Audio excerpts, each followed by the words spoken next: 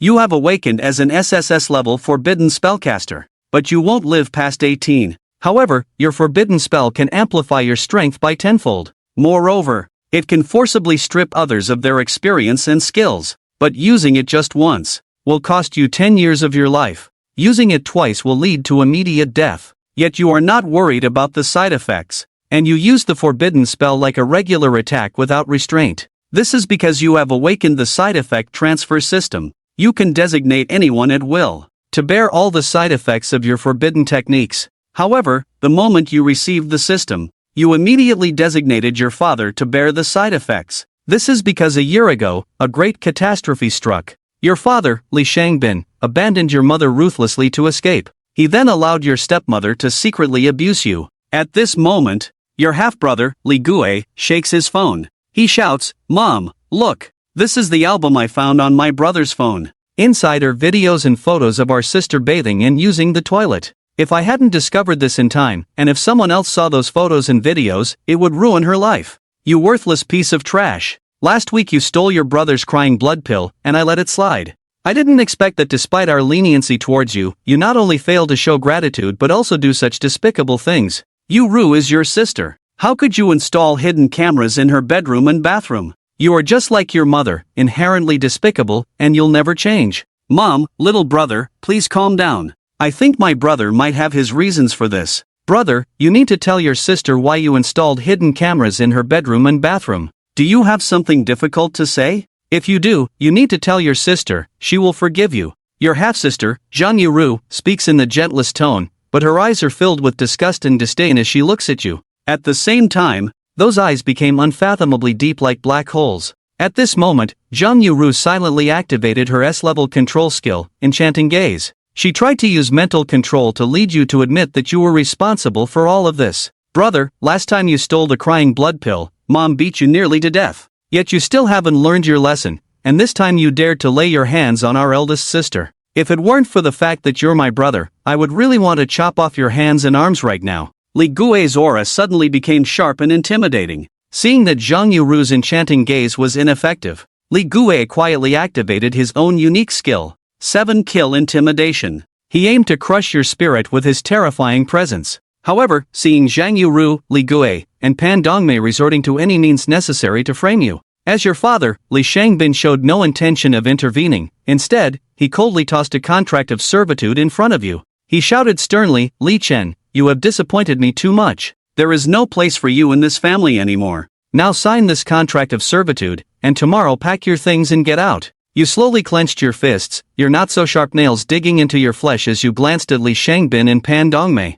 Are you deaf? Hurry up and sign the contract. Then take your worthless belongings and get out of our Li family. You slapped Pan Dongmei hard across her flabby face. My mother is not someone you shameless woman can insult. You little brat, do you want to rebel? A roar suddenly rang out. Li Shangbin sprang up, his terrifying aura directed at the strong erupted fiercely. Yet you remained utterly unaware. During the great catastrophe, you pushed my mother into danger to save yourself, watching her perish in fear. Today, do you really intend to kill me? You blared at Li Shangbin, then sneered. You wouldn't dare because if you kill me, the heartfelt persona you've cultivated for years will collapse in an instant. The ill-gotten gains you've made from exploiting my mother's death will vanish overnight. You will be infamous, and you'll never have a chance to return to the Li family. Then you looked coldly at the hypocritical Zhang Yuru. Zhang Yuru, put away your pretentious demeanor. It makes me sick just looking at you. Your room reeks of poison. You know best who installed those hidden cameras. I ask you, can I enter your room?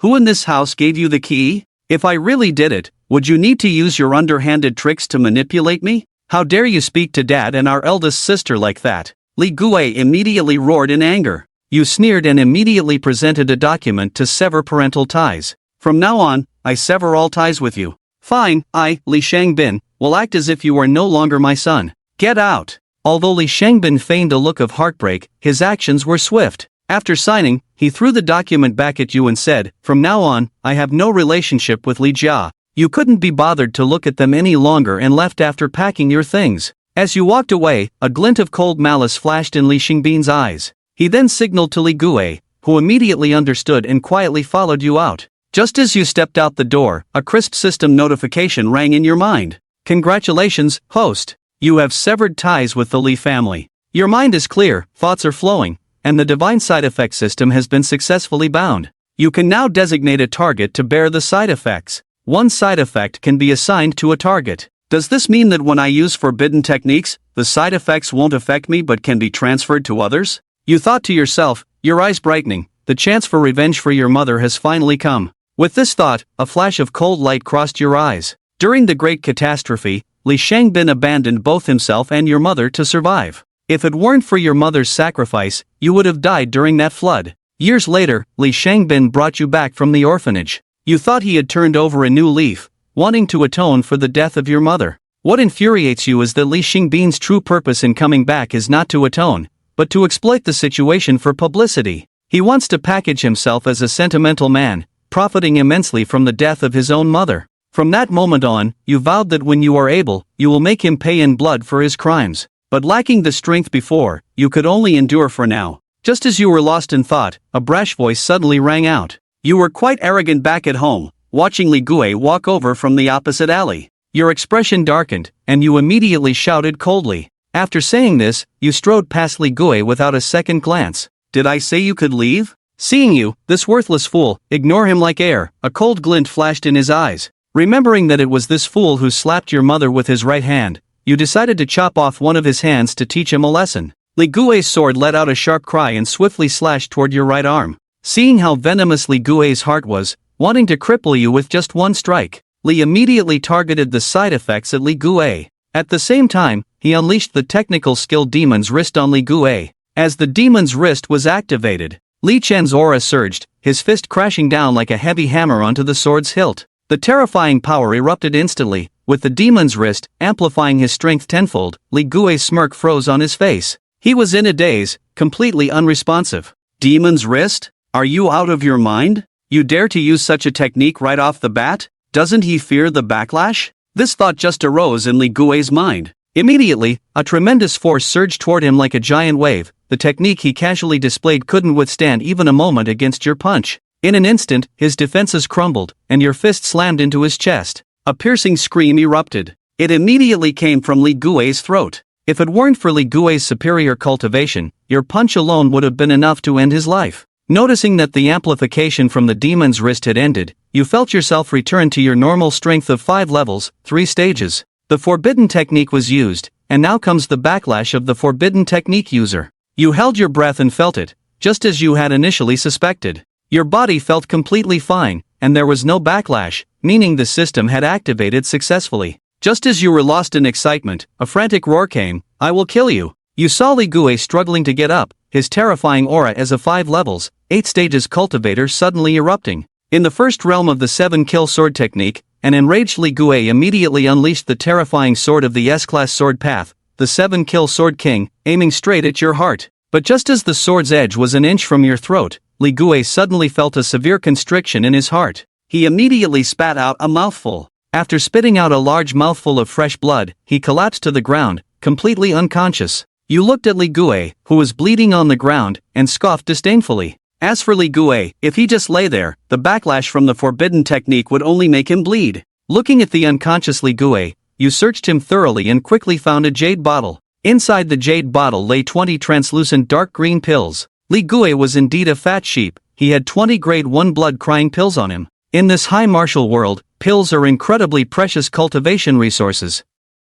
You didn't know how much you had sacrificed to obtain just 1 blood-crying pill in the past. You happily pocketed the blood-crying pills, and also kindly gave Li Gui a little blood. This kid was your first electronic pet. If it bled to death, who would protect you from misfortune in the future? After looting, you rented a place nearby. At this stage, the quickest way to showcase your strength is at the upcoming Genius Training Camp in 6 days. The Genius Training Camp is just the beginning. The real opportunity to shine and attract national attention will be the Huaxia National Exam in a month. To apply for the Yanhuang 5 institutes, you must first have at least 5 levels, 8 stages of cultivation. Additionally, you must achieve excellent results in the Genius Training Camp. Both are essential. With less than 6 days until the high school competition, you must break through from 5 levels, 3 stages to 5 levels, 8 stages before then. Time is extremely tight. You take a deep breath, and with a thought, the detestable face of Li Shangbin quickly appears in your mind. The system changes the target for the side effects. A crisp system notification sounded, and the target for the side effects on your system page quickly changed from Li Gui to Li Shangbin.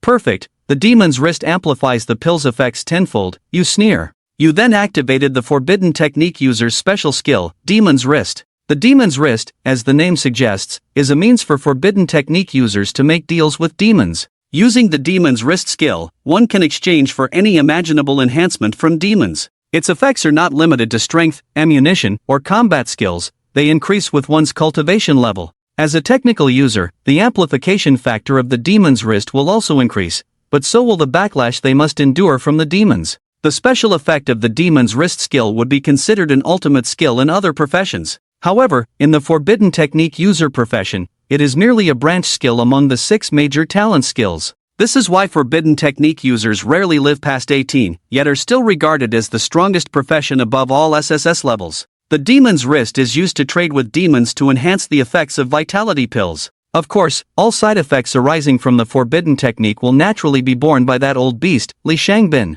As the special ability of the Demon's Wrist was activated, the dark green vitality pill in your hand emitted an eerily enchanting red glow. A warm current surged from your throat into your abdomen. Meanwhile, as Li Shangbin was breaking through to the Grand Master realm, his smiling face suddenly changed. In this high martial world, if one wants to gain experience points, unless their family has a mind to afford elixirs, the vast majority of martial artists can only level up by going out into the wild to battle with demon beasts or by clearing secret realms. However, this undoubtedly puts one's life at risk, enduring near-death experiences just to gain a little experience. Yet, by consuming a blood essence pill enhanced by forbidden techniques, Li Cheng's experience points increased by 10% in less than a quarter of an hour. Such a growth rate is simply unimaginable. What's even more crucial is that Li Cheng has a system as his golden finger, allowing him to gain this immense experience reward at zero cost. The side effects brought on by using forbidden techniques were all dumped onto his 2 electronic pets.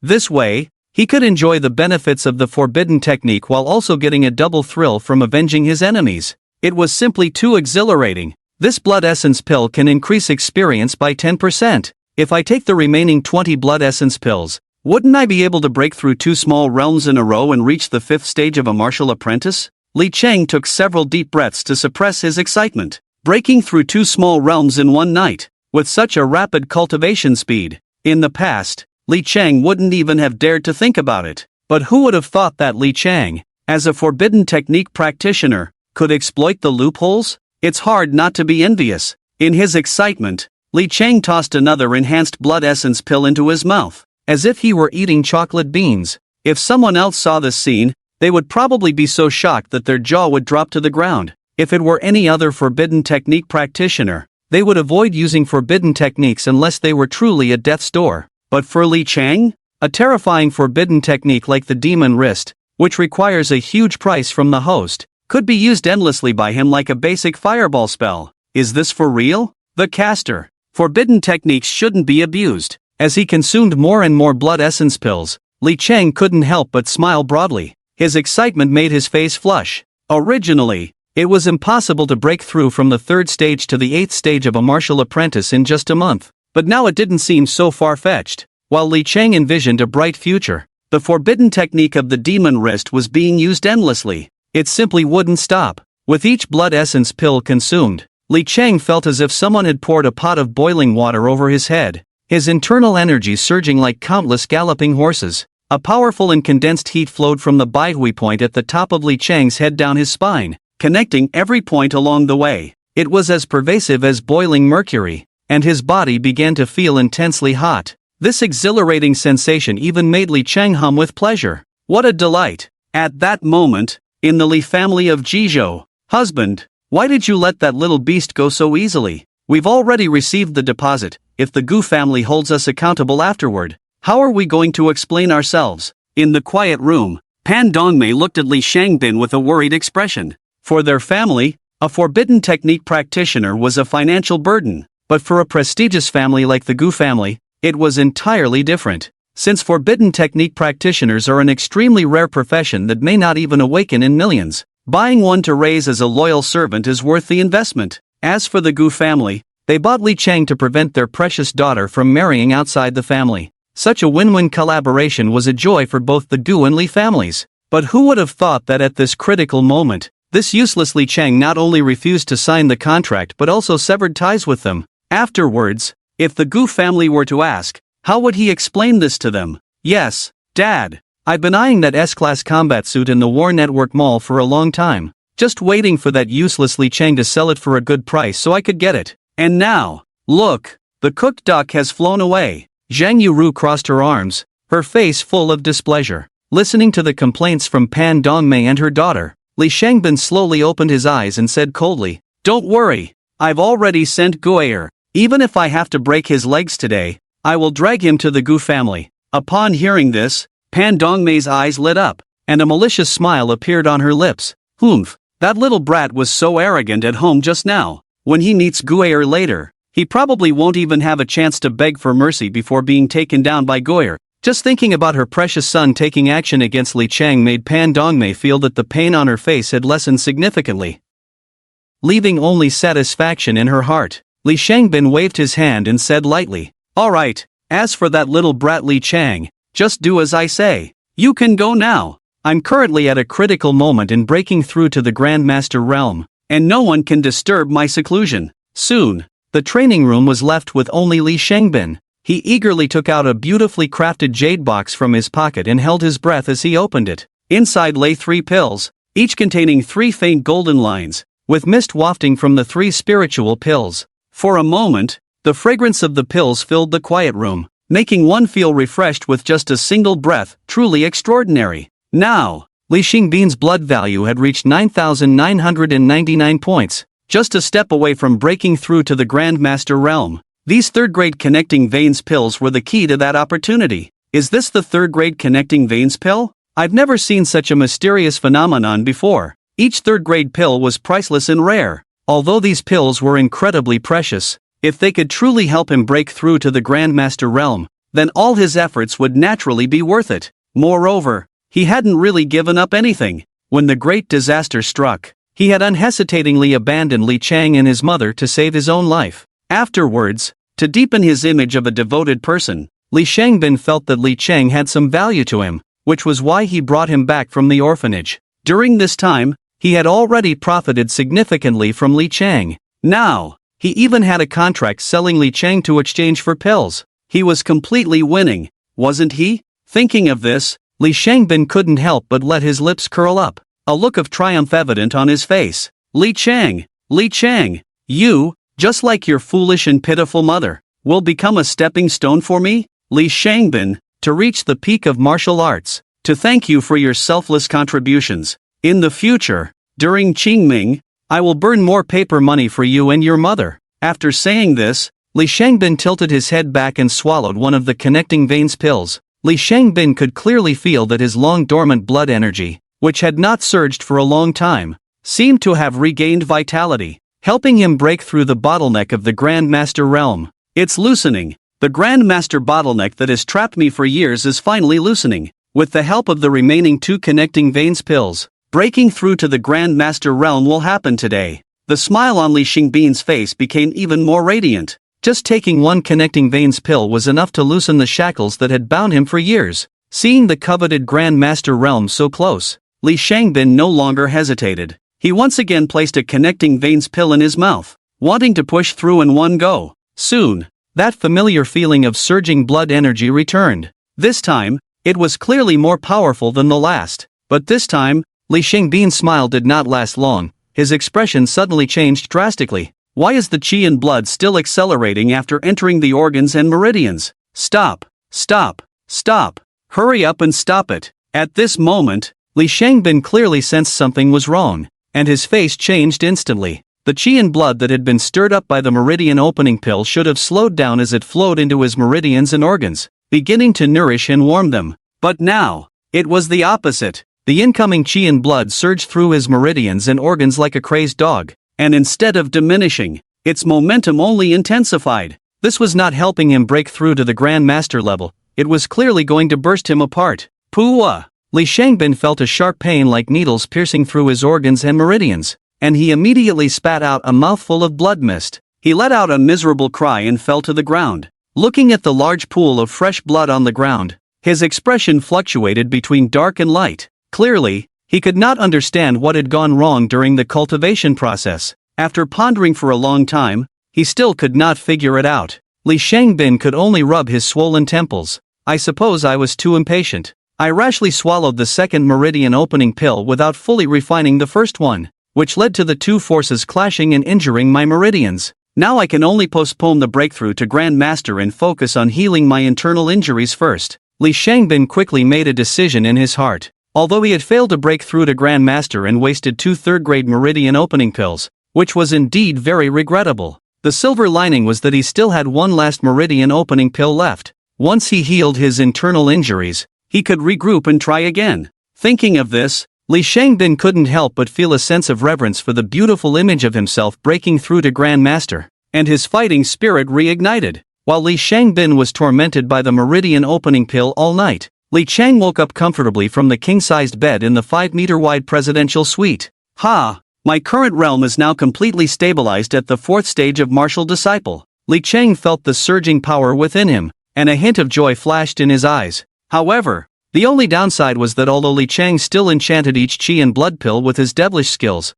perhaps due to drug resistance, the experience points gained from the chi and blood pills had been decreasing. But one should be content to be able to improve a stage of cultivation in just one night. Where could one find such a good thing? But Li Chang did not know that if the news of him consuming 21 first-grade chi and blood pills in one night and breaking through to the 4th stage of martial disciple were to spread, countless envious people would be drooling. This was because Li Chang was simply too abnormal. The first-grade chi and blood pill, when taken continuously, was not just a simple matter of drug resistance. All medicine has its poison. The lower the grade of the pill, the greater its toxicity and side effects, especially the lowest grade first-grade chi and blood pill. Its toxicity and side effects were enough to make people wary. Normally, even an ordinary person would cautiously take just one. It would take at least a week to completely neutralize the toxicity of the chi and blood pill, but the same situation was completely different for Li Chang. This kid not only devoured 21 chi and blood pills in one night, but he also managed to stabilize the realm gained from the pills in less than a night. This was simply a prodigy among prodigies, a freak among freaks. A quarter of an hour later, Li Chang left the presidential suite and took an armored transport vehicle to the border barrier outside Jeju City. As the first line of defense for the Jeju base city, it was heavily guarded, with soldiers on high alert, ready to respond to beast attacks from the direction of the giant Beast Mountain range. To leave the base city, one had to pass through the city defense checkpoint, and following the crowded flow of people, Li Chang quickly arrived at the border checkpoint. The station soldier first saluted Li Chang and said seriously, "Hello, please show your ID." Li Chang hurriedly took out his ID and handed it over. Martial Apprentice Level 3? Or just completed the professional awakening as a Forbidden Technique Master? The border soldier frowned upon seeing the Forbidden Technique Master designation on the ID and looked at Li Chang. "Young man, are you sure you want to leave the city?" Li Chang nodded.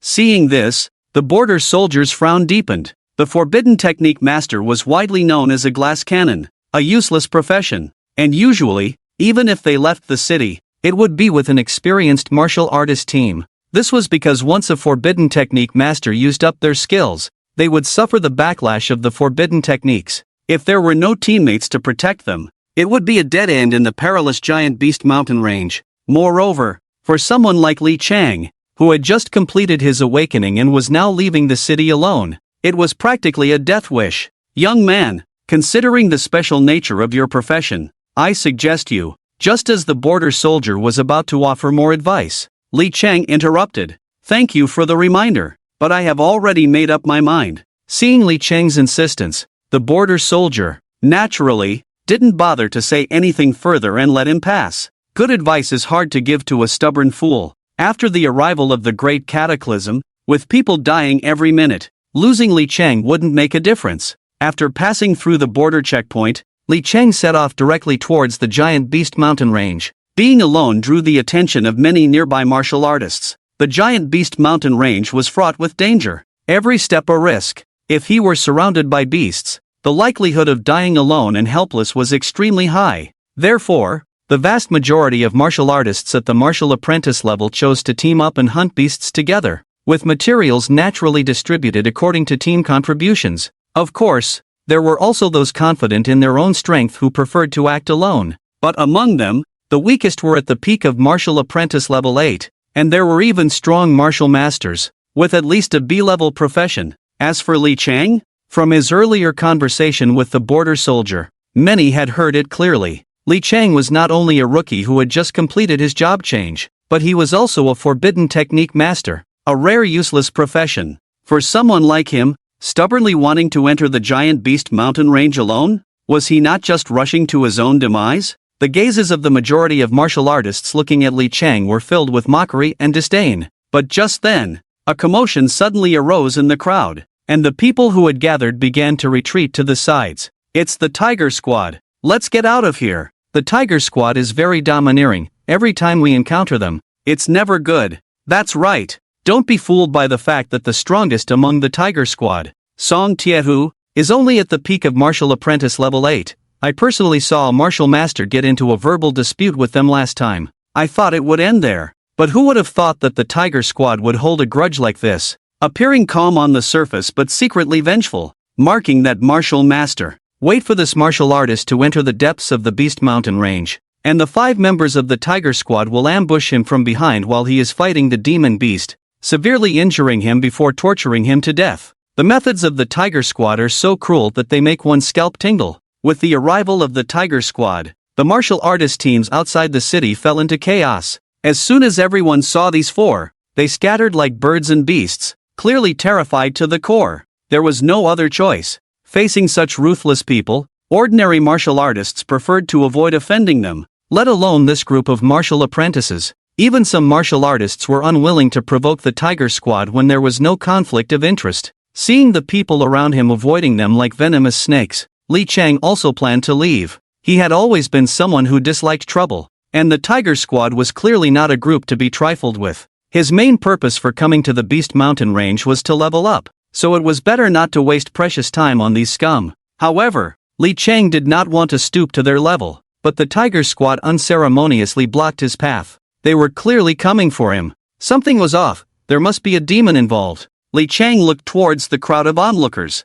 Soon, he spotted Zhang Yuru among them. Beside Zhang Yuru, a young man acting as a strategist was whispering in her ear and casting a sinister, mocking glance in Li Chang's direction. Li Chang was certainly not unfamiliar with this young man. He was Cui Kaiho, a thug from Li Xingbin's martial arts school, with a strength of 6 segments in the martial apprentice realm. Usually, he had been bullied and schemed against by this Cui, and today, with the Tiger Squad targeting him, it was clear that Zhang Yuru, that despicable woman, was not the only one behind it. If it were any other time, as a martial apprentice at the 3rd segment, he would be at a complete disadvantage against someone like Cui, who was 3 segments stronger. If he resisted, it would only invite more humiliation and retaliation from them. But now it was different. You want to mess with me? You better not let me find out who you are. Once I know, you'd be wishing for death, and that would be a luxury. Thinking this, Li Chang silently said in his heart, "System, change the target for side effects to Cui Kaiho. Kid, you, a 3rd segment martial apprentice, going to the Beast Mountain range is just looking for death. How about joining our Tiger Squad?" At that moment, the leader of the Tiger Squad, Song Tiehu, directly blocked Li Chang's path, speaking in an undeniable tone. Not interested, Li Chang didn't even bother to look at him. He silently changed the target for side effects from Li Shangbin to Cui Kaiho and then walked straight past Song Tiehu. "Kid, do you dare to speak to my boss like that? Are you looking for death? Chiu Mingpeng, get back." Seeing Li Chang's blatant disrespect, a gloomy-faced young man immediately made a move, but was stopped by Song Tiehu's words. Then, Song Tiehu revealed a warm and friendly smile. He stepped forward, patted Li Chang's shoulder, and said with a grin, "Sorry about that. My friend here just has a bad temper. I hope you can forgive him. Little brother, since you have no intention of teaming up with us, let's just drop it for now." Faced with Song Tiehu's overture, Li Chang also couldn't be bothered and strode towards the Beast Mountain range. "Boss, we have received benefits from the Li Martial Arts School. As long as we cripple that kid and bring him back, we could earn $1 million. Are we really just going to let that kid go so easily?" Chiu Mingpeng watched as Li Chang swaggered away from him, clearly infuriated. "You idiot, we're too close to the border checkpoint. Besides, the commotion here has already attracted the attention of the border guards. If we really make a move, Not only will we fail to teach that little brat a lesson, but we'll also end up in trouble ourselves. As he spoke, Song Taehu glanced in the direction where Li Chang had just left, a cruel smile curling at the corner of his mouth. However, I've already marked that little brat. Once we enter the Beast Mountain range, I have 1,000 ways to make that kid wish he were dead. Outer area of the Beast Mountain range. Finally shaken off those annoying guys. Now I can finally focus on leveling up. Li Chang stretched lazily. In Blue Star, the cultivation realms for martial artists are Martial Apprentice, Martial Artist, Martial Master, Grandmaster, Great Grandmaster, Martial Sovereign, Martial Sect Leader, Martial King, Martial Emperor, Martial God. Each major realm is divided into 10 minor realms. The same goes for demon beasts. The lowest level corresponds to the Martial Apprentice realm, with the weak to strong divided into 10 tiers corresponding to the martial artist's strength system. Above the Martial Apprentice are demon soldiers, demon generals, demon kings, great demon kings, demon sovereigns, demon emperors, demon saints, demon emperors, and demon gods. However, after Li Chang ventured 100 miles in, he could vaguely sense the aura of danger. Typically, the demon beasts active in this area are mostly around the 4th to 5th tier of the Martial Apprentice realm. The bodies and fur of these demon beasts are incredibly tough, far beyond what a human martial artist's flesh can compare to. And many demon beasts possess innate extraordinary abilities. Therefore, even a 3rd-tier demon beast can still pose a threat to a 4th-tier martial artist. It is precisely because demon beasts have terrifying capabilities to fight above their level that most martial artists enter the Beast Mountain range in small teams to ensure mutual support. But as a forbidden technique master, Li Chang didn't need to consider so much. As long as he didn't venture deep into the heart of the mountains, how could he possibly get into trouble? After simply eating some jerky to fill his stomach, he continued on his way with the Qingfeng sword in hand. Roar! Not long after entering the mountains, a majestic beast roar erupted in the forest, causing the leaves on the towering trees around to fall in a flurry. This added a sense of murderous intent to the otherwise tranquil forest. The first battle upon entering the Beast Mountain range comes so quickly. Although he spoke nervously, Li Chang wore a faint smile, completely unconcerned about the demon beast. He simply drew his sword from his waist, a flash of cold light flickering from the blade.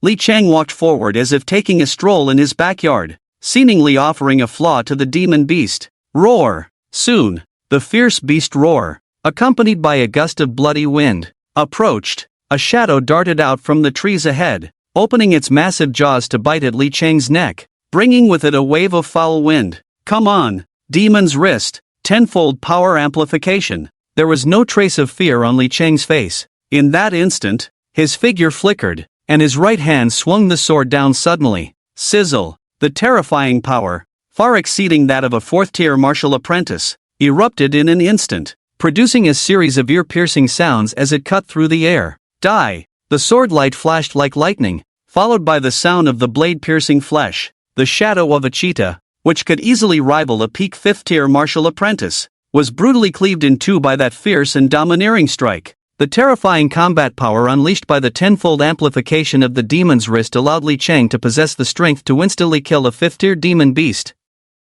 Ding! Congratulations, host, for successfully defeating the 5th-tier scattered demon, the Shadow Leopard, and earning 66 experience points. Looking at the Shadow Leopard, which had been sliced in half at the waist, Li Chang couldn't hide his ecstatic expression. Fighting above my level is indeed exhilarating. The experience gained from slaying a 5th-tier scattered demon is almost comparable to a first-grade blood essence pill. Li Chang quickly suppressed his inner joy, then threw a punch to shatter the Shadow Leopard's skull and extract its demon crystal. Ding! Detected 5th-tier scattered demon Shadow Leopard's demon crystal. Do you wish to exchange for energy points? Exchange. With a thought, the system's crisp and pleasant electronic prompt sounded in his ear again. Ding! Exchange successful. Host rewarded with 5 energy points. A smile crept onto Li Chang's lips. Very good. Let me grind here at the outskirts of the giant Beast Mountain range for a couple of days and raise my cultivation to the 5th stage of a martial apprentice. With his mind made up, Li Chang began to search meticulously for the traces of demon beasts. Without having to worry about the side effects of forbidden techniques, Li Chang extravagantly enhanced his vision and hearing tenfold through his demonic wrist. But just as he was happily enchanting himself with forbidden techniques, a system prompt suddenly rang in his ear. Ding! Your current side effect designated target, Chui Kaiho. Remaining durability below 50%. Durability warning? I've only used forbidden techniques a few times. How is there a durability warning already? Confused by the system's prompt, Li Cheng brought up the system page. Soon, Li Cheng discovered something. In the section for designated side effect targets, there was an additional note next to Chui Kaiho's name, highlighted in bold red, remaining durability 50%. Li Cheng? At this moment, he fell into deep thought. Last night, he had used forbidden techniques quite a bit, over 20 times back and forth, and the system hadn't given any durability warnings.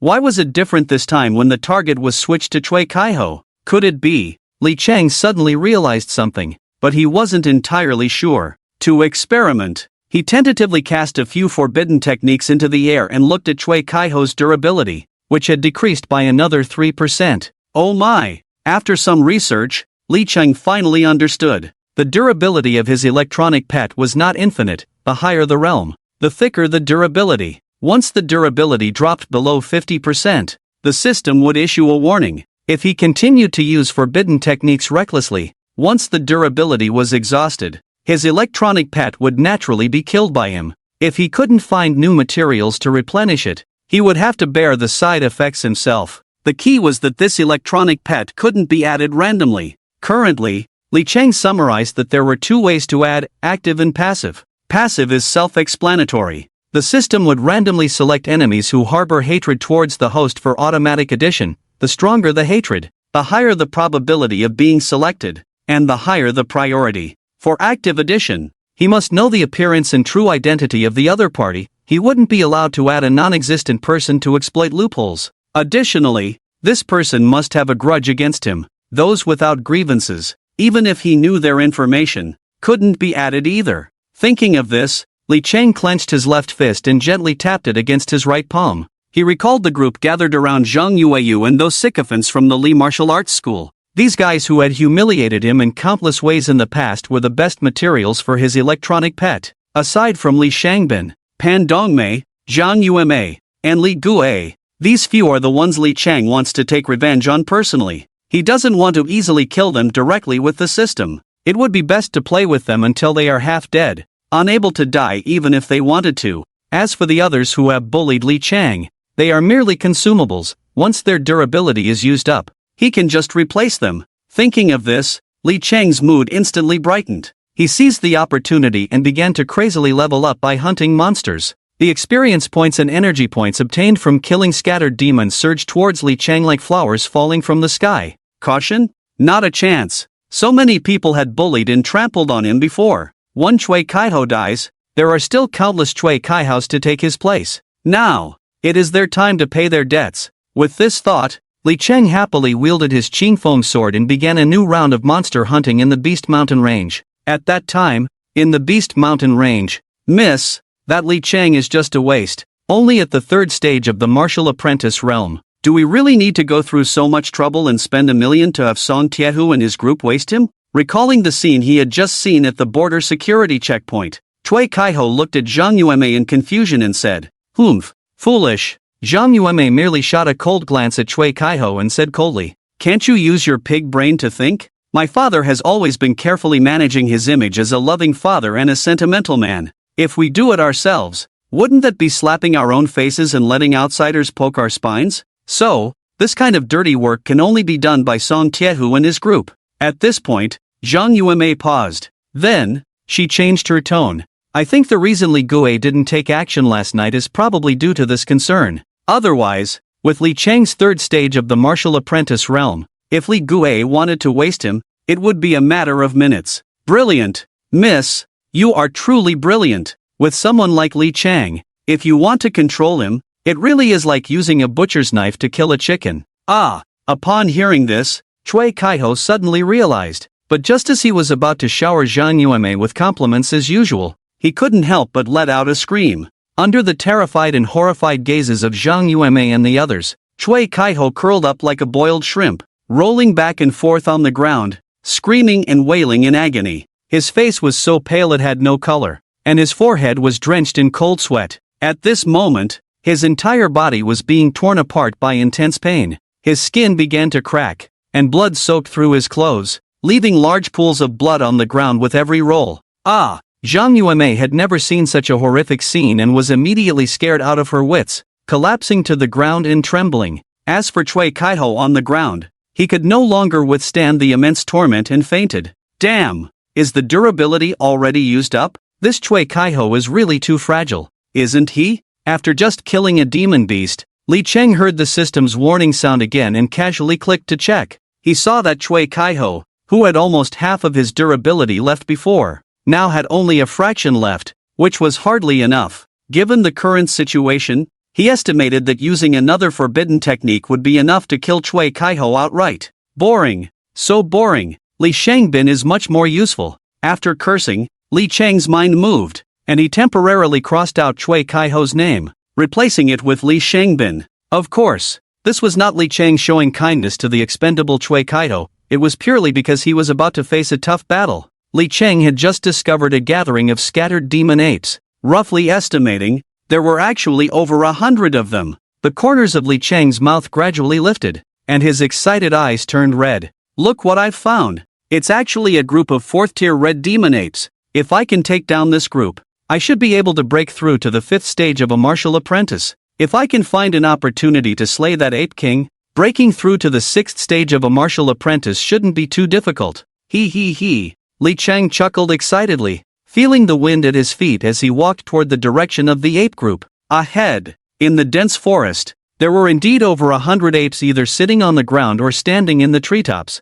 chattering and screeching incessantly. In the very center of this group of apes, a clearing of about 1,000 meters had been made. In the middle of the clearing sat a red ape king, whose size was clearly 2 to 3 times that of an ordinary demon ape, confidently perched on a piece of blue stone. The ape king was gnawing on a severed leg, while the other red demon apes respectfully presented the mangled corpses of human warriors. Such a bloody and brutal scene was enough to make one's scalp tingle and heart race. Roar! Just then, the red ape king, who was voraciously chewing on flesh, suddenly stood up from the blue stone and looked warily toward a nearby thicket. As expected of an 8th-tier red ape king, its senses are quite sharp. From the thicket, Li Cheng stepped out, holding a blue-edged longsword upside down, a faint smile on his lips, unafraid as he faced the red ape king directly. Roar! Upon seeing Li Cheng, the ape king immediately let out an excited and fierce beastly roar. In an instant, over 100 red demon apes began to surround Li Cheng from all directions like a tide. Roar! Roar! Roar! Accompanying this were the excited, bloodthirsty roars of the beasts. It was clear from the eyes of this group of demon apes that they greatly appreciated Li Cheng's understanding. Their leader was just complaining that today's lunch wasn't fresh enough, and here came Li Cheng, delivering himself right to their doorstep. Thinking of this, the group of demon apes excitedly pounded their chests with their fists, making loud, ecstatic ape roars. This scene would make even the martial apprentices feel their scalps tingle. Even the previously arrogant and domineering Tiger Squad at the border station would feel the same. If the Tiger Squad hadn't had many trump cards and strong individual abilities last time, they would have fallen into the hands of this group of demon apes. For ordinary martial artists with insufficient strength, facing such a situation would absolutely mean certain death, with no chance of survival. But interestingly, while this group of demon apes was excited to see Li Cheng was even more excited to see them. Not only did he show no fear,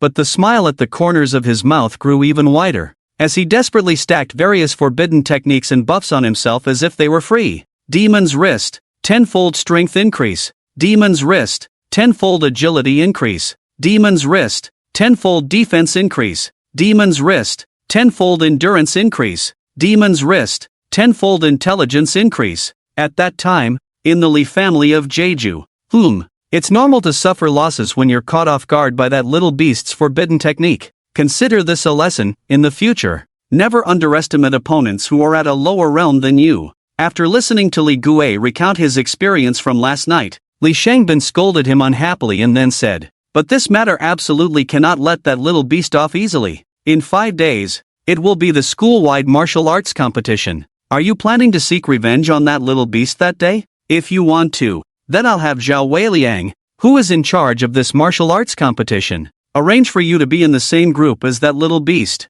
Li Gue shook his head dismissively. "I've already defeated Lin Yuntao from Xingza High School and entered the Genius Training Camp as an early admission candidate, Am I really going to the high school martial arts competition just to take revenge on that useless Li Chang? Saying this, Li Gue curled his lip in disdain. Even if I go to participate, whether I can take revenge is another matter. Instead, I might end up ruining someone else's future and attracting hatred, causing a lot of trouble for myself. What you're saying, Mom understands, but Mom just can't swallow this anger. Pan Dongmei's face twitched at the thought of not being able to teach that little beast Li Chang a good lesson. It was as if the places where Li Chang had hit her before were starting to ache again. Of course, we can't let him off. In response, Li Gue sneered and said, the match list for this high school martial arts competition has already been released, and it's Jojo no. One high school against Xingza High School. There are 2 examiners in charge of this martial arts competition,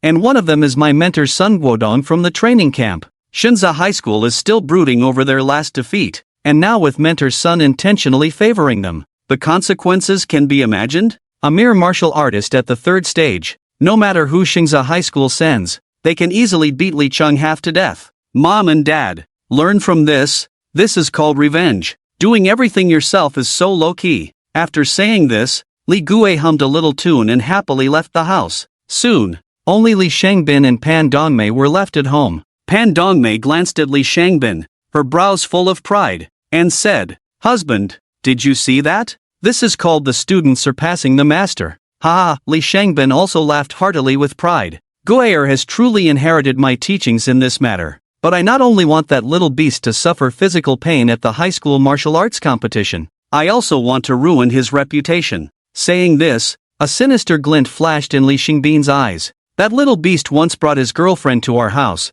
I remember her name is Zhai Xinxin. This woman is a standard scheming green tea girl. She's not interested in that little beast Li Chang, but in me, a half-step grandmaster. If I casually let her know about my severing of the parental relationship with that little beast, what do you think? What would that green tea girl do when she finds out? Ha ha ha. Upon hearing this, Pan Dongmei's eyes sparkled with excitement, and she quickly joined Li Shangbin in laughter. If I were her, I'd make that little beast turn into the Hulk in no time. Hearing this, Li Shangbin took a sip of tea with a smug expression. This is indeed my first move against that little beast. I will also arrange for people from the martial arts school to spread rumors at school that the little beast stole Goyer's blood-boosting pill. In Yuru's bathroom, secretly installing a pinhole camera and then getting caught red-handed. In the end, he still refuses to admit it and insists on severing ties with us. Tell me, with my operations like this, can Li Chang still stay in school? Haha, after hearing Li Xingbin's entire plan,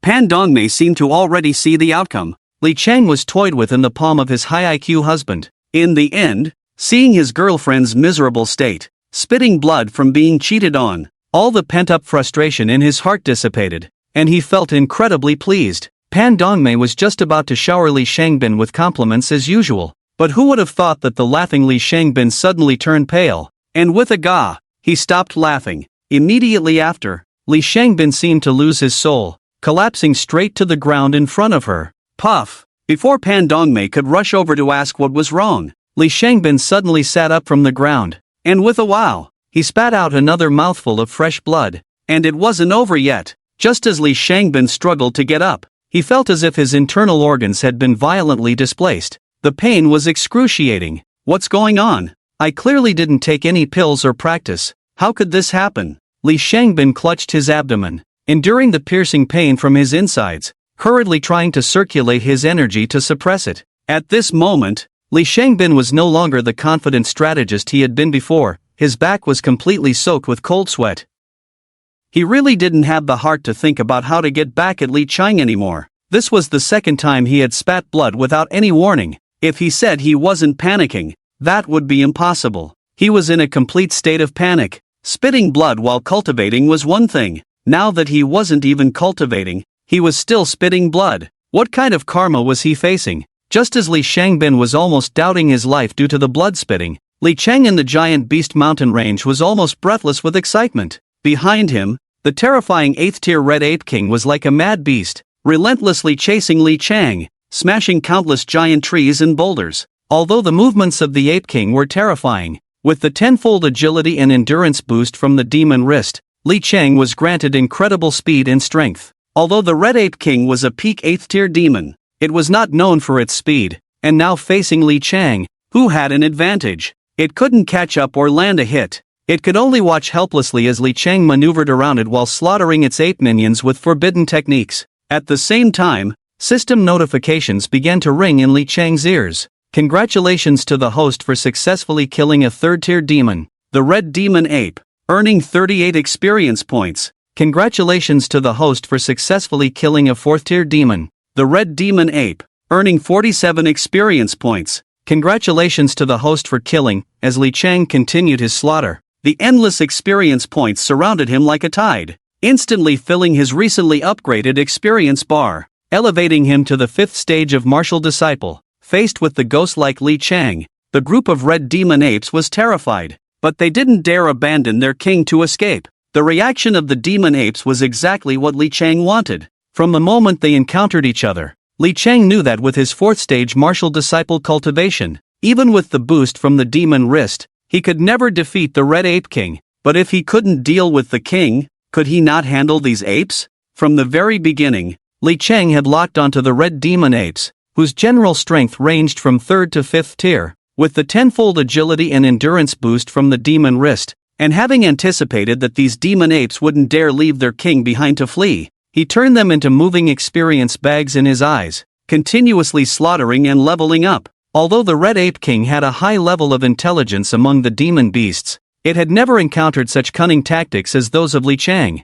The Ape King watched as its subordinates dwindled, while Li Chang grew stronger with each fight. As long as the Green Mountains remain, one need not fear the lack of firewood. Realizing something was amiss, the Ape King acted decisively. It knew that continuing to entangle with Li Chang would not only fail to kill him but would also lead to unnecessary casualties among its ape minions. Thus, it let out a roar and led its remaining apes in a retreat. As the ape horde began to scatter, Li Chang found it even easier to slay the demon apes, believing that upon meeting the fierce tiger squad again, with his current cultivation level and the many forbidden techniques he had mastered, he could easily suppress the other 4 members. Aside from Song Tiehu, once Li Chang reached the 5th stage of Martial Disciple, the experience bar that had just been emptied began to grow again. However, the rate of growth was noticeably slower than before, and the experience required to advance from the 5th to the 6th stage had increased significantly. This meant that merely killing these 3rd and 4th tier scattered demons would provide minimal improvement. He needed to slay higher level demon beasts.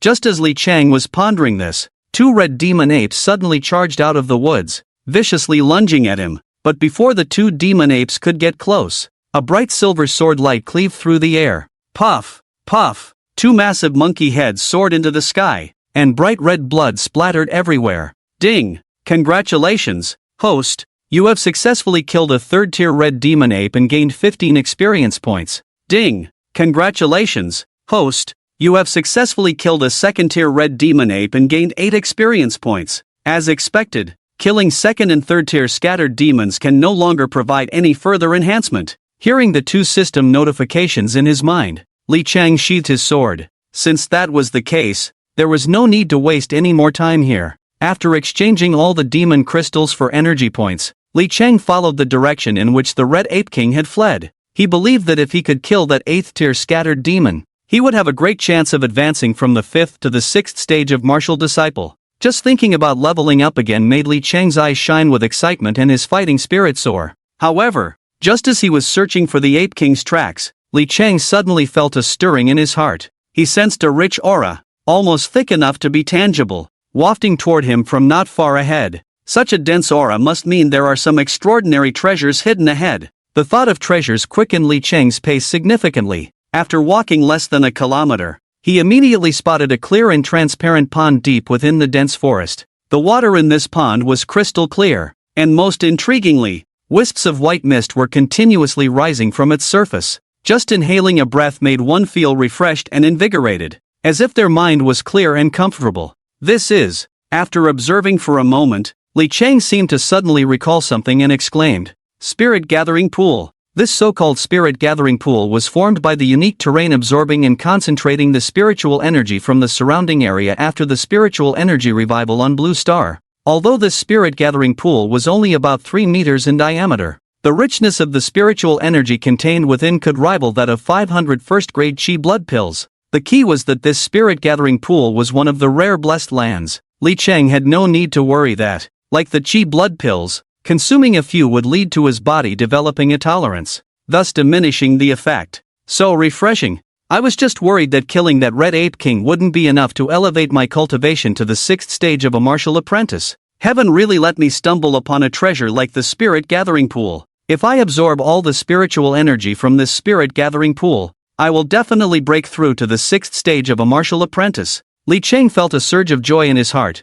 He was just about to take off his clothes and dive into the spirit gathering pool. Suddenly, several voices echoed from the woods behind him. Boss, this is strange. Last time we tried to come to this spirit gathering pool, it was a life or death situation. We almost fell into the hands of that red ape king. But this time, we haven't seen the ape at all. Not even a single hair. Do you think that the ape went to fight that golden-backed giant-toothed tiger? Which is also at the peak of the 8th stage. What? Are you still hoping to wrestle with that peak 8th stage rogue monster? Enough. Stop talking nonsense. Let's quickly refine the spirit gathering pool while the ape is away. Then, we can go find trouble with that Li Chang. As the voices filled with gritted teeth came closer, 5 figures emerged from the bushes ahead. When they saw the spirit gathering pool unguarded by the red ape king, they were overjoyed. But before they could make a move, all their gazes fell on Li Chang not far away, and their expressions instantly stiffened. Li Chang's face was serious.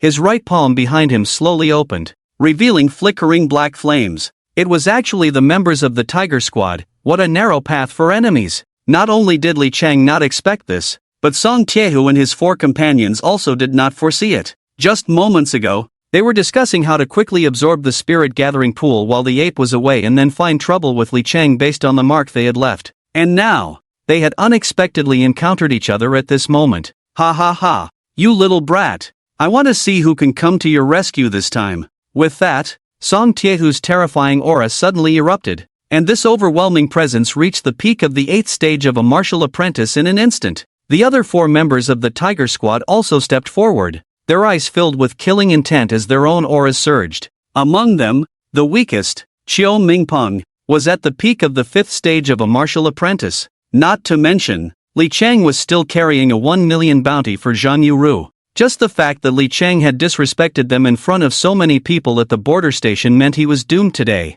Song Tiehu and the others relished the feeling of a hunter witnessing the despair and fear in their prey's eyes, emotions amplifying little by little. However, Li Chang disappointed them. Not only did he show no signs of despair, but he also sneered at Chiao Mingpeng. What a coincidence! Back at the border station, you were quite fierce, weren't you? Now that I'm right here, do you still dare to shout? The faces of Song Tiehu and the other 4 suddenly changed, their bodies trembling with rage, unable to contain their fury. In their eyes, Li Chang was just an ant they could crush at any moment. Yet this ant not only showed no fear but also brazenly provoked them. Seeking death. Faced with Li Chang's provocation, Chiao Mingpeng's eyes turned red. He roared, and the phantom of a B-class wind blade master appeared behind him. Wind slash! Chiao Mingpeng shouted as he drew his long knife, directly unleashing the professional skill of the wind blade master, charging at Li Chang like a descending tiger. The long knife emitted a chilling light, carrying the overwhelming force of a peak 5th stage martial apprentice as it viciously slashed down towards Li Chang's face. Song Tiehu and the other 3 stood at the back, their faces full of cold smiles. Not only did they have no intention of intervening, but they even reminded Chiao Mingpeng to capture Li Chang alive, so he could use his forbidden techniques for their own purposes. Meanwhile, Li Chang, enveloped by Chiao Mingpeng's blade, remained calm and did not rush to dodge. He watched as the long knife sliced through the air towards him. Li Chang slightly tilted his body, and his fist, hanging by his side, suddenly opened, releasing a ball of black flame from his palm. This black flame, initially the size of an egg, quickly spread to engulf Li Chang's entire palm. The flame was so strange that at first glance, it appeared as if Li Chang's right hand was shrouded in a thick black mist. Are you giving up struggling? Chiao Mingpeng, wielding the knife, didn't notice any of this. Seeing that Li Chang had yet to draw his sword to defend himself, he assumed the opponent was terrified by the might of his strike and sneered disdainfully. 3,000 infernal flames,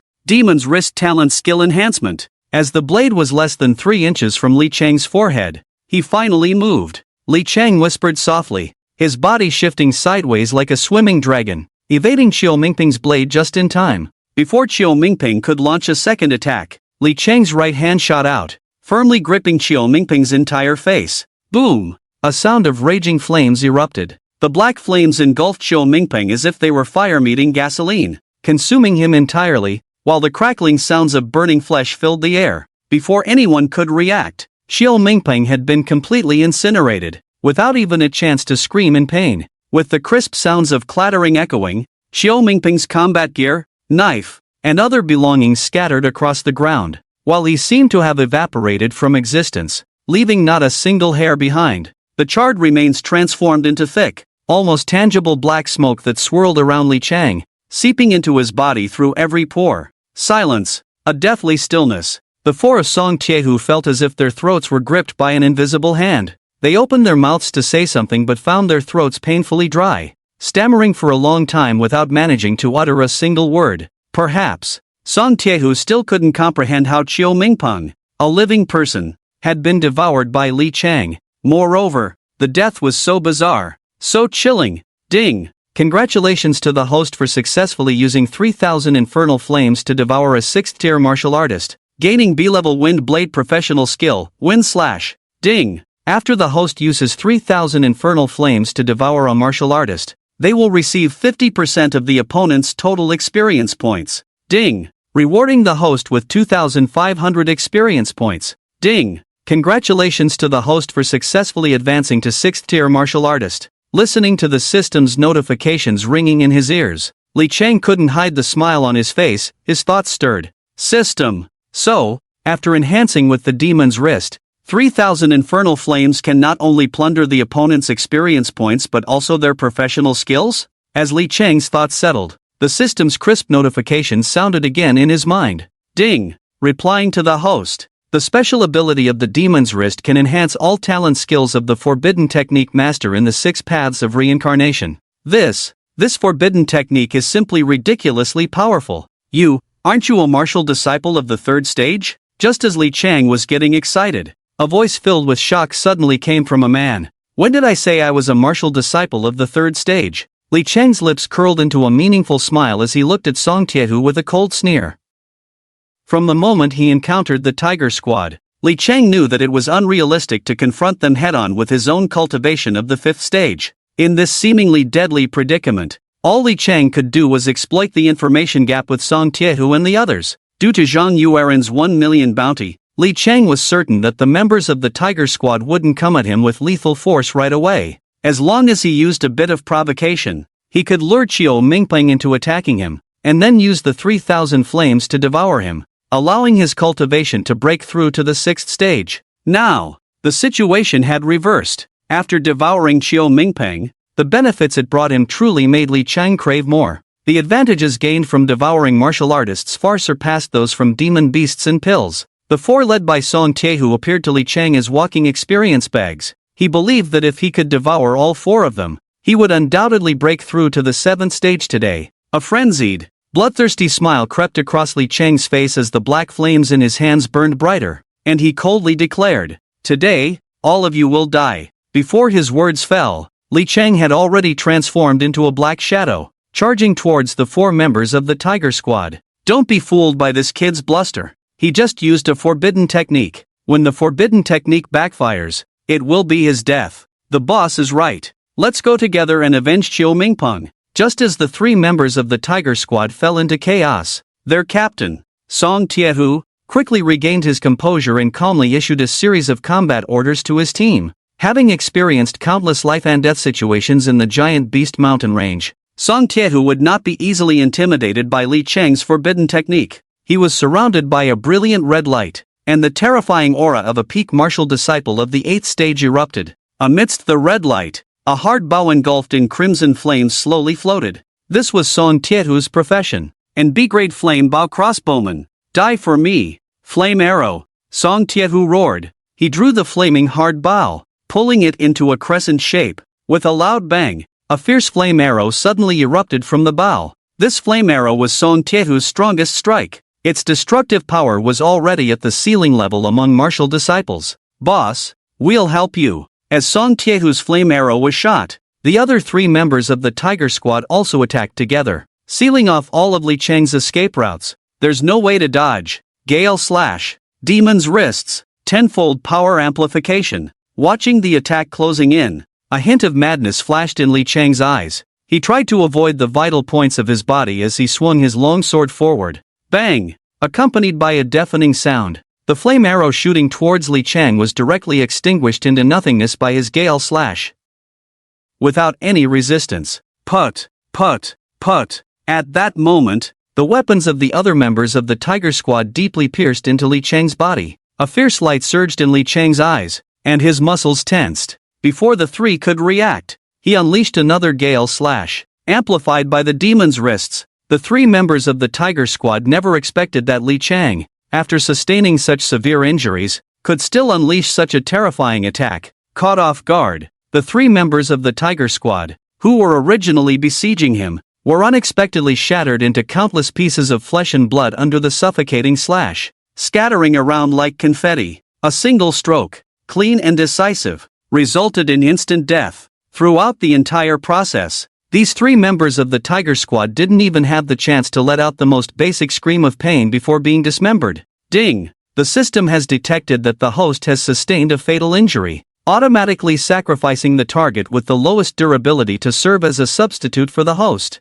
As the system's crisp notification sounded, the name of the designated target with the lowest durability, Chui Kaiho, shattered instantly. After Chui Kaiho's name disappeared, Li Chang felt a burning pain all over his body, and his meridians surged with a tearing agony due to the side effects. As expected, after the designated target for the side effects died, the cost would be borne by the host. It wasn't until the system automatically changed from Chui Kaiho's name to Song Tiehu that he felt a bit better. Previously, Li Chang had been curious whether a consumable like Chui Kaiho would become useless once his durability was gone. He didn't expect that even after the durability was exhausted, it could still serve as a substitute for his death. What a high cost-performance ratio. Truly, not a bit wasted. Damn, this cheat, I really love it. What's wrong? Is that all you've got? Devil's Wrist Talent Skill Enhancement, Infernal Fire 3000. After breaking through the fiery arrows and killing the three members of the Tiger Squad,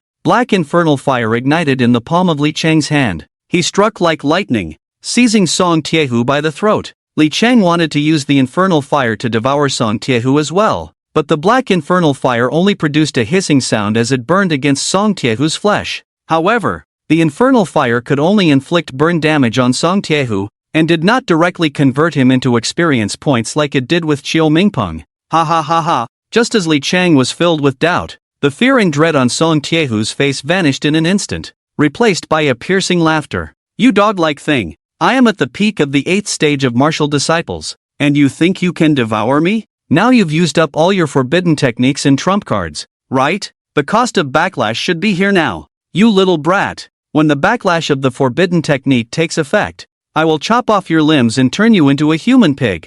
I won't let you die easily. I will raise you well, making you endure the pain of 1,000 cuts, to avenge my brothers in the Tiger Squad. Realizing that he was far from Li Chang's level and could not devour him through forbidden techniques, Song Tiehu let out a nearly mad laugh. He knew he had already won. He just had to wait for the side effects to kick in, and that would be his victory. He, Song Tiehu, would be the one to laugh last. Puwa! Just as Song Tiehu was filled with pride, thinking about how to torture Li Chang next, he suddenly felt a violent, twisting pain in his heart, and with a wow, he spat out a mouthful of blood mist. Immediately after, Song Tiehu's entire aura began to rapidly decline, and his previously peak 8th stage martial disciple cultivation began to plummet. In just a few breaths, his cultivation had already dropped to the peak of the 7th stage. Just as Song Tiehu was panicking over the strange changes happening to him, a voice devoid of any emotion suddenly echoed in his ears. This is the backlash of the forbidden technique you've been eagerly anticipating.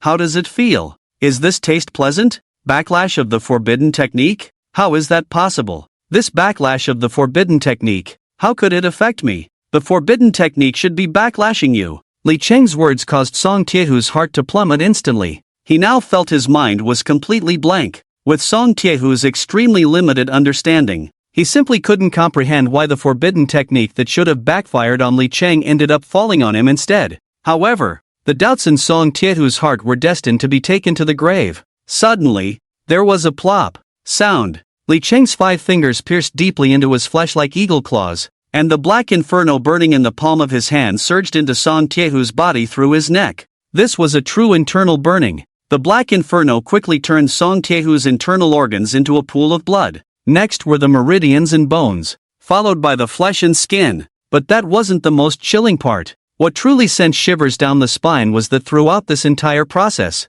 Song Tiehu didn't let out a single scream. Perhaps Li Chang had crushed his throat the moment he decided to strike. Or maybe the speed of the black inferno was so fast that Song Tiehu had already perished before the pain even registered. In less than a breath's time, Song Tiehu was left with nothing but his combat suit, bow and weapons, and the demon crystal core, all of which clattered to the ground. Aside from that, his bloody corpse had been completely erased. Only the thick, almost unbreakable strands of black smoke remained, swirling towards Li Chang as if they had a life of their own. They rushed into his body through his mouth, nose, and every pore. Compared to the black mist he had devoured from Chiu Mingpeng, this black fog from Song Tiehu was clearly too massive for Li Chang at this stage. Li Chang's veins bulged out like the roots of an old tree, and every pore in his skin was continuously oozing blood. In an instant, he transformed into a blood gourd. Truly terrifying. It felt as if thousands of ants were crawling and biting through his limbs and internal organs. All his bones and muscles were being stretched and broken apart by this immense energy, and the entire process kept repeating. Such torment would likely drive a normal person to death from pain. But Li Chang was different. Ever since the great disaster struck, the young Li Chang had been abandoned by Li Shangbin, that old beast, and his mother had tragically died protecting him during the beast tide. Witnessing his mother cruelly die before his eyes and being heartlessly discarded like trash by his wolf father had long since tempered Li Chang's character and will to be as solid as rock. No one could imagine how the young Li Chang survived alone in that cannibalistic apocalypse. Li Chang only knew to repay eye for eye, tooth for tooth, and to return double. He never showed mercy to those who wished him harm. Ah! Thud! At that moment, Li Chang suddenly let out a roar towards the sky. Then his body swayed and heavily fell into the spirit-gathering pool before going silent. Time seemed to stand still. It was unclear how long had passed. Perhaps it was just a few breaths. Or maybe it felt like a century. From the originally calm spirit-gathering pool, Li Chang suddenly burst out. A crisp system notification sound echoed in his mind. Ding! Congratulations, host, for successfully using the 3000 Inferno to devour an 8th tier martial artist, gaining the A-level Flame Archer skill, Flame Arrow. Ding! After the host uses the 3000 Inferno to devour a martial artist, 50% of the total experience points they possess will be credited to the host. Ding! Rewarding the host with 7,500 experience points. Ding! Congratulations, host, for successfully advancing to the peak of the 7th tier of martial artists. In less than a day, Li Chang had consecutively crossed 3 small realms from Martial Disciple 4th stage to Martial Disciple 7th stage. Yet, Li Chang remained with his eyes slightly closed, sitting cross-legged above the spirit-gathering pool, drawing in the swirling spiritual energy from the pool. He actively guided the spiritual energy to nourish his entire body, healing the hidden injuries left by forcibly devouring Song Tiehu. It was through this consumption of Song Tiehu that Li Chang realized the enhancement he gained from devouring martial artists was indeed unprecedented, far surpassing that from demon beasts or medicinal pills. However, greater benefits naturally came with greater risks. Through the previous battle, Li Chang understood that the 3000 flames of retribution were not omnipotent. First, even with the enhancement from the demon's wrist, the flames could only devour martial artists who were at most 2 small realms higher than himself. During the devouring process, he also had to endure the torment of the powerful resentment transformed from Song Tiehu's dying moments and the immense pain brought by the overwhelming energy flooding his body. Moreover, this resentment and pain could not be transferred by the side effect system. Li Chang had to bear it himself. Reflecting on the recent experience, Li Chang couldn't help but feel a sense of dread. If it weren't for his unique experiences in childhood, which had forged his iron will and rock-solid mentality, he would have either been tormented by Song Tiehu's frenzied resentment, becoming a soulless, mindless killing machine, or he would have exploded and died from the sudden influx of overwhelming energy. Remembering the earlier experience, Li Chang truly felt as if he had walked through the gates of hell, filled with lingering fear. It seems the 3000 flames of retribution must be used with caution. While devouring martial artists can indeed bring tremendous benefits, the experience points gained are far beyond what can be obtained from killing demon beasts or consuming medicinal pills. But in devouring martial artists, One must endure their frenzied resentment in life and the forced infusion of their cultivation. And the side effects of these two cannot be transferred by the system either. Biting off more than one can chew. If I end up with indigestion, that would be disastrous. After making up his mind, Li Cheng quickly closed his eyes again, fully immersing himself in cultivation, continuously absorbing the spiritual energy from the spirit-gathering pool into his body. After healing his injuries, there was still more than 2/3 of the spiritual energy left in the pool. If he were to use all the energy in the pool for a breakthrough, Li Cheng could elevate his realm to martial disciple 8th stage right now. However, he chose not to do so, instead opting to store the excess experience for later. Since yesterday, Li Cheng's cultivation had skyrocketed as if he were on a rocket, breaking through from martial disciple 3rd stage to martial disciple 7th stage in less than 2 days. Such a rapid advancement in realm, while not unprecedented in the entire Blue Star, was certainly unparalleled in history. Even for Li Cheng himself, it felt vaguely surreal, as if in a dream. Therefore, when he saw his experience bar, symbolizing his realm, reach 100% at martial disciple 7th stage, he did not rush to level up. Instead, he actively guided the spiritual energy from the spirit-gathering pool into his internal organs and meridians to stabilize his cultivation. However, this did not hinder the accumulation of his experience. It was like being capped at a certain level in an online game. The experience accumulated in Li Cheng's experience bar had long met the requirements for breaking through to martial disciple 8th stage. As long as he wished, he could instantly break through from martial disciple 7th stage to martial disciple 8th stage with just a thought.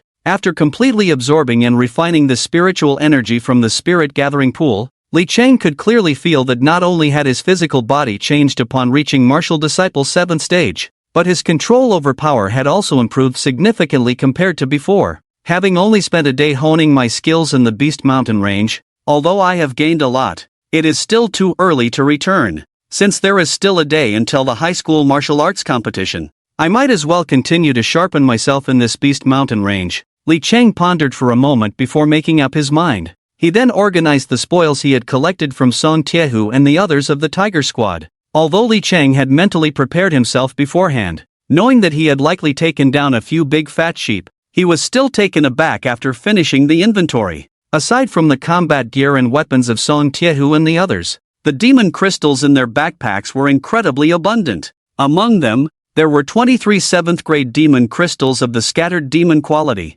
more than 50 6th grade demon crystals, and over 100 5th and 4th grade demon crystals. Looking at the colorful demon crystals scattered all over the ground, Li Cheng's eyes lit up, his face flushed, and even his breathing became noticeably quicker. No wonder they say that what you really need to be wary of in the Beast Mountain range is not the demon beasts, but humans. Not to mention, the benefits of hunting martial artists far outweigh those of hunting demon beasts. Just from the demon crystals scavenged from the Tiger Squad, if I had come here by myself, it would have taken at least 2 months. The key is that all these conditions would have to be based on having enough luck. Now, all I need to do is kill and loot, and all these demon crystals will belong to me. Li Cheng excitedly rubbed his hands together and then began to continuously exchange the demon crystals in front of him for energy points. According to the recycling price given by the system, the scattered demon quality crystals and energy points were basically 1-to-1, meaning a first-grade scattered demon crystal could be exchanged for 1 energy point. But for the demon soldier quality crystals, the exchange rate rose to 1-to-10, and for the demon general quality crystals, it was an exaggerated 1-to-100. So although Li Cheng had obtained a considerable number of demon crystals, he only ended up with 780 energy points after exchanging them all. Just as Li Cheng was happily savoring his gains, a crisp system notification suddenly rang in his ears. Ding! Detected side effect target Song Tiehu, Chui Kaiho is now deceased. Automatically adding side effect target, Zhao Weiliang. What the hell? Not even a moment of mourning for Song Tiehu and Chui Kaiho's deaths, and now the battlefield is Zhao Weiliang? Seeing that the system had added Zhao Weiliang's name, Li Cheng narrowed his eyes slightly, a cold glint flashing in his gaze. If there was anyone Li Cheng hated the most, aside from those who bullied him at the Li Martial Arts School, it would be this vice principal, Zhao Weiliang. Due to his low strength, he was often bullied and harassed at school, especially his son,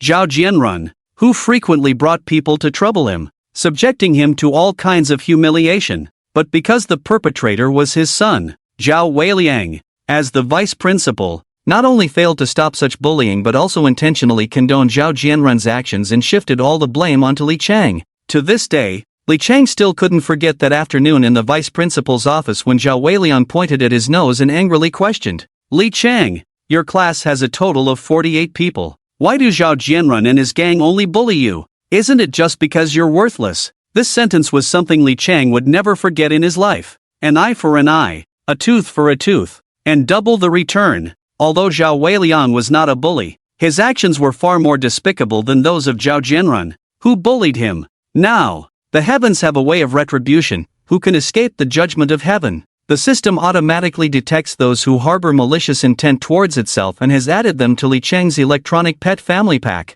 providing a comprehensive service that is quite thorough. Thinking back to Zhao Weiliang's scolding words directed at him, Li Chang now returns the favor with his own actions, unchanged. The system, among so many people, specifically chooses you, Zhao Weiliang, to be the scapegoat? Isn't that simply because you, Zhao Weiliang, are despicable? After the thrill, Li Chang looked again at the system page where the names of Song Tiehu and Cui Kaiho had been marked as deceased, changing from red to black. He couldn't help but feel a bit curious. As for how Song Tiehu died, Li Chang knew all too well. He was directly burned to ashes by himself, turning into experience points. But then again, how did Cui Kaiho die? Could it be that the system has a function to lock onto enemies from 1,000 miles away? 15 minutes earlier, Jeju First People's Hospital. A middle-aged man, 8 feet tall and dressed in a Li family martial arts training outfit, held a registration slip in his hand, looking extremely worried.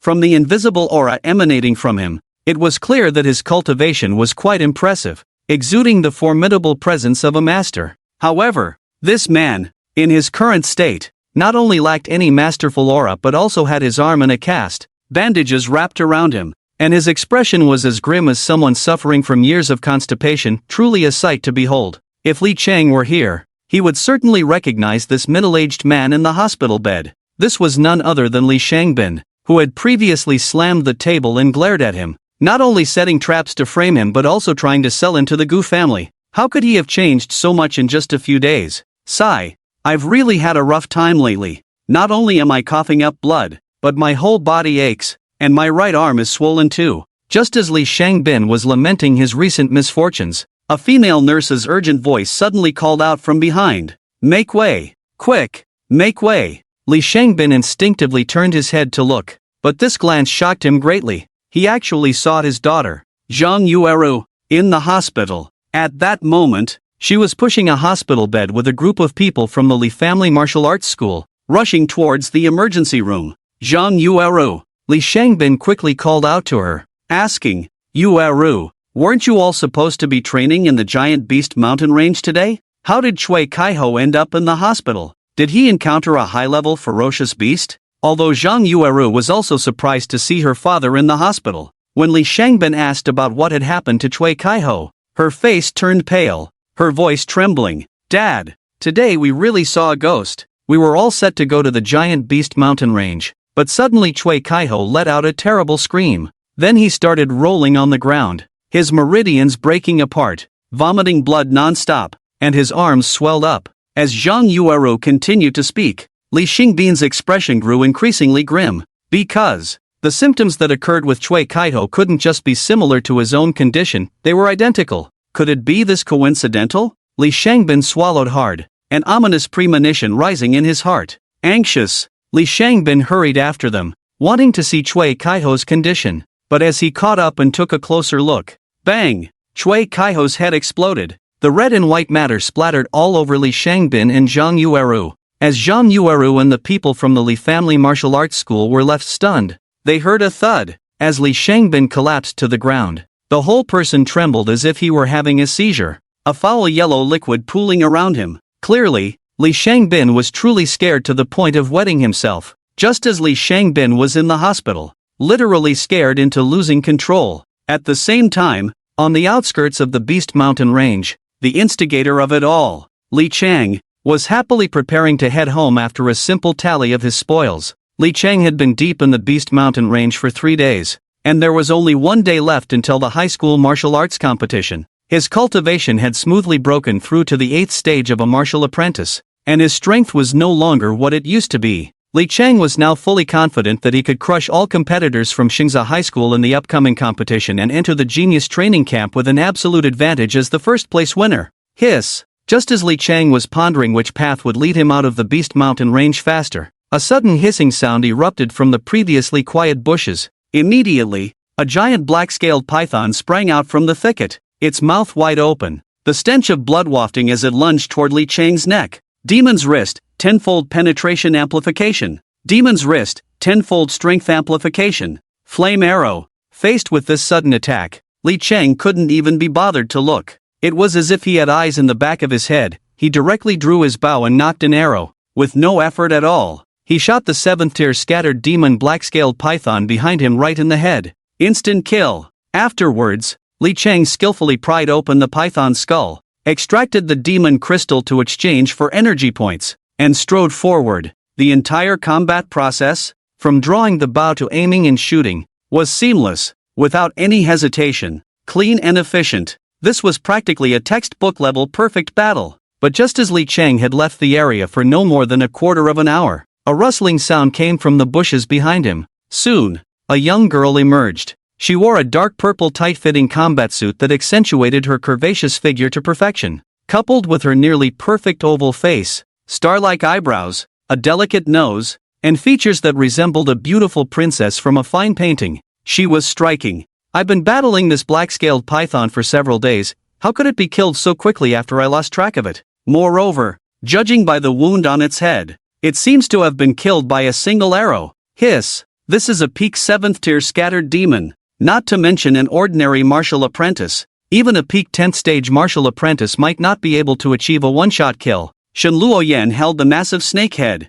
which was as large as a water tank, and repeatedly examined the wound on its forehead. Her almond-shaped eyes filled with excitement. "As far as I know, there are no peak 10th stage martial apprentices in this outer area. The strongest should be the Tiger Squad led by Song Tiehu, right? But on site, I only found one person's footprints. So, it couldn't have been the Tiger Squad. It must have been an unknown mysterious expert acting alone." Hiss! Martial apprentice realm. One person shot an arrow and effortlessly killed this peak 7th-tier black-scaled python. I didn't expect. This small Jizhou city truly hides dragons and crouching tigers. I must find this mysterious expert and ask him for the secret to becoming stronger. Shen Luoyan took several deep breaths to barely suppress her excitement. She activated her S-rank female commander's insight ability and quickly pursued the direction Li Chang had just left, following the mysterious expert's footprints. Flame Arrow. Demon's Wrist. Tenfold penetration amplification. At that moment, Li Changzheng held the hard bow of Song Tiehu in his hand,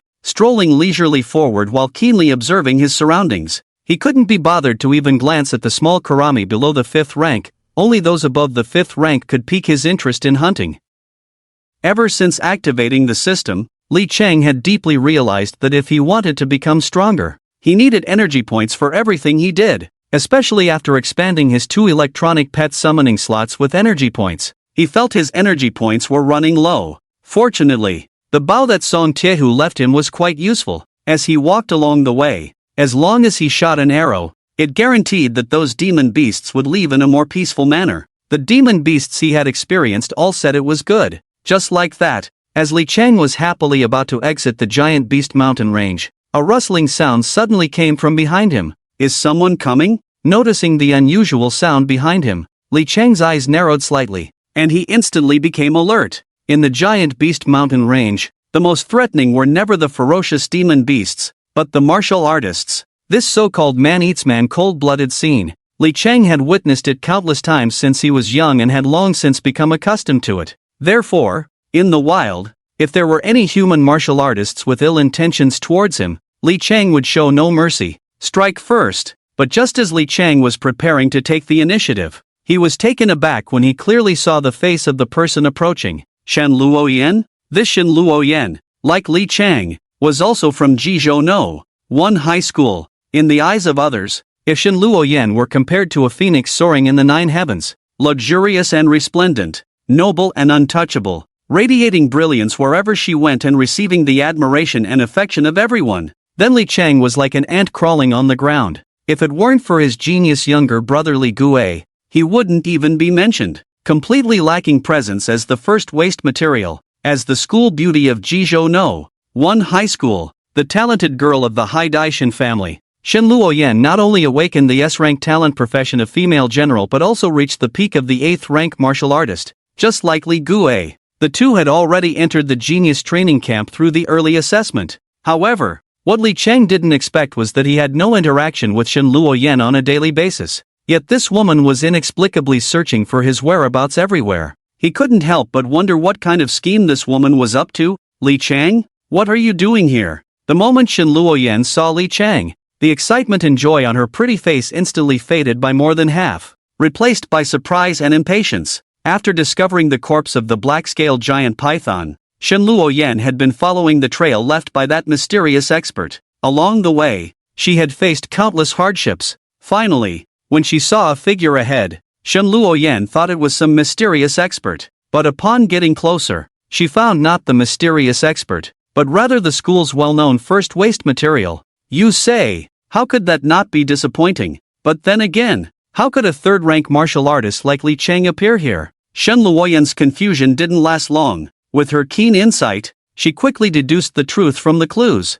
It seemed that Li Cheng felt the national examination was approaching. If he didn't make a push before the exam, with his third-rank martial artist's trash cultivation, he wouldn't even be able to get into the martial arts academy, let alone be wanted as cannon fodder on the front lines. As for why people are guarding this entrance, it's simply because they want to form a team and find someone to lead them. But which team would be willing to take in a forbidden technique practitioner? That would just be a burden. Li Cheng, I don't have time to team up with you right now. Get out of the way. I have things to do. If it were any other time, since they were all from the same school, if they happened to meet that Shen Luoyan in the Giant Beast Mountain range, she wouldn't mind teaming up with Li Cheng to help him out. But the current situation is completely different. All the way here, she had been using the insights of the female commander to finally catch up to that mysterious powerhouse. Just as Shen Luoyan was feeling a bit anxious, wondering what she should say when she finally meets that mysterious figure, Li Cheng happened to block her path.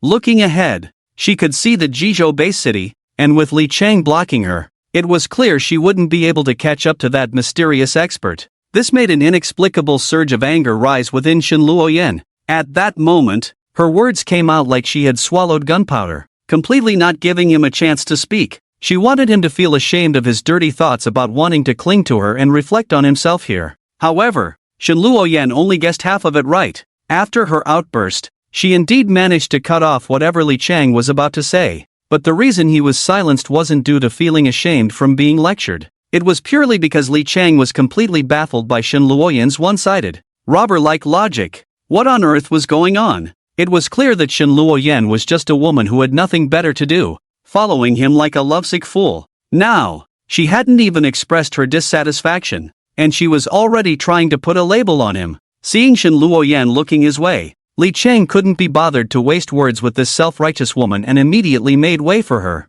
In life, if one wants to live happily, one must remember a principle: compete with those of similar interests, and don't argue with fools, because fools will drag your intelligence down to their level in ways you can't even imagine, and then defeat you with their rich experience. Just as Li Cheng stepped aside, he suddenly saw Shen Luoyan's pretty face turn pale, her expression devoid of color. Shen Luoyan raised her hand to point behind Li Cheng, her mouth opening and closing for a long time before she finally squeezed out a few words from her throat. Li Cheng, run, roar, roar, roar. As soon as Shen Luoyan's voice fell, two furious, thunderous roars echoed from behind. It turned out that two monstrous beasts had charged out from the woods behind Li Cheng. Their sizes were like two moving hills, and as they ran, the green stones and trees along the way were smashed and broken. In just a few breaths, they had reached Li Cheng and Shen Luoyan. It was only at this moment that Shen Luoyan finally saw the full appearance of these two beasts.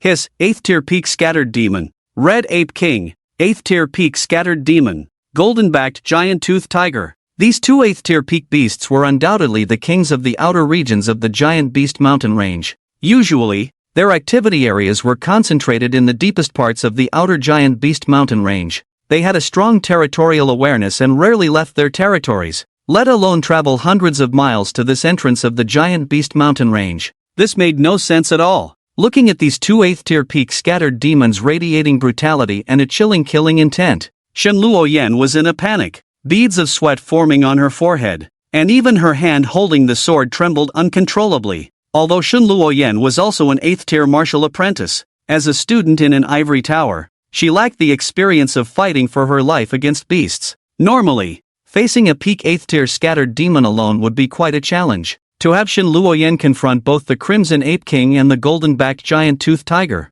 both peak 8th-tier scattered demons, at the same time was utterly hopeless. Moreover, she currently had the burden of Li Chang by her side. Not only could he not help her, but he would only drag her down, making her situation even worse. Li Chang, get out of here! Tell the soldiers at the border station about the situation here. At this life-and-death moment, Shen Luoyan did not maintain her usual cold and aloof demeanor as the school beauty of Jizhou. A hint of panic appeared on her fair, delicate face, as she watched the Crimson Ape King and the golden-backed giant-toothed tiger. Shen Luoyan stepped forward to shield Li Chang, breathing rapidly. Just as she was prepared to fight to the death against these two 8th-tier scattered demons, a deep, magnetic voice echoed in her ear. Demon's Wrist, tenfold power amplification. Demon's Wrist, tenfold penetration amplification. Flame Arrow. Shen Luoyan could clearly feel a terrifying, searing wave of heat brush past her cheek, the sound of its force creating a faint whoosh.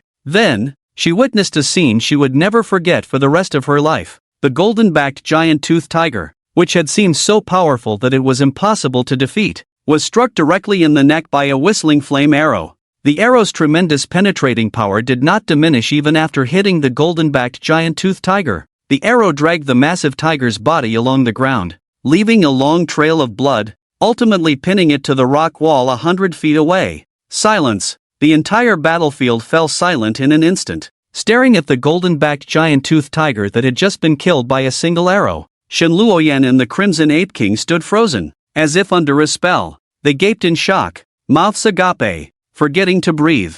I didn't just imagine that, did I? This is the peak 8th-tier scattered demon, the golden-backed giant-toothed tiger. It was just shot dead by Li Chang with one arrow? This incredible sight was beyond Shen Luoyan's comprehension. Even the Crimson Ape King, who had lived in the Beast Mountain range and had dealt with human warriors for many years, had never witnessed such a terrifying scene. When the Crimson Ape King first encountered Li Chang in the Beast Mountain range, he had seen Li Chang instantly kill one of his 5th-tier red apes with a single move, which was utterly unreasonable. He couldn't catch up. He could only watch helplessly as his monkeys were slaughtered by this dog-like creature. The furious Crimson Ape King was practically steaming with rage. In the end, he had to swallow his pride and seek help from another king in the outer region of the Beast Mountain range, the golden-backed giant-toothed tiger. The Crimson Ape King thought to himself, I can't catch up to you, but this golden-backed giant-toothed tiger, known for its explosive speed, should be able to catch up to you, you dog-like creature. But the result? The Crimson Ape King was right, but only half right. The good news was that the golden-backed giant-toothed tiger easily caught up to Li Chang. The bad news was that the moment it caught up, it was instantly killed by Li Chang with a single arrow. What a waste of time. Mom, there's something dirty here. Looking at the Crimson Ape King, who had voluntarily laid down in front of him, Li Chang did not shoot it with an arrow like he had with the golden-backed giant-toothed tiger. After all, the Crimson Ape King was a small blessing for him. It could be said that more than half of the adventures Li Chang had encountered in the Beast Mountain range were brought about by this red-haired monkey. If it weren't for the ape group under him actively coming to feed him experience, he wouldn't have broken through to the 5th stage of martial apprentice so quickly. After this, he certainly wouldn't have discovered a paradise like the Spirit Gathering Pool. Of course, even the experience pack for the Tiger Squad led by Song Tiehu could basically be attributed to this red-haired monkey. Now, just as he was about to leave, this red-haired monkey had traveled thousands of miles to present him with such a peak-level 8th-tier demon as a farewell gift. Just think about it. This red-haired monkey was so understanding and well-behaved, in Li Chang's eyes. It was clearly a treasure. How could he bear to kill it? He thought to himself. Li Chang went up and kicked the red-haired monkey's backside, watching it chatter away, not knowing what it was calling about. It finally rolled and crawled back deep into the Beast Mountain range. Li Chang then approached the golden-backed giant-toothed tiger, skillfully lifting its skull to collect the crystal-clear demon crystal inside. Throughout the entire process, Li Chang didn't even glance at Shen Luoyan, who was almost turning to dust in place. he simply passed by her and quickly disappeared into the jungle ahead. Ah, it's over. It's over. Shen Luoyan, oh Shen Luoyan, you've really embarrassed yourself this time. Until Li Cheng had completely walked far away, Shen Luoyan exclaimed in shock. Then, she squatted down, burying her head in her arms, feeling so ashamed that she wished she could find a crack in the ground to hide in. Reflecting on how she had just lectured Li Cheng with the tone of a senior teaching a junior, Shen Luoyan truly felt that she had lost all face in these 16 years of her life today. In fact, from a certain perspective, she had already been publicly declared socially dead, right? Shen Luoyan couldn't even bear to imagine how much willpower had Li Cheng needed to keep from laughing when she said those words. She thought about it. Li Cheng must have endured a lot of hardship at that moment, right? But then, Shen Luoyan suddenly realized Li Cheng's identity as a forbidden technique practitioner, and her heart couldn't help but tighten. During the battle with the golden-backed giant-toothed tiger, Li Cheng must have used forbidden techniques. Only forbidden techniques could allow Li Cheng, as an 8th-tier martial apprentice, to possess the terrifying combat power to one-hit kill a golden-backed giant-toothed tiger of the same 8th-tier demon level. This was also why, after one-hitting the golden-backed giant-toothed tiger, Li Cheng did not continue to attack the already surrendered red-haired monkey, giving it a way out. Forbidden technique backlash. No, since this matter arose because of me, Shen Luoyan, I should bear the responsibility. Li Cheng, I don't want to owe you this favor. I will definitely ask my family to find a way to resolve the forbidden technique backlash. Resolute, Shen Luoyan began to contact the Shen family. The sages have said, women are such mysterious beings, you can never guess what they are thinking in the next second, just as you can never guess what the next flavor will be. If Li Cheng had still been around at this moment, he would surely have been even more distressed than this woman if he knew about Shen Luoyan's incredibly strange thought process. Peak 8th tier martial apprentice. Ha ha ha ha, I've finally reached the peak of the 8th tier martial apprentice. A hearty laugh suddenly echoed through the street. Li Cheng was very happy. Originally, when leaving the Beast Mountain range, his experience bar was still some distance from leveling up to 9th tier martial apprentice. However, the 6th tier and above demon beasts in the Beast Mountain range had been nearly wiped out by Li Cheng over the past few days. Unless he dug 3 feet into the ground, it wouldn't be easy to find one for Li Cheng to vent his frustrations on. Unexpectedly, after the mountains and waters, there was indeed another village. Before leaving, that red-haired monkey even brought an 8th tier scattered demon to warm me up, directly feeding me experience until I reached the peak of the 8th stage of the martial disciple realm, about to break through to the 9th stage. This can be said to have exceeded the goals I set for myself before entering the giant Beast Mountain range. So exhilarating, but right after that, I encountered a new problem. That is, I suddenly realized that I didn't have enough enemies. I had just gone to the giant Beast Mountain range and had already taken out 2 electronic pets, Song Tiehu and Chui Kaiho. As for that old beast, Li Shangbin, judging by his remaining durability, he was almost half crippled by me. According to the conditions set by the system,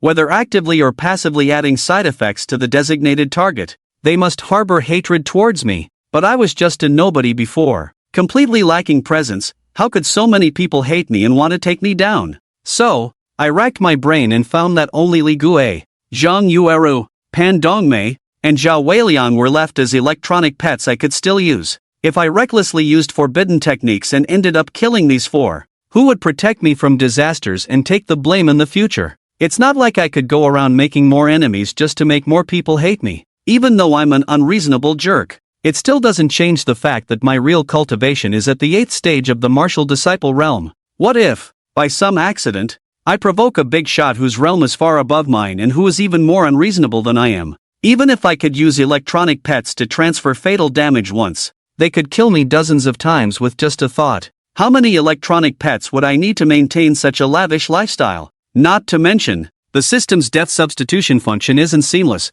There's almost a 3-breath vacuum period in between. By then, I might not even know how I died. Sigh, no, I can't go fishing in a dried-up pond. Without sufficient resources, I still have to be frugal with the few electronic pets I have. Not to mention, tomorrow is the high school martial arts competition, with so many teachers and classmates eagerly watching me from below. If I come out and use forbidden techniques like I did in the giant Beast Mountain range, then act all lively afterward, even a fool could see there's something wrong with me. Who knows?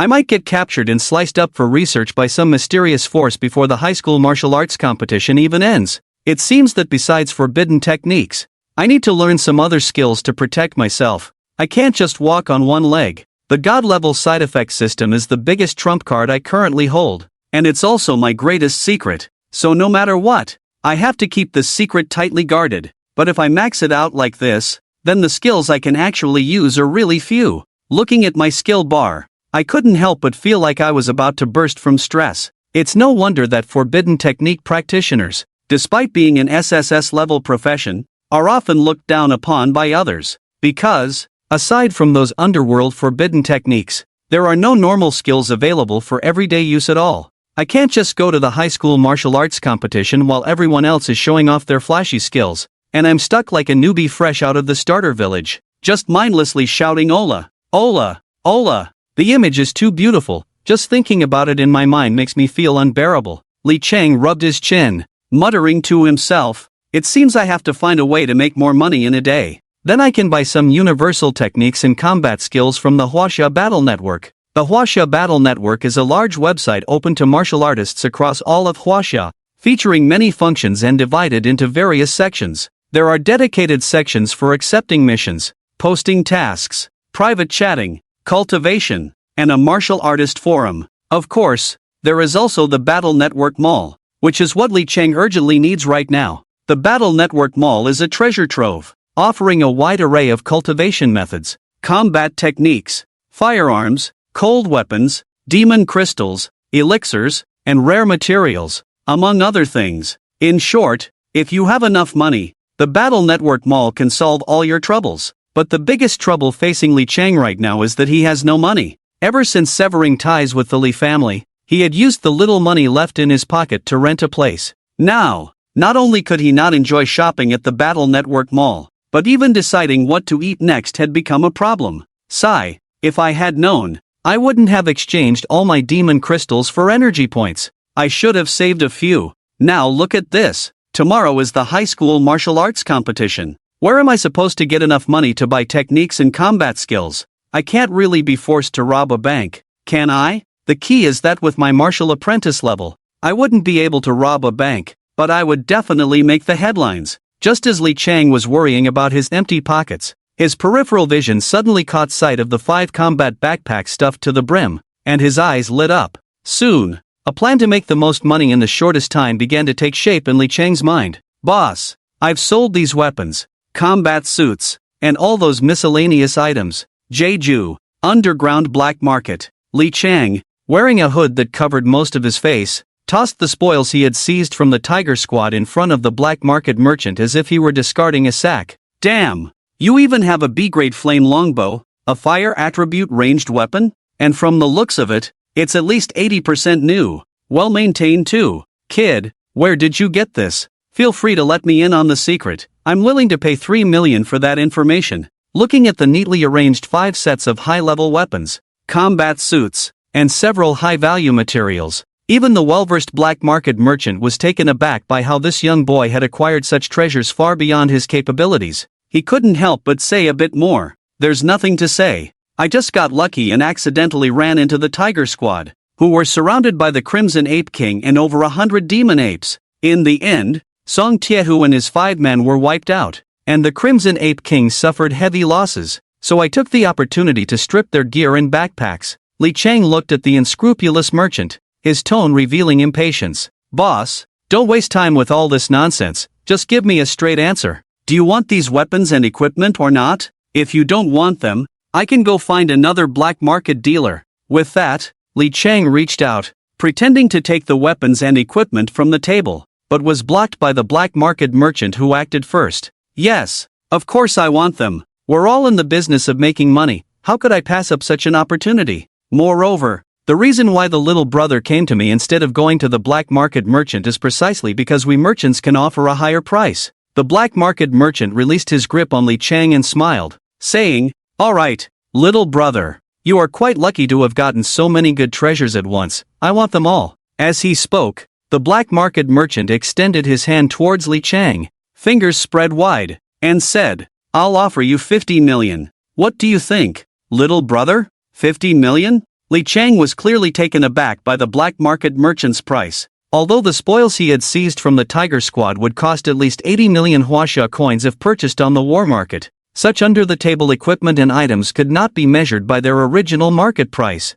It could be said that the price offered by the black market merchant in front of him was not only higher than that of the black market shop but also at least 10 million above the current black market price. Looking at the smiling black market merchant, Li Chang appropriately displayed a look of great joy. After confirming that the 50 million cash check from the black market merchant was legitimate, Li Chang was just about to leave. However, as if suddenly remembering something, he turned to the black market merchant and smiled, saying, "Boss, since you're so straightforward with your offer, why not give me a business card? In the future, if I have any good stuff, I'll come to you first." "Sure, no problem." After Li Chang completely left, a scar-faced muscular man stepped out from behind the black market merchant, his face full of murderous intent, and said, "Boss, why did you just give your business card to that kid? What if I did?" The black market merchant scoffed disdainfully, saying, "That kid is just too young and naive. Does he really think that money from the black market is so easy to get?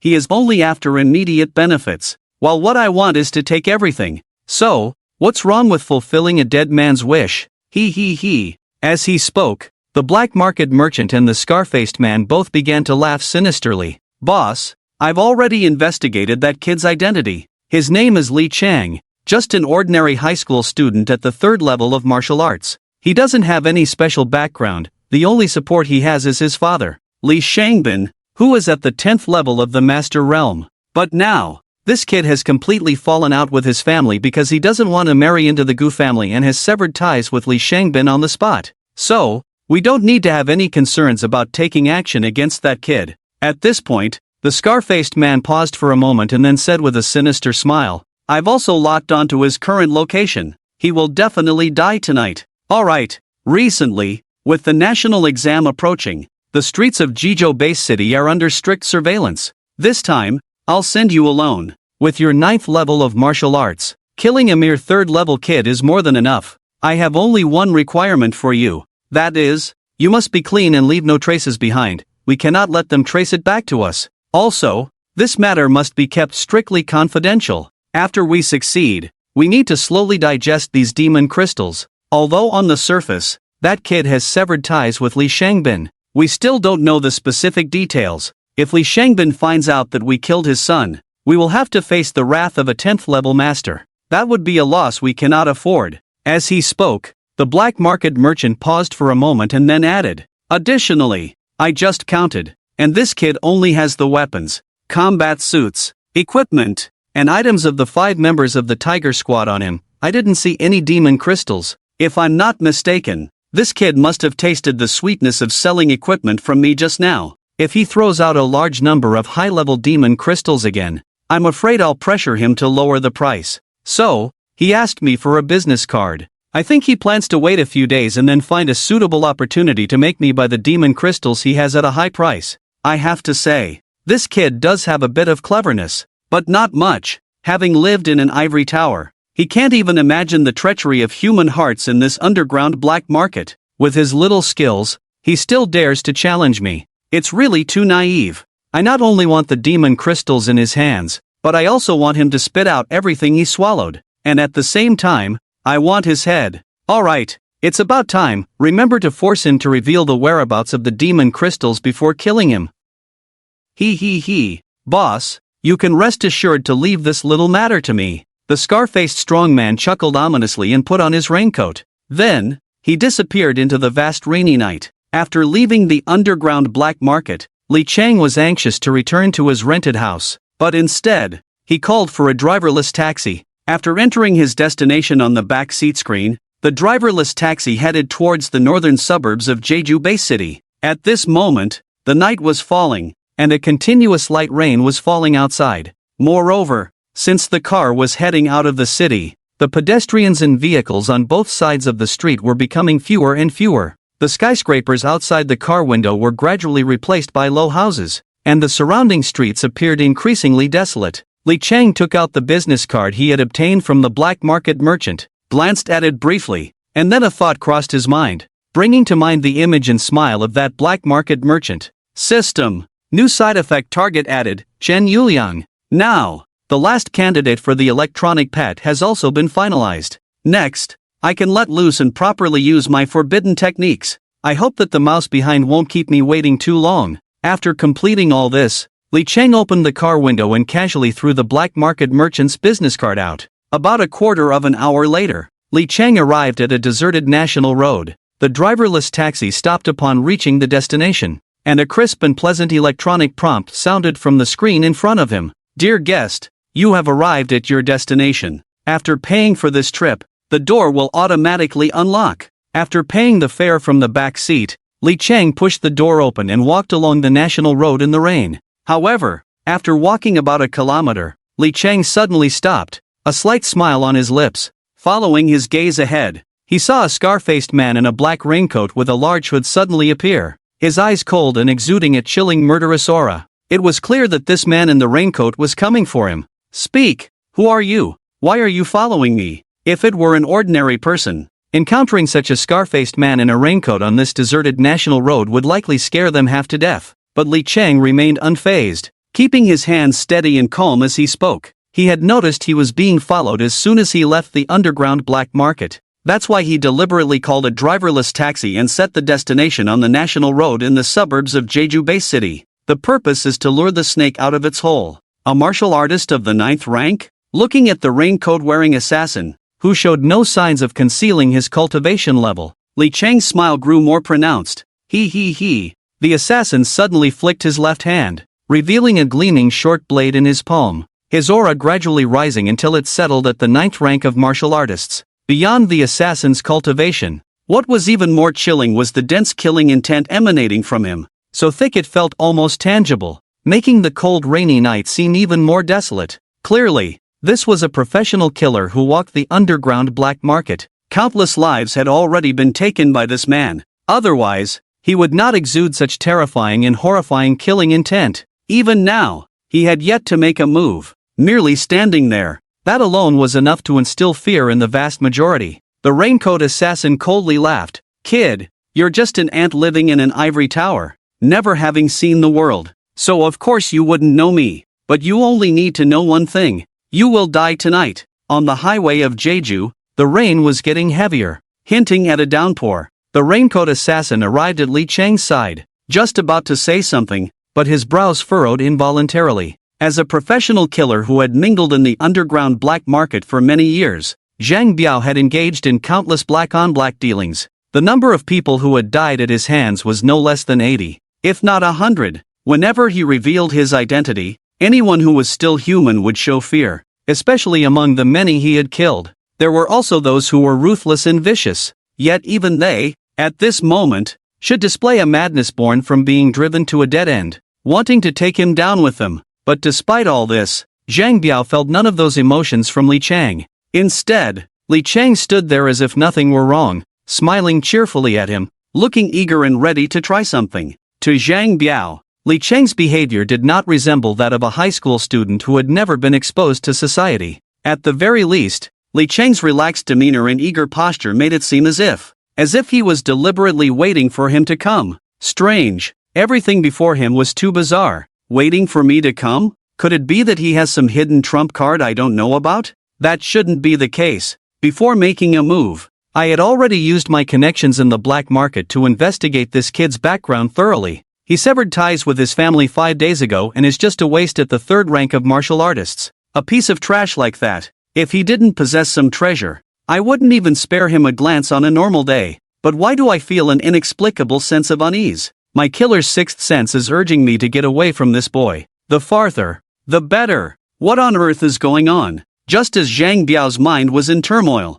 Li Cheng glanced at the short blade in his hand, walked slowly and steadily to stand in front of Zhang Biao, and smiled. Are you sure? Can you really kill me? He. Everything happening before him was far too strange. It was filled with oddities. Clearly, it was this kid who was trapped in a deadly situation. Yet Zhang Biao felt an inexplicable shiver and fear deep in his bones, especially when Li Cheng's gaze scrutinized him. Zhang Biao couldn't help but shiver violently. It felt as if the one targeting him was not a human, but a man-eating monster. Kid, if I were you, I would quickly hand over the demon crystal you picked up from the Tiger Squad. Who knows? I might even give you a quick death." Just as Zhang Biao was about to press Li Chang for the whereabouts of the demon crystal as usual, his words were abruptly interrupted by Li Chang shaking his hand, his tone laced with impatience. "Enough! Don't repeat your usual lines to me, my ears are about to develop calluses. Before you say this, couldn't you think carefully? Why do you think I dared to come here alone to wait for you?"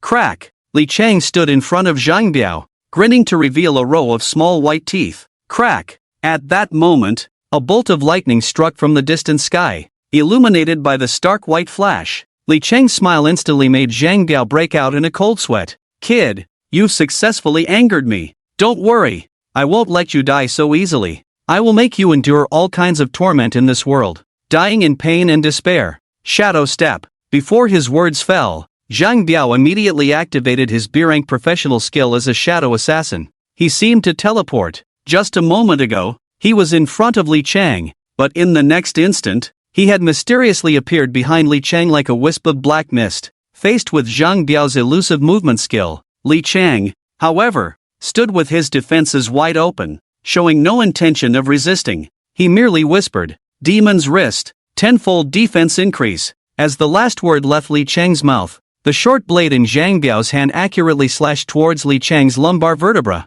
The faint silver glint on the blade seemed to split the raindrops falling from the night sky. As a professional killer in the underground black market, Zhang Biao understood the importance of using full strength even when facing a rabbit. Even though Li Chang was merely a martial artist at the third stage, he still wouldn't underestimate him. If he was going to strike, he would unleash all his power at the ninth stage, along with the Shadow Assassin's advanced skill. Although Zhang Biao felt an extreme unease and fear emanating from Li Chang, as long as he could sever Li Chang's lumbar vertebra and render him paralyzed, it didn't matter what tricks this kid had up his sleeve. The longer the night, the more dreams. As long as he didn't give this kid a chance to drag things out, the advantage of a ninth stage martial artist over a third stage one was his. With a single slash, he struck right at Li Chang's lumbar position. "Got it. I've succeeded. Humph. He. Ha ha ha ha." As Zhang Biao saw his blade strike Li Chang's spine, the smile on his face gradually widened until he burst into laughter. "Ridiculous. I thought you had some amazing trump card hidden. Now it seems it was just bluster. I wasted my time being nervous." Saying this, Zhang Biao intended to take Li Chang back to complete the mission. But suddenly, a calm male voice came from behind. "Who are you calling bluster?" In the pouring rain, Li Chang, who should have been rendered paralyzed by Zhang Biao's blade, not only didn't fall but instead turned to face Zhang Biao. The back of his clothes was torn, revealing only a shallow white mark at his lumbar region. Zhang Biao's swift and fierce strike couldn't even sever Li Chang's lumbar vertebra. Even his skin couldn't be pierced. Seeing this scene, Zhang Biao's eyes widened in disbelief. "Now, it's my turn. Demon's wrist, tenfold strength amplification. Demon's wrist, tenfold agility amplification." Li Chang clenched his right fist, and after activating the two forbidden techniques in succession, he suddenly disappeared from his original spot. The next second, Li Chang appeared right in front of Zhang Biao, delivering a straightforward punch that struck heavily against Zhang Biao's chest. The terrifying punch, amplified tenfold by the demon's wrist, made Zhang Biao grunt in pain. Under the force of that punch, Zhang Biao flew backward like a ragged sack, several ribs in his chest instantly broken, and even the short blade in his hand was sent flying. Thud, thud, thud. Zhang Biao staggered backward for dozens of steps before barely stabilizing himself. Just as he was about to speak, he suddenly coughed up a mouthful of blood mist. Li Chang, with his hands behind his back, leisurely walked forward, his smile unchanged, and said, "Now I'll give you a choice. Hand over all your money right now. That way, I won't mind giving you a quick end. What do you think of this deal?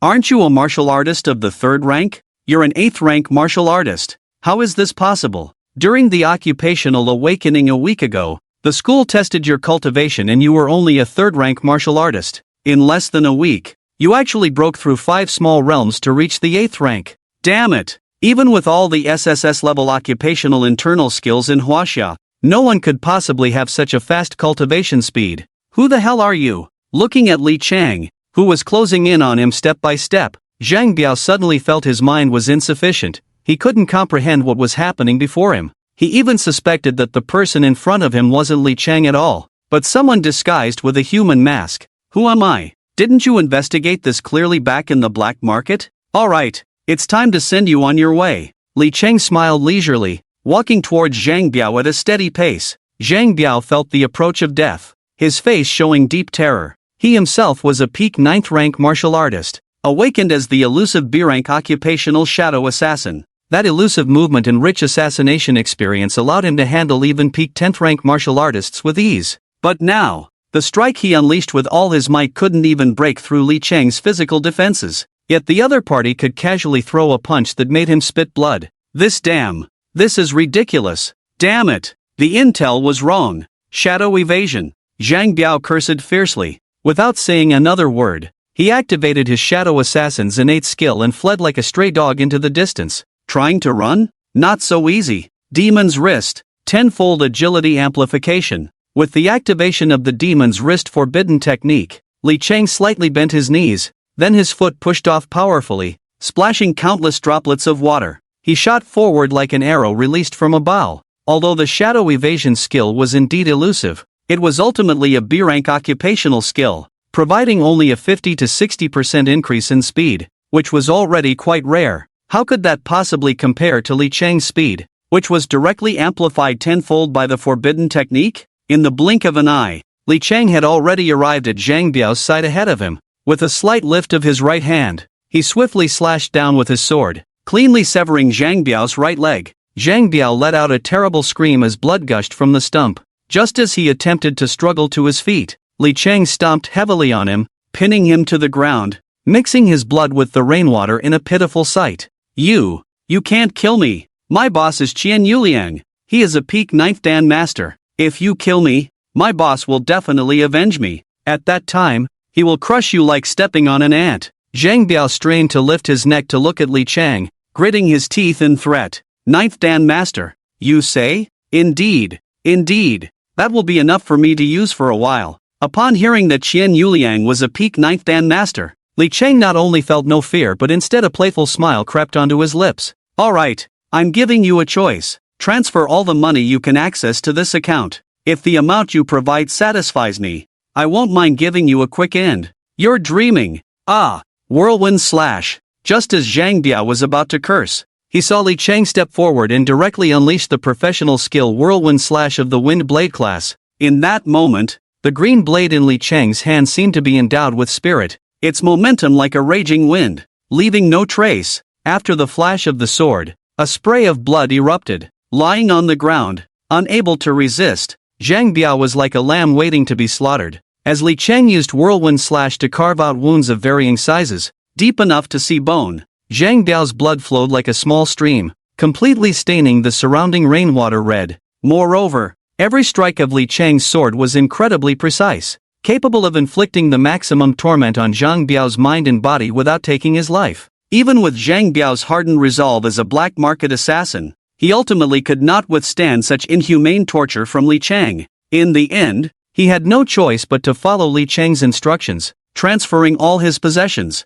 including one of his boss Qian Yuliang's bank accounts totaling 1.5 billion Huaxia coins, into a prepared anonymous account. 3,000 infernal flames, Devil's Wrist talent skill enhancement. After confirming the transfer of the huge sum, Li Chang directly activated 3,000 infernal flames, pressing his palm, engulfed in black infernal flames, heavily against Zhang Biao's face. A piercing scream suddenly broke the silence of the rainy night. But the scream did not last long, quickly fading into silence. Li Chang wore a wicked smile, opening his mouth wide to swallow the black smoke enveloping him. Ding! Congratulations to the host for successfully devouring a 9th Dan martial artist using 3,000 infernal flames, gaining B-level stealth assassin skill Shadow Stealth Step. Ding! Rewarding the host with 9,500 experience points. Ding! Congratulations to the host for successfully advancing to 9th Dan martial artist. Listening to the system notifications ringing in his ears,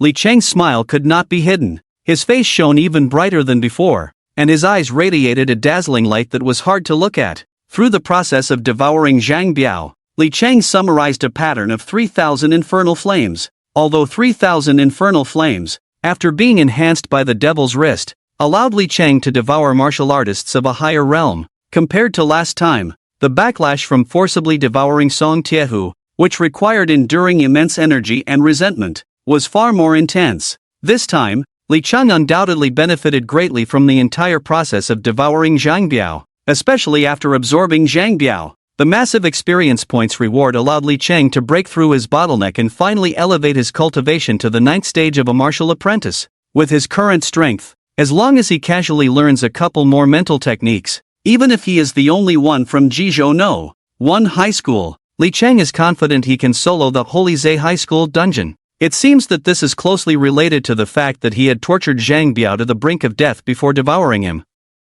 It's like fishing at sea. When a big fish bites, if you are too eager to reel it in, not only will it not help you catch the fish faster, but it will also provoke the fish to resist more fiercely and wildly. At that point, you might not only fail to catch the big fish but could even be dragged into the deep sea yourself. However, if you patiently engage in a tug-of-war with the big fish, exhausting its strength and spirit, reeling it in will naturally be much easier. Yes.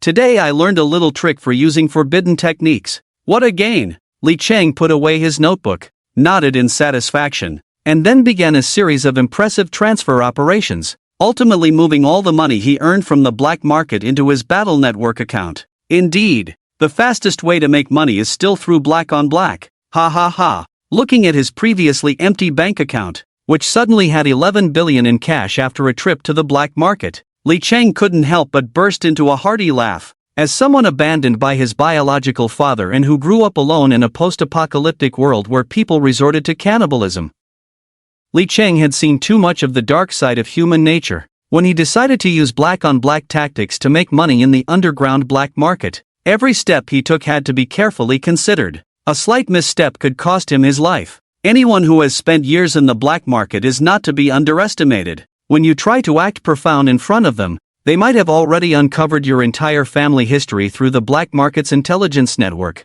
leaving you no chance to show off. Therefore, the first step of Li Chang's entire plan was to use his real information to bait the black market merchants. His true cultivation level, as seen by the black market merchants, was just a martial apprentice at the 3rd stage and a high school student with severed family ties. A few days ago, when leaving the city, Song Tiehu had also coerced him into joining their small team. The more the black market merchants investigated, the more they would trust their findings, leading to complacency. Moreover, he had a precious treasure on him, which in the eyes of these black market merchants was like a plump sheep shining with gold, ready to be slaughtered at will. Li Chang was not worried at all that these black market merchants would not take the bait. Additionally, when entering the black market, Li Chang specifically chose small individual merchants like Qian Yuliang, who had limited strength and background. Considering the citywide lockdown due to the national exam, these limited energy individual merchants would not dare to make any big moves. It was precisely because of these interconnected and carefully laid plans that Li Chang successfully completed this black-on-black operation. However, these people who frequent the underground black market are not fools. The same black-on-black tactics could certainly not be replicated. Nevertheless, with such a bountiful harvest, Li Chang was very satisfied. This time, not only did it bring Li Chang a cash return of 11 billion, but the massive experience points reward of 9,500 from devouring Zhang Biao also finally allowed him to break through to the 9th stage of a martial apprentice. With the current upgrade efficiency, spending a month in the genius training camp and breaking through to the martial master realm is a sure thing. Completing the task requirements given by the system to become a martial champion is no longer a problem. Li Chang was happily calculating in his heart. At the same time, to leave no trace behind, Li Chang took a detour in the opposite direction, ensuring that there were no tails behind him before returning to the house he had temporarily rented. After a quick shower in the bathroom, Li Chang changed into a fresh set of clothes and went alone to the study. I now have 1 billion Huaxia coins in funds. I'd become rich overnight. I think I can enjoy a shopping spree in the Huaxia Battle Network Mall this time. With this thought, Li Chang couldn't help but feel a surge of excitement as he directly inserted the key into the VR glasses. Soon, the view of the rented room changed, and a 3D holographic projection appeared before him. Name, Li Chang. Gender, male. Origin, Huaxia. Jizhou-based city. Martial artist. ID, 10086. Realm, martial apprentice. Stage 3. Profession, forbidden technique master, Ssslevel. Identity, student, Jizhou No. 1 high school, merit points, 0 account balance, 1 billion huaxia coins upon entering the battle network. Li Chang had a clear goal and went straight to the battle network mall page. Instantly, a variety of item categories quickly appeared on the 3D projection before him. With a thought, Li Chang selected the category for martial arts manuals and internal cultivation techniques. After leaving the Behemoth mountain range and returning to Jizhou base city, Li Chang clearly felt that his methods for gaining experience points were too singular, and he didn't have a single internal cultivation technique available. Currently, Li Chang could only meditate to exchange for the minuscule experience points that were almost negligible. Of course, if he were to blame, it could only be blamed on the fact that the skills of the Forbidden Technique Master profession were simply not suited for people. SSS-level professions at the same level as the Forbidden Technique Master are revered by the world as the chosen ones, not to mention that they inherently possess some special talents and exclusive skills.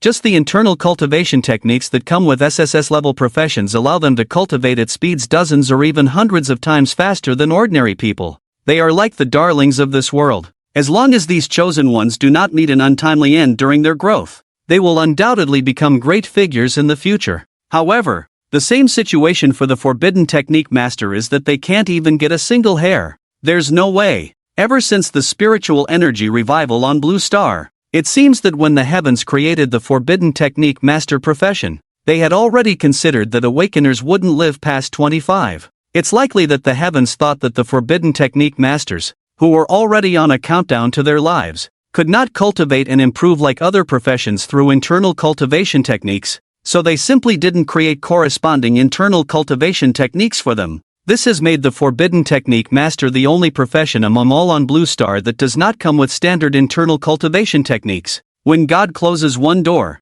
he will surely open another. Although the fact that the Forbidden Technique Master lacks corresponding internal cultivation techniques is indeed absurd, it does not mean that their cultivation speed is slow. If we purely discuss cultivation speed, the cultivation speed of the Forbidden Technique Master completely surpasses all other professions, no matter how powerful. The cultivation speed of other special SSS-level professions is nothing compared to that of the Forbidden Technique Master. This is because the Forbidden Technique Master possesses the great weapon of the 3000 infernal flames among their forbidden techniques. Just imagine, no matter how fast the cultivation speed of the internal techniques paired with other SSS-level professions is, how could it possibly compare to the Forbidden Technique Master directly devouring martial artists of the same realm through the 3000 infernal flames? This is clearly impossible. Li Chang had already devoured Xiao Mingpang, Song Tiehu, and Zhang Biao one after another. The light brought him an almost oceanic amount of experience points, propelling his realm as if he had boarded a rocket, directly reaching the 9th stage of a martial apprentice. Without considering the extremely terrifying backlash that using this forbidden technique would bring to the practitioner, just the act of devouring other martial artists to strengthen oneself and enhance cultivation has strong limitations and numerous restrictions. It wouldn't do for Li Chang to randomly use the 3000 flames of karma to slay a lucky martial artist every time he lacked experience points, would it? Li Chang asked himself. Although he was decisive in killing, he was definitely not a madman or a butcher who took pleasure in taking lives. If it meant that Li Chang had to devour those martial artists who bore him no grudge to enhance his cultivation, he could never bring himself to commit such a heartless act. The urgent task at hand was for Li Chang to first choose a suitable internal cultivation technique for himself. After completing 3 consecutive operations, a 3D screen before Li Chang rippled like water, displaying physical reference images of various internal cultivation techniques, their names, and prices. These techniques were categorized similarly to professional levels, ranging from SSS to F, divided into 9 major grades. God of War Heart Technique, Original, Category, Internal Cultivation Technique, Rating, SSS, Price, 100 billion huaxia coins, Peerless Heart Technique, Original, Category, Internal Cultivation Technique, Rating, SSS, Price, 100 billion huaxia coins, Heavenly Star Heart Technique, Original, Category, Internal Cultivation Technique, Rating, SS, Price, 50 billion huaxia coins, Berserker Heart Technique, Original, Category, Internal Cultivation Technique, Rating, S, Price, 30 billion huaxia coins. Li Chang stared at the dazzling array of internal cultivation techniques, his eyes wide, as if 1,000 curses were racing through his mind. although he had prepared himself to be heavily gouged by this battle network mall beforehand. Otherwise, he wouldn't have taken the risk to go to the underground black market for a black-eat-black deal. But even with 11 billion in hand, which he thought would allow him to splurge, upon seeing the prices of the internal cultivation techniques, he was still shocked enough that his jaw nearly dropped to the ground. Are you kidding me? An SSS-level internal cultivation technique priced at 100 billion huaxia coins? Looking at such an outrageous price, Li Cheng felt that not only could he not afford to black-eat black, but even if he looted the entire black market, he still wouldn't be able to gather 100 billion. He thought that having suddenly gained 11 billion made him a small fortune. But after a round in this battle network mall, Li Cheng realized he was still a poor loser. Looking at the long strings of zeros behind each internal cultivation technique, he lost all interest in counting them. He suddenly felt that actually meditating and adjusting one's breath, this basic martial artist technique, didn't seem so bad after all. Just as Li Cheng was about to exit the technique page, intending to choose a suitable combat skill for himself first, a mall announcement suddenly caught his attention.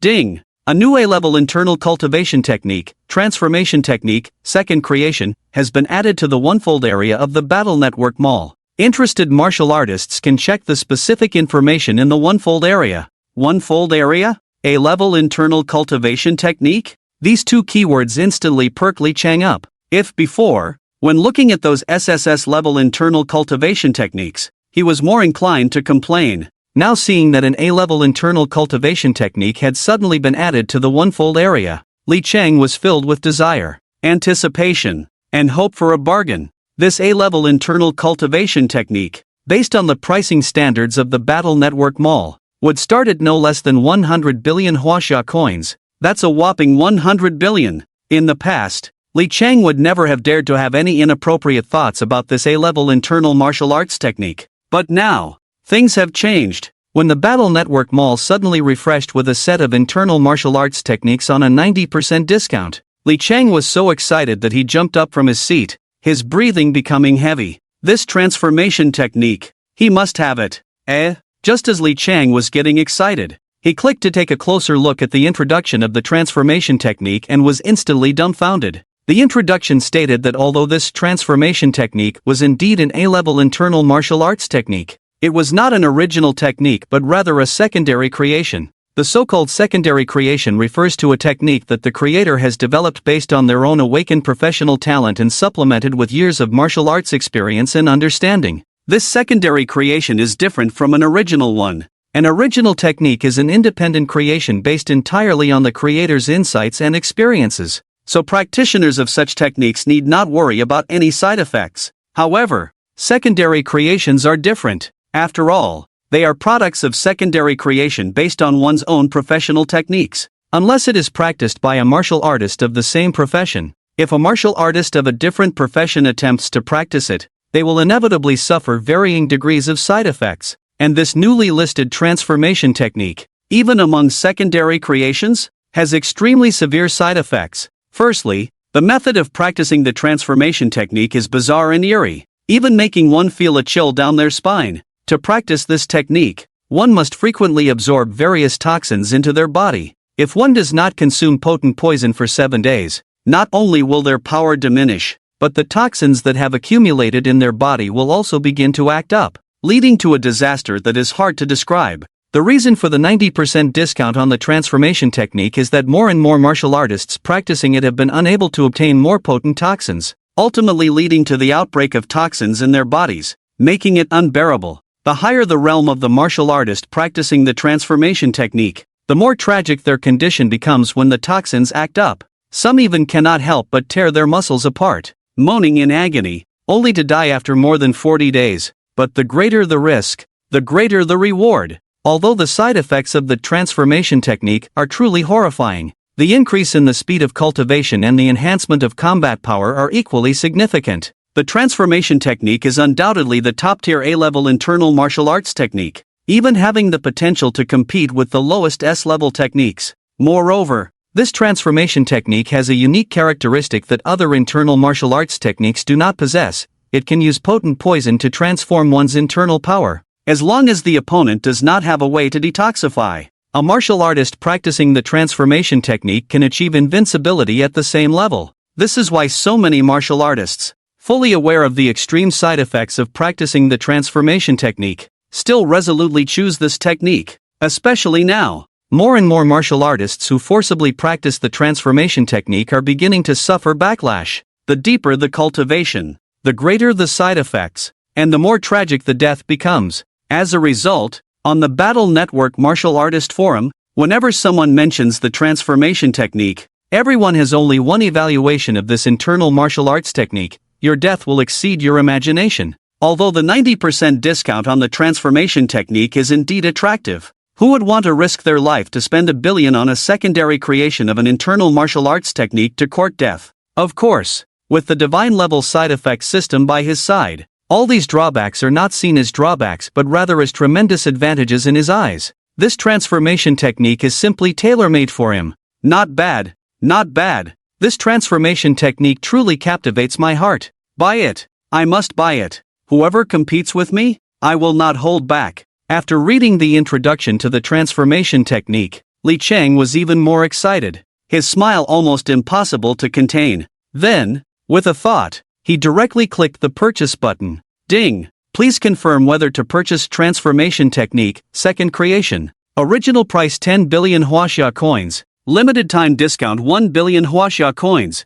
Confirm purchase. Li Cheng eagerly clicked confirm again. Beep. Iris verification passed. Purchase successful. The transformation technique, second creation, will be delivered to you within an hour and a half. Looking at the series of prompts appearing on the virtual screen in front of him, Li Cheng, who had just tasted the sweetness of a bargain, began searching in the discount area for those powerful techniques with significant side effects that were also particularly well priced. This was truly spending a little to achieve a lot. Before long, as he refreshed the page in the discount area, Li Cheng's eyes lit up, and his smile grew even wider. 7 Injuries Fist. This martial technique looks quite impressive. With just 100 million, I can acquire this lethal and destructive technique, which can be considered top tier among B-grade martial arts. Li Cheng browsed through the related introduction of the 7 Injuries Fist, nodding repeatedly, utterly satisfied. The 7 Injuries Fist was also a second creation martial technique.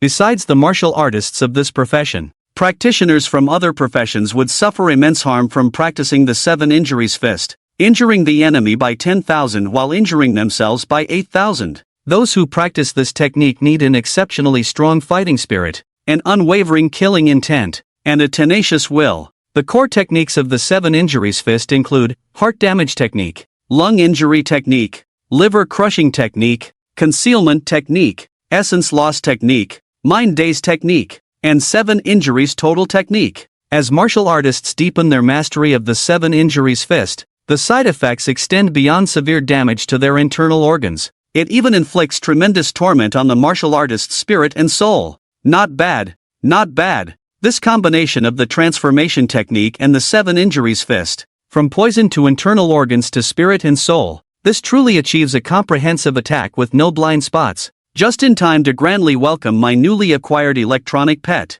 Qian Yuliang. Thinking of the black market dealer Qian Yuliang, who once tried to scheme against him, Li Cheng couldn't help but smile wider at the thought that not only did he fail to scheme against him, but he was also tormented by the transformation technique in his left hand and the 7 Injuries Fist in his right, creating a bittersweet scene. Afterward, Li Cheng also ordered the spiritual herbs needed to refine blood recovery pills and energy-gathering pills from the Battle Network Mall. A well-dressed staff member from the Battle Network Mall arrived carrying 2 alloy boxes and a lead box. Mr. Li Cheng, this is the internal cultivation method and martial techniques you purchased, along with the spiritual herbs. You need to use your iris to open them. Li Cheng took the sealed alloy box from the staff member and began the iris verification process. Beep. Iris verification passed. With a crisp electronic synthesized voice, the alloy box slowly opened, revealing 2 slightly yellowed books and 2 keys. Transformation technique. 7 Injuries Fist. Li Cheng took out the 2 books and keys to examine them, just about to sign the receipt when the staff member suddenly reached out to stop him, confirming again, Mr. Li Cheng, are you really going to practice this transformation technique in 7 Injuries Fist? These methods belong to the second creation. If not practiced by martial artists of this profession, the side effects are extremely severe. A slight misstep could cost you your life. Seeing that Li Chang was actually going to sign the receipt, the staff at the Battle Network were taken aback. The transformation technique and the 7 injuries fist, let alone practicing both at the same time. Even just practicing one of them was like dancing wildly in front of the King of Hell's Gate. A matter of life and death. If one were to practice both together, it wouldn't just be a matter of life and death. It was clearly a rhythm of seeking death. A 10 deaths without life situation. Originally, the staff at the Battle Network Mall planned to just go through the motions, briefly introducing the dangers of these 2 techniques before leaving with the penalty fee. Unexpectedly, this guy was actually serious. Could it be that this kid had become obsessed with martial arts? Had he burned his brain out? Looking at the anxious, intense expression of the staff in front of him, Li Chang was completely unconcerned about the side effects of the 7 injuries fist and the transformation technique. So what if the side effects of these techniques were severe? The more severe the side effects, the better for me, Li Chang. After all, the side effects of this cultivation wouldn't affect him. Someone else would naturally bear the burden for him. Not only that, the greater the side effects, the happier he was. I was already aware of the side effects of the transformation technique and the 7 injuries fist before placing my order. Saying this, Li Chang picked up the pen again, ready to sign. The staff looked at Li Chang as if he were a monster and said, "Mr. Li, I'm sorry. Due to the special nature of the transformation technique and the 7 injuries fist, we need you to sign a waiver agreement in advance. There have been martial artists who practiced these 2 techniques and accidentally killed themselves. Their families even came to the Battle Network headquarters to cause a scene. The procedures are quite cumbersome, so we ask for your understanding. Mr. Li." "Alright, no problem," Li Chang agreed very readily. Soon, the staff at the Battle Network Mall took out the prepared waiver agreement, and Li Chang signed it. After confirming that the waiver agreement was fine, the staff didn't forget to take a deep look at Li Chang before leaving. That look was as if they wanted to remember Li Chang's appearance and demeanor. TSK. Just 2 manuals and 2 keys, and it cost me 11 billion Huaxia coins. Good. Let's start with the transformation technique. According to the records of this internal cultivation technique, the stronger the toxicity of the substances I concoct, the better the effect of practicing the transformation technique. To practice the transformation technique, Li Chang had made ample preparations. Aside from the secret recipes for 3rd grade or above pills, the recipes for 1st grade and 2nd grade low-level pills were as common as cabbages. A quick search online would yield a plethora of results, making it no difficult task. However, finding the recipes was one thing, being able to refine the pills was another. Although refining pills wasn't something only alchemists could do. To be precise, only the pills refined by alchemists could be consumed. All medicine has some poison. Even those alchemists couldn't guarantee that the pills they refined could perfectly neutralize all pill toxins. The stronger the medicinal effect and the higher the grade of the pill, the greater the toxicity. If a martial artist who wasn't a professional alchemist tried to refine pills, they might not only fail to improve their cultivation but could end up poisoning themselves instead. However, for Li Chang, the pill toxins that other martial artists feared like the plague were completely inconsequential. After all adverse effects would be transferred to his enemies. Moreover, those fierce and domineering pill toxins could even become the best nourishment for his practice of the transformation technique. This was simply killing 2 birds with 1 stone, maximizing cost effectiveness. Just thinking about this was exhilarating. After all, those enemies would bear the blame, and he only needed to consider how to enjoy himself. However, speaking of enemies, Li Chang was well aware that the one behind the scenes trying to kill him was a martial arts master at the peak of the 8th stage. But now, with Qian Yuliang having joined his electronic pet luxury combo, there's nothing to fear. Whatever way he wants to play with Qian Yuliang, it's just a matter of a word from Li Chang. Splash some water. What Li Chang truly fears now is being killed twice in quick succession by others. After all, when the system is replacing new consumables, it still requires a few moments of vacuum period. If he gets killed during the system's vacuum period, there won't be a substitute to take the hit for him. And as someone who mingles in the underground world, Qian Yuliang certainly doesn't only have rookies like Zhang Diao under his command. There are definitely many martial artists eyeing him hungrily. If they set their sights on him, with his current 9th level martial apprentice realm,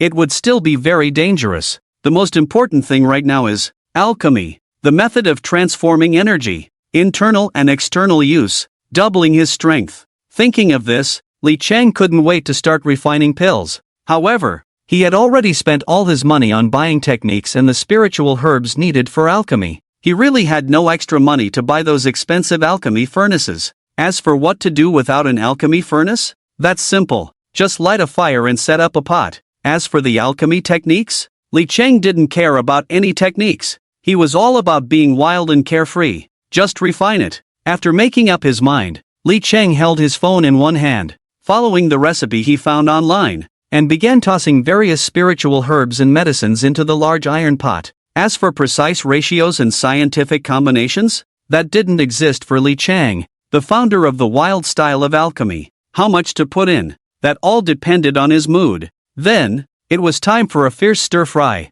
Finally, he covered the pot and gave it a good shake. Just like that, after 2 hours of busy work, Master Li lifted the pot lid. Cough, cough, cough. Suddenly, thick black smoke billowed out, so powerful that it made Li Chang's nose run and his eyes water. He quickly turned on the range hood. After a while, he finally saw a dark-colored pill quietly lying in the iron pot, and he couldn't help but fall into silence. Is this for real? This actually works. I thought I would end up with a pot of medicinal dregs, but I didn't expect to end up with a pill. This is outrageous. Could it be? High-end pills often only require the simplest refining methods? Li Chang reached out and picked up the pill, about the size of a baby's fist, and examined it closely. The expression on his face became increasingly strange. Good heavens! Not only did it become a pill, he could even vaguely see a faint golden pattern on it. Good heavens! This is actually a genuine first-grade pill. Am I really the legendary alchemy genius?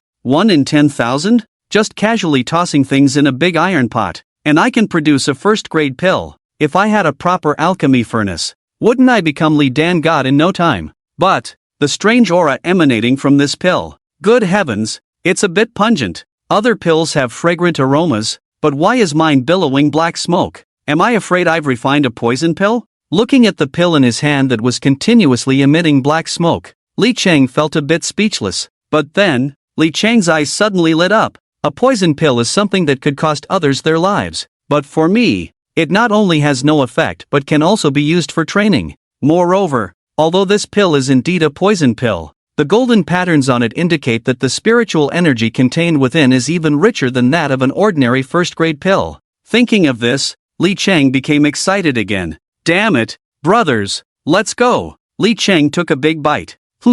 Neither salty nor bland, the taste is excellent. Li Chang's eyes lit up, and he finished it in 2 or 3 bites. As the unknown elixir entered his stomach, Li Chang felt no immediate unusual sensations. It was just that he had eaten too quickly and hadn't taken a sip of water. Feeling a bit choked. Ding! The host has consumed an unknown first-grade elixir, gaining 1,350 experience points. As the system notification sounded, the next moment, a shimmering light curtain reappeared before Li Chang. Host, Li Chang, Realm, Martial Apprentice 9th Stage, 16. 75%, current side effects, unknown first-grade elixir. Consuming this elixir may cause frequent vomiting, directional disorientation, testicular atrophy, incontinence, and even respiratory failure leading to death for ordinary people. Designated targets for side effects, Xian Yuliang. Li Shangbin, current limit 3, looking at the long list of side effects that seemed endless, Li Chang's eyes widened.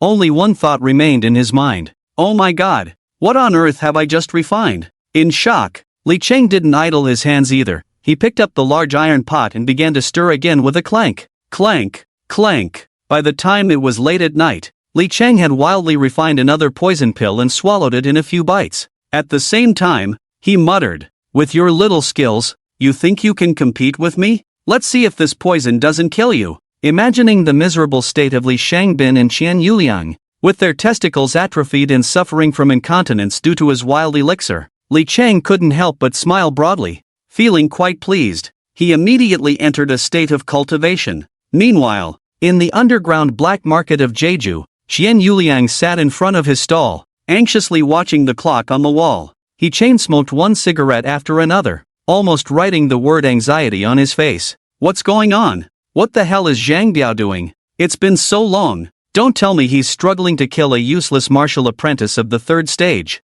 Damn it, even if he were to dig up that useless one's ancestral grave, this time would be enough for a round trip. Buzz, buzz, buzz, cursing under his breath. Just then, his phone in his pocket suddenly vibrated, instantly brightening his eyes. He thought it was Zhang Biao reporting that the task was completed. But when Qian Yuliang opened the message, he was so furious he cursed out loud. Jeju Bank credit card. Your card ending in 10010 has been charged 500 million Huaxia coins at 3:25 p.m. today. Today is the final repayment date. To avoid affecting your credit, please repay promptly. The minimum repayment is 100 million Huaxia coins. The remaining amount can be repaid later without affecting your credit. Zhang Biao, I curse you to the ends of the earth. Put. However, before Qian Yuliang could finish his curses, a sudden pain shot through his stomach. Immediately, he felt a sweetness in his throat and spat out a mouthful of blood. Just as he was dazed from the blood he had coughed up, it was far from over. He felt a sudden, intense pain in his stomach, and his groin began to contract violently. It was as if an invisible hand was gripping his manhood tightly. After spitting out that mouthful of blood, Qian Yuliang felt even worse, collapsing to the ground and starting to vomit frequently. At first, he could still bring something up, but the nauseous feeling didn't fade. Instead, it grew stronger. Qian Yuliang was on the verge of vomiting all his stomach acid, yet it wouldn't stop. What on earth is wrong with my body? Qian Yuliang furrowed his brows tightly, his first thought being whether he had been secretly plotted against by an enemy. What I do myself is nothing but the kind of shady business that thrives in the black market. On ordinary days, I've engaged in black-on-black dealings and other morally bankrupt activities more times than I can count. Therefore, Qian Yuliang has no shortage of enemies. Could it be that some big shot wants to torment me to death? Now, Qian Yuliang is truly worried. The thought that he might be targeted by some powerful figure keeps him restless and terrified.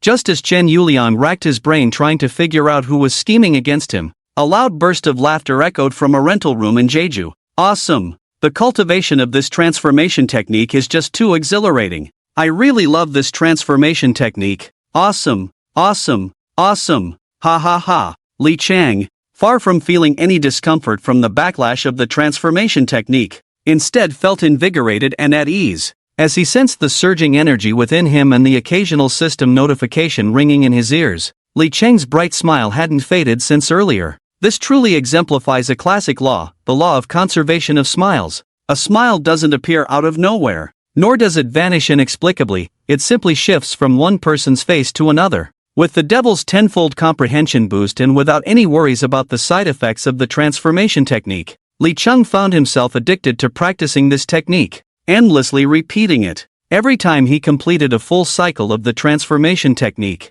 a crisp and pleasant system notification would sound in his ears. Ding! Congratulations, host! You have gained 1,560 experience points through practicing the transformation technique. Truly worthy of the renowned transformation technique. So impressive. This is just ridiculously impressive. I genuinely feel that the administrator of the Huaxia Battle Network giving you an A grade is purely blind and unappreciative. Just practicing once brings me 1,560 experience points, which is almost on par with devouring a martial artist at the level of a martial disciple with my own flames. Even if I do nothing all day and just practice this transformation technique, I could easily earn over 10,000 experience points, with such a monstrous cultivation speed, even if it were Zhang Yueru or Li Gue.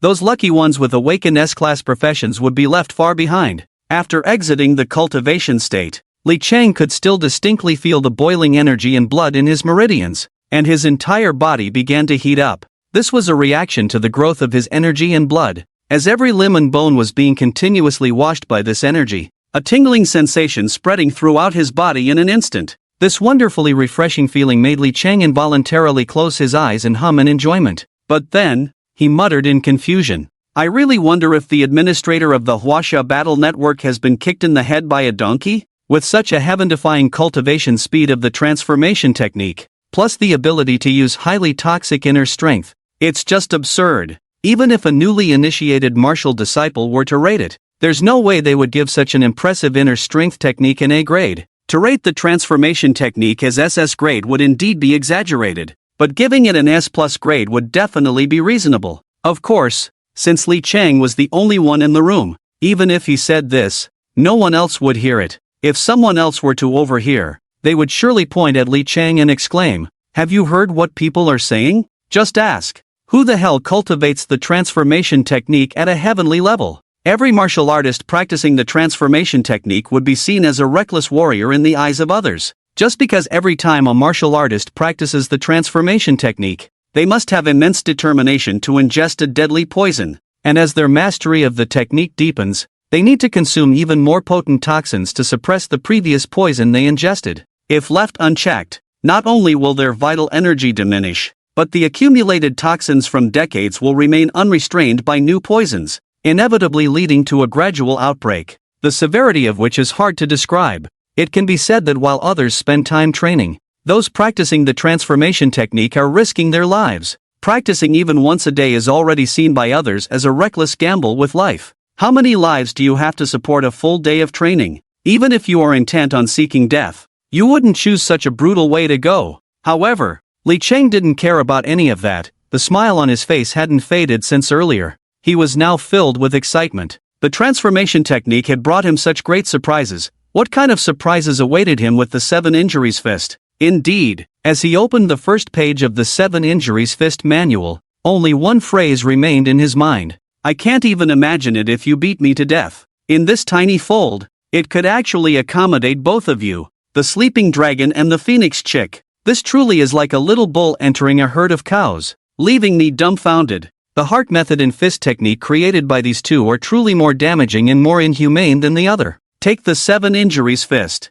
When most martial artists talk about the 7 Injuries Fist, what leaves the deepest impression on them is not the power of the fist technique, but that it injures oneself before it injures others. Just from Li Cheng opening the 7 Injuries Fist, the first page that came into view had a line of large characters. The 5 elements of the human body: the heart belongs to fire, the lungs to metal, the kidneys to water, the spleen to earth, and the liver to wood, plus the dual energies of yin and yang. Practicing the 7 injuries means all 7 are injured. Good heavens! Just reading the last sentence. Practicing the 7 injuries means all 7 are injured. Li Cheng already felt a dull pain starting in his kidneys. However, the injuries from practicing the 7 Injuries Fist have nothing to do with me. Li Cheng, I'll just practice it. Let's go. Li Cheng crossed the living room and entered the training room of his rented apartment. According to the landlord's introduction, this training room was made of special materials that could completely withstand the full-force attacks of a peak martial artist at the 10th stage,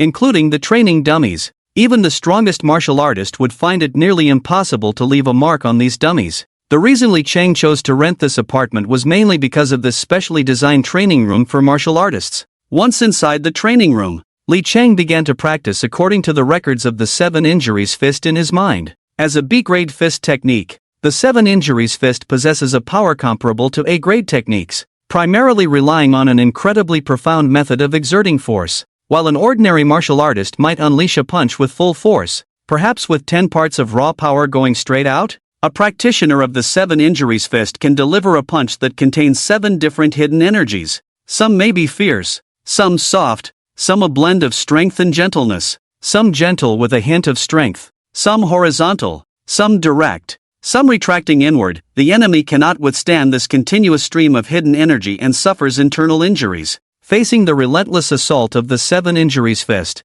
the enemy finds it impossible to defend against or counter. To unleash 7 different hidden energies, practitioners of the 7 Injuries Fist will only use 70% of their strength when throwing a punch. When they release the first layer of force, they will activate the 7 Injuries Fist technique to unleash a second layer of force, which is also 70%. These two forces combine, resulting in 14 parts of 2 completely different forces. The 7 Injuries Fist is divided into 7 layers, perfectly corresponding to the 7 different hidden energies. First layer can unleash an additional hidden force, which is 14% of strength. Second layer can unleash 2 additional hidden forces, achieving 21% of strength. Third layer can unleash 3 hidden forces, achieving 28% of strength. Seventh layer can unleash 7 additional hidden forces, achieving 49% of strength, which is nearly 5 times the original body strength. What does this mean? A combat technique that can amplify one's strength by nearly 5 times. This is not only rare in B-level techniques, but even among A-level techniques, it is absolutely exceptional and extremely rare. Only upon reaching S-level techniques is a 5-fold strength amplification considered a normal value. if it weren't for the fact that the 7 injuries fist requires the comprehensive damage of the heart, liver, spleen, lungs, kidneys, and the dual energies of yin and yang as a price for cultivation, the 7 injuries fist would completely qualify as a top A-level technique. It wouldn't have fallen to the point of being a B-level technique tossed into a forgotten corner. Demon's Wrist, tenfold comprehension amplification. Demon's Wrist, tenfold intelligence amplification. Demon's Wrist, tenfold endurance amplification. While practicing the 7 injuries fist, Li Chang did not forget to first apply 2 layers of forbidden technique enhancements to himself, and he seemed to enter a state of self-forgetfulness. Huff! Li Chang took another step forward, and as he swung his fist, he engaged the core power area of his waist and hips, almost instantly unleashing a surge of strength. At the same time, when the muscle power transmitted to his arm, his waist and hips naturally seemed to transmit momentum, using this momentum to continue unleashing a force. Then, the 2 forces were transmitted to his right fist in succession. Bang! Bang! Li Chang's fist shot out like a heavy cannon, creating a gust of wind around him, with an imposing momentum. Indeed, I can now unleash an additional hidden force while performing the 7 injuries fist. These 2 forces combined, 70% plus 70% equals 14% of strength. Ha ha ha. What a thrill! It's just too exhilarating. No need to worry about backlash. The cultivation speed of the 7 injuries fist has indeed increased significantly. Li Chang clenched his fists, his face filled with excitement. He had only practiced the 7 injuries fist a little over 300 times, and he had already successfully broken through to the first layer of the 7 injuries fist. Such a rapid cultivation speed would surely astonish even the founder of the 7 injuries fist if he were here. However, Li Chang did not feel complacent about achieving the first layer of the 7 injuries fist and stop there. He was well aware that if he could cultivate the 7 injuries fist to the 7th layer, then with one punch, he could continuously unleash 7 distinctly different hidden forces, perfectly demonstrating 49% of strength, which would equate to a 5-fold increase in his combat power. Just thinking about this filled Li Chang with boundless fighting spirit. Time passed. The distant sky seemed to faintly brighten with the first light of dawn. Not enough, not enough, still far from enough. Li Chang couldn't even count how many punches he had thrown, but his eyes remained fixed on the training dummy in front of him. Watching the continuous punches he unleashed, Li Chang let out low growls, as if he had fallen into a frenzied state. With each low growl, Li Chang threw punch after punch, his speed increasing and his punches growing stronger. After breaking through the first layer of the 7 injuries fist, the difficulties faced in further cultivation increased exponentially. With each punch thrown, Li Chang felt his arms aching, his internal organs trembling, and even the dual energies of yin and yang within him burning fiercely. Normal practitioners of the 7 injuries fist, upon sensing such feelings within themselves, usually mean that every punch they throw next will cause irreversible and immense damage to their internal organs. In more severe cases, it could even harm the heart's meridians, leading to a state of madness and instant death. However, Li Chang has no need to worry at all. The damage to his internal organs and the dual energies of yin and yang had long been perfectly transferred to his 3 electronic pets, allowing him to practice the fist without any psychological burden. As if he were tireless, Li Chang had already made up his mind. If he couldn't achieve it, he would never give up, no matter what, until he truly accomplished it. Of course, this was something that Li Shangbin, Xian Yuliang, and Zhao Weilian were completely unaware of. If these 3 were to find out that the culprit behind their recent misfortunes was Li Chang, they would surely give him a thumbs up and sincerely praise him. "You're amazing. You're so noble. Damn you. If you have the guts, don't transfer the side effects of the 7 injuries fist onto us. If you're brave, bear the side effects of the 7 injuries fist and the transformation technique yourself. You've practiced comfortably and broken through,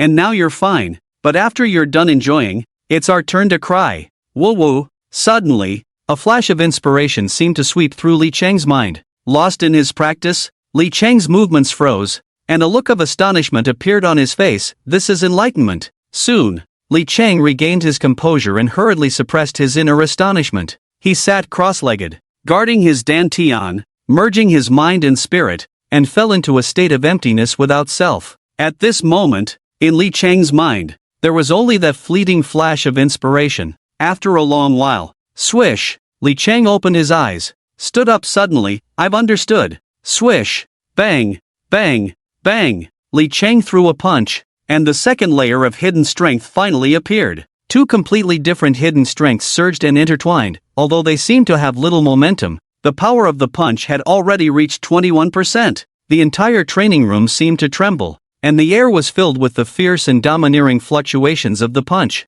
instantly leaving a shallow imprint on the chest of the training dummy. If an outsider were to witness this scene, their jaw would surely drop to the ground in shock. It should be noted that this training dummy could withstand the full force of a peak martial artist at the 10th level, and Li Chang was able to leave a mark on its chest without using forbidden techniques like the devil's wrist. Very good. I've broken through to the second layer of the 7 injuries fist. Li Chang's eyes lit up, and his expression became increasingly excited. In just one night, he had gone from a beginner of the 7 injuries fist to the second layer. Such a terrifying speed of cultivation was something even the creator of the 7 injuries fist could not match. After breaking through the second layer of the 7 injuries fist, even without using forbidden techniques, in today's high school martial arts competition, no matter what kind of opponent I face, I have the confidence to defeat them with a single punch. I'm truly a genius, as expected of me. Ha ha ha ha. Feeling that he had broken through to the second layer of the 7 injuries fist,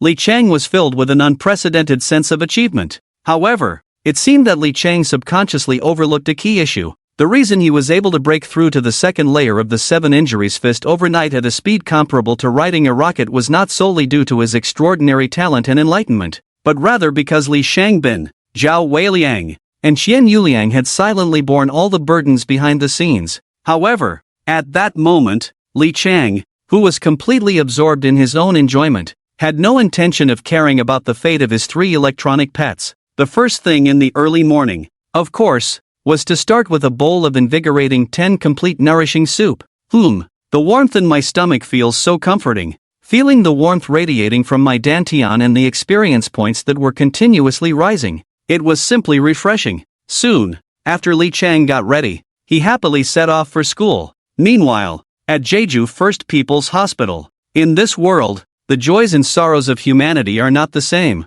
Qian Yuliang, holding his stomach, limped down from the car with the support of his younger brother, trembling as he walked. His once shiny, plump face now looked even more lifeless than a corpse, truly as ugly as it could get. Last night was destined to be a sleepless night for Qian Yuliang. He felt as if a small furnace had been forcibly stuffed into his lower abdomen, constantly roasting his internal organs and meridians. The scorching energy radiating from his dantian caused his meridians to inexplicably burst open, with a lot of blood oozing out, leading to symptoms of internal bleeding in multiple areas of his body. Not only that, by the latter half of the night, his heart, liver, spleen, lungs, and kidneys felt like they were partying wildly inside him, as if they had consumed fake alcohol, going crazy to the point of being unbearable. Although they were indeed having a blast, Qian Yuliang was suffering immensely. The whole night, he felt as if he were in the depths of hell. It was one thing for his internal organs to tremble incessantly.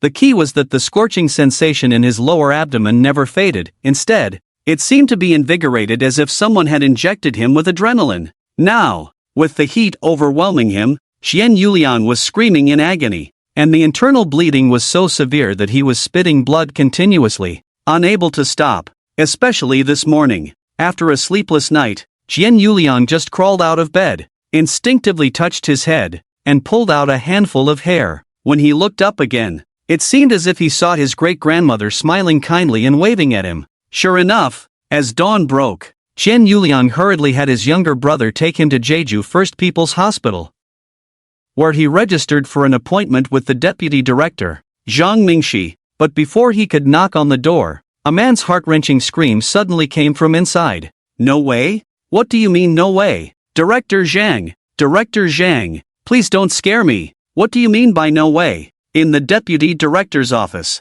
seeing Zhang Mingxi shaking his head and sighing, Li Shangbin was so frightened that he stumbled and collapsed on the spot. Ah, Mr. Li, I have already made myself very clear. I'm not even going to mention the tricky ailments of your internal organs and meridians. Let's just talk about your 2 arms. When you were first hospitalized, you only had 1 arm broken, and you were fine when the nurse did her rounds last night. Yet today, your other arm has inexplicably broken as well. I have already reconnected the fractures in both your arms, but just as I finished reconnecting the bones, The tendons in your arm twisted themselves into knots as if they had a mind of their own. Just as I was straightening out the tendons, your body started showing symptoms of hair loss, testicular atrophy, and burns, clinical symptoms that only radiation sickness would cause. At this point, Zhang Mingxi couldn't help but rub his throbbing temples, his tone serious as he said, "Mr. Li, to put it simply, with all these complex ailments in your body, the best treatment plan I can think of right now is to amputate wherever there is disease. Take your 2 arms, which have been sick for a while, as an example. It's not a solution. You might as well amputate. Otherwise, the necrotic parts will continue to spread, and your life will be at risk." "But, Mr. Li, don't be too pessimistic. Actually, there's nothing to fear about amputation. Look at those in wheelchairs or on crutches. Aren't they all optimistic and facing life positively? There's a saying that goes well. If you shine, the heavens will arrange it." Seeing the color drain from Li Xingbin's face at a visible speed, Zhang Mingxi, an experienced doctor, immediately employed his professional skills and launched a comforting barrage. "Amputate. Amputate?" Li Shangbin gasped, nearly fainting on the spot, as if 1,000 wild horses were galloping through his mind. "What the hell? Where's the sickness to amputate? You clearly know you're treating a patient. If I didn't know better, I'd think you were playing a game here. If something's wrong, just cut it off. I came here for treatment. I arrived with all my limbs intact, and now I'm being turned into a pole by you. Given the current situation, you might as well stop trying to cheer me up. Hurry and notify the hospital cafeteria to prepare a feast. It's just that both my hands are in casts. Otherwise, I'd slap you across the face. First, I'll make sure your old insurance card is in arrears." "No way. Director Zhang, you can't do this. When I first came in, I only had one arm broken and some internal bleeding. Now I've turned into this half-human, half-ghost state, and that's all you're doing. In the end, your intervention was worse than doing nothing. If you hadn't intervened, I could have stayed in bed for a couple more days. But with your intervention, how could you just cut off whatever's sick?" After hearing Zhang Mingxi's final treatment plan, Li Shangbin felt darkness closing in and nearly fainted. With his arms in casts, he clung to Zhang Mingxi's thigh, tears streaming down his face. Gone was the deep, sentimental look he often displayed in front of the media, mourning his late wife. Looking at Li Shangbin, who was crying and wailing while holding onto his thigh, Zhang Mingxi's brows furrowed into a shape, feeling overwhelmed. As the vice president of the First People's Hospital of Jeju, a medical authority in the entire Haidai province, if this matter were to be leaked by someone with ill intentions, his reputation would be severely damaged. Moreover, Li Xingbin's earlier words weren't entirely wrong, at least on the surface. The symptoms he diagnosed when Li Shangbin was first sent to the hospital were just internal bleeding and a broken arm. It shouldn't have led to amputation, right? But what truly troubled Zhang Mingxi was that he had also detected very severe symptoms of radiation sickness in Li Shangbin. To have radiated a peak master-level warrior with a vitality of 9,999 to this extent, Zhang Mingxi suspected that Li Shangbin might have directly swallowed uranium-235. If he were to follow his earlier logic of cutting off whatever was sick, wouldn't that mean he could turn Li Shangbin into a monster and still not cure his illness? He couldn't just notify the crematorium and tell them to come for a living person, could he? "Mr. Li, although I can't treat your illness, there are always people beyond people, and heavens beyond heavens. I heard you have a blood relation with the Li clan. Just because I, Zhang, can't cure it doesn't mean the Li clan can't. Why not write a letter now and see what the Li clan has to say?" Thud. Before Zhang Mingxi could finish his sentence, a loud thud sounded from outside the office door. Immediately, the panicked voice of the little nurse came through. "It's bad. Director Zhang, there's a patient who suddenly fainted in front of your door, at Jeju No. 1 High School." While Zhang Mingxi was busy with the chaos outside his door, Li Cheng had already walked into the school gate. However, upon arriving at school, all the students who saw Li Cheng looked at him with expressions of surprise. It seemed no one expected this guy would actually come to school. Not only that, a series of mocking and sarcastic voices reached Li Cheng's ears. It was as if, in the eyes of these students, Li Cheng was nothing but a joke. "Look over there. Isn't that the Li Cheng who was caught red-handed installing a pinhole camera in his sister's bathroom? That's right, the one who awakened the most useless profession, the forbidden technique master? I also heard that this short-lived guy not only secretly filmed his sister bathing but even dared to extend his thieving hands to his own brother. stealing his brother's blood essence pill. Hey, that's why they say, it's hard to guard against a thief in your own house. Li Chang must feel incredibly embarrassed, having been caught twice in a row, which is why he staged this drama of severing ties. He just wants to gain everyone's sympathy through this means. How shameless can he be?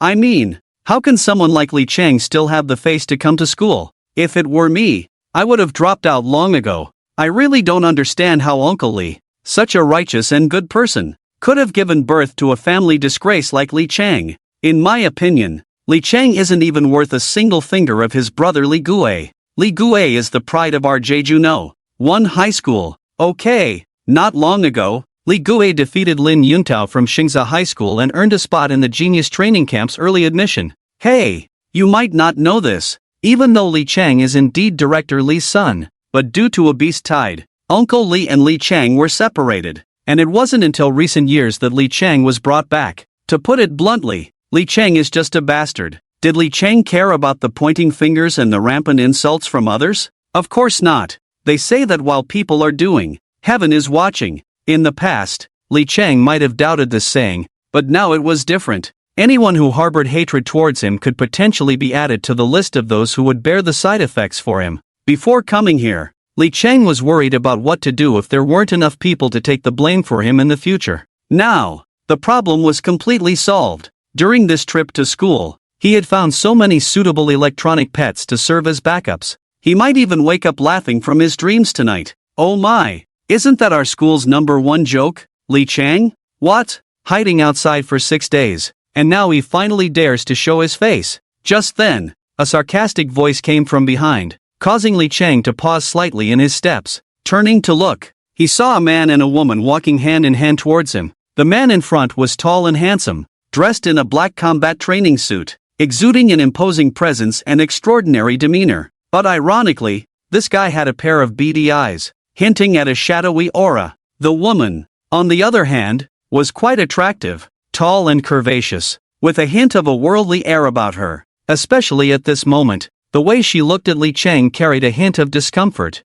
It wasn't until she instinctively wrapped her arm around the shadowy man's that she mustered a bit of confidence. When she looked at Li Chang again, her gaze was laced with disdain from a position of superiority. Zhao Jianrun, Zhai Xinxin. Upon seeing the two, Li Chang was first taken aback, then his expression turned to one of realization. Zhai Xinxin was his girlfriend. However, he didn't care about the betrayal of this green tea girl. This was all thanks to the environment he had lived in since childhood, filled with deceit and the jungle law of the survival of the fittest. A mere woman, Li Chang didn't take her seriously at all. It was like going to a car dealership to test drive a car. Just because you test drive it, does that mean you have to buy it? Although he had indeed test-driven Zhai Xinxin a few more times, that was the loss of the person who took over. It had nothing to do with him. Li Chang. Some people, some things, it was enough to have experienced them. There was no need to linger. He. Li Chang, I really didn't expect this.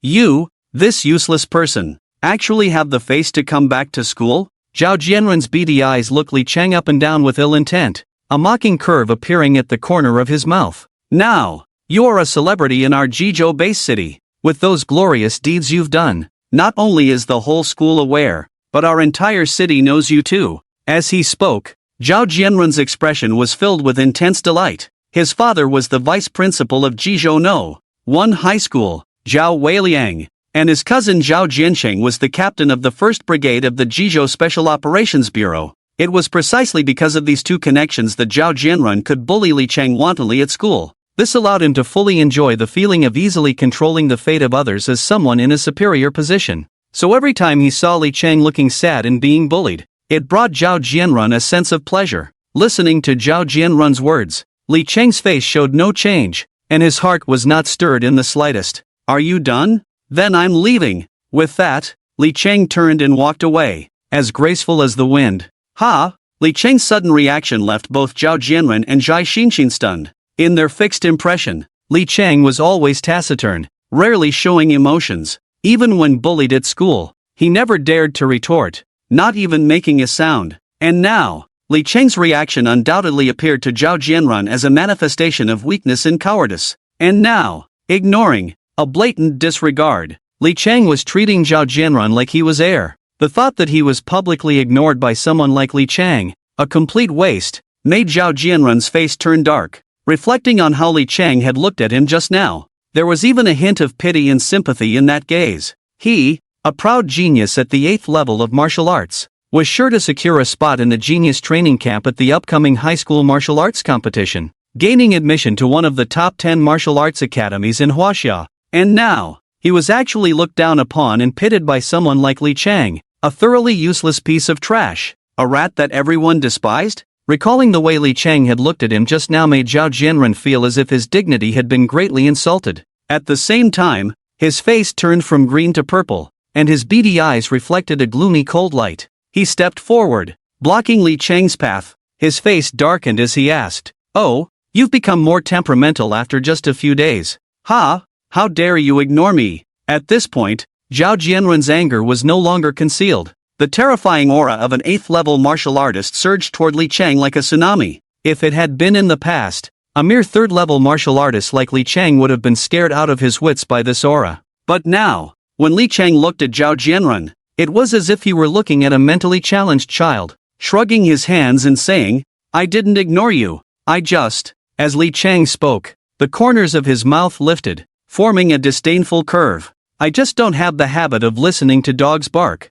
Silence. With Li Chang's words, the scene suddenly fell silent. Everyone present stared wide-eyed at Li Chang, their faces filled with disbelief. They couldn't believe that such a provocative statement had come from Li Chang's mouth. Was this really the quiet, timid Li Chang they knew? In just a week, how had he seemingly transformed into a completely different person? You worthless piece of trash. How dare you call me a dog?" Zhao Jianrun pointed at his own nose, his face a mask of incredulity. It wasn't just him. Even Zhai Xinxin was slightly surprised that Li Chang dared to retort, but then she scoffed, her face full of disdain. In the past, when she was with Li Chang, it wasn't so much that she valued him as a person, but rather that she saw the potential in his connections, a father at the peak of the master realm, an elder sister who was the top scholar of Haidai province, Zhang Yuanu, and a younger brother, Li Guai, with exceptional talent. So even if Li Chang was useless, if she could leverage her relationship with him and the Li family,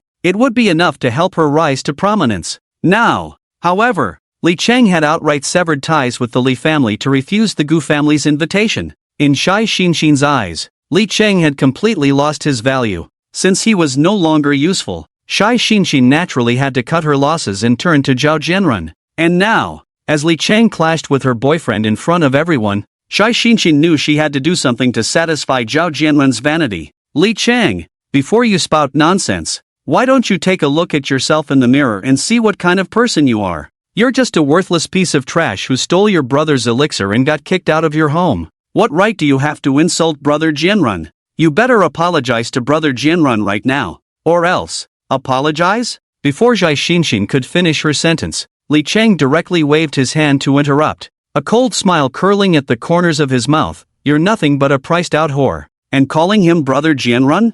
I feel disgusted for you." Boom! Li Chang's words were like a bomb dropped into a calm lake, instantly stirring up chaos among the onlookers. The students watching were thrown into a frenzy. Everyone's eyes widened, mouths agape as they looked at Li Chang. They never imagined. Usually, that silent, seemingly weak and useless Li Chang would dare to confront Zhao Jianrun and Zhai Xinxin like this. This moment ignited the emotions of the crowd. These students had never witnessed such an explosive scene. They were all excited, reveling in the drama. The looks they cast at Li Chang were filled with mockery and ridicule. They all knew that Li Chang was doomed today, an awakened forbidden technique practitioner, yet only a martial apprentice at the 3rd stage. Even if Zhao Jianrun couldn't teach him a lesson now, if they faced off in the upcoming high school martial arts competition, Li Chang would truly be in for a world of hurt, far beyond their imagination. "Li Chang, you..." Zhai Xinxin's nose crinkled in anger. She could never have imagined the once subservient Li Chang, whom she had toyed with, now dared to call her a whore. In that moment, Zhai Xinxin was so furious that her pretty face turned red, unable to utter a complete sentence. On the other side, Zhao Jianrun seemed to suddenly think of something, and his angry expression faded. He reached out and pulled Zhai Xinxin into his arms, a smug smile of a victor appearing on his face as he deliberately elongated his tone, saying, "Oh, I understand now, Li Chang. I know exactly what you're thinking. Is it because Shinshin was taken away by me that you've turned love into hate? You want to use such despicable and vile means to belittle Shinshin, hoping to salvage and compensate for your already trampled self-esteem. However, it was precisely because of Zhao Jianrun's words that Li Chang burst out laughing on the spot. What did you say? Turning love into hate? Ha ha ha, this woman? She's not worthy. After saying that, Li Chang looked Zhai Shinshin up and down, a mocking curve appearing at the corner of his mouth as he clicked his tongue in amazement, saying, TSK TSK TSK, Zhao Jianrun, you really live up to the good name your parents gave you. Not only does your name have a derogatory character, but what you're doing now is even more despicable. Even the worn-out, unwanted shoes that I, Li Chang, have played with are now picked up by you as a family heirloom, right? What did you say? Although Li Chang's voice was not loud, its impact was even more powerful than before. The onlookers were stunned, their jaws nearly hitting the ground. Played out? Unwanted shoes? Li Chang didn't mention Zhai Shinshin directly, but every word pointed at her. Li Chang stepped forward and patted Zhao Jianrun on the shoulder, giving him a look of immense sympathy. Brother, you might not know yet? Zhai Shinshin knows that I've never gotten along with that old beast, but she is very eager to meet him. To get me to agree, the means Zhai Shinshin used were truly astonishing. During that month, Zhai Shinshin studied foreign languages with me every day to please me. Let me put it this way. I've seen every version of Zhai Shinshin you've seen, but I've also developed the ones you haven't seen. Gah! Listening to Li Chang speak so seriously, the crowd around them was dumbfounded. Studying foreign languages? The versions you haven't seen, I've developed? This, in an instant, all eyes in the room were focused on Zhao Jianrun. Each of them wore an incredibly strange expression, with some even covering their mouths to stifle their laughter. As for Zhao Jianrun, the confident smile of a victor was nowhere to be seen on his face, and his old face was so bloomy it seemed ready to drip water, especially with the keywords like pleasing, foreign language, and developed coming from Li Chang's mouth. At this moment, they felt like invisible swords piercing straight into Zhao Jianrun's heart. This caused him immense real damage, and he nearly spat out a mouthful of old blood. But that wasn't the end, because what Li Chang said next was even more shocking, completely breaking Zhao Jianrun's defenses. He spat out a mouthful of old blood on the spot.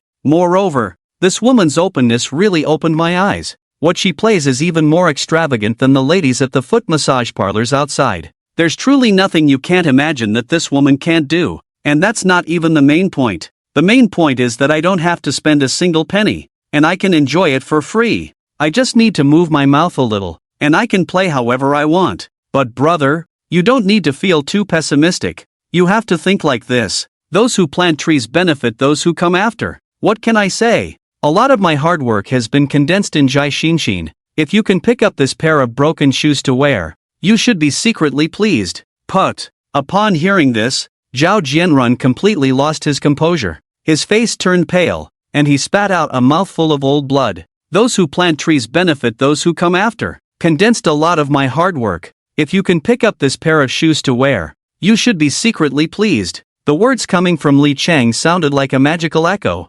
continuously looping in Zhao Jianrun's mind. In that moment, Zhao Jianrun felt darkness clouding his vision, and he immediately spat out another mouthful of old blood, as if the whole world was spinning around him. Broken shoes? Not only did he pick up someone else's discarded broken shoes to wear, but he also proudly ran in front of them to show off? Zhao Jianrun thought about how he had only been with Zhai Shinshin for less than a week. They hadn't even progressed beyond holding hands, let alone kissing. Then he thought about how this goddess he had finally managed to pursue was now sweetly flirting with Li Chang, a useless person he had always looked down upon, displaying all sorts of servile behavior. Instantly, blood began to flow uncontrollably from the corner of Zhao Jianrun's mouth. Geneva! Refund! You can't bully people like this. After flashes of indescribable images crossed his mind, Zhao Jianrun was almost brought to tears from being scammed. Ha ha ha ha. At this moment, the crowd of onlookers could no longer contain themselves, erupting into a wave of laughter that shook the roof. Li Chang, Feng. Zhai Shinshin almost squeezed out the name Li Chang through her teeth, her lungs nearly exploding from anger. She never imagined that the weak and useless Li Chang, whom she could easily manipulate, would, after just a few days, become so arrogant and domineering. The worst part was, this useless person actually dared to compare himself to a wild chicken. A loose woman? This was simply an incredible humiliation. Bastard! Bastard! Bastard! Zhao Jianren's eyes were bloodshot with rage. He had never felt like such a clown in his entire life. He was completely infuriated by Li Chang's sharp words. He had never thought that the useless person everyone could step on in school, a recognized joke for awakening a forbidden technique, could become so sharp-tongued and aggressive, especially since this useless person could trample all over his face with just a few words. The key was that in this matter, he really had no way to retort.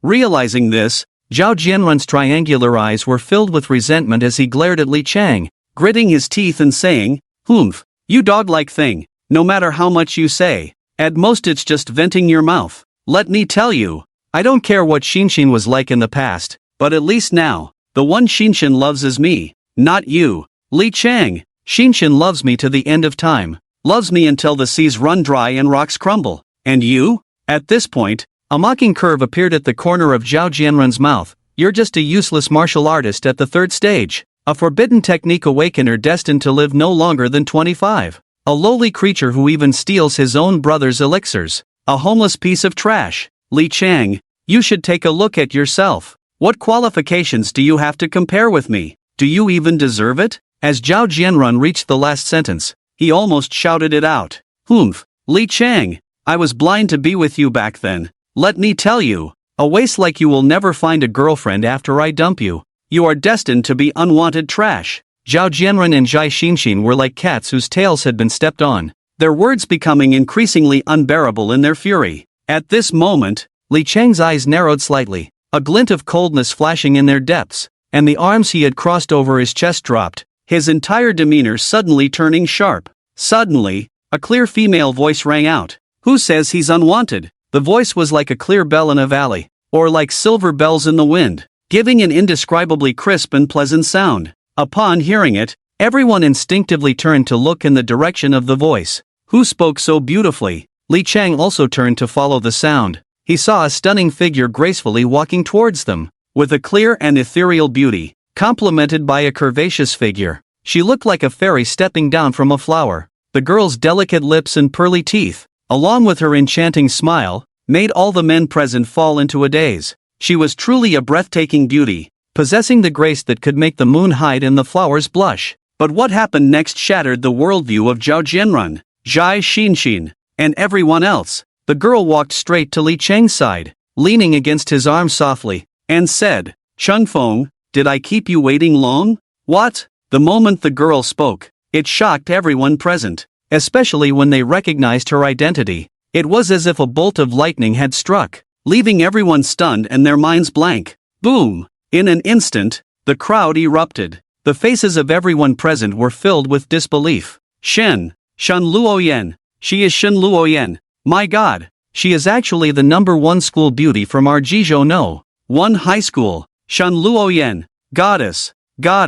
When did you get so close to this waste, Li Chang? How is this possible? Crazy. This world must be crazy. Shen Luoyan's words were like pouring a bucket of cold water into hot oil, instantly igniting the emotions of the crowd. Everyone looked as if they had seen a ghost. Even though Shen Luoyan did not publicly admit to being Li Chang's girlfriend, her affectionate demeanor made people's imaginations run wild. Not only were the onlookers stunned, but Li Chang was also slightly taken aback, looking at this woman with a strange expression. He had only met Shen Luoyan once, and their encounter in the Beast Mountain range had not been pleasant. Yet, despite this, Shen Luoyan still chose to actively help him out of the predicament, although he didn't know what Shen Luoyan was really up to. Seeing Zhao Jianren's mouth agape and his eyes blank as he looked over, along with Zhai Xinshin, the green tea girl, frozen in shock, Li Chang couldn't help but feel a sense of secret delight. At this moment, not only were the students present dumbfounded,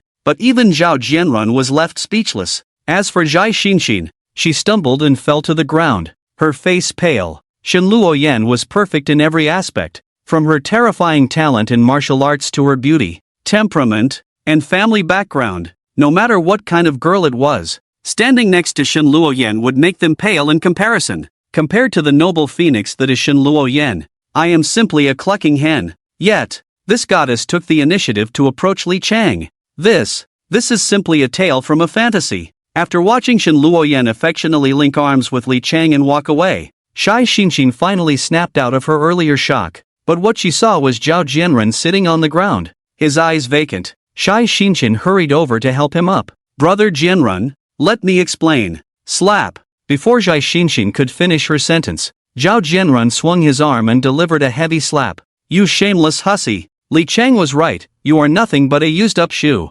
Meeting you has truly brought me 8 lifetimes of bad luck. Zhao Jianren's eyes were almost spitting fire, and the admiration he once had for Shai Xinxin was long gone, replaced by deep disgust. It was all because of this woman. She had turned him, Zhao Jianren, into the laughingstock of the entire Jizhou No. 1 high school, and that wasn't even the most infuriating part. The most infuriating part was that the goddess Shen Luoyan, whom he held in such high regard and dared not defile, was now being embraced by that dog-like Li Chang. This further fueled Zhao Jianren's rage as he gritted his teeth and said, Li Chang, you better pray you don't run into me in high school martial arts. Otherwise, I'll make you understand what it means to wish you were dead. After leaving the school gate, Li Chang went straight to the cafeteria, casually ordered a breakfast, and found a seat by the window. Shen Luoyan sat opposite him. The girl rested her chin on her hand, her bright, lively peach blossom eyes carefully observing Li Chang, who was shoveling food into his mouth,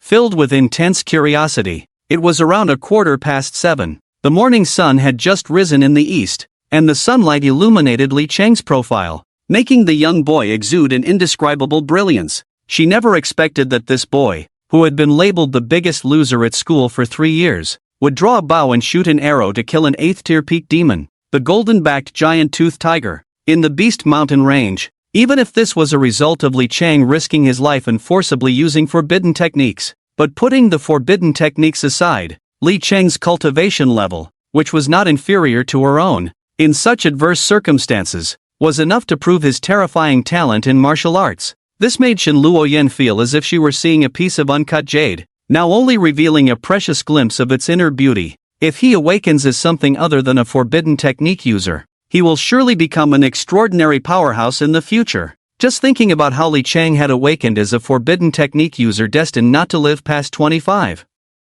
And that he had even suffered a backlash from using forbidden techniques to save her, made Shen Luoyan feel a mix of emotions, as if a bottle of 5 flavors had been overturned in her heart. At that moment, Li Chang, having just finished his meal, noticed Shen Luoyan across from him looking at him with a complex expression of sympathy and regret. This made Li Chang feel uneasy, and he immediately asked, What are you looking at? Is there something on my face? Shen Luoyan, fearing that Li Chang would see through her thoughts, quickly averted her gaze. Recalling their experiences in the Beast Mountain range, she instinctively asked, Li Chang, I heard that during the last school-wide test, your cultivation level was only at the 3rd stage of a martial apprentice, but in your battle with the golden-backed giant-toothed tiger, you clearly displayed the cultivation of an 8th-stage martial apprentice. With your talent, not only in this small Jizhou base city, but even in the entire Haidai war zone, you would be considered outstanding. Yet you were willing to be called the biggest loser throughout your 3 years of high school.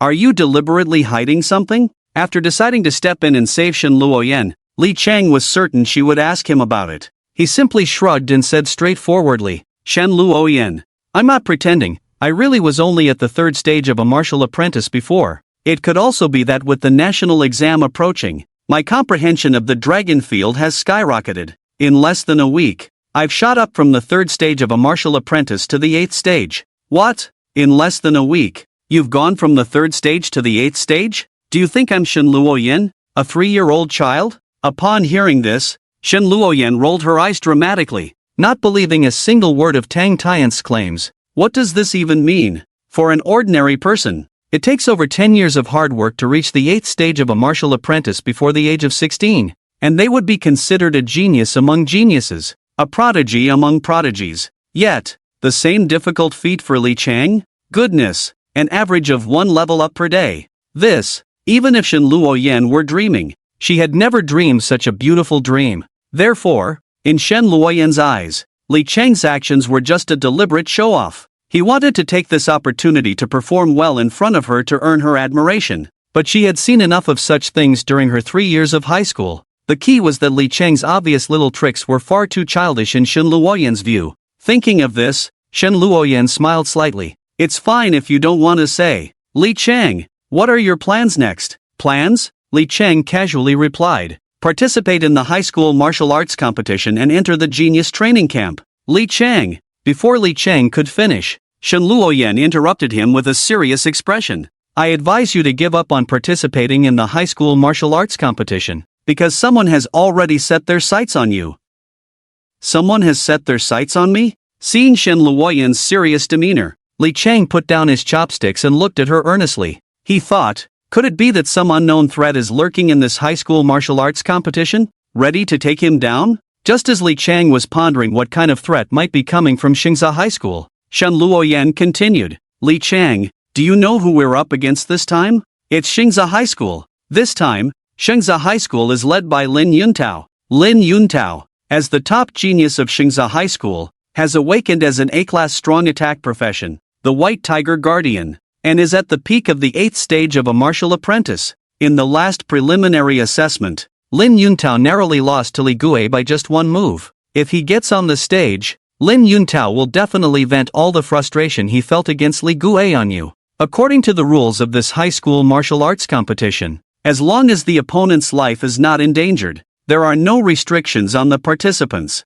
So, if you face Lin Yuntao, you could end up with broken arms or legs at best, or worse, have your dantian destroyed and become a waste right on the spot. At this point, Shen Luoyan smiled smugly and changed the subject. But, Li Cheng, you don't have to feel too bad. Although you can't go to the genius training camp, I've already convinced my family to let you join the Shin family. If it weren't for my father considering that you saved my life in the Beast Mountain range, they wouldn't have agreed to let a forbidden technique practitioner join. Now that I've helped you out this time, how do you plan to thank me? With that, Shen Luoyan winked at Li Cheng, a mischievous look appearing on her pretty face. What? Join the Shin family? From the fact that Shen Luoyan took the initiative to approach him and even helped him out of a predicament, Li Cheng could basically conclude that this girl definitely had ulterior motives. She came to find him, and it was certainly for a reason. But he never expected that after all this time, Shen Luoyan was just trying to persuade him to give up participating in the high school martial arts competition and join their Shin family instead?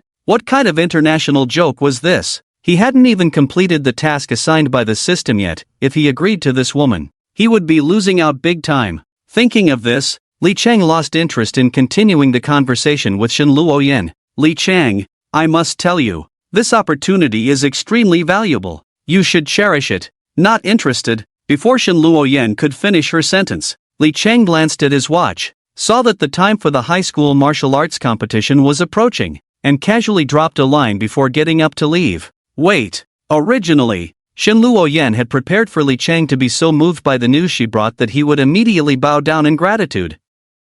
Without a second thought, she imagined him expressing his thanks and trying to please her, the young lady of the Shin family, hoping for her future care and support. After all, how many people would seek to join a prestigious family like the Shins? But Shen Luoyan never dreamed that before she could finish speaking, Li Cheng had already turned his back and left her behind. He was leaving? Watching as Li Cheng walked away without looking back, Shen Luoyan was completely dumbfounded. Once she came to her senses, she felt both embarrassed and angry. Squeezing out a few words through clenched teeth, Li Cheng, stop right there. Shen Luoyan, furious like a little lion, chased after him, her peach blossom eyes wide open, her pretty face flushed with anger. Li Cheng, I know, you men care about face. Back then, you were willing to sever ties with your father and refuse to sign a contract to sell yourself to join the Gu family, right? But the Gu family is the Gu family, and the Shin family is the Shin family. Your father sold you to the Gu family with a contract,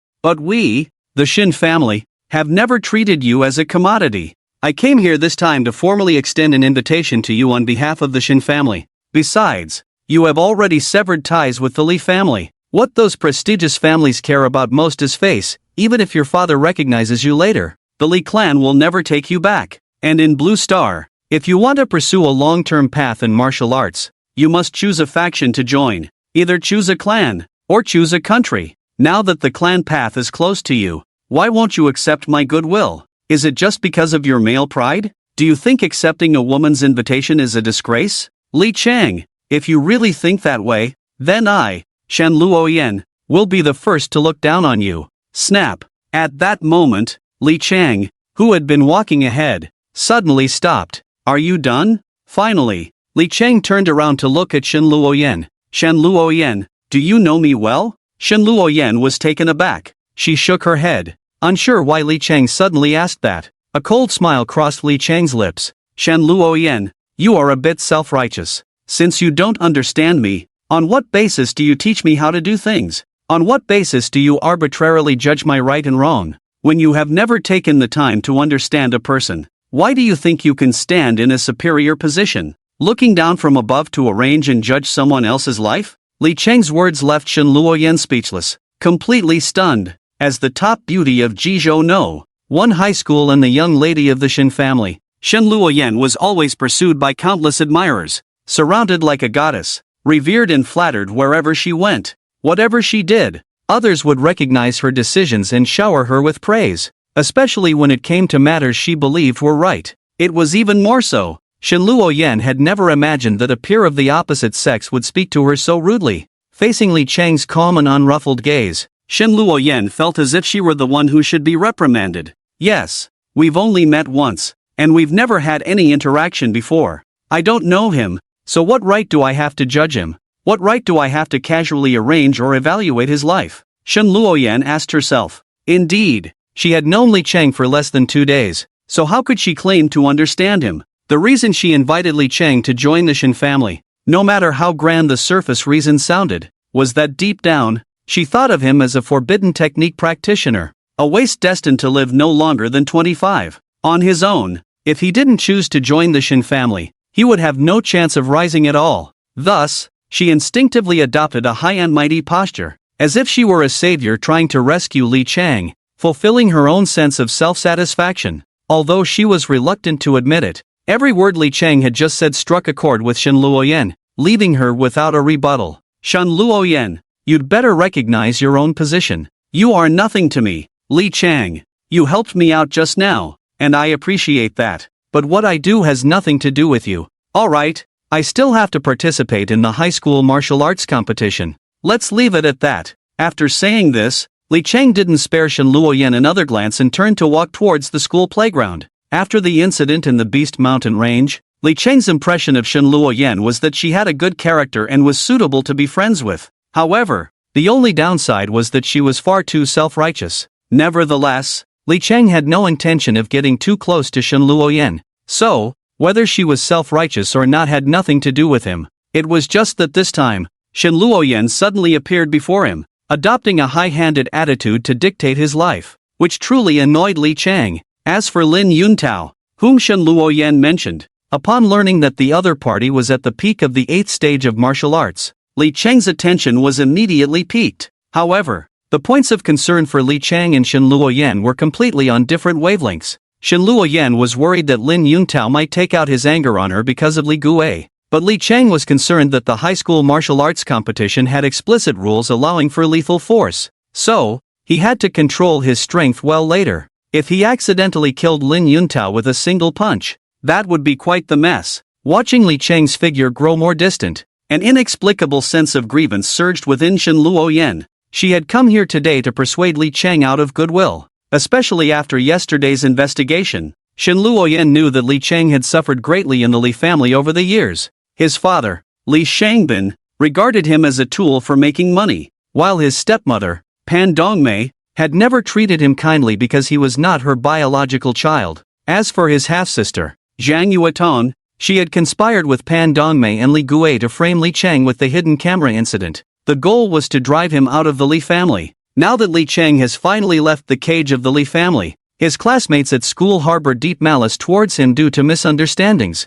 Therefore, Shen Luoyan truly feels heartbroken over Li Cheng's experiences and encounters over the years. Otherwise, with her noble status as the young lady of the Shen family, why would she sacrifice her own reputation to stand up and help Li Cheng out of trouble? Although she hadn't considered Li Cheng's feelings and unilaterally decided to let him withdraw from this high school martial arts competition to join their Shen family's actions, it was indeed somewhat inappropriate. But having done so much for Li Cheng, how could this annoying guy treat her like this? He really has no gentlemanly demeanor at all. Li Cheng, you're such a jerk, a big jerk. From now on, as long as it's about you, if I, Shen Luoyan, get involved again, then I'll take your surname. An unprecedented anger filled Shin Luoyan's heart, making her so furious that she became incoherent, hurling the most insulting words she could think of at Li Chang before turning to leave. However, halfway through, the image of that dog of a man, Li Chang,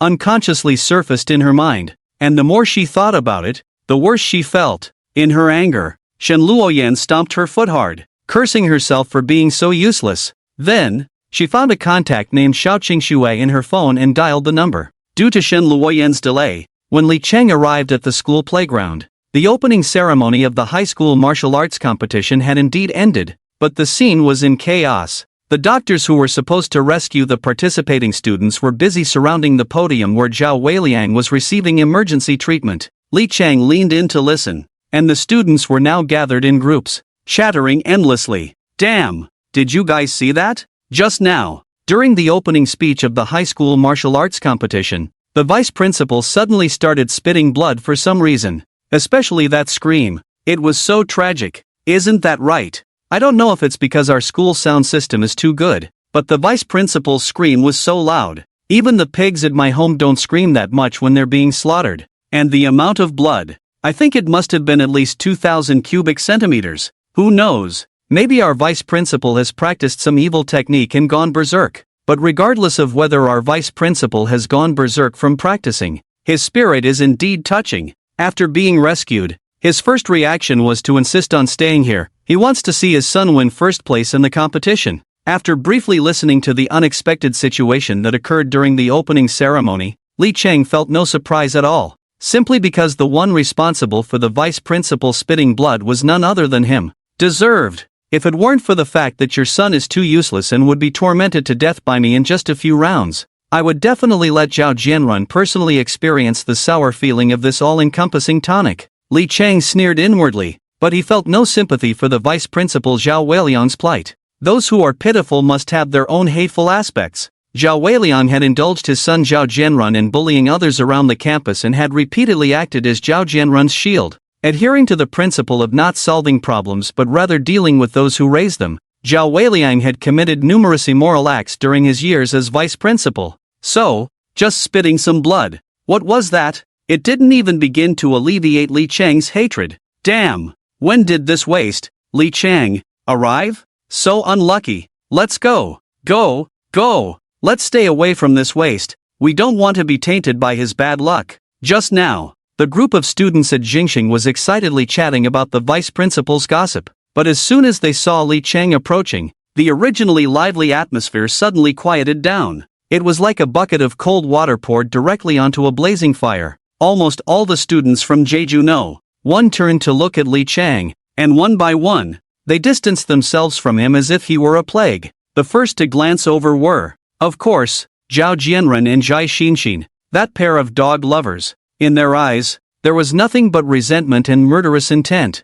along with a hint of impatience. Clearly, this pair had made up their minds to take revenge at this high school martial arts competition. To reclaim the face Li Chang had made them lose in front of the entire school staff and students. With interest, besides Zhao Jianren and Zhai Xinxin, another group of gazes naturally belonged to the teachers and students of Jeju 1. From the looks in their eyes, Li Chang sensed disdain, disgust, and contempt. It was evident that they did not take Li Chang seriously at all, and even thought deep down that someone like him, a martial artist at the third stage who had awakened as a forbidden technique practitioner, actually had the face to participate in the high school martial arts competition? Didn't he fear being beaten to death in the arena later? Li Chang was too lazy to pay attention to the various looks directed at him and walked straight to the front to stand still. It was only at this moment that the dead silence of the playground finally returned to a slight murmur of whispers. At this time, Zhao Weiliang, who had just been rescued by the doctor, stepped onto the podium again. Students, silence. Zhao Weiliang straightened his back and spoke loudly to the students of Jeju 1, who had already lined up again below. The next moment, the students on the playground gradually quieted down, and it became utterly silent. Vice Principal Zhao Weiliang wore a smile and, as usual, said some formalities. Students, the highly anticipated high school martial arts competition is about to begin, and this time we will be competing against Xingzi Middle School. I believe everyone is already clear about the situation of Xingzi Middle School and the rules of this competition, so I won't elaborate too much here. As your principal, I would like to wish our Jeju one a victorious start in advance. Alright, I won't say much more. Now that everyone is here, let's set off. As soon as Vice Principal Zhao Weiliang finished speaking, the fireworks behind him were ignited. Bang, bang, bang, the fireworks exploded in the air, bursting into brilliant colors. Under the leadership of Vice Principal Zhao Weiliang, the students participating in this high school martial arts competition boarded the buses one after another, heading towards the martial arts arena in the city center. After about an hour and a half, Li Cheng followed the crowd to the Jeju Martial Arts Arena. This was Li Cheng's first time here. After passing through a long corridor, the first thing that caught his eye was a high platform placed in the center, from which one could overlook the entire martial arts arena. Below the high platform was a square arena about 100 meters wide, with 4 huge virtual screens hanging above it, displaying the real-time health values of the competitors. Surrounding the arena were rows of seats. Li Cheng followed the Jeju one group, glancing unconsciously at the Xingzi Middle School competition area across from him. His gaze immediately fell on a young boy. This boy stood at the front of the Xingzi Middle School team, wearing the school's iconic white uniform, tall and robust. Just standing there, he exuded a powerful sense of pressure,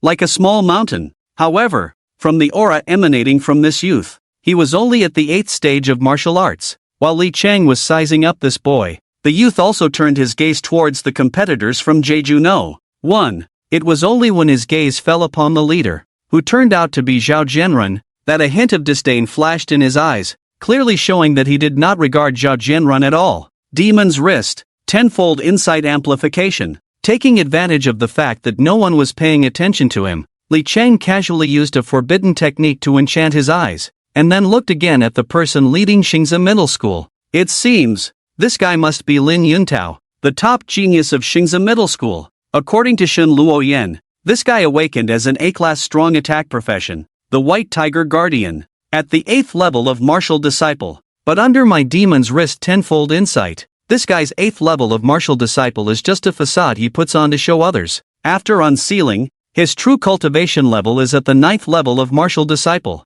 Upon learning that Lin Yuntao was hiding his true cultivation, Li Cheng not only showed no fear on his face, but instead, he rubbed his hands together, feeling a bit impatient. Previously, he had heard Shen Luoyan say that Lin Yuntao was only at the 8th level of Martial Disciple. He was worried that he might accidentally kill Lin Yuntao with a punch during the competition, which would be quite a mess. Now, it was perfect. Lin Yuntao was at the 9th level of Martial Disciple, just right to be his punching bag. He was eager to find out if, after mastering the transformation technique and the second layer of the 7 injuries fist, he could still be his one-punch man without using forbidden techniques. In his excitement, Li Cheng turned his gaze towards the high platform in the training ground. He had heard that the instructors responsible for this high school martial arts assessment were all from the Genius Training Camp, but he had no idea what level this mysterious Genius Training Camp was at. If their level wasn't high enough, he might as well adopt a mindset of completing the system task.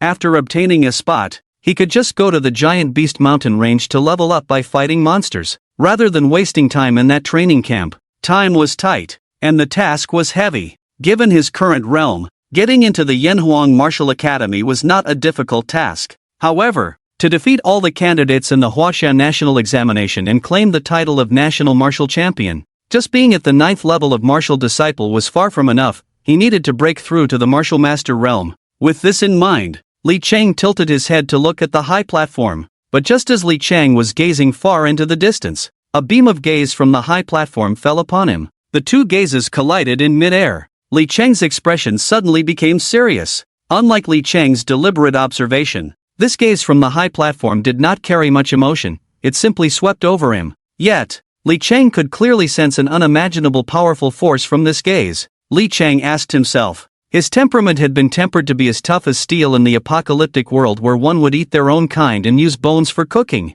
Even when facing Zhang Yuru's seductive eyes, Li Gui's sword-intent pressure, and even Li Xingbin's foul face, Li Cheng had managed to remain unmoved. But in the face of this power, Li Cheng felt a heaviness in his chest, a vague sense of breathlessness, as if the other party could suppress him at any moment if they wished. This was also the first time Li Cheng felt a significant gap in strength since awakening the system. Hiss! What terrifying power! Li Cheng bit down hard on his tongue. feeling the metallic sweetness spread in his mouth, which helped him suppress the surging emotions and regain his composure. The woman on the high platform seemed a bit surprised to see Li Chang regain his composure so quickly, her red lips curling into a beautiful arc. Is this the boy that Luo Yan spoke of? Interesting. Li Chang shifted his gaze away from the veiled woman and then looked towards the second figure on the high platform in the training ground. This is a middle-aged man around 40 years old, dressed in a deep blue robe unique to the training camp instructors. His features are pronounced, and his square face brings an indescribable sense of oppression, as if he were a giant axe, immovable as a mountain, yet capable of striking with the force of 1,000 pounds. These two instructors from the Genius Training Camp are incredibly strong in terms of cultivation, at least at the Grand Master level, and that female instructor with the veiled face has even reached the peak of the Grand Master level. Li Chang pondered silently, feeling a strong interest and yearning for this Genius Training Camp, although, with Li Chang's mere 9th stage of martial apprentice cultivation, he couldn't discern the true cultivation levels of the veiled woman and the burly middle-aged man. However, his experience of surviving alone in the apocalypse from a young age had granted him a keen sixth sense for perceiving the strength of crises, far surpassing that of ordinary people. Relying on his own perception of crisis strength, he could vaguely judge the general cultivation levels of these two. The key point is that these are just two instructors who have emerged from the Genius Training Camp, and their cultivation is already at the Grand Master level. What kind of unfathomable depth does this training camp itself possess? Due to the last early assessment of the Genius Training Camp, Jizhou No. 1 High School had a great victory over Xingza High School, with the two early slots being claimed by Shen Luoyan and Li Gue. In this high school martial arts competition, it was a case of enemies meeting. Jizhou No. 1 High School collided with Xingza High School once again, filling the atmosphere of the martial arts arena with a gunpowder-like tension even before the competition began, as both sides rubbed their fists and were eager to try. Of course, there were also those like Li Chang, who were curious about the instructors from the Genius Training Camp responsible for this competition. At this moment, the principal of Xingza High School, Chen Wenze, performed a forward roll and landed on the stage. In contrast, Zhao Weiliang from Jizhou No. 1 High School kept waving his hands, looking as if he were constipated, clearly reluctant to go on stage. There was no way. It wasn't that Zhao Weiliang didn't want to show his face on stage, it was purely that it felt as if someone had stuffed a red-hot iron into his lower abdomen,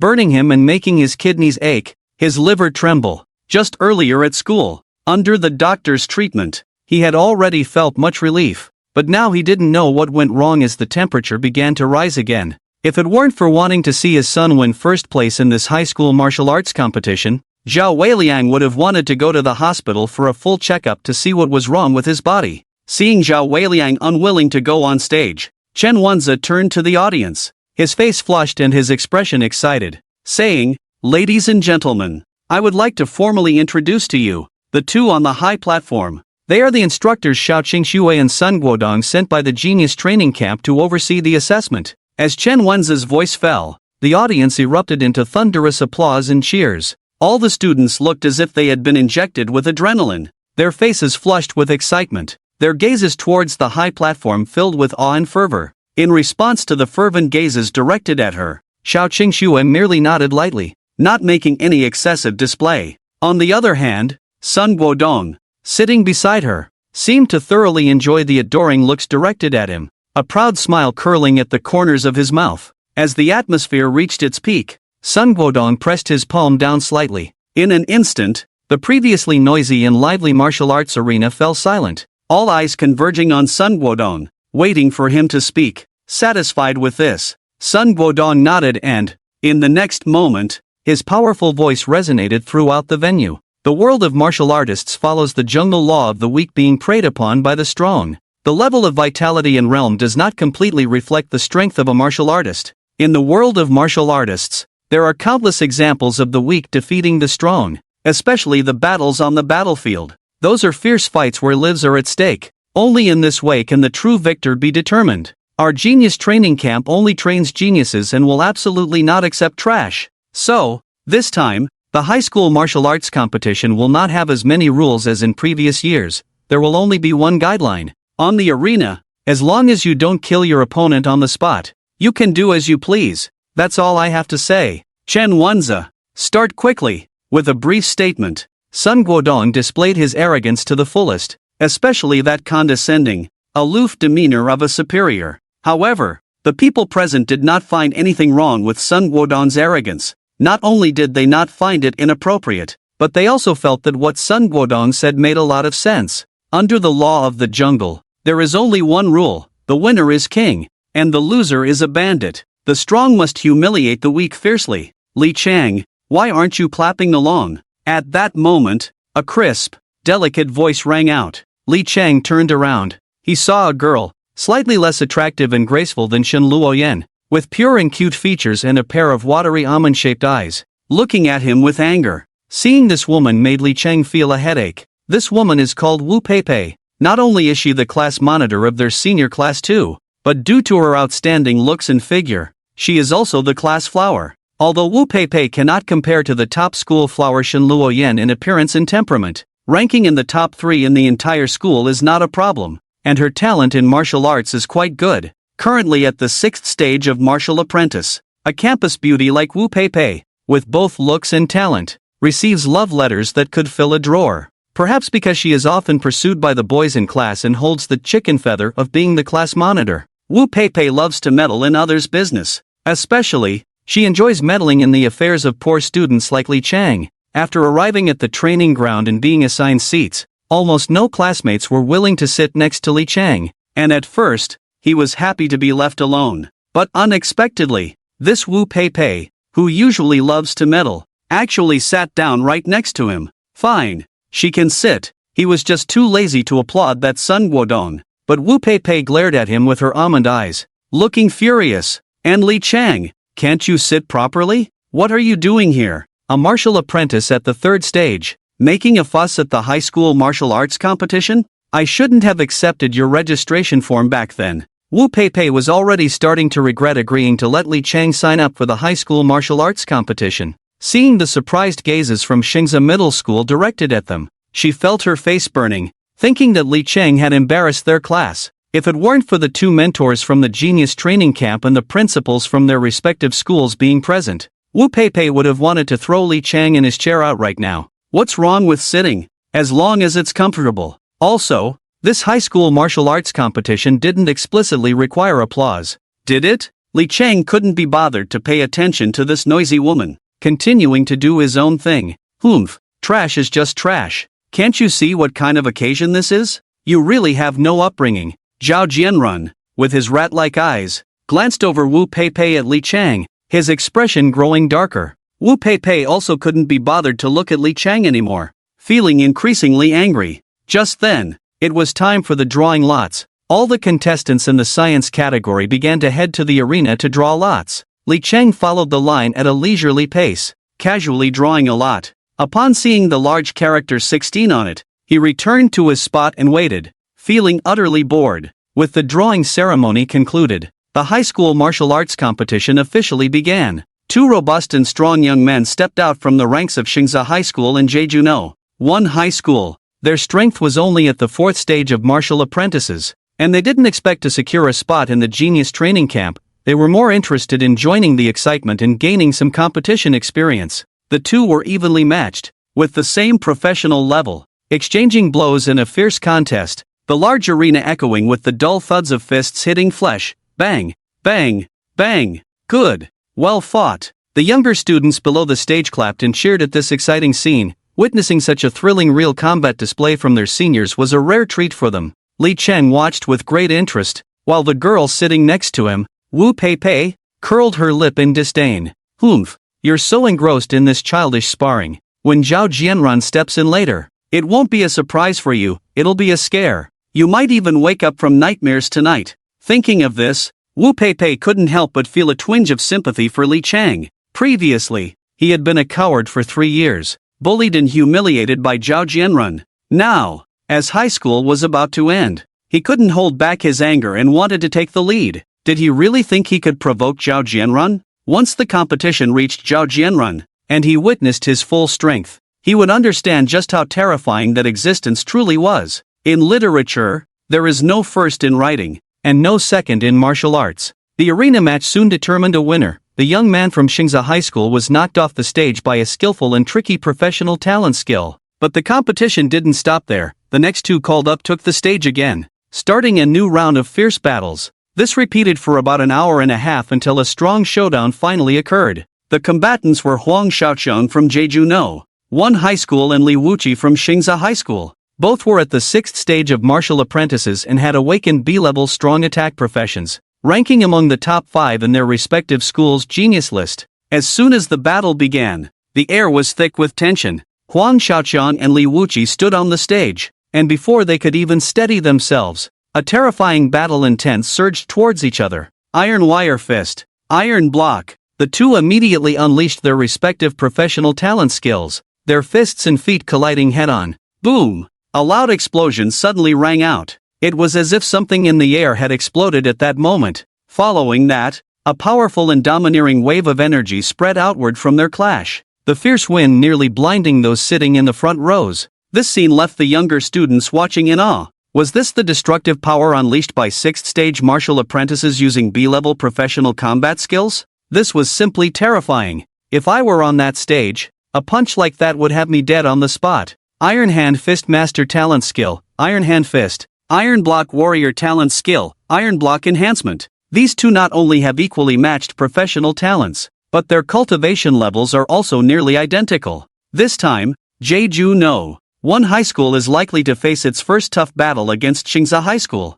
Wu Peipei instinctively clasped her hands together in front of her chest, her almond-shaped eyes wide open, as if her breath had once again been suspended. On ordinary days, Wu Peipei, who had always lived in an ivory tower, had never witnessed such a spectacular and intense confrontation between warriors. Beside her, Li Cheng had already opened his eyes and was looking at the arena. How is it? Did you see? Now you understand the gap between you and those geniuses, right? You know who the frog in the well is now. In her excitement, Wu Peipei couldn't help but look down on Li Cheng. As a longtime top student, the thing she disliked most was someone like Li Cheng, a poor student. The key was that this poor student had no self-awareness at all. So, whenever there was a chance, Wu Peipei would not miss the opportunity to poke fun at Li Cheng, making sure he didn't have it easy. Li Cheng casually glanced at the arena and then closed his eyes again. Really? But I think it's quite average. Average? Humph. We don't even know who was so engrossed in watching a match between mere 4th-tier martial artists. And now you still have the nerve to mock a genius at the 6th tier? I'm not talking about you. The two fighting in the arena have health points over 65, even among the strong at the 6th tier. They are definitely among the best. Moreover, they have awakened strong offensive professions focused on killing. Every punch and kick can shatter gold and jade. If you took a punch, it might directly knock your health insurance card into arrears. And you still dare to boast here? It's simply ridiculous. Seeing that Li Cheng dared to retort, Wu Peipei immediately lost patience with his pretentiousness and lack of self-awareness. A punch? Li Cheng blinked and then chuckled. Even if I stood here and let them hit me 100 times, I wouldn't make a sound. Put. Just as Li Cheng finished speaking, Wu Peipei hadn't said anything yet, but Zhao Jianren beside him couldn't help but burst out laughing. I believe it. What you just said is true. The first punch would knock you out. So of course, you wouldn't say anything after 100 punches.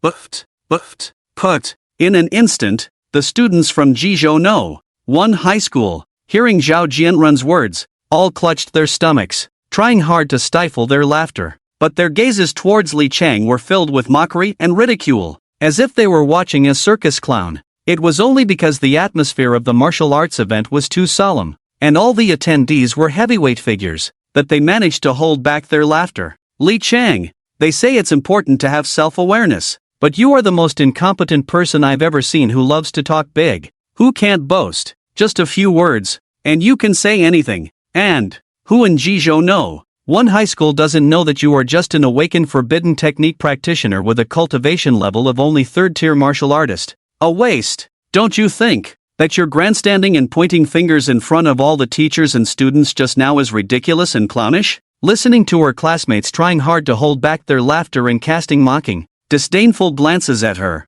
Wu Peipei felt extreme disgust towards Li Cheng. Boasting itself is not shameful, in this day and age. Who hasn't boasted? Who hasn't talked big? But knowing full well that others' strength is right in front of you, yet pretending not to see it and stubbornly acting tough is truly annoying. Originally, Wu Peipei had heard about the conflict between Li Cheng and Zhao Jianren at the school gate, As the class monitor, Wu Peipei felt sympathy for Li Chang, who had been bullied and humiliated by Zhao Jianrun for 3 years. That was why she intentionally sat between the two of them, fearing that Zhao Jianrun would cause trouble for Li Chang again during the martial arts demonstration. Unexpectedly, her good intentions were met with this guy's repeated ignorance and lack of self-awareness. What a fool! How could it be said that this pitiful person must have something detestable about them? After today's events, Wu Peipei had lost the last shred of sympathy for Li Chang, leaving only disgust in her heart. Listening to the muffled laughter and the various mocking, derisive, and disdainful glances directed at her,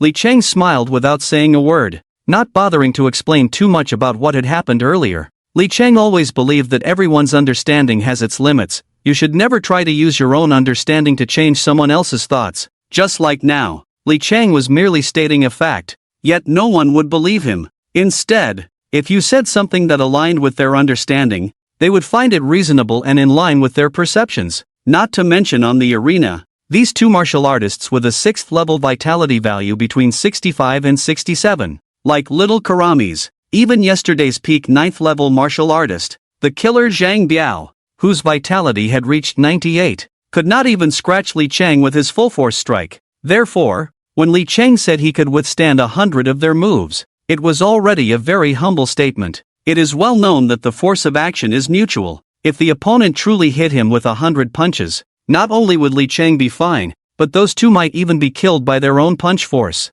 Boom!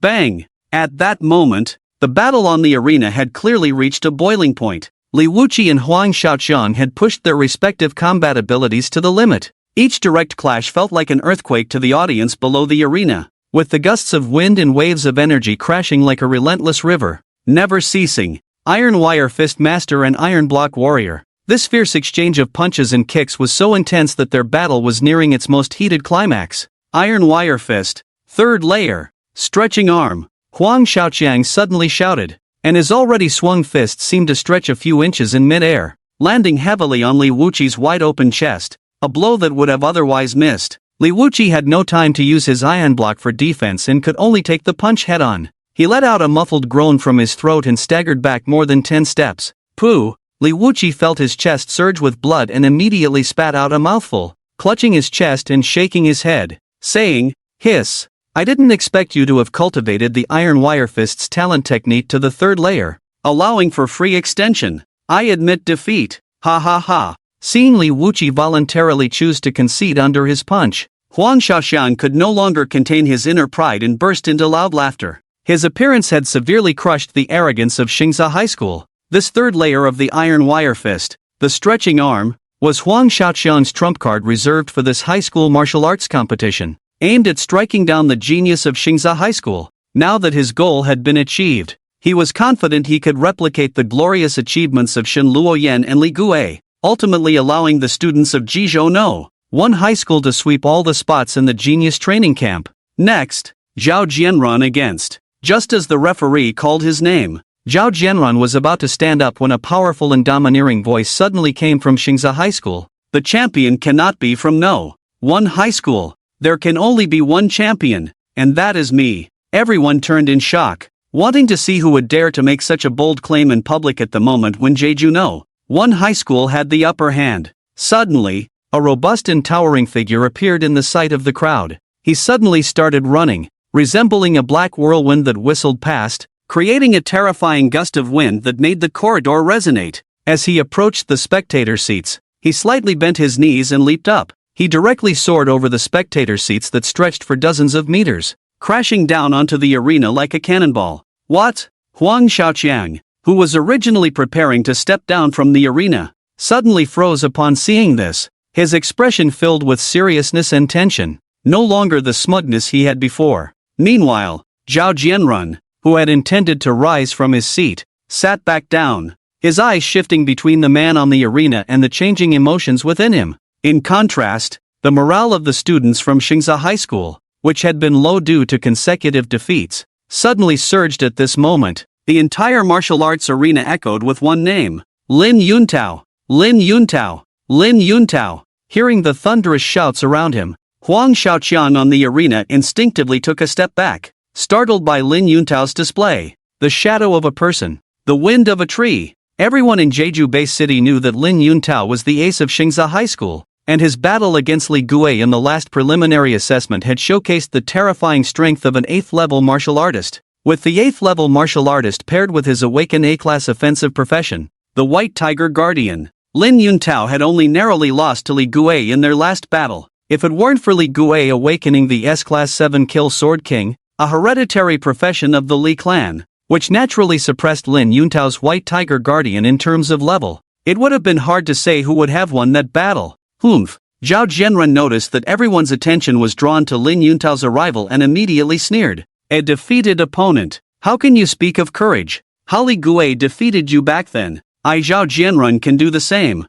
This time, the champion of the high school martial arts competition will definitely be me. Zhao Jianren. As soon as Zhao Jianren finished speaking, the director beside him and the students from No. 1 high school all nodded in agreement. Meanwhile, Zhao Weiliang's eyes flashed with a barely noticeable pride. Today, Zhao Weiliang, despite spitting blood and trembling with anger, insisted on staying in the martial arts arena to watch the competition, refusing to go to the hospital, heavily injured but not stepping back. The fundamental reason was that he firmly believed that his precious son had a hidden trump card that would surely win the championship of this high school martial arts competition. Now, it was merely a formality. What qualifications did Lin Yuntao have to compete with his son? At this moment, Li Chang, who had been resting with his eyes closed, slowly opened them, looking at Lin Yuntao's back as he stepped onto the stage, a meaningful smile curling at the corners of his mouth. So Lin Yuntao finally couldn't resist coming to the stage? It seems this high school martial arts competition is finally going to be interesting. As Lin Yuntao stepped onto the stage, he suddenly smiled at Huang Xiaoqiang, who looked fearful, and said something shocking. Huang Xiaoqiang, you were so arrogant when you were fighting our Xingza people just now. Since you're so arrogant, let me, Lin Yuntao, experience your iron wire fist. Of course, if you're afraid of being beaten to a pulp by me, it's not too late to admit defeat now. As soon as Lin Yuntao's words fell, an extremely sharp and domineering aura erupted around him, and behind him, a faint illusion of a white tiger seemed to emerge. The terrifying combat power of an 8th-level martial artist was fully displayed at this moment. Overwhelming. The expressions of everyone from Jeju No. 1 high school changed in unison, including Li Chang, who also frowned slightly. Lin Yuntao's actions clearly showed that he did not regard Jeju No. 1 high school at all. Without prior notice, he took the stage and immediately launched a fierce attack. So arrogant. Zhao Jianren's face also showed anger as he said, "Does Lin Yuntao really think he is the champion of this high school martial arts competition? Has he even asked me?" Zhao Jianren? In response, the other directors, teachers, and students from the first high school were equally outraged, voicing their condemnation. Meanwhile, Lin Yuntao, standing on the ring, completely ignored the protests from Zhao Jianren and the others, his smile growing more pronounced. Huang Xiaoqiang, I will count to 5. 1, 2, 3. Huang Xiaoqiang's face turned beet red, his eyes nearly spitting fire. Filled with immense anger, Lin Yuntao's actions were clearly a humiliation. The key was that, faced with Lin Yuntao's blatant insult, he had no way to retaliate. Huang Xiaoqiang's cultivation was only at the 6th stage of a martial apprentice. And even with his innate skill of iron wire fist at the 3rd level, he was far from being Lin Yuntao's opponent. Thus, he could only cast a pleading glance towards Sun Guodong on the high platform, hoping this mentor would uphold justice for him. But unexpectedly, what came out of Sun Guodong's mouth immediately shattered Huang Xiaoqiang and the others from Jizhou First High School. I made it very clear before the match. In the world of martial artists, the law of the jungle prevails. Do you think you can let your opponent enter the arena by their name in the wild? Isn't that absurd? Isn't it laughable? As he spoke, Sun Guodong's tone suddenly rose an octave, resonating like a bell. Today, there is only one rule on the ring: do not kill your opponent. Aside from that, once both competitors stand on the ring, the battle has already begun. Upon hearing Sun Guodong's words, Huang Xiaoqiang felt a sudden chill in his heart. He saw the fierce gaze of Lin Yuntao across from him, which gave him the illusion of being targeted by a ferocious tiger, causing him to shiver uncontrollably. Snap! As Lin Yuntao stepped forward, the tension that had been taut in Huang Xiaoqiang's heart snapped completely, and he broke down, saying, I concede. I choose to concede. No one in the audience was surprised by Huang Xiaoqiang's choice. Even the students and teachers from the first high school, aside from feeling a bit embarrassed, did not blame Huang Xiaoqiang. After all, Huang Xiaoqiang was 2 stages below Lin Yuntao in cultivation, and their awakened professional levels were vastly different. Anyone in his position would likely make the same choice. Moreover, Huang Xiaoqiang had already eliminated Li Wuqi on behalf of Jizhou First High School, which was enough. However, the next scene made their eyes widen in shock. Just as Huang Xiaoqiang was about to utter the last word concede, Lin Yuntao, who had just taken a step forward, revealed a sinister smile. Bang! Suddenly, it was as if something had exploded. Immediately, Lin Yuntao's figure seemed to descend like a fierce tiger, transforming into a series of afterimages, and with a powerful, overwhelming force, he struck Huang Xiaoqiang's exposed chest. Ah! A heart-wrenching scream erupted. Huang Xiaoqiang flew backward like a kite with a broken string, crashing heavily to the ground. His chest deeply caved in, and he fainted on the spot. Swish! In an instant, the vast training ground fell silent, so quiet that a pin drop could be heard. Everyone present was taken aback. They never expected that Lin Yuntao would still attack after Huang Xiaoqiang had already conceded. Lin Yuntao stood proudly on the stage, chin raised, looking down at the crowd from Jeju One High School. Hear with me, the weak have no right to surrender. Weaklings should be ruthlessly humiliated by the strong. The teachers and students of One High School surged forward, directly shielding the severely injured Huang Xiaoqiang behind them. At the same time, they glared angrily at Lin Yuntao on the stage, veins bulging on their foreheads, unable to contain their fury. Lin Yuntao was simply lawless. Even with Huang Xiaoqiang having chosen to concede, he not only insulted him verbally but even violently attacked him, leaving him severely injured. Looking at Huang Xiaoqiang's concave chest and the blood he was continuously coughing up, it seemed he might even miss this year's national exam. Leave a line for others, so they can meet again in the future. Lin Yuntao's actions were tantamount to publicly trampling on the faces of everyone from Jeju One High School. Vice Principal Zhao Weiliang was so enraged that he slammed his hand on the table, pointing at Chen Wanze not far away. His face filled with anger, saying, "Chen Wanze, what do you mean by this at Xingza High School? It's just a martial arts competition for high school students, and you actually want to cripple someone." Facing Zhao Weiliang's furious reprimand, Chen Wanze remained calm, completely disregarding the enraged Zhao Weiliang, even curling his lips into a mocking smile. "Principal Zhao, you have no reason to say that. First, regarding the rules of this martial arts competition, Mentor Sun has already made it very clear. The only rule for this competition is that you cannot kill anyone, everything else is up to the contestants' discretion. Second, I personally also strongly agree with Lin Yuntao's actions. He is not wrong. In this law of the jungle world, the winner is king, and the loser is a bandit. That is the only truth. Weaklings should be ruthlessly humiliated by the strong. Weaklings have no right to surrender in front of the strong. They should become crippled." As Chen Wenze's words fell, the faces of the people from Jeju One High School darkened to the point of almost dripping water. They never expected that such words would come from Chen Wanze. This was clearly a declaration of revenge for the grievances from the initial genius training camp preliminaries. Zhao Jianran looked around and saw that everyone from One High School was filled with indignation and fury. He knew it was time for him to step in. Zhao Jianran discreetly took out a crimson pill from his pocket and quietly swallowed it while everyone was focused on Lin Yuntao and Chen Wanze on the stage.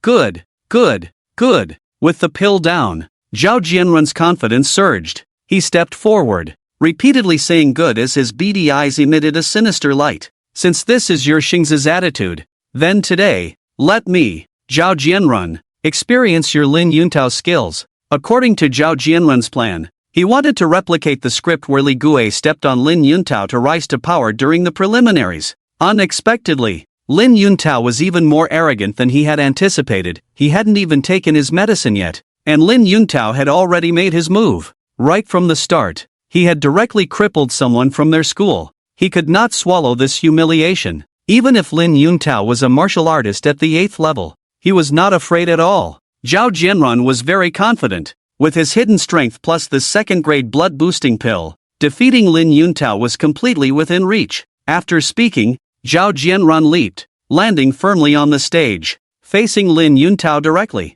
Zhao Jianran, Zhao Jianrun. Seeing Zhao Jianrun choose to take the initiative to fight. Originally, the people at Jeju No. 1 High School were already holding their breath. And now, Zhao Jianrun's actions had completely ignited their emotions. They shouted his name in unison, echoing throughout the vast training ground for a long time. Listening to the teachers and students of No. 1 High School chanting his name, Zhao Jianrun felt like a savior. He was the true protagonist, standing on this stage, accepting everyone's attention and cheers, surrounded by the envy of others. Class beauty Wu Peipei looked at him with admiration and adoration, as if gazing at a hero. This time at the high school martial arts competition, Zhao Jianrun had completely regained the dignity he had lost earlier at the school gate. 10-fold, 100-fold, the cheers, shouts, and support from the many teachers and students of No. 1 High School inflated his vanity to the extreme. Lin Yuntao, I will make you pay for your previous arrogance. Vitality, open for me. Accompanied by Zhao Jianrun's powerful shout, an overwhelming aura surged around him. The large screen in the training ground, which measured the vitality of both sides, began to flicker rapidly. 60, 70, 80. When the display reached 80, the previously noisy and excited scene suddenly fell silent. Everyone stared wide-eyed, dumbfounded at the big screen. In everyone's mind, Zhao Jianrun was at the peak of the 7th stage of martial arts, but now his vitality had broken through to 80, indicating that he had reached the 8th stage of martial arts. Had he been hiding his strength all along, just waiting for this moment to reveal himself? Moreover, the vitality value representing the martial artist's realm was still fluctuating on the screen. It finally settled at 89. Seeing this scene, the students of No. 1 High School became even more excited. The cheers and shouts that had just subsided erupted once again, so loud it seemed they could lift the roof of the training ground. 89. Zhao Jianrun's vitality value had actually settled at 89. At this moment, the atmosphere in the venue reached its peak, especially among the No. 1 High School camp. Everyone was incredibly thrilled. In contrast, the teachers, students, and competitors from Xingzhou looked somewhat grim upon seeing the large number 89 on the screen. A vitality value of 89. This represented the ceiling of the 8th stage of martial arts. Not to mention this high school martial arts competition. Even looking back at the recently concluded Genius Training Camp's early assessment, Zhao Jianrun's terrifying vitality value would still be considered impressive. Ha ha ha, Lin Yuntao, trash like you has no qualification to fight me. I now give you two choices, either admit defeat obediently, or be beaten to a pulp. Zhao Jianrun's tone was filled with mockery and disdain, fully on display. As for the expressions on the faces of the teachers and students behind him, they became even more excited, their gazes toward the people from Xingzhou growing increasingly contemptuous. Last time, Li Guo, who fought against Lin Yuntao, didn't even have 89 vitality and could still defeat him, let alone now. The next match would definitely be a one-sided crushing victory. He, facing the various gazes from the crowd. Lin Yuntao on the stage actually laughed out loud. His laughter was incredibly mocking. Incredibly cruel. Zhao Jianrun, remember this, trash has no qualifications in front of me, not even the qualification to speak. Lin Yuntao, you, Zhao Jianrun, who was enjoying the cheers of the crowd, never imagined that what awaited him was not Lin Yuntao bowing to him in fear, calling him brother Jianrun, spare me and the like. Instead, this was like a barrage of insults directed at himself, who was both short and long on garbage. Clearly, with health points of 89 against 85, the advantage was mine. Yet, how could Lin Yuntao act so arrogantly in front of me?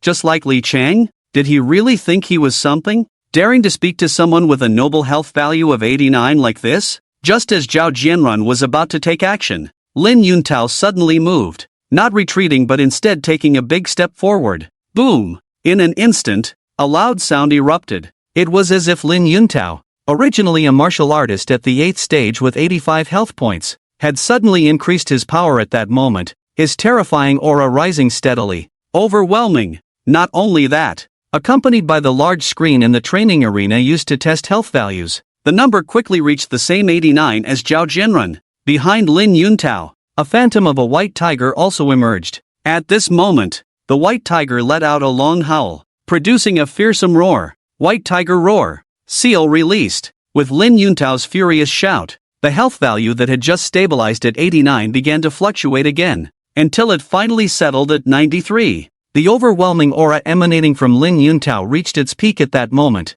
a terrifying power instantly enveloping the entire arena. Swish! The once noisy training arena fell silent as if an invisible hand had pressed the mute button. The atmosphere inside and outside the arena was dead still. Zhao Jianren stared wide-eyed at the big screen. Zhao Weiliang and the teachers and students from the first high school also stared in shock at the numbers on the screen. Even those from the Xingza high school camp were wide-eyed, mouths agape, their expressions utterly dazed and horrified. Health value 90. 93. Martial artist at the 9th stage. When did Lin Yuntao break through to the 9th stage? At this moment, the entire arena was in shock. Everyone felt as if they had been struck by lightning, their minds blank. What? Lin Yuntao was actually a martial artist at the 9th stage. How could this be? Just before, during the battle with Li Guei, Lin Yuntao was still at the 8th stage. How could he have broken through to the 9th stage and reached a health value of 93 in less than 10 days? A health value of 93?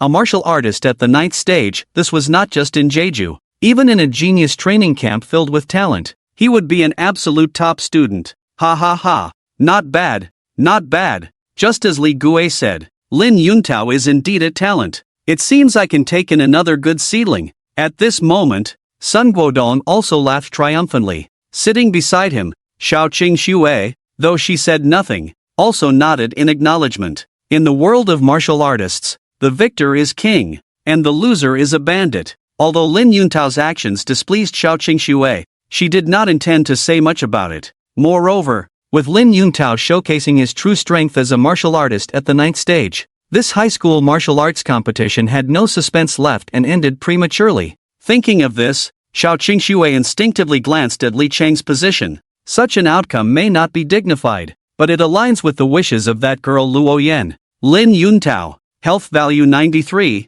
martial artist at the 9th stage. There was no longer any need for the subsequent arena matches. Lin Yuntao alone was enough to wipe them all out. Jeju First High School, defeated utterly. Zhao Jianren pointed at Lin Yuntao, perhaps out of fear or unwillingness, his emotions instantly crumbling as he shouted in disbelief. How is this possible? How could you possibly be a martial artist at the 9th stage? I don't believe it. Faced with the brutal blow of reality, Zhao Jianren completely collapsed. Clearly, he was the ultimate victor of the high school martial arts competition. He had entered the genius training camp under the adoring gazes of all the teachers and students in the school.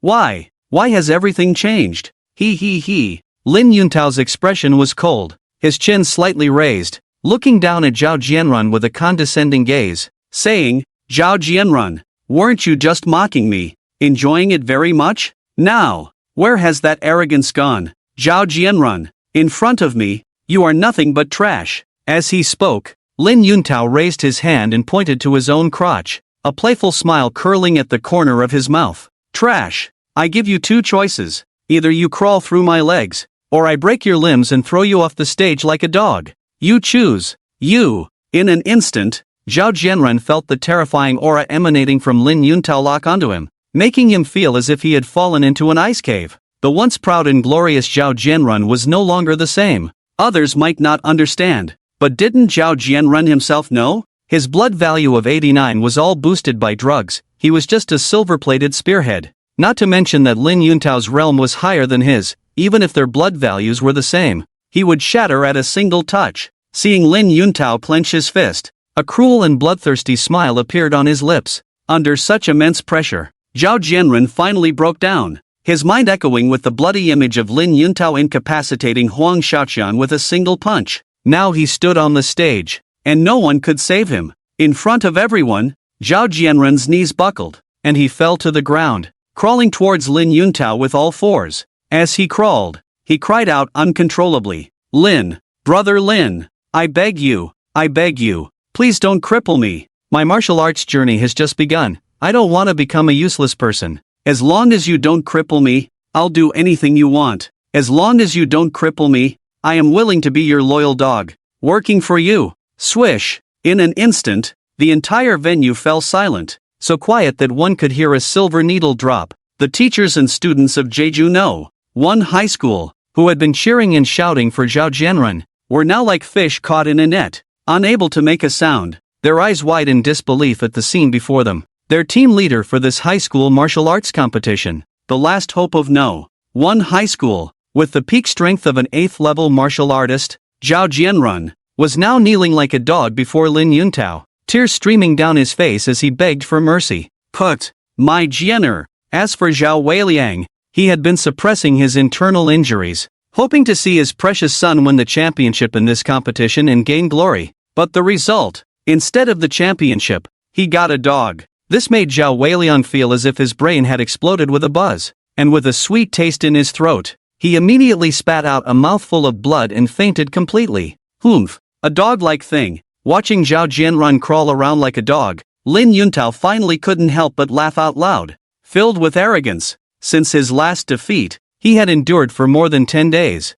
For what? Wasn't it to take revenge for the initial preliminary round today? Originally, he wanted to personally cripple Zhao Jianrun and the other geniuses of No. 1 High School, to announce to everyone his return. But he never expected Zhao Jianrun turned out to be such a coward, lacking even the courage to confront his opponent directly, instead crawling on the ground and hiding in his own pants. This made Lin Yuntao burst into laughter, shouting loudly, "I am Lin Yuntao. I am the champion of this high school martial arts competition. Xingzha High School is the true victor." Looking at Zhao Jianrun, who was kneeling like a dog before Lin Yuntao on the stage, Wu Peipei couldn't bear to watch, her expression pained. The students from No. 1 High School, upon hearing Lin Yuntao's booming shout and seeing Xingzha High School mocking them with derisive laughter and scornful words, all clenched their fists, filled with indignation. But Lin Yuntao loomed over everyone like a mountain. Who among them could defeat him? Who could turn the tide?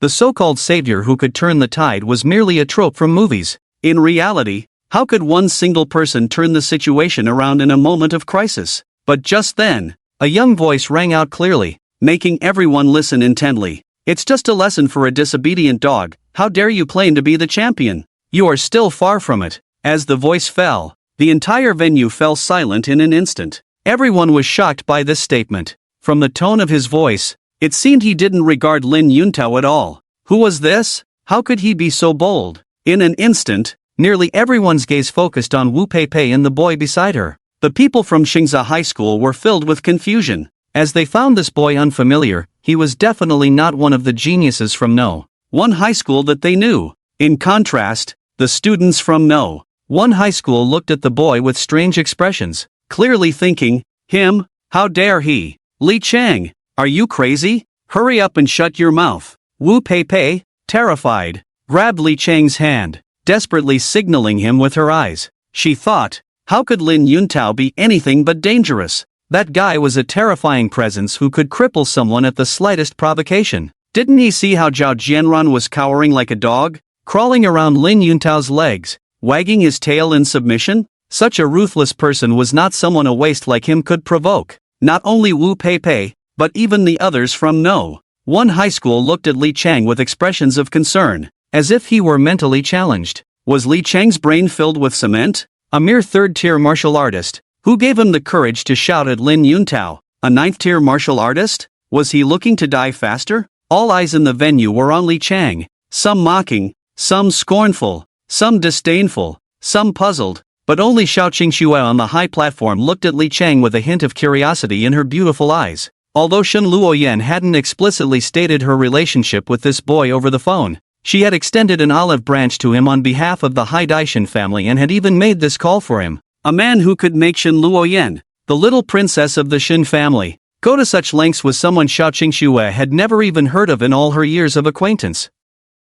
Therefore, Xiao Qingxue was also curious. What was so special about this boy that made Shen Luoyan care so much about him? But, did he truly have enough ability to face Lin Yuntao, who was already a ninth-tier martial artist? Lin Yuntao narrowed his eyes slightly, his sharp gaze immediately falling on Li Chang. Upon recognizing this guy, the one who had an unclear and ambiguous relationship with Shen Luoyan this morning, a fierce light surged in his eyes. "Kid, do you even know who you were just talking to?" Lin Yuntao smiled mockingly, his iron fists cracking ominously as he clenched them. "Of course, isn't it just a clown? A monkey claiming to be king when the tiger is away? What's there to say?" Li Chang shrugged off Wu Peipei's small hand that was tightly clutching his arm and stepped towards the arena. Unlike the previous contestants who made grand and flashy entrances, he ascended the steps steadily, standing before Lin Yuntao with a nonchalant smile at the corner of his mouth. Li Chang, you're just a piece of trash at the 3rd level of martial arts. A waste. Do you even have the right to speak here? Seeing Li Chang step onto the stage at this moment, Zhao Jianren not only had no intention of fighting alongside him but instead pointed at Li Chang, hurling a barrage of curses and insults that grew increasingly unbearable. Zhao Jianren intended to use this opportunity to vent all the frustration he had previously felt from Lin Yuntao onto Li Chang. However, seeing that Li Chang completely ignored his insults only reminded Zhao Jianren of how Li Chang had disregarded him at the school gate that morning, along with the humiliating memories that had made him the laughingstock of the entire school. The combination of new grievances and old grudges made Zhao Jianren seethe with rage. He stepped forward, reaching out to grab Li Chang's shoulder. Damn it! If I can't deal with Lin Yuntao, can I not handle you? Waste? Back in school, it was inconvenient to act with so many people around. Now on the stage, just watch me break your limbs and leave you in a wheelchair for the rest of your life. Zhao Jianren thought viciously, one hand reaching for Li Chang's shoulder while the other formed a fist, ready to smash it into Li Chang's face. But at that moment, Li Chang suddenly turned around, grabbing Zhao Jianren's wrist with a firm grip. Crack! Ah! Zhao Jianren's piercing scream echoed alongside the sharp sound of bones shattering.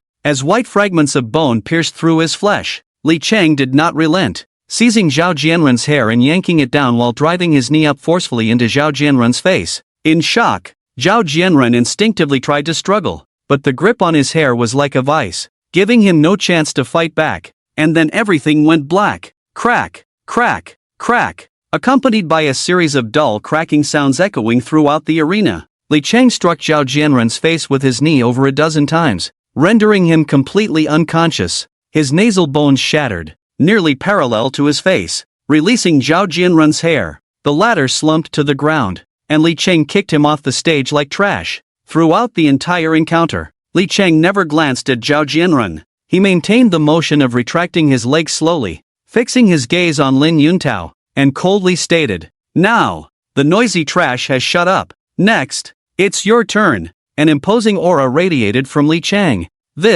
How is this possible? Lin Yuntao was taken aback. He looked at Zhao Jianren, who had been knocked off the stage like a dead dog, and for a moment, his brain couldn't process it. Wasn't Li Chang known as the biggest waste in Jizhou No? One high school? When did a waste come up and take down a peak 8th level martial artist like Zhao Jianren with just a few punches and kicks? Don't be fooled by Lin Yuntao's earlier arrogance in front of everyone. He was throwing around threats, saying he would take out this one and that one, as if he could carve the words invincible on his face. But in reality, even if he faced Zhao Jianren, although he was confident he could defeat him, it would never be as easy as it was for Li Chang. Not just Lin Yuntao. The crowd below was equally stunned. The teachers and students of Yizhong, who had previously mocked Li Chang with all sorts of sarcasm and disdain, now found their throats gripped by an invisible hand, their eyes wide as they stared at Li Chang's back, mouths opening and closing for a long time without being able to utter a complete sentence.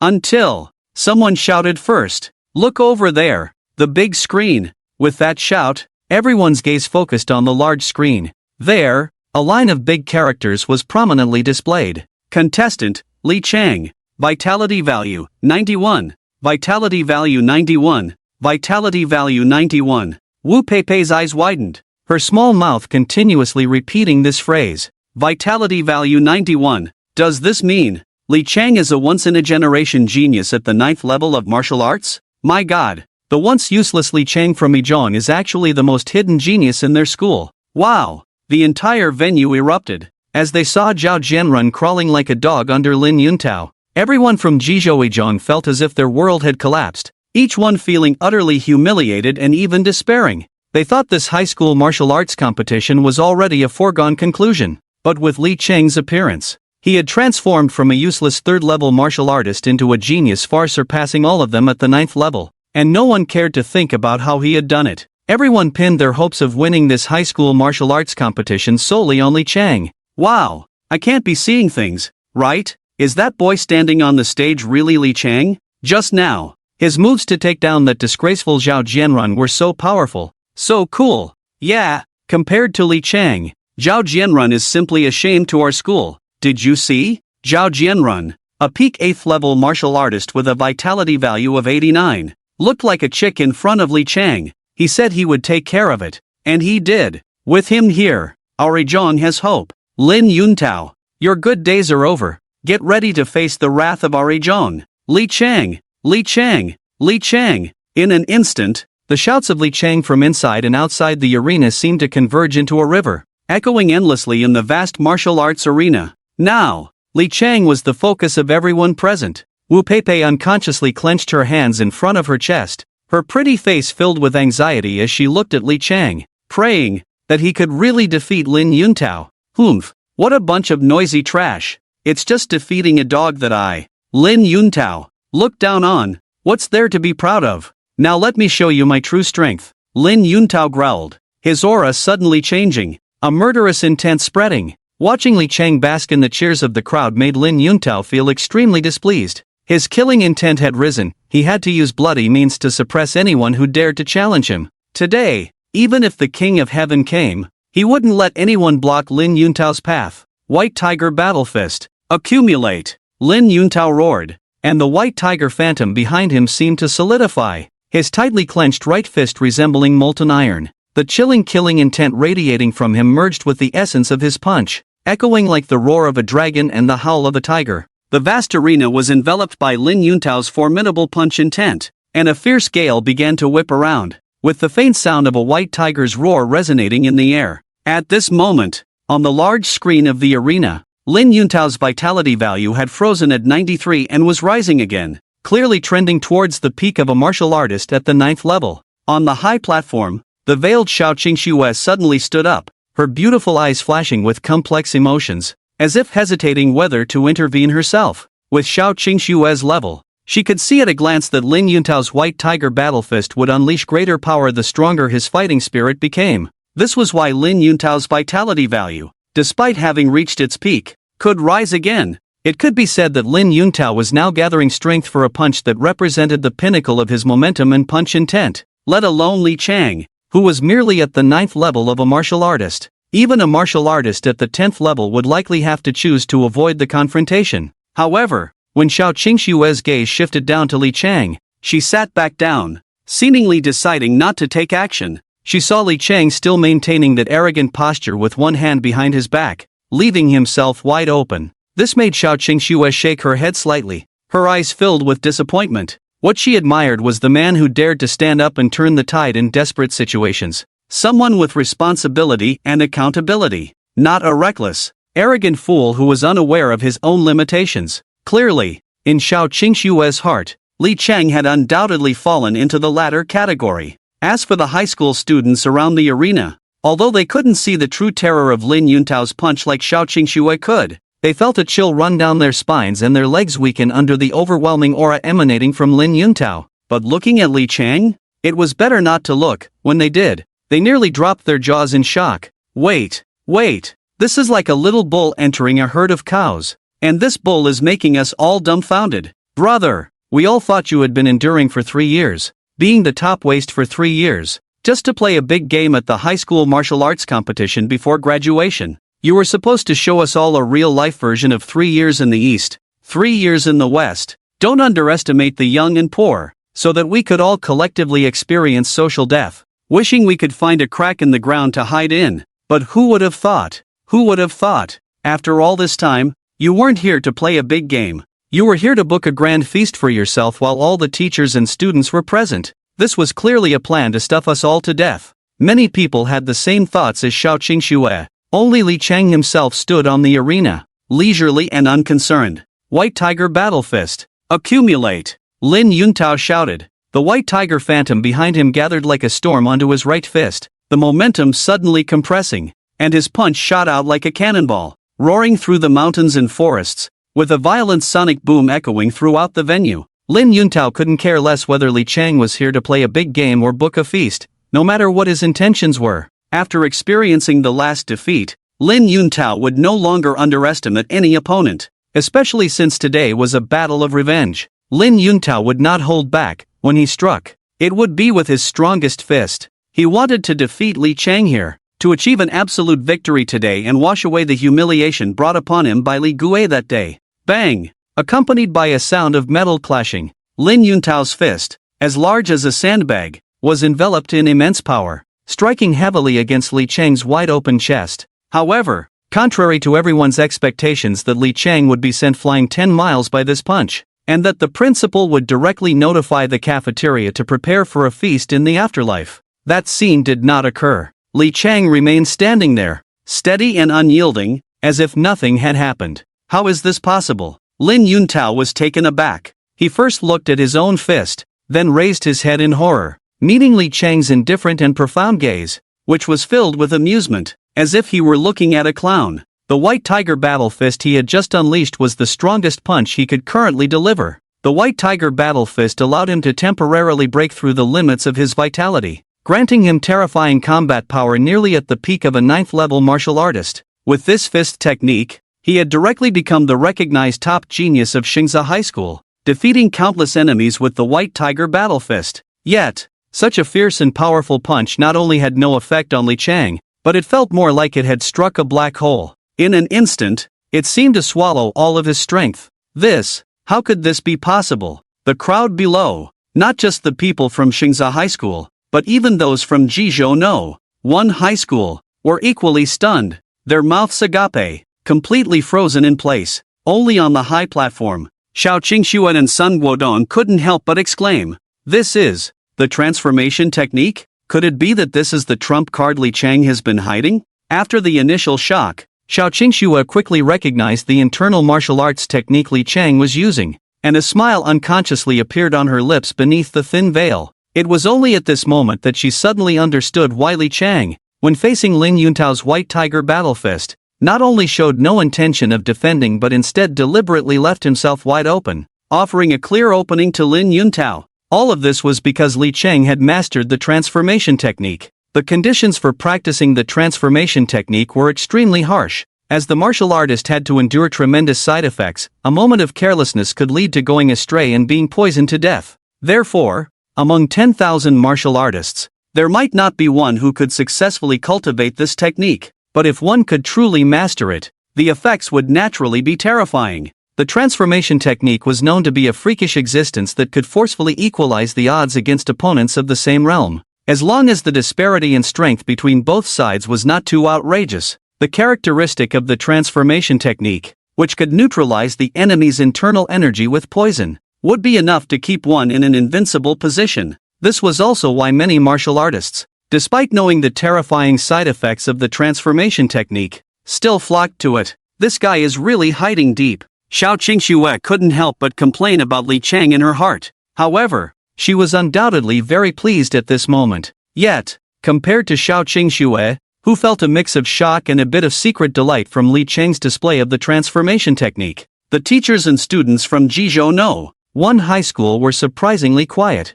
There were no cheers, no gasps, only an unprecedented calm. "I'm numb. This time, I'm really completely numb." If one were to summarize their experiences today in one sentence, it would be that they themselves doubted whether the heavens were deliberately playing with them. Ever since Huang Shaoqiang made his appearance, their emotions felt like they were on a roller coaster, rising and falling continuously, until they had experienced the twists and turns of Huang Shaoxiang, Zhao Jianrun, and Li Cheng, one after another. Don't say it. Li Qingxiu has mastered the transformation technique. Even if Li Cheng directly transformed into a Super Saiyan in front of them and then smashed Blue Star with a single punch, they would still show no signs of inner turmoil, even wanting to take a photo and post it on social media first. On the arena, Li Cheng patted his chest and suddenly grinned. As expected, everything was just as I initially predicted. This transformation technique really allows for a forced 50-50 match with the opponent. Back then,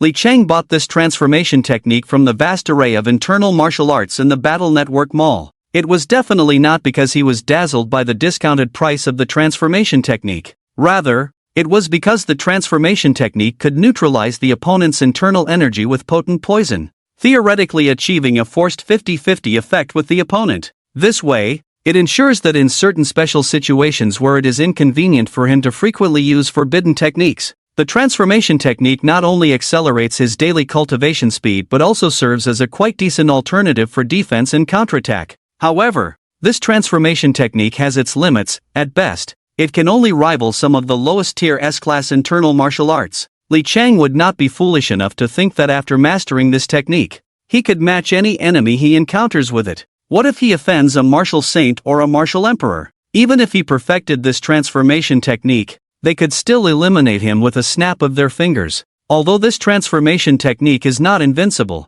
after using Lin Yuntao as a test subject just now, Li Chang could roughly judge that as long as the opponent is not at the peak of the 10th stage of martial disciples, he could neutralize all their attacks with the poison of his transformation technique. Simply put, I am invincible below the martial master level, and 1 for 1 above it. Thinking of this, Li Chang's smile became even brighter. However, the smile on Li Chang's face instantly sent chills down Lin Yuntao's spine, causing cold sweat to break out on his back. The current Lin Yuntao was no longer the arrogant figure who would call others weak and garbage. He took 7 steps back, nearly retreating to the edge of the arena. Although Lin Yuntao still hadn't figured out what method Li Chang had just used to neutralize his White Tiger Battle Fist, he still had some common sense. The strongest strike he unleashed with all his might landed on Li Chang, and aside from slightly disheveling his collar, it really did nothing else. Damn it! Is that it? What was the point of even hitting? I've already given you a chance to strike. Now, it's my turn. With that, Li Chang lifted one foot and stepped onto the arena. Boom! Accompanied by a sonic boom, the granite arena beneath Li Chang's foot instantly shattered. Li Chang's entire being seemed to teleport. One moment he was 100 meters away, and the next he was right in front of Lin Yuntao. White Tiger Guardian, White Tiger Battle Fist. Seeing Li Chang approaching, Lin Yuntao hurriedly swung his fist towards Li Chang's face. 7 Injuries Fist. First style. Bang! Watching the fist coming at him, Li Chang instantly clenched his fist and raised his arm. With no flashy movements, accompanied by a loud explosion of hidden energy, he directly struck towards Lin Yuntao's fist. As soon as Li Chang's 7 Injuries Fist made contact with Lin Yuntao's right fist, Lin Yuntao felt as if he had collided with an invisible copper wall. A wave of hidden energy invading his right arm, but before he could react, he stumbled back several steps on the arena, barely managing to steady himself. At this moment, Lin Yuntao could feel a surge of hidden energy rampaging within him, causing his internal organs to tremble to varying degrees. Pooah! In the next moment, Lin Yuntao could no longer endure the constant tremors in his internal organs, feeling a sweetness in his throat as a mouthful of blood spurted from his mouth, causing him to half-kneel on the ground. Ha! Everyone present was stunned, as if they were made of clay, frozen in place, and the entire venue fell into a dead silence. At this moment, the word shocked was no longer sufficient to describe their feelings. Just moments ago, Lin Yuntao had poured all his strength into a punch against Li Chang, which felt like a mere tickle, and nothing had happened. Yet, Li Chang's punch had directly brought Lin Yuntao to his knees. Spitting blood? Were we watching a high school martial arts competition or a superhero sci-fi movie? This scene was simply too unbelievable. At this moment, even Lin Yuntao's staunchest supporters, the students of Xingzha High School, felt their hearts waver. Faced with the freak that was Li Chang, Lin Yuntao's full-force punch couldn't even break through his defense. Meanwhile, Li Chang casually threw a punch that sent Lin Yuntao to the ground, bleeding. The way everyone looked at Li Chang was as if they were witnessing a miracle, tinged with a hint of reverence. On the contrary, Li Chang on the stage shook his head, clearly feeling a bit disappointed. From the moment he arrived at the martial arts arena, Li Chang had already used forbidden techniques to accurately perceive Lin Yuntao's true cultivation level as a 9th-grade martial apprentice. According to Li Chang's initial plan, he intended to use Lin Yuntao as a tool to roughly gauge his own true combat power without using forbidden techniques. But he didn't know whether he was too strong or if Lin Yuntao was just too weak. Lin Yuntao's full-force punch, in the end, couldn't even break through his own defense. The key point, just now, with the 7 Injuries Fist, he had only used the first form, which unleashed a power equal to 70% of his own strength, and Lin Yuntao was already on the verge of being defeated. Given the current situation, as long as he used the second form of the 7 Injuries Fist,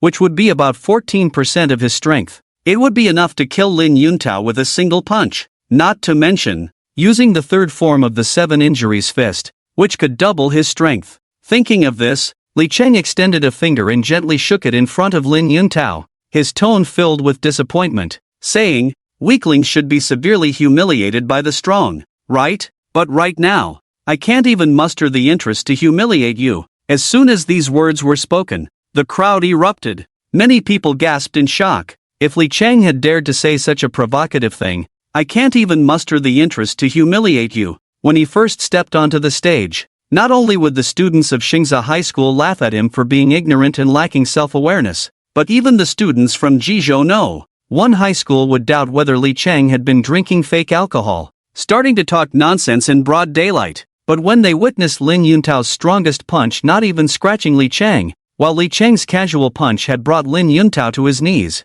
bleeding, it was clear that the outcome had already been decided in just one round. Looking around at everyone present, no one was more qualified than Li Chang to say such words. Li Chang, too strong. I didn't expect it. I really didn't expect it. In this high school martial arts competition, everyone is hiding, but the real old six is still Li Chang. Others can hide for a month at most, but Li Chang, this guy, has hidden for a full 3 years. Exactly. Li Chang just stood there, taking Lin Yuntao's strongest punch without any issue, while with a casual punch, he could send Lin Yuntao to the ground, bleeding. This is the gap. Unbelievable. Li Chang, this hidden gem for 3 years. How terrifying must his true strength be? The students couldn't help but feel a sense of awe. Their instincts told them that they were witnessing not just the birth of the high school martial arts champion, but the rise of a shining star. The name of this young man, Li Chang, would surely echo throughout the world.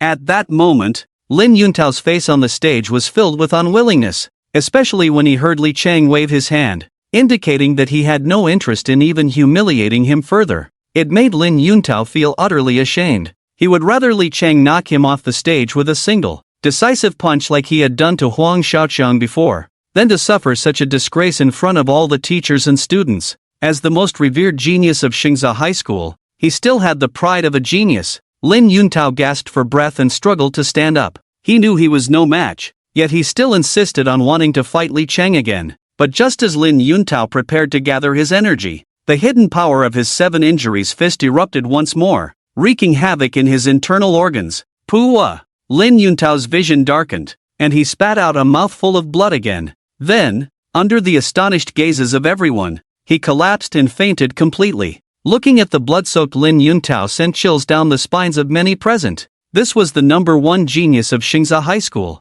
a peerless talent at the 9th level of martial arts. Now, he had been struck down both mentally and physically. A massacre. This was a blatant slaughter. The scene was simply too shocking. Many people swallowed hard, reaching a point where they could not speak. Wu Peipei's beautiful eyes widened, her pupils slightly trembling, her mind blank. This was the Li Chang she had looked down upon, scolded repeatedly, and pointed fingers at? Before this, she had praised Zhao Jianrun for being so powerful, the super ace of their Jizhou No. 1 High School. But when faced with Lin Yuntao's public provocation, Zhao Jianrun didn't even have the courage to fight him. Scared to the point of crawling under Lin Yuntao's legs in front of everyone, suffering such humiliation. Yet the arrogant Lin Yuntao, who was invincible, was brought to his knees by a single punch from Li Chang, shattering his will and causing him to spit blood and faint. What does it mean to be invincible? This is true invincibility. No wonder Li Chang said earlier that his evaluation of Huang Xiaoqiang and Li Wuqi's battle was quite average.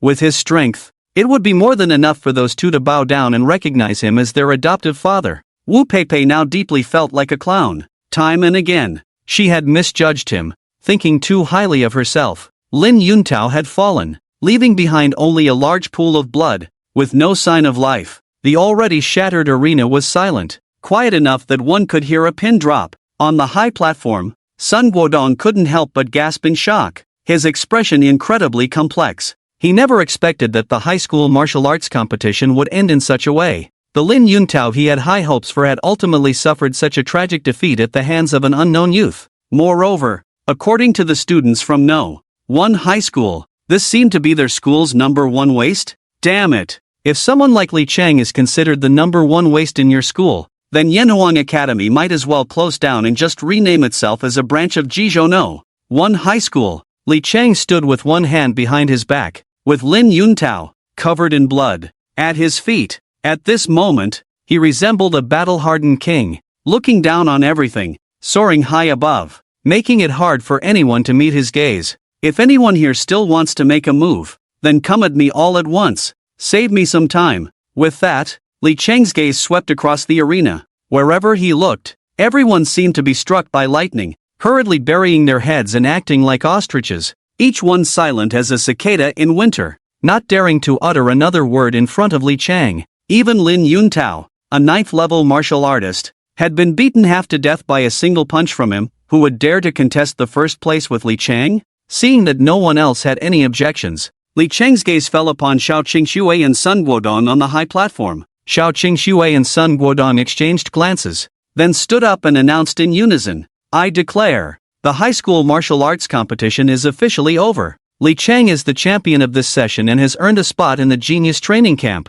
This loud declaration contained a powerful, overwhelming aura. It echoed through the vast martial arts arena like a muffled thunder. The crowd, still immersed in the shock Li Cheng had brought them earlier, was jolted back to reality by this announcement from Xiao Qingxue and Sun Guodong. With Lin Yuntao's crushing defeat, Li Cheng had secured the championship of the high school martial arts competition with an absolute advantage. All around, the gazes directed at Li Cheng were mixed with a multitude of emotions. Some were shocked, some were fearful, some were admiring, and some were envious. Without exception, they all converged on the young man who had turned the tide in a desperate situation and completely defeated his opponent with overwhelming power. Li Cheng stood still, his gaze calm. It was as if he had not just defeated the top genius of Xingzha High School, but rather swatted away an annoying fly that had been buzzing around his ear. Wu Peipei stared blankly at Li Cheng, her eyes only reflecting the figure of the man dressed simply yet exuding an aura that overshadowed everyone else. One battle, ascending to divinity. As Xiao Qingxue and Sun Guodong announced the final champion, a crisp and pleasant electronic notification sound rang in Li Cheng's mind. Ding! Congratulations, host, for completing the special task of the first phase of the Yanhuang Martial Academy. The host enters the Genius Training Camp as the first place winner in the high school martial arts competition. Completed. Ding! Congratulations, host, for completing the hidden task of defeating the Child of Fortune. Lin Yuntao, combining the host's completion and performance in the first phase task for a comprehensive rating. Ding! Given that the host successfully triggered the hidden task of defeating the Child of Fortune during the execution of the first phase task and completed it, the rating for the first phase task is S rank. Reward items / props, 100. 000 energy points, first phase S rank. Experience points reward, 200. 000, first phase task S rank. Reward items / props, Lin Yuntao, 200 points of fortune value, Lin Yuntao 0 out of 200. Gain 2000 energy points, hidden task, experience points reward, 100. 000, hidden task, ding. Experience points are full. The host has been promoted to 10th level martial artist. Ding. The host has successfully completed the hidden task and unlocked the fortune function. There was actually a hidden task in this first phase task. After completing this hidden task, I even unlocked the system's fortune function. Listening to the reward notification sounds about the first phase task and hidden task in his mind, Li Cheng couldn't help but curiously ask, "System, what is the use of the fortune function?" Ding. Host, in Blue Star, A-level martial artists have a certain probability of awakening as the Child of Fortune. S-level, SS-level, and SSS-level martial artists have a 100% probability of being the Child of Fortune. These children of fortune not only have exponentially increased cultivation speed but also encounter countless fortuitous events. They are like the favored children of this world, destined to become great figures in the future. The host can obtain energy point rewards by altering the various situations of the Child of Fate, with an exchange ratio of luck points to energy points being 110. At the same time, the host can plunder the luck of the Child of Fate, transferring the child's cultivation achievements, fortuitous encounters, and martial arts talents to the host in proportion. The more luck the host plunders, the higher the transfer ratio. Hiss. After reading the system's introduction to the luck function, Li Cheng couldn't help but feel a spark of excitement. In other words, not only can he change the fate of the Child of Fate to earn energy point rewards to exchange for everything he needs from the system, but also, as long as he plunders luck points from the Child of Fate, the cultivation improvements and fortuitous encounters they experience are like taxes. Before those luck points reach the Child of Fate, he can scrape off a layer for himself. In simple terms, those talented individuals whose luck he has plundered can gain blood vitality worth 1,000 points from a single cultivation session. but by the time it reaches them, it's only 800 points, with the remaining 200 quietly slipping into Li Chang's pocket. The more luck these geniuses have plundered, the higher the tax they owe to Li Chang, and naturally, the more he scrapes off, just like Lin Yuntao, who, as a child of fate, suffered a narrow defeat to Li Gui in the genius training camp. Instead of feeling discouraged and giving up, he became even more determined due to his great luck, breaking through from the 8th rank of martial apprentice to the 9th rank in just a few days. Moreover, he had the White Tiger Battle Fist, a technique that allowed Lin Yuntao to unleash an attack comparable to a 10th rank martial apprentice. With such terrifying combat power, it was not just a small high school martial arts competition where he could secure first place and enter the genius training camp. Even in the recently concluded early batch preliminary selection, Lin Yuntao's strength would definitely earn him a spot in the genius training camp. It is not an exaggeration to say that if it weren't for encountering Li Chang, who had a cheat, the script Lin Yuntao would have had should have been like this. In the early batch preliminary selection, Lin Yuntao narrowly lost to Li Gui by a single move. Reflecting on his defeat and striving hard to successfully break through to the 9th rank of martial apprentice, bearing the collective expectations of all the teachers and students of Xingzha High School, Lin Yuntao, seen as the last hope of Xingzha High School, ultimately embarked on a journey of revenge alone. During the high school martial arts competition, Xingzha High School was trailing behind Jejuno, one high school by a large margin. In this desperate situation, Lin Yuntao leaped onto the stage with the demeanor of a king. First, he punched Huang Xiaoqiang away and then proclaimed his ambitions, showcasing his true cultivation level as a 9th rank martial apprentice, shocking Zhao Jianrun into kneeling and begging for mercy, willing to endure humiliation. Unfortunately, before he could achieve victory, Lin Yuntao unfortunately encountered Li Chang, who not only tossed his hard-earned script into the trash but also, during the high school martial arts competition, completely shattered Lin Yuntao's martial heart with a remark, "I can't even muster the interest to bully you," causing all of Lin Yuntao's 200 luck points to be plundered by Li Chang. It can be said that Li Chang's appearance completely changed the fate of Lin Yuntao, the child of fate,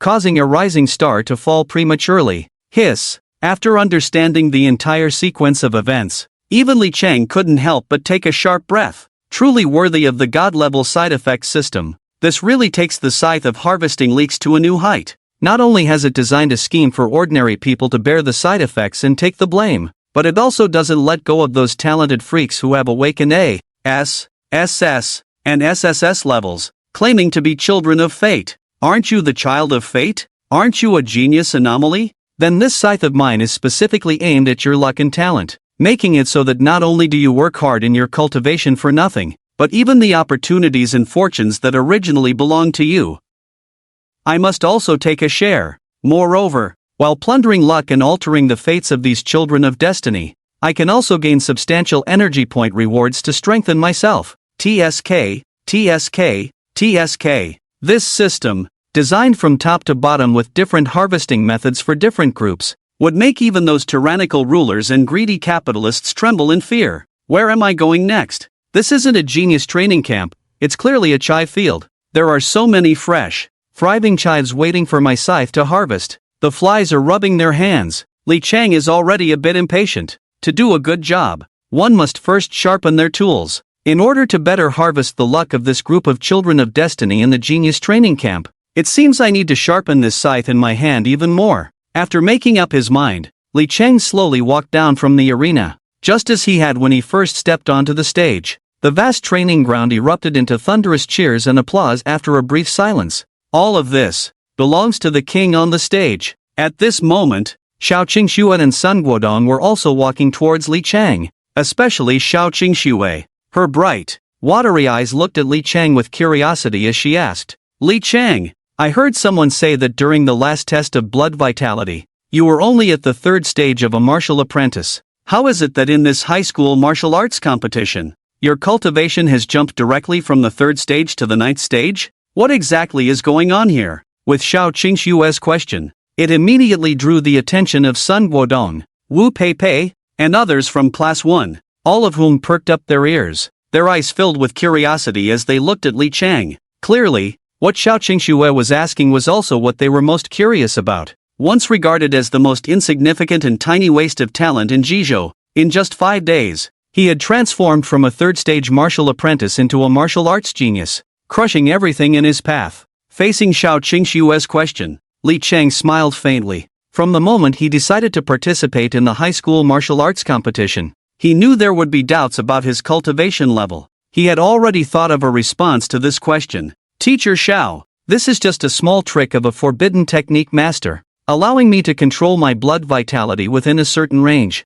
So, the blood vitality value of the third stage I showed everyone earlier was intentionally displayed, just to make a stunning impression today in the high school martial arts competition. Forbidden technique master? Controlling blood vitality. Upon hearing this, everyone suddenly understood, completely believing Li Chang's words. Currently, the precise method to assess a martial artist's cultivation level on Blue Star is through the numerical detection of their blood vitality, followed by a corresponding level evaluation. However, this blood vitality detection itself has many loopholes, not to mention that an Sss's-Level forbidden technique master is already the most mysterious and bizarre profession. Even Lin Yuntao, Zhao Jianrun, and the others are all hiding their blood vitality, deliberately concealing their true levels. The goal is to catch their opponents off guard in the high school martial arts competition, allowing themselves to put on a big show in front of all the teachers and students. However, even if Lin Yuntao and Zhao Jianrun can hide, at most they can only conceal one small level, unlike Li Chang, who directly concealed 6 small levels, shattering Lin Yuntao's championship dream with a single punch. It turns out it's like this. A look of realization appeared on Xiao Qingshue's pretty face. In fact, it wasn't just the high school students like them. The phenomenon of hiding one's true abilities was even more common in the genius training camp. Therefore, ever since Li Chang first displayed his cultivation at the 9th level of martial disciple, she had already had her answer in her heart. It was just that Li Chang's words confirmed her suspicion. First of all, congratulations, Li Chang. As the champion of this high school martial arts competition, you will receive a day's access to a B-level training room. As she spoke, Xiao Qingxue took out a platinum card, pretending to hand it to Li Chang. Just as Li Chang reached out to take it, Xiao Qingxue suddenly pulled her small hand back. She blinked her watery eyes and suddenly asked, Li Chang, tell me secretly, are you still hiding something?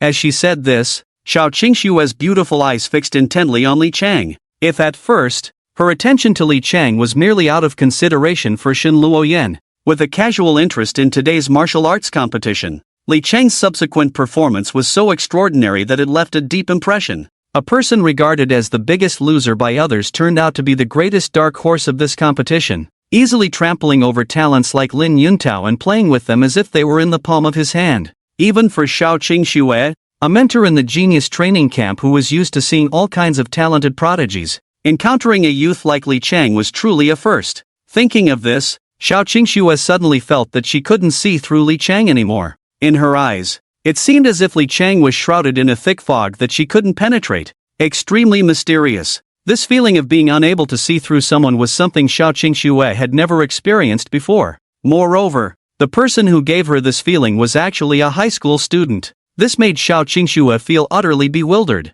Li Chang, is your true cultivation really only at the 9th level of martial disciple? Or is there some secret about you that the teachers don't know? Xiao Qingshue's beautiful eyes were fixed on Li Chang, filled with curiosity. Li Chang was taken aback by her words, then shrugged his hands with a helpless expression, saying, Teacher Xiao, I've already hidden 6 small realms, how could I still be hiding? I really don't have a drop left. Teacher Xiao, you really think I'm just a loser? Upon hearing this, Xiao Qingxue instinctively wanted to retort, among all the students I've taught, no one is as much of a loser as you. I, Xiao Qingxue, would gladly call you a loser. But in the end, she just nodded and didn't continue, feeling a twinge of regret in her heart. You have to know, Li Chang was only just awakening his profession at this age. Having the cultivation of the 9th level of martial disciple was already a rare occurrence. For someone like Li Chang, who came from a grassroots background and relied solely on his own efforts to reach this point without any external support,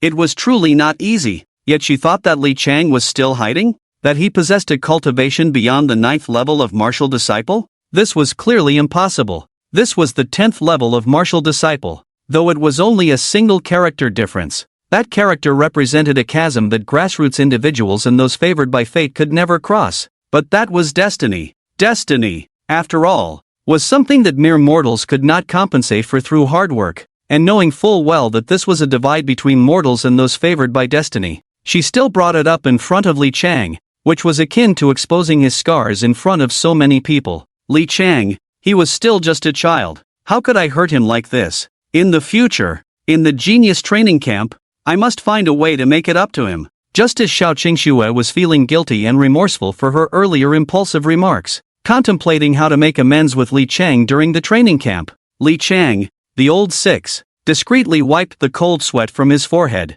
Although he appeared calm and steady on the surface, his heart was racing at double the normal speed. Truly, he was a grandmaster. Li Chang had not expected that Xiao Qingxue's sixth sense would be so accurate. He had just advanced to the 10th level of a martial apprentice, and she had almost detected it right away. Moreover, with the 21,000 energy points he had just acquired, if Li Chang exchanged all of them for experience points, he could easily leap over a small realm and a large realm in a day, reaching the martial master level without a doubt. Li Chang, why are you sweating? Just as Xiao Qingxue was still blaming herself for her earlier words, she inadvertently noticed the fine sweat on Li Chang's forehead and casually asked. However, she didn't think much of it, assuming it was normal for him to sweat after a recent battle, so she didn't pursue the matter further. Then, Xiao Qingxue's tone became extremely serious as she said, Li Chang, with your current cultivation at the 9th level of a martial apprentice, you are indeed among the top in high school martial arts competitions,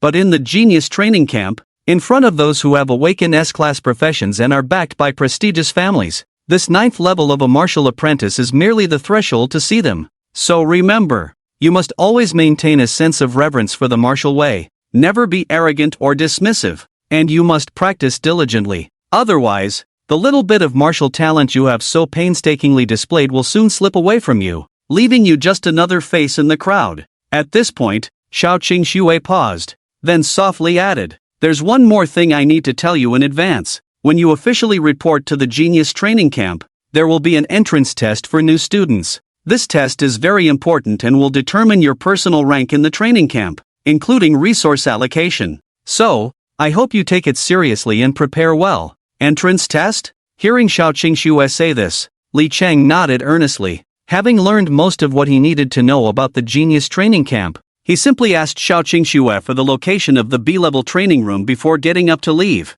Seeing Li Chang walk over to them after bidding farewell to Xiao Qingxue, his former high school classmates and alumni rushed towards him like sharks sensing blood. Li God, congratulations, congratulations. Yes, Li God. I never realized during our 3 years of high school that you were this impressive. Even stepping on Lin Yuntao. Li God, I was your deskmate in senior year. Don't forget me. This Jiangdong ghost, when you become rich and powerful. Brother Changfeng, can I be your girlfriend? These people flattering Li Chang were the very ones who had mocked and ridiculed him the most back then.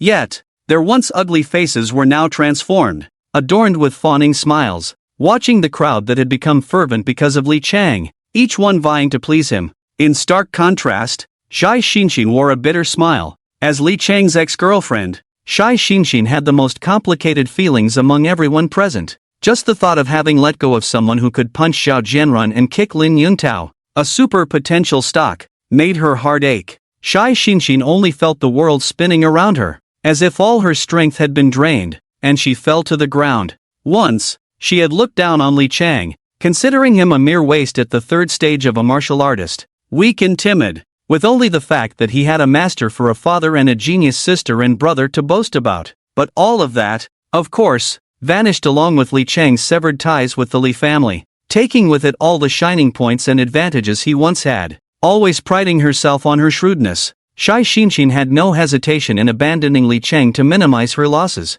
choosing instead to be with Zhao Jianrun. But now, Li Chang was the center of attention, radiating brilliance. Even Lin Yuntao, the top genius of Xingza High School, seemed as weak as an ant before him, crushed with a single punch, compared to Zhao Jianrun, who had once been trying to get close to Lin Yuntao in the arena. He didn't even have the qualifications to be compared with Li Chang. The two were worlds apart, with no basis for comparison whatsoever. What have I done? At that moment, Zhai Xinxin knelt on the ground, truly wanting to cry out loud in the crowd. She regretted it to the core. After shaking off the group of enthusiastic students from Jizhou one high school, Li Cheng was led by a sweet-looking young lady in OL uniform with long legs through several alloy doors that required a retinal scan to open, winding through until they reached a room's entrance. "We've arrived." The OL uniform lady smiled as she turned to him. Li Cheng nodded. "Beep. Retinal scan successful."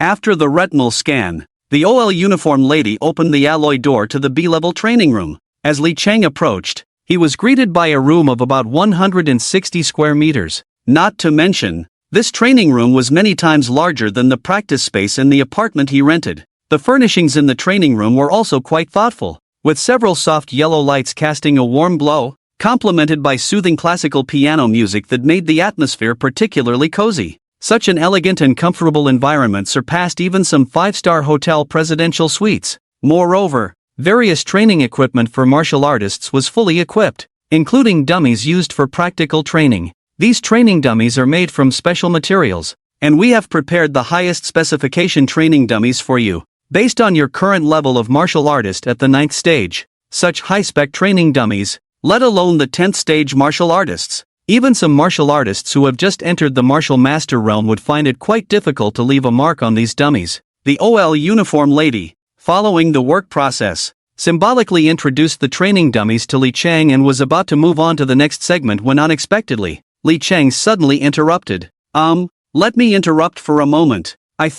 Could you replace the martial artist level training dummies you arranged with martial master level training dummies? The reason Li Cheng suddenly made this seemingly strange request was that, back when he was in the apartment he rented, the landlady had confidently patted her chest, assuring him that the training dummies in her training room were suitable for martial artists at the martial artist realm. Li Cheng had believed the landlady's claims, but what was the result? The result was that when he was at the 9th stage of martial artist, a single strike from his 7 injuries fist nearly shattered the training dummy. Not to mention, his current cultivation had already reached the 10th stage of martial artist. He certainly didn't want to finish his training and feel great only to be approached by this OL uniformed lady with a payment code asking for compensation. However, the OL uniformed lady was clearly puzzled by Li Cheng's sudden request to use a martial artist level training dummy. She thought that with Li Cheng's current level, wanting to use a martial artist level training dummy was just a sign of having too much time on his hands. If things went wrong,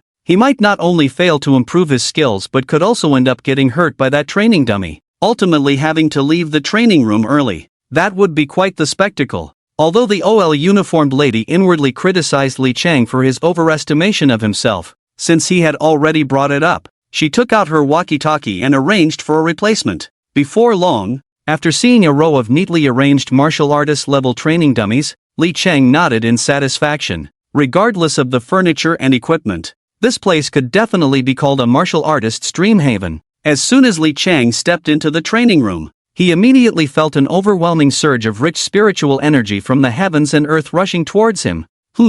Feeling this intense spiritual energy, Li Cheng noticed that his own vitality was becoming unusually active under its influence, which surprised him a bit. He then turned to the OL uniformed lady who had followed him and curiously asked, "Is this the B-level training room? Such rich spiritual energy." The OL uniformed lady smiled and nodded, saying, "That's right. Actually, from the highest SSS level to the D-level training rooms, we use different types of heavenly materials and earthly treasures to enhance the spiritual energy of the training rooms, thereby better assisting martial artists in their cultivation and breakthroughs. Just like this B-level training room you are in now." As she spoke, the staff member in the training hall pointed to the ground inside the training room, saying, "The rich spiritual energy contained in this B-level training room comes from the gathering spirit pool inside." Li Cheng followed the staff member's finger and indeed saw a green pool several dozen meters ahead. Under the warm-toned lighting, it shimmered, and the rich spiritual energy rose from the gathering spirit pool,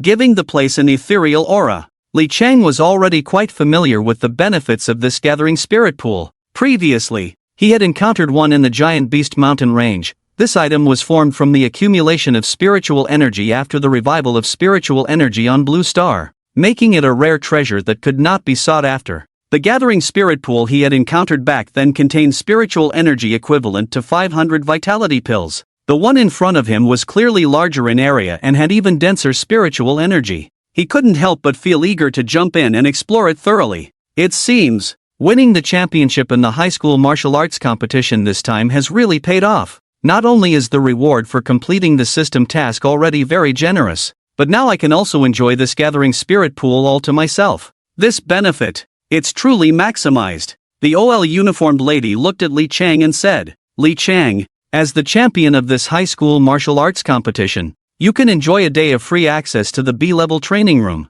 I am responsible for the training room area, so if you need a sparring partner, you can let me know in advance. The staff member in the training hall kindly reminded him, no need for a sparring partner, I'm fine practicing alone. He still needed to activate the system for a round of enhancements, and he didn't want anyone to see him in the act of cheating. Alright, wishing you a pleasant training experience. After speaking, the OL uniformed young lady slightly bowed to Li Chang and kindly closed the training room door as she left. Once the OL uniformed young lady was finally gone, Li Chang quickly stepped forward. He first locked the training room door from the inside and, not forgetting to use his demon wrist's tenfold insight, checked the entire training room inside and out. After confirming that there were no pinhole cameras or listening devices in the training room, Li Chang finally let out a long sigh of relief. Better safe than sorry. As the host of a god-level side effect system, a forbidden technique master who didn't need to pay any price, Li Chang felt that being cautious in everything was always the right choice.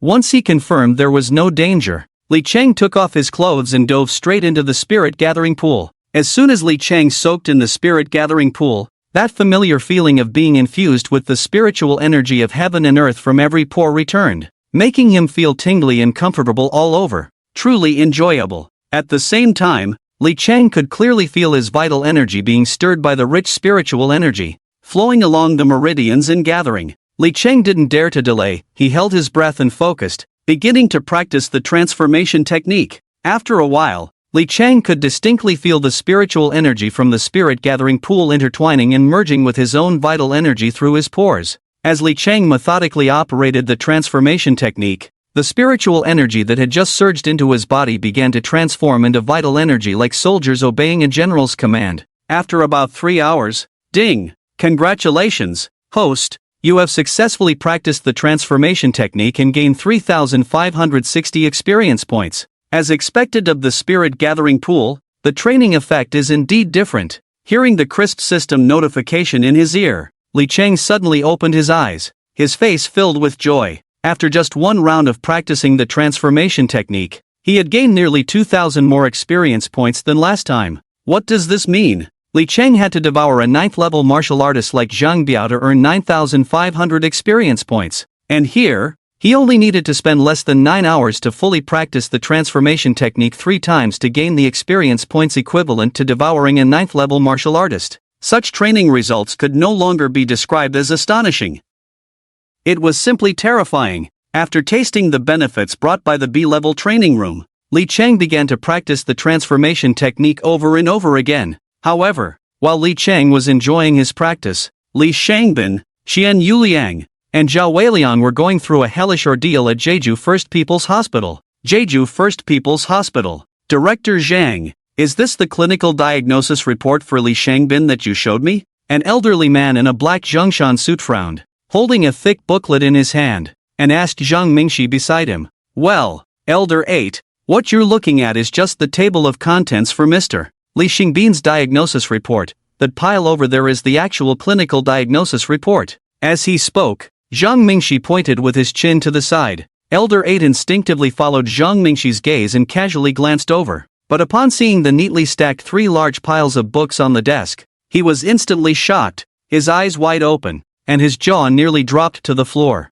What the hell? What kind of illness does Li Shangbin have? Or is he being punished by heaven? Directional obstacles, testicular atrophy, incontinence, frequent vomiting, coughing up blood, respiratory difficulties, swelling and bleeding in the limbs, severed tendons. After learning about Li Shangbin's current situation from Zhang Mingxi, Elder Ba listened with wide eyes, unable to suppress a sigh in his heart. How can one person suffer from so many ailments at the same time? Is he treating himself as a biochemical mother to cultivate? However, they could never have imagined that the stack of 3 major ailments occurring in Li Shangbin was the significant result of Li Chang's relentless training in the 7 injuries fist, the transformation technique, and other forbidden techniques and combat skills. Day and night without rest, Li Chang was truly worried sick about becoming a qualified electronic pet caretaker. As early as yesterday afternoon, the Li clan had received a distress letter from Li Shangbin. In the past, when the Li clan received such letters claiming to be from descendants of the Li family, they would merely glance at them and toss them into the trash. But this time was different. The elder of the Li clan, who was in seclusion, suddenly issued a decree stating that a child of great fortune from the Li clan had gone missing. For the Li clan, a prestigious family with a long heritage, the elders would eventually grow old and could not protect the clan forever. The future rise and fall of the clan would inevitably depend on the younger generation of the Li family. Only they could determine the fate of the Li clan. The descendants who could lead the Li clan into the next glorious century bore great fortune and were protected by the heavens. They were truly the destined ones. The Li clan needed such destined individuals. This would also determine the ranking of the Li clan in the upcoming competition among the 100 clans. But now, in Jeju Base City, there appeared the child of great fortune that the Li clan had lost. This child was very likely the destined one for the Li family. Considering the elder's decree and the distress letter from Li Shangbin claiming to be a descendant of the Li clan, the Li clan ultimately decided to send Elder Ba to Jeju Base City to investigate. However, what Elder Ba did not expect was that after traveling 1,000 miles from the Li clan to Jeju Base City, he did not find the destined one of the Li family but instead encountered a biochemical mother of the Li family. If he brought this thing back to the Li family, he might end up being thrown out of the clan along with this foolish thing. Alright, Director Zhang, I have already understood the general situation. You should first give this pill to Li Shangbin, and notify me when he wakes up. I have something to discuss with him. Saying this, Elder Ba took out a jade bottle from his bosom, opened the cork, and poured out a pill that displayed 7 different mottled colors. The pill had a rich and fragrant aroma, and upon closer inspection, it had a spicy and pungent scent, as if some poison was used as a medicinal guide. Moreover, the pill in Elder Ba's hand was pulsating with blood energy, emanating a strange reddish-brown mist, with 4 dark golden patterns flickering in and out of visibility. This is the 7 insects and 7 flowers pill?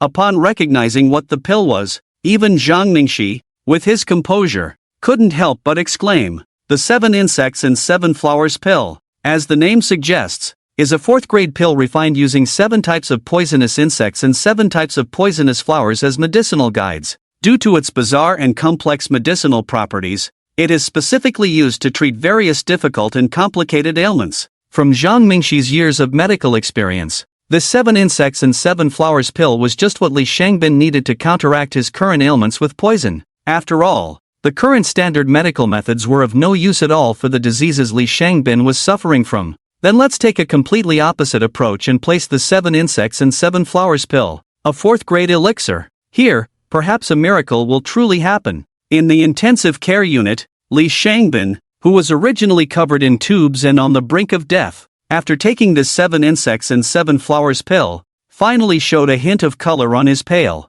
lifeless face as the effects of the pill gradually took hold in his body. After a long while, Li Shangbin's fingers twitched slightly, and he slowly opened his eyes. He stared blankly at the ceiling, and after a while, his vacant eyes finally regained focus. Reflecting on the experiences of the past half-month, Li Shangbin truly felt as if he had walked through the gates of hell. Just recalling the constant pain of living in purgatory made his scalp tingle with fear. But now, what surprised Li Shangbin was that the tormenting pain that had plagued him for so long had completely vanished. His battered and tormented internal organs and meridians seemed to feel no pain at all, as if they were being nourished by a powerful medicinal force. Just as Li Shangbin was overjoyed at his miraculous survival, a deep, aged male voice suddenly reached his ears. Li Shangbin, you should feel fortunate that you have a good son. If it weren't for your son's sake, do you think the clan would be willing to use a 4th-grade elixir? The 7 insects and 7 flowers pill, on a useless person like you?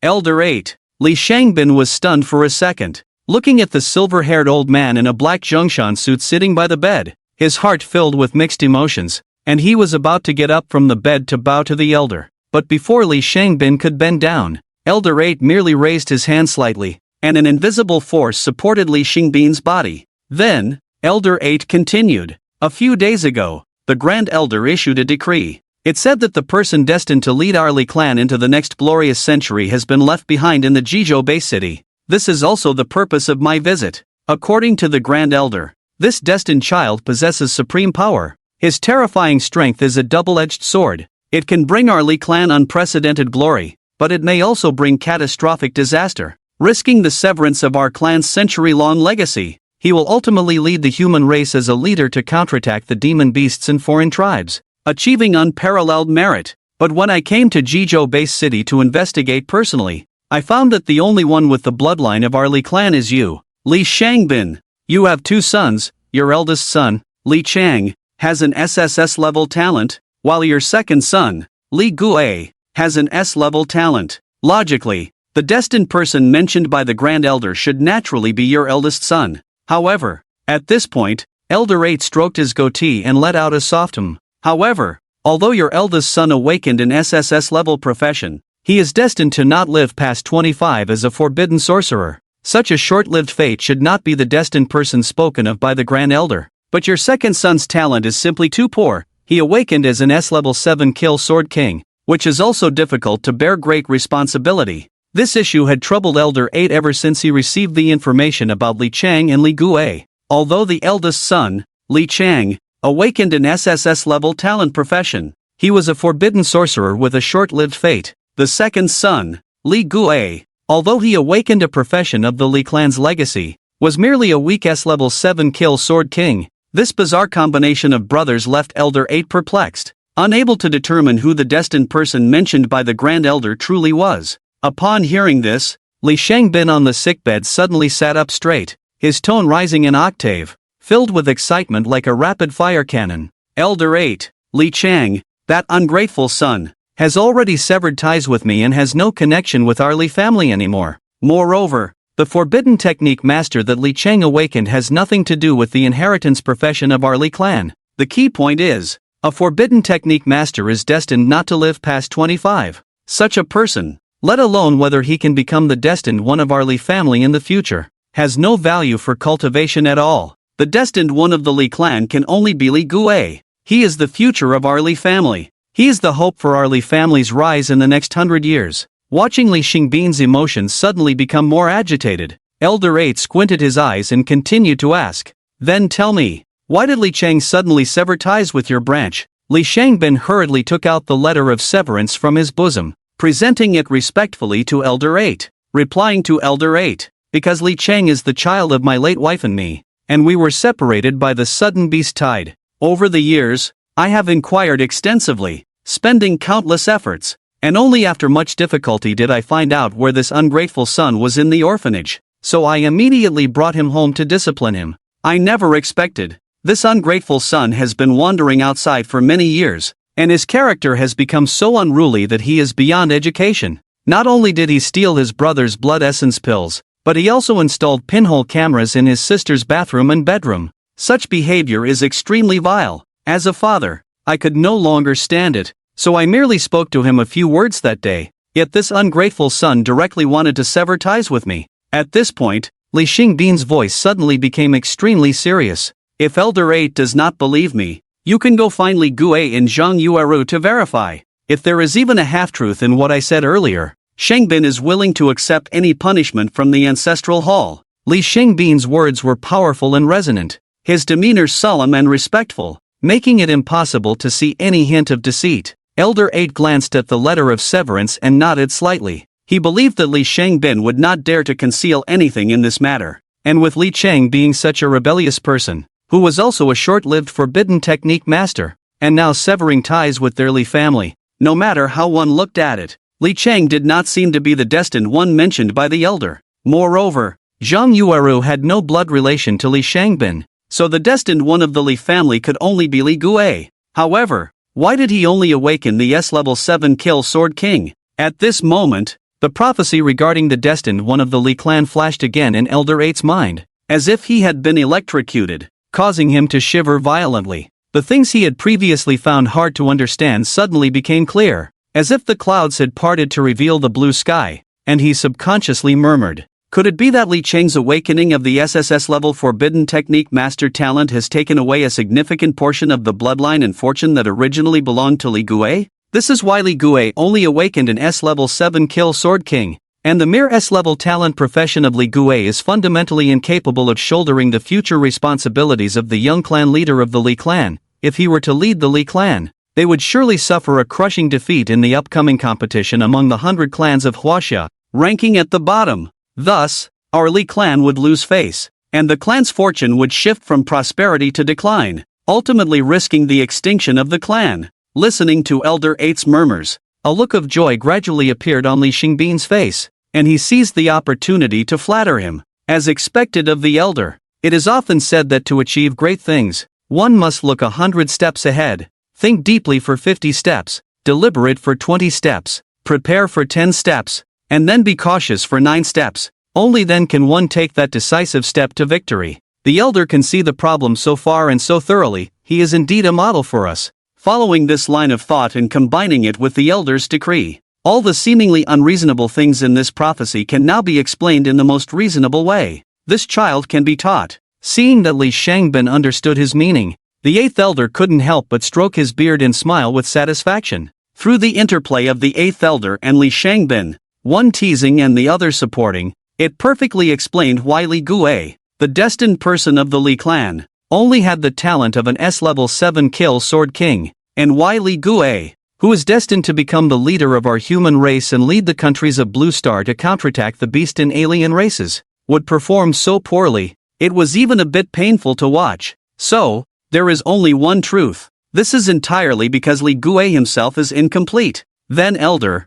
since you know that Guer is incomplete, what should we do next? Seeing the 8th elder completely conquered by his meticulous logic, lost in self-indulgence, a glint of cold light flashed in Li Xingbin's eyes, and he added fuel to the fire. What to do? The 8th elder glanced at Li Shangbin and waved his hand, speaking in a calm tone. Capture him and disable his limbs, leaving him with just a breath. If this brat dies, then we won't be able to extract his bloodline and fortune for our true destined person. Li Gue. Li Shangbin instantly understood the subtext of the 8th elder's words. Rest assured, elder, I will personally take care of that rebellious child. Just as Li Shangbin was about to get out of bed to make the necessary arrangements, the 8th elder interrupted him again with a wave of his hand. No need. As far as I know, Li Cheng has just won the championship of this high school martial arts competition and is about to participate in the genius training camp. He is at the peak of his popularity right now, and with the national exam approaching,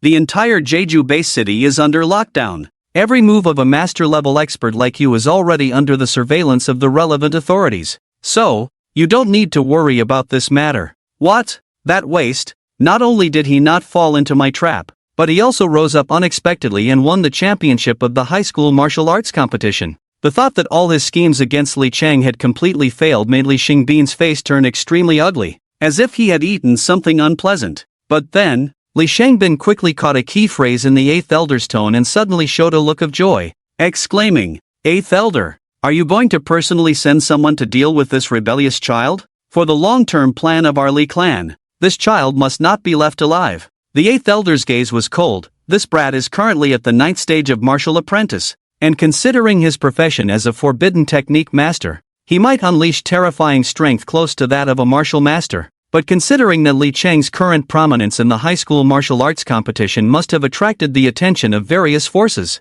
so, there is only one chance to deal with this brat. Otherwise, once he gets to the genius training camp, it will be extremely difficult to deal with him. Saying this, the 8th elder lowered his head and pondered for a long time before continuing. Master-level experts are under the supervision of the Jeju authorities and cannot act easily, but to be safe, I will arrange for disciples at the martial master level from the clan to take action. In any case, you are responsible for providing all the intelligence and information about Li Cheng, no matter how trivial, and you don't need to worry about the rest. Understood, 8th elder. Seeing Elder 8 actually wanting to personally deal with Li Chengho, Li Shangbin was overjoyed and quickly nodded in agreement, but deep in his eyes, a hint of pleasure and malice flickered. Li Cheng, oh Li Cheng, I didn't expect you, little beast, to hide so deeply? At such a young age, you possess such deep schemes and cunning. All of us have been deceived by you. Who would have thought you are even more outstanding than Guer,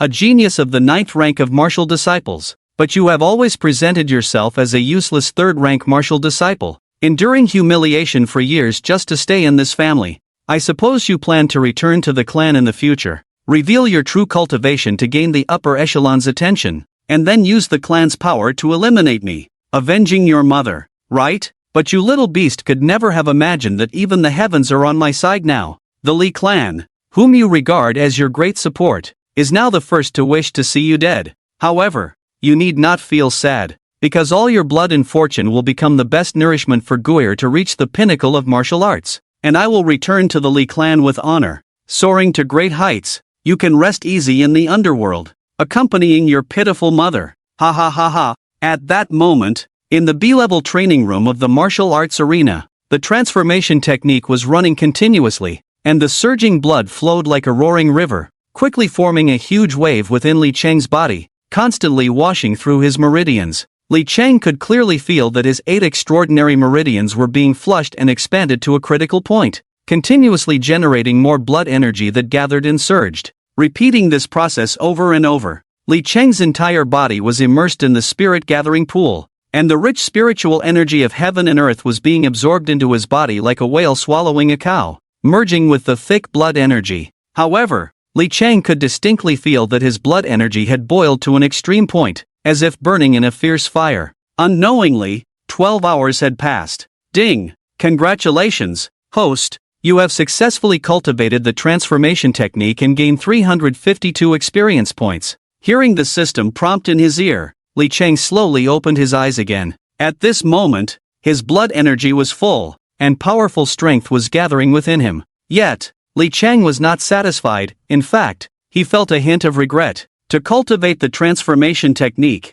various poisons were certainly indispensable. The more toxic the substance consumed by the martial artist, the better the cultivation effect. Conversely, the weaker the poison in the body, the poorer the cultivation effect. Li Cheng had not expected that the champion of the high school martial arts competition would also qualify for a day of use in the B-level training room. This meant that the only toxin he had in his body was the bowl of nourishing soup he drank that morning. Therefore, aside from the first time he cultivated the transformation technique and gained 3,560 experience points, the experience points gained from subsequent cultivations of the transformation technique had been decreasing. By the time he reached the 4th round of cultivating the transformation technique, he could only obtain 352 experience points. What a pity! If he could continuously practice in this B-level training room, he wouldn't mind bringing over the highly toxic ingredients for the nourishing soup. Cultivating the transformation technique once while drinking a bowl of nourishing soup would ensure that the technique operated at maximum efficiency.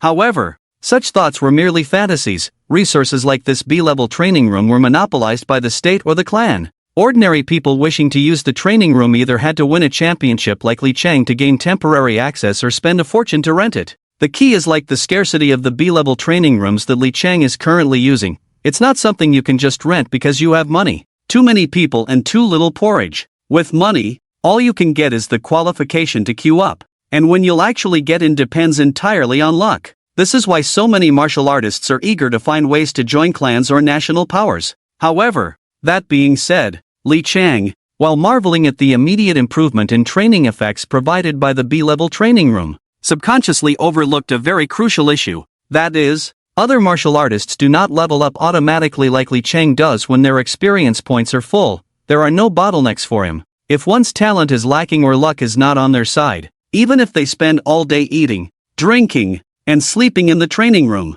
once their vitality reaches a bottleneck limit, they may not be able to advance even a small level. Right now, Li Cheng is the only one in the training room. If someone had overheard his earlier outrageous remarks, who knows how many jaws would drop in shock, silently giving him the finger. Just the improvement in training speed from a B-level training room is so significant, it seems I can't afford to relax. After personally experiencing the enhancement to his cultivation level from the B-level training room, Li Cheng stroked his chin, deep in thought. This time, successfully advancing to the 10th stage of a martial apprentice through the high school martial arts competition has elevated my cultivation level. But in Jizhou no, one high school, this level would definitely dominate everything, allowing me to walk sideways wherever I go. But if I were to enter the genius training camp, there are certainly many like Shen Luoyan and Li Gui, who are the favored children of fortune with awakened S-level professions. Perhaps before Li Gui and Shen Luoyan awakened their professions at 16,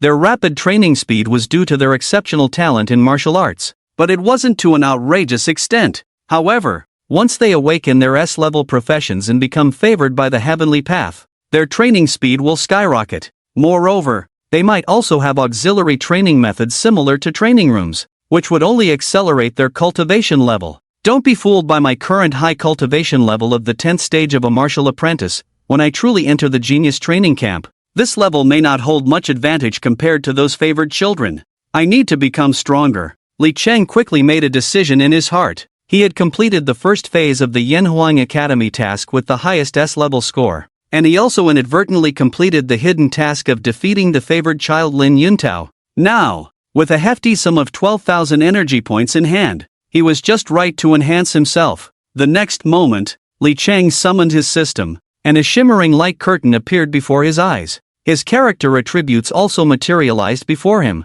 Host, Li Cheng, cultivation level, 10th stage of martial apprentice, 76. 3% occupation, Ssslevel forbidden technique master talent, 6 paths of reincarnation, exclusive talent for forbidden technique masters, branches of 6 paths of reincarnation talent, hungry ghost path, unlocked, animal path, locked, hell path, locked, human path, locked, Azura path, locked, heavenly path, locked, hungry ghost path skill 1, demon wrist, LV 1.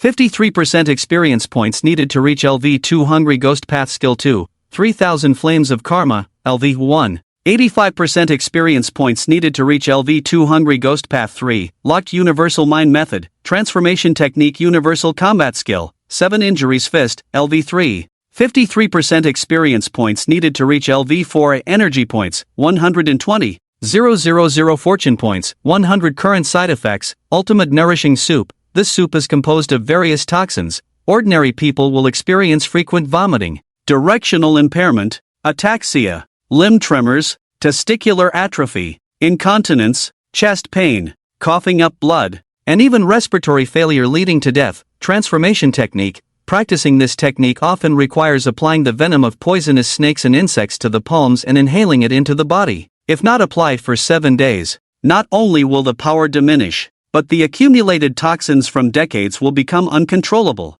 gradually causing severe harm that is difficult to describe. 7 injuries fist. Practicing this fist technique causes great harm to oneself, injuring both the user and the target. The deeper the fist power, the more damage to oneself. Specifically manifested as practicing the 7 injuries, burning all 5 organs. Designated side effect targets: Li Shangbin, good. Xian Yuliang, near death. Zhao Weiliang, near death. Current limit, 3 people. How should I allocate these 12,000 energy points? Looking at the personal attribute panel, Li Cheng opened the corresponding upgrade interface for each skill of the Forbidden Technique Master's Hungry Ghost Path, falling into deep thought. First, the first skill of the Hungry Ghost Path, Demon Wrist, currently amplifies tenfold. To upgrade to LV2, which would be 11 times, he needs to pay 5,300 energy points. Similarly, if Li Cheng upgrades the second skill, 3,000 Flames of Karma, to LV2, the amount of vitality he can absorb from a warrior will increase from 50% to 60%. However, he rarely uses 3,000 Flames of Karma, and the accumulated experience points are much less than those of Demon Wrist. So far, he has only absorbed 3 warriors, Xiu Mingpeng, Song Tiehu, and Zhang Biao, and he still needs to pay 8,500 energy points to upgrade 3,000 Flames of Karma to LV2. As for unlocking the third skill of the Hungry Ghost Path, the required energy points are even more outrageous. Needing a full 60,000 points, he can wait until he becomes rich later to unlock it. Currently, Li Cheng feels that the tenfold amplification of Demon Wrist and the 50% vitality absorption from 3,000 Flames of Karma are already sufficient, and there's no need to spend a large amount of energy points on the first and second skills of the Hungry Ghost Path for a slight improvement. Moreover, after entering the Genius Training Camp, the environment he finds himself in is not as carefree as in the Beast Mountain Range, where he could use forbidden techniques without any concerns. Even if someone discovers his frequent use of forbidden techniques, he would only need to consider how to silence them. But once he arrives at the Genius Training Camp, the situation will be completely different. Not to mention, just the 2 he has encountered so far, Xiao Qingxue and Sun Guodong, are genuine Grandmaster level powerhouses. There might be many even stronger existences than Xiao Qingxue and Sun Guodong in the Genius Training Camp. If these guys discover the secret that I can frequently use forbidden techniques without paying any price, then it won't just be about me silencing them, it will be time to grab my bucket and run before they launch their capture operation. Not only would the mission from Yanhuang Academy fail, but my plan to become the national martial arts champion through the Huaxia Grand Examination, thereby attracting the attention of the country's higher-ups and dedicating myself to the nation, would also be completely ruined. Therefore, considering the situation I would face afterward, it would be very inappropriate to spend my precious energy points on enhancing forbidden techniques. Comparatively, it would be much more cost-effective to use them to improve the 7 Injuries Fist. The 7 Injuries Fist is a B-level martial art. Unlike top-tier SSS-level skills like Demon Wrist or Inferno Fire, which require a lot of energy points to upgrade. After maxing out the experience points for the 7 Injuries Fist with my current energy points, I would still have plenty left to exchange for character experience points to elevate my realm. With this in mind, Li Cheng had already made up his mind. Forget it, I won't worry about it for now. Since I can't frequently use forbidden techniques in the Genius Training Camp, I might as well spend all these energy points on upgrading my regular combat skills, directly leveling the 7 Injuries Fist to the 7th layer. The remaining energy points will be exchanged by the system for experience points to enhance my realm. This way, with the 5-fold power increase from the 7 Injuries Fist and breaking through to the Martial Master realm, I will be more than enough to walk confidently in the Genius Training Camp. The world is vast, and strength is paramount. No one can stop my cultivation. Deep Blue. Add points. Wrong. System, give me points. Can the energy points I earn through hard work be called cheating? Accompanied by this thought, Li Cheng could clearly feel the blood and chi flowing through his meridians boiling and stirring again. A continuous surge of fresh blood flowing, manifesting a powerful force from within, cleansing and purifying. This was the mysterious power brought by the energy points. It was like an invincible general, constantly conquering and seizing territory along Li Cheng's extraordinary meridians. Wherever it went, many black, sludge-like substances flowed out. These substances were the impurities hidden deep within the human body, and they were also obstacles in a martial artist's cultivation. At the same time, numerous images inexplicably surfaced in his mind, memories of tirelessly practicing the 7 Injuries Fist day and night. A familiar feeling surged in his heart, as if at this moment, Li Cheng had transcended time and space, unknowingly cultivating for decades. Having already reached the pinnacle of mastery in the 7 Injuries Fist, many insights emerged in his mind, which were quickly absorbed and mastered by Li Cheng. The energy points were visibly depleting at a rapid pace. An endless experience surged in like a tide. Boom! In just a breath's time, Li Cheng's realm jumped from Martial Apprentice 10th stage to Martial Master 1st stage. The transition from Martial Apprentice to Martial Master is a significant threshold. Even those fortunate enough to awaken S-level professions, the children of destiny, would need at least a month of relentless training, even with their families pouring vast resources into their cultivation, spending all day in the training room. During this time, they would also have to face numerous crises and battle fierce beasts. A single misstep could lead to a fatal encounter, leaving no bones behind. But at this moment, Li Cheng completed the leap from Martial Apprentice to Martial Master in just a breath's time, an astonishing speed of advancement. However, breaking through to Martial Master 1st stage was just the beginning for Li Cheng. The speed at which Li Cheng gained experience showed no signs of diminishing. Wow! After 3 breaths, a powerful and terrifying aura emanated from Li Cheng's body. Li Cheng's realm reached Martial Apprentice 2nd stage. Even though he had mentally prepared himself beforehand, he couldn't help but feel a shock in his heart, his face displaying astonishment. In just 3 breaths, I had completed a triple jump from the 10th rank of a Martial Apprentice to the realm of a Martial Master. For an ordinary person, even a slight increase in vitality is an incredibly difficult bottleneck. But for Li Cheng, it seemed to be no problem at all. As long as his experience points were full, he could break through with just a thought. Finally, Li Cheng's body shook violently, and the vitality around him became restless once more. His realm had actually risen to the 3rd stage of the Martial Master. Breakthrough! Another breakthrough! At that moment, Li Cheng was completely stunned. Wasn't this upgrade speed a bit too exaggerated? Just 10 breaths ago, he was still a newly promoted Martial Apprentice at the 10th rank. 10 breaths later, he had transformed into a big shot at the 3rd stage of the Martial Master. Is this the power of the 3rd stage of the Martial Master? Truly terrifying. It feels completely different from my previous experience as a Martial Apprentice. Li Cheng chuckled lightly and let out a long sigh. A far more powerful and terrifying aura spread out from him. His blood vessels, lungs, and even bones and muscles radiated a crystalline brilliance, crackling as if they had been tempered. Under the nourishment of this powerful force, Li Cheng's skin did not become as hard as armor. Instead, it became more delicate and firm. Especially, his pores were so fine that they could only be seen up close, which also made his facial features more three-dimensional and handsome. His entire face seemed to shine with a radiant glow, and an ethereal, otherworldly aura subtly emanated from him. Looking at his increasingly handsome face in the water's reflection, the smile on Li Cheng's lips had not faded since earlier. However, when he inadvertently caught sight of the shimmering system page in front of him, soon, Li Cheng could no longer smile. This breakthrough in cultivation was a good thing. This increase in attractiveness was also a good thing. But all the hard-earned 12,000 energy points he had accumulated from hunting monsters and completing tasks had just been completely consumed. This could only mean one thing: enjoyment also has its prerequisites. Forget it. Anyway, there are so many fresh resources waiting for me to harvest in the Genius Training Camp.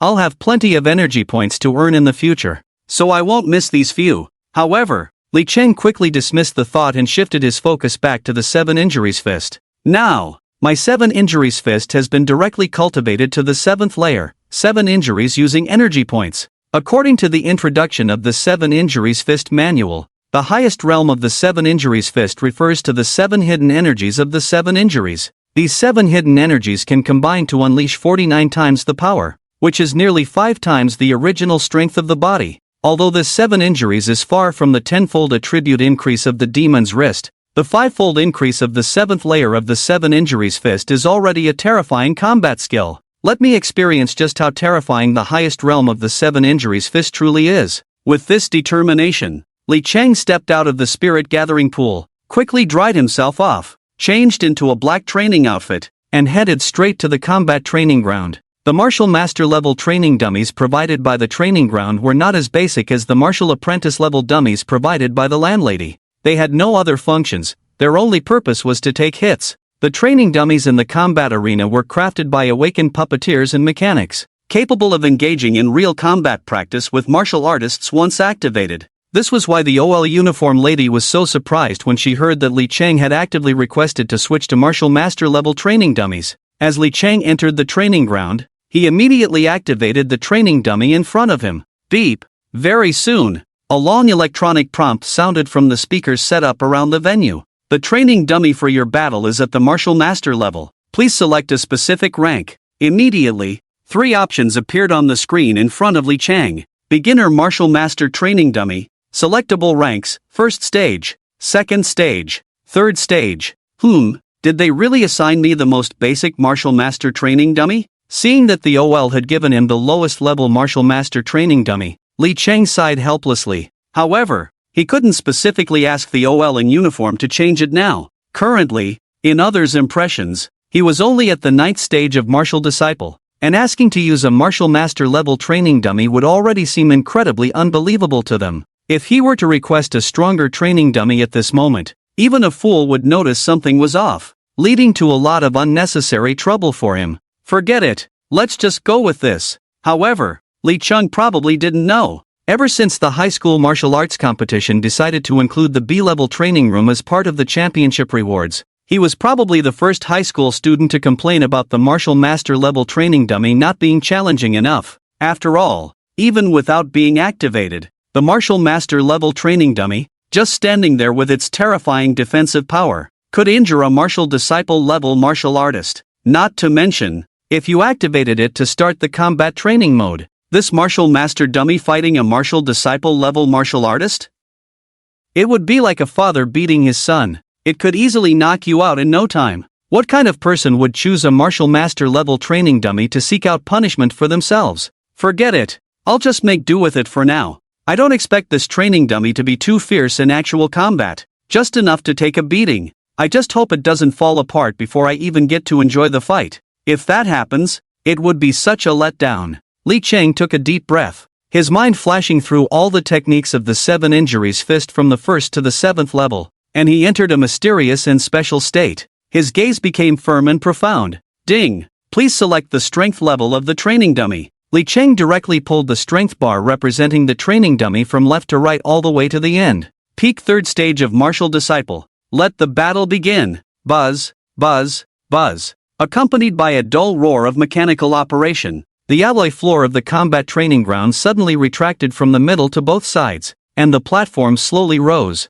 Soon, a training dummy nearly 3 meters tall, exuding an imposing stainless steel sheen, walked over from the platform. The training dummy strode up to Li Chang, and a red light suddenly lit up in its mechanical eyes. Combat training. Start. As the voice from the combat training ground speakers fell, the training dummy instantly launched an attack towards Li Chang like a soldier receiving orders. Bang! As expected, it was a combat dummy at the martial master level. Even without using combat techniques, its terrifying strength alone tore through the air in front of it, creating a series of sonic booms, an impressive display. Setting aside combat skills, in terms of lethality, this was comparable to the internal power of a martial master level expert. However, this punch, in Li Chang's eyes, made him shake his head repeatedly, feeling immensely disappointed. Weak. It's really too weak. Although the attack power of this training dummy's iron fist was astonishing, the speed of its punches was simply too slow.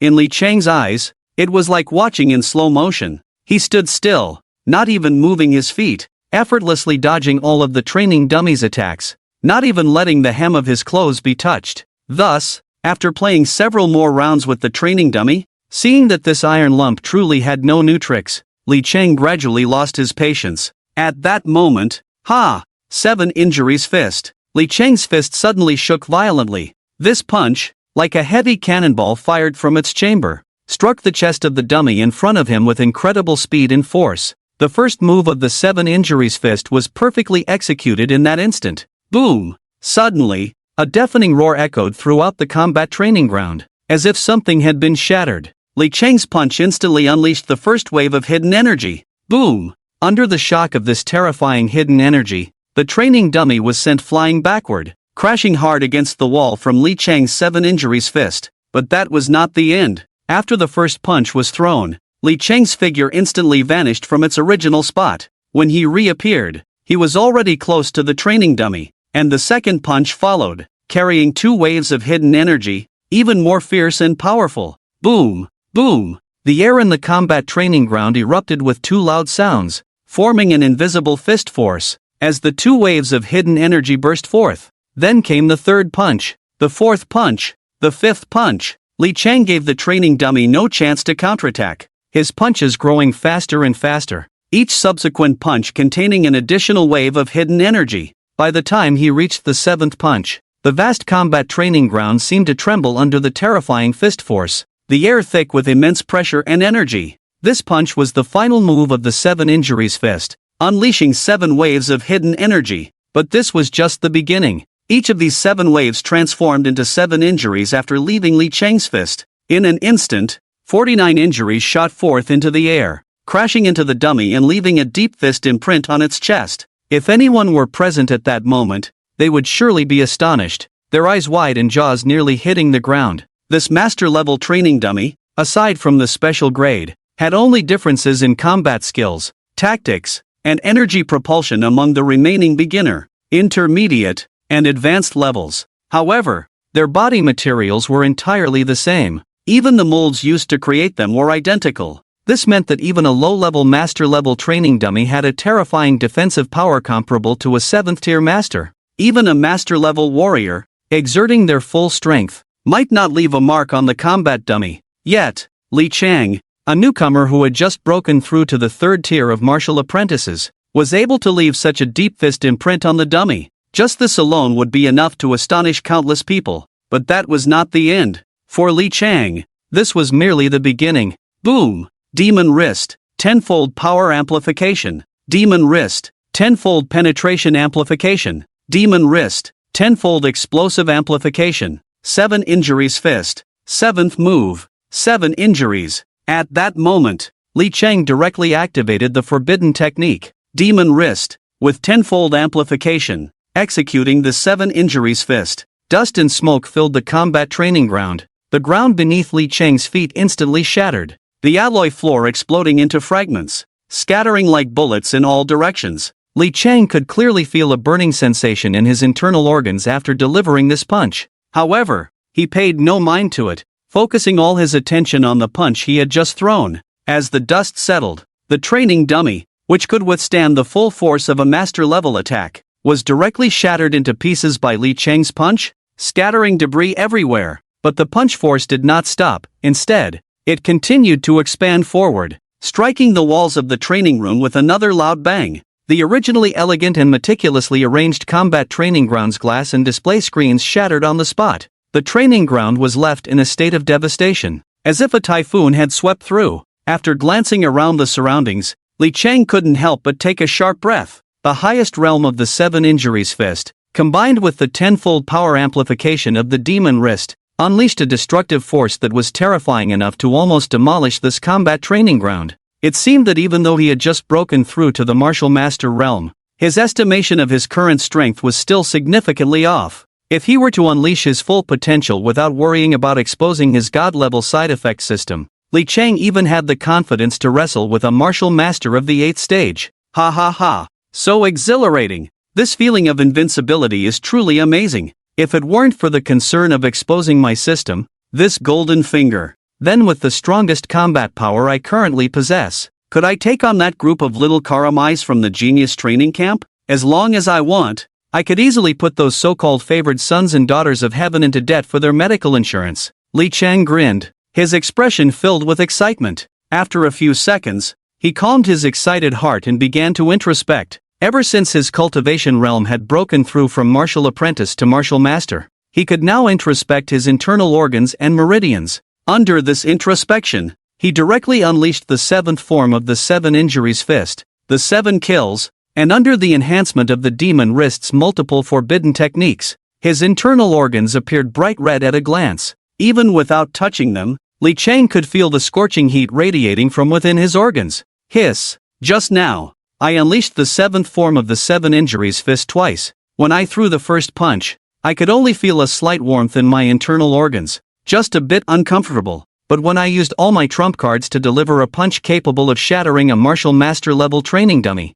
it was no longer just a matter of warmth. It was scalding, very scalding. As he felt the scorching heat still radiating from his internal organs, cold sweat began to bead on Li Cheng's forehead. After the Demon Wrist enhanced my 7 Injuries Fist, the Backlash has already become so terrifying. If a Grandmaster level expert were to unleash it, then they probably wouldn't even reach the enemy before their internal organs would be cooked from the terrifying high temperature. This 7 Injuries Fist is ultimately just a B-level martial technique. A B-level martial technique that brings nearly 5 times the power amplification to a martial artist. Just this alone surpasses many S-level techniques. If the side effects weren't so severe and it could be perfectly applied to martial artists of all realms, then this wouldn't just be a martial technique, it would be a freaking divine skill. However, that being said, what does the severe side effect of the 7 Injuries Fist have to do with me, Li Cheng? After this practical test, Li Cheng figured out that the higher the cultivation realm of a martial artist, the greater the side effects they would endure when using the 7 Injuries Fist. For a B-level martial technique like the 7 Injuries Fist, its usage limit was the martial master realm. If a grandmaster or even a great grandmaster were to use it, they would probably be dead from the backlash of the 7 Injuries Fist before they even finished the entire set. It was just like the 2 punches he had thrown earlier. Under normal circumstances, his internal organs should have suffered irreversible severe damage. However, through introspection, Li Cheng quickly discovered that the moment he felt a burning sensation in his internal organs, that scorching feeling receded as swiftly as a tide. Immediately after, an unprecedented sense of refreshment washed over him. Li Cheng could clearly feel that after executing the 7 Injuries Fist, a tremendous potential within him had been unleashed, as if that burning sensation had never existed at all. It was evident. Certain irreversible side effects on his internal organs, which would normally have backfired on Li Cheng, had been perfectly transferred to the 3 electronic pets he raised the moment they acted upon him, thanks to the divine-level side effect system. This was akin to his internal organs being healed instantly after suffering damage from the backlash of the 7 Injuries Fist, providing an invisible yet powerful refinement to his internal organs. In other words, while others risked their lives, nearly certain to suffer severe damage to their internal organs when using the 7 Injuries Fist, for Li Cheng, it had transformed into an excellent method of health cultivation. Not only did executing the 7 Injuries Fist not bring any harm to his body, but it also further refined his internal organs, making them significantly stronger than before. Moreover, when Li Chang shifted his gaze from his internal organs, he could clearly see the flow of his vital energy becoming increasingly vigorous and condensed. It could be said that his training in the B-level cultivation room for most of the day had not only strengthened his internal organs but also enhanced and tempered his vital energy. The benefits of practicing the 7 injuries fist have brought me so much. The benefits of the transformation technique should be more than just experience points. Feeling the endless advantages brought by practicing the 7 injuries fist, Li Chang continued to introspect the meridians throughout his body. Just as he had initially anticipated, every time he practiced the transformation technique, his meridians would be continuously refined and expanded, becoming broader and more resilient. If Li Chang's meridians in the past were like a muddy, difficult mountain path, now they had transformed into a dual-direction, 4-lane highway under the constant excavation of the transformation technique. What others viewed as a dangerous and toxic technique, fraught with the risk of backlash and potential madness, had instead become the best nourishment for Li Chang to enhance the strength and resilience of his meridians. Previously, the forced infusion of experience points from energy points was like hastily promoting the growth of seedlings. In contrast, the combination of the transformation technique and the 7 injuries fist helped Li Chang fill in this last gap by refining his internal organs and strengthening his meridians. The two complemented each other, allowing Li Chang to adapt to the 3rd stage of the martial master realm in the shortest time possible. Not only that, Li Chang could also clearly feel that the capacity for vital energy he could hold at the 3rd stage of the martial master realm was no longer the conventional 300 points, but rather capable of accommodating even more. This meant that Li Chang's upper limit of vital energy had also been greatly enhanced.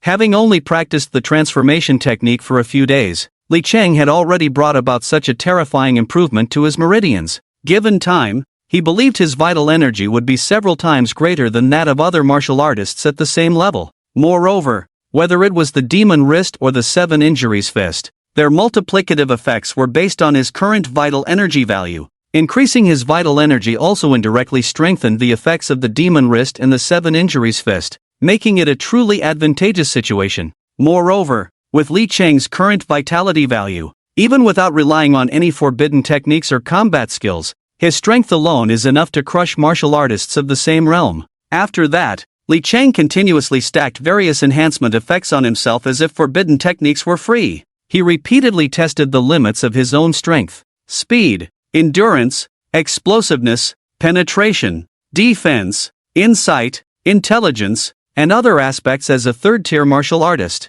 During this time, Li Chang also made sure to try out the combat skills he had plundered from Song Tiehu, Zhang Biao, and others, applying maximum output power on these training dummies. However, what made Li Chang feel both happy and worried was that the talent profession skills he forcibly plundered from martial artists through the 3000 flames could automatically inherit the opponent's current skill level. It was indeed a free upgrade in level, but the downside was that these plundered profession skills, unlike general skills, could not be upgraded later. Even using energy points wouldn't allow for upgrades. However, Li Chang didn't mind too much. After a round of consumption, he had not a single energy point left. He, Li Chang, wasn't trying to be a Yi Qiu and become a master of all professions. Even if he really wanted to use energy points to upgrade skills in the future, it would definitely be to prioritize upgrading the forbidden techniques of the forbidden technique master. Moreover, he hadn't even figured out the hungry ghost path, a branch of the forbidden technique master talent.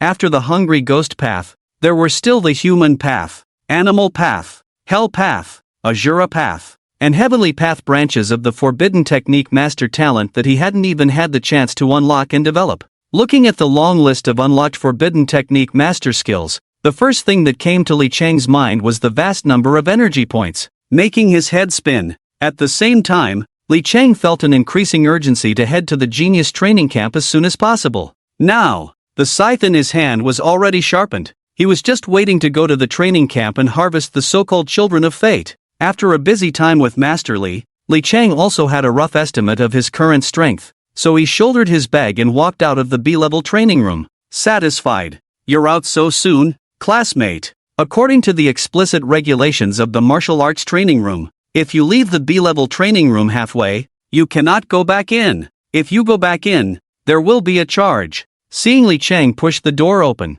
bag on his back, ready to leave, the OL uniform lady who had just attended to him hurriedly approached, kindly reminding him, It's fine. I've finished my training. Also, I accidentally damaged your training equipment in the training room. I don't have to compensate for that, right? Saying this, Li Chang looked a bit anxious at the OL uniform lady. Classmate, you're joking. According to your request, from training dummies to training equipment, everything was arranged for you based on the martial artist realm. And if a high school student at the 9th tier of martial arts could damage the training equipment of the martial artist realm, it would indicate a product quality issue. Even if there's a need to find someone, it would be the manufacturer. How could they ask you for compensation? The OL uniform lady still wore a proper professional smile on her round face. No need to compensate? That's good. That's good. If there's nothing else, I'll be leaving now. Bye. Upon hearing that he didn't have to compensate, Li Chang's heart finally relaxed,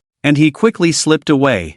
Seeing Li Chang's obviously flustered figure as he fled, the lady finally couldn't hold back and burst out laughing. In fact, she wasn't surprised at all by Li Chang's early exit from the B-level training room. At the beginning, when Li Chang wanted to change the training dummies and equipment to the standards of a martial master, she had kindly reminded him, but Li Chang wouldn't listen, insisting on putting on a show in front of her. And now, look what happened. Instead of showing off, he ended up being humiliated, turning himself into a clown. In fact, with her life experience, the young lady had long since figured out the psychology of boys like Li Chang. Each one thought they were champions, brimming with youthful arrogance, believing they were the best, especially in front of a beauty like her. They were desperate to save face. Now, look at the result. Ignoring advice, he even got himself hurt. In the end, he had to be forced to end his training early. He missed out on a precious opportunity to improve his skills before heading to the genius training camp.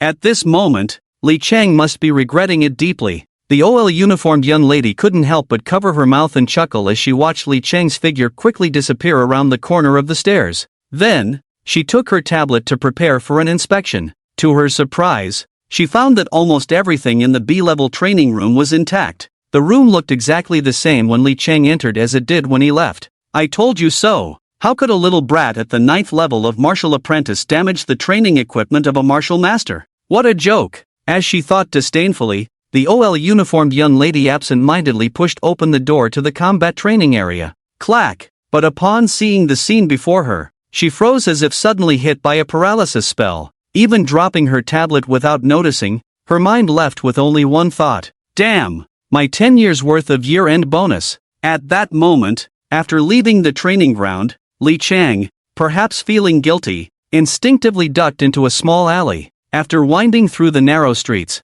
he finally arrived at the house he rented. He glanced back, seeing that no one from the training ground was following him, and let out a long sigh of relief, as if a huge stone had finally been lifted from his heart. But just as Li Chang used his room card to open the door and stepped inside, his previously relaxed body instantly tensed up, and his expression turned serious. There's a killing intent. Ding dong. Detected the presence of a hostile martial artist towards the host. Automatically added. Damn. Others are already at my doorstep. Is the system reliable or not? Hearing the incessant alert from the system, Li Chang realized that during his retreat in the B-level training room, many people who wanted him dead had appeared out of nowhere. But before he could figure out who was behind it, suddenly, a wave of killing intent surged from behind him. Swish! Immediately, a very faint sound of slicing air came from behind Li Chang. A bright blade glimmered under the dim corridor lights, flashing coldly as it slashed towards his neck. It was only 3 inches away from him. In a life-and-death moment, a warning surged in Li Chang's heart. The hairs on the back of his neck stood on end. He didn't even turn around. Adrenaline surged through him. He suddenly dodged to the left, narrowly avoiding the fierce strike aimed at him. Bang! Shadow stealth step. Li Chang's figure vanished in an instant. Only a footprint, blasted out by his inner strength, remained on the ground, while he had already moved 10 meters away. After dodging that deadly strike, Li Chang looked towards the person who had attempted to assassinate him. The attacker was a woman, dressed in black night gear, almost blending into the darkness, her aura deep and restrained, making it extremely difficult to sense any killing intent from her. But her eyes, exposed to the outside, gave off an incredibly cold feeling like a venomous snake, lurking in the darkness, ready to deliver a fatal blow to Li Chang at any moment. This woman had clearly been lying in wait for a long time, Just to strike the instant Li Chang pushed open his front door. When his guard was at its lowest, not only was her attack angle vicious and cunning, but her ability to conceal her own presence was also top-notch. If it weren't for Li Chang's survival instincts honed in a dog-eat-dog apocalypse since childhood, which had given him a keen sensitivity to the presence of others, he would have likely been silenced with a knife to the throat. Li Chang squinted, carefully scrutinizing the person before him. Through his acute perception, he could roughly gauge that the attacker who had just tried to kill him was quite formidable, with a true cultivation level around the 5th stage of the martial master realm. Since the opponent had already infiltrated his temporary residence and sent a 5th stage martial master assassin, it indicated a deadly intent to kill him. This was completely different from Zhang Biao's previous attempt to blackmail him. Who exactly wanted him dead? Li Chang's expression darkened. Those who had already harbored murderous intentions against him, given his decisive and ruthless style, would never be given another chance to retaliate. This included the Tiger Squad led by Song Tiehu and Zhang Biao from the underground black market.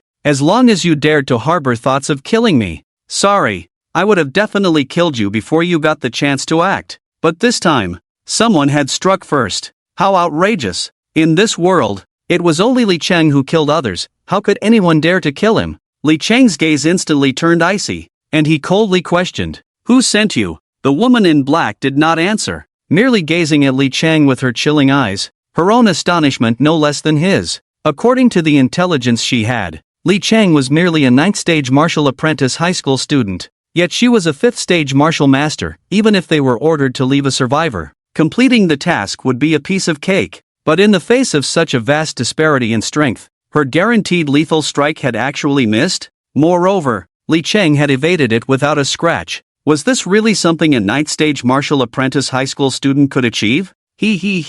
Kid, I really didn't expect you to be even stronger than described in the intel. If I'm not mistaken, you must be at least a 1st stage martial master now, right? A 16-year-old martial master. Even among the prestigious families in Haidai province, someone of your cultivation at this age is a rare find. To be honest, you've truly piqued my interest. Seeing her attack fail, the woman in black chose not to strike again but instead attempted to distract Li Chang with conversation to catch her breath. Li Chang's eyes narrowed slightly, realizing, it seems the opponent is also wary of the imminent national exam, with the entire city of Jeju under martial law, not wanting to cause too much commotion. Hence she didn't continue her assault, and the assassination technique she just used, which nearly perfectly concealed her presence, should be her innate professional skill. But each time she uses her skill, she needs a brief moment to recover. She can't unleash it continuously. A 5th stage martial master. If this were in the giant beast mountain range or the desolate outskirts of a base city,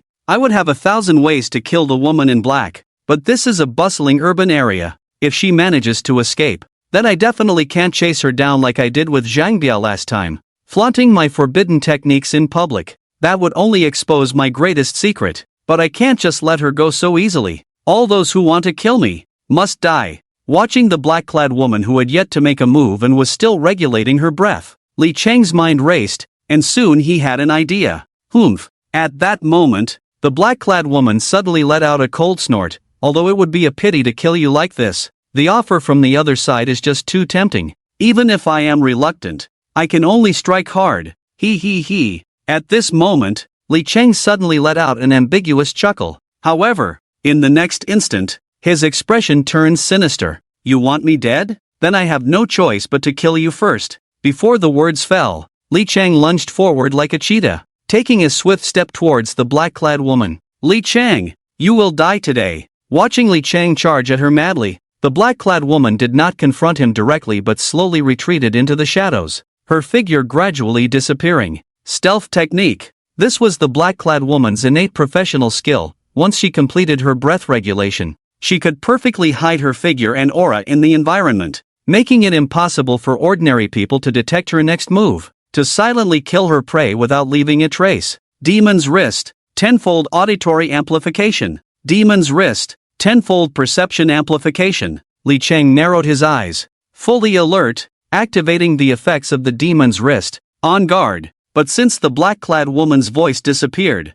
the room returned to a dead silence. Rustle, rustle, rustle. A gust of wind blew through. Only the sound of the night wind rustling the curtains in the living room could be heard. Li Chang knew he only had one chance. With the black-clad woman's caution, if she were to sense his true realm, she would definitely not engage him in a prolonged fight. Next, Li Cheng aimed to strike with one blow. Looking at the pitch-black darkness before him, Li Cheng slowly closed his eyes. Under the enhancement of the demon's wrist forbidden technique, Li Cheng had pushed his six senses to the limit, locking onto the black-clad woman's position inch by inch within the room. A barely perceptible ripple was now spreading outward from Li Cheng, covering an area within 10 meters. This was also the limit of Li Cheng's perception. But so far, there was still no discovery. However, Li Cheng was not anxious. A floor plan of his living room appeared in his mind as he slowly paced around, constantly changing his position. Suddenly, Li Cheng's ears twitched slightly.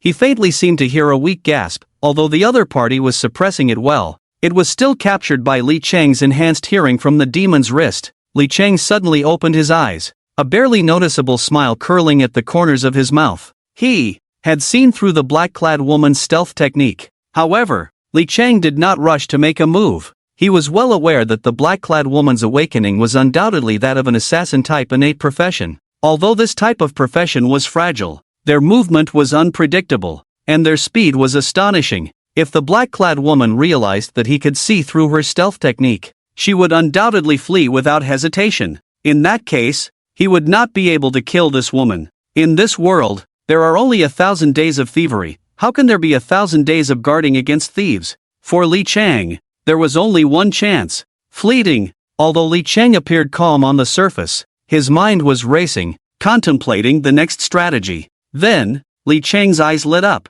Immediately, he pretended to be furious and began indiscriminately wreaking havoc in the living room, as if he wanted to smash everything he could see into pieces. It seemed, Li Cheng could no longer endure the immense pressure of life and death in this suffocating silence. He could no longer control his emotions. Li Cheng stared wide-eyed and shouted hoarsely, "You filthy bitch! Aren't you here to kill me? Here I am, standing right here waiting for you to kill me. So why don't you come out, hiding in the shadows? What are you even worth?" The woman in black, concealed in the shadows, smirked at Li Cheng's emotional breakdown, revealing a sneer of disdain. As expected, no matter how extraordinary his talent in martial arts, in the end, he was just a high school student who had never stepped out of his ivory tower. In front of a professional killer like her, he had no chance at all. If it weren't for the fact that the entire city of Jeju was under martial law and the black market had explicitly requested to leave Li Cheng a breath of life, she could have crushed him with sheer strength without going through all this trouble and using such stealthy assassination methods. Before coming here, she had already obtained a one-time silence formation from a formation master. As long as Li Cheng did not leave this room, even if he tore the house apart, no one would discover the anomaly here. Therefore, Li Cheng's strategy of causing destruction to attract attention was nothing but a joke in the eyes of the woman in black. Watching Li Cheng, who had already lost his composure, the woman in black's eyes sparkled with amusement. Tonight, she was going to play cat and mouse. Next, she would cut the tendons in Li Cheng's hands and feet, ruin his dantian, and fill his heart with endless fear and despair, turning him into a living dead. The woman in black extended her crimson tongue to lick the dagger, her smile growing increasingly cruel. It seemed that at this moment, Li Cheng had been pushed to the edge of a cliff by the fear of being killed at any moment, starting to scream wildly and smash things. Yet, the dark living room remained eerily silent, still filled with that suffocating stillness. Only the sound of Li Cheng's roars and curses echoed. At this point, Li Cheng could no longer bear the silent terror, stumbling and staggering towards the door. Bang! Suddenly, a heavy thud echoed. In the darkness, Li Cheng tripped over something and fell to the ground. A cold glint flashed in the eyes of the woman in black, a murderous smile appearing on her face. The opportunity had come. Li Cheng was now full of openings. If I strike now, he will undoubtedly die. With that thought, the woman in black suddenly lunged out of the darkness like a venomous snake, reversing her grip on the dagger and fiercely stabbing towards Li Cheng's dantian. The pitch-black dagger gleamed with a blinding silver light. The terrifying power of a fifth-stage martial artist erupted completely at that moment. The woman in black moved swiftly, and in an instant, she was behind Li Cheng. She couldn't help but smile, her face hidden beneath the mask already displaying the smile of a victor. Unfortunately, the woman in black did not see that Li Cheng, with his back to her, also curled his lips into a cold smile. You fell for it. Just as the dagger was about to pierce Li Cheng's dantian, he suddenly performed a backflip, standing up from the ground, and instead of retreating, he charged towards the woman in black. As a result, the dagger slightly deviated and did not pierce his dantian but instead plunged deep into his lower abdomen. Poochie! Accompanied by a muffled sound of a blade entering flesh, blood gushed out from the dagger's blood groove. The woman in black was momentarily stunned. However, she did not show too much surprise, thinking that, like last time, Li Chang was just lucky. She immediately attempted to pull the dagger out of Li Chang's abdomen. But, the next moment, the woman in black's face was filled with horror. It turned out that she discovered that the dagger at this moment seemed to be cast in iron. It was completely immovable. An ominous premonition suddenly surged in her heart. She hurriedly stepped back. But, it was already too late. She saw Li Chang smile coldly at the woman in black. His movements were like lightning as he seized the right hand of the woman in black, which was gripping the dagger. The woman in black began to struggle desperately. But how could she break free? Li Chang's hand was as if it had grown on her body, making it impossible for the woman in black to escape. Ha! The woman in black involuntarily cried out in surprise. Ha ha ha ha! Demon's wrist, tenfold power amplification, 7 injuries fist. Li Chang laughed loudly, and with the activation of the forbidden technique of the demon's wrist, he suddenly exerted force with his left hand, pulling the woman in black towards him. At the same time, Li Chang transformed his right hand from palm to fist. The 7 injuries fist was powerful and unyielding, striking towards the left rib of the woman in black, the terrifying dark energy penetrating her body and wreaking havoc within. Ah! The woman in black let out a piercing scream. A mouthful of blood spurted out, mixed with fragments of internal organs. The 7 injuries fist had reached the 7th style's great perfection stage. It could instantly strike 7 dark energies into the enemy's body. Although the awakened profession of the woman in black had fast speed and strong concealment, her defense was extremely weak. Moreover, Li Chang's 7 injuries fist was specifically aimed at directly harming the enemy's internal organs. This punch directly left the woman in black severely injured. Taking advantage of your illness, I will take your life. Then, Li Chang raised his leg and kicked out directly, because the woman in black's right arm was firmly held by Li Chang's left hand. She had no space to dodge and could only take Li Chang's kick head-on. Under the tenfold power amplification of the demon's wrist, how great was the force of this kick? With the amplification of the forbidden technique, kicking out with full force was no different from a cannonball hitting a person. A loud bang echoed. The body of the woman in black flew backward like a torn cloth. But even so, Li Chang's left hand still firmly held her right arm. In the next moment, a sound of flesh exploding was heard. The woman's right arm twisted and deformed under this immense force, then spun nearly 360 degrees towards the front of Li Chang's body. Finally, her entire person turned to face Li Chang. The woman in black hung in an incredibly twisted and bizarre posture on Li Chang's back. Although the force of Li Chang's earlier kick was reduced during the spinning process in mid-air, the remaining power was still something an ordinary person could not withstand. With one kick, it directly kicked the woman in black to the point where she could only exhale, not inhale. All of this seemed long, but in reality, from the moment Li Chang launched his counterattack until now, the battle had ended in the blink of an eye. Looking at the severely injured and near-death woman in black, Li Chang finally threw her to the ground. Did you not just say you wanted to kill me? Come on, kill me! A roar, accompanied by the overwhelming killing intent radiating from Li Chang. Even though the woman in black was a professional killer, upon sensing the terrifying killing intent emanating from Li Chang, she couldn't help but shiver violently, her face pale from excessive blood loss, her voice hoarse as she said, "No, impossible, Li Chang, you are at most a martial artist, but why are you so strong?" Li Chang remained silent. He first retrieved a medical kit from the cabinet in the living room. After preparing everything, Li Chang gritted his teeth and pulled out the dagger that had deeply pierced his lower abdomen, finding some hemostatic powder at home to apply to the wound and wrapping it with gauze. Looking at the woman in black on the ground who was still struggling to get up,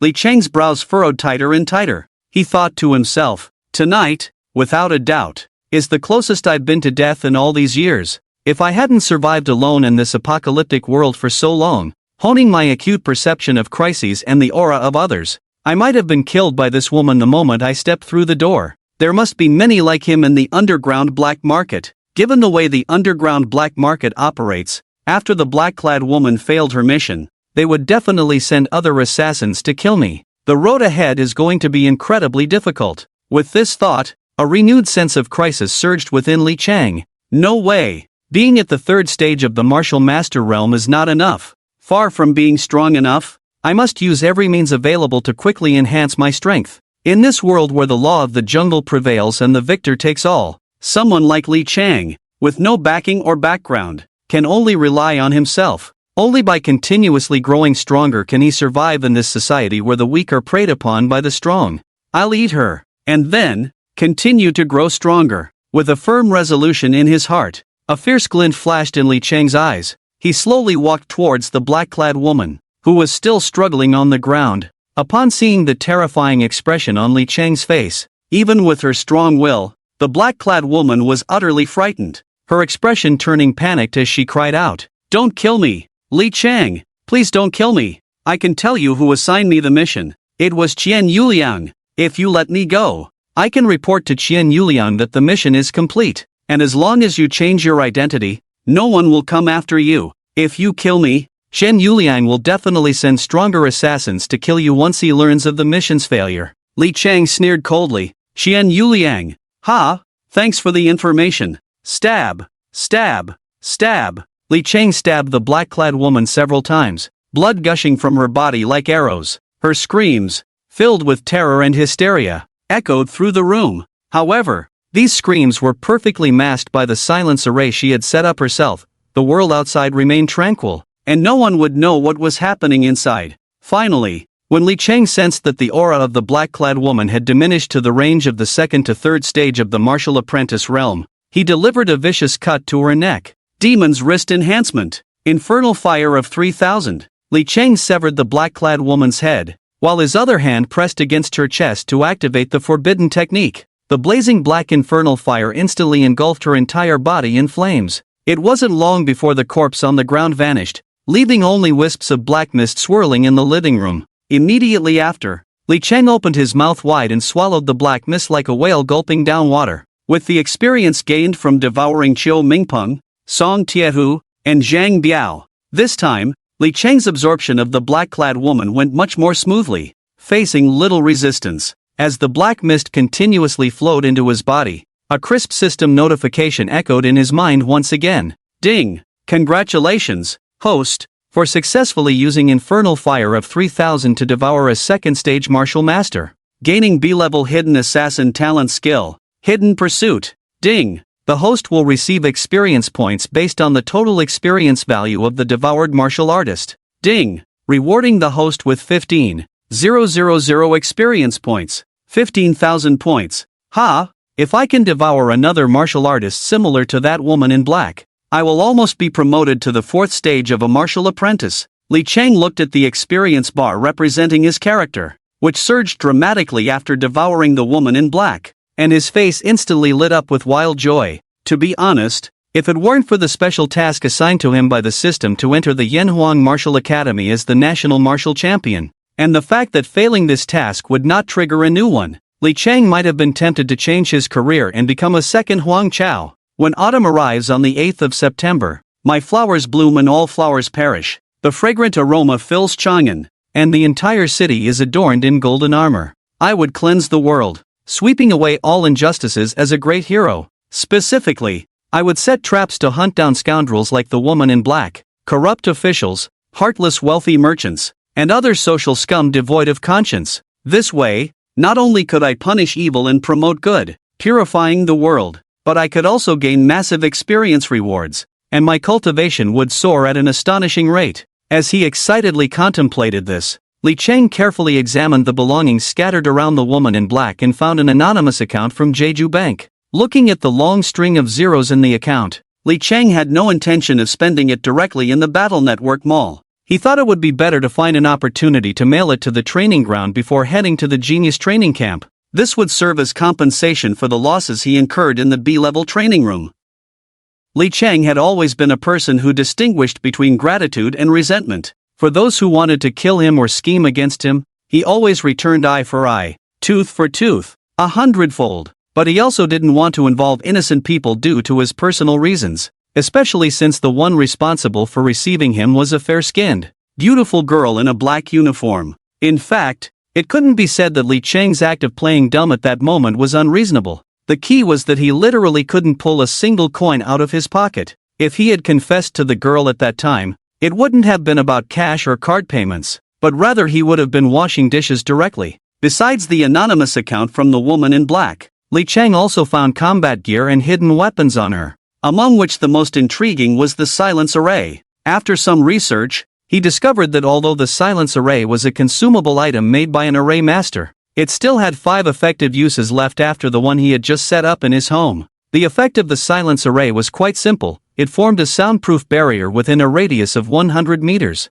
This meant that people inside the soundproof wall could not hear any external sounds, and the outside could not hear any sounds from within. Although the silence array was just a B-level array and seemed unremarkable, being a one-time consumable, the soundproof wall it created could be remarkably effective in many special situations, especially in matters of killing and silencing witnesses. It was truly invaluable. After collecting the spoils from the woman in black, Li Cheng leaned back on the sofa, pulled out a cigarette from his pocket, lit it, and took a deep drag. Watching the flickering cigarette tip, he couldn't help but start pondering his current situation. At present, the primary issue before him was what to do next. If he chose to play it safe first, he could find a hidden place to hide before the news of the woman in black's death reached Qian Yuliang, and stay there until the day he officially entered the genius training camp. In that case, even if Qian Yuliang used all his tricks and means, it would be absolutely impossible for him to harm Li Cheng in front of a group of Grandmaster-level experts. However, although this choice is indeed safe, Li Cheng couldn't shake off the discomfort in his heart. Not to mention anything else, this scoundrel Qian Yuliang had sent assassins after him several times, and the last time he sent a peak 9th level martial artist, Zhang Biao, who was killed by Li Cheng. As a result, not only did Qian Yuliang refuse to let it go, but he also arranged for a 5th level martial artist in black to come and assassinate him. If it weren't for his good fortune today, he might have really met his end here. Thinking of this, Li Cheng extinguished his cigarette, a fierce glint flashing in his eyes. Once is a mistake, twice is a lesson, but not thrice. Qian Yuliang, I've already given you a chance, but you didn't cherish it. Since that's the case, I'll make you understand. When a forbidden technique master has nothing to lose, how terrifying it can be. Jeju, underground black market. This is the darkest corner of Jeju City, known as a true lawless land. Here, all sorts of unimaginable evils and filth abound. As long as you have enough money, you can buy anything you desire. When Li Cheng arrived at the underground black market again, it was already midnight. Yet even at this hour, the black market was bustling with people. After arriving, Li Cheng made his way to the area previously operated by Qian Yuliang. Although Qian Yuliang was just an individual merchant in the black market, the area he managed was small but complete. Here, you could not only pawn those shameful treasures but also find pleasures and thrills that the outside world couldn't offer. The underground casino run by Qian Yuliang was not only located in a remote part of the black market but was also small, resembling a simple game room. However, even so, it did not affect the business here. Li Cheng took out his phone and opened the front camera, glancing at his current outfit. Considering that he had previously come to the underground black market to find Qian Yuliang, he had taken great care to disguise himself this time. Unlike the last time when he had actively lured him, he had directly copied the outfit of the black-clad woman, wearing a black hoodie, black sweatpants, and a black mask over his face. Pulling the hoodie's hood up, Li Cheng felt as if he were that black-clad woman who had infiltrated his home to assassinate him, perfectly blending into the darkness, making it impossible for others to recognize him as Li Cheng. Not bad, not bad. No wonder professional assassins like to dress like this. This outfit is quite good. At first glance, it just looks like a dark mass. Moreover, with the dim lighting in the underground casino, it would be impossible to recognize him as Li Cheng, who had been here a few days ago. Clearly, Li Cheng was very satisfied with his self-taught disguise, and after checking his phone to ensure there were no flaws, he finally pushed the door open and entered. Sure enough, although he had never been to such an underground casino before, it was quite similar to what Li Cheng had imagined. As he stepped inside, the light dimmed instantly. The casino was only illuminated by a few ambient lights in the corridor.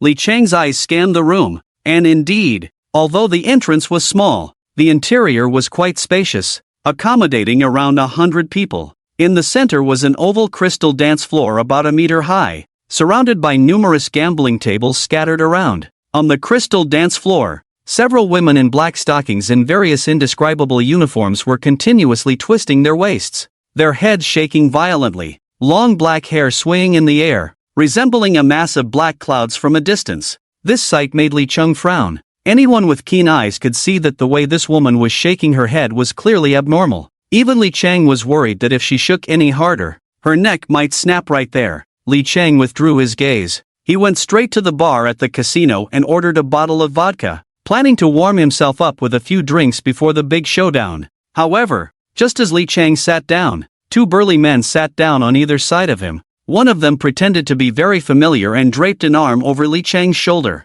The other pulled out a dagger from his waist and quietly pressed it against his own side. His eyes filled with amusement as he looked at Li Cheng. It was obvious. Li Cheng had been exposed. "How did you find me?" Li Cheng was baffled. His outfit had been a one-to-one replica of that female assassin's, with only his eyes visible. How could he have been discovered so quickly? The burly man on Li Cheng's right pointed towards the dance floor. "Kid, is this your first time at an underground casino? Look at what others are wearing. And then look at you, with that getup. It would be hard for us not to notice you." Li Cheng. A flaw in the plan. He had been so focused on perfectly hiding his identity that he overlooked the fact that there was no one else at the underground casino dressed like him. Sure enough, he had been a bit careless, but it didn't matter. As long as he killed everyone, no one would be able to discover his identity. With that thought, Li Cheng glanced at the vodka on the bar and asked, "Do you two want a drink?" The two men were taken aback. They couldn't immediately comprehend what kind of mindset Li Cheng had.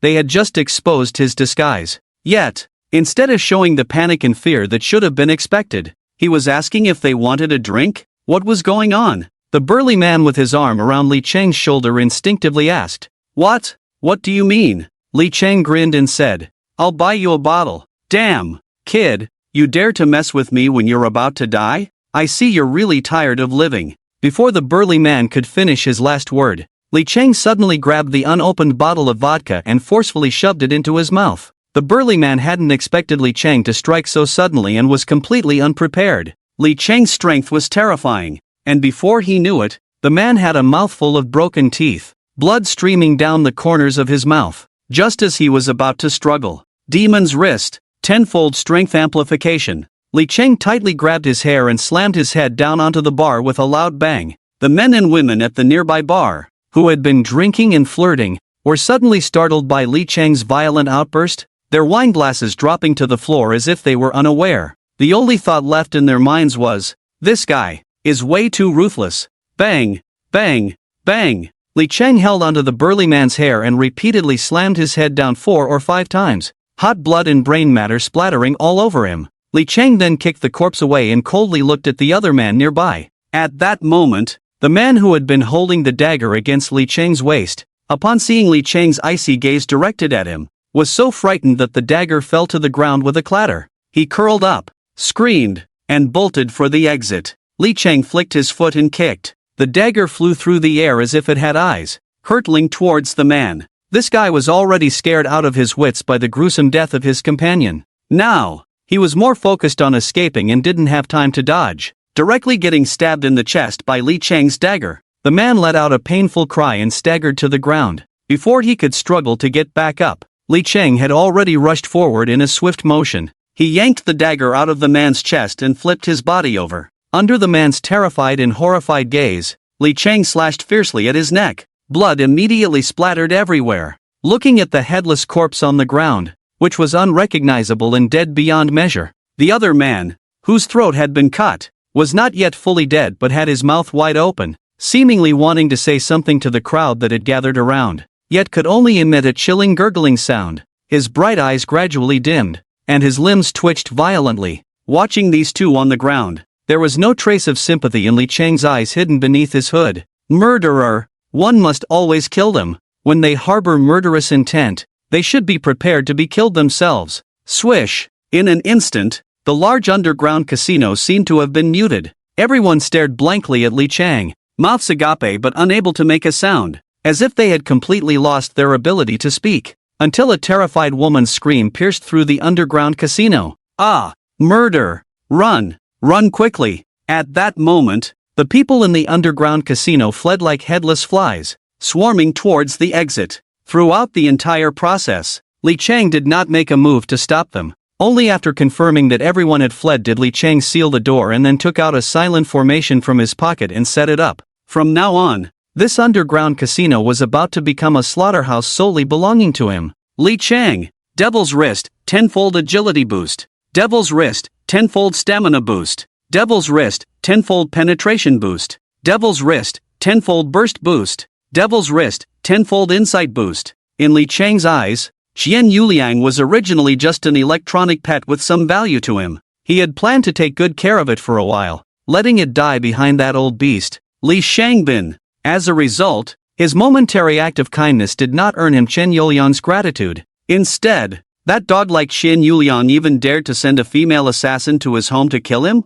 Humph. Since you, Qian Yuliang, are making the first move, don't blame me, Li Chang, for retaliating. Tonight, Qian Yuliang must die. I, Li Chang, declare it. With a thought, Li Chang directly removed Li Shangbin and Zhao Weiliang from the list of targets for the side effects, leaving only Qian Yuliang. Then, various forbidden technique enhancement effects crazily stacked onto him as if they were free. That's right, it's this kid. Kill him. This underground casino was Qian Yuliang's territory. Naturally, the chaos that erupted here immediately alerted Qian Yuliang. Before long, Qian Yuliang's subordinates charged in from another entrance. The people who appeared this time were not like the two weaklings from before, but rather the true elite fighters under Qian Yuliang. Li Chang could roughly gauge from their aura that the weakest among them was at the peak of the martial disciple realm, like Zhang Biao, while the strongest had reached the third stage of the martial master realm. One of them was the first to attack,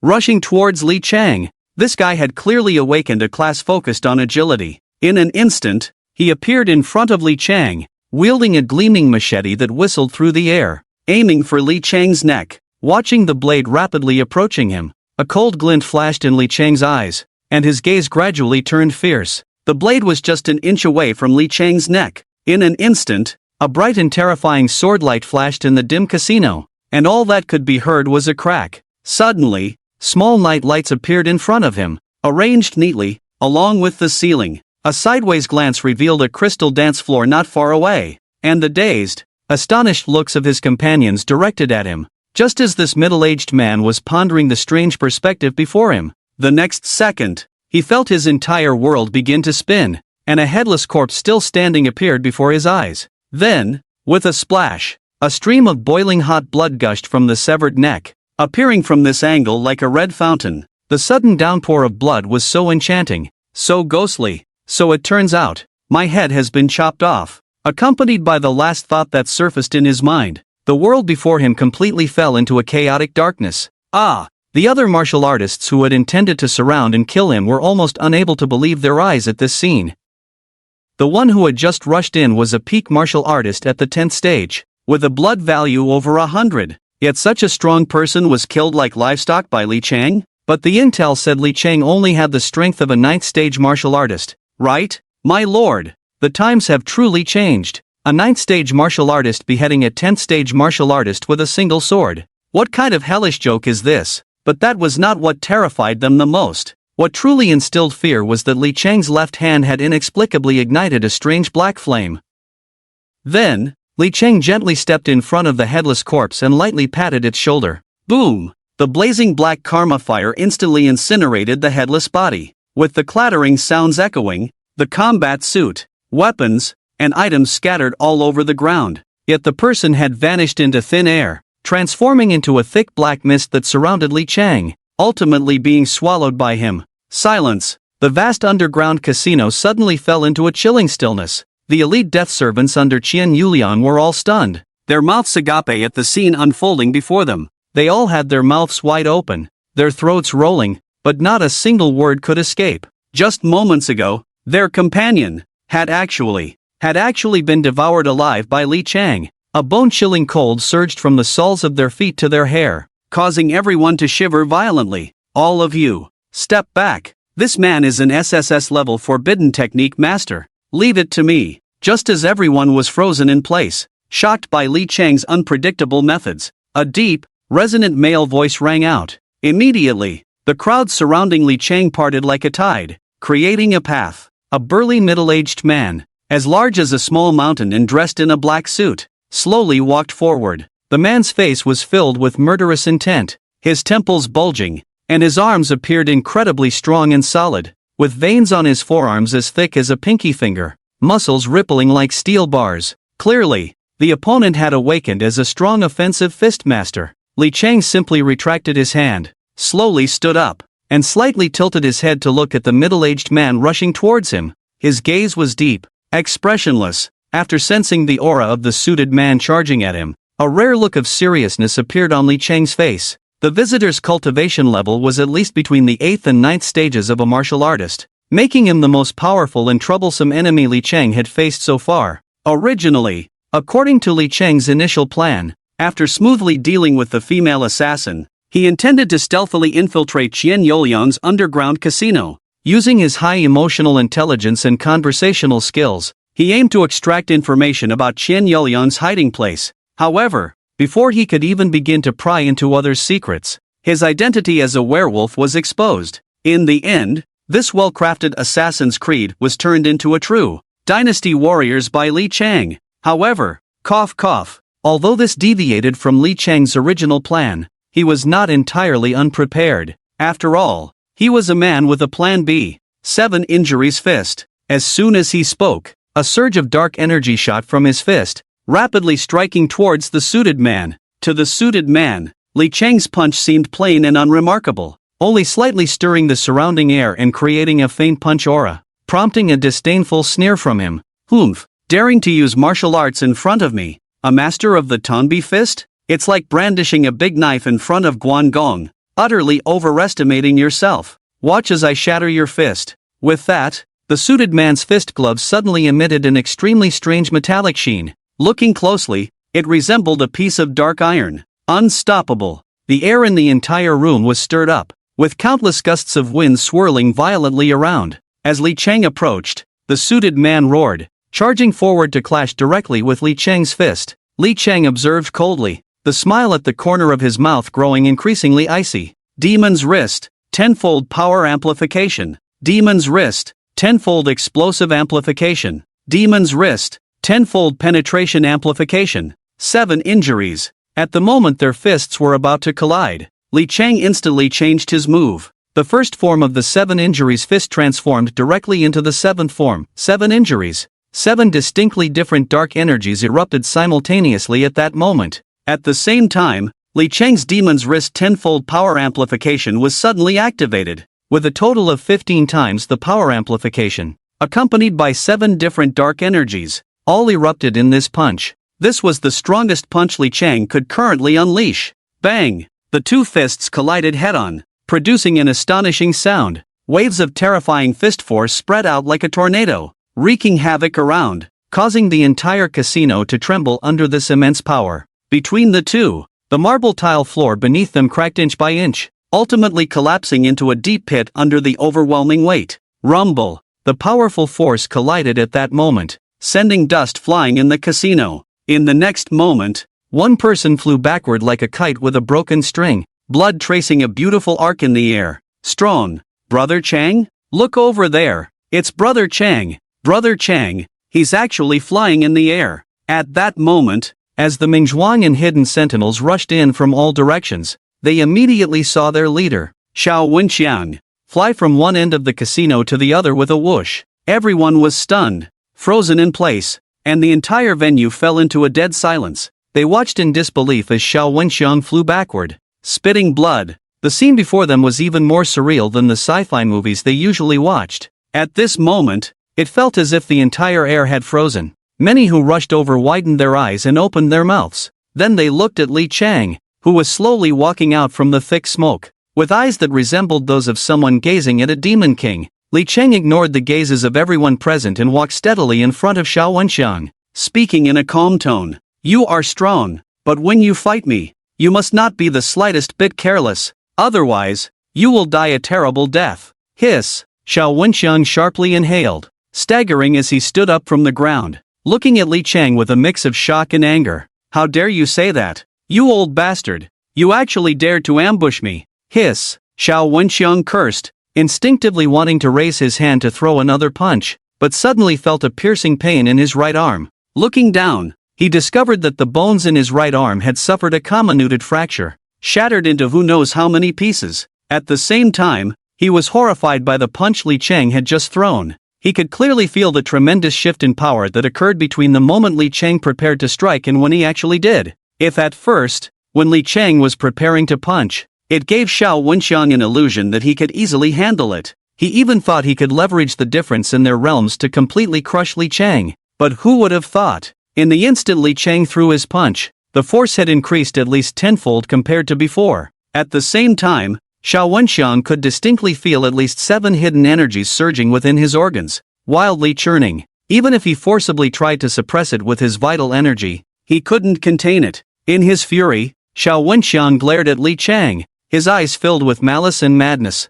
Li Chang, just now, you used forbidden techniques, didn't you? Not only that, from the 7 hidden energies you injected into my body, it's clear that the martial arts you used also have the severe side effect of the 7 injuries fist. But even if you are cunning and full of tricks, I will make you see clearly. In the face of an absolute gap in strength, any of your schemes are like a mantis trying to stop a car. Xiao Wenxiang, as Qian Youlian's right-hand man, had spent years mingling in the underground black market, and he had also experienced countless battles, crawling out from mountains of corpses and seas of blood. Although he was caught off guard and had one of his arms disabled by Li Chang, this not only did not diminish Xiao Wenxiang's fighting spirit, but he also conducted an analysis of Li Chang's earlier moves and his own situation. Becoming even calmer, regaining his composure, Xiao Wenxiang raised his remaining left fist into the starting position of the Tongbi fist, and his vital energy surged dramatically. The overwhelming force of his blood energy gushed forth like a flood released from a dam. At this moment, the blood energy emanating from Xiao Wenxiang pressed down on Li Chang like Mount Tai. Clearly, he had no intention of holding back any longer. Xiao Wenxiang unleashed all his combat power as a peak 8th stage martial artist, once again putting Li Chang at a disadvantage. Although Xiao Wenxiang could only throw one punch at a time, this punch was indeed powerful and heavy, as if even the ground beneath him could not withstand such a terrifying force and trembled violently. Side effects? Then I want to see who among us can hold on first. Demon's Wrist, tenfold strength amplification. Demon's Wrist, tenfold burst amplification. Demon's Wrist, tenfold penetration amplification. 7 injuries fist. Faced with Xiao Wenxiang's fists that came like a sudden storm, Li Chang did not hold back either. With the dual enhancement of the forbidden technique, the Demon Wrist, and the 7 injuries fist, Li Chang once again boosted his combat power. The 7 injuries fist unleashed with reckless abandon, fiercely attacking Xiao Wenxiang. Humph, this kid, is he using forbidden techniques again? He. Sure enough, I've pushed him to a dead end, and now he wants to fight for his life, right? Naive little brat, do you think I would clash with you head-on like before? Swift wind shadow step. In an instant, a gust of wind began to swirl around. Driven by this fierce wind, Xiao Wenxiang's already fast movement speed surged even more. Clearly, Xiao Wenxiang intended to force Li Chang to activate his forbidden techniques to counter him. As long as Li Chang dared to use forbidden techniques to enhance his strength, Xiao Wenxiang would immediately switch from offense to defense. He began to utilize the speed advantage of his movement techniques to engage in guerrilla tactics against Li Chang. At the same time, Xiao Wenxiang widened his eyes, carefully observing the faint red glow emanating from Li Chang after he activated the forbidden technique. Until the effect of Li Chang's forbidden technique ended, he would entangle him again. He would continue to use the same methods to force Li Chang to activate forbidden techniques once more to confront him. Li Chang's cultivation level was already inferior to his own, and now he had the A-grade movement technique, Swift Wind Shadow Step, to bolster him. Even if Li Chang enhanced his speed through the Demon Wrist, he could only match Xiao Wenxiang's speed while using the Swift Wind Shadow Step. There was no way he could catch up in a short time. During this chase, Xiao Wenxiang could completely wait for the enhancement from Li Chang's Demon Wrist to end before launching another strong attack. It could be said that Xiao Wenxiang was now in an invincible position. What awaited Li Chang was only a final, crushing defeat. The opportunity has come. Universal Fist. As he saw the bloodlight on Li Chang disappear in an instant, Xiao Wenxiang suddenly crouched down. He narrowly dodged Li Chang's 7 injuries fist while his left fist inexplicably extended a few inches. The punch that originally couldn't hit Li Chang landed heavily on the right side of his heart. Li Chang had no time to react and took Xiao Wenxiang's punch squarely. Explode! At the moment the punch struck Li Chang's chest, Xiao Wenxiang roared. The full power of a peak 8th stage martial artist erupted at that moment. The terrifying, domineering fist energy rampaged through Li Chang's internal organs, mercilessly extinguishing all vitality in his body. Li Chang fell heavily from mid-air, accompanied by a deafening crash. The ground of the casino was smashed into a deep pit by Xiao Wenxiang's full-force punch. Huff, huff, huff. Xiao Wenxiang slowly landed, gasping for breath. The battle had reached such a point, and the situation was undeniably brutal. This Li Chang took my full-force punch and has to endure so many backlashes from the forbidden techniques. Even if he has 9 lives like a cat, he can't survive this. Xiao Wenxiang let out a long sigh of relief. He never imagined that as a peak 8th stage martial artist, he would be pushed to such a desperate point by a high school student like Li Chang. If it weren't for the expensive movement technique he had bought from the Battle Network store earlier, it would have been hard to say who would have the upper hand in the end with Li Chang's enhancements from the forbidden techniques and the 7 injuries fist. Just when Xiao Wenxiang thought he had dealt with Li Chang, he suddenly noticed that his little brothers nearby were looking at him with terrified expressions, staring behind him. Could it be? Xiao Wenxiang's pupils suddenly constricted into dangerous pinpoints, just as he was about to turn back. Poochie! His left chest was unexpectedly pierced through by a fist glowing with red blood. Xiao Wenxiang's heart turned into a large spray of fresh blood, with chunks of flesh splattering onto the ground in front of him, and the vitality within him was rapidly draining at a visible rate. Xiao Wenxiang turned his head in disbelief. There stood Li Chang behind him like a ghost, leaning forward, close to his ear, with a face full of regret, saying, "I told you, when fighting me, you cannot afford to be careless, otherwise, you will die a miserable death. It's a pity, you were still careless, Poochie." After saying this, Li Chang calmly withdrew his arm from Xiao Wenxiang's body, and the gaping wound, the size of a bull, was gushing blood continuously. This silently conveyed to everyone present that Xiao Wenxiang's life was about to come to an end. In his final moments, Xiao Wenxiang glared fiercely at Li Chang, using the last bit of his strength to curse. "I was careless. My ass. You bastard. Indeed, an immortal body." Realizing this, Xiao Wenxiang knew he had lost without grievance. Facing such a being who could perfectly avoid the backlash of forbidden techniques, and still be lively after sustaining a fatal injury, he felt he was dying for a reason. After all, who could have imagined? You shattered your enemy's heart with a single punch. In the end, this guy could still sneak up behind you like a ghost, lean close to your ear, and whisper a heartfelt remark. Thinking of this, Xiao Wenxiang let out a self-deprecating laugh. He didn't say anything more to Li Chang but instead mustered his last breath to look at his subordinates, who were already scared silly, and struggled to say, "Quick, run away. He has a cheat that perfectly avoids all backlash from forbidden techniques,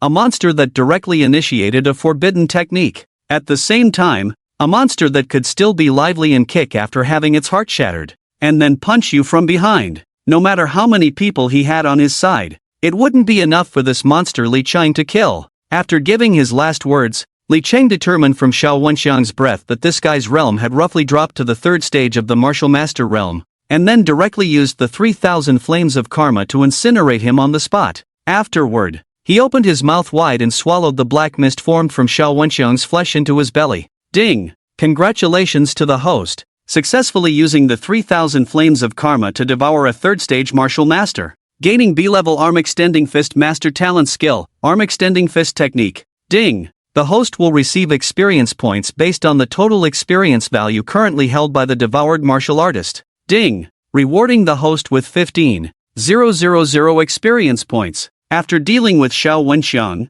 Li Chang naturally had no trouble eliminating all the remaining minions present. He also successfully obtained the whereabouts of Qian Yuliang from these people. Additionally, the martial master at the peak of the 8th stage he had just killed was the strongest besides Qian Yuliang. What remained for him to do was to pry out from this old man's mouth who exactly wanted to plot against him from behind. After all, if it was really Qian Yuliang who wanted to kill him, then after Zhang Bia was killed by him, given Qian Yuliang's decisive character, he would have acted that very night, rather than dragging it out until now. Since Qian Yuliang had been able to delay until now, it indicated that there must be a more terrifying force behind him. Puwa! Li Chang spat out blood in large mouthfuls, and even his shirt was completely soaked in blood. He had a thought and directly brought up the system page. He saw that in the column for the target bearing the side effects, Chen Yuliang's name flickered several times before finally shattering completely. The system's unique death substitution effect had activated once again. That punch from Xiao Wenxiang really hit me hard. If it weren't for the system's death substitution feature, I might have really been killed by that punch from Xiao Wenxiang. Just now, during the battle with Xiao Wenxiang, Li Cheng truly felt as if he had walked through the gates of hell. Xiao Wenxiang, with his peak 8th stage martial artist strength, was undoubtedly the strongest enemy Li Cheng had faced so far. No exceptions. Li Cheng knew that with his current 3rd stage martial artist cultivation, even with the enhancements of forbidden techniques like the 7 Injuries Fist and the Devil's Wrist, he still couldn't defeat Xiao Wenxiang. He could only rely on wits, not strength. Li Cheng first deliberately used the characteristic of the first form of the 7 Injuries Fist, which could only exert 70% of his strength, to make Xiao Wenxiang let his guard down. And at the moment of striking, he suddenly changed his move. In a situation where Xiao Wenxiang was caught off guard, he first disabled Xiao Wenxiang's right arm to weaken his combat power as much as possible. He also provoked Xiao Wenxiang with words to anger him and plant psychological suggestions. Finally, when the opportunity arose, Li Cheng even used himself as bait, taking on Xiao Wenxiang's full-force punch with the system's death substitution feature. When Xiao Wenxiang thought he had killed him, at the moment when his mind was most relaxed, Li Cheng silently approached Xiao Wenxiang from behind and directly said a heartfelt word to him, to complete the final kill of the entire battle. Although the plan for this battle sounded simple, the process was incredibly dangerous. A slight misstep could lead to his death at Xiao Wenxiang's hands. Gathering his thoughts, Li Cheng raised his wrist to check the time. It was already 4 in the morning, and dawn was about to break. Chen Yuliang's name had shattered, which meant his time was running out. He had to hurry over and extract from Chen Yuliang, who exactly wanted to harm him from behind. If Chen Yuliang died, then his risky actions tonight would be meaningless. Thinking of this, Li Cheng pulled down the brim of his hat. He first burned the few mouthfuls of blood he had spat on the ground with the flames of karma, then went to the control room to delete all the surveillance footage from tonight and destroy the main computer before quietly leaving the underground casino. At that moment, in the standalone villa where Chen Yuliang was located, a very professional medical team was busy like a spinning top. The villa was filled with the beeping alarms of various medical instruments. It was clear that the patient's condition had reached a very critical level. A nurse, somewhat flustered, shouted loudly, "Director Liu, the patient's bodily functions are rapidly deteriorating. If we don't take any rescue measures soon, he might really not make it." At this time, a middle-aged man with white hair and a white coat hurriedly walked out from another room. While listening to the nurse's report and looking at the increasingly dire test results in his hand, Director Liu's brow furrowed tightly as he jogged towards the master bedroom. What on earth is going on? After a night of rescue, we had clearly managed to stabilize Chen Yuliang's condition. How could it suddenly worsen again in less than an hour? Director Liu thought to himself as he ran. When Director Liu pushed open the door to the master bedroom, the first thing he saw was Chen Yuliang, who was on a respirator, rolling his eyes and convulsing uncontrollably. Director Liu hurriedly approached to examine Chen Yuliang, and his expression became even more serious. Strange. In all my decades of practicing medicine, this Liu Guanqing has never encountered such a tricky and complex condition. According to the diagnosis report given by Zhang Mingxi from the First People's Hospital, Chen Yuliang shouldn't just be suffering from a case of overexertion during his usual training, causing a reversal of energy flow in his meridians, leading to varying degrees of damage to his internal organs. How is it that after I took over, not only has his condition not improved, but it has actually worsened? Chen Yuliang was a patient I took over just the day before yesterday, transferred from the First People's Hospital. At that time, his overall condition was noticeably better than it is now, and he was far from needing a ventilator. Yet, in just a few short days since I took over, despite my utmost efforts in treatment, his condition has not only failed to improve but has actually become more severe. Moreover, from various test reports, I discovered that the vitality of the blood and energy in Chen Yuliang's bone marrow has inexplicably diminished significantly. As the vitality continues to decline, Chen Yuliang, who initially had the strength of a master, has now seen his cultivation plummet to the level of a martial artist. The key is that this decline in his realm has not yet ended. With the continuous depletion and deterioration of his energy, it's only a matter of time before he falls to the level of a martial apprentice. Additionally, I found that Qian Yuliang's legs were also swollen and bleeding, with his tendons completely severed. Putting down the thick stack of clinical diagnosis reports in my hand, I rubbed my throbbing temples. Then, I looked at Qian Yuliang, who was struggling to breathe on the hospital bed, and said, "Mr. Qian, your current physical condition is extremely poor, and your illness has worsened to the point where it cannot be delayed any longer.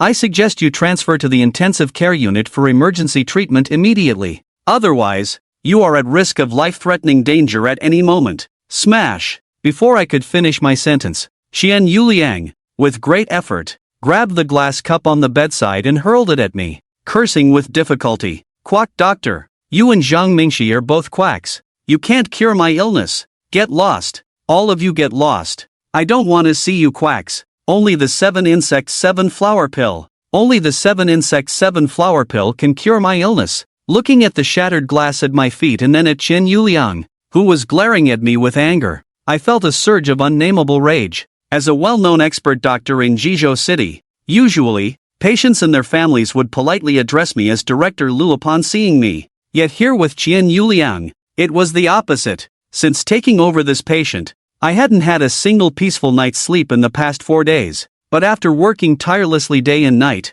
even if I hadn't achieved anything, I should at least have some credit for my hard work, right? Yet, here I was, before I could say anything, I was met with a barrage of insults from Qian Yuliang. This was unbearable for me, and I stood up with a cold face, saying, "Since Mr. Qian has said so, I won't persuade you any further. It is my lack of ability, so I will let Mr. Qian seek someone more capable." After saying this, I began to signal my medical team to pack up and prepare to leave. Seeing that I was about to leave, the other doctors and nurses in the expert group naturally raised their hands and feet in agreement. In their view, Qian Yuliang's illness was quite peculiar, and it could very well be some new type of infectious disease. If they were to get infected too, it would truly be tormenting. However, they could never have imagined this. This was all the result of Li Chang using forbidden techniques as if they were basic attacks tonight, continuously applying various enhancement effects and forbidden techniques without pause. After Lu Guanqing and the medical team left one after another, the large villa became empty and silent again. With only the labored breathing of Qian Yuliang on the hospital bed, Qian Yuliang stared wide-eyed at the ceiling above, anxiously waiting in his heart. Creak! At that moment, the door to the master bedroom was pushed open. "Is it Elder 8? You should have already gotten that kid, according to our agreement. You should give me the 7 insects and 7 flowers pill, right? Hurry up and give it to me. If you don't give me the 7 insects and 7 flowers pill, I'm really going to die." Hearing someone approaching, Qian Yuliang thought it was Elder 8, but just as he struggled to sit up and look at the person coming in, he saw someone dressed in a blood-stained black hoodie, black sweatpants, and a black mask, with only a pair of cold, indifferent eyes visible. "Who are you?" Before Qian Yuliang could finish his sentence, the hooded figure suddenly appeared right in front of him. If it were any other time, with Qian Yuliang's mastery level, he would have been able to retaliate immediately. But now, after being tormented by various ailments, he had long become a useless person, his strength reduced to almost nothing. Just as he struggled to get off the bed, he heard a series of crisp cracking sounds. The joints in Qian Yuliang's limbs had already been dislocated, leaving him sprawled on the bed like a deflated balloon, unable to move. In excruciating pain, Qian Yuliang opened his mouth, but before he could scream, a plastic film was already placed over his face. With his limbs dislocated, he couldn't move at all. His body instinctively tried to twist and struggle, but a foot pressed down on his chest. Qian Yuliang desperately tried to breathe deeply, but the plastic film sealed his mouth and nose, and the air in his lungs dwindled, leaving him to look at the hooded figure in despair. It was only then that the hooded figure slowly removed the black mask from his face, revealing a smiling young man. "Long time no see, Qian Yuliang." Upon seeing Li Cheng's face beneath the mask, Qian Yuliang was astonished, his eyes wide with horror, staring fixedly at Li Cheng. Though he couldn't speak, the series of expressions on Qian Yuliang's face made it clear just how shocked and horrified he was to see Li Cheng. But what made Qian Yuliang even more uneasy was the thick, sinister aura emanating from Li Cheng. Seeing the look in Qian Yuliang's eyes, as if he had seen a ghost, Li Cheng maintained his smile and continued, "I know you must have many questions in your heart right now, but I think this thing should give you a satisfactory answer. Saying this, he opened the backpack he was carrying and took out an oversized glass jar, placing it on Qian Yuliang's bedside. At first, Qian Yuliang was curious. What on earth was Li Chang going to show him? But when he saw the full view inside the glass jar, it terrified him to the core, sending a chill from the soles of his feet straight to the top of his head. Inside the glass jar was a woman's head, preserved in formaldehyde. This sight immediately sent goosebumps all over Qian Yuliang's body. Even beads of cold sweat the size of soybeans began to drip down his forehead, and he desperately emitted sounds of woo, woo, woo, from his mouth. Qian Yuliang seemed to want to say something, but the plastic film covering his mouth and nose sealed it tightly, preventing him from uttering a single word. Li Chang, on the other hand, appeared completely oblivious to Qian Yuliang's current anxiety and fear, simply smiling as he watched. He then picked up the thermos placed on the bedside table and poured some water onto the first layer of plastic wrap. After that, he applied a second layer of plastic wrap on top. Don't be surprised. If it weren't for this woman wanting to assassinate me at home, I thought we would never have the chance to meet again after that encounter in the black market. However, since we have met, there are some questions I would like to verify with you. You just need to nod or shake your head. If your answer satisfies me, I won't cover this plastic wrap over you. As he spoke, Li Cheng tore off another piece of plastic wrap and waved it in front of Qian Yuliang, whose entire face had turned purple from suffocation, revealing a kind smile. Ugh, ugh, ugh. Driven by the instinct to survive, Qian Yuliang desperately tried to gasp for air, but this only pushed more plastic wrap into his mouth and nose, further compressing the air in his lungs. Although his limbs were restrained, the extreme fear still made Qian Yuliang tremble like a leaf. In this process of being slowly drained of air and witnessing his own impending death, even a master like Qian Yuliang, with a resilient mind, had long been completely broken by Li Cheng's torment. With his mouth and nose sealed, he couldn't speak and could only nod desperately. The Elder Eight you mentioned earlier is indeed the Elder Eight of the Li clan, right? Qian Yuliang nodded vigorously. Seeing him so cooperative, Li Cheng then asked him several more questions about the Elder Eight of the Li clan, including that old bastard Li Shangbin. Without exception, all of Li Cheng's suspicions were confirmed by Qian Yuliang. Li Cheng was very satisfied with Qian Yuliang's cooperation. Watching Qian Yuliang struggle in pain, Li Cheng casually removed the 2 layers of plastic wrap. To his surprise, Qian Yuliang, who had managed to regain a breath of life, was overjoyed and gasped for air like a fish stranded on the shore. But before he could say anything more, Li Cheng's hand, engulfed in black flames, opened its fingers and pressed firmly against Qian Yuliang's face. Accompanying this was Li Cheng's emotionless whisper. Devil's Wrist, innate skill enhancement. 3,000 hellfires. The black hellfire transformed into countless small black fire serpents, darting around Qian Yuliang's body, soon enveloping him entirely in this black hellfire and burning him. Buddhism teaches that the evil fruits of the world must be refined by fire.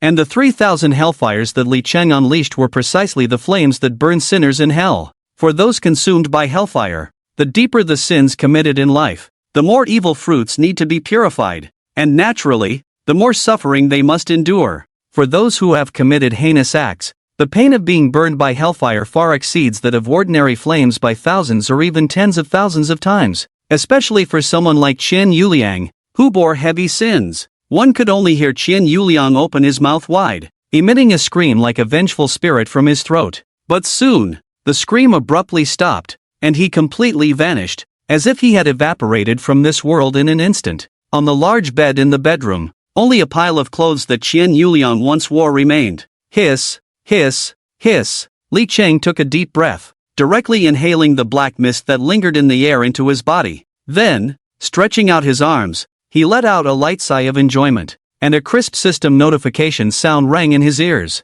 Ding! Congratulations, host, you have successfully devoured a 4th-stage martial artist using the 3,000 flames of karma, and obtained the A-level rock giant talent skill, Rock Skin. Ding! After the host devours a martial artist using the 3,000 flames of karma, the total experience points currently held by the opponent will be calculated for the host. Ding! The host is rewarded with 18,000 experience points. Ding! Congratulations, host, your experience bar is now full, and you can promote to the 4th stage of martial artist at any time. Although during the time of devouring Qian Yuliang, this old guy had already become a shadow of his former self. tortured by the god-level side effect system, especially tonight. Qian Yuliang's trusted aide, Xiao Wenxiang, was particularly vigorous. With all his might, he delivered the strongest punch, shattering his boss. If it weren't for the professional medical team led by director Lu around Qian Yuliang, using various medical instruments and drugs at all costs to keep him alive, Qian Yuliang would have likely passed away before Li Chang arrived. But even so, a dead camel is still bigger than a horse. As a former master-level powerhouse, even with just a breath left, he still provided Li Chang with nearly 18,000 points of rich experience rewards, finally filling Li Chang's experience bar. This not only marked a perfect end to Qian Yuliang's sinful life but also allowed Li Chang to kindly purify the sins on them with the flames of karma. Perhaps in the 18 layers of hell, Qian Yuliang and his subordinates would surely feel grateful for this immense favor? This person, have no other shortcomings. The only flaw is that I'm too kind. However, for Li Chang now, even after killing Xiao Wenxiang, the crisis was not over. He didn't even have time to promote to the 4th stage of martial artist, because the real crisis was already on its way. The Special Investigation Bureau. Ever since Li Chang was assassinated and made up his mind to take revenge on Qian Yuliang tonight, he knew he could not escape the pursuit of the Special Investigation Bureau, even though he had made complete preparations in the underground casino, covering himself so that only his eyes were exposed, and never removing his rubber gloves. Before leaving, he not only burned the blood he had coughed up but also destroyed all the surveillance and mainframes, including the bodies of Xiao Wenxiang and his men, which were all burned to ashes, turning into experience points for Li Chang to level up, making sure nothing was wasted. But no matter what he did, he could only destroy all evidence that could directly point to him, and could not completely clear himself of all suspicion. The reason was simple. The moment he arrived at the underground casino, he was immediately targeted by someone. This was indeed because his outfit was too conspicuous, but it also meant that Qian Yuliang, pushed to a dead end, had long since assigned the task of assassinating him to every one of his subordinates upon receiving Elder 8's mission. As long as someone from the Special Investigation Bureau casually asked one of Qian Yuliang's subordinates, they would suspect him. Not to mention, there were still 2 martial apprentice-level stragglers among the targets of the system's automatic side effects. They probably had already called the police, and it wouldn't be long before the Special Investigation Bureau arrived. So, what exactly should he do to perfectly escape the pursuit of the Special Investigation Bureau? Should he directly bring out his highly regarded mentor, Xiao Qingxue? No, Xiao Qingxue could help him. But there is a premise. Only if the presumption of guilt by the Special Investigation Bureau is completely overturned by himself will Xiao Qingxue be willing to help him. So now, what Li Chang needs to do is to clear all his suspicions and destroy the evidence that is unfavorable to him. According to Huaxia law, the only way to have the Special Investigation Bureau hand him over to the prosecution is through 3 key elements: witness testimony, physical evidence, and confessions. As long as he resolves these 3 elements, the Special Investigation Bureau will have no way to deal with him. Thinking of this, Li Chang first took off all his personal items, including his black hoodie, pants, mask, shoes, and rubber gloves, and changed into a new set of clothes from his backpack. The bodies of people like Qian Yuliang and Xiao Wenxiang had been consumed by the flames, leaving no trace behind. Li Chang piled their clothes together with his hoodie for destruction. At this point, all physical evidence that could directly implicate Li Chang had completely vanished. As for the house he rented, when the Special Investigation Bureau's personnel go to investigate the scene later, they can only conclude that he was kidnapped. All traces related to the black-clad female assassin had been burned away, including the head he had just dealt with. Even if the Special Investigation Bureau pursued the matter afterward, there would be no living person to see and no corpse to find. He could also use this to disguise himself as a victim who had been kidnapped. He would not answer any questions directly, just making various jokes and diversions. This way, the Special Investigation Bureau would not obtain any confessions that were unfavorable to him. And finally, the 2 witnesses who could identify him were already on his designated list of those who would bear the side effects. Not only could he use the system's death substitution function to kill with a borrowed knife, but he could also lay a hook in advance. Physical evidence erased, confessions resolved, and the hook has been laid. Now, it's time for me to kill in silence. Having made up his mind, Li Chang adjusted his emotions. He clenched his fist and slammed it against his chest. Thud! His fist pierced through his chest, and the name on the designated side effect list shattered with a sound. Hiss! Li Chang pulled his fist out,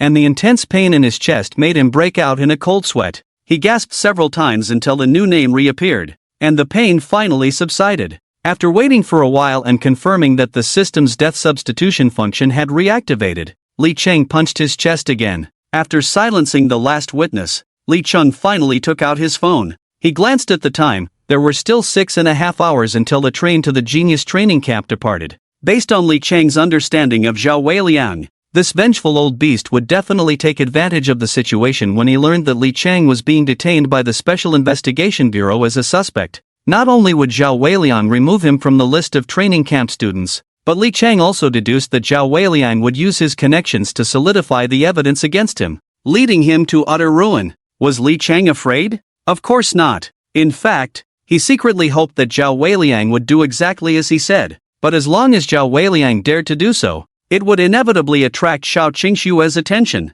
In this way, even if he did nothing, Xiao Qingxue would actively intervene in the matter, thus bringing a perfect conclusion to his seamless layout. At the same time, the hooks Li Chang had previously set were meticulously prepared for Zhao Weiliang and his accomplices. Thinking of this, Li Chang then lay on the ground, pretending to be a victim on the verge of death. At this point, about a quarter of an hour later, accompanied by the piercing sound of police sirens, "Wee-oh-oh, wee-oh-oh, wee-oh-oh." Suddenly, two of Qian Yulian's subordinates were rushing towards the villa with several agents from the Special Investigation Bureau. A meaningful smile crept onto Li Chang's lips. The game! It has officially begun. The leader among them was a female agent. Upon seeing her, the originally groaning Li Chang couldn't help but show a hint of astonishment in his eyes. What a stunning black-haired beauty! The female agent in charge had a curvaceous figure with long legs and a slim waist, especially her proud hourglass figure, which could definitely be described as alluringly sexy. Li Chang took several deep breaths to suppress the inexplicable impulse rising within him. This female agent, since she could take on the case of Qian Yuliang, clearly indicated that she was not simple. Just as Li Chang had guessed, this female agent was named Liang Ruoyun, the captain of the third team of the Jeju Special Investigation Bureau. A woman, yet she held the position of captain in the Special Investigation Bureau, which clearly showed her exceptional abilities. She truly was a woman who could stand shoulder to shoulder with men. When Liang Ruoyun arrived in the villa's courtyard, her gaze naturally fell on Li Chang, who was lying on the ground, his chest a bloody mess, and his upper body drenched in blood. Liang Ruoyun merely glanced at Li Chang and then surveyed the surroundings of the courtyard. She found that apart from the blood flowing from Li Chang's chest and abdomen, there was no other valuable information. After briefly assessing the crime scene, Liang Ruoyun instructed her subordinates to fetch a first aid kit from the parking lot to tend to Li Chang's injured chest and abdomen. Liang Ruoyun signaled to her agents, a total of 16 people, to pair up and begin a thorough search of the entire villa inch by inch. However, even after Liang Ruoyun and her agents had turned the villa upside down, aside from evidence of a fierce struggle, they found no body of a victim, no murder weapon used by the perpetrator, nor any key information like fingerprints that could identify the assailant. Clearly, the crime scene had already been meticulously cleaned inside and out before they arrived. If it weren't for the fact that Liang Ruoyun had confirmed through Qian Yuliang's private doctor, Lu Guancheng, that they had seen Qian Yuliang about 2.5 hours ago, she would have doubted whether this was indeed the primary crime scene. At this point, all suspicions pointed to the only remaining survivor present, Li Chang. After searching in vain, Liang Ruoyun approached Li Chang, her gaze suddenly sharpening. Li Chang, my surname is Liang. You can call me Captain Liang. Someone reported that a vicious murder occurred here. As the only survivor of the crime scene, I need to discuss some matters with you. With that, Liang Ruoyun silently activated her innate skill, Insight. Given Liang Ruoyun's current level far exceeded that of Li Chang, as long as he wasn't expressionless, she could keenly judge whether he was lying to her through the micro-expressions on his face. Moreover, the accuracy of her innate skill, Insight, was far more reliable than any lie detector. Not to mention, Li Chang was just a naive high school student. Thinking of this, a smug smile appeared on Liang Ruoyun's face, waiting for Li Chang to reveal his flaws in front of her. But just as Liang Ruoyun slightly parted her red lips, preparing to justifiably expose Li Chang's lies, unexpectedly, when Li Chang spoke, he nearly caught Liang Ruoyun off guard. Li Chang's expression was serious as he said earnestly, Captain Liang, Hello? I need to take Changhua Avenue to Urxiankyo, but I can only take a little, not too much. Liang Ruoyun,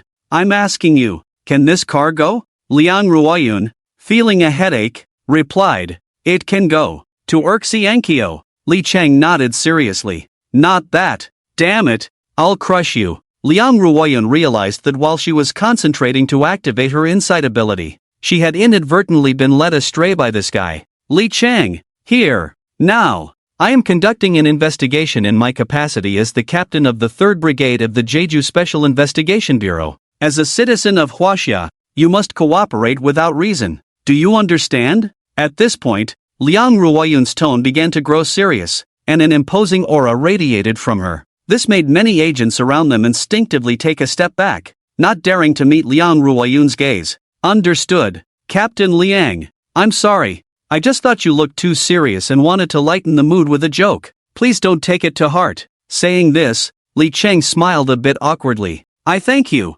Liang Ruoyun coldly stared at Li Cheng, her tone becoming even more severe. Someone reported that you killed a middle-aged man aged 45 here. Tell me, where did you hide the body of this middle-aged man? Confess and you'll be treated leniently, resist and you'll be treated harshly. This is a serious crime of murder. I advise you to confess honestly. Otherwise, you'll harm others and yourself. Liang Ruoyun had a considerable understanding of this group involved in the underground black market. Generally speaking, people like them, who engaged in shady dealings all day, feared encountering agents from the Special Investigation Bureau the most. Even if a conflict occurred in the underground black market, they would ultimately resolve it internally. If it weren't for Qian Yuliang and his subordinates actually being killed, they would never have brought this matter to the Special Investigation Bureau. Therefore, Liang Ruoyun had already begun to presume Li Cheng's guilt regarding the murder. At this moment, seeing this woman directly putting the murderer label on him without hesitation, he couldn't help but sneer inwardly. Did she really think she could trick him with such an old tactic? That was a bit too naive. With her little schemes and tricks, those were things he had already dealt with while struggling to survive in the apocalypse. Although Li Cheng looked down on Liang Ruoyun's little ploys, he also knew that she was undoubtedly using her insight ability to keep a close watch on him, so he maintained a calm facade, directly adopting a victim's aggrieved expression, and shouted excitedly at Liang Ruoyun. What? I killed someone. Where did I kill someone? Don't just open your eyes and say nonsense. We high school seniors are under a lot of pressure. I beg you, Captain Liang, please stop using your powers and don't create more pressure for us flowers of the motherland. Oh. As if recalling the emotional outburst from earlier, Li Cheng clutched his blood-soaked abdomen and cried out in agony. Then, with a face full of indignation, he looked at Chen Yuliang's 2 little brothers and shouted angrily, Captain Liang, while you're interrogating me, why don't you interrogate these 2 first? I just participated in the high school martial arts competition yesterday, and when I returned to the temporary rental house, I was attacked by one of their female assassins. The wound on my abdomen was caused by that female assassin. As he spoke, a deep fear suddenly appeared on Li Cheng's face, especially upon seeing Qian Yuliang's 2 underlings. He curled up tightly in fear, hugging his chest, his face pale and trembling uncontrollably. The sight of Li Cheng's extreme terror and panic made him look like a survivor who had narrowly escaped from the hands of these thugs. When Li Cheng directly pointed the finger at them, the 2 underlings' expressions changed simultaneously, their faces turning red with anger as they retorted, You're talking nonsense. Our boss was definitely killed by you and the mysterious forces behind you. You might have set a trap to wipe out our boss's power. Watching Li Cheng and Shen Yuliang's underlings each insist on their own version of events, Liang Ruoyun's delicate brows furrowed slightly, though she concealed it well. At that moment, Liang Ruoyun quickly received a call from her subordinates. From the investigation results at Li Cheng's rented apartment, everything corroborated Li Cheng's previous claims. He had indeed been attacked by Qian Yuliang. Although based on the information and clues she had at hand, Li Cheng had no connection to the entire case, nor was there any direct evidence pointing to him. However, Liang Ruoyun's years of frontline experience told her that this matter was definitely not as simple as it appeared. The mysterious disappearance of so many people, including Qian Yuliang and his subordinates, could not solely be attributed to Li Cheng's capabilities. With this thought, Liang Ruoyun fixed a sharp gaze on Li Cheng and spoke in a serious tone. Li Cheng, before this, we had already investigated Qian Yuliang's relationships. Although he had many enemies, the conflicts in the underground black market had not escalated to the level of extermination. Additionally, our Special Operations Bureau's latest investigation revealed that Qian Yuliang decided to target you to obtain a 7 worms and 7 flowers pill from the 8th elder of the Li family. In other words, the Li clan is out to get you. Interestingly, you just happened to sever ties with the Li clan recently. Now, you appear here as the only suspect at the crime scene. If I'm not mistaken, Qian Yuliang is just a victim caught up in the conflict between your backing and the Li clan. That's why he met such a tragic end. Am I right? After laying out her reasoning, Liang Ruoyun's beautiful eyes seemed to turn into sharp blades, staring unblinkingly at Li Chang while her perceptive abilities were fully engaged. She believed that if Li Chang showed even the slightest hint of guilt or fear, she would catch it immediately. But to Liang Ruoyun's disappointment, after hearing her flawless logical deduction, she saw no sign of guilt or fear on Li Chang's face. Instead, he clenched his left fist and struck it against his right palm, feigning a look of realization as if everything could turn out this way. Captain Liang, your reasoning is indeed quite brilliant, but I don't understand a word. Also, Captain Liang, without evidence, it's not conducive to unity, so please don't make wild claims. Faced with her impeccable reasoning, Li Chang simply brushed it off with a casual remark. This made Liang Ruoyun feel as deflated as a punctured balloon. Indeed, no matter how much she said, she had no evidence in hand. Right now, she hadn't even found the bodies of the victims, Qian Yuliang and the others. These people seemed to have completely evaporated from this world. As for the 8th elder of the Li clan, now that Qian Yuliang was dead, she also had no evidence in her hands. Even if she went to the Li family clan, it would probably be self-humiliation. Moreover, what made Liang Ruoyun feel even more powerless was that, despite using her insight ability, her eyes were sore from looking. Yet she still saw no signs of lying or guilt on Li Chang's face. This meant that everything Li Chang had just answered was true, leaving her with not a single flaw to find. After years in the Special Investigation Bureau, Liang Ruoyun had risen from an ordinary agent to the position of captain of the 3rd Squad. During this time, she had encountered countless vicious and cunning criminals, yet those criminals had ultimately fallen at her hands, brought to justice by Liang Ruoyun. But now, she had been thoroughly outmatched by Li Chang, a high school senior. She truly experienced what it meant to be like a dog biting a hedgehog, unable to find a way in. Just as Liang Ruoyun was losing her composure because of this guy Li Chang, she saw another group of people striding toward her. Before they even arrived, she heard the arrogant voice of the leader echoing from afar. Ruoyun, in my opinion, you really don't need to make this so complicated. He's just a high school kid. Why are you being so polite and asking him nicely? Since he won't speak honestly, let's just take him back to the bureau, a casual interrogation, and he'll be honest. Upon hearing the voice of the young man behind her, Liang Ruoyun's previously relaxed brows furrowed again. It was clear, the man who had just called out his name was someone Liang Ruoyun found very unpleasant. Zhao Jiansheng, how many times have I told you? It's working hours now, address me by my title. Ha ha ha. Zhao Jiansheng merely laughed it off, clearly unfazed, as he had long been accustomed to Liang Ruoyun's cold shoulder. Then, Zhao Jiansheng turned his gaze to Li Chang, directly displaying his work ID and declaring loudly with righteous fervor, I am Zhao Jiansheng, captain of the 1st Squad of the Jeju Special Investigation Bureau. You are suspected of being involved in a series of heinous murders. You have the right to remain silent, but everything you say will be used as evidence in court. In response, Li Chang's face showed no signs of panic. Instead, a meaningful smile played at the corners of his mouth.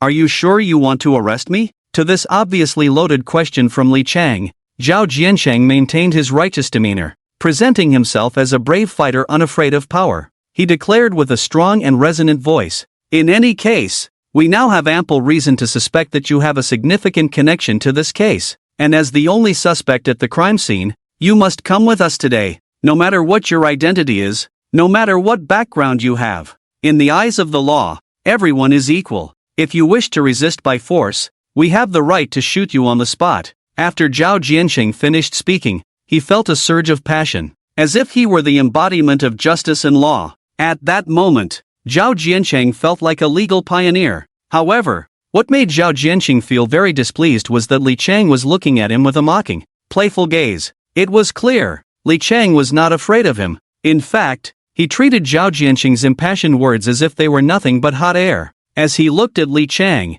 who regarded him as if he were a clown. Zhao Jiansheng felt a wave of frustration. This immediately made Zhao Jiansheng feel as if he had punched a cotton ball. His heart filled with frustration. He immediately signaled to his subordinates, and the agent beside him pulled out handcuffs, pretending to want to cuff Li Chang. But just then, a cold female voice suddenly rang out. "Wait a minute, Zhao Jiansheng. We currently do not have sufficient evidence to indicate, based on the evidence we have at hand, all suspicions against Li Chang are unfounded. To be precise, Li Chang is not only not a suspect, but he is also a victim in this case. Therefore, we cannot arrest him." Seeing Liang Ruoyan standing up for Li Chang at this moment left Zhao Jiansheng utterly astonished. Those familiar with Liang Ruoyan knew that she was someone who detested evil and had always been at the forefront of fighting crime. Unexpectedly, this time, Liang Ruoyan not only did not stand on his side but even chose to speak for this guy, Li Chang. Thinking back to just now,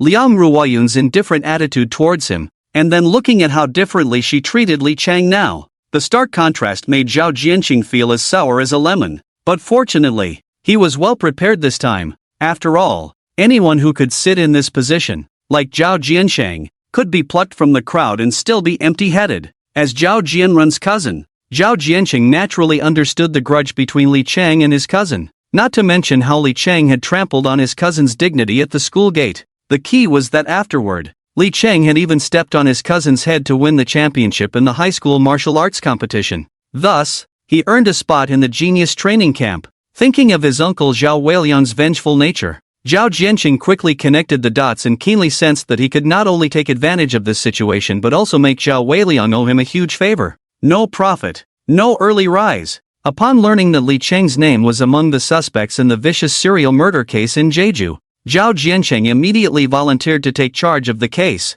Although, as Liang Ruoyan said, he currently had no solid physical evidence or testimonies. With witnesses available, it was still no problem to detain Li Chang as a suspect. Moreover, through his uncle, he learned that Li Chang had recently severed ties with his family, making him just a high school student without any background or support. So he could manipulate him however he wanted. As for the missing testimonies, once back on his turf, he could make Li Chang say whatever he wanted. With this in mind, Zhao Jiansheng took out a document and presented it directly in front of Liang Ruoyan. "Team leader Liang, the higher-ups have arranged for us to take charge of this case from now on." Liang Ruoyan glanced at the document. Seeing that it was indeed the higher-ups' intention, she did not continue to discuss the matter with Zhao Jiansheng. After repeatedly being at a disadvantage in her exchanges with Li Chang, Liang Ruoyan felt somewhat withdrawn. Now that someone was willing to take this hot potato off her hands, she was naturally glad to have some peace.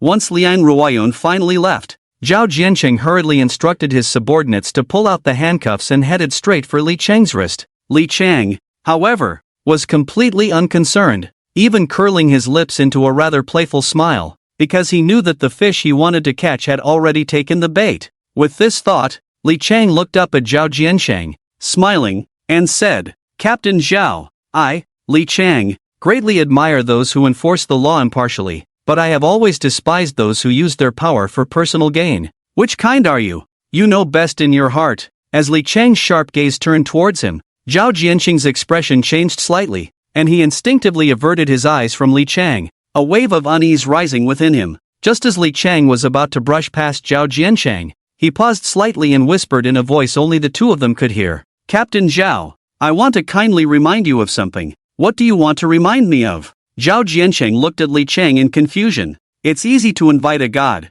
but hard to send one away. Seeing Li Chang's seemingly all-controlling attitude and the disdainful look in his eyes made Zhao Jiansheng's heart race even more. In a fit of anger, he pointed at Li Chang and shouted, "Take this kid away! Hurry up and take him away! I don't believe it! Back at the station, this kid won't dare to be so arrogant." Upon hearing this, two agents nearby were preparing to escort Li Chang to the car, but Li Chang simply smiled and opened the car door himself, casually sitting down inside. Those who didn't know would think Li Chang had just hailed a ride. Meanwhile, Zhao Jiansheng and his group seemed more like servants or drivers for Li Chang. It was as if everyone was there to serve him. Watching Li Chang, it was clear he was confident in his position. This only intensified the unease that had been lingering in Zhao Jiansheng's heart since earlier. But where did Li Chang's confidence come from? Looking at Li Chang, who was already seated in the car, Zhao Jianqing's eyes flickered. At this moment, his only backing should be the Li family, right? But based on the information he had, even that sole support, the Li family, was eager to eliminate him. As for the mysterious force that Liang Ruoyun speculated about, Zhao Jianqing believed it existed, but it absolutely couldn't have anything to do with Li Chang. If Li Chang had awakened another SSS-level profession, Zhao Jianqing might believe that some other powerful force would take an interest in him because of his talent, but he had awakened the most useless forbidden sorcerer. A profession destined to not live past 25, how could such a person attract the attention of a powerful force willing to risk offending the Li family to eliminate Qian Yuliang? Zhao Jianqing racked his brain but could never figure out where Li Chang's turning point lay or who had given him such confidence. Jeju Special Investigation Bureau. After arriving here with the car, Li Chang was placed in a detention room by Zhao Jianqing. However, from the early morning when he was locked up until nearly noon, 6 full hours had passed without anyone coming to interrogate him. From these details, it was easy for Li Chang to see that Zhao Jianqing's little tricks were merely the lowest form of framing and entrapment. Did Li Chang kill Qian Yuliang? Of course. Not just Qian Yuliang. Last night, anyone who died under Qian Yuliang's command, every single one of them, was killed by Li Chang. But what did that prove? It only proved that there were too many useless bureaucrats like Zhao Jianqing in the Special Investigation Bureau, occupying their positions without doing their jobs. Initially, when Li Chang first went to the underground black market, he certainly had the idea of black eating black and fishing for opportunities. But those who kill will always be killed. If Qian Yuliang hadn't harbored murderous intent towards him and sought to blackmail him, none of this would have happened. Furthermore, through Qian Yuliang's investigation in the black market, he quickly realized that he had no identity or background, so he immediately sent over a professional killer like Zhang Biao. If at that time Li Chang had the trump card of a god-level side effect system in his hands, he would have long since become an unidentified corpse on the national highway during a rainy night. And what about the other victims? How could they be as lucky as he was? Over the years, how many innocent victims have tragically died at the hands of Qian Yuliang? If Zhao Jianqing were truly a good investigator who was dedicated to the public good and upheld his sense of justice, then Li Chang could only hold respect for such an investigator, calling him a hero. Unfortunately, he is not. If he were, then Qian Yuliang would not be able to act with impunity, nor would he be allowed to commit murder against those innocent people. Thus, there would be no crazy revenge from Li Chang against Qian Yuliang and his accomplices tonight. The real Zhao Jianqing is merely someone seeking personal revenge, without any evidence. He simply wants to put himself in a position to die. What a pity! Although Zhao Jianqing's calculations were good, he could never have imagined how terrifying the person he offended truly was. An eye for an eye, a tooth for a tooth, 100-fold return. This is Li Chang's life motto. Since Zhao Jianqing brought himself into this detention room, he has already taken the place of the deceased Qian Yuliang. Meanwhile, everything was just as Li Chang had anticipated. Zhao Jianqing was currently on the phone with Zhao Weiliang. All he could hear was Zhao Weiliang gritting his teeth on the other end of the line, saying, "Jianqing, you must seek justice for your cousin this time. You have no idea how excessive that little beast Li Chang has been. That day in front of the school, Li Chang humiliated your brother severely, making him the laughingstock of the entire school. After that,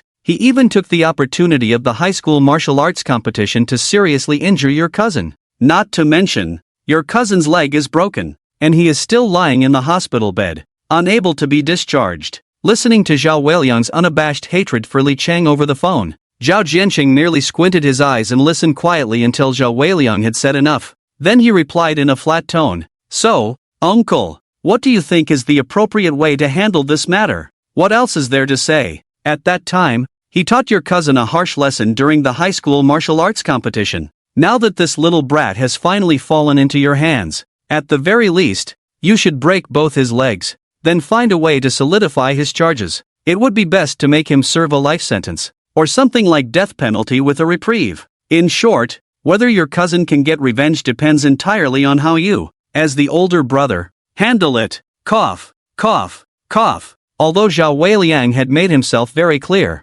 Zhao Jianqing pretended to cough lightly, his tone revealing some difficulty. "Uncle, I'm just a captain. Your request is very difficult for me to handle. Not to mention, the first to arrive at the crime scene was still Liang Ruoyun. Uncle, you know Liang Ruoyun, right?" Although she didn't say much at the time, From what I know about this woman, Liang Ruoyun is definitely keeping an eye on things behind the scenes. It's hard for me too. Upon hearing Zhao Jianqing's tone, Zhao Weiliang's expression changed, and a hint of reluctance flashed in his eyes. But thinking about how his son's life had been ruined by Li Chang, a fierce glint crossed his eyes. Jiancheng, I know you love seafood, so I specially prepared some little seafood for you. There's still some on the way, so I'll give you half first. What do you think? Hearing the words little seafood, Li Jiancheng was not surprised at all and nodded knowingly, but at that moment, his phone suddenly vibrated. Seeing a long string of zeros suddenly appear in his anonymous account,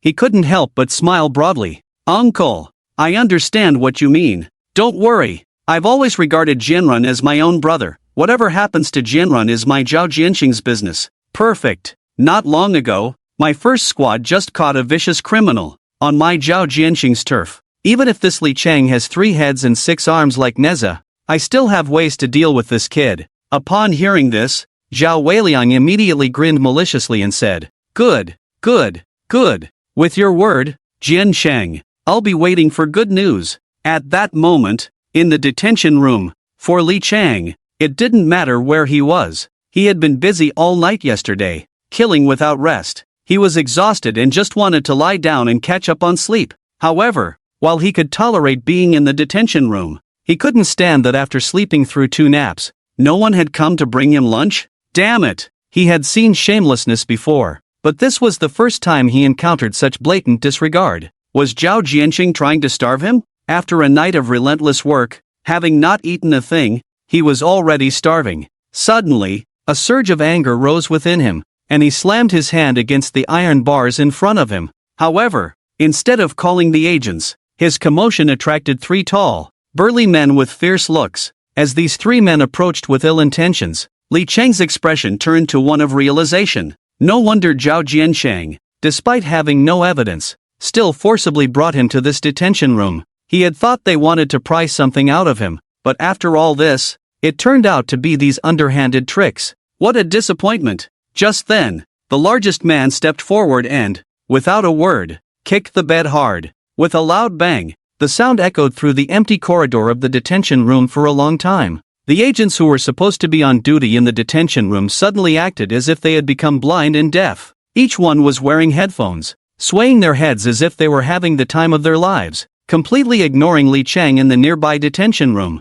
Li Chang squinted his eyes, secretly memorizing the appearances and badge numbers of these agents. Later, when he had energy points, he could expand his targets for side effects. Just as Li Chang was thinking this, an unpleasant curse suddenly reached his ears. Damn! You got donkey hair stuffed in your ears. Ha! Get your ass up. As the words fell, the other 2 burly men surrounded Li Chang from both sides. Oh, looking for me? Li Chang lazily stood up, looking at the 3 with a cute expression. Are you here to invite me to lunch? Just in time. I'm hungry. Invite you to lunch? Did you hear that? This kid actually asked if we came to invite him to lunch. As soon as Li Chang finished speaking, the 3 burly men exchanged glances, then burst into laughter, looking at Li Chang as if he were a clown. The bald man at the front stepped forward, lifted his foot, and stomped heavily on Li Chang's shoe, glaring at him and shouting, You guessed right. We brothers are indeed here to invite you to lunch. Well then,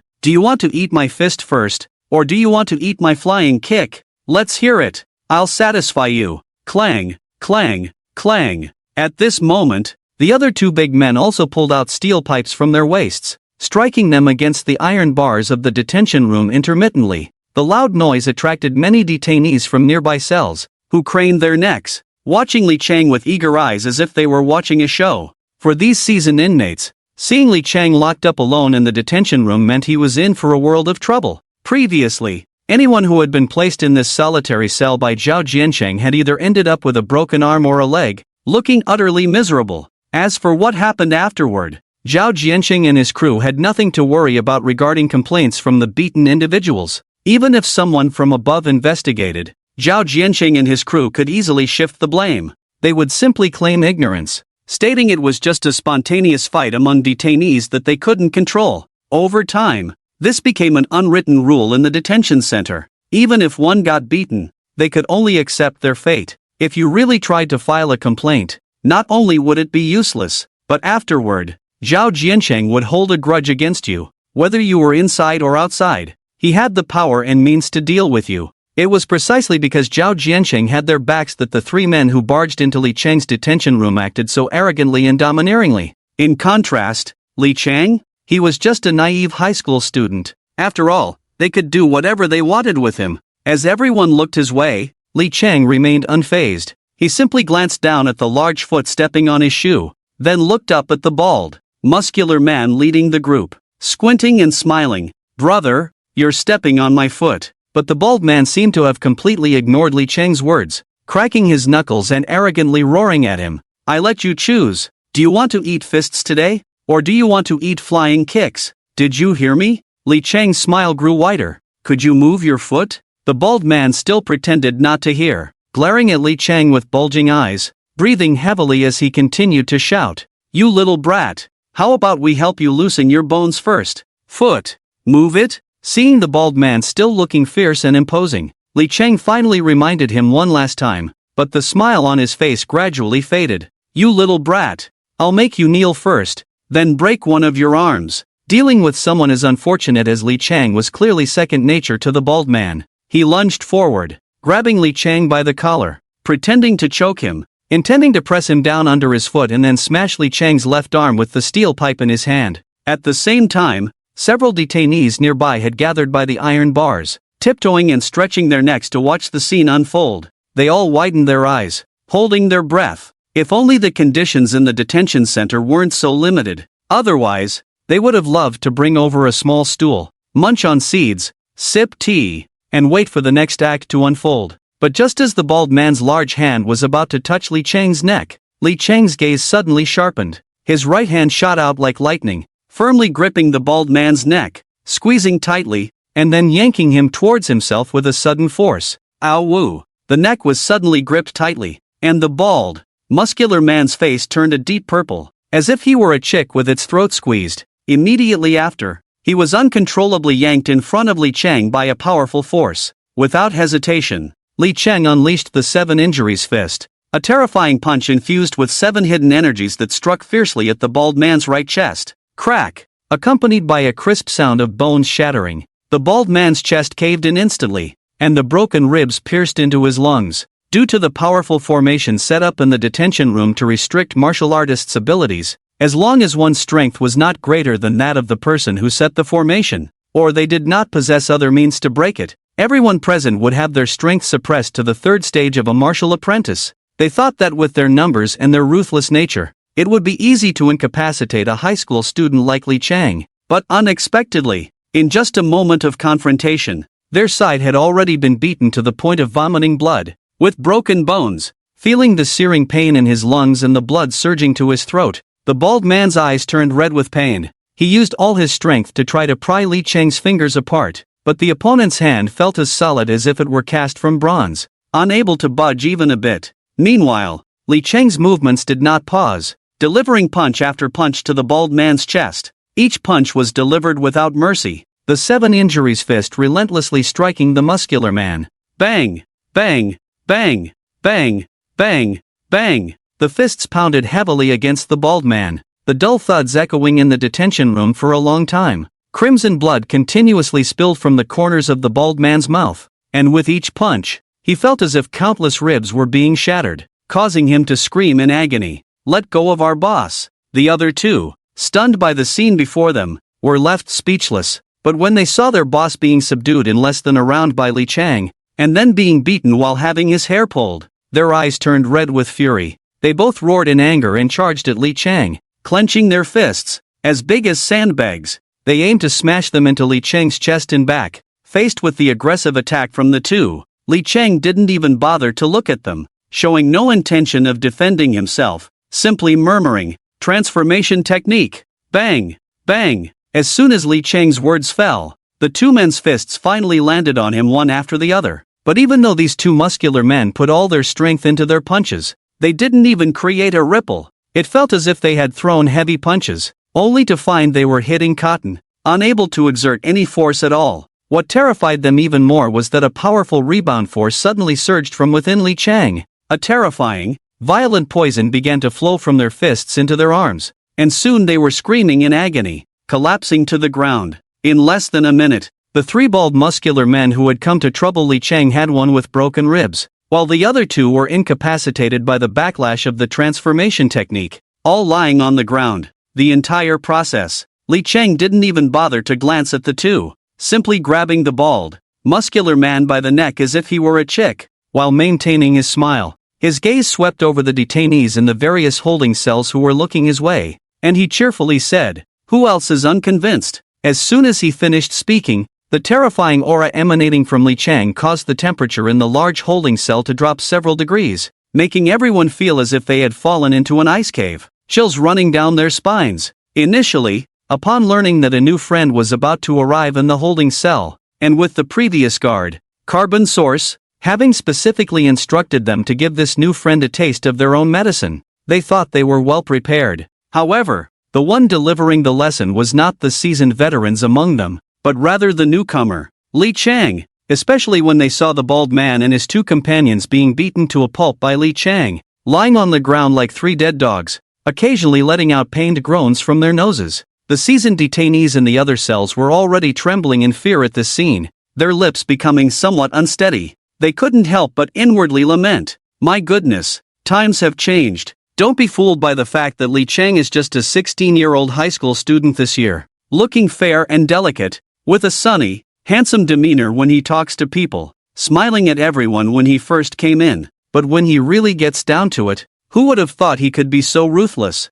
In just a few moves, he effortlessly subdued the three troublemakers who had always been bullying others in this holding cell. Truly terrifying. Li Chang clapped his hands, casually grabbed one of the bald man's necks, and threw him to the ground. The second man fell on top of him, followed by the third man landing on the second. In no time, the three were stacked neatly together like a game of human Jenga, letting out cries of pain, especially the two who had been tortured by the poisonous effects of the transformation technique. If they could stand, they would have knelt before Li Chang right then and there. After finishing all this, Li Chang nonchalantly clapped his hands, smiling as he said, "Zhao Jianqing really looks down on me. Does he think that just because of this broken formation, I, Li Chang, can be treated like a fish on a chopping block? Sending these insignificant characters to deal with me? How ridiculous. Big brother, my arms are ruined. Look, they're all bruised. We were blind to not recognize the Great Spirit. We didn't know any better to provoke you.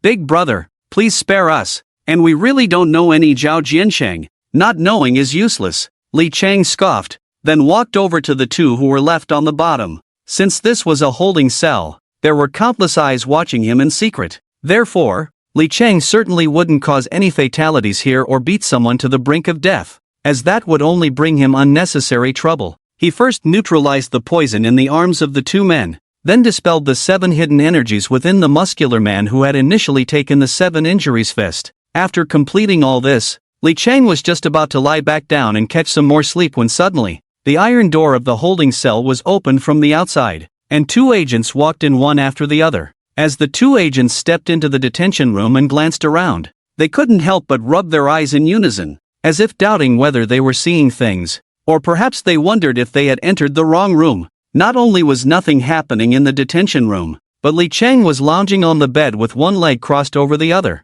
looking utterly relaxed. What was even more unbelievable was that the 3 troublemakers originally sent to loosen up Li Chang were now all piled on top of each other in a rather unflattering position, playing a game of human pyramid. They were all beaten up, with bruised faces and whimpering in pain, and when they finally saw agents arriving to inquire, their eyes lit up with excitement, almost bursting into tears, as if they had seen their savior. The 2 agents, stunned into silence by the scene unfolding in the detention room, were met with a disdainful smile from Li Chang, who seemed to mock their naivety. Under the shocked and horrified gazes of the agents, Li Chang slowly stood up and spoke calmly. "I am very satisfied with the 3 new roommates you just arranged for me, but the only thing I'm not satisfied with is that it seems you don't provide meals here." Upon hearing this, the 2 agents were equally stunned by Li Chang's words, left speechless and staring at him blankly. "Oh, right, there's one more thing. After my morning exercise, I feel quite empty in my stomach,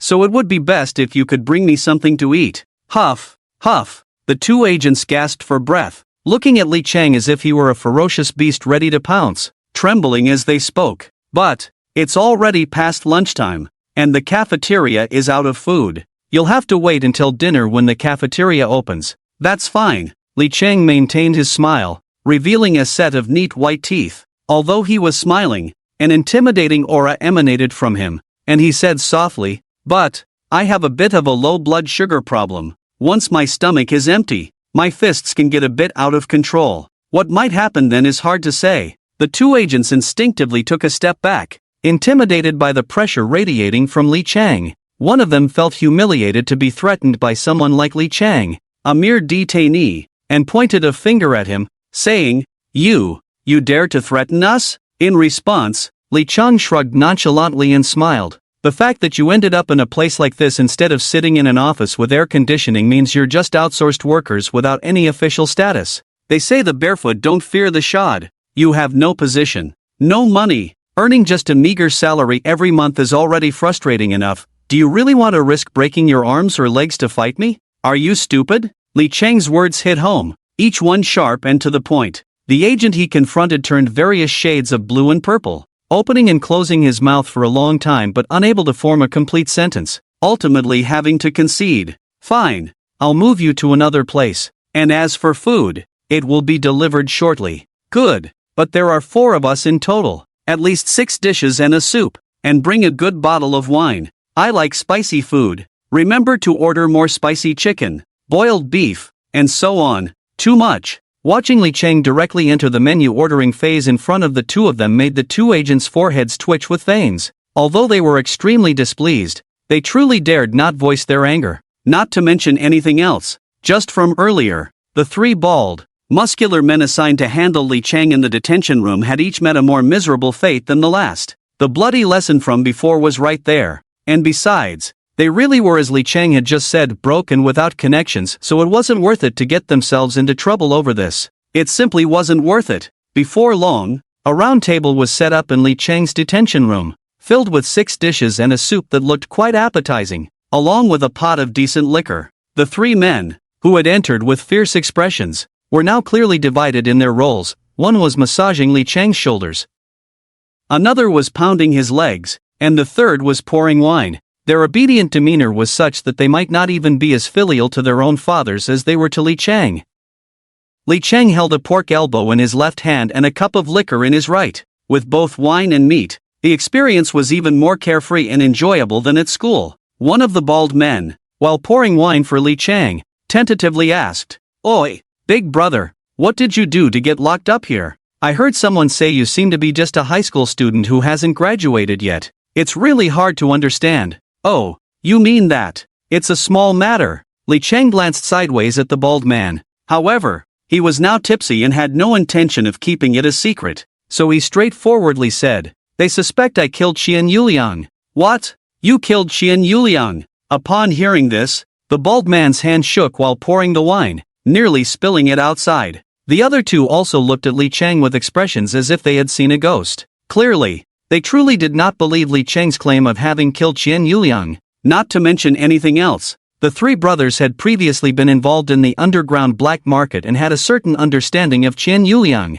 This man was a genuine master at the 9th stage, with nearly 100 death warriors under his command, many of whom were formidable martial artists. Now, a high school student was telling them he was involved in wiping out Qian Yuliang and his gang? Such a fantastical thing. Even in a dream, one wouldn't expect something so absurd. However, although the 3 bald men internally doubted Li Chang's words, they did not dare show any disrespect on their faces. They continued to pour wine, massage shoulders, and pound legs, truly embodying filial piety to the utmost. At that time, in the Jeju martial arts arena, as the school representative Zhao Weiliang, responsible for the high school martial arts competition, announced the last name. He did not mention Li Chang's name but instead replaced it with Zhao Jianren's. Such an obviously unfair and targeted decision immediately stirred up a wave of outrage among many students present from Jeju One High School. During the time Li Chang was being observed in the detention room, Zhao Weiliang announced the list of students who had successfully entered the Genius Training Camp after the high school martial arts selection, with Li Chang being the only one missing, replaced instead by Zhao Jianren, whom they regarded as the greatest disgrace. In an instant, This provoked considerable dissatisfaction among the attendees from Jeju First High School, who began to speak out for Lee Chang, shouting angrily, "This is unfair. Yeah, Senior Lee Chang. He just dominated Lin Yuntao to win the championship at the high school martial arts competition a few days ago. What is Zhao Jianren even worth? Why should he replace Senior Lee Chang to attend the genius training camp?" Seeing someone take the lead, others in the crowd began to echo loudly, "Exactly. In my opinion, the remaining 10 champions selected from various high schools combined aren't even as strong as Senior Lee Chang. Isn't that right? Why is Senior Lee Chang's name not on this list? I refuse to accept this. Right. There must be some dark scheme behind this. If there wasn't any foul play, then why was Senior Lee Chang replaced by that guy named Zhao Jianren? I protest." Once one person took the initiative to speak out, the entire atmosphere transformed as if a stone had stirred up 1,000 waves, with everyone voicing their grievances for Lee Chang. Since the high school martial arts competition, the scene where Lee Chang turned the tide in a desperate situation had completely made his name soar. As a result, Lee Chang had directly transformed from the past first waste of Jeju First High School into a hero. It was a true battle that sealed his fame, and many juniors sincerely admired Lee Chang, especially the unparalleled grace he displayed in that battle on the stage had become the Prince Charming in the hearts of countless girls, their dream lover. Many young people also took pride in Lee Chang, viewing him as a lifelong goal to pursue. In contrast, what about Zhao Weiliang? If it were before the high school martial arts competition, this guy still had some prestige in school, especially after Shen Luoyan and Li Gui left school early through the preliminary assessment. Zhao Jianren was subtly regarded as the respected one at Jeju First High School, but in the end, Zhao Jianren kneeling on the ground and crawling under Lin Yuntao's pants during the high school martial arts competition had completely become a disgrace for Jeju First High School, the biggest joke. But ironically, this clown was set to replace the hero Lee Chang on the very day he was about to head to the genius training camp? What a joke! Unfair? Dark scheme. He. Listening to the rising waves of doubt from the students below, Zhao Jianren, who had just stepped onto the stage, wore a gloomy expression, his eyes flashing with cold light. It seemed he was memorizing the faces of those who dared to oppose and mock him in public, planning to settle scores with them one by one after he returned from the genius training camp as a king. However, in contrast to Zhao Jianren's strong desire for revenge, Zhao Weiliang appeared much more composed at this moment. He cleared his throat twice into the microphone, and when the boos from the audience subsided, he suddenly pulled out a document from the Jeju Special Investigation Bureau and shook it loudly, saying, "Lee Chang is currently suspected of the murder case of Qian Yuliang and has been detained by the First Division. How could a morally corrupt scum like him, who commits murder, possibly qualify for the genius training camp? Did not the supervising mentor Sun Guodong also say before? The genius training camp only trains geniuses and elites, and will absolutely not accept trash and scum. If anyone shouts again, it will be seen as a challenge to the authority of the school and the authority of the genius training camp mentors. I will report today's events truthfully. The higher-ups will definitely punish severely." Many students at the scene expressed disbelief at Sun Guodong's words. The initial reaction of the three bald, muscular men upon hearing similar statements was that Lee Chang was just a 9th-level martial artist high school student. And what kind of cultivation does Qian Yuliang have? Anyone with a certain understanding of the underground black market knows that Qian Yuliang is a genuine 9th-stage master. The gap between the two sides is a full 2 major realms. Just with Lee Chang's little strength, don't be fooled by his invincibility in high school martial arts competitions, where he can kill gods and Buddhas alike. But if he really encounters Qian Yuliang, Lee Chang wouldn't even be able to scratch him, let alone kill him. Not to mention, the captain of the first team of the Jeju Special Investigation Bureau, Zhao Jiansheng, is your nephew. With such a shady insider deal, one could figure it out just by thinking with the back of their head. However, the other party has brought up Sun Guodong, saying they would report it up and that there would be severe punishment. Although the students were still filled with indignation, they fell silent, daring to be angry but not to speak. Seeing that the students below were all quiet, Zhao Jianren's smug smile grew wider, and he pointed at Zhao Jianren loudly, saying, "Now, Lee Chang has been automatically removed from the genius training camp list due to suspected intentional homicide. According to the selection rules of the genius training camp in previous years, if the champion school cannot enter the camp due to force majeure, then a student from that school with the next best strength can take their place. And after Lee Chang, the one who will naturally replace him is Zhao Jianren."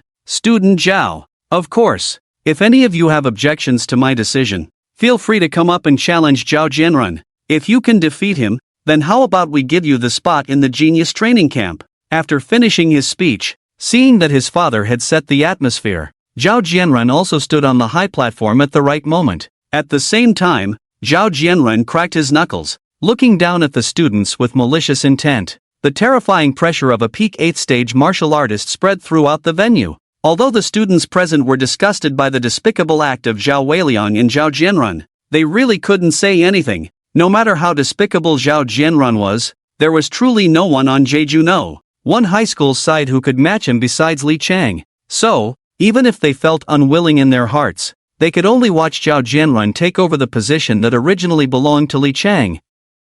Using underhanded means to enter the genius training camp. Seeing that none of the many students present had spoken up until now, Zhao Jianrun's sycophants became as if they had taken stimulants, each one getting excited and making a ruckus.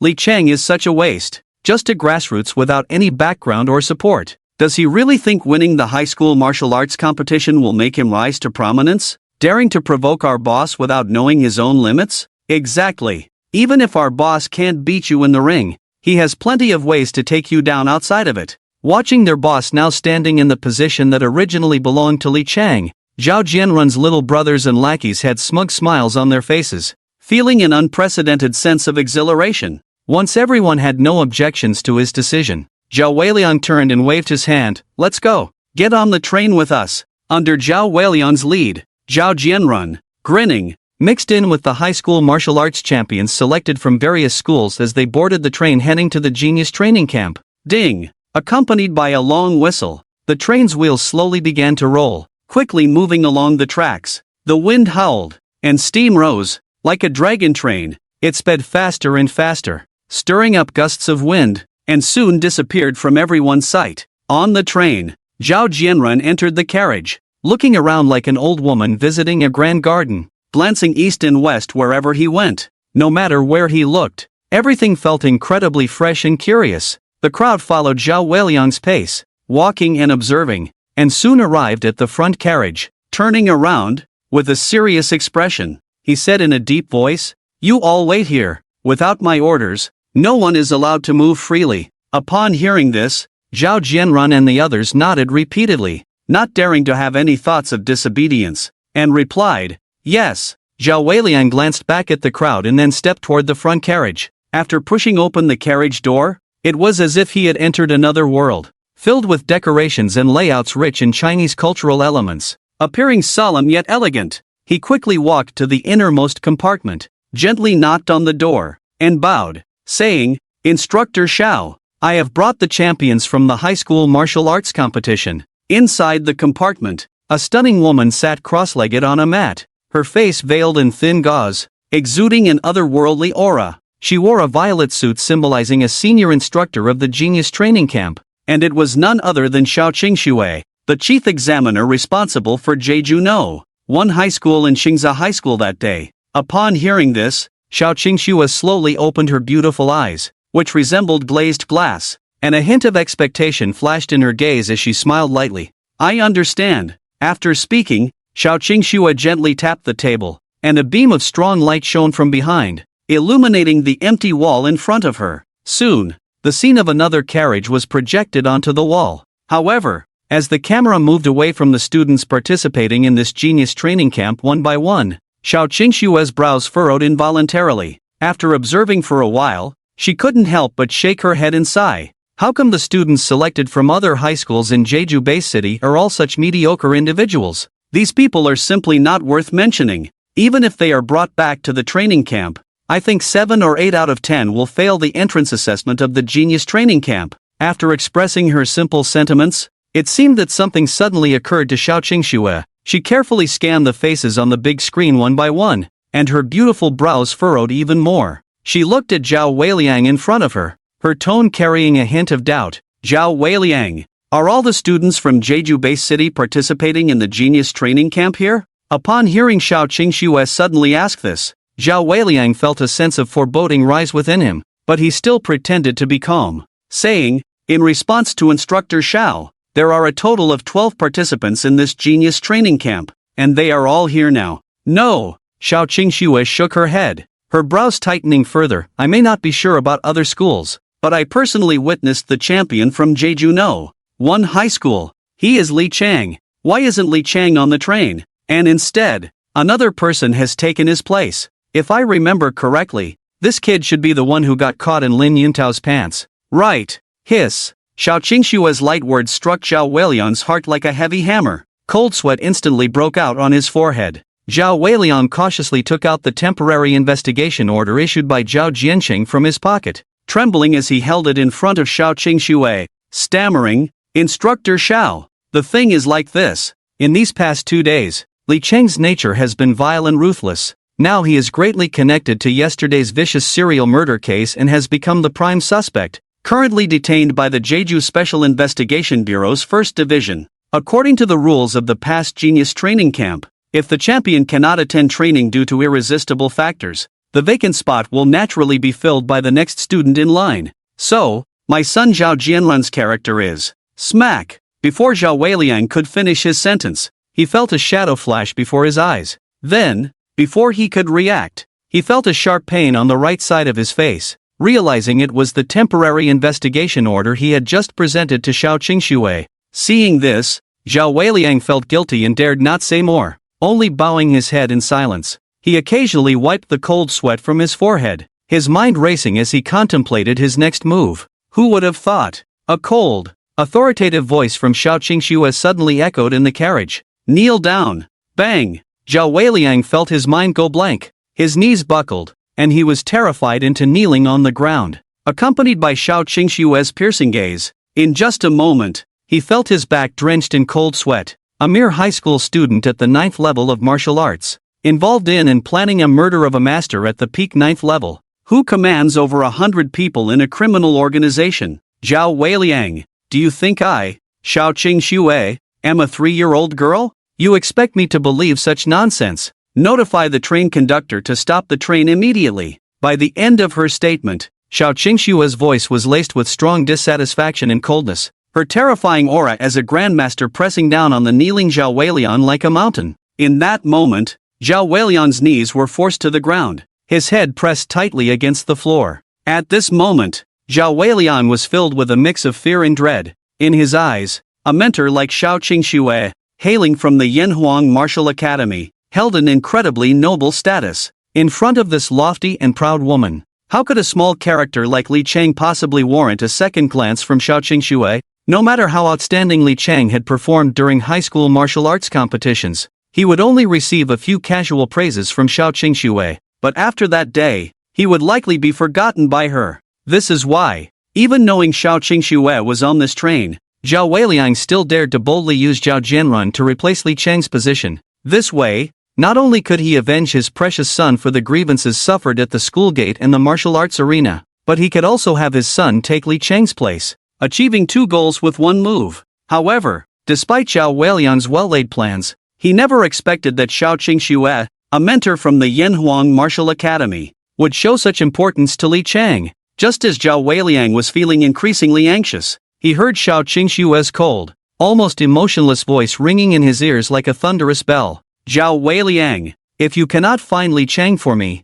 or if anything happens to Li Chang, then I believe the Zhao family will no longer have a reason to exist." As soon as she finished speaking, Zhao Weiliang was drenched in sweat, his eyes filled with shock and fear. "Mentor Xiao, please rest assured, I will definitely find Li Chang and ensure his safety." After saying this, Zhao Weiliang could no longer care about anything else. The train had not yet come to a stop. He had already jumped out of the car window and was jogging towards the Jeju Special Investigation Bureau while frantically dialing Zhao Jianqing on his phone. At that moment, inside the Jeju Special Investigation Bureau, Li Chang was happily enjoying a sumptuous lunch. Suddenly, an agent approached cautiously, briefly explaining the situation before leading him to the interrogation room. As Li Chang pushed open the heavy iron door of the interrogation room, he saw Zhao Jianqing standing with his arms crossed, looking darkly in his direction. As soon as Li Chang sat down, Zhao Jianqing took a detailed record of what had just happened in the detention room from the agent beside him, especially when he saw that the 3 ruthless, powerful bald men he had arranged were all easily taken down by Li Chang with just a few punches and kicks. His eyes narrowed. With a loud bang, he slammed the investigation record in front of Li Chang. Li Chang, can you explain this to me properly? In the detention room, everyone's cultivation level is restricted to the third stage of a martial apprentice, and the people you injured are all vicious, brutal serial killers, with their abilities, not to mention that no one in the same realm could defeat them. During the pursuit, even agents with higher cultivation levels fell victim to these three. Yet such ruthless individuals were easily dealt with by you, a high school student? If you can't give me a reasonable explanation today, then I have reason to suspect you have significant involvement in the Qian Yulian case. At this point, Zhao Jiansheng looked at Li Chang with a half-smile, half-sneer. He was clearly trying to set a trap for Li Chang, opening his pocket wide, waiting for Li Chang to willingly walk into it. It should be known that these three bald men were carefully selected by Zhao Jiansheng. If Li Chang was not their match, he would be beaten to a pulp, and Zhao Jiansheng could conveniently take over Zhao Weilion's little seafood business. But if Li Chang managed to take down all three, it would indirectly prove that he possessed terrifying combat power far beyond his own realm. At that point, Zhao Jiansheng could easily set him up, and it wouldn't take long for this kid to end up in prison. With a little maneuvering, it wouldn't be impossible for Li Chang to end up in a tight spot. I have innate divine strength, Li Chang said without a hint of embarrassment. Innate divine strength? Bang, bang, bang. Li Chang, I advise you to cooperate with our investigation. Feeling played, Zhao Jiansheng slammed his hand on the steel table, roaring angrily. Watching Zhao Jiansheng, who was fuming at his words, Li Chang couldn't help but smirk slightly. He realized he was actually enjoying the thrill of toying with such a scoundrel. I say, Zhao Jiansheng,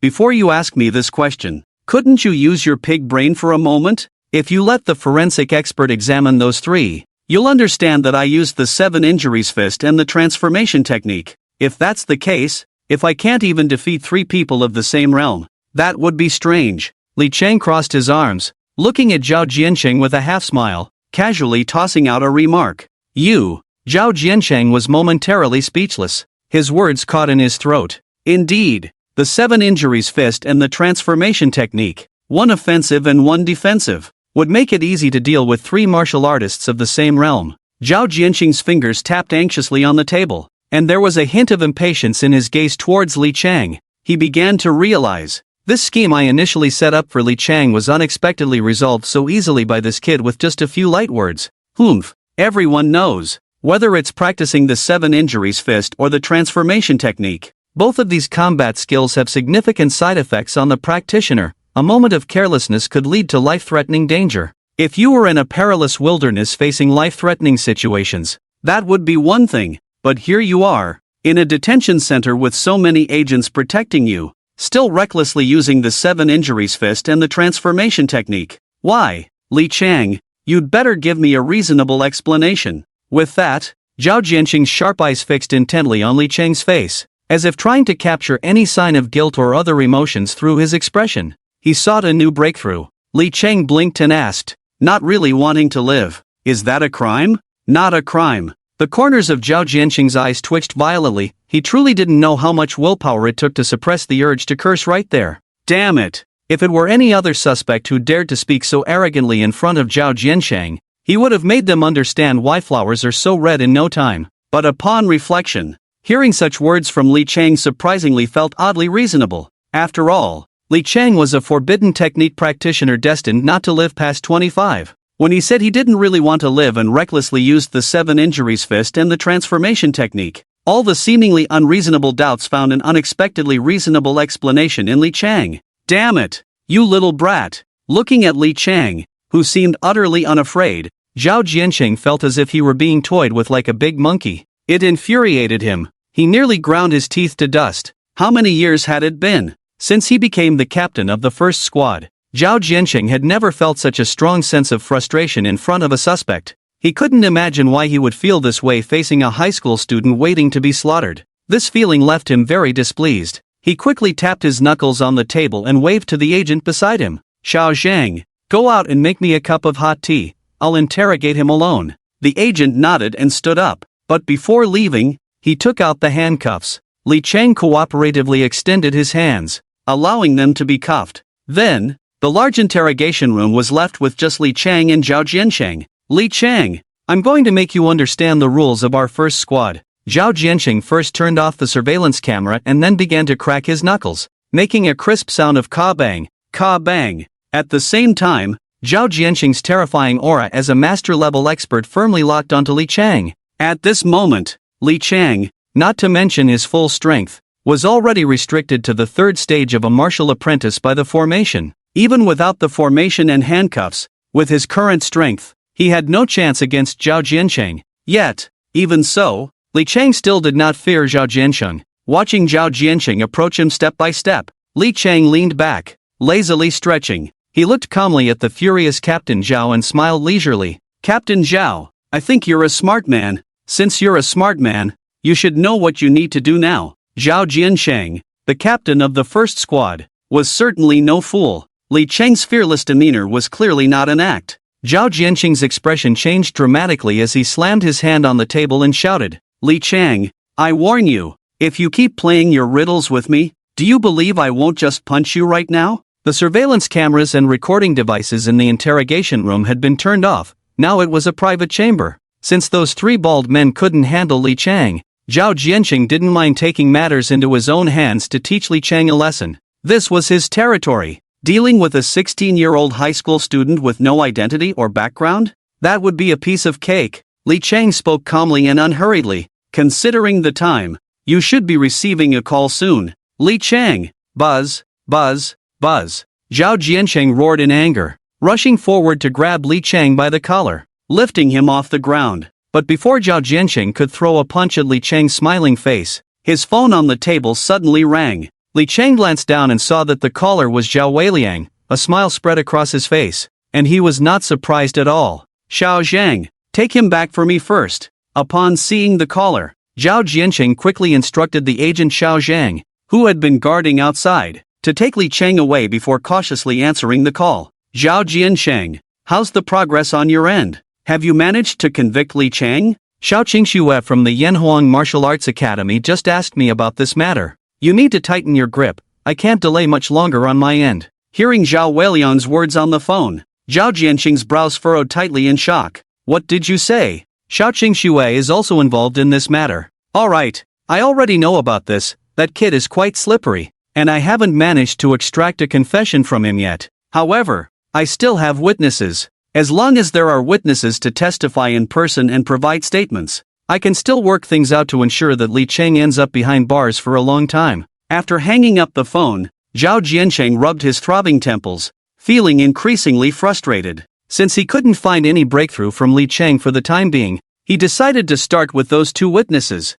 Resolute, Zhao Jiansheng called for the two lackeys of Qian Yuliang and then sent Xiao Zhang away, closing the iron door of the interrogation room. For a moment, only Zhao Jiansheng and the two men remained in the room. Once inside, the tattooed man and the bald man exchanged glances, surprisingly hesitant and unwilling to speak first. Enough. This case is being pushed from above, and I don't have the time to waste with you two. I know exactly what you're worried about. After all, even if the prosecution doesn't sentence you to death, you'll still spend the rest of your life in prison. As the captain of the first squad, Zhao Jiansheng had dealt with people like the tattooed man and the bald man for many years. How could he not know what they were thinking and what concerns they had? This was also why Zhao Jiansheng had deliberately sent Xiao Zhang away and kept the surveillance cameras and recording devices off, leaving only the three of them in the interrogation room. Gulp! Seeing Zhao Jiansheng being so straightforward, the tattooed man swallowed hard, his voice hoarse as he said, "We hope Captain Zhao can show us a way out." The bald man, though silent, nodded his head like a chick pecking at rice. They were not fools. Right now, this is the backdrop of the great examination of Huaxia, with the entire city of Jeju under martial law. The two of them have committed a grave crime of attempting to assassinate the champion of the high school martial arts competition. Even if they are not the masterminds, as Zhao Jiansheng said, as long as the bald man and the tattooed man are handed over to the prosecution for trial and sentencing, even if they don't die, they will likely spend the rest of their lives in prison. This is also the reason why the two of them were reluctant to speak up after entering the interrogation room. You both know it in your hearts. If you want to help yourselves get acquitted and clear your suspicions, there is a prerequisite. That is to convict Li Chang. As long as Li Chang is convicted, then he is no longer the champion of the high school martial arts competition. And if he loses that identity, then you are not the masterminds of this case, right? There should be a lot of room for maneuver. Zhao Jianqing stopped there, not intending to continue. The tattooed man and the bald man sitting across from him brightened at this. They understood the reasoning. This is also why, in front of Liang Ruoyun, they were only willing to call the police. But once it came to witness testimony and direct identification, the bald man and the tattooed man showed considerable reluctance. What the tattooed man and the bald man wanted was a promise from Zhao Jiansheng. Now that they had the promise, they had no more concerns. Captain Zhao, rest assured, as long as you are willing to help us brothers operate, we guarantee that we can make that kid Li Chang spend the rest of his life in prison. Right, Captain Zhao, for the upcoming witness testimony and identification, we brothers will follow your lead. Whatever you say goes, whatever you decide, we will do. Ha ha ha. Seeing the two of them so cooperative, Zhao Jianqing could no longer contain his excitement and laughed heartily. As long as they had the testimonies and on-site identifications from these two witnesses,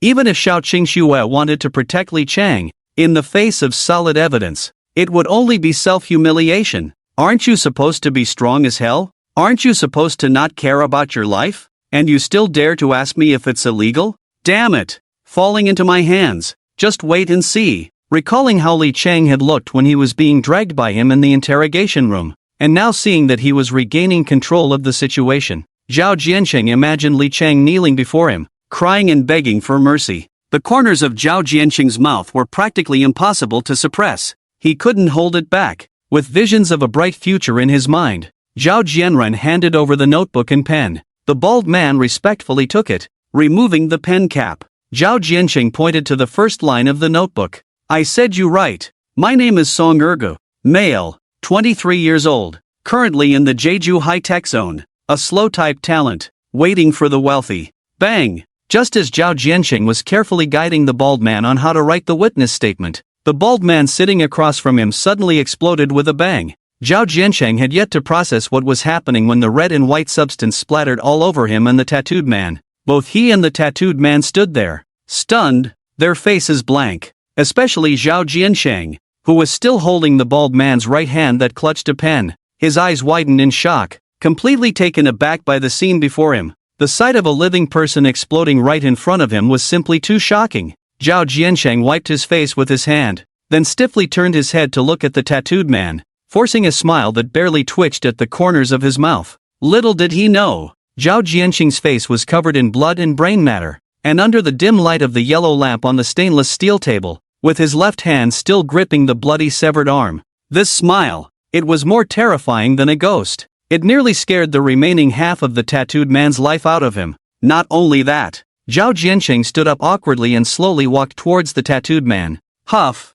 huff, huff. You, don't come over. Seeing Zhao Jianqing approaching like a zombie, the tattooed man was so frightened that he rolled off his chair, scrambling to the iron door, banging on it with all his might while crying out for help. Help! Murder! Wah! Wah! Wah! Zhao Jianqing rushed over and covered the tattooed man's mouth tightly, sweating profusely as he said, Don't shout! Big brother, grandpa, ancestor, I told you not to shout. I just want to explain. This time, it's really a misunderstanding. I really don't know. How did your companion, Song Ergu, just explode out of nowhere? You have to believe me. The tattooed man's eyes widened in terror, but to save his life from being silenced by Zhao Jiansheng, he could only nod repeatedly. Seeing the tattooed man nod, Zhao Jianqing finally breathed a sigh of relief and trembled as he said, Then I'll take my hand away, but you mustn't scream. Looking at Zhao Jiansheng, who was covered in blood and brain matter like a demon,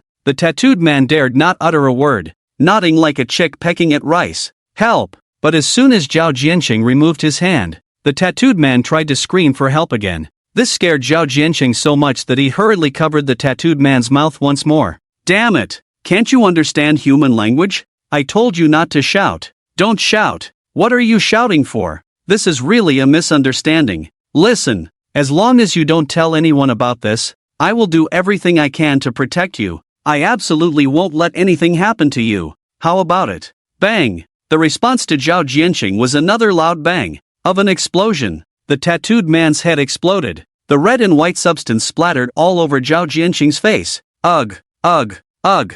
Zhao Jianqing was so scared that he rolled off the chair, gagging and vomiting. In the end, he even threw up his own stomach acid. Looking at the bald man blown to pieces and the headless body of the tattooed man, Zhao Jianqing, overwhelmed by the immense shock, broke down right there and began to wail. I didn't do it. I really didn't do it. Zhao Jianqing felt completely blank. He only knew that he was finished. This time, it was truly over. How big of a mess had Qian Yuliang caused this time? Not only in Jeju Base City, but this incident had escalated to the level of the entire Haidai province. The only two witnesses left in this case. One had self-exploded, and the other had their head blown off. What made Zhao Jianqing feel the most despair was, the only surveillance and recording equipment that could prove his innocence had long been turned off by him before this. Now, Zhao Jianqing truly tasted the consequences of lifting a stone only to drop it on his own foot. When the mud falls into the pants, it's not just shit,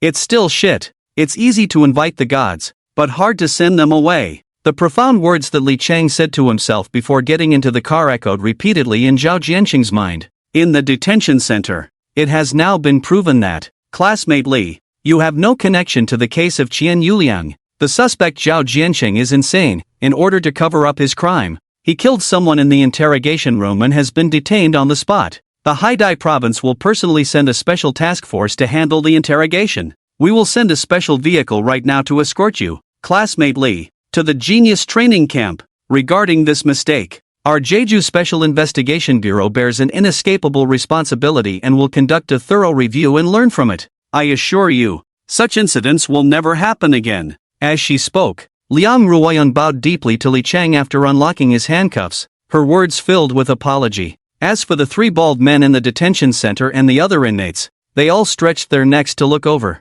Their gazes towards Li Chang filled with fervor and admiration. Awesome! This is just too incredible. In this day and age, it's only the agents who send suspects to prison. In their lives, this was truly the first time they had seen a suspect actually send an agent to prison. Undoubtedly, Li Chang was the most impressive suspect they had ever seen or heard of. No one else could compare. With the handcuffs removed, Li Chang moved his wrist and was about to brush past Liang Ruoyan. Li Chang! Unexpectedly, Liang Ruoyan suddenly called out to him, then whispered in a voice only they could hear. This is all you're doing, isn't it? To this, Li Chang just smiled but did not answer. Then can you tell me? She continued. Are the deaths of those two in the interrogation room related to you? What methods did you use to kill Chen Yuliang and his entire gang in just one night? Was Liang Ruoyun the kind of woman who was big-chested but brainless? Of course not. If she were truly brainless, she would never have been able to become the captain of the third squad at such a young age.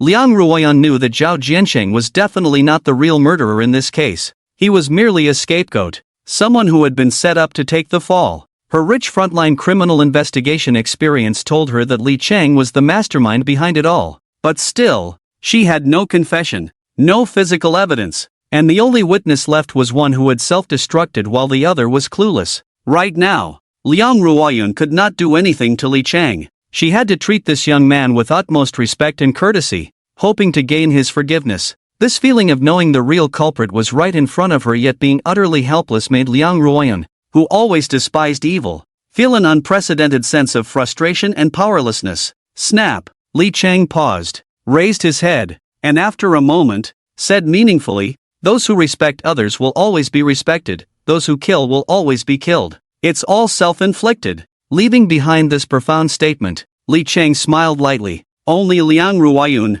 with a complex expression, sat gracefully in the special vehicle prepared just for him by the Special Investigation Bureau. Compared to when he arrived, handcuffed and treated like a criminal by Zhao Jianqing, now Li Chang was being escorted in a special vehicle, with a motorcycle team leading the way, and agents from the Jeju Special Investigation Bureau standing on both sides to see him off. Not only has the lineup been maximized, Zhao Jianqing, who once wanted to set up Li Chang and play tricks on him, has finally received his just desserts. A promise made must be kept. Li Chang, before getting on the car, Li Chang told Zhao Jianqing that inviting a deity is easy, but sending them away is hard. Now, the schemes and plots that Zhao Jianqing once wanted to carry out against Li Chang are now being replicated and enacted upon him, one by one, case by case. Serving time? That's just an appetizer. If there's no one above to protect him, then eating peanuts is just a formality. At this moment, Li Chang has already gotten into the car,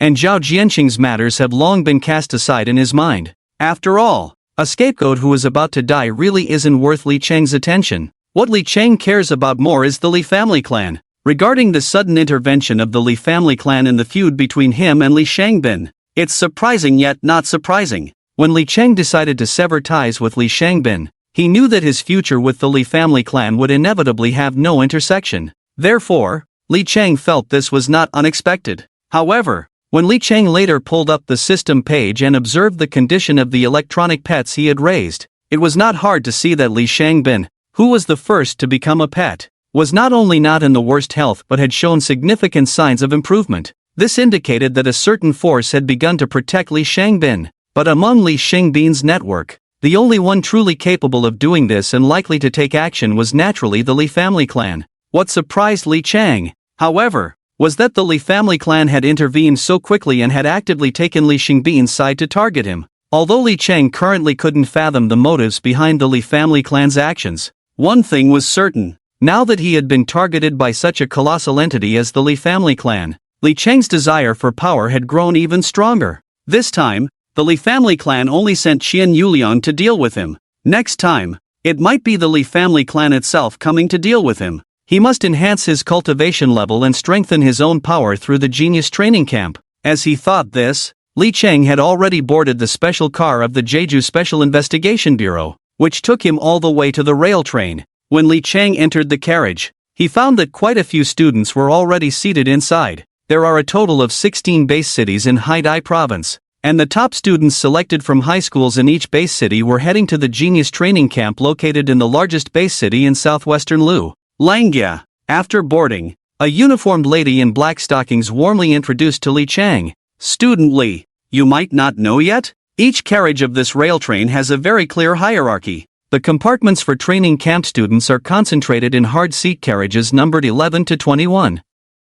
The training camp staff are concentrated in hard sleeper carriages numbered 5 to 10. The first to fifth carriages are high-end soft sleeper carriages with independent compartments, which are only qualified for training camp instructors." Li Chang nodded. As he passed by, he also went through the hard seat carriage, which, as the name suggests, only had a small bench, and it was the kind where 3 people sat in a row. But thinking about it, it makes sense. There were already over 10 students selected from the Jeju base city alone, and with a total of 16 base cities in Haidai province, that adds up to nearly 200 people. With so many people, it's impossible to arrange sleeping berths for everyone. Having a seat is already quite good. After seeing the hard seat carriage, the uniformed lady in black stockings continued to walk towards the front carriage, her high heels clicking tap, tap, tap. The footsteps continued without pause as they passed through the carriage where the staff were located. Eventually, they arrived directly at the 5th carriage, where the young lady in a uniform and black stockings finally stopped and gestured for Li Chang to enter. "Li, this is your room." "This isn't." Li Chang paused, looking at the door of the high-class soft sleeper compartment in front of him, feeling somewhat confused. "Miss, I'm just a trainee at the camp. How did you bring me to the carriage where the mentor is staying?" The young lady in uniform smiled sweetly and said, "Li, Mentor Xiao said you are different from those trainees outside. They are mediocre talents who might not even pass the camp assessment, while you have exceptional talent, high potential, and great insight, so you deserve this treatment." Li Chang was slightly taken aback, a look of surprise appearing on his face. But since this was arranged by Xiao Qingxue, he naturally accepted it with pleasure. He was the type who would rather sit than stand, and rather lie down than sit. Now that he had the opportunity to stay in the mentor's carriage, he graciously accepted it. "All right, if you have no other matters, then please rest well.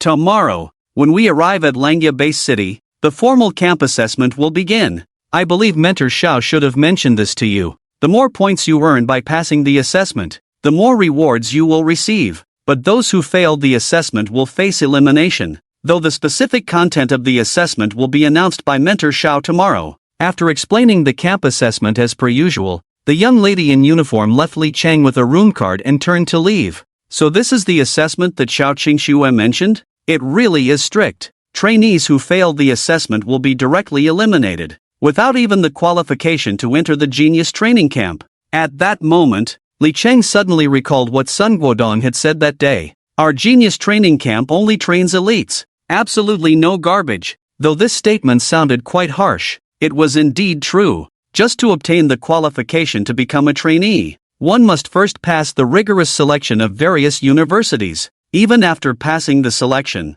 it merely represented that you had a ticket to the genius training camp. As for whether you could pass the assessment and enter the genius training camp, that was another matter entirely. Thinking of this, Li Cheng's eyes sparkled with excitement. He was increasingly looking forward to the camp assessment tomorrow. Of course, to be precise, what Li Cheng was looking forward to was the rewards after passing the assessment. After all, with his current cultivation level at the 3rd stage of the martial master realm and the ability to advance to the 4th stage at any time, participating in an assessment primarily composed of martial apprentice realm trainees was essentially a dimensional strike. Thinking of this, Li Cheng couldn't help but chuckle and shake his head. Then he stopped overthinking and turned to enter the compartment. Although the door to this compartment didn't seem large, the interior was surprisingly spacious, with a cozy atmosphere. Unlike the B-class training room filled with high-tech arrangements he had seen at the martial arts arena, this compartment was imbued with the ancient charm of Chinese culture. The furniture made of small leaf red sandalwood,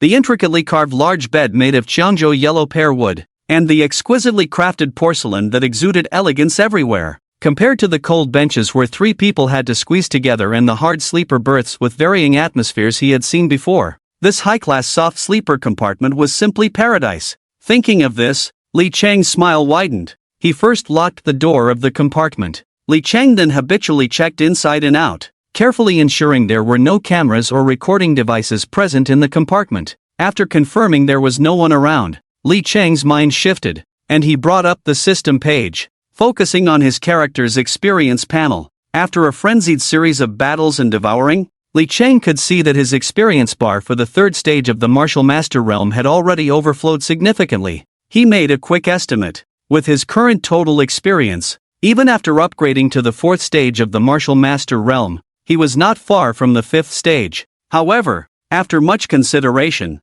Li Cheng chose not to break through at this moment. As for the reason, simply put, they were on a train heading to the genius training camp. Even though Li Cheng confirmed that there were no surveillance or recording devices in the soft sleeper compartment, according to what the uniformed lady had just said, those who could stay here were all mentors from the genius training camp, each one a grandmaster. If he were to break through to the 4th stage of the martial master realm, the prospective students might not sense it, but there was no way to hide it from someone like Xiao Qingxue, a grandmaster. To better play the role of the 6th elder, Li Cheng dismissed the thought of breaking through. After all, his experience was already full, when to break through to the 4th stage of the martial master realm was just a matter of his own decision. Having made up his mind, Li Cheng took out the pitch-black unknown pill he had refined earlier from his backpack and swallowed it in a few bites. Feeling the warmth spreading through his abdomen, he seized the moment and began practicing the transformation technique. Ding! The host successfully practiced the transformation technique,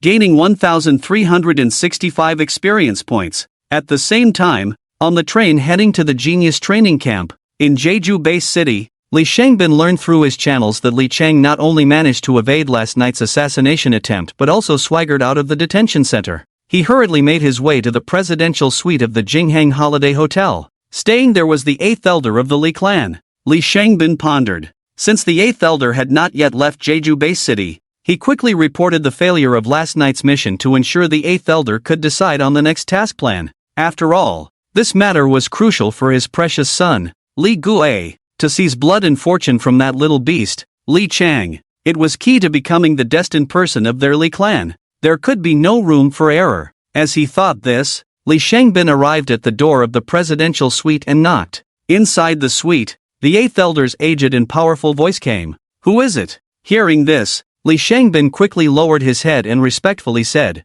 "8th elder, I am Li Shengbin. I have important matters to report." With a creak, the suite door was opened from the inside, revealing the 8th elder's gloomy old face, who asked indifferently, "Li Shengbin, what do you want from me?" Li Shengbin did not dare to be negligent. He directly recounted how Chen Youliang's assassination mission against Li Cheng had failed and that Li Cheng was now on the train to the genius training camp.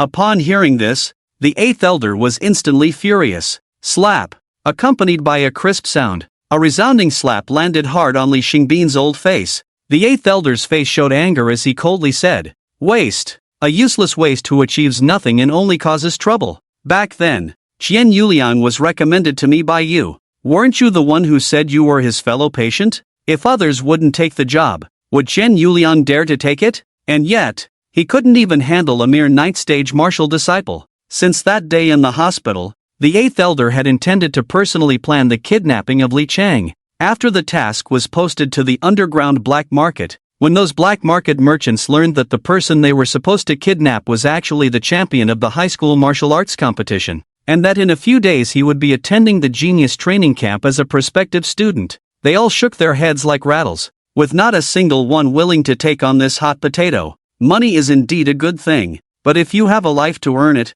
you must also have a life to spend it, right? Moreover, Elder 8 also considered the importance of the long-term plan of the Li clan behind this matter and did not dare to rashly raise the bounty in the black market. After all, the strength that Li Cheng displayed openly was only at the 9th stage of the martial disciple realm. If they carelessly offered a sky-high bounty for a high school student at the 9th stage of the martial disciple realm, anyone with a bit of sense would smell something unusual. At that time, it would surely attract the attention of various forces, eager to intervene. If they were not careful, and Li Cheng was intercepted by other clans halfway, Elder 8 would not be a hero but would instantly become a sinner of the Li clan. Although unwilling in his heart, seeing that Li Cheng was about to set off for the genius training camp, Elder 8, unable to seek help from the clan and still unable to find a suitable candidate, was ultimately forced to hand over the task of kidnapping Li Cheng to Li Shangbin. Unexpectedly, such an important matter ended up being messed up by Li Shangbin.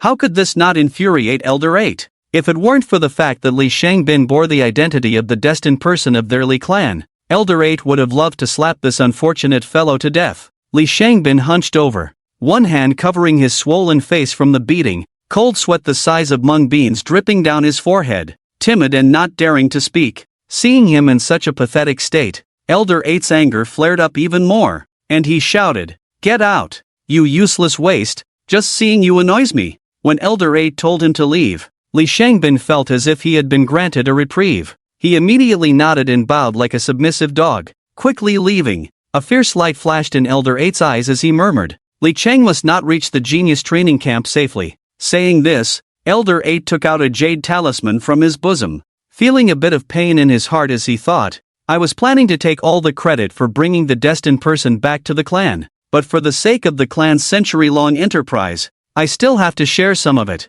Elder 8 crushed the jade talisman in his hand, transforming it into a wisp of spiritual aura that slowly disappeared in the room. A conspiracy against Li Chang was once again spreading like a vast net, enveloping his entire journey to the genius training camp. The next morning, the sun rose in the east, the morning light was faint, and the distant sky had already begun to show hints of fish-belly white. At this time, Xiao Qingxue had also arrived early at the front of the train. Looking ahead, she saw that not far ahead, a magnificent base city was faintly visible. The huge city walls, built like a steel forest, stood at least 50 meters high. Years of impact from demon beasts had left numerous claw marks on the steel walls, giving this city a sense of age and a chilling atmosphere. Above the city gate of the base city, 5 large characters were carved: Langya Base City. Langya. This is the largest base city in the southwestern region of Haidai Lu, the front line against the demon beasts' attacks from the southwest, and also the destination of their journey.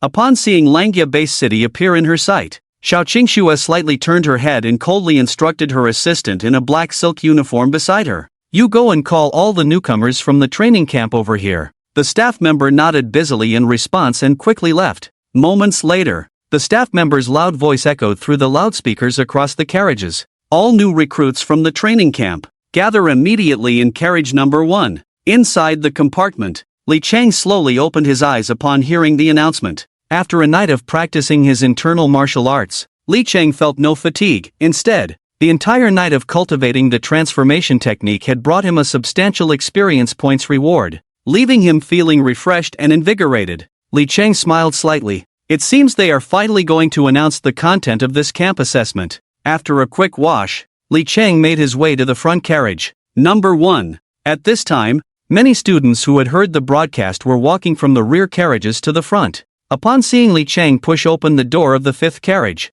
which represented the mentors. They couldn't help but cast envious glances in his direction. Among them, some students looked at Li Chang's back with envy in their voices, saying, "Look over there, isn't that Li Chang, the top student from Jeju No. 1 High School? I've heard about him." Mentor Xiao Qingxue clearly values him highly, arranging for him to stay in a high-end soft sleeper compartment that only mentors are qualified to enjoy. At this moment, Zhao Jianrun was also sneaking around in the crowd, watching Li Chang walk out of the 5th soft sleeper compartment with a proud expression. He recalled how he had spent the previous night sitting on a cold bench, packed in with people. Even now, he felt a soreness in his back and buttocks. The stark contrast between the two situations made Zhao Jianrun's envy overflow, and he couldn't help but let out a bit of jealousy. Although he was envious in his heart, Zhao Jianrun still couldn't resist speaking sarcastically. "I say, you might not know this. Li Chang is a total waste. Just ask around, everyone knows he's the biggest loser from Jeju No. 1 High School. As for his spot in this genius training camp, I heard he bribed the camp mentors with some shady means to get it. Otherwise, just think about it, Li Chang is just a student like us. Why should we sit on a cold bench all night while he gets to enjoy a high-end soft sleeper compartment meant only for the mentors?" As soon as he said this, many students present turned to look at him. "From what you're saying, do you know Li Chang or something? You seem to know a lot about this guy." Hearing Zhao Jianrun spill one shocking piece of information after another, everyone was left stunned. Their curiosity piqued, as many students began to gather around him, clearly interested in what he had just said. A glint of cunning flashed in Zhao Jianrun's eyes. He smirked and said, "Not only do I know him, but I'm also quite familiar with him. I come from Jeju No. 1 High School just like Li Chang. I know exactly what kind of person he is. I won't even mention the dirty things he did at school. Just talking about his home life. He once stole his brother's elixirs. Then he even installed hidden cameras in his sister's bedroom and bathroom, and was caught red-handed." After a round of slander and defamation, many onlookers shook their heads, whispering among themselves, "TSK, TSK, TSK. The so-called dressed-up beast must be talking about someone like Li Chang, right? If it weren't for hearing the gossip from someone at the same school, it would really be hard to imagine that such outrageous things could happen. Yeah, looking at Li Chang, so handsome and charming, but behind the scenes, he turns out to be such a person. This is really shocking. Not to mention, a guy who can install a pinhole camera in his own sister's room must have a very dark heart. It seems we all need to stay away from Li Chang in the future." "Exactly. We must guard against this dirty-minded little man. For sure." After seeing how just a few simple words had completely tarnished Li Chang's reputation, Zhao Jianrun's mouth was practically harder to suppress than an AK, and the glee of the little man in his heart was directly written on his face. Although it was still unclear what the upcoming camp assessment would entail, as long as it involved tasks that required teamwork, with Li Chang's current reputation, he probably wouldn't even need to wait for the assessment to start before being announced as eliminated. Of course, even if Li Chang had good luck and didn't encounter a team task, he would not only receive no help but would also face hostility from many people. In terms of emotions and reason, they had the upper hand. Moreover, the most crucial point was, thinking of this, Zhao Jianrun narrowed his eyes slightly, a glint of coldness flashing in his gaze. Others might not be aware, but Zhao Jianrun knew very well. The reason he could be on this train was that he had taken the place that originally belonged to Li Chang. Even now, no mentor had come forward to say they would cancel his spot, but it was hard to guarantee that during the checks in the training camp, he wouldn't be forcibly eliminated due to the quota issue. However, after the lesson learned from the high school martial arts competition, Zhao Jianrun wasn't foolish. He knew, with his current strength, trying to compete against Li Chang alone was like hitting a stone with an egg. To smoothly enter the genius training camp, he had to recruit more students to form a team and strengthen his own power. As for Li Chang, he would just have to be wronged. "You must be eliminated." Before long, all the prospective students participating in the genius training camp gathered in carriage number 1. A sea of people. Xiao Qingxue, with her veil, stood in front of everyone, her pretty face serious, and said loudly, "Silence. Students who are about to participate in the genius training camp, I have important announcements to make. Today, we have arrived at the Langia base city. Once the train comes to a stop, you will need to disembark in an orderly manner and find your own way to the training camp." Although Xiao Qingxue's words were plain, they immediately caused an uproar among those present. Some couldn't contain their curiosity and were the first to ask, "Instructor Xiao, how far is the Langya base city from the genius training camp?" Xiao Qingxue slowly extended a finger and took a watch from the hand of her assistant in a black uniform, her tone cold. "To reach the genius training camp, you first need to cross the Yimeng mountain range, which has a diameter of about 1,000 miles from east to west. Although the Yimeng mountain range, as a branch of the Giant Beast mountain range, is not as dangerous as the Giant Beast mountain range itself, but along the way, with high mountains and long waters, there are still many high-level scattered monsters, and there is even a certain probability of encountering low-level monster soldiers. During the process of crossing the Yimeng mountain range, this watch will record in real time the grade and quantity of the monster crystals you obtain and collect battle data. Then it will be uploaded to the internal network of the Genius Training Camp for all mentors to view. Once you arrive at the Genius Training Camp, points will be calculated based on the grade of the monster crystals you have obtained. Points determine rankings, and the top 10 will receive extremely generous rewards. Additionally, this watch has a real-time recording function. If it is discovered that the demon crystals you obtained were not acquired through combat, then your assessment results will be voided, and you will be eliminated immediately. Upon hearing that this entrance assessment had such a strict anti-cheating mechanism, many students present began to whisper among themselves, chattering excitedly. Undoubtedly, among those present were individuals from clans and wealthy backgrounds.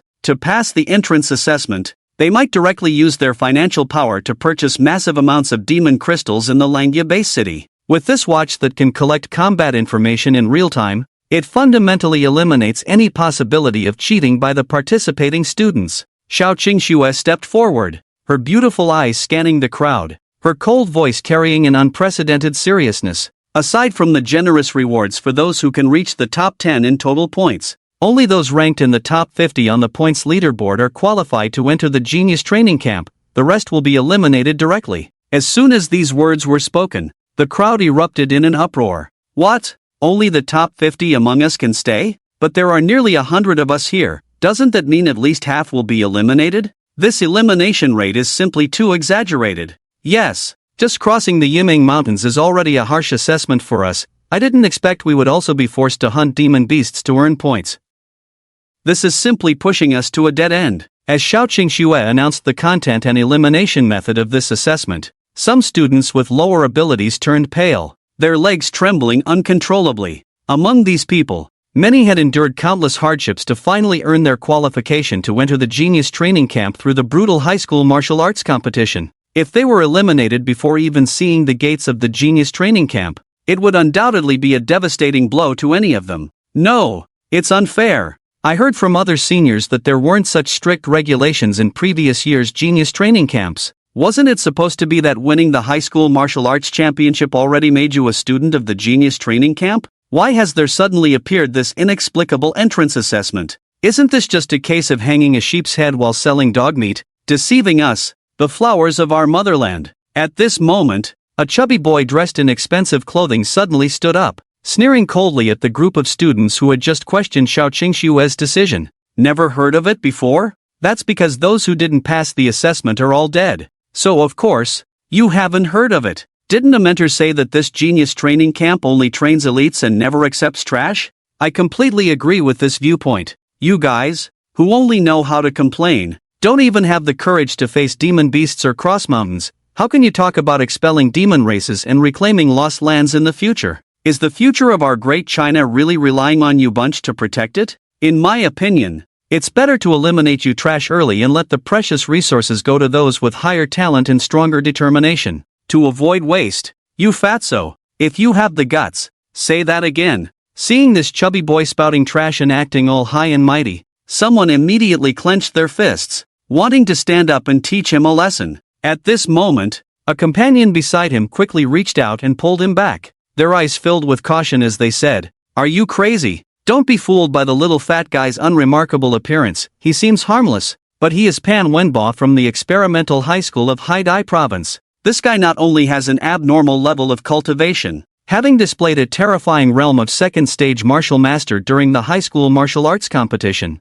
but he is also the young master of the Zinfa group, with such a monstrous talent in martial arts and a frightening family background. If you provoke him, wouldn't that be like the old birthday star eating arsenic? Tired of living? Upon hearing that this little fat guy was actually Pan Wenba, the young master of the Zinfa group, many of the students who had been dissatisfied with his earlier arrogant remarks fell silent. As for the youth who had planned to teach the little fat guy a lesson, he was so scared that he immediately crawled under the table. Although Pan Wenba's words were indeed a bit rough, they were not without reason. After all, any student who could enter the Genius Training Camp would at least be qualified to enter one of the top 10 martial arts academies in China and be eligible to apply to the Yanhuang Martial Academy. If the top 10 martial arts academies, including the Yanhuang Martial Academy, which stands above all other institutions, were that easy to get into, it would be the biggest joke in the world. However, compared to the group of would-be students who were lamenting, Li Cheng's face was filled with anticipation. After last night's training, Li Cheng could clearly feel that he was getting closer to the 5th stage of martial master. Based on his understanding of the Genius Training Camp, he had already been rewarded with a day's use of a B-level training room during the high school martial arts competition, so the reward for ranking first in the camp assessment was undoubtedly valuable. If he could obtain it, Li Cheng was absolutely confident he could break through to the 5th stage of martial master. Just as Li Cheng was contemplating how to efficiently secure the top reward on the leaderboard, the train began to slow down and come to a stop, and Xiao Qingshua's cold voice echoed in everyone's ears once again. If you are afraid of danger and do not dare to accept the assessment, you can withdraw now. If you accept the challenge, then prepare your things and get off the train. The students all showed worried expressions, thinking about the impending journey through the Yiming Mountains. Instinctively, almost all the would-be students began to invite each other to form teams, hoping to create a strong group of martial artists to look out for one another. This would clearly be more efficient than fighting alone against the demon beasts. However, due to Zhao Jianren's earlier slander against Li Cheng, the majority of the students ended up forming small groups, intentionally isolating Li Cheng. Nevertheless, Li Cheng did not care about any of this. From the very beginning, he had no intention of teaming up with them. After returning to the compartment to grab his backpack, he strode out of the train confidently, leading the way with his watch. Yimeng Mountains. I, Li Cheng, am here. On the train, Xiao Qingxue watched the confident figure of Li Cheng striding ahead, her red lips curling into a faint smile beneath the veil. Li Cheng, let's meet in the Genius Training Camp. I am increasingly looking forward to seeing how far you, as a forbidden technique master, can go. Perhaps. At this point, Xiao Qingshue's beautiful eyes were fixed on Li Cheng's receding figure, speaking in a voice only she could hear. Perhaps, the forbidden technique master in your hands can truly unleash more possibilities. At that moment, after leaving Langia train station, Li Cheng did not choose to follow the majority of the would-be students. After forming their respective warrior teams, they hurriedly made their way to the Yimeng mountain range, hoping to hunt as many demon beasts as possible to earn more points. Li Cheng, on the other hand, leisurely strolled around the Langia base city. This Langia base city was clearly much more prosperous than the Jeju base city. The streets were bustling with traffic, and various shops lined the sides, where Li Cheng encountered many novel trinkets that Jeju did not have. It was Li Cheng's first time leaving Jeju base city, and everything felt incredibly fresh to him. As a standard foodie, Li Cheng quickly found a well-known restaurant famous for its local specialties and ordered the most famous dish from Langia, the Mangin Gonkin chicken. While waiting for his meal, Li Cheng began to seriously ponder the upcoming trainee assessment plan. The Yimeng mountain range, as a branch of the giant beast mountain range, mainly housed a large number of high-level scattered demons and a few demon soldiers. This was certainly an improvement compared to the outermost area of the giant beast mountain range that Li Cheng had visited last time. For the majority of trainees still at the 8th to 10th stages of the martial apprentice realm, the Yimeng mountain range was undoubtedly a very dangerous trial ground. But for Li Cheng, who was at the 4th stage of the martial master realm, the difficulty of the Yimeng mountain range was honestly less than that of a beginner village. According to the system's settings for divine level side effects, slaying demon beasts of a higher level than oneself would yield extra experience rewards. However, killing those of a lower realm would result in very average rewards. For Li Cheng, spending nights in the mountains was not only laborious but also ungratifying. He tapped his fingers rapidly on the table, frowning in thought as he murmured, "Currently, I still don't know what the ranking rewards for this camp assessment will be, but with the previous high school martial arts competition as a precedent, this camp assessment should be even more rewarding. However, to secure first place, although with my current strength, Hunting one by one is not impossible, but as I said, it can be done, but it's unnecessary. The most convenient way, of course, is. At this point, Li Cheng shook his wristwatch on his left hand, and a wicked smile suddenly crept onto his face. According to the camp assessment rules stated by Xiaoqing Xue, the demon crystals obtained through combat were the only valid points for trainees. However, there was no strict requirement that warriors had to fight demon beasts. This meant that the demon crystals obtained from battles between warriors could also be counted as valid points. Compared to the trainees who risked their lives in the Yiming mountain range, enduring countless hardships, Li Cheng needed to do nothing but take a vehicle across the Yiming mountain range in advance and then wait at the entrance of the genius training camp for this group of trainees to arrive. As long as he snatched all the demon crystals from everyone, no matter how many there were,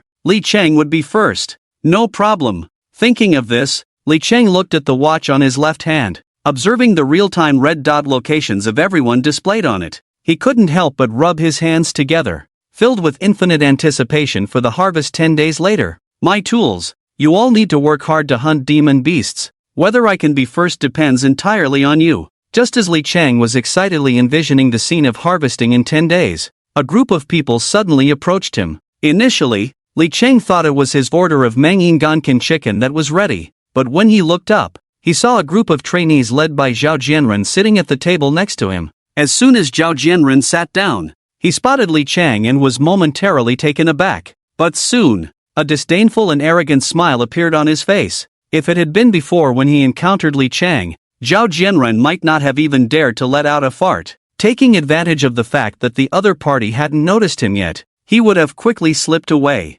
After all, the psychological shadow that Li Cheng had cast on him during the high school martial arts competition was simply too strong. The moment he saw Li Cheng, the fear that had once been dominated by this man uncontrollably resurfaced in Zhao Jianren's mind. He couldn't help but take 2 steps back, but when he saw the more than 10 helpers he had gathered behind him, his confidence was instantly restored, and he suddenly felt reassured. Zhao Jianren raised his hand and pointed at Li Cheng, laughing triumphantly. Li Cheng, it's been so long since we got off the train, yet you still haven't found anyone to team up with, and I have successfully formed a powerful warrior team as the captain. Faced with Zhao Jianren's active provocation, Li Cheng couldn't even be bothered to glance at him. A lowly clown like Zhao Jianren, even if he found a few 8th or 9th tier martial apprentices, they were so inexperienced that they didn't even qualify to be devoured by Li Cheng. Seeing Li Cheng's change from the arrogant demeanor he had during the high school martial arts competition, Zhao Jianren thought that Li Cheng was afraid of him because of his numbers,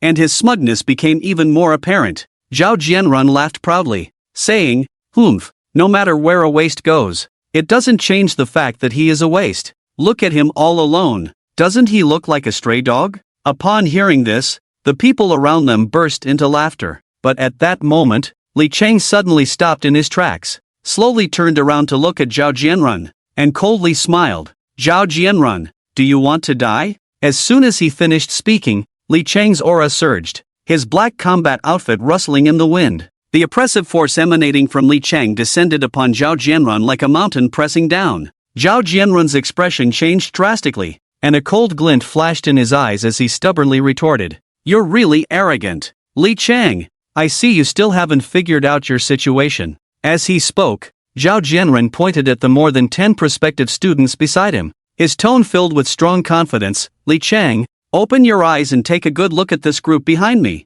Do you think you have a chance of winning?" Li Cheng's gaze was icy as he swept over Zhao Jianren and the others, then sneered, "What's the difference between a waste and a group of wastes? If you provoke me, I can just kill you." Upon hearing this, Zhao Jianren gritted his teeth in anger, his eyes reflecting a fierce light. But just as both sides were on the verge of confrontation, a stern voice suddenly rang out, followed by a series of hurried footsteps approaching rapidly. "What do you want to do? If you want to fight, then fight. If you dare to make a move in the restaurant, do you believe I will call the police right now and have you all locked up?" Before Li Cheng and Zhao Jianren could make a move, a group of aggressive restaurant security guards, armed with tools, had already surrounded them. Seeing this, Li Cheng frowned slightly, thinking, if I really clash with Zhao Jianren here, after all, we are in the Langya base city, not the wild. If it escalates, I will also get into trouble. Anyway, I initially intended to have Zhao Jianrun and his group of tools collect demon crystals for me, and then catch them all on the way to the genius training camp. There's really no need to deal with him here. Thinking of this, Li Chang slowly relaxed his tightly clenched fist, his momentum dissipating as he stood up and walked towards the restaurant exit. Watching Li Chang's departing figure, Zhao Jianrun's eyes flashed with a cold glint, and he called out to Li Chang's back in a chilling voice. Li Chang, you better pray that you don't encounter us in the Yimeng Mountains. On your own, you absolutely can't defeat so many of us. However, Li Chang didn't even have the interest to turn back and look at Zhao Jianrun. He merely scoffed and said, "A fierce tiger always walks alone, it's the cattle and sheep that flock together." With that, Li Chang strode out of the restaurant and headed straight towards the airport. He had already thought this through carefully while in the restaurant. To reach the genius training camp, one either had to take an armored escort vehicle or a large aircraft. If he took the armored vehicle, he would have to make a huge detour around the Yimeng Mountains. This process would undoubtedly waste a lot of time, taking at least 3 days, or as long as 5. If he encountered powerful beasts along the way, the time could be even more unpredictable. Li Chang had to arrive at the entrance of the genius training camp early to wait for those tool teams. If he took the armored vehicle and finally made it after a bumpy ride, only to find that the tool teams had already returned to exchange points, he would truly be at a loss for words. There was no choice. Li Chang could only spend a fortune and choose the large aircraft. He took out his phone to check and was surprised to find that a large aircraft from Xinfa Airlines had been added last minute today, and it just happened to pass near the location of the genius training camp. He had thought that no aircraft would stop at the genius training camp, and he would have to find another way to get there. But now, it was perfect. Just when he was feeling drowsy, someone had already offered him a pillow. Feeling pleased, Li Chang placed his order on his phone and headed directly to Langya Airport. Xinfa Group, as one of the top 10 comprehensive groups in Haidai Province, had a terrifying influence that spanned various industries in the province, even involving civil aviation. After picking up his ticket, Li Chang looked through the large floor-to-ceiling windows at the dozens of large aircraft from Xinfa Airlines parked on the tarmac. Since this flight was set to take off in an hour and a half, Li Chang didn't need to check in any luggage after passing through security and immediately boarded the large aircraft. This aircraft was the largest Li Chang had ever seen. It was roughly divided into 3 levels, upper, middle, and lower. The people on the aircraft were a mix of all kinds, from the elite in suits to imposing martial artists in combat gear. Li Chang merely glanced around and quickly withdrew his gaze. After finding his seat near the aisle with the guidance of a black-clad flight attendant, he planned to take a nap to recharge for the upcoming harvesting of resources. At that moment, just as Li Chang settled into his seat, 2 middle-aged men with gloomy expressions passed by and coincidentally glanced at him. Subsequently, the 2 men sat down at a position not far from Li Chang. It was evident from their behavior that they had been secretly following Li Chang for some time. The gloomy-faced young man whispered to the square-faced middle-aged man, "Li Chang is right there, should we take action?" The square-faced middle-aged man frowned and thought for a moment before shaking his head and saying, "This is a flight from Xinfa Group, and there are strict rules against fighting. We must be cautious and discreet if we are to capture Li Chang. If Xinfa Group finds out, it will be troublesome." Humph, Li Chang is really cunning. I originally planned to wait until he left Langya base city to find an opportunity to act in the Yimeng Mountains. I didn't expect he would just buy a plane ticket and fly straight over. We should wait until most people in the cabin are asleep tonight before making our move. Taking out a small fry at the martial disciple level isn't a big deal for us. A cold glint flickered in the eyes of the shadowy young man as he nodded, and the two fell silent. Meanwhile, Li Chang was completely unaware of all this and fell into a deep sleep. Around the latter half of the night, Li Chang rubbed his eyes, groggily stood up from his seat, and looked at the now pitch-black cabin, where both passengers and flight attendants had already gone to sleep. While yawning, he made his way to the restroom at the back to relieve himself. Feeling refreshed and invigorated afterward, Li Chang let out a long sigh, washed his hands briefly, then turned the door lock and pushed the door open, planning to return to his seat for a bit more sleep. Suddenly, a chilling killing intent surged from behind. Bang! A gleaming dagger pierced through the restroom door behind Li Chang, aiming viciously at his dantian. If that knife had struck true, Li Chang would have been rendered a cripple on the spot. Feeling a wave of coldness at his lower back, Li Chang furrowed his brows and immediately activated the Shadow Stealth Step. A powerful surge of vital energy flooded into his legs in an instant. Shadow Stealth Step. Li Chang's figure flickered. In the blink of an eye, he had already appeared 20 meters away. Looking at the assailant, confusion filled Li Chang's eyes. The attacker was a middle-aged man with a square face and a stern expression. What stood out most was the clear beast-like trend in the old man's right arm, with dark fur and bulging muscles resembling a giant black ape. The middle-aged man looked at Li Chang with a hint of surprise. He had intended to wait until Li Chang finished his business, using the door as cover to stab at his dantian. First, he would incapacitate this kid, then quietly abduct him from the flight. He never expected that his seemingly guaranteed strike would be so easily evaded by Li Chang. This rapid on-the-spot reaction was indeed far beyond the middle-aged man's expectations. Kid, it seems you are indeed stronger than described in the intel. At such a young age, you have already reached the martial master level. Such talent is truly rare even among clans. Just as Li Chang and the square-faced middle-aged man faced off, a voice filled with exclamations suddenly came from behind. Soon, a shadowy young man stepped out from the dark cabin corridor, looking at Li Chang with an intrigued gaze. However, you hold an extraordinary significance for my brother and me. So, even if the King of Heaven himself comes today, he won't be able to save you. With that, the shadowy young man's eyes suddenly turned sharp,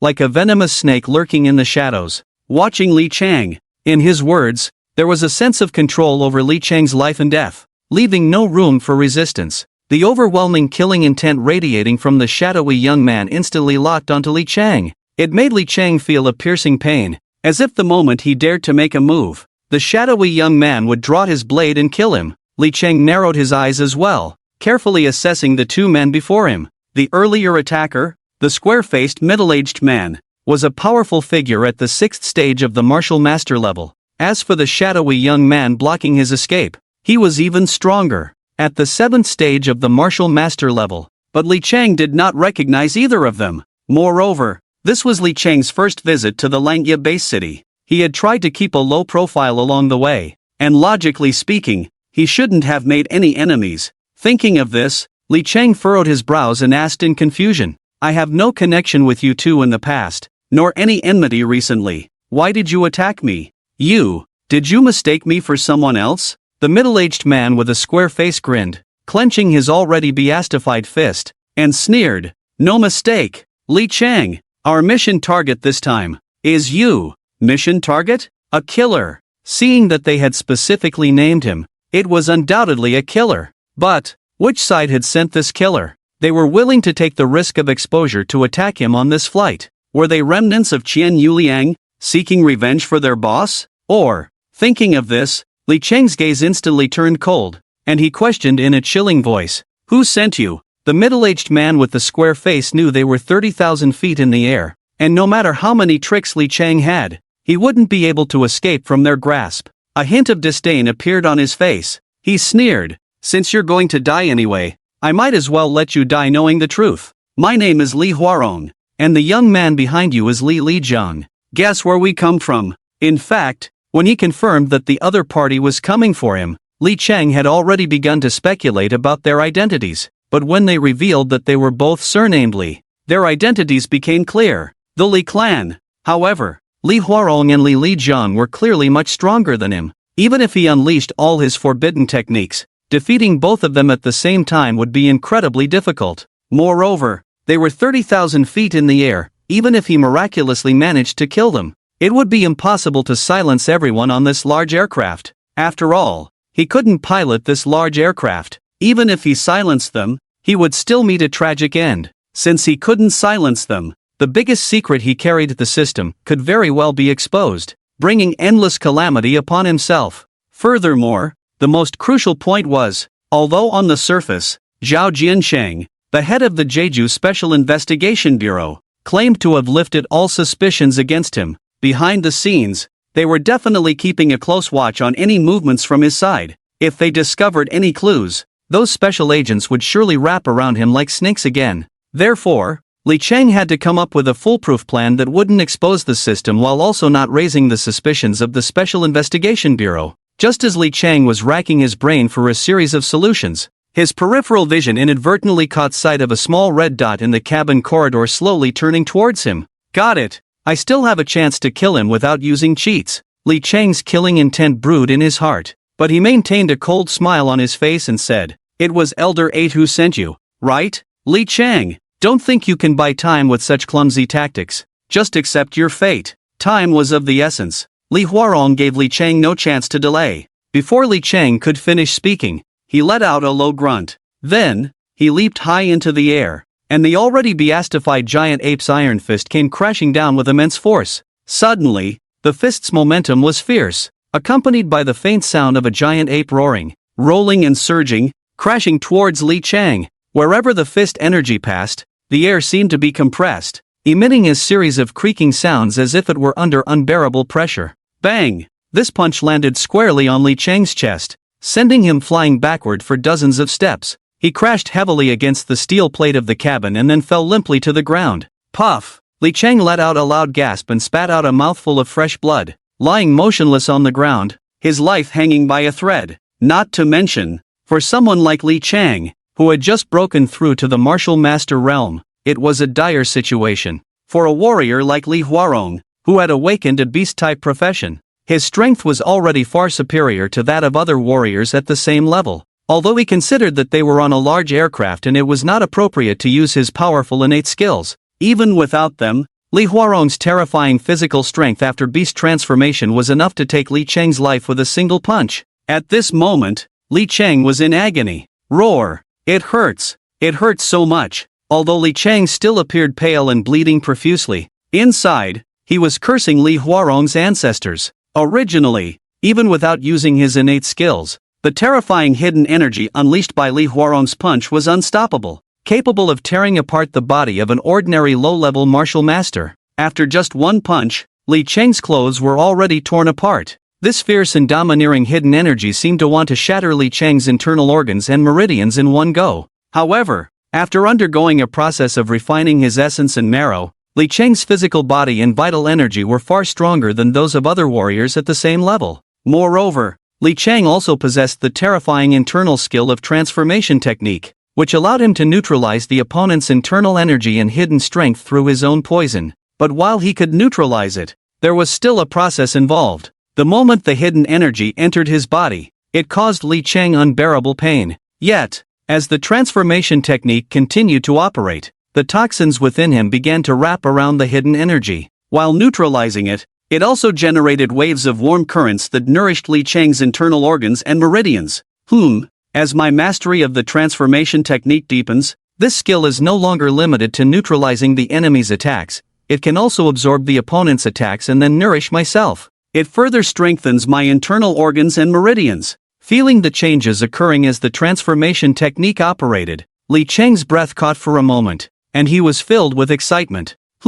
This kid's physical body is quite strong. I actually couldn't blast a hole in you with this punch. Not bad, not bad. Your talent in martial arts is indeed terrifying. If you are allowed to grow, you will surely become a formidable force in the future. But for now, this is all you can do. The fist energy has entered your body, with your realm. You cannot neutralize it at all. At this moment, your meridians must be shattered, and your dantian crushed by the fist energy. That's fine. Elder 8 ordered that we must bring you back alive. If I accidentally kill you with one punch, I won't be able to explain it to Elder 8. As he spoke, Li Huarong's beast-like arm returned to its original state, and he walked slowly toward the collapsed Li Chang. He had already convinced himself that this punch would surely incapacitate Li Chang. In fact, those low-level martial masters would have lost half their lives under Li Huarong's powerful punch. Even if they didn't die, Li Chang lay on the ground, pale and gasping for breath, but his right hand was tightly clenched into a fist,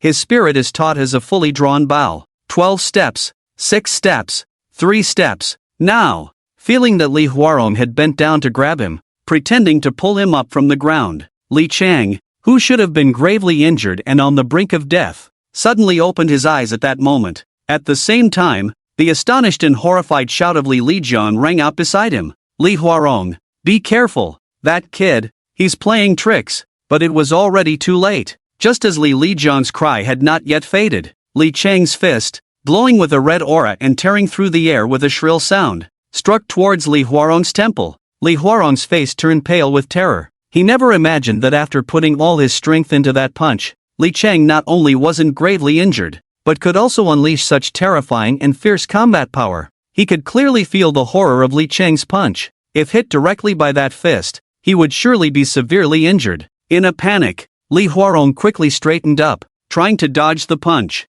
But, at this moment, the two were only 3 meters apart. With such a short distance, there was no way for Li Huarong to evade. Bang! Li Cheng's fist struck out. Throughout this entire process, there was no scream to be heard. Only the dull sound of a watermelon bursting suddenly echoed. Immediately after, Li Lijiang, standing opposite, saw clearly. In the previous second, Li Huarong was still moving forward to reap the fruits of victory and return to his clan for rewards. In the next second, Li Huarong's head actually burst open like a smashed watermelon, splattering red and white everywhere. Thud! Thud! Li Huarong's headless corpse instinctively staggered back a few steps, the long knife in his hand falling to the ground, and finally, the body fell heavily to the ground, twitching continuously, but as the blood gushed out like a fountain, it quickly stopped struggling, devoid of life, dying tragically on the spot. Li Cheng coldly smiled, truly seeking one's own death.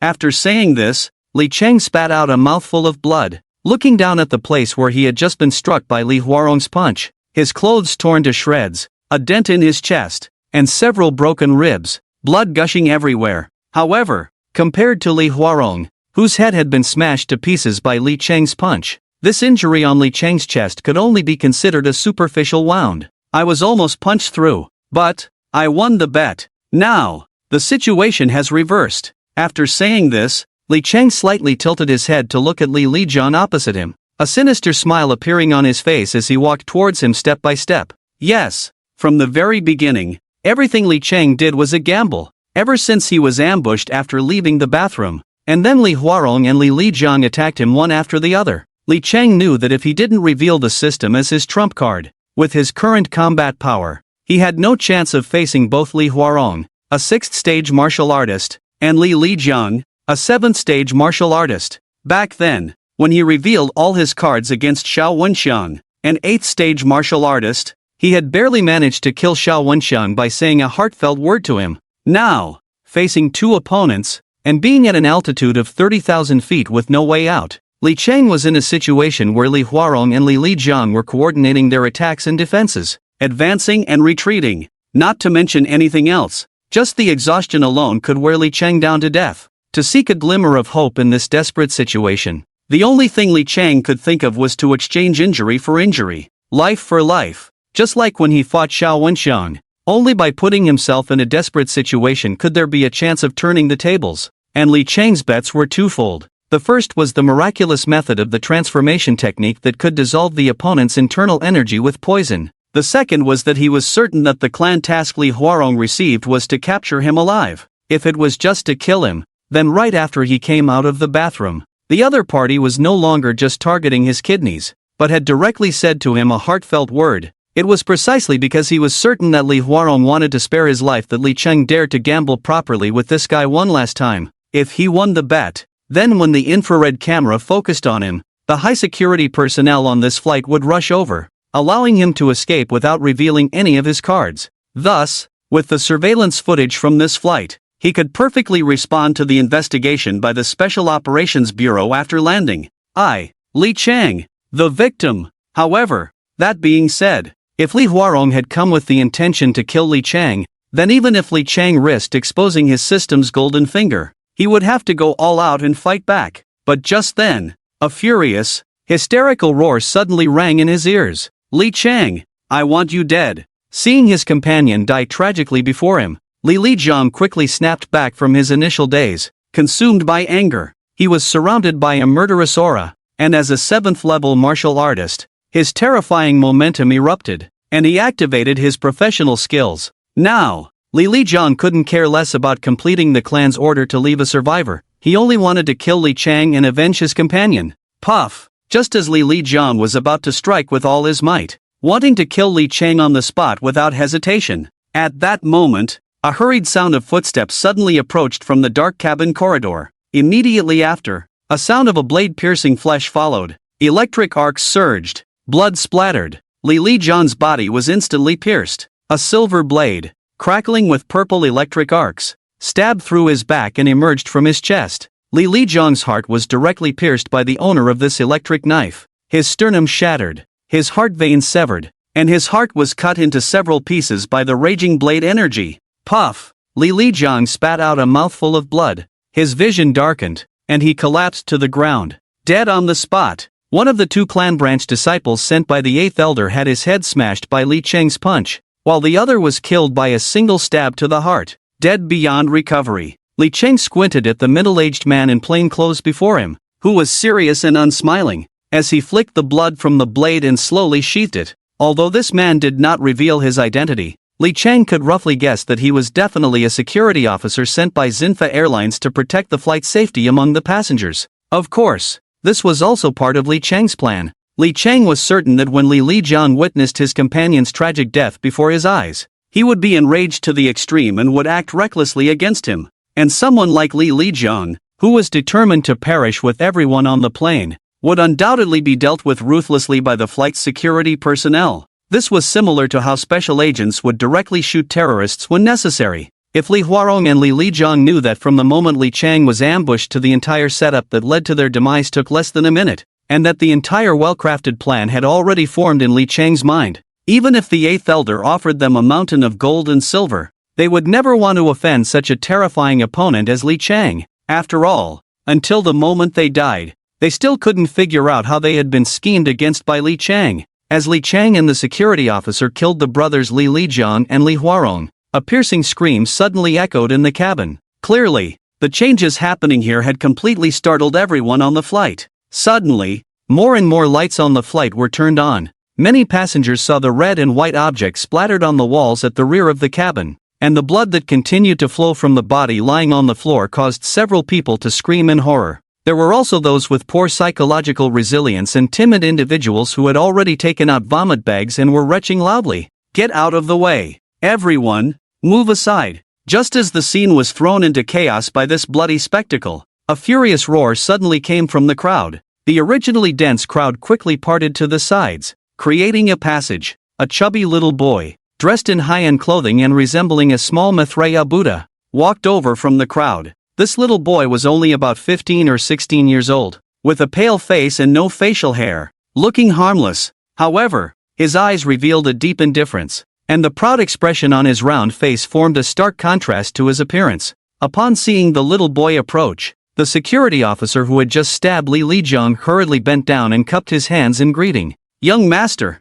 earlier, a criminal attacked on the flight and attempted to sabotage the plane. To ensure safety, I took action and killed the criminal on the spot." Upon hearing this, the little boy did not say much. He waved his hand, signaling the security officer to step aside. First, he took a brief look at the gruesome scene in the aisle. Then his gaze fell on Li Cheng. At that moment, Li Cheng happened to meet the little boy's gaze, his brows slightly furrowing, a glint of light flashing in his eyes as he thought, "Is it him?" Li Cheng had a relatively deep impression of this little boy. Pan Wenba. When Xiao Qingxue announced the content of the camp assessment on the train, and the students complained, it was this little boy who stood up from a high point and harshly criticized those who were complaining. Afterward, he imitated Sun Guodong and said, "Our genius training camp only trains elites. We absolutely do not accept trash." Okay. At that time, when Li Cheng heard the little boy say this, he couldn't help but sigh inwardly. "You finished your act." However, Li Cheng never expected to encounter this little boy here. Although this little boy's cultivation was only at the second stage of the martial master realm, the security officer had not shown his full strength, but from the fact that he could stab Li Lijiang with one blow, it was clear that his cultivation was at least at the 10th stage of the martial master realm. Even a master-level expert was not out of the question. The strength of the Xinfa group was indeed formidable. With his current strength, if he were to face such a powerful opponent, he would have no chance of winning. But Li Cheng only slightly furrowed his brows, feeling a bit of a headache. However, he was not afraid. He calmly wiped the blood from his fists and met Pan Wenba's gaze with composure. Pan Wenba's brows were almost knitted together as he first glanced at the headless corpse of Li Huarong on the ground. Then, he slowly raised his head to look at Li Cheng and coldly asked, "Did you kill him?" "I did," Li Cheng replied, neither servile nor overbearing, his voice firm. "They wanted to kill me, so I..." Before Li Cheng could finish his sentence, Pan Wenba rudely interrupted him with a wave of his hand. "Fighting is prohibited on Xinfa Airlines flights. Do you understand? Faced with Pan Wenba's immediate accusation, it was clear he did not want to settle things amicably. Looking at the fierce expression on Pan Wenba's face, Li Cheng narrowed his eyes slightly and said in a deep voice, "I've heard of it. Have you heard of it and still dared to kill on a flight? Knowing the law and breaking it?" A cold glint flashed in Pan Wenba's eyes as he said sternly, "Bring it on. First, tie this kid up and temporarily detain him in the cargo hold. Then contact the airport special police and have them come to arrest him. We must let everyone see the consequences of daring to act against our Zinfa aviation. To warn others." Pan Wenba spoke these words lightly, as if Li Cheng were merely a small ant that he could casually crush or flatten at will. Life and death were just a thought away for him. The security officer clasped his fists respectfully and said, "Yes, young master." After speaking, the security officer clenched his fists and advanced step by step toward Li Cheng. Li Cheng's brows furrowed slightly, and he thought to himself, "Zinfa Group is truly overbearing." At this moment, Li Cheng's mind raced, and countless thoughts flashed through his head. At 30,000 feet in the air, he had no way out. Moreover, since this security officer could kill Li Lijiang in one blow, it indicated that this person's strength was at least that of a half-step master, if not a true master. Additionally, based on Li Cheng's understanding, on such a large aircraft, the number of security personnel could not possibly be limited to just this one. There should be at least 4 on this level, and if you count the 3 levels above and below, there would be at least 12 security officers. If this little fat man Pan Wenba truly wanted to harm him, then facing such a powerful security force, even if Li Cheng had 3 heads and 6 arms, he would have no room to resist. It seemed that this was already a certain death situation for Li Cheng. As the security officer drew closer, Li Cheng's frown deepened, tightening into a knot. After pondering for a moment, Li Cheng had already made a decision in his heart. Since this little fat man wanted the special police to intervene, he might as well fulfill his wish. After all, from the moment he decided to take action, Li Cheng had already considered the possibility of the special police getting involved. The surveillance cameras in the corridor had faithfully recorded the entire incident. Even if he were to argue until the heavens fell, Li Cheng could claim that he was merely defending himself as a victim after being threatened for his life. No matter how they investigated, Li Cheng could guarantee his innocence. However, thinking of this, a glint of malice flashed in Li Cheng's eyes as he looked at Pan Wenba. This little fat man was determined to take him down without regard for right or wrong. He would remember this debt. There would be plenty of time in the future. Once he arrived at the genius training camp,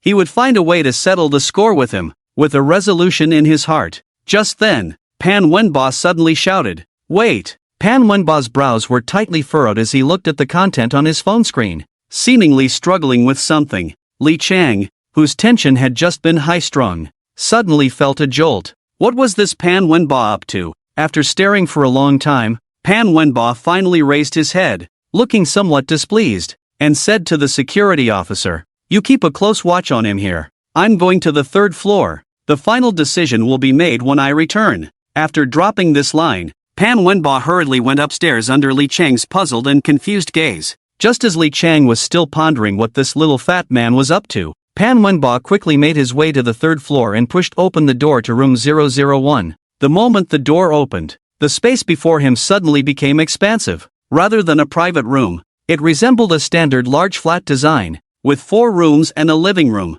In the spacious living room, which was over 10 meters wide, a middle-aged man was sitting on an exquisitely crafted high-end sofa made from the skins of rare demon beasts. The middle-aged man lounged in his chair, swirling the red wine in his goblet, but the eyes beneath his rimless glasses were sharp and fixed on Pan Wenba, who had just pushed the door open. "Dad, what do you mean by sending me this message? That kid actually dared to publicly disrupt the rules of our Zinfa aviation. Arrogant. Absolutely too arrogant. If you hadn't stopped me, that kid would have already been taken to the cargo hold to face the cold wind." Pan Wenba complained as he approached the middle-aged man, plopping down heavily in front of him, grabbing a soda, and gulping down a whole bottle. He still had some impression of Li Cheng. However, none of that impression was positive. The reason was simple. Ultimately, Zhao Jianrun had been tarnishing Li Cheng's reputation all along the way. For someone like Pan Wenba, a straightforward and blunt little chubby guy,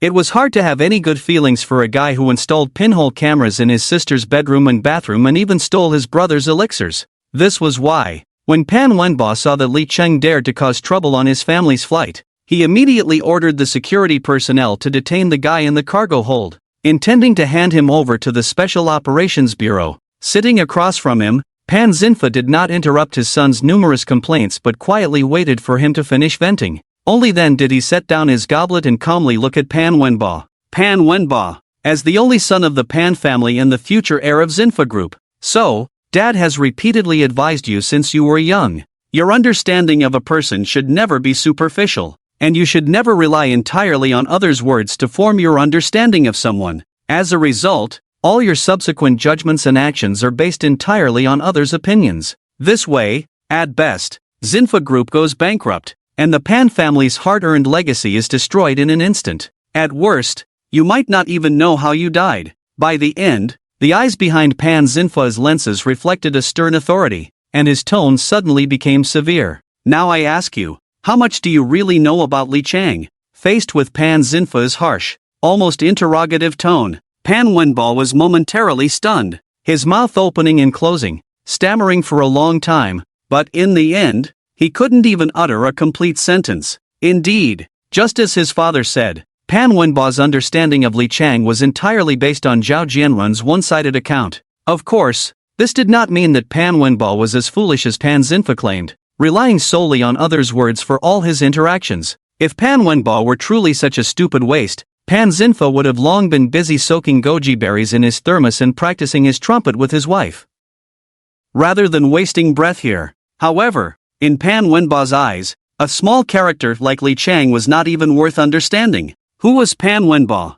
The young master of Zinfa Group, an S-class professional awakener, a future giant in the making. In front of him, a chosen one with so many halos. What was Li Chang worth? Yet, this small character, who had never been regarded by him, was emphasized by his lofty father and thus severely reprimanded. This made Pan Wenba feel very dissatisfied, but more than that, he was curious. He simply couldn't understand how someone like Li Chang, whom he looked down upon, could be so valued by a person as significant as his father. Faced with his son's straightforward questioning, Pan Xinfan said little, merely lighting a cigar and placing it in his mouth. With a casual wave of his hand, he summoned a virtual screen and began to operate it. Soon, on the large screen in front of them, an image appeared, captured earlier by an infrared night vision camera in the cabin corridor. The massive surveillance footage recorded the moment Li Chang emerged from the bathroom, showcasing his acute perception of the crisis and his incredibly swift reaction to evade it. Following that, even when confronted by the dual assault of Li Huarong and Li Lijiang, both martial artists far superior to him, one at the 6th stage and the other at the 7th stage, he remained calm and composed. Moreover, in what seemed to be a life or death situation to an ordinary person, he found a glimmer of hope. First, he withstood Li Huarong's punch using his transformation technique. Then, taking advantage of his opponent's underestimation, he struck back with a punch that shattered Li Huarong's skull. After that, he used verbal suggestions to drive Li Lijiang into a frenzy, compelling him to attack recklessly. Ultimately, this forced the security personnel to intervene and kill him. To be honest, if it weren't for the infrared camera faithfully and completely recording everything that had just happened, even someone as seasoned as Pan Xinfan, who had navigated the business world for decades, would find it hard to believe. All the arrangements and setups before him had come from a mere 16-year-old boy. Even though Pan Xinfan was reluctant to admit it, he was well aware that even if he were in Li Chang's position,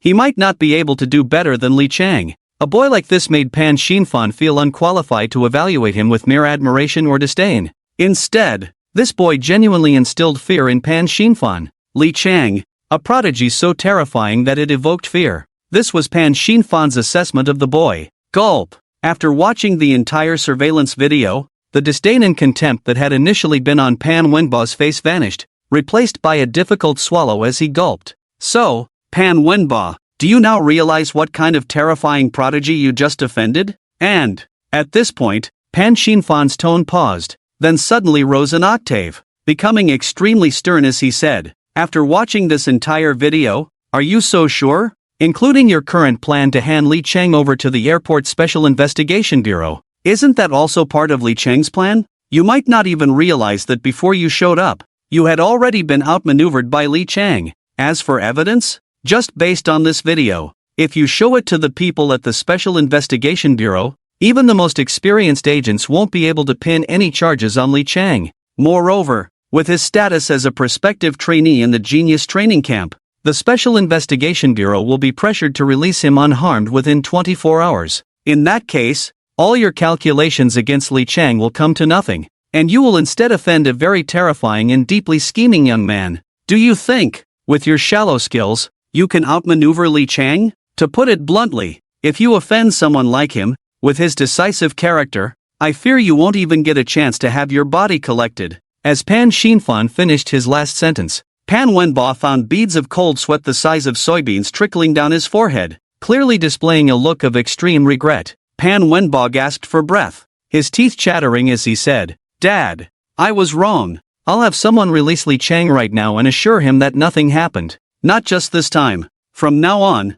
whenever I see Li Chang, I'll keep my distance and absolutely won't have any conflict with such a ruthless person." The fact that the usually proud Pan Wenbo, the young master of the Pan family, would say such humble words indicates that he is genuinely scared now. I thought this matter would end here. Who knew? No. Pan Xinfai shook his head, a glint flashing in his eyes behind his glasses. What I ask you to do later, you must remember every single word. You not only can't avoid Li Chang in the future, on the contrary, you have to stick to Li Chang like a stubborn plaster. And in everything, you must follow his lead. Ha, Dad, why? Am I not the young master of the Xinfai group? Don't I have any pride? Pan Wenbo was completely bewildered by his father's words, not understanding why he was being asked to do this. The overall situation in Huaxia is simply a struggle between the state and the clan. And while we merchants may seem glamorous on the surface, what is the reality? We are merely seeking survival in the cracks between the clan and the state.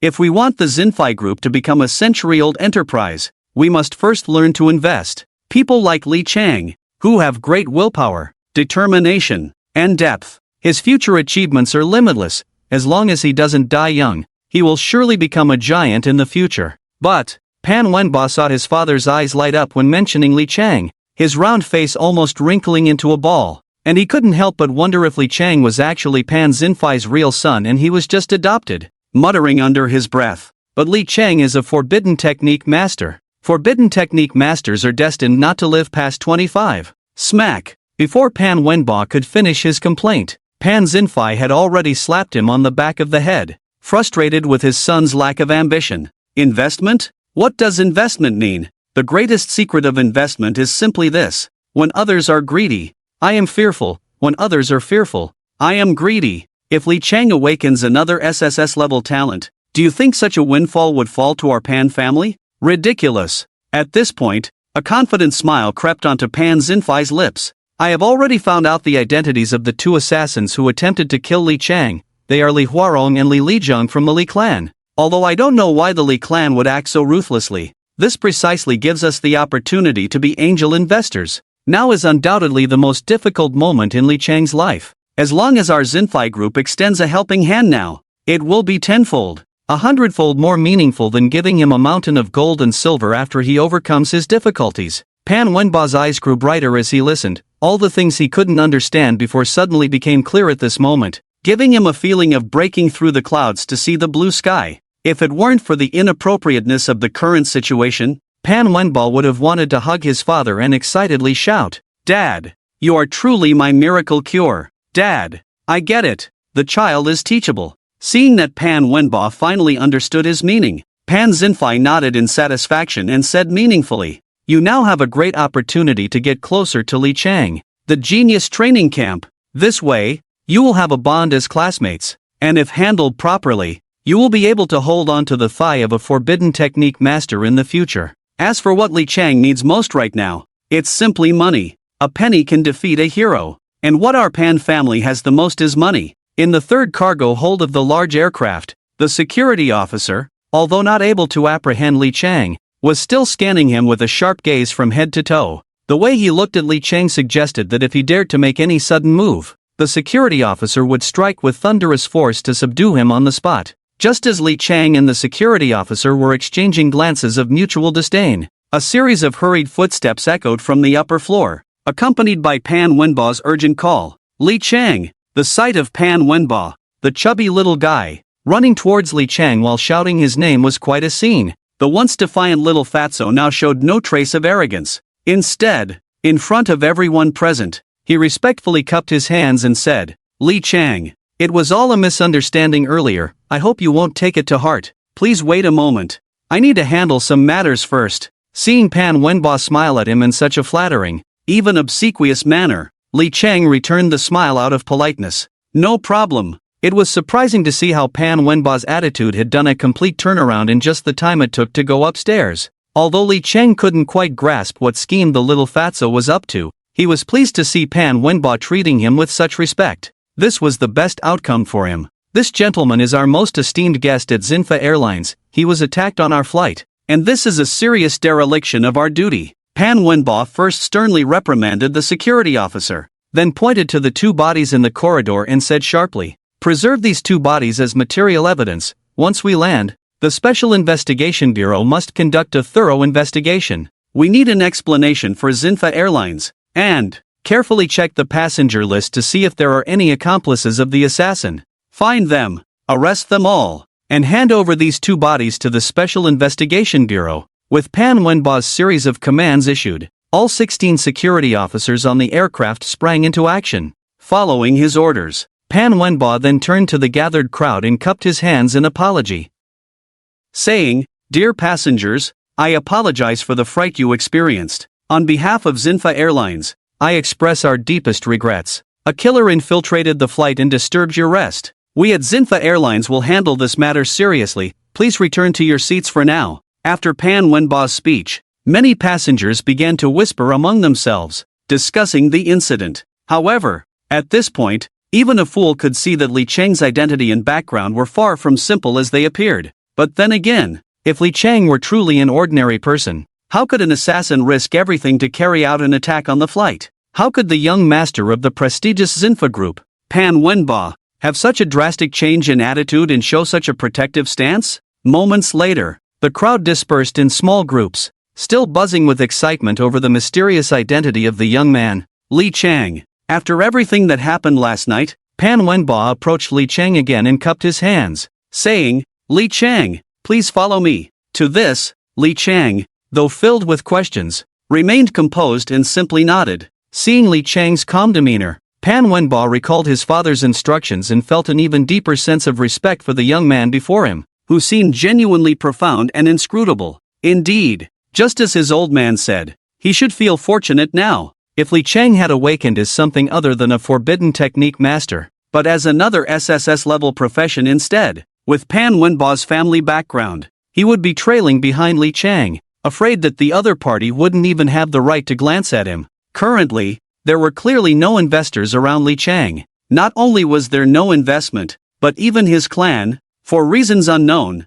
not only refused to support him but even sent assassins to attack him, using every means possible. This only made Pan Wenba feel that this would be a once-in-a-lifetime investment opportunity for him. Considering Li Chang's temperament, his cunning, and his decisive methods, Pan Wenba felt a deep admiration for him. Thus, Pan Wenba changed from his initial arrogant and domineering demeanor, using all his tricks to curry favor with Li Chang. For someone from a merchant family like Pan Wenba, assessing the situation was basic operation, especially after seeing that Li Chang was actually sitting in the economy class on the third level. Without Li Chang needing to say anything, Pan Wenba was already thumping his chest loudly. He then insisted repeatedly before bringing Li Chang to the third level of the aircraft. This was the most prestigious first-class suite of this flight. Pan Wenba, in a flattering manner, opened the door to a first-class suite numbered 006. If he hadn't seen it with his own eyes, Li Chang would never have thought that one day he would stay in a proper two-bedroom,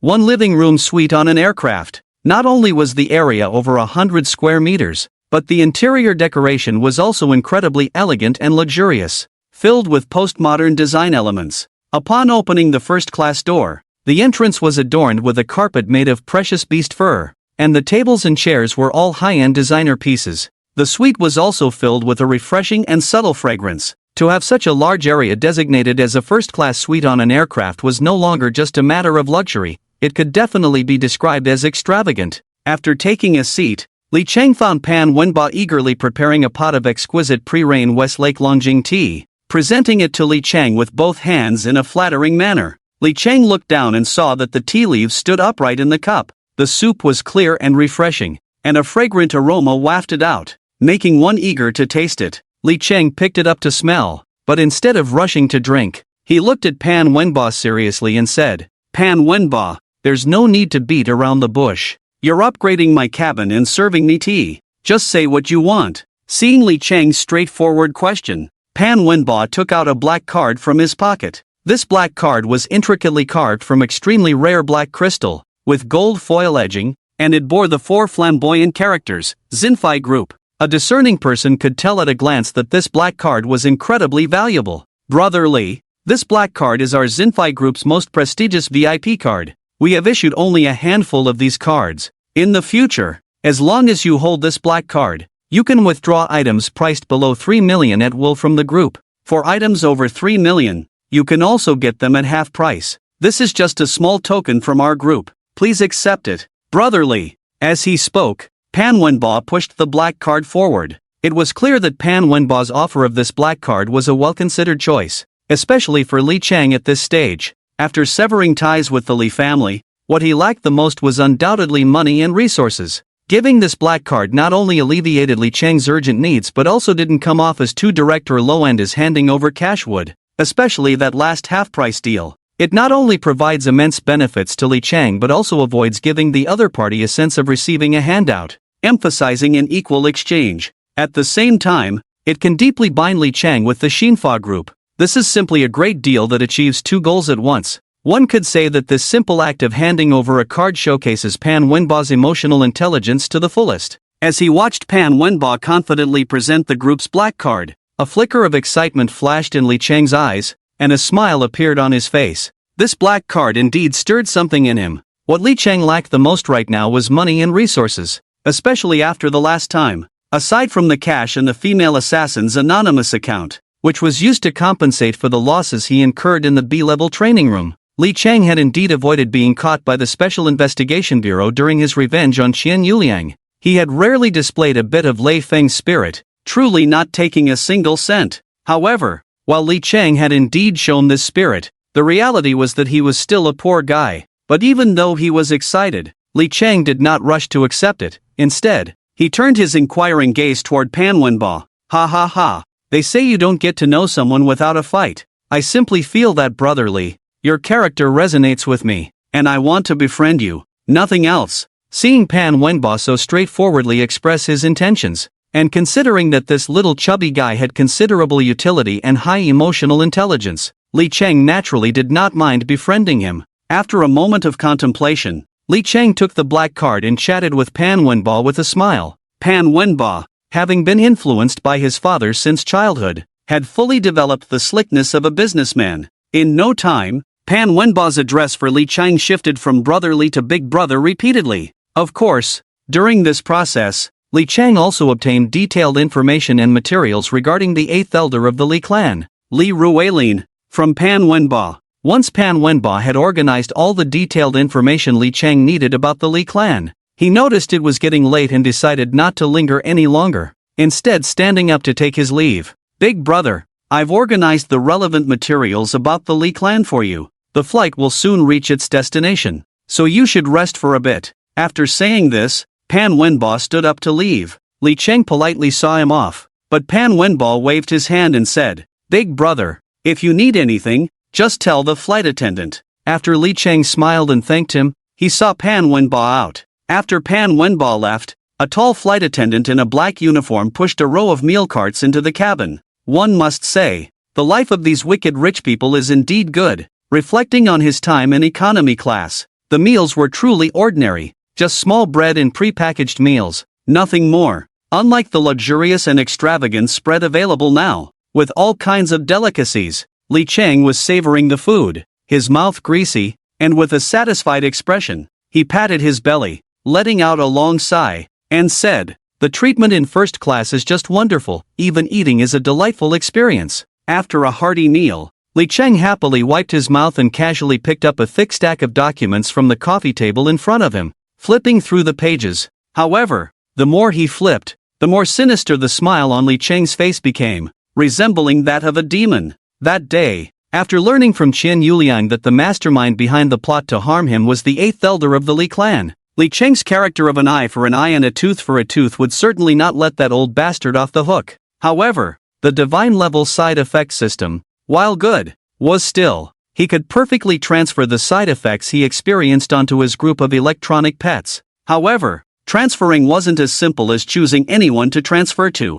Apart from those whom the system automatically added, people who harbored hatred towards the host, if he wanted to add someone himself, Li Cheng had to know the person's name, appearance, and specific identity information. The problem was, Li Cheng's understanding of Elder 8 was extremely limited, so limited that he didn't even know Elder 8's surname, given name, or what he looked like. How could Li Cheng possibly add Elder 8 as a target for the side effect cost? Information about the upper echelons of the Li clan was classified, and for a high school student like Li Cheng, it was completely inaccessible. Because he had suffered from a lack of information, not only could Li Cheng not use the god-level side effect system to launch a crazy retaliation against Elder 8 immediately, but he also found himself facing a second assassination attempt, putting him in a very passive position. As for the system, while it could automatically detect those who harbored hatred towards him and add them, Li Cheng still hadn't figured out the cycle of detection and automatic addition. It was like last time when the female assassin sent by Qian Yuliang was already lurking in his home. It wasn't until he opened his front door that the system finally issued a warning, and this time, when he went to the bathroom in the middle of the night, it seemed that after he boarded the plane, the system had also gone into flight mode like his phone. The assassin was already trying to stab him in the back, and the system still hadn't added the information. In short, the saying still held true: relying on others was not as good as relying on oneself. Now, by a twist of fate, he had taken in the little fatty Pan Wenba, the young master of the Xinfa group, as his subordinate. With the intelligence network and connections of the Xinfa group, he wanted to investigate Elder 8's detailed personal information. This included the information and interpersonal relationships of the two assassins, Li Huarong and Li Lijiang, who had attempted to kill him, all laid out in detail before him. With the information channels he actively added, combined with the system's automatic detection function as a double insurance, this was reliable. Looking at the lists in his hands that almost encompassed everyone who wanted to assassinate him, Li Cheng squinted his eyes, a cold, mocking smile curling at the corners of his mouth. It seems, Qian Yuliang's death should serve as a warning to you, Li Ruilin, yet you still have the audacity to attempt a second assassination against me. Humph, do you really think I'm someone easy to bully? He. I'll make you understand right now what the consequences of offending me are. Having personally experienced the survival of the fittest in a post-apocalyptic world, no one understood the principle of the weak being preyed upon by the strong better than Li Cheng. However, even though he knew that the Elder 8, Li Ruilin, who wanted him dead, was a peak third-stage martial sovereign, Li Cheng felt no inner turmoil. In fact, he was a bit excited. Right now, Li Cheng was least afraid of enemies, especially those who wanted his life the most. The more they wanted him dead, the more thrilled he became. And this old fool named Li Ruilin had already tried to deal with him twice since Qian Yuliang. As someone who believed in an eye for an eye, a tooth for a tooth, and repaying 100-fold, Li Cheng would certainly not miss any opportunity for revenge. After picking up Li Ruilin's detailed information, he focused his thoughts, and the image and specific information of Li Ruilin appeared in his mind. Change the side effect target. In the next moment, a light screen appeared, and the text on it changed. He temporarily removed Qian Yuliang, whom he had toyed with to death, and set the highest priority to Li Ruilin and Li Shangbin. As for Zhao Weiliang, that old fool's endurance was about to run out. You can't resist for long, it's better to keep him around to wait for a dog's life.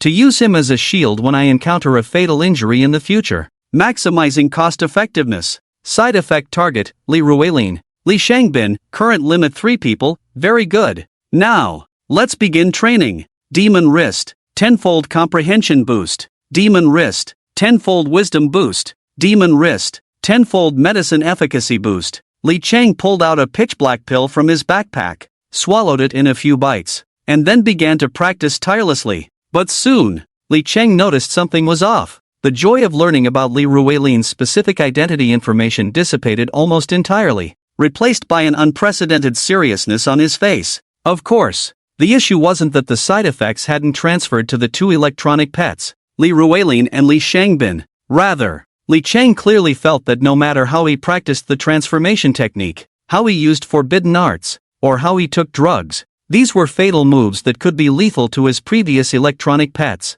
Yet, the same tactics applied to Li Ruilin felt like mere tickling. After completing both sets of transformation techniques, he found that Li Ruilin, the 8th Elder, still had a durability of 100%, not even losing a bit of health. Not just Li Ruilin, even today, Li Shangbin appeared exceptionally resilient. If it were the usual case, with him taking poison pills, practicing transformation techniques, and using forbidden arts, he would have lost at least 10% of Li Shangbin's durability. Right? Now, it was good. Not only had he lost only 5% of durability in total, but the key was that this old beast's recovery speed was extraordinarily fast, regaining 1% in no time. This meant Li Chang's system's ability to detect enemies in the void was ineffective against those whose cultivation levels far surpassed his own. After some exploration, Li Chang discovered that with his current strength, his maximum limit was only to deal with a master-level expert like Qian Yuliang. Once it reached the grandmaster level, even for a martial arts supreme like Li Ruilin, it would be like an ant trying to shake a tree. Realizing this, an unprecedented sense of crisis surged in Li Chang's heart. After Li Ruilin's assassination attempt failed, what if he sent grandmaster-level experts next? Although Li Chang had been cautiously hiding those consumables that could serve as substitutes for his life, intending to keep them as trump cards, this consumable life replacement system couldn't provide seamless integration. There was at least a 3-breath vacuum period. For those grandmaster and grandmaster-level experts, this 3-breath time was enough to kill Li Chang hundreds of times. Even if he were killed now, for Li Ruilin, it would be nothing more than a drizzle, right? It was like stepping on an ant. It would be enough to crush it to pieces. But if you tried stepping on a tiger? Just try it. The tiger could probably swat you dead with one paw. This was just a classic case of a small horse crossing the river. Ah, so annoying. Why do I feel like no matter how I train and level up, I always feel like a weakling? If I relax even a little, I feel like I'm going to be killed. Is it because I only play high-end matches? I still can't let my guard down.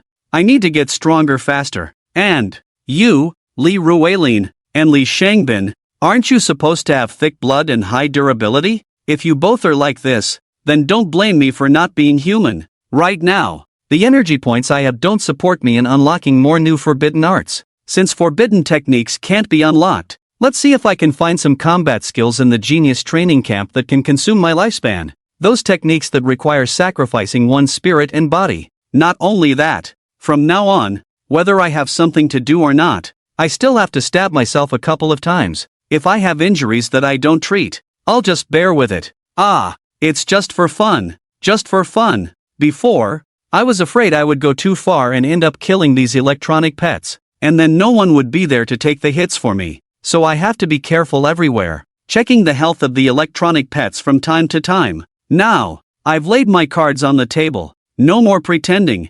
I am immortal. After making up his mind, Li Chang quietly took out a small dagger. He closed his eyes and clang, clang, stabbed himself twice in the kidneys, not sparing either side, making sure to keep it even. After stabbing, Li Chang didn't stop the bleeding from his kidneys. He then calmly took out a pill still emitting black smoke from his backpack and chewed it down. After doing all this, he immediately began a new round of cultivation. At this moment, in the Li family clan, Li Shangbin was clutching his kidneys, his face pale as he slumped in a chair, panting heavily. But before Li Shangbin could catch his breath, Li Ruilin stormed in with a dark expression. Li Shangbin, I ask you, what level of cultivation does your eldest son have? Why did the 2 martial masters I sent to assassinate him end up being killed by Li Chang? Do you even know how important the Chosen One is to our Li family's century-long plan? If we can't transfer Li Chang's fortune to Li Gue, do you know what the consequences will be? Is this how you repay the clan for helping you advance to Grandmaster?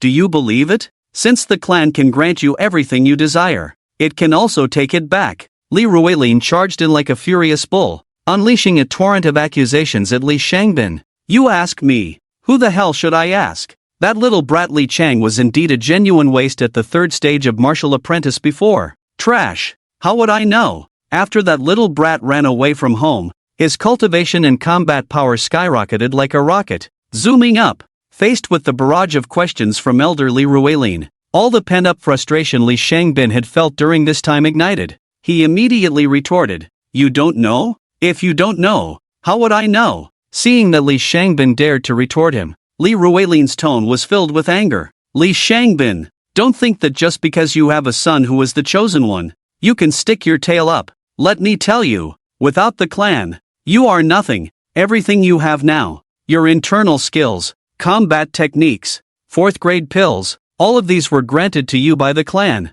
"Granted to me by the clan?" Li Shangbin snorted coldly. "It's better if you don't mention this. Just mentioning it makes me furious. I now suspect that you all made me abandon my professional talent and not cultivate, and after switching to the clan's teachings, my foundation became unstable after breaking through to Grand Master. In fact, I'm even a bit anemic now." The more he spoke, the more aggrieved Li Shangbin felt, and by the end, his eyes were slightly red, his voice carrying a hint of a sob. In truth, it wasn't that Li Shangbin was overly sensitive, it was just that his mindset had truly collapsed. Ever since Li Qinghao severed ties with him, Li Shangbin felt like he was living in hell every day. It was truly painful, especially recently. He had been tortured to the point of being sent to the ICU, almost stepping into the gates of hell. As a result, he finally managed to contact someone from the clan. With the help of a 4th grade elixir, the 7 insects and 7 flowers pill, he successfully advanced to the Grand Master realm.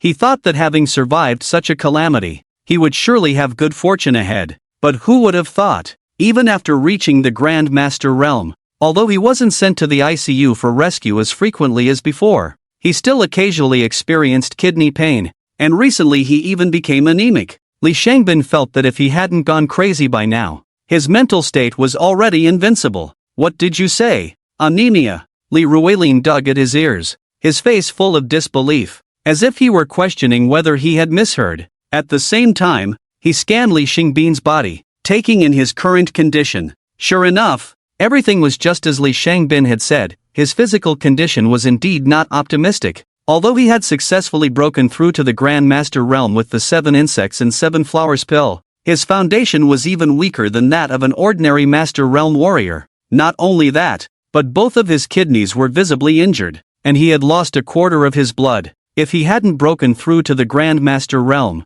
resulting in a tremendous change in his physical quality, with this level of anemia, he would have bled to death by now. To be honest, if it weren't for the fact that Elder 8 had been coming to see Li Shangbin almost every day due to the kidnapping of Li Qinghao, he would have suspected that Li Shangbin had some mental issues, always wanting to self-harm or something. This doesn't make any sense. You are practicing our Li clan's internal martial arts, which has been passed down for 100 years, greatly benefiting your vital energy and blood, significantly enhancing a warrior's vitality. I practice the same martial arts as you. How could I not know if there was a problem with it? Upon hearing this, Li Shangbin's expression became even more desperate, covering his face with his hands, wanting to cry but having no tears. "Then tell me, what exactly is this anemia I'm experiencing? Please don't say this is all my fault. I'm already a Grand Master now. If I were to say this to others, a dignified Grand Master still suffers from anemia, that would be enough to make people laugh to death.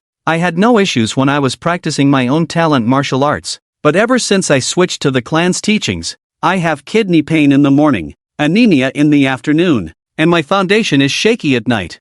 Damn." Listening to Li Shangbin's almost tearful complaint, Li Ruilin was completely stunned, his face a picture of confusion. Upon reflection, it seemed that Li Shangbin was indeed quite miserable. Li Ruilin still clearly remembered the first time he saw Li Shangbin at Jeju First People's Hospital. The deputy director had given him the Li Shangbin Clinical Symptom Directory, which still lingered in his memory. Now, combined with Li Shangbin's current physical condition, even though he had broken through to the Grand Master realm, his actual combat power was likely even weaker than that of a 10th stage Master Realm warrior. The key point was that Li Shangbin was also practicing this internal martial arts. The same martial arts, but with different practitioners, had produced completely opposite effects. Thinking of this, Li Ruilin fell into a long silence, remaining speechless for a while. In the end, he still felt that something was off. Given your current situation, it has nothing to do with the clan's martial arts. With so many disciples practicing the clan's teachings,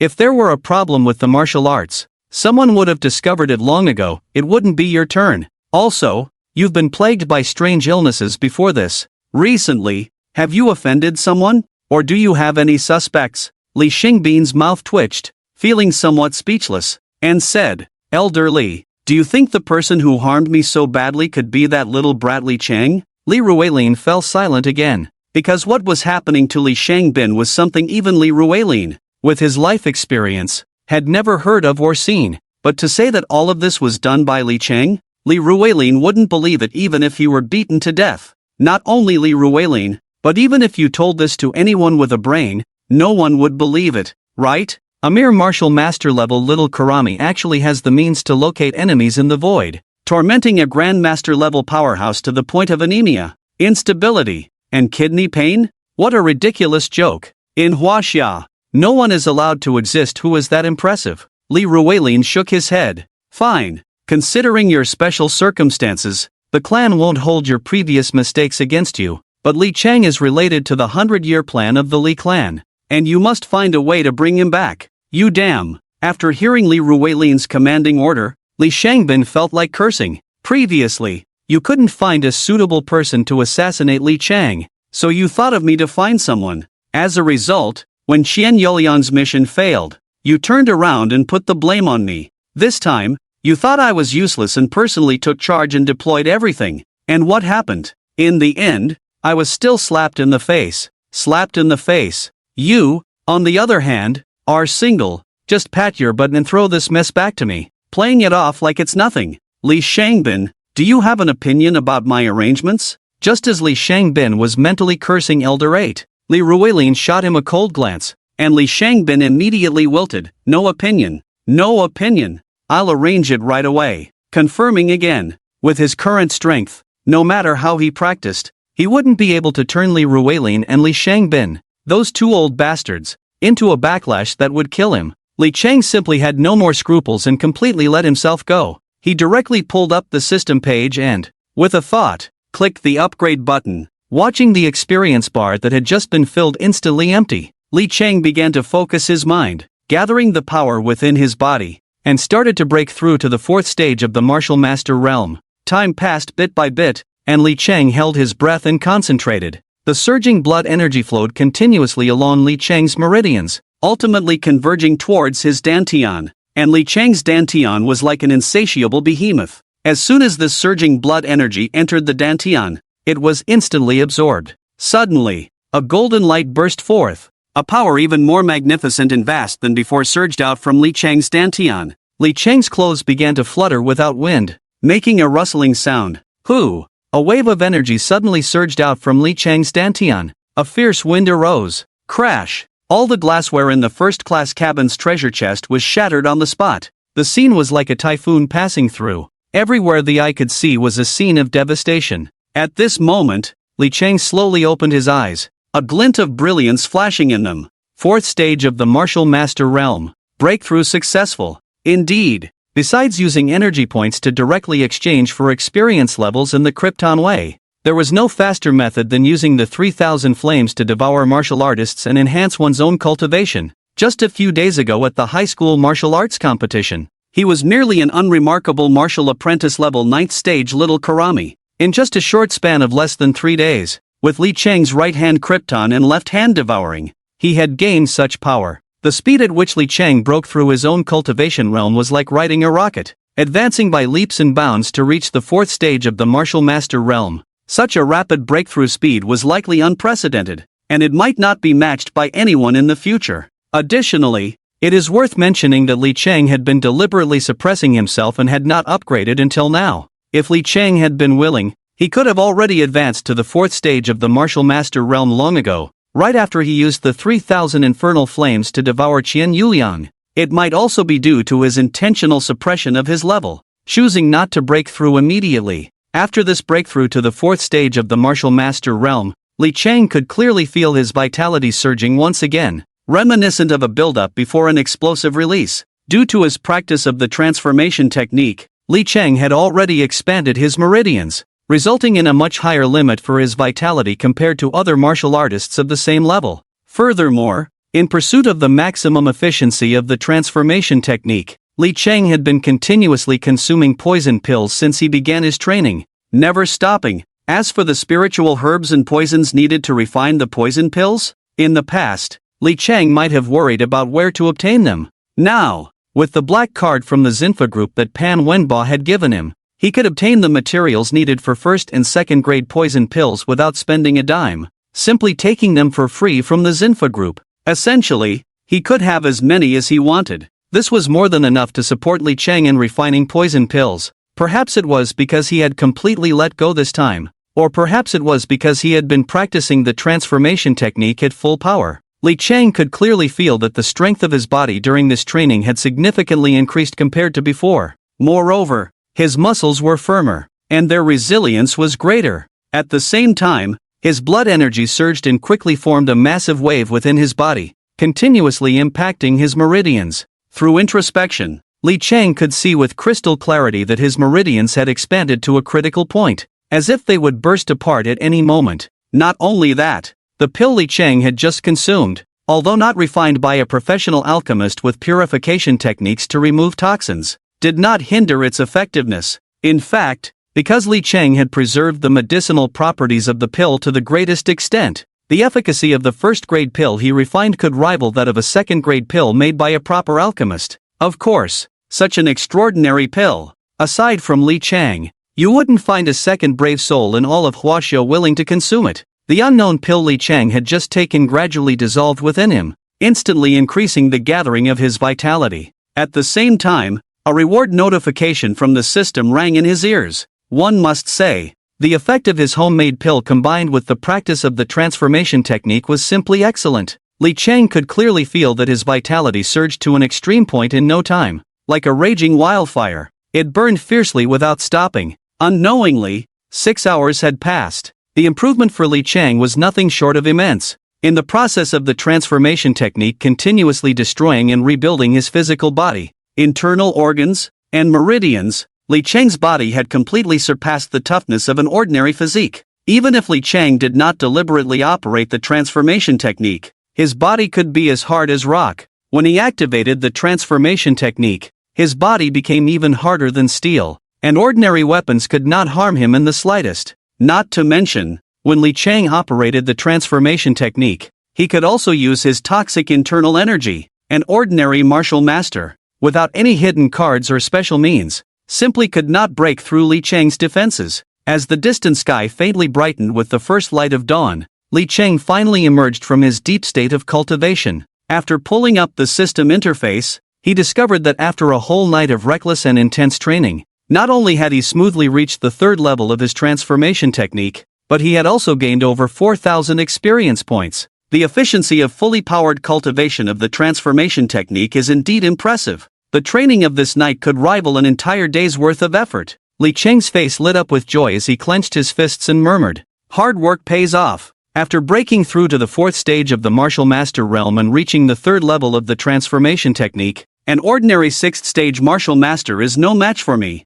If I encounter a powerful 7th stage martial master like Li Lijun again, even without using forbidden techniques, I have a 50% chance of killing him. The further enhancement of his strength represented an additional guarantee of survival against the assassination attempts from the Li clan led by Li Ruelin. After calming his emotions a bit, he heard the announcement in the first-class cabin that they had landed at the airport. With confidence, Li Chang quickly packed his backpack and disembarked from the aircraft. He was now looking forward to blocking the entrance of the genius training camp, watching those so-called clan geniuses and school elites lining up, waiting to be harvested by him, offering up their demon crystals. This scene would surely be beautiful. It was already the third day since the entrance assessment began. According to Li Chang's initial plan, at the start, all the prospective trainees would definitely form martial artist teams and leave the Langya base city together, crossing the Yimeng Mountains to hunt demon beasts. In the early stages of the assessment, the competition would undoubtedly be fierce. Conversely,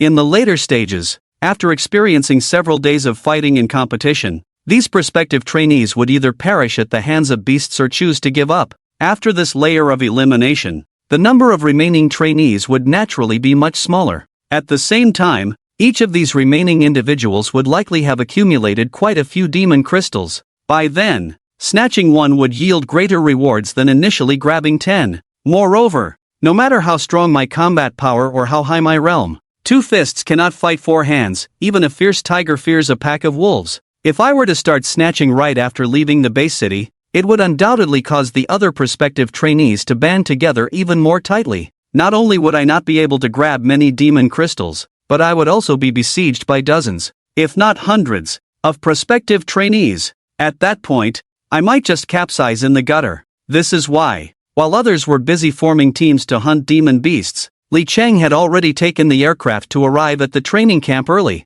starting to sweep through them from the back. And now, on the third day, the first batch of leaks that had arrived in the later part of the Yiming Mountains was almost in position. I need to tighten my grip. With this thought, Li Cheng walked out of the airport, ready to head straight for the Yiming Mountains. Unexpectedly, a voice filled with excitement and enthusiasm called out from behind him. "Boss, wait for me, boss." Li Cheng turned to see Pan Wenba, the chubby little guy, running towards him, waving his hand excitedly. Ever since that night when Pan Wenba had a chat with his father, Pan Xinfeng, the savvy investor, had not only sent out the highest specification black card from the Xinfeng group but had also decided to recognize Li Cheng as his boss. After catching up to Li Cheng, Pan Wenba immediately pulled out his phone and arranged for a flashy armored vehicle to come over. Just as the bodyguard was getting out of the driver's seat to open the door for the young master of the Xinfeng group, Pan Wenba shoved the clueless bodyguard aside, hurriedly opened the armored vehicle's door,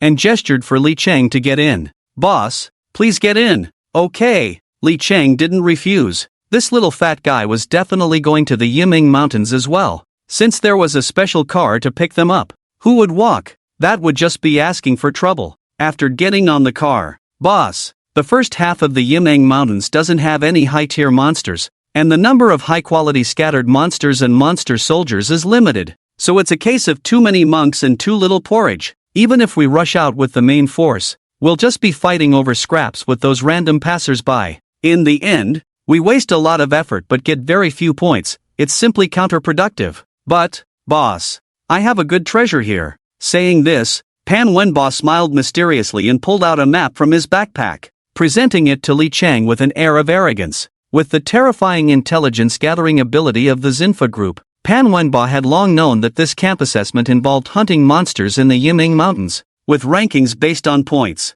As a qualified businessman, Pan Wenba had already instructed his subordinates to thoroughly investigate the general activity areas of the various 9th-tier scattered monsters and low-tier monster soldiers in the Yiming Mountains, compiling a detailed map. At the same time, to avoid being outpaced by other warrior teams, he had used his cash ability to have Xinfa Airlines add a temporary flight to the Genius training camp. The goal was to arrive at the latter half of the Yiming Mountains in the shortest time possible. First, he would calmly avoid the activity areas of the monster soldiers marked with red dots on the map, then sweep away the high-tier scattered monsters marked with green dots. This way, he could not only minimize risks but also compete for a spot in the top 10 of the overall leaderboard against those prodigies who had entered the training camp early. Such a perfect strategy for both fame and fortune. Pan Wenba chose to present it at this moment. Mainly, he wanted to showcase his high value in front of his boss while also showing off a bit. But Li Cheng never even glanced his way, casually tossing out a sentence.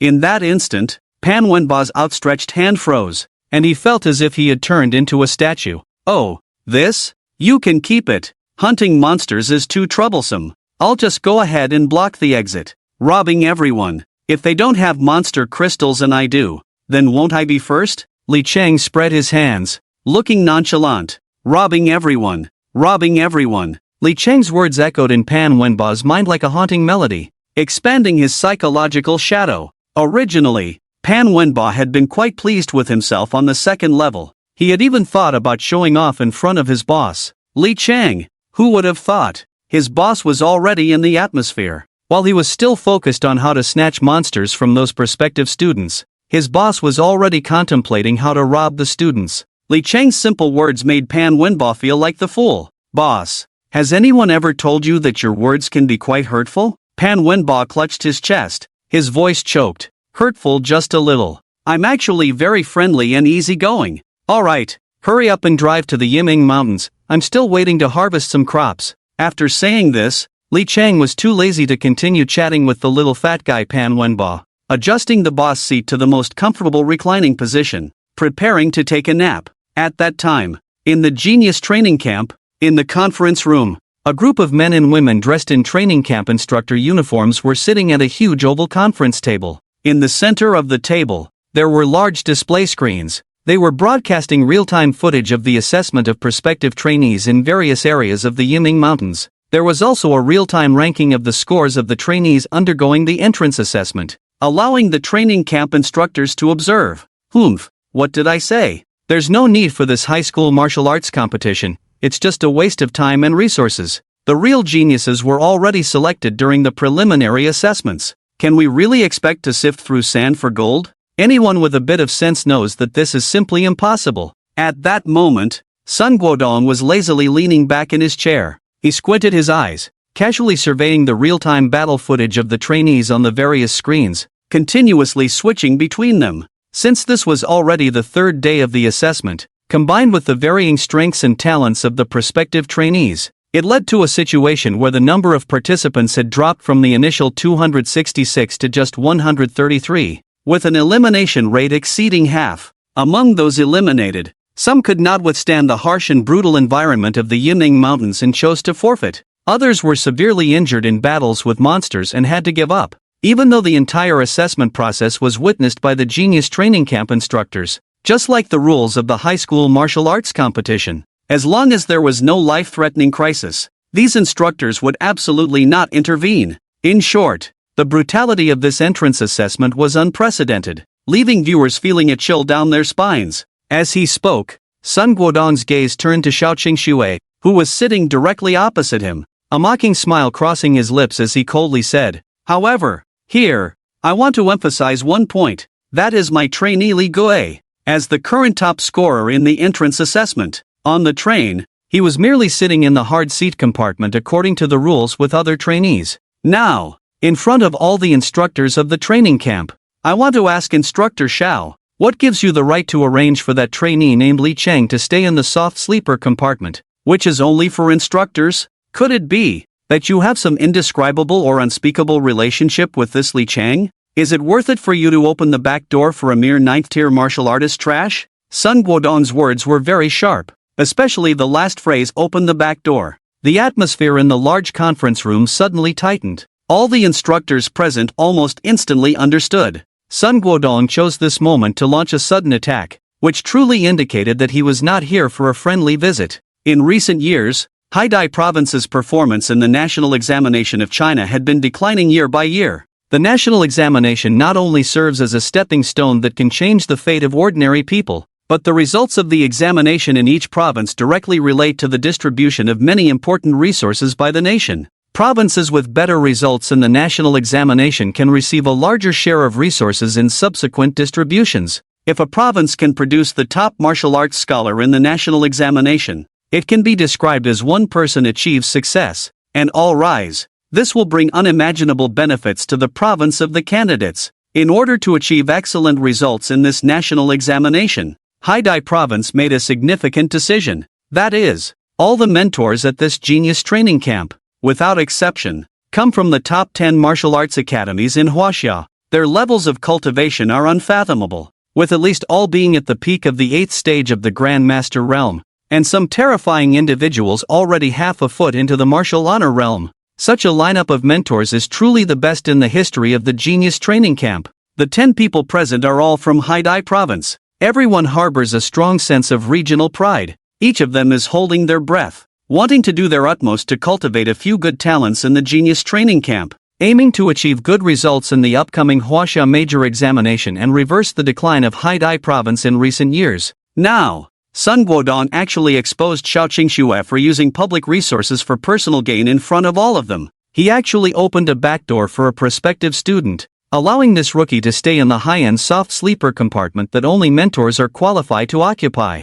The other 8 mentors did not speak, but each of them cast a questioning gaze at Xiao Qingxue. Clearly, they wanted Xiao Qingxue to give them a reasonable explanation for this matter. Xiao Qingxue's expression remained as cold as ever. Her red lips parted slightly, her tone calm and unhurried. "Explanation? I am taking care of a student I have high hopes for within my authority. Is there any problem with that? Did it cause any loss to you, Sun Guodong, or anyone else?" As soon as Xiao Qingxue finished speaking, a loud ha ha ha burst out. Everyone turned to look. Sun Guodong stood up from his chair, laughing, his gaze towards Xiao Qingxue filled with mockery. What a claim of not causing any loss. Xiao Qingxue, do you understand? What you are doing is treating the rules of our genius training camp as a joke, trampling on them at will, which is extremely serious. As for the student you are so fond of, Li Chang, right? At this point, Sun Guodong paused for a moment,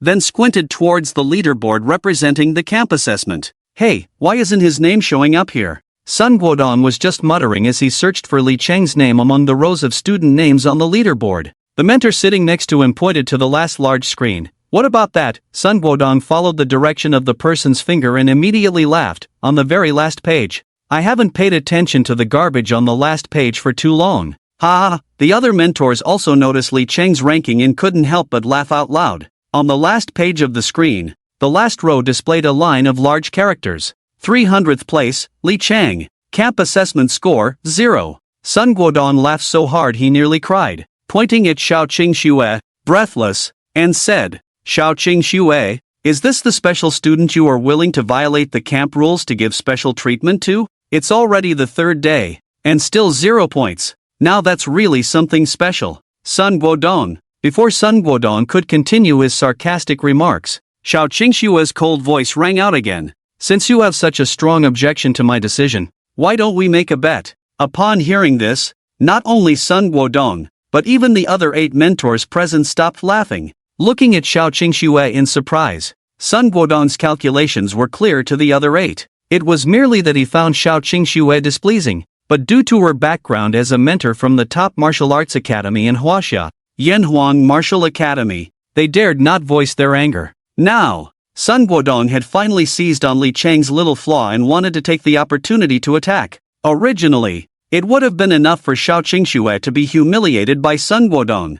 Unexpectedly, Xiao Qingxue's temperament was surprisingly strong. Even knowing that Li Chang was in last place with 0 points, she still wanted to bet with them? What do you want to bet on? Sun Guodong furrowed his brows, secretly wondering what kind of scheme Xiao Qingxue was concocting. Under the astonished gazes of Sun Guodong and everyone else, Xiao Qingxue remained as cold as ever, her red lips parting slightly as she spoke softly. I bet that Li Chang will definitely make it into the top 5 of this recruitment assessment. Whoosh! The large conference room fell into a stunned silence at Xiao Qingxue's words. All the mentors present looked at her with expressions of disbelief and astonishment. Their eyes seemed to ask, Are you serious, Xiao Qingxue? Although Sun Guodong had been subtly mocking and belittling you, as a mentor from the Yanhuang Martial Academy, you could just pretend not to hear him, and he couldn't do anything to you. But what no one expected was that Xiao Qingxue not only chose not to feign ignorance but instead directly confronted Sun Guodong. Li Chang? How could he possibly qualify for the top 5? What a ridiculous joke. First of all, from the information available, Li Chang was nothing special. He was just a 9th level martial apprentice, a mere nobody who had awakened as a forbidden technique user. For someone like him to successfully pass through the Yiming Mountains and complete the assessment would already be a miracle, right? Especially now. It was already the 3rd day of the recruitment assessment. Li Chang was currently in last place with 0 points. How could he possibly make it into the top 5? Was Xiao Qingxue out of her mind after being provoked by Sun Guodong? Facing the gazes directed at her, Xiao Qingxue's delicate face remained cold beneath the sheer fabric. And suddenly, her tone was calm and unhurried, as if she were discussing something completely ordinary. What's wrong, Sun Guodong? Weren't you just looking down on Li Chang with your words? And you all? Xiao Qingxue shifted her gaze from Sun Guodong, her beautiful, cold eyes sweeping over the training camp mentors who had just mocked Li Chang. Since you all look down on Li Chang, why are you afraid to bet with me? He. After she finished speaking, Xiao Qingxue narrowed her beautiful eyes and let out a disdainful sneer. Of course, if you all are too afraid, then apologize now for your previous inappropriate remarks about Li Chang. In that instant, an extremely terrifying pressure surged from Xiao Qingxue, crashing towards Sun Guodong like a raging tide, as if the entire space had been firmly locked down by her. The momentum and pressure emanating from Xiao Qingxue's very being were also revealed, gathering qi into a domain. Sun Guodong and the other 8 mentors all changed their expressions in unison, involuntarily exclaiming this phrase, and their gazes toward Xiao Qingxue shifted, gathering qi into a domain. This was a symbol of a martial sovereign. At first, Xiao Qingxue had only shown her cultivation at the Grand Master level. Who would have thought that her true cultivation had already reached the martial sovereign level, firmly surpassing everyone present? But even so, did she think she could make Sun Guodong and the others apologize to Li Chang? Impossible. Absolutely impossible. Sun Guodong leaned forward slightly, coldly smiling at Xiao Qingxue as she looked at him. Since Mentor Xiao has said it this way, if I don't dare to bet, it would be quite embarrassing. So let's bet. I bet that Li Chang will definitely not make it into the top 5. As for the wager, 10,000 contribution points. Following Sun Guodong's lead, the other 8 mentors present also began to place their bets.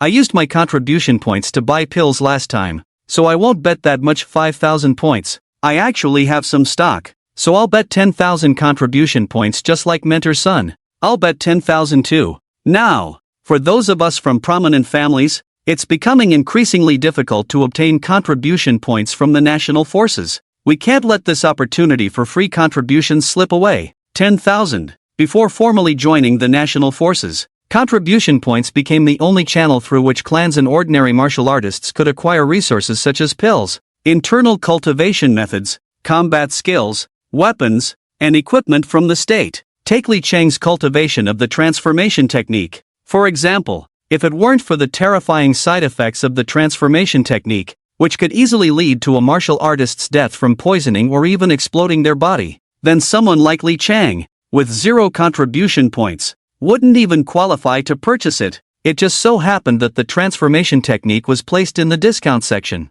and the War Network Mall lifted all restrictions on purchasing it. Without strict requirements for contribution points, Li Chang was able to snag the transformation technique at an incredibly low price. The 7 Injuries Fist is similar, due to its significant side effects. The War Network Mall also did not impose any purchasing restrictions. Therefore, for powerful individuals like Xiao Qingxue and Sun Guodong from prominent families, there was nothing more valuable than betting their own contribution points. Just like that, in just a short while, the bet against Li Chang making it into the top 5 had already reached 75,000 contribution points. It seems I'm the only one who believes in Li Chang. Xiao Qingxue's expression remained as cold as ever, her tone calm as she said, "Since I initiated this bet, I'll wager 75,000 contribution points." Hiss, a stone stirred up 1,000 waves. As soon as Xiao Qingxue's words fell, everyone, including Sun Guodong, gasped in disbelief. They looked at Xiao Qingxue with incredulous eyes, as if trying to determine whether this cold and proud woman was joking. For Grandmaster level experts, having 30 to 50,000 contribution points would be considered a wealthy household. Even though Xiao Qingxue was a revered martial artist, this 75,000 contribution points was likely all she could muster. What kind of magic does this student named Li Chang possess? How could he make Xiao Qingxue risk everything and put all her assets on the line for this bet? After a moment of silence, Sun Guodong couldn't help but laugh, saying, "Mentor Xiao, I didn't expect you to have such high hopes for Li Chang. It seems this time, I can earn a free 10,000 contribution points. Speaking of which, I really need to thank Mentor Xiao for giving me this opportunity to snag contribution points for free. I happen to need to purchase an A-level combat skill recently, and my contribution points are a bit tight." Upon hearing Sun Guodong's sarcastic remark, the other 8 mentors also wore smirks of schadenfreude, speaking in unison. "Yeah, Mentor Xiao, it seems we might really be taking advantage of you this time. He. That's a whole 10,000 contribution points, which is all my assets. Now, putting it all on the line at once really makes me feel uneasy. Tisk tsk. However, that being said, if this kid Li Chang can really rise from the bottom of the rankings to the top 5 in less than 2 days, then even if I lose this 10,000 contribution points, I wouldn't feel wronged at all." The words of the other 8 mentors and Sun Guodong were all laced with sarcasm, subtly mocking Xiao Qingxue. Although these 9 individuals couldn't quite grasp where Xiao Qingxue's confidence was coming from, without even blinking, he took out a full 75,000 contribution points to bet that Li Chang would definitely enter the top 5 of the rankings. But even if they were beaten to death, the 9 of them would not believe it. Li Chang was just a piece of trash at the 9th stage of the martial apprentice realm. Moreover, it was already the 3rd day of the assessment, and with 0 points, how could he possibly make it into the top 5? It wouldn't be an exaggeration to say that as long as Li Chang could finally enter the top 50 of the rankings and successfully pass this camp entrance assessment to become a formal student, It would be seen by Sun Guodong and the other 8 mentors as an almost impossible task. In the conference room, Xiao Qingxue observed the expressions and conversations of everyone present, still maintaining her cold and aloof demeanor. However, the red lips beneath the thin veil curved into a meaningful arc. Perhaps in the eyes of these people, the reason she set up such a crazy bet was purely due to Sun Guodong's verbal provocation, feeling that she couldn't save face, which led her to make such an impulsive decision. But in reality, if Xiao Qingxue were truly so impulsive and easily influenced by others, she would never have reached the realm of martial Dao master before the age of 30. The reason Xiao Qingxue placed a heavy bet of 75,000 contribution points on Li Chang was naturally based on her own reasoning. From the very first time she met Li Chang, the boy left a profound impression on her. From Shun Luoyan, Xiao Qingxue learned that just a week ago, Li Chang was seen as the first waste at the 3rd stage of the martial apprentice realm. Yet, this very waste was able to display a formidable cultivation at the 9th stage of the martial apprentice realm just a week later.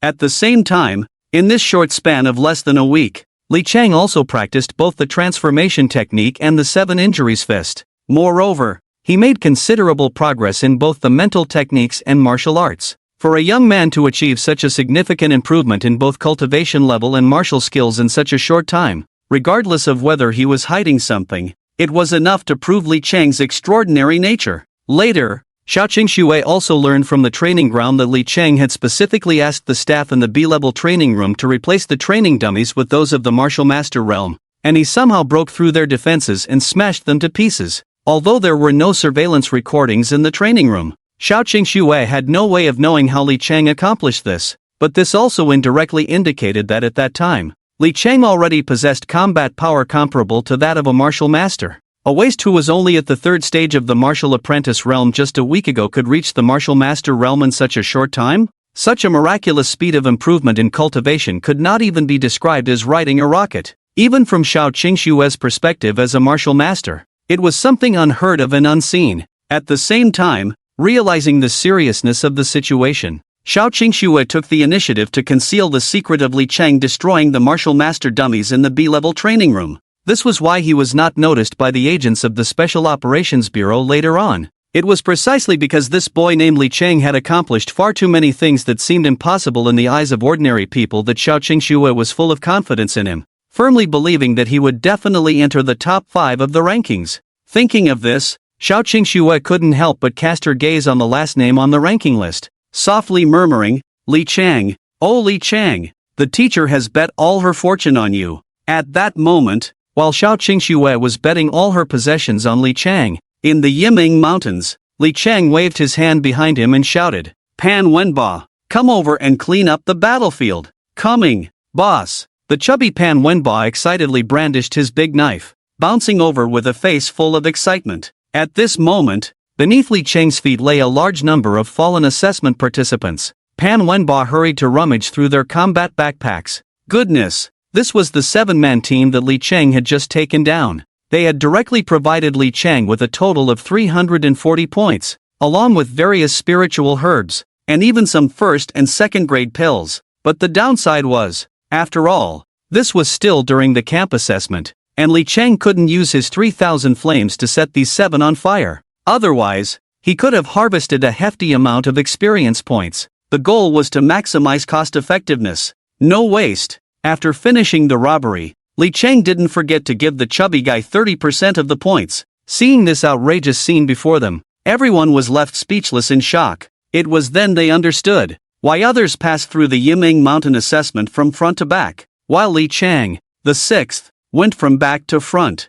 Originally, many had mocked Li Chang for his foolishness. Wasn't he just going in the opposite direction, getting further away from the genius training camp? But after experiencing it firsthand, this group of assessment participants suddenly realized, after all this time, Li Chang, the 6th, wasn't hunting monsters at all, but people, and in front of Li Chang, they had become lambs waiting to be slaughtered, voluntarily offering themselves up after enduring countless hardships crossing the Yiming Mountains. At this moment, many felt a surge of impulse in their hearts. That was to rush up recklessly and bow down to Li Chang, to ask if he needed any little brothers. As long as they recognized Li Chang as the boss, they could not only avoid the fate of being slaughtered like fat sheep but also have someone to show them off and take them flying. Who wouldn't want such a pie falling from the sky? Under the envious gazes of the crowd, what responded to them was Li Cheng's old fist. Don't be fooled by how Pan Wenba, the chubby guy, acted like a mascot in front of Li Cheng,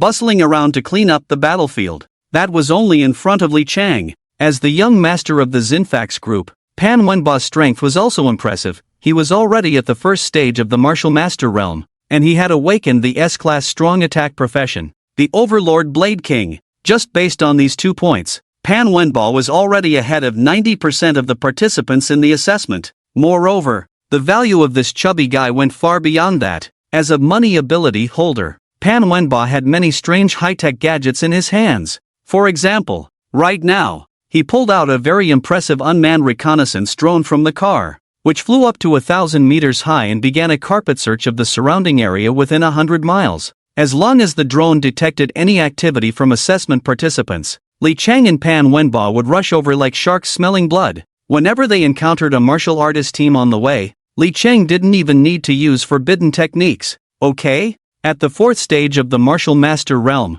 he was already far ahead of these teams. Li Cheng would go up without saying a word, directly launching a set of 7 injuries fist. Just this initial move was enough to leave these martial artist teams dazed before he elegantly left. Following behind Li Cheng, Qian Wenyu gradually became incredibly in sync with him. As long as Li Cheng took down one, he would rush up to deliver the finishing blow, conveniently snatching all the demon crystals from the opponent and stuffing them into his backpack, waiting until the end to scan them with his watch for points. Under the leadership of Li Cheng, Qian Wenyu had followed this guy and successfully robbed 8 teams of martial artists that had rushed over. If the demon crystals in his backpack were exchanged for points, it would be at least 2,000 points or more. Pan Wenba estimated in his heart that even if Li Cheng only gave him 30%, that would still be a very considerable number in this back-and-forth situation. Boss, nothing more to say. From now on, you are my true boss. Pan Wenba was extremely excited. Judging by the current efficiency of harvesting, making it into the top 10 was not impossible. This was the top 10 of the leaderboard. Those who could make it into the top 10 were undoubtedly the best high school students in Haidai province. Truly the cream of the crop, a genius among a million. In the past, Pan Wenba wouldn't even have dared to think about it. But now, under Li Cheng's guidance, it felt surreal, as if a dream was becoming reality. Anyway, there were still 2 days left until the assessment ended. As long as they arrived at the training camp before the assessment, everything else could be disregarded. Don't celebrate too early. Anyone who can reach us at this time is undoubtedly the fattest sheep.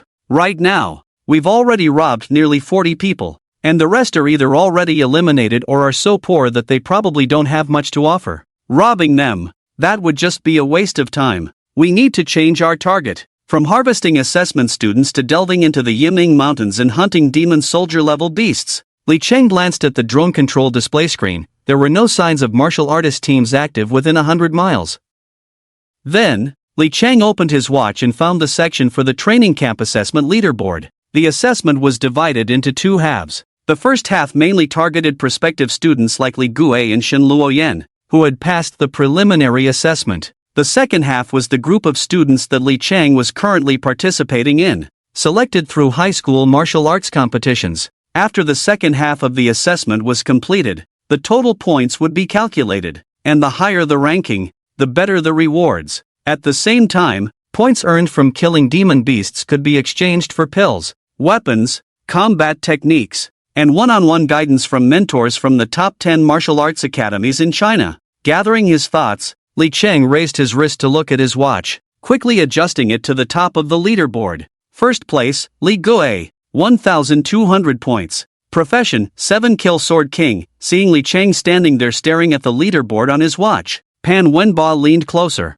pondering his words, and said, "Boss, this guy named Li Gue is not simple. According to the information I've received, not only is he heavily supported by the training camp mentor Sun Guodong, but even the Li family seems to have gone a bit crazy, throwing all sorts of massive resources at this kid as if they were free. Just from his last participation in the training camp assessment, the strength he displayed had already reached the peak of the second stage of the martial master realm. Even conservatively estimating, he must be at the third stage of the martial master realm now. Additionally, from the news I've gathered, this Li Gue even wanted to challenge the 4th-tier demon soldier. the blood-red giant python in the Yimeng Mountains, but was stopped by the supervising teacher. If Li Gui really manages to do that, he would be the first unparalleled genius in our genius training camp to slay a 4th-tier demon soldier before the national examination. Listening to the chubby Pan Wenba chattering about Li Gui's exploits in the genius training camp, Li Chang said nothing, but a knowing smile appeared at the corner of his mouth.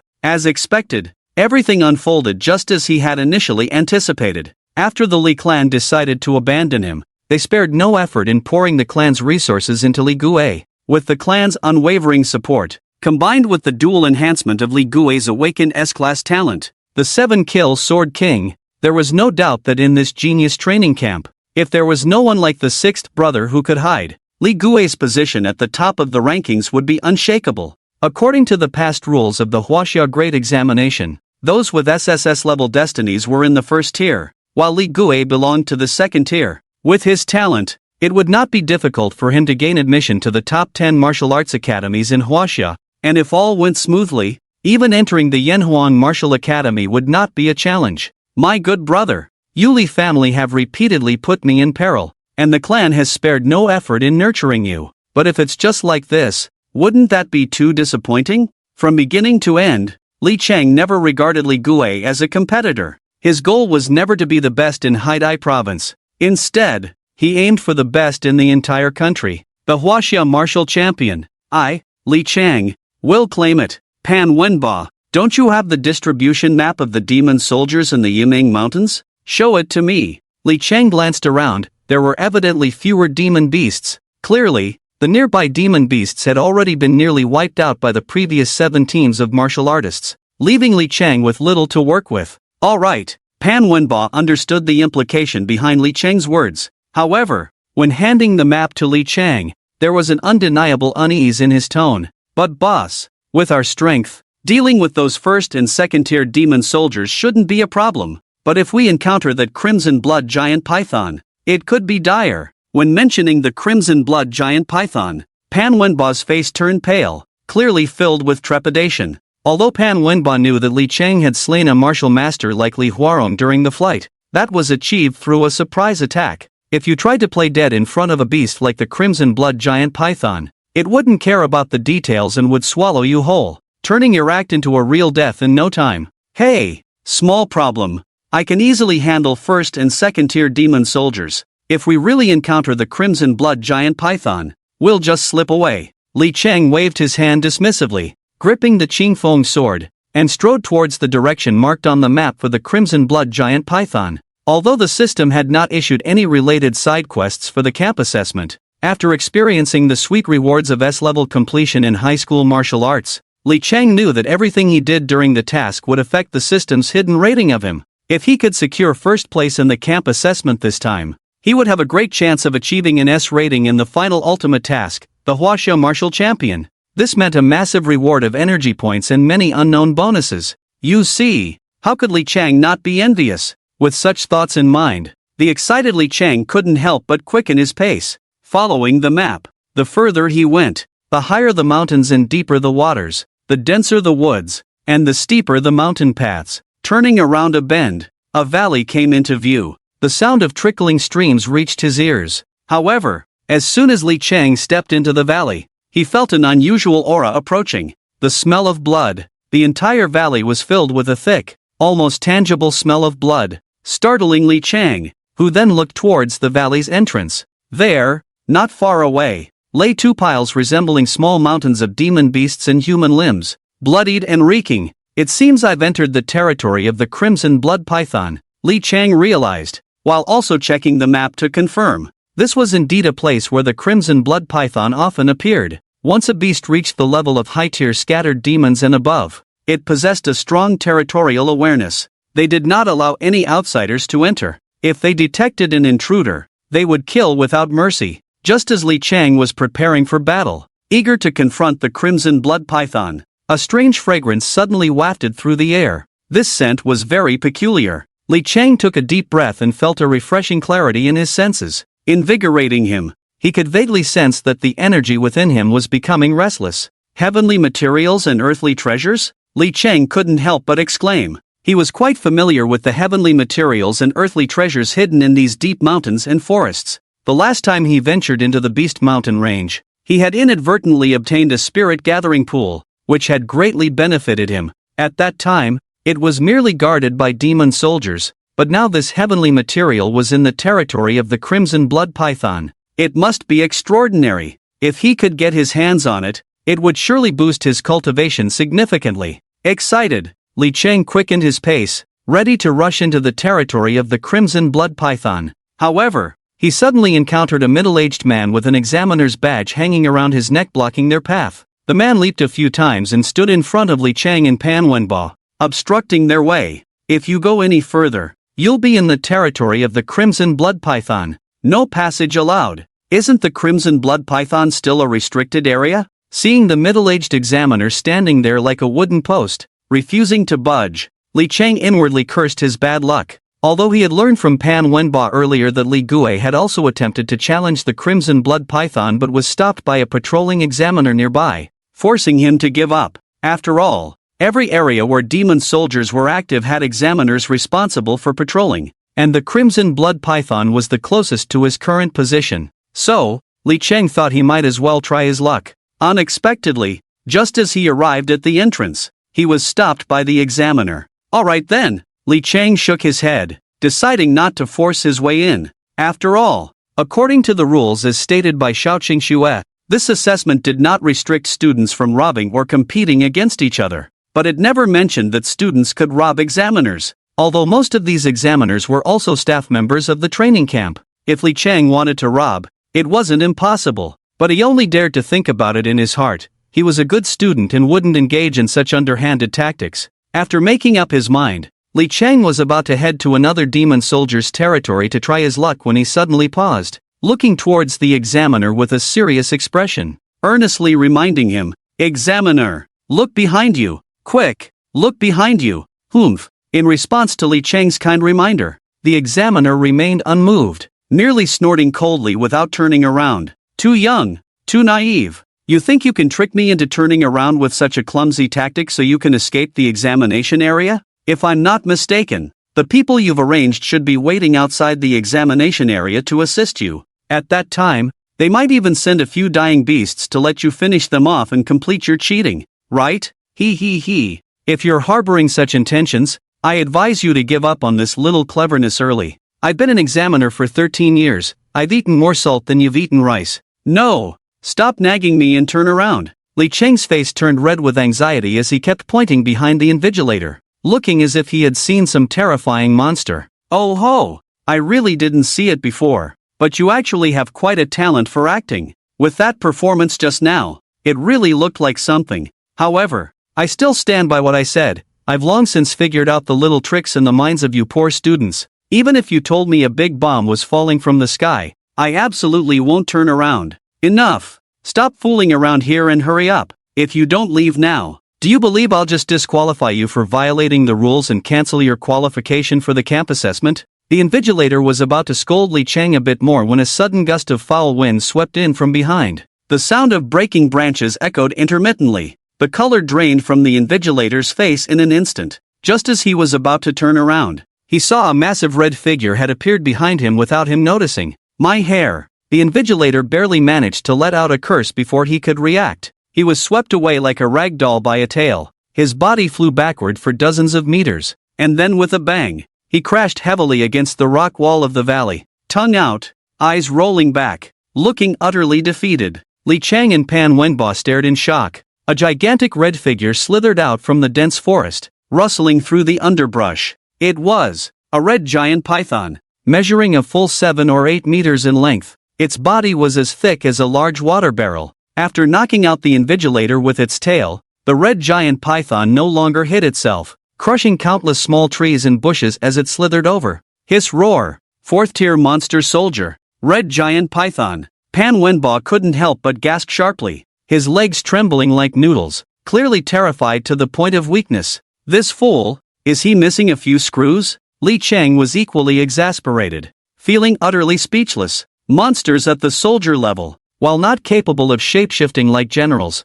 still possessed intelligence that rivaled that of adults. Just like earlier, This red giant python had been stealthily moving, making almost no sound throughout the process. It silently approached the invigilator from behind and knocked out the one who seemed the strongest among the three. Of course, as the first to sense something was off, Li Cheng had warned the invigilator several times to turn around. But that old fool always acted as if there were always schemers trying to harm him, stubbornly refusing to look back. And now look what happened. He got taken out. Serves him right. Monsters, due to their powerful physical bodies, far surpass martial artists of the same realm in strength and defense. The true combat power that this fourth-tier monster soldier, the red giant python, could unleash was enough to rival a fifth-tier martial artist. Li Cheng thought defeating this python wouldn't be difficult, but that was only if he didn't have to drag Pan Wenba along. It was clear from how the red giant python had just incapacitated the invigilator that, given its cunning, it would definitely focus its firepower on Pan Wenba once it realized it was playing the fool. At that point, he would not only have to fight the red giant python but also split his attention to protect Pan Wenba, making it a hellish challenge. Pan Wenba, you run first. I'll hold the rear. Resolute, Li Cheng quickly moved to shield Pan Wenba behind him. Boss, if anyone's going to hold the rear, it should be me, the little brother. Let's run together. Looking at the figure blocking his path, who seemed ready to burn himself, Pan Wenba's eyes turned red, and he felt deeply moved. Initially, the reason he chose to recognize Li Cheng as his leader was, to put it bluntly, driven by self-interest. He believed, just as his father had said, that establishing a good relationship with Li Cheng now was like investing in his future. They say true feelings are revealed in times of hardship, especially at this critical moment of life and death. The fact that Li Cheng stood before him already made Pan Wenba acknowledge him as a leader from the bottom of his heart.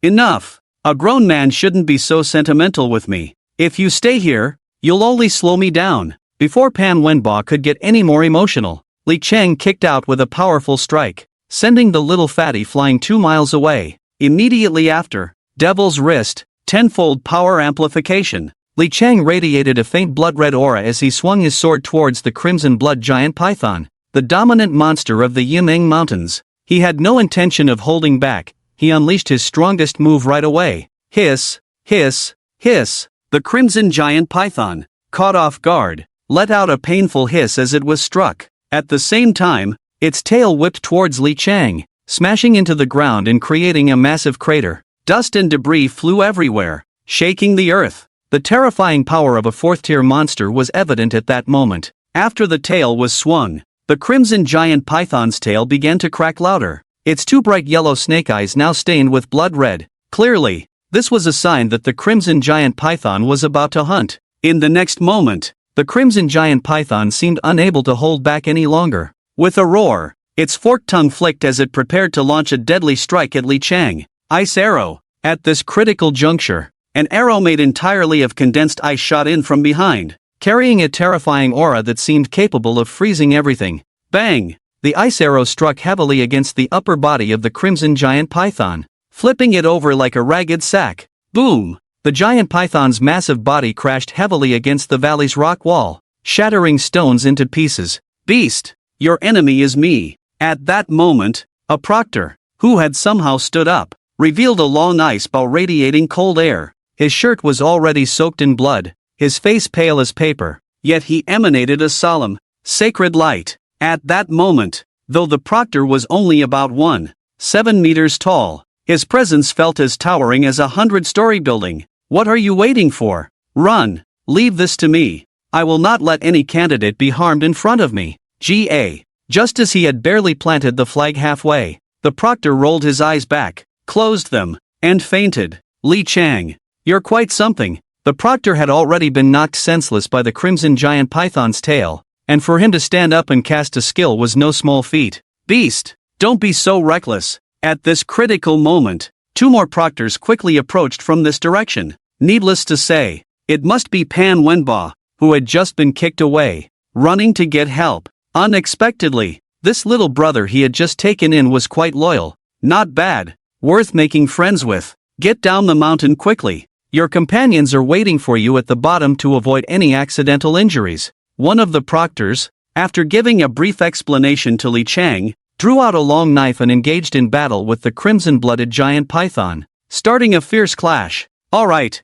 Li Chang didn't say much, putting on a well-behaved expression and nodding in agreement, but his gaze subtly scanned deeper into the valley. Clearly, he was still thinking about that treasure in the valley. It was already quite remarkable that the crimson-blooded giant python could fight to a standstill with a proctor under the circumstances of a sneak attack. Not to mention now, with the two working in perfect harmony, the giant python had no chance to fight back at all, completely overwhelmed. The proctor, who had previously kindly reminded Li Chang, swung his heavy cleaver down hard on the python's vital spot. The foul-smelling snake blood gushed out in torrents. The giant python let out a piercing, shrill hiss, its tail thrashing wildly against the ground, kicking up clouds of dust. Seeing both sides locked in fierce combat, no one noticed Li Chang, the invisible one. Seizing the opportunity, he quietly activated his stealth and assassination skills. As the battle between the two sides approached a boiling point, neither was paying attention to his situation.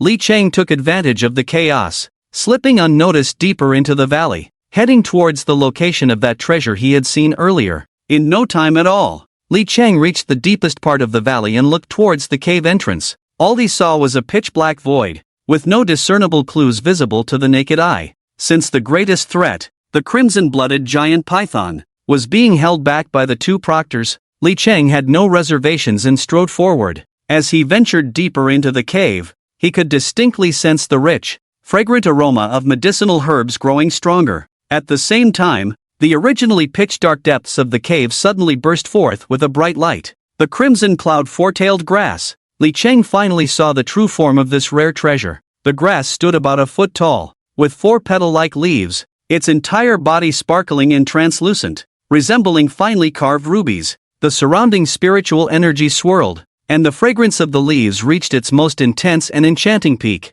I really hit the jackpot this time. I never expected to encounter such a treasure as the crimson cloud four-tailed grass. Li Chang's breathing became heavier, and his heart began to race. Thump, thump. This crimson cloud four-tailed grass was an extremely rare spiritual herb. It was said to have the power to bring the dead back to life. If a martial artist consumed it, their cultivation would surely skyrocket. No wonder the crimson-blooded giant python chose this place as its territory. If the python were to consume it, its strength would undoubtedly break through to the fifth tier of demon beasts. At that time, it would surely become the overlord of the Yimang Mountains. A fiery glint appeared in Li Chang's eyes. Moments later, he let out a long sigh, murmuring, "This crimson cloud four-tailed grass must be mine." After a moment, Li Chang had already formulated a plan in his mind, but he became even calmer. The valuable experience of surviving in the apocalypse taught him that in critical moments, one must remain calm and never act impulsively. If one were to act rashly, with an easily agitated temperament, in this dog-eat-dog world, one might not even know how they met their end before stumbling into disaster. Moreover, if Pan Wenbo called the two proctors over, with their strength, killing the crimson-blooded giant python would just be a matter of time. Right now, the two proctors were entirely focused on battling the python and couldn't spare any attention to this side. But once the battle over there concluded, the two proctors would surely notice the existence of the crimson cloud four-tailed grass. By the time I follow the aura of this heavenly material and earthly treasure, it's only a matter of time. While pondering this, Li Chang had already arrived in front of the Chiyun Siwei grass, which was continuously emitting a red brilliance. He examined it closely. The Chiyun Siwei grass was entirely blood-red, with its leaves unfurling like four clouds spreading outwards. Listening to the increasingly faint roar of the blood-red giant python outside the cave, the battle was about to end. Li Chang did not dare to delay. He hurried forward, wanting to pluck the Chiyun Siwei grass. Ha! Unexpectedly, this Chiyun Siwei grass has actually borne fruit. As Li Chang approached the Chiyun Siwei grass, he was astonished to find several small red fruits at the very top. The fruits formed from the spiritual grass were continuously releasing a rich medicinal fragrance that was refreshing to the senses, making one feel clear-headed and invigorated with just a single breath. Li Chang was overjoyed, and the smile on his face was truly hard to contain. This heavenly material and earthly treasure, like elixirs, are divided into 9 grades from high to low. The red fruits produced by the Chiyun Siwei grass were genuine third-grade spiritual herbs. This was even rarer and more precious than the Chiyun Siwei grass itself. After pondering for a moment, Li Chang chose to leave the Chiyun Siwei grass in place, only taking the more precious red fruits with him. After all, He was a positive energy youth who would dedicate himself to the country, and he must actively respond to the national call, emphasizing a sustainable development perspective. He couldn't engage in overexploitation. After securing the red fruits, Li Cheng smiled in satisfaction. This trip was truly worthwhile. Red fruits like these third-grade spiritual herbs are a tremendous opportunity.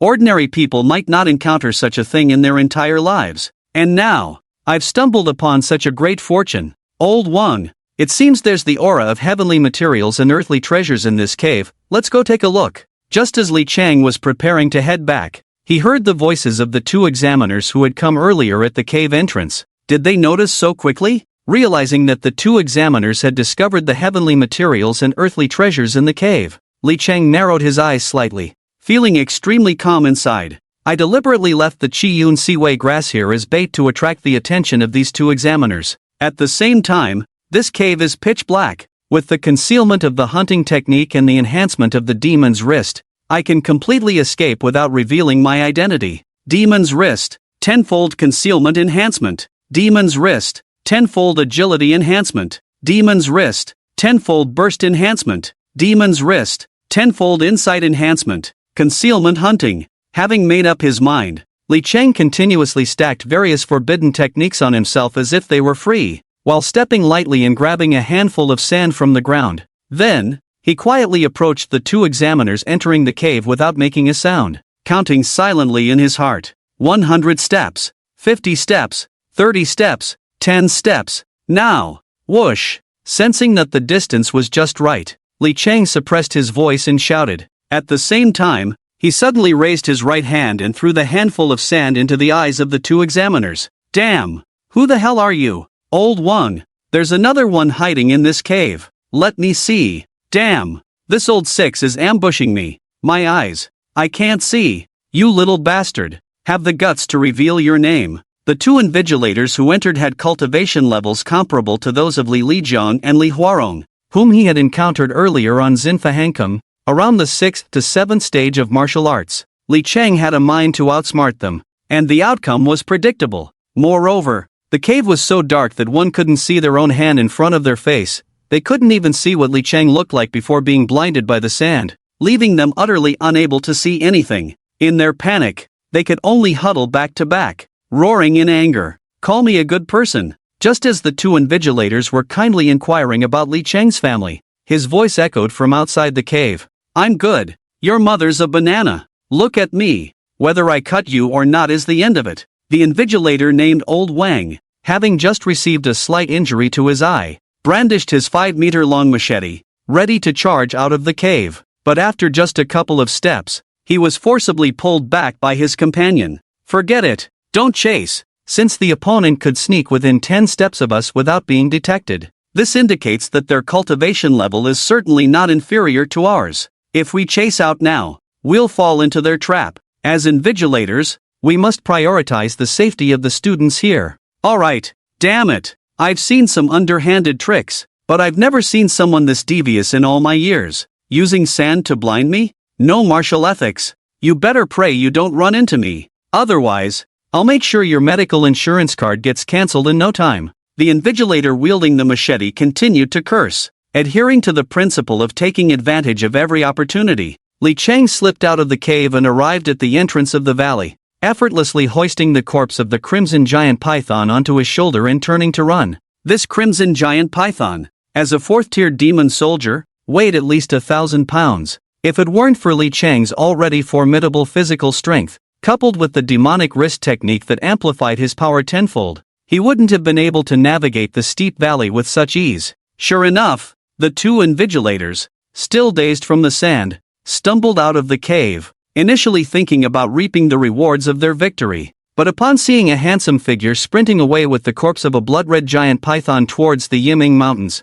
they quickly lost sight of him after a few leaps. You damn! Seeing this scene, the two were instantly filled with rage. They began a new round of frenzied outbursts directed at this stranger Li Cheng's family. However, having just endured a fierce battle and being outsmarted by Li Cheng in the cave, plus the fact that Li Cheng's speed, enhanced by the demonic wrist technique, was simply too fast, even if they wanted to chase, they couldn't catch up. In the end, they could only seethe with impotent rage. watching helplessly as the sneaky one dragged away the corpse of the blood-red giant python. They truly had no way to respond. Ha ha ha. What a lucky break. I really hit the jackpot this time. All the while, Li Chang, with the corpse of the blood-red giant python on his shoulder, did not head back the way he came but instead moved deeper into the Yimeng Mountains. The reason was simple. Since the examination had arranged for invigilators, Li Chang didn't need to think twice to know that various surveillance devices must have been set up in the examination area for live broadcasting.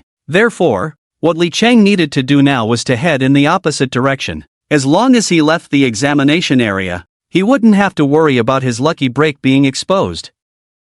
While he was happily contemplating this, Li Chang carried the corpse of the crimson blood giant python on his back, yet his feet moved swiftly as if flying, and in no time at all, he had covered a full 20 miles, estimating that he had now entered deep into the Yimeng mountain range, far exceeding the assessment area. He finally arrived at a small stream in a valley. With his Qingfeng sword, he swung it like the wind, and before long, Li Chang had dug a pit about 10 meters deep. After preparing everything, he began to process the corpse of the crimson blood giant python. As a fourth-tier demon soldier, the entire body of the crimson blood giant python was a treasure. The snakeskin was thick and tough, making it excellent material for battle garments. Li Chang exerted considerable effort to completely peel it off along the muscle fibers with his Qingfeng sword. After finishing this, he extracted the giant python's gallbladder. The gallbladder was the most nourishing part of snake-type demon beasts, surrounded by an intense aura of spiritual energy,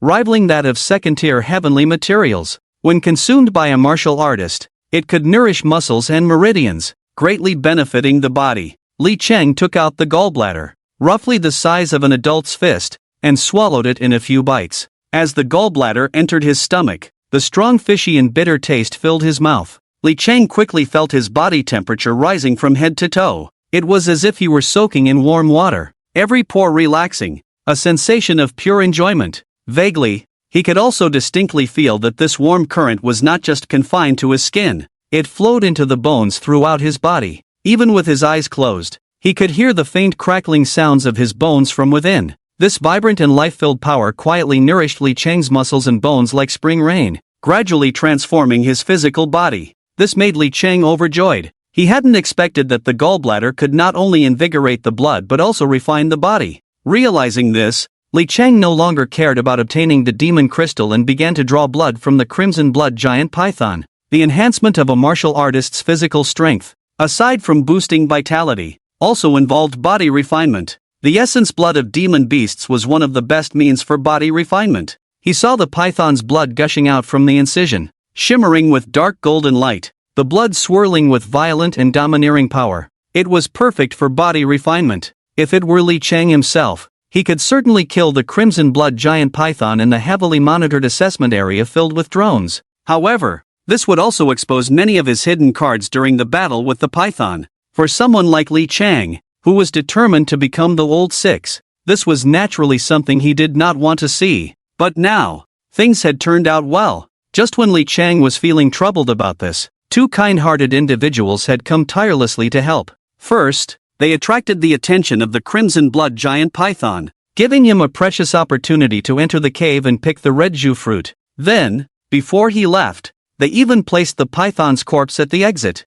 Good people, truly great people. Now, with this snake blood, Li Chang could completely elevate his physical strength and power to a new level. Coupled with the gallbladder, in this case of internal and external application, Li Chang believed that even without using the 7 injuries fist or the enhancement of the demon wrist's power, he could face a 5th-tier martial artist and crush them in a contest of physical strength. Even if he were to confront someone at the 6th tier of martial arts, Li Chang was confident he could wrestle with them. At this moment, the large pit Li Chang had dug was over 10 meters deep. In just a quarter of an hour, more than half of the snake blood had been poured in. Li Chang stripped off his clothes and plunged into the water. Holding his breath and concentrating, he activated the transformation technique, and a faint red glow emanated from his body, as if he were draped in a layer of red gauze, appearing extraordinarily mysterious. The domineering and violent power of the snake's blood was constantly refining Li Chang's physical body. At this moment, the snake gallbladder within him was continuously radiating a gentle power outward. In an instant, His internal organs were nourished and resonated perfectly with the domineering and violent power of the snake's blood, merging with each other. Time passed slowly, and the blood-red glow surrounding Li Chang grew increasingly intense. Suddenly, Li Chang's body trembled violently. A powerful force, pure and unyielding, radiated outward from him. In an instant, the surrounding sand flew, and leaves rustled down. Li Chang suddenly opened his eyes and sprang up. Ha! A low roar escaped his lips. He threw a punch. The fist shot out like a cannonball, carrying immense power as it struck heavily against the hard granite wall before him. Bang! Whoosh! A loud sound erupted, stirring up a cloud of dust. The granite wall before him instantly caved in deeply, and from the point where Li Chang's fist landed, cracks like a spider web spread out in all directions. Li Chang laughed heartily. My physical strength now is at least 500,000 pounds, just as Li Chang had initially anticipated. After undergoing the refinement of the snake's blood and the nurturing of the snake gallbladder, Li Chang had now surpassed the strength of an ordinary 5th-stage martial artist. Even without using any hidden cards, he was almost on par with a 6th-stage martial artist. Of course, this was still the purest form of Li Chang's own power. If he casually used a few hidden cards, such as the Devil's Wrist or the 7 Injuries Fist, he could easily defeat opponents like Li Lijiang with a single punch. Feeling the surging power coursing through him, Li Chang took a couple of deep breaths, forcing himself to suppress the excitement within. Then, he turned to look at the body of the crimson blood giant python. There, the most crucial demon crystal had yet to be extracted. The demon crystal of a demon beast is equivalent to a martial artist's dantian. It serves as a container for storing one's power, containing the entirety of the crimson blood giant python's cultivation. However, this time, Li Chang did not plan to directly exchange the demon crystal for energy points.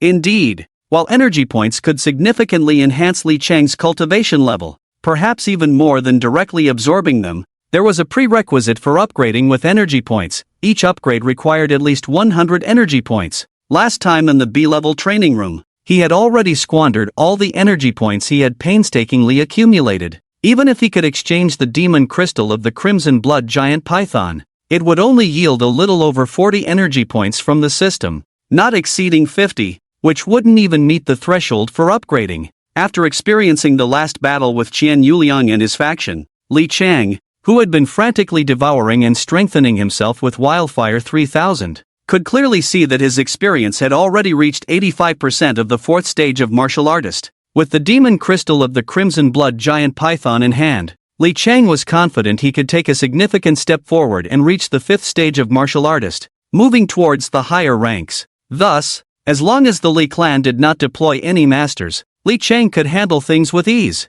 With a decision made in his heart, Li Chang no longer hesitated. He swung his Qingfeng sword and delivered a slash, cutting open the head of the crimson blood giant python. Before long, Li Chang found a demon crystal about the size of an egg within the skull of the snake. Previously, the scattered demon crystals that Li Chang obtained in the Beast Mountain range, even the one from the golden-backed giant-toothed tiger, were only the size of a thumb. However, after advancing to the demon soldier level, the demon crystal nurtured within its skull had already reached the size of an egg. Before him, this demon soldier level crystal was crystal clear and translucent, dazzling and flawless like a piece of crystal. Under the sunlight, one could faintly see the swirling rainbow colors within, mysterious and splendid. The power contained within was immense. Li Chang smiled slightly. This time, I didn't do anything at all, just used a little trick, and I stumbled upon such a big fortune. What a huge gain! Just as he finished speaking, the corner of Li Chang's eye caught sight of another treasure at the site of the crimson blood giant python archer. Upon closer inspection, he noticed that there was a round object hidden within the snake's head. This object was very small, if it weren't for the midday sunlight shining down on it, reflecting a faint red glow. Li Chang might not have discovered it at all. Li Chang furrowed his brows and casually took out the object. To his surprise, it was a round ball about the size of an adult's fingernail, presenting a light red color and semi-transparent. What is this? Just as Li Chang was puzzled, a flash of lightning suddenly crossed his mind, as if he had suddenly thought of something. When a demon beast transforms from a scattered demon to a demon soldier level, it can not only condense demon crystals within but also has a certain probability of forming an inner Dan. Thinking of this, Li Chang's heart couldn't help but skip a beat. Could it be? This fingernail-sized round ball is the inner Dan of the crimson blood giant python. Just like the inner dan of demon beasts and snake gallbladders, it is also classified among heavenly materials and earthly treasures, with grades ranging from 1 to 9 depending on the quality of the inner dan. The reason it is considered a heavenly material and earthly treasure is that the inner dan of demon beasts is rare and hard to come by, with extremely harsh conditions for its formation. Only demon beasts with spiritual essence that are often nourished by heavenly materials and earthly treasures can produce an inner dan. The conditions are so stringent that it is truly 1 in 10,000. Carefully sensing the surging energy contained within the light red round ball in his palm, Li Chang was certain. This is the inner dan of a demon beast. I didn't expect that this genius training camp would actually become a blessed land for me. Li Chang, as soon as I arrived, it prepared such a generous gift for me. This time, if I want to surpass Li Gui's 1200 points in one day and take the top spot in the camp assessment, I have even more confidence now. Li Chang took several deep breaths to suppress his overwhelming excitement. To be safe, Li Chang first found a large slab of blue stone nearby, jumped into the pit he had dug, and then covered the pit with the blue stone slab. After completing all this, Li Chang sat cross-legged in the pit, calming his mind and beginning to refine the demon crystal and inner dan of the crimson blood giant python. Now it was already the third day of the camp assessment, and time was running out for Li Chang. He had to hurry to complete his breakthrough. Transformation technique. Open. The egg-sized demon crystal in Li Chang's hand was rapidly disappearing at a visible speed. The vast energy contained within the demon crystal was being absorbed into his body like rivers converging into the sea, continuously circulating throughout him. The qi and blood in his dantian boiled like boiling water, constantly churning and emitting a faint red glow. Once Li Chang completely absorbed the demon crystal, the energy around him began to rise as if being drawn from thin air. The deep cave started to tremble, and even the surrounding soil began to fall in response to the trembling energy. Roar! Accompanied by a long howl, Li Chang suddenly opened his eyes, and the power within him surged like a mighty river, seemingly endless. At the same time, a crisp system notification sound accompanied it. Ding! Congratulations, host! You have refined the 4th-tier Demon Soldier's Crimson Blood Giant Python Demon Crystal, gaining 38,000 experience points and successfully advancing to the 5th stage of the Martial Master realm. After completing the promotion, Li Chang let out a long sigh of relief. There was no time to celebrate. He prepared to seize the moment and took out the giant python's inner core from his pocket once again. The inner core emitted a shimmering red light in the dim cave,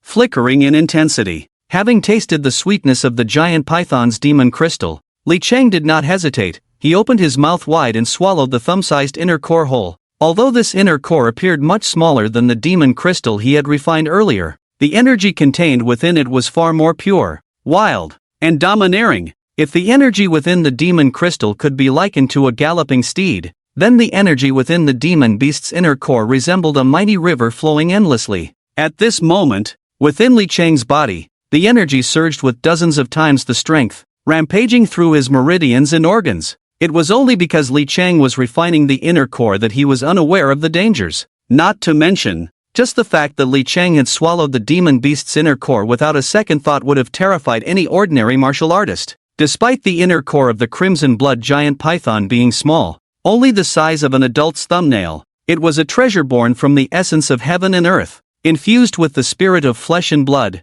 and its energy was incredibly domineering. Moreover, the energy itself belonged to the primal force of the demon beast, which had a strong rejection reaction against human martial artists. Therefore, this demon beast's inner core was usually used by alchemists as a supplementary material for pill refining. If other martial artists were to act as recklessly as Li Chang, swallowing it like candy, they would undoubtedly be violently impacted by the ferocious energy and the rejection reaction of the demon beast's primal force, leading to severe injuries or even death. However, for ordinary martial artists, the side effects that they feared were nothing to Li Chang. Here, just as the side effects of the inner core began to manifest, before they could take effect, the system perfectly transferred them onto the two old beasts, Li Shangbin and Li Ruilin. As for Li Chang himself, he bore no cost at all. He directly reaped the benefits of the inner core's enhancements. Thanks to the system's ability to perfectly transfer side effects, Li Chang's originally challenging refining process became incredibly smooth.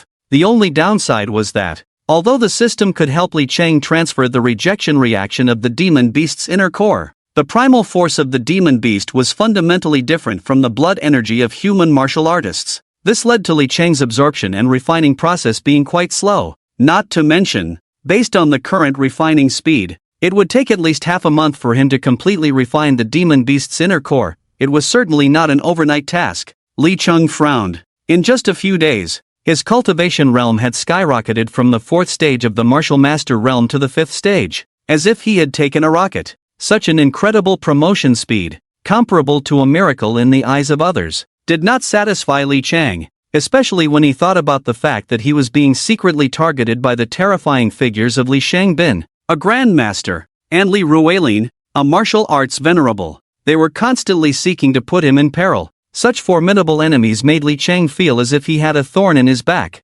unable to eat or sleep peacefully. With Li Cheng's understanding of the two old beasts, Li Shangbin and Li Ruelin, after arriving at the genius training camp, he could only temporarily let them hold back their schemes. However, given their vengeful nature, once he left the genius training camp, they would surely plan another round of assassination attempts against him, just like they did on the flight. Therefore, Li Cheng had to take advantage of this precious safe time to crazily enhance his realm and strength using all available resources. At the very least, he needed to have the power to face even a master-level assassin and still be able to defeat and counterattack them. However, how can I refine this demon beast's inner core at the fastest speed? Should I wait until the assessment is over and ask Xiao Qingxue? No way. If I ask like that, wouldn't it be equivalent to indirectly admitting that I am actually the mysterious person who ambushed those two examiners and stole the crimson blood giant python? If that's the case, wouldn't all my previous efforts to conceal my identity be in vain?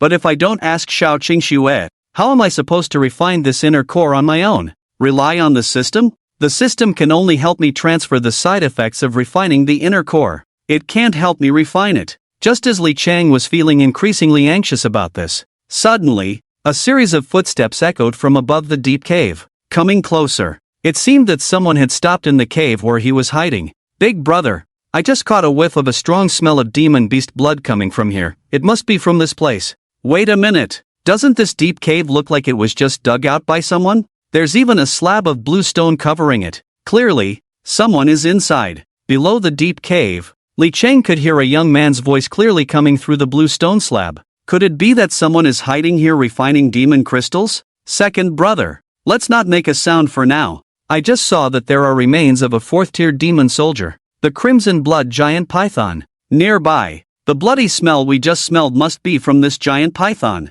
Another voice, slightly hoarse and belonging to a middle-aged man, also came through the blue stone slab. If the person hiding in this deep cave is indeed the one who hunted the crimson blood giant python and is refining this demon crystal, then we can kill him and seize the treasure, and sneak away from the Yimeng Mountains, making a fortune. Everything depends on your arrangements. Big brother, the young man's voice, filled with joy, followed closely behind. Inside the deep cave.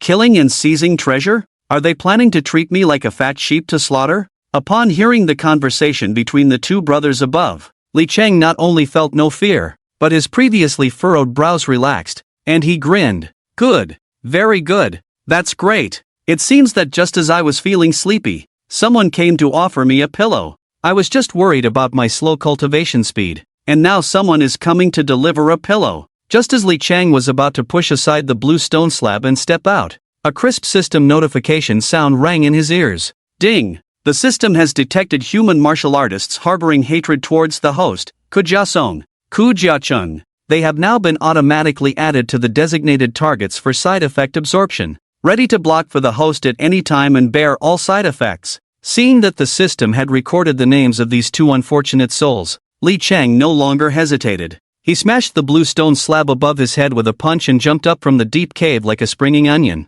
Through the bright moonlight, Li Cheng could clearly see two men standing outside the cave. The middle-aged man on the left, Li Cheng, appeared to be around 35 or 36 years old. He had thick eyebrows and big eyes, with a sturdy build and a long, steady breath. His muscular physique made the black combat uniform he wore bulge out, and his square face exuded an imposing aura that commanded respect without him needing to be angry. As for the young man on the right, he looked to be just over 30 at most. Although the two had just referred to each other as brothers, they bore no resemblance to one another. The young man had a sharp, monkey-like face, and his triangular eyes reflected a sinister glint, with a hidden malice lurking between his brows. Aha! Big brother, look at that kid's watch on his left wrist. He's one of the genius trainees participating in the assessment these days. The triangular-eyed young man's gaze quickly locked onto Li Cheng's wristwatch, and the joy on his face was unmistakable. He. Who would have thought that we brothers would hit the jackpot? We actually ran into a poor soul who wandered out of the exam area. As he spoke excitedly, the triangular-eyed young man began to dance with joy, looking as if he had just won a 5 million lottery. The middle-aged man with the square face, though silent, also looked at Li Cheng with eyes full of greed and excitement. For their martial artist team, which operated in the Yimeng Mountains and faced life and death, everyone knew that genius trainees like Li Cheng were like walking fat sheep. Most of these trainees came from prestigious families, each possessing valuable treasures. The key was that these trainees had spent years living in the ivory tower of academia, rarely putting their lives on the line like they did, facing life and death challenges in the Yimeng Mountains. This resulted in these trainees being young, inexperienced, and lacking in practical knowledge. Moreover, they carried many treasures such as elixirs, weapons, combat skills, and techniques. Naturally, they became the big fat sheep in the eyes of other martial artist teams. To be honest, if it weren't for the numerous patrolling examiners stationed around the assessment area, and the drones monitoring the skies 24 hours a day, the 200 or so trainees participating in the assessment wouldn't even have to worry about being killed by monsters. They would have been wiped out and robbed by these martial artist teams in no time. Originally, the Ku brothers, Ku Jiasong and Ku Jiacheng, had only come to try their luck outside the assessment area, hoping to stumble upon a few lost lambs. As it turned out, they truly got what they wished for, as if the heavens had sent it to them. Kid, where's the demon crystal from the crimson blood giant python? I advise you to hand it over honestly to avoid suffering. Ku Jiacheng first glanced at the massive snake head that had already been hollowed out. His triangular eyes glinted coldly as he pressed Li Cheng for answers, while a terrifying aura emanated from him, locking onto Li Cheng firmly. As long as Li Cheng dared to make any move, he would strike down with a single blow. Meanwhile, the other middle-aged man with the square face, Ku Jiasong, carefully examined the fatal wound on the corpse of the crimson blood giant python, and a look of understanding appeared on his face. The last trace of caution in his eyes when he looked at Li Cheng completely vanished. At that moment, Li Cheng patted his belly, a playful smile curling at the corner of his mouth. You guys are a step too late. The demon crystal has already been refined by me. Unexpectedly, Ku Jiacheng not only did not get angry but instead began to cackle. So what if you refined it? This crimson blood giant python is a 4th-tier demon beast, and its demon crystal's energy is immense. With your level, you can't fully refine it at all. After I gut you, we brothers will share you and still be able to extract the energy of the demon crystal from your body. Oh, gut me and share me. Looking at Ku Jiacheng, who calmly spoke these words, his tone as if he were discussing the most ordinary matter. Li Cheng's eyes narrowed slightly. Although he had already made up his mind to kill, he maintained a harmless smile on his face.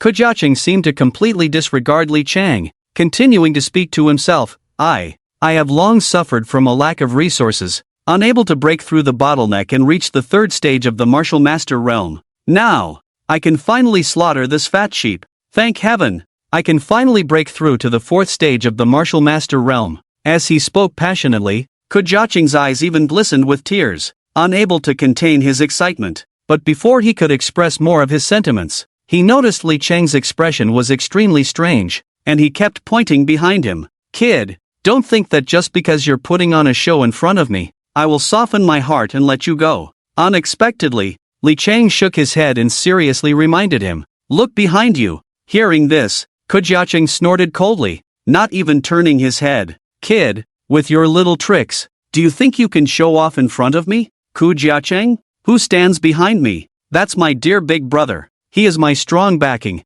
You just want me to turn around so you can sneak attack me. I'll tell you, with your clumsy tricks, do you think you can fool me? Not in 100 years. No, turn around, Li Cheng urged anxiously, beads of sweat forming on his forehead. Not a chance. I won't be fooled. Big brother, don't you think I'm right? Before Ku Jiacheng could finish his sentence, the middle-aged man with a square face had quietly arrived behind him, his eyes filled with fierce light. He clenched his right fist and struck out like lightning, hitting Ku Jiacheng squarely in the back. The force of the blow was fierce and domineering, directly shattering Ko Jiaqing's heart pulse, sending him flying forward 5 or 6 meters like a ragged sack, crashing heavily to the ground. Damn it! Why is it that every time I come to take the assessment, I encounter these brainless stubborn mules? The last examiner was the same, and this idiot is no different. Is it that I, Li Chang, am just so untrustworthy? Watching Ko Jiaqing being sent flying by the square-faced man,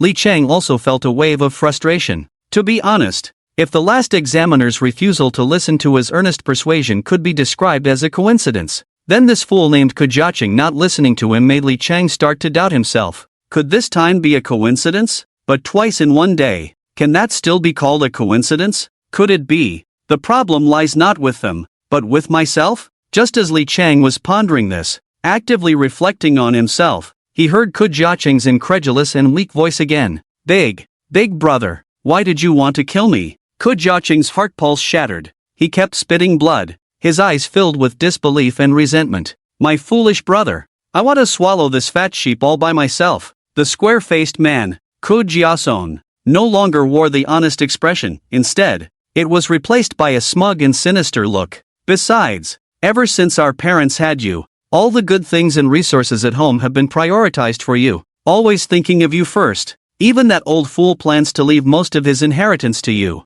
and I, as the older brother, will always be the one sacrificed, the one who endures. Well, now it's good. This big fat sheep is mine, and that old fool's estate is mine too. I no longer have to endure, no longer have to sacrifice. Alright, my foolish brother, you can rest easy for now. Every year during the Qingming festival, I will burn more paper money for you as an apology. Ha ha ha. At this point, Ko Jiaqing could no longer suppress his inner ecstasy and burst into laughter, the sound incredibly liberating. Pooah! In the end, Ko Jiaqing unwillingly spat out a mouthful of blood mist. So all these years, that honest side of yours was just an act. In reality, you are the most insidious and cunning one in the family. Before he could finish, Ko Jiaqing's head tilted, and he completely succumbed to death from anger. Alas, history truly does not deceive me. First, there was Zhu Zhanji, who roasted his own uncle Zhu Gaoshi into crispy pork. Then there's the seemingly honest older brother,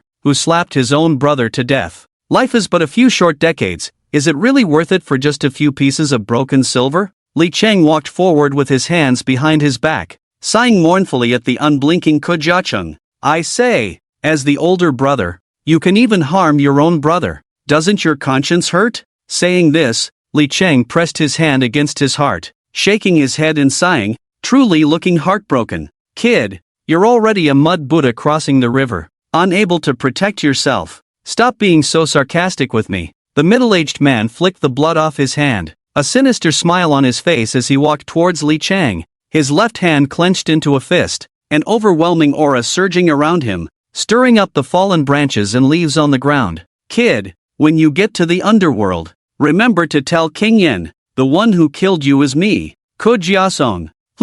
Alright, then come and hit me once. Let me see your strength. Let's see if you can actually kill me. Li Chang maintained his posture with hands behind his back, wide open, smiling as he walked towards Ko Jiaqing. Now, Li Chang had a clear understanding of his own attack power, but he still knew too little about the defense of his body after being tempered with snake blood and enhanced with demon crystals. Now that he had finally encountered Ko Jiaqing, who was at a moderate level and could be slapped to death by him, Li Chang naturally didn't mind using him as a test subject. As for the damage he would take from the test, he could just return it to Ko Jiaqing intact with the system later. Ah, kindness, I really am too kind. This, Ko Jiaqing's expression stiffened, then his mouth curled, and his face also became incredibly vivid. In all my years as a martial artist, this is the first time I've encountered such a strange request. Don't worry, I will give you a quick end. After saying this, Ko Jiaqing tightened his right hand into a fist,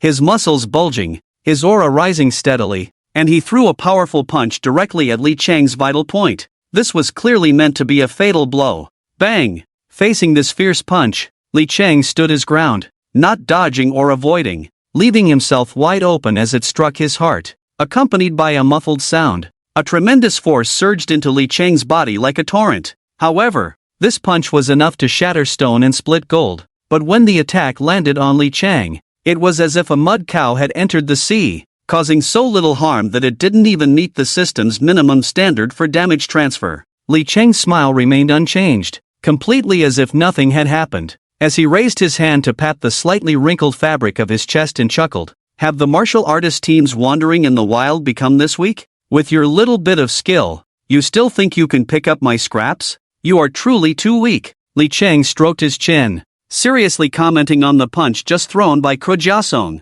leisurely stepping forward to stand in front of the middle-aged man. At this moment, Ko Jiasong's gaze towards Li Cheng had completely changed, right? It was as if he was no longer looking at a person. His eyes seemed to doubt whether this kid Li Cheng was some great demon capable of taking human form. Come out to toy with him. Watching Li Cheng approach step by step, Ko Jiasong trembled, continuously retreating, his heart filled with both shock and fear.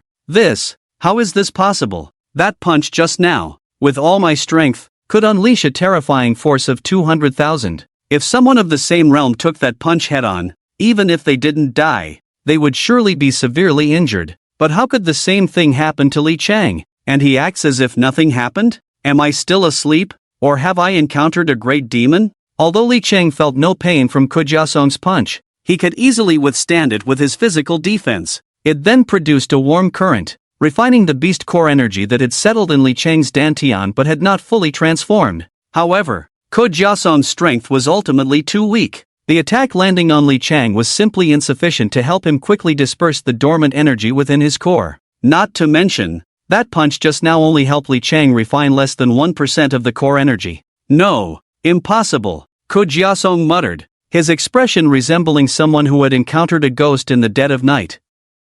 Trembling all over. Following that, he exerted all his strength, both fists striking out, the wind howling like crashing waves. Bang! Bang! Perhaps driven by the life and death crisis, Ko Jiasong felt he had unleashed a power stronger than usual, actually forcing Li Cheng to take half a step back. Not bad, not bad. Li Cheng's smile grew increasingly intriguing, but, if your strength is only this much, then it really disappoints me. Alright, I'm tired of playing. 3,000 infernal flames. With that, Li Cheng suddenly struck. In an instant, he seized Ko Jiasong's throat, meeting his terrified, horrified gaze. A strange, eerie black infernal flame surged up. In a moment, the black infernal flame completely engulfed and burned Ko Jiasong, soon transforming into black smoke that seeped into Li Cheng's body through his pores. At the same time, a crisp notification sound from the system rang in his ears. Ding! Congratulations to the host for successfully using 3,000 infernal flames to devour a third-tier martial artist, rewarding the host with 18,000 experience points. Only 18,000 experience points? That's clearly much less than the experience points gained from devouring the previous third-tier martial artist. It seems that even if I scare such weaklings out of their wits, it won't bring me more experience rewards. Li Cheng stroked his chin, quietly feeling the increase in experience points after devouring Ko Jiasong. Then, he turned his attention inward, beginning to observe the beast core within his dantian. Moreover, the attack from Ko Jiasong is still far from helping me quickly disperse the silent inner energy. Li Cheng pondered slightly. Additionally, according to what Ko Jiasong said, in the outer area of the exam, I don't know how many warrior teams are lurking, eager to pick up the scraps from this group of students. Suddenly, Li Cheng's eyes lit up, a murderous aura radiating from him, a smirk forming at the corner of his mouth. However, who is the hunter, and who is the prey? It remains to be seen. Ha ha ha. As the words fell, Li Cheng's figure darted forward, disappearing into the dense forest ahead in a few leaps. Li Cheng began to run wildly along the edge of the examination area once more. However, unlike the first time when he sought a quiet place to avoid being discovered by the examiners and training camp instructors, this time, Li Cheng was more in the role of a hunter. Far from the heavily monitored examination site, Li Cheng truly felt a sense of freedom, as if the sky was high enough for birds to fly and the sea wide enough for fish to leap. Especially after the snake blood tempering and the nurturing of his inner Dan, Li Cheng could clearly feel the energy within him surging like a thick thigh, constantly washing over him. The sun and moon traverse the heavens, rivers flow across the land. This made Li Cheng's vitality incredibly vigorous, making him feel like an ancient beast. After the snake blood tempering and the constant enhancement from the transformation technique, Li Chang could distinctly sense that his physical strength had reached the limit achievable at the 5th stage of the martial master realm. Now, what Li Chang lacked was refining the inner Dan within him, not missing any opportunity to devour warriors to gain more experience points, breaking through his current realm to reach the 6th stage of the martial master realm. This demon beast's inner Dan is truly a rare treasure in the world. Just the demon Dan condensed from the demon soldier level red blood giant python possesses such fierce and domineering energy. However, humans and demons are on different paths, although the system can perfectly transfer the rejection reaction side effects to those two old beasts, Li Shangbin and Li Ruilin.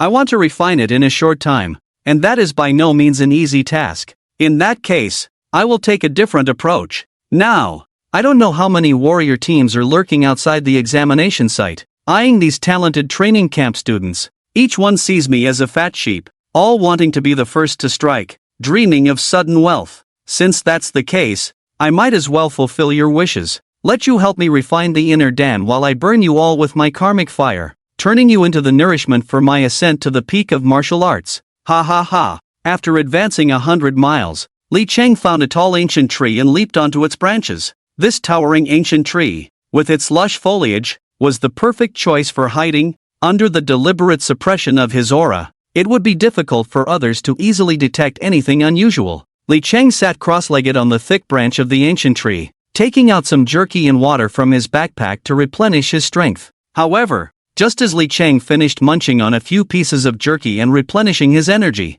he faintly heard rustling sounds coming from below the tree. Clearly, someone was approaching. Peering through the dense leaves, Li Chang looked down. He saw two young men, looking sharp-nosed and beady-eyed, walking towards him. With the enhancement of the Devil's Wrist, tenfold insight, Li Chang could roughly determine that these two were merely at the 2nd stage of the martial master realm. In terms of strength, they were far inferior to Kujasong, whom Li Chang had dispatched with a single move. One of them was looking around, whispering, "This is really strange." The marks left by the Ku brothers indicate that the training camp student should be active around here. I've searched a large circle, yet I haven't seen a single ghostly shadow. Another person frowned upon hearing this and angrily said, "Since that's the case, let's split up and search. Our team of warriors is still too small, even if we act in pairs. We can't compare to the other teams. It's rare to encounter such a big fat sheep. We mustn't let the other teams get to it first." Upon hearing this,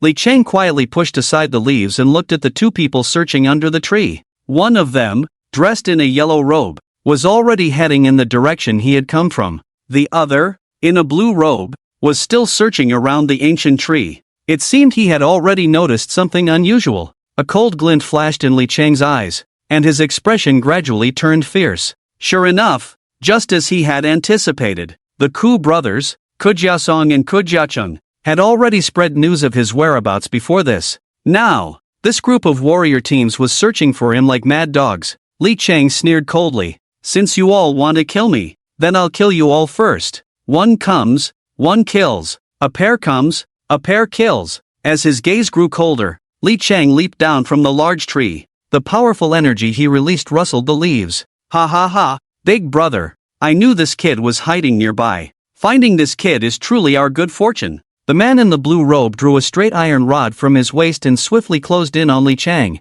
Straight rod technique. Snowflakes covering the top. Although the blue-robed man spoke arrogantly, he did not dare to be careless. He immediately activated his innate skill, making the iron rod in his hand whistle as he swung it. The rod technique was impressive, executing strikes, lifts, cuts, rolls, and thrusts with a certain finesse. The heavy iron rod, weighing 1,000 pounds, seemed light in his hands, showcasing astonishing skill. "Second brother, no more talking. Quickly take down this Li Chang. We mustn't let the other teams discover us. This fat sheep, we brothers will quietly devour." In the distance, the man in the yellow robe, hearing the sounds of fighting, rushed over. After a few leaps, he was already behind Li Chang. The yellow-robed man pulled out the iron rod at his waist and, using the same technique, swung it down hard at the back of Li Chang's head, the air bursting with a sharp sound like a raging mountain flood. Fierce and overwhelming. Straight rod technique.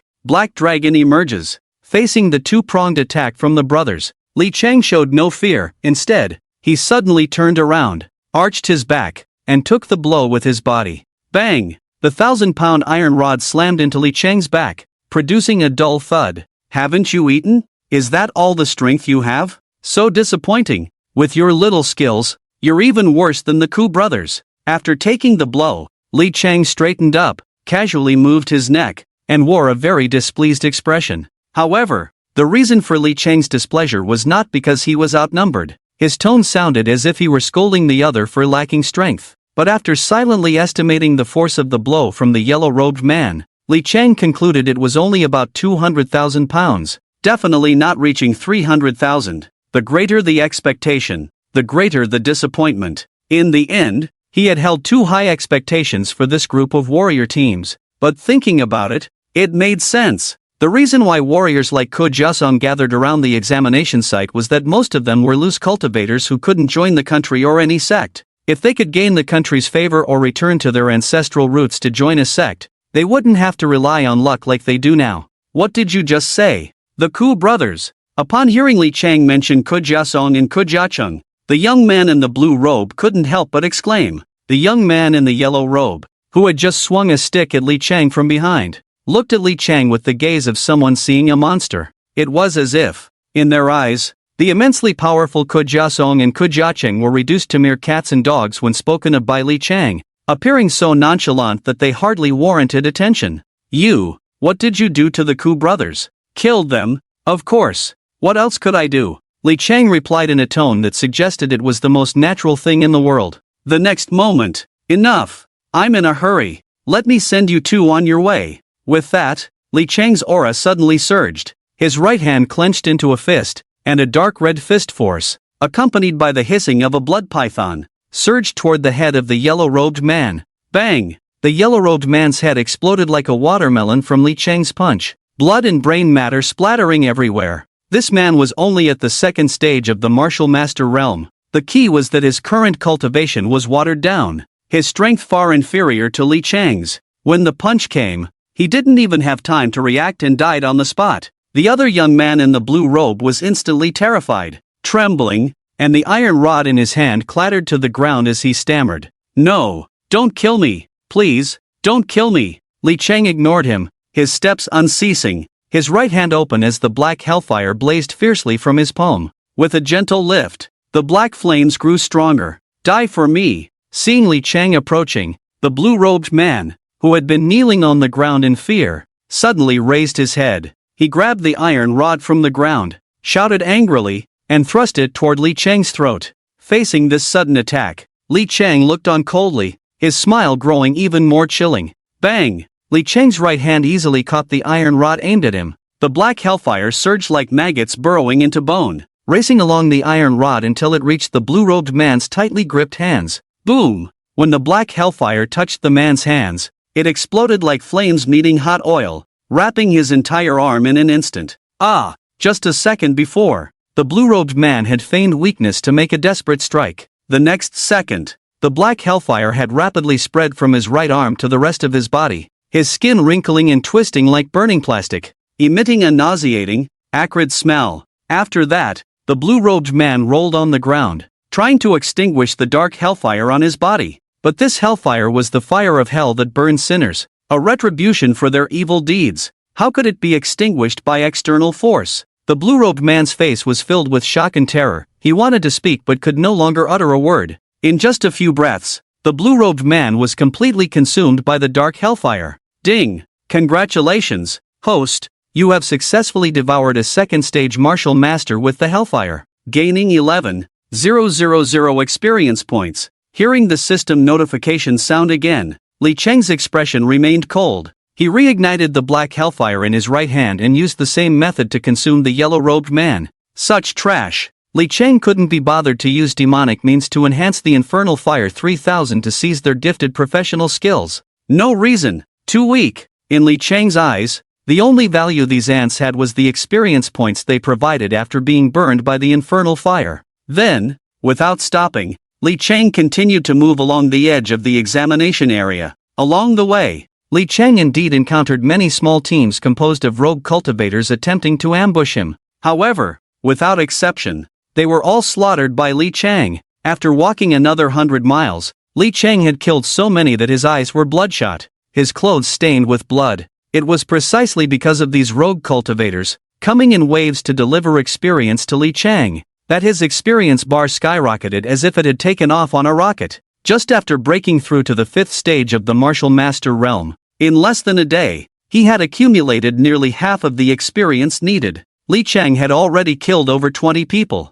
Almost every mile he walked, someone would catch up, wanting to kill him. 10 steps, 1 kill, 1,000 miles, no trace left. As Li Chang walked this bloody path, it was far more exhilarating than when he was killing for money in the underground black market. In the underground black market, Li Chang had to carefully plan to ensure he could escape the Special Operations Bureau's pursuit and interrogation. But in the wild, there were no legal constraints. He could kill however he wanted. Killers are always killed. Li Chang didn't care where they came from or what their identities were. As long as they had the intent to kill him, then Li Chang was no saint. Since you want to kill me, then I'll kill you first. That's only fair. As the sun set, Li Chang squatted by a mountain stream, cupping water in his hands to wash his face, calming his overheated brain. At this moment, his black combat suit was completely soaked with blood, and clots of reddish-brown blood were falling off as he moved. Refreshing, absolutely exhilarating.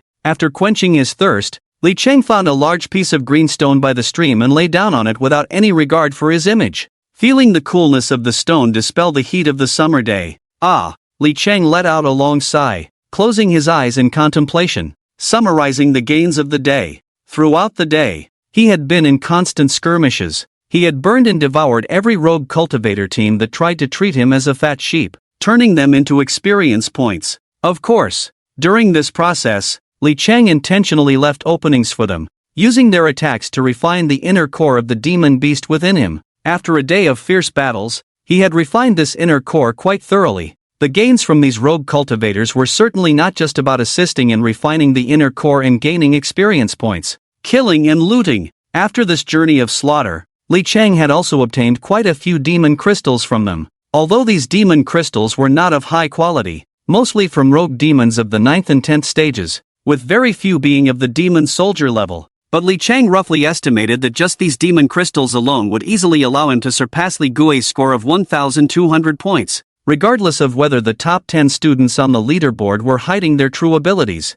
one thing was certain: the first place was firmly in Li Chang's grasp. At that time, in the Genius Training Camp, overall ranking of the entrance examination, student, Li Chang, points, 783, ranking, 18th place. Looking at the leaderboard, Wu Wenru, despite having not slept all night, had his eyes wide open, mouth agape, nearly dropping his jaw to the ground. In fact, Wu Wenru even rubbed his eyes and looked again at the leaderboard, as if doubting whether he had misread it after staying up all night. On the 3rd day of the assessment, a trainee who was thought to be destined for elimination unexpectedly soared like a rocket, achieving the astonishing feat of climbing to the 18th position on the leaderboard in just one day. This was the 18th position on the overall leaderboard. Such a remarkable achievement, regardless of which cohort of trainees it was undoubtedly a miracle that could astonish everyone. Who the hell can tell me? Who is this guy named Li Chang? What is his background? How can he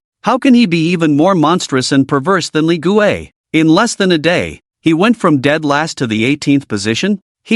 Isn't the Li clan just cheating at this point? As the gatekeeper for the top 10 positions in the training camp, Wu Wenru felt more pressure than anyone else right now. He was completely panicked. He thought that with his score of 1,012, he could easily secure the 10th position on the overall leaderboard. He never expected that Li Chang, this great prodigy, would emerge halfway through. In less than a day, he had racked up 783 points. Although he didn't know how Li Chang managed all of this, if he could maintain such an efficient pace of earning points afterward, then forget about the top 10. He might even surpass Li Gui and take the first position on the overall leaderboard. My God, with a day and a half left in the assessment, if Li Chang keeps this up, forget about the top 10, he might really overtake Li Gui and become the new number 1. Are all the people from the Li family this monstrous? I heard from others that Li Chang has severed ties with the Li family, since both sides have no connection. Where did Li Chang get the massive resources needed for martial arts training?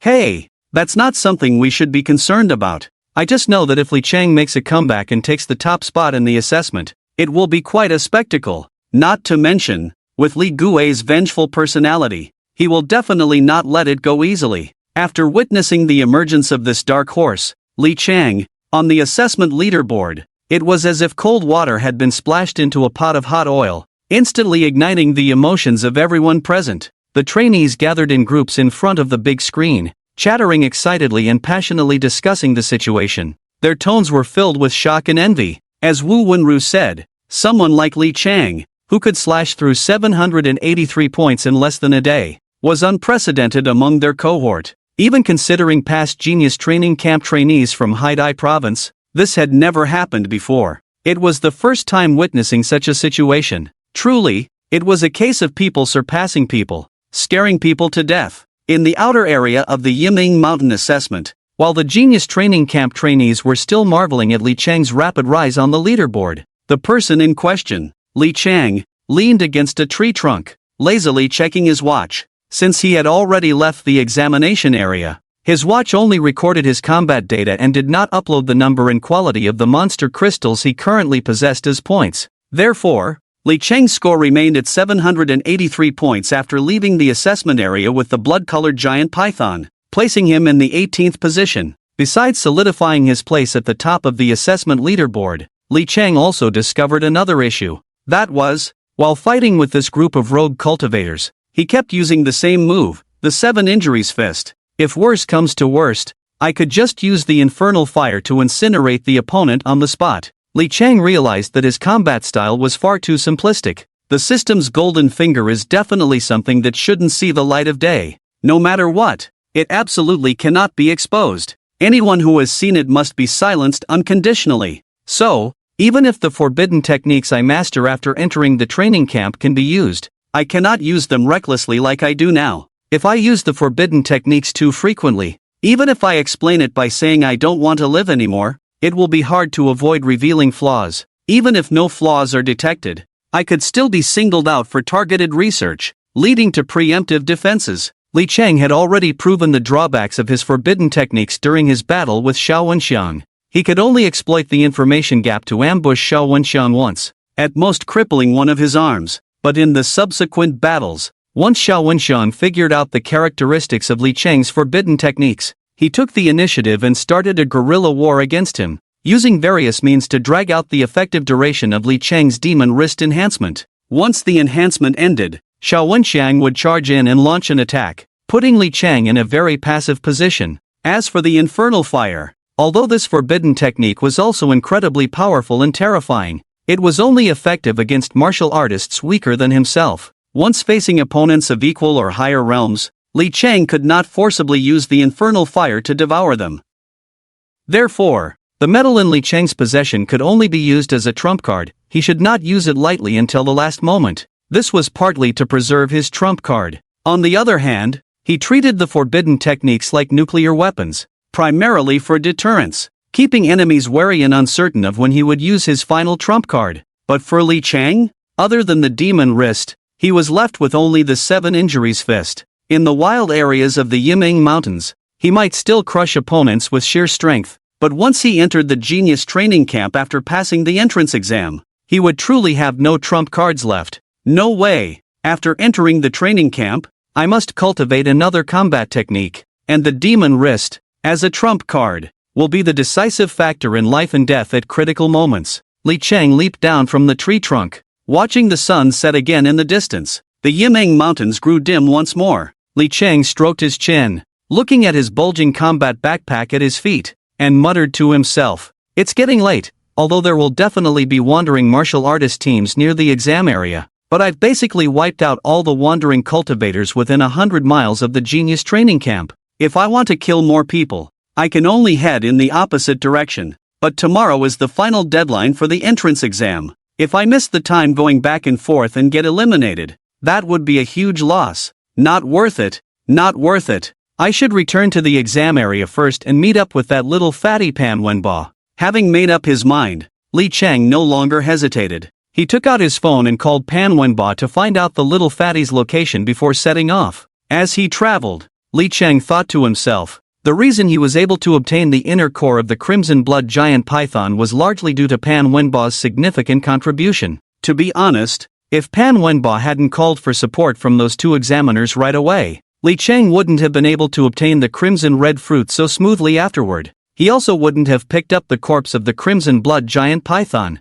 gaining the demon crystal, inner core, and python blood treasures that were immensely beneficial to him. They say that one should not forget the well digger when drinking water. Li Cheng looked at the considerable amount of inner Dan energy still left in his body, waiting to be delivered to him during their meeting. However, Li Cheng had learned from the system that to transfer the inner Dan energy to that little fatty, he actually needed to use a specific gesture. If the posture was even slightly incorrect, the inner Dan energy would not be purified by the system's golden finger. At that time, the rejection reaction from the light demon beast's inner Dan could very well drown Pan Wenba alive. What embarrassed Li Cheng was that the special gesture required by this damn system was somewhat perverse. It actually required him to hold the other person's hands tightly with all 10 fingers. Just as Li Cheng was mentally composing a little essay about the system's perversion and cursing it wildly, he saw Pan Wenba, that little fatty, far away, engaging in a flashy duel with a peak 10th tier demon beast,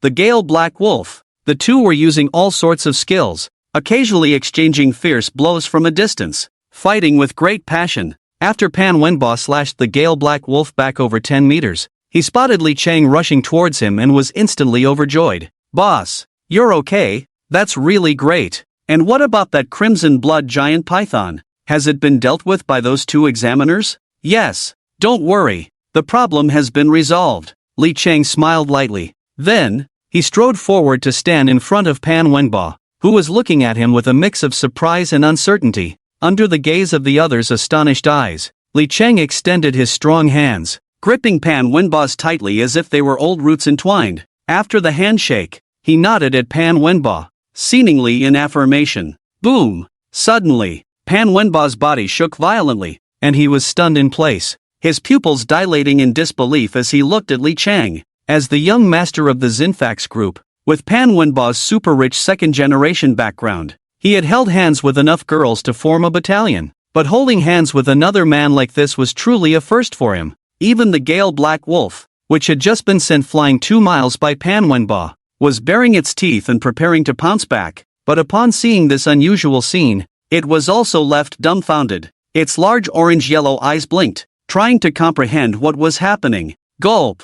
Pan Wenba swallowed hard, his throat moving. No wonder, on the flight, he had sent so many uniformed Black Stockings flight attendants to deliver meals to Li Cheng's first-class cabin, looking down at him. But every single one of those Black Stockings flight attendants had been kicked out of the first-class cabin by Li Cheng after serving the meals. Not a single one caught his eye. It turned out, Li Cheng was actually into men. What a surprise! This was really a steel pipe poking a frog. "You are truly amazing." Meanwhile, he was still fighting for his life against the Gale Black Wolf in the jungle. Suddenly, the boss popped out and pulled off such a bold move. Such audacity left Pan Wenba completely flabbergasted. At this moment, he was in a fierce internal struggle, recalling his father's earnest teachings on the flight. If he remembered correctly, if he wanted to deepen his relationship with a prodigy like Li Cheng, it seemed he would have to sacrifice a bit of his own self for the greater good. Moreover, during today's camp assessment, Li Cheng had clearly shown an intention to support him. He was just responsible for the back while Li Cheng was in front, wreaking havoc.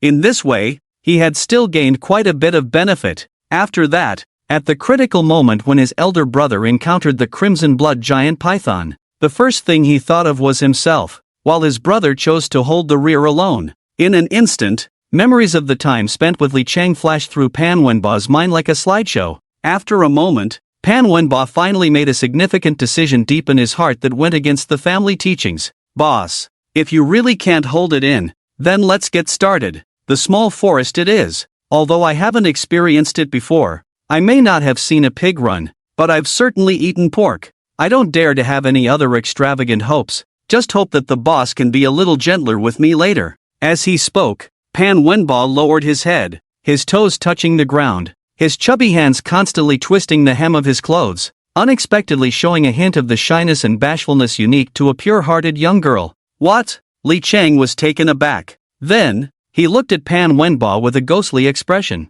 as if he was trying to digest what he had just said. "Oh, right, boss, here." Just when Li Cheng was in doubt, Pan Wenba proactively shoved a blue lid, a small square plastic box into Li Cheng's hands. What is this? Looking at the small plastic box in his hand, Li Cheng's eyelids twitched as he asked back. Vaseline. Pan Wenba's face turned pale. Boss, you don't want to go hard and take the dry route, do you? No way. Without lubrication. That's not going to work. Li Cheng. Li Cheng quickly loosened his grip as if he had been electrocuted, then kicked Pan Wenba away. As for the swift black wolf, it seemed to have seen something it shouldn't have and howled as it ran far away. Wait a minute, boss. I feel my blood suddenly becoming unusually active. I can feel it. I have a feeling now. Pan Wenba rubbed his sore but that had been kicked, preparing to complain about how rude Li Cheng was, lacking any sense of romance. But then, Pan Wenba felt that the blood that had been calm for so long suddenly became extraordinarily active at that moment,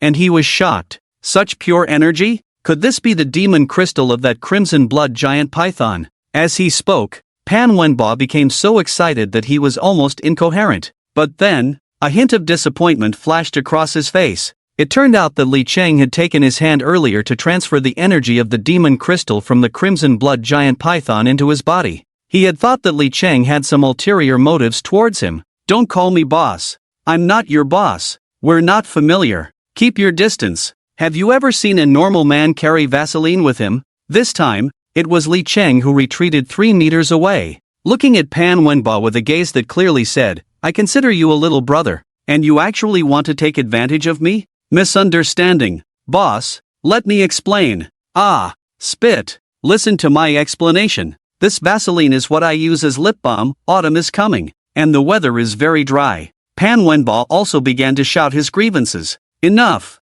Don't talk to me about all this nonsense. I was able to deal with that crimson blood giant python, and you contributed as well. Just now, I transferred the energy of that demon soldier into your body, and with that, you should be able to break through to the second stage of the martial master realm. Li Cheng was too lazy to waste more words with this lively character. Waving his hand as if shooing away a fly, Pan Wenba was stunned for a moment. Then he seemed to realize something, quickly calming his mind, sitting cross-legged, and began to break through. Li Cheng also closed his eyes and sat cross-legged, but his spiritual energy spread outwards, covering a radius of 10 miles to protect Pan Wenba. After about 6 hours, an excited shout came from not far away. Boss! As Li Cheng opened his eyes, he saw Pan Wenba running towards him with an excited expression, and then he embraced Li Cheng tightly. Boss! You are truly my dear boss. Do you know? I've been stuck at the first stage of the martial master realm for so long,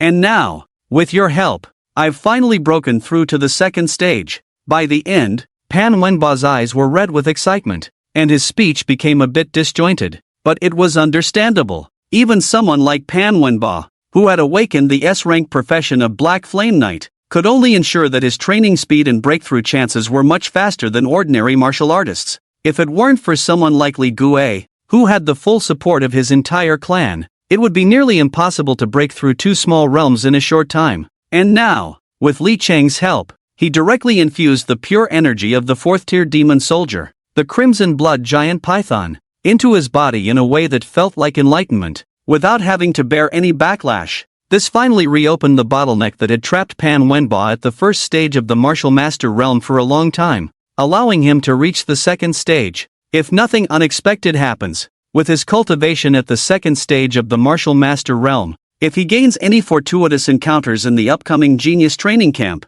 completing another breakthrough would not be impossible. And entering the Yanhuang Martial Academy in the Huaxia Grand Examination would also be within reach. Alright, that's enough. Just let go. Hurry up and release me. We're in the deep mountains and forests, so don't do anything inappropriate. Li Cheng pushed Pan Wenba away with a look of disdain. No, from now on, you are my dear boss. No one can separate us, not even the King of Heaven. Just as Li Cheng pushed Pan Wenba away, Pan Wenba clung to his thigh like an octopus in excitement. Get off! Looking at the clingy Pan Wenba, Li Cheng was filled with black lines on his forehead. However, although Li Cheng pretended to be annoyed, he secretly enjoyed this playful banter with his brother. Throughout his life, Li Cheng had rarely experienced the warmth of human relationships and had seen too much betrayal and hurt. But with Pan Wenba, this little chubby guy, they had formed a bond through their playful interactions. Especially with Pan Wenba's quirky and playful personality,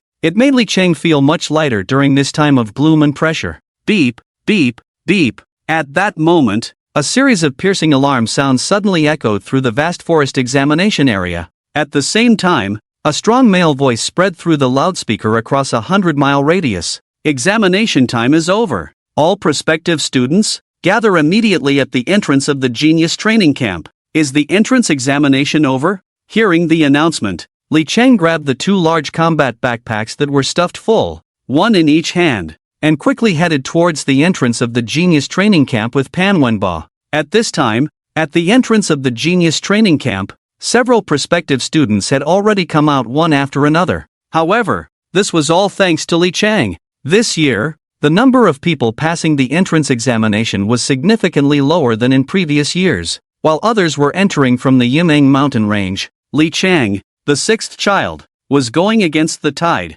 starting from the exit and heading towards the entrance. Wherever the naked eye could see, as long as they were captured by Li Cheng as prospective trainees, whether they acted individually or in small teams, they could not escape. Li Cheng seemed to transform into a ruthless, large, sharp sickle, harvesting the prospective trainees who had endured countless hardships. It was only after Li Cheng felt that the most plump chives ahead had been mostly cut down that he turned his attention to the remaining seedlings, which, even if they poked their heads out, showed no signs of being fruitful. At this point, Li Cheng had not caught this new batch of chives for a while. Instead, he set his sights on those scattered teams lurking around the perimeter of the assessment area, eagerly hoping to pick up the spoils. This led to the originally hopeless prospective trainees, seeing the empty training camp entrance, revealing excited expressions as if they had stumbled upon a great bargain. Li Cheng's expression was indifferent as he looked around. Unexpectedly, Zhao Jianrun was among them.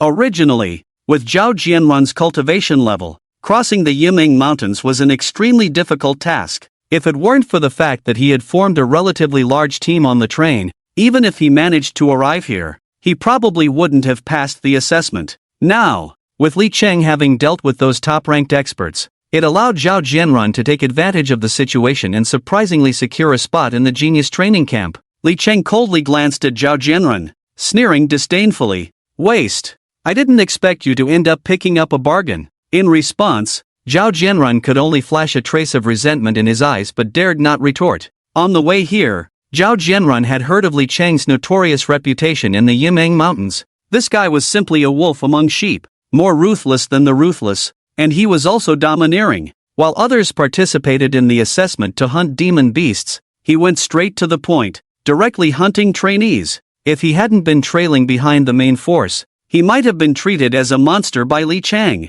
Thinking of this, Zhao Jianren felt a wave of fear. He gritted his teeth and lowered his head. From start to finish, he didn't even have the courage to meet Li Cheng's gaze, let alone argue back. Li Cheng, on the other hand, remained indifferent and slowly withdrew his gaze. A tiger, would it turn back just because a dog barked? Li Cheng didn't take a clown like Zhao Jianren seriously at all. A total of 53 demon crystals, including 12 7th-tier scattered demons, the rest being 6th to 4th-tier scattered demons, totaling 56 points, consistent with the points on your assessment watch. Passed the assessment. Next, Zhao Jianrun.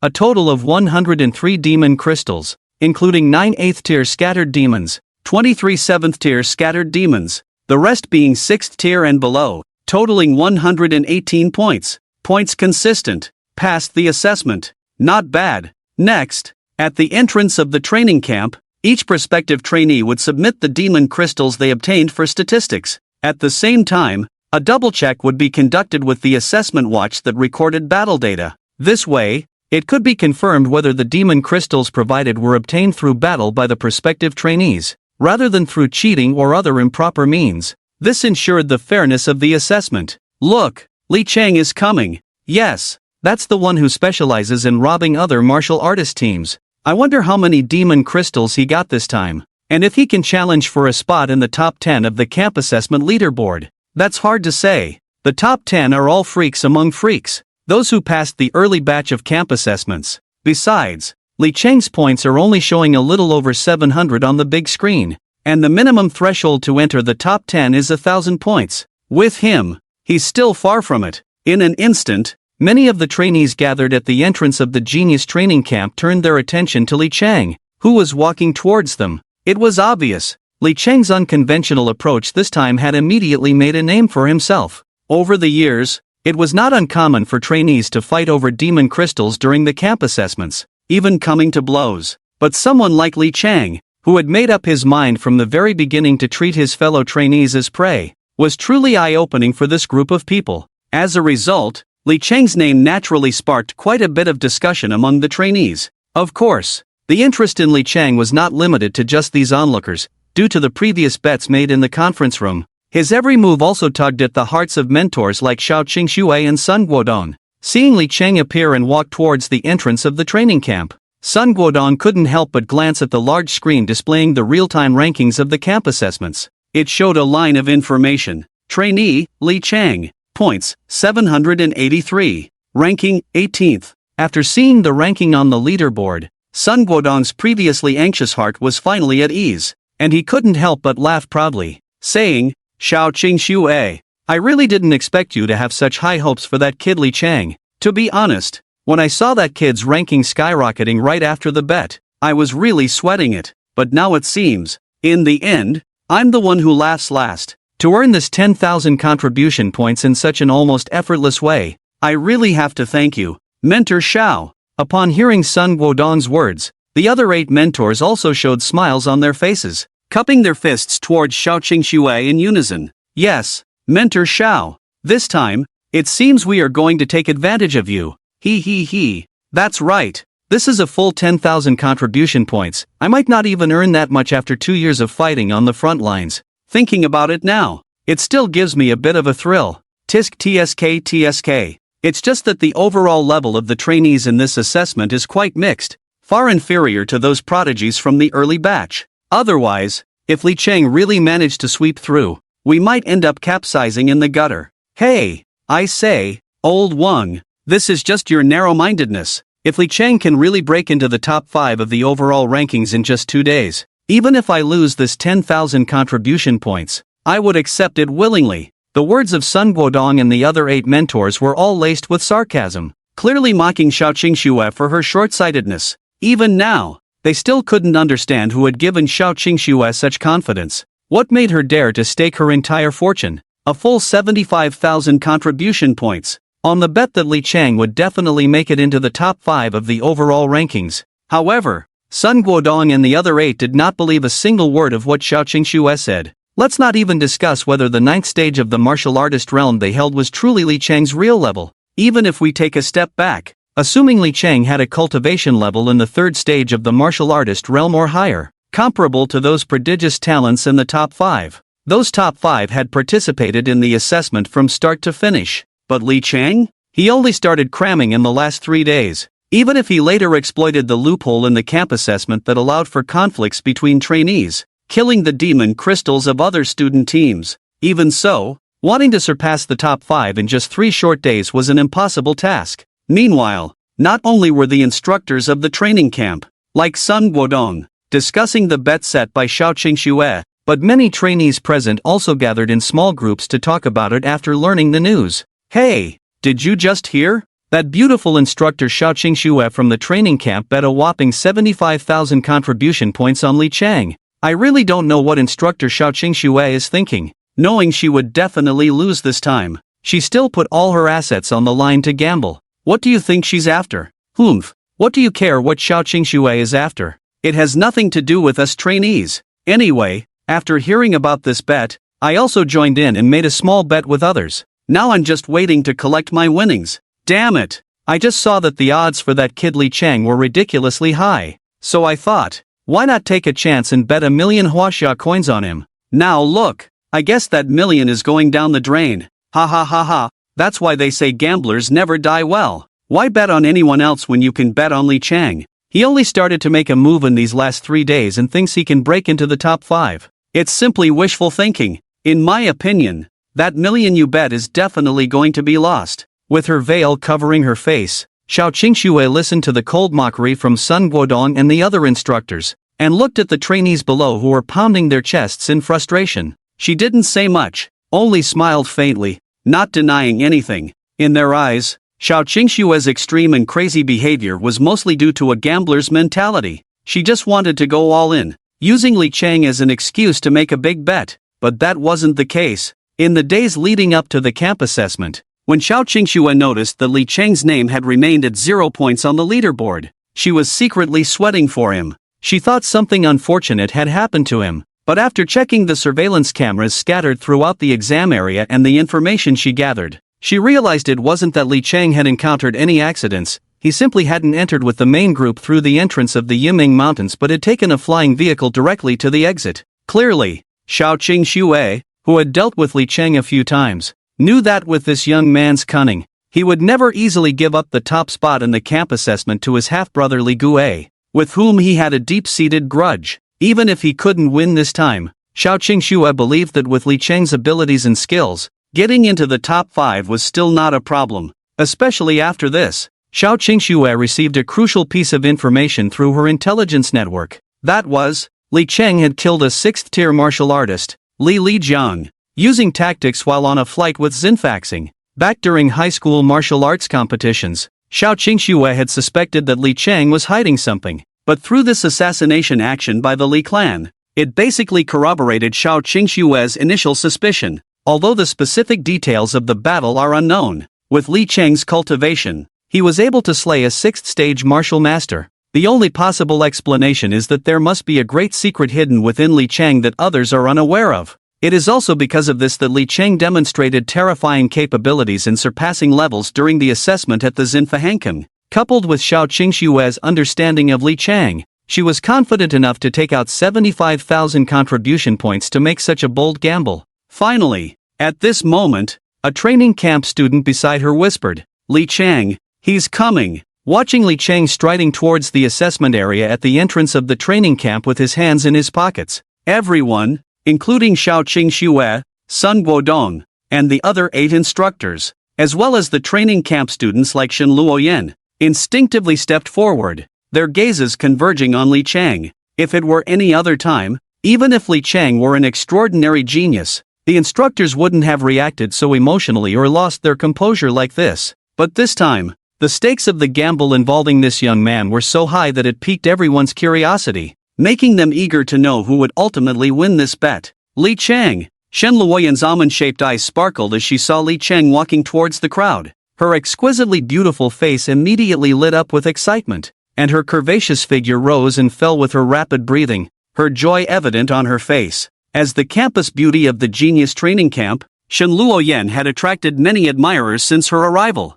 Now, seeing her goddess act so helplessly in front of Li Chang, the envious suitors were practically drooling with jealousy. One couldn't help but wonder, what kind of luck had Li Chang stumbled upon? Not only was he valued by Xiao Qingxue, a mentor from the Yanhuang Martial Academy, but even Shen Luoyan, the little princess of the Shen clan, held him in high regard. It truly was a case of people are infuriatingly different, and goods should be discarded if compared. As for Sun Guodong and the other 8 instructors, upon seeing Li Chang approach them empty-handed, their hearts surged with excitement. Although Li Chang had scored 783 points on the first day of the assessment, which had greatly exceeded their expectations, they had once worried that if Li Chang continued to earn points at such a rapid pace, he might actually break into the top 5. However, this rapid increase in Li Chang's points only manifested on the first day. After that, for some unknown reason, Li Chang's points suddenly stopped increasing, remaining at 783 until the end of the assessment.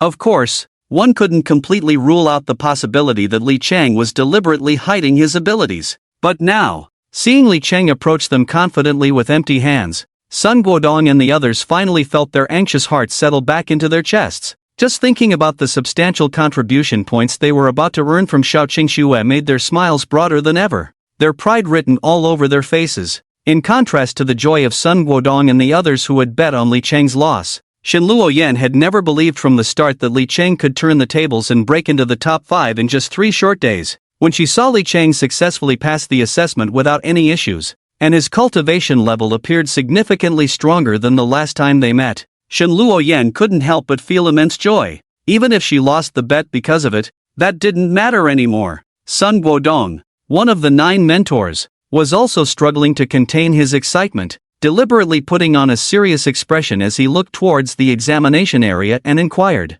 "Examiner, has the statistical verification work been completed? If it has, then let's announce the overall rankings now. Let's see which students made it into the top 5. The examiner nodded and then turned his gaze to Li Chang. "Li Chang, right? Hand over all the demon crystals you've obtained this time." Li Chang did not respond. He simply placed the combat backpack he was carrying onto the table, then glanced at his watch and said to the examiner, "Please wait a moment. What's the matter?" Before Li Chang could finish speaking, Sun Guodong stepped forward, snatched the backpack from Li Chang's hands, and opened it, immediately letting out a sneer. He then turned the backpack upside down. Colorful demon crystals clinked as they were poured into the alloy barrel, forming a small pile that nearly filled a third of the barrel. While the quantity was not small, a rough estimate suggested it wouldn't exceed 800 points. Not only was it unlikely to secure a spot in the top 5, but it probably didn't even meet the threshold for the top 10. Is that all? Seeing the demon crystals in the alloy barrel, the other 8 mentors also looked displeased, glancing at Li Chang and saying, "Li Chang, our time is very precious. Let's hurry up and move on to the ranking announcement." At this moment, Sun Guodong casually tossed the empty backpack aside and continued to mock. "Li Chang, I might as well tell you directly. Earlier, I bet 75,000 contribution points with Xiaoqing Xue, not betting on anything else, just whether you can make it into the top 5. "What?" Li Chang was taken aback, then looked in astonishment at the cold figure veiled in sheer fabric not far away. Clearly, he was equally surprised that Xiaoqing Xue would place such a heavy bet on him. Not only that, even the assessment students who had just emerged from the Yiming Mountains looked horrified, with some even doubting if they had misheard. That was a full 75,000 contribution points. In Huaxia, martial artists could earn contribution points either by offering rare materials, secret techniques, and precious items, or by fighting on the front lines of the human and demon battlefields, or by exploring unknown secret realms hidden in various perilous locations on Blue Star. It was easy to see how difficult it was to obtain contribution points, enough to leave one speechless. And now, Xiaoqing Xue had directly put up 75,000 contribution points as a bet. Such a bold move could easily drop jaws. At this moment, the mentor from the training camp who had spoken earlier let out a hearty laugh. "That's right. The other mentors and I collectively bet 75,000 contribution points on whether you can make it into the top 5. From the looks of it now, I think the outcome of this bet is already a foregone conclusion. Once the examiner verifies the number of demon crystals you've obtained this time, I fear I will make a hefty profit from Xiaoqing Xue." Hearing the words of the black-robed mentor in front of him, Li Chang, still in shock, quickly regained his composure. At the same time, his expression towards this black-robed mentor grew increasingly strange.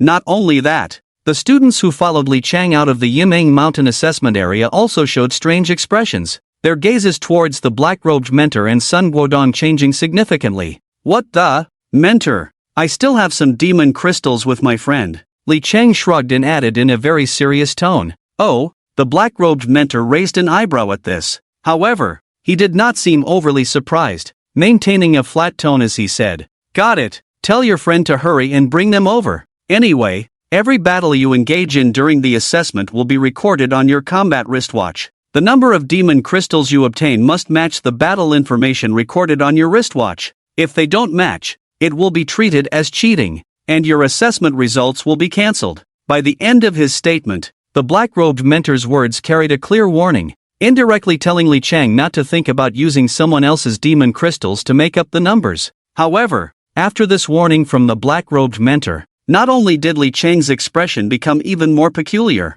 but even the assessment students who had followed him out of the Yimning Mountains couldn't help but stifle their laughter, wanting to laugh out loud but daring not to. As a result, some of the onlookers turned red in the face, some even turned their backs, fearing that their current expressions would catch the attention of mentors like Sun Guodong. At this moment, Xiaoqing Xue, who had been silent, also sensed the strange atmosphere in the room, so she looked at Li Chang and said, "Li Chang, this bet is purely my personal action. You don't need to worry about it. You just need to take out all the demon crystals you have for the proctor to count." "Alright." Li Chang nodded and then waved to the crowd behind him. "Pan Wenba, hurry and bring over my combat backpacks. Don't keep the mentors waiting." As Li Chang's shout fell, the crowd behind him automatically parted to the sides, a chubby little boy appeared, carrying an oversized combat backpack on his back, with each hand holding another backpack, puffing and panting as he jogged over. The 3 combat backpacks that Pan Wenba brought were all stuffed to the brim,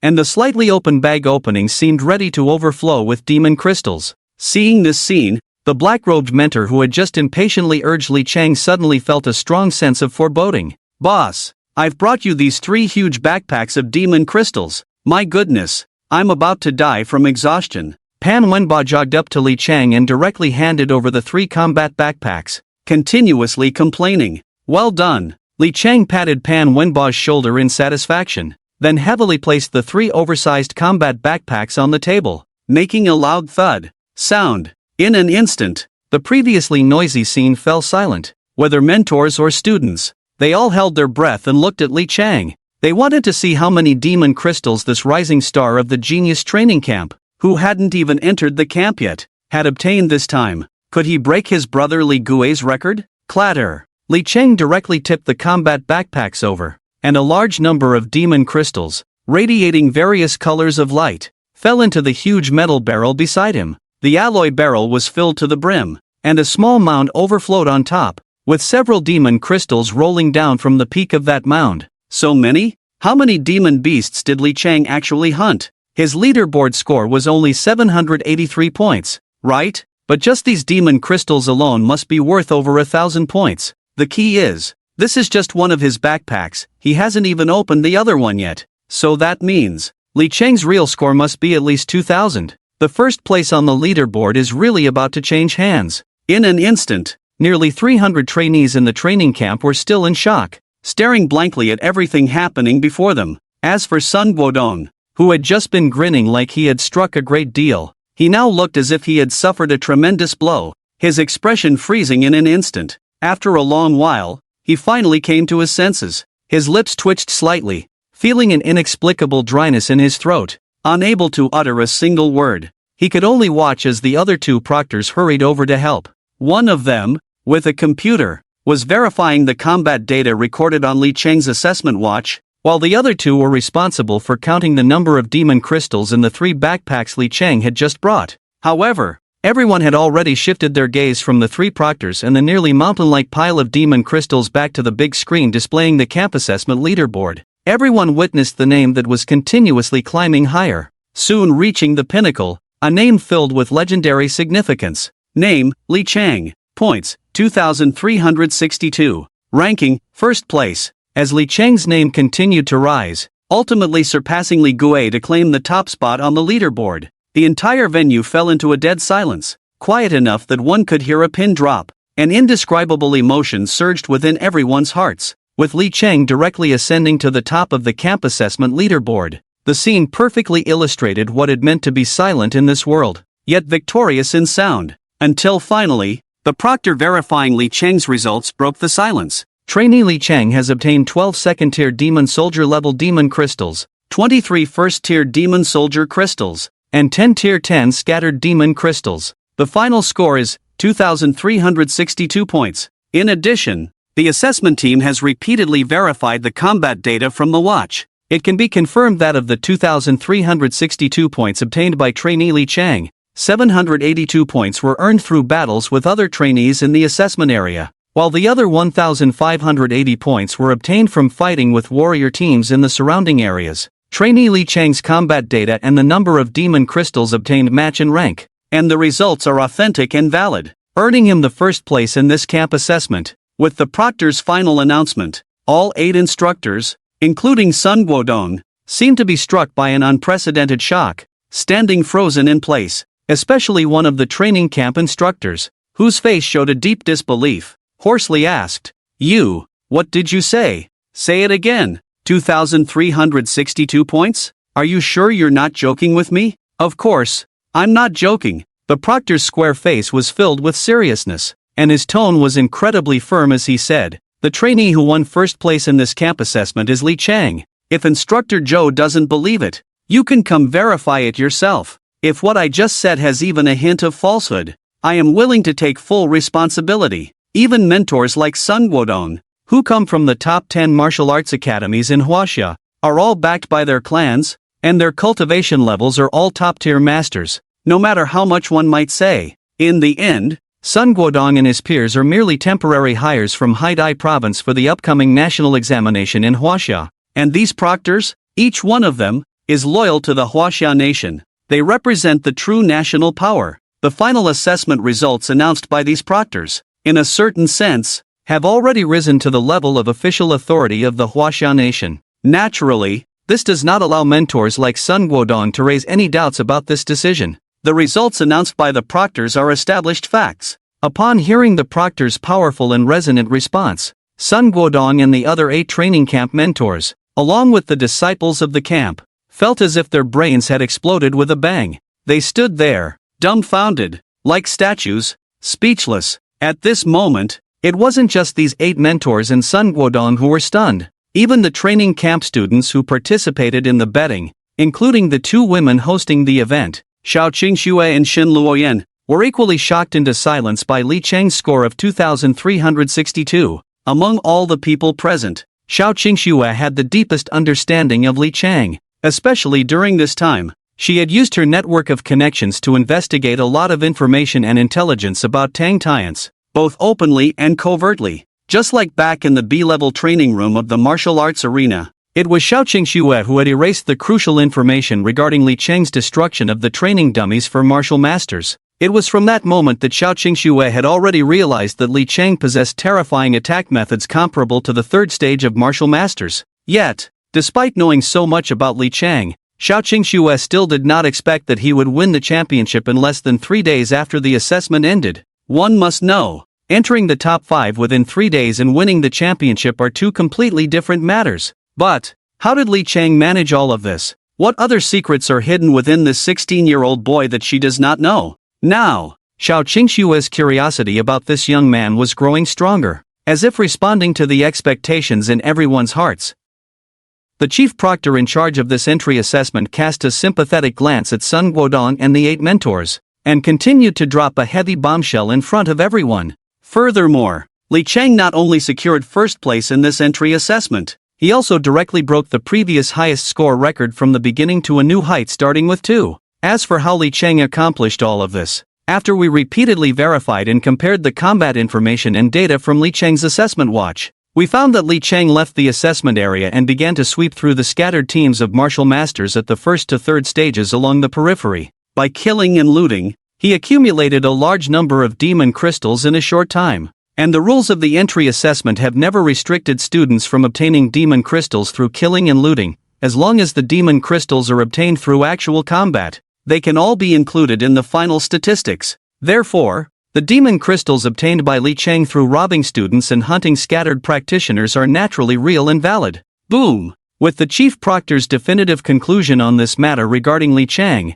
Sun Guodong and the other 8 mentors, as well as Xiao Qingxue and Xin Luoyan, all revealed a deep shock on their faces. Although many had speculated before that Li Cheng's method of obtaining so many demon crystals must be quite wild, they never expected it to be this wild. Not only did he treat other students as wild monsters to farm in the examination hall, but he was also not satisfied after finishing in the exam room. He directly set his sights on the group of rogue martial artists outside the examination hall. With such bold moves, it was no surprise that Li Cheng achieved a record-breaking score of 2,362 points, the highest since the training camp was established. One could say that this score of 2,362 was not Li Cheng's limit, but rather the limit of the examination time. If Li Cheng had chosen to act on the first day of the assessment instead of waiting until there were less than 3 days left, who knows if he could have set a record starting with 2, 3, or even 4. After hearing the chief examiner recount the reasons behind Li Cheng's high score,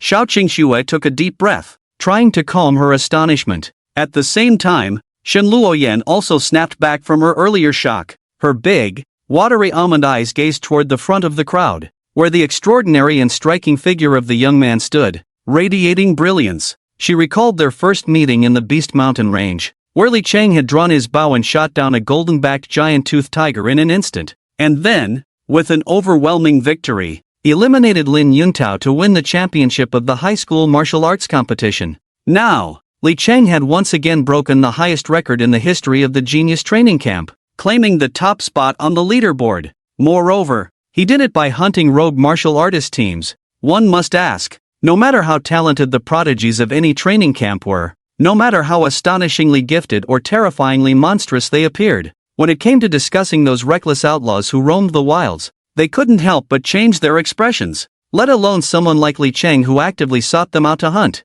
They probably only dared to move within the tightly controlled examination halls, fearing being surrounded and attacked by those outlaws. Only Li Cheng. For so many years, he was the only one brave enough to do so. After taking several deep breaths, Xiao Qingxue finally forced herself to suppress her shock. She then looked at Sun Guodong and the others, who were so stunned by the scene before them that they seemed almost like clay statues, and sneered. Sun Guodong and the other 8 colleagues, I'm truly sorry. Just now, you called me a waste, a piece of trash, an ant. This time, not only did I win the championship of the entrance examination, but I also broke the highest score record since the training camp was established. Calculating this way, you not only have to face the consequences of your previous boasts but also lose a considerable amount of contribution points to me. Upon hearing this, Sun Guodong and the other 8 mentors immediately woke up, their faces twitching as they felt an immense pain. For this betting game,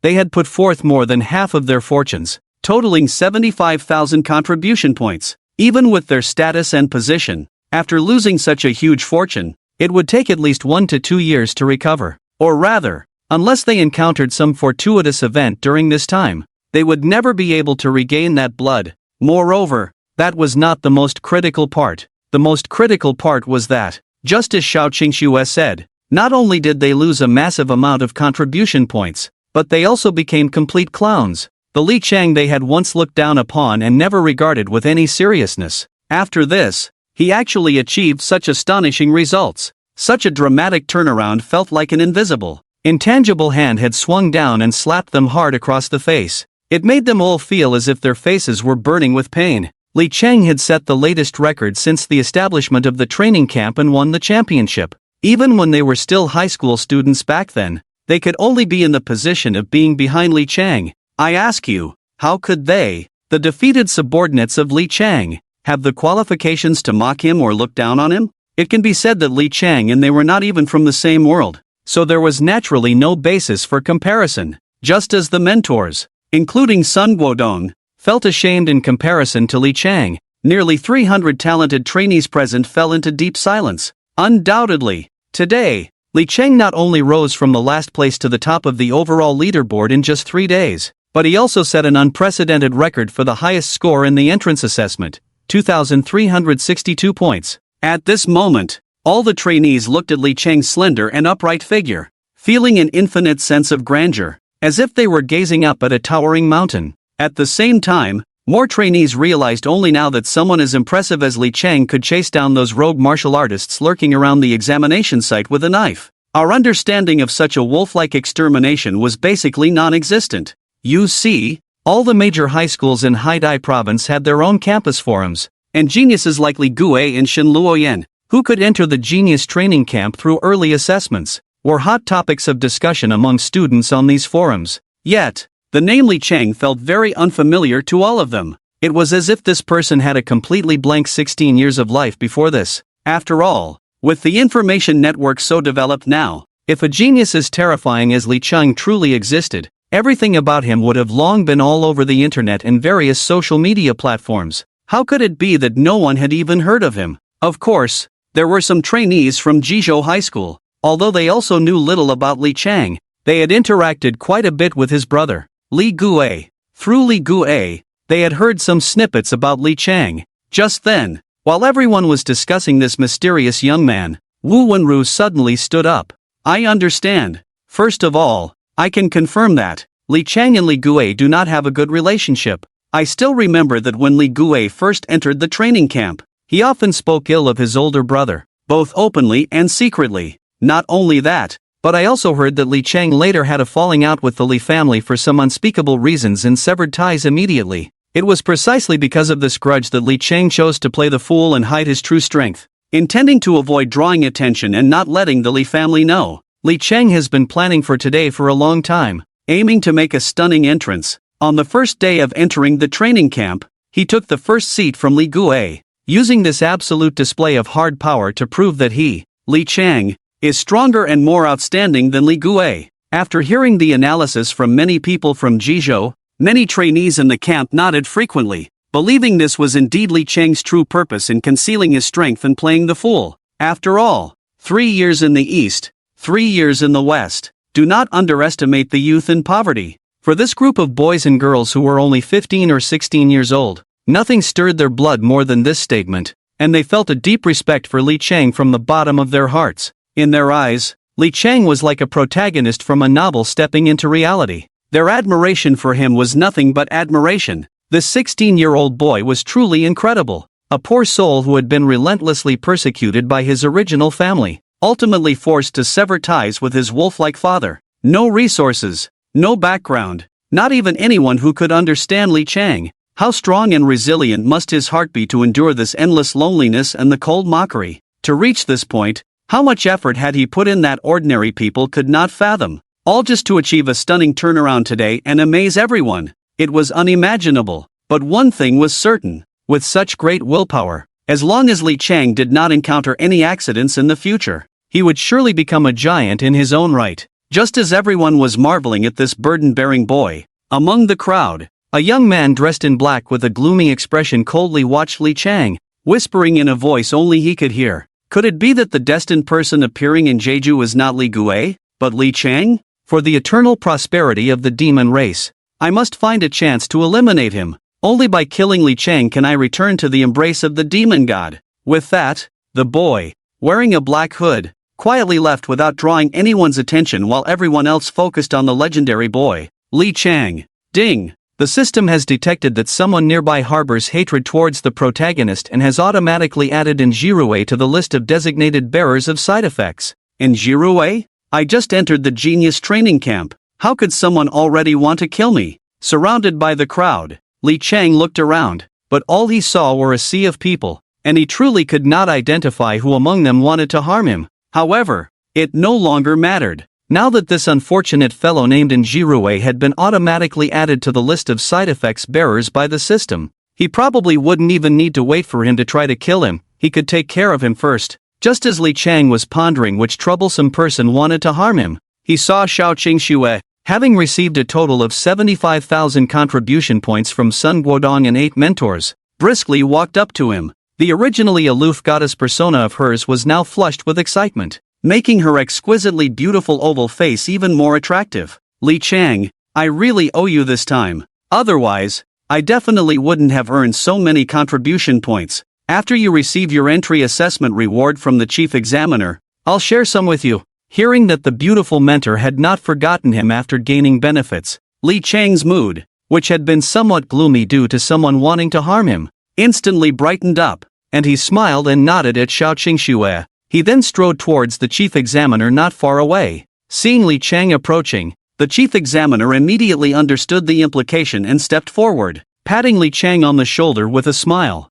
Li Chang, first of all, congratulations on achieving first place in the entry assessment. As per tradition, you can choose an A-level secondary creation combat skill. Later, you can go directly to the training camp library to select. After patting Li Chang on the shoulder and handing him the skill exchange card, the chief examiner also nodded slightly, as if to say, "Young man, I have high hopes for you." Yes, Li Chang nodded and casually put away the battle skill exchange card. According to the rules of the training camp, this time, you broke the best record since the establishment of the training camp with 2,362 points, and you will receive an additional reward. On behalf of the Huaxia Nation, I now reward you with a fragment of an S-level battle skill and this C-level space ring. Saying this, the chief examiner took out a ring that was entirely bronze in color, intricately engraved with complex runes, and handed it to Li Chang. Upon seeing the chief instructor present the bronze ring, many trainees present couldn't help but be moved, their envy almost causing drool to flow from their eyes. This was a space ring. Even though this space ring was only C-level, it was an incredibly precious treasure for any sect or the Huaxia Nation, because space rings could only be crafted by array masters. Moreover, only those array masters who had awakened an S-level space ring and mastered the laws of space could forge them. It is no exaggeration to say that the rarity of a C-level space ring is comparable to that of a 5th grade elixir. Now, It was actually given to Li Chang as a reward for breaking the historical record of the entrance examination. As for the value of the S-level battle skill, it goes without saying, even though it was just a fragment and not the complete version, its underlying value was immeasurable. Many had already realized this. Li Chang had likely caught the attention of the Huaxia officials, and this S-level battle skill fragment was probably an investment the country had made in him. As if responding to the expectations of the trainees present, the chief examiner paused and continued. Li Chang, there are some things I want to be frank with you about.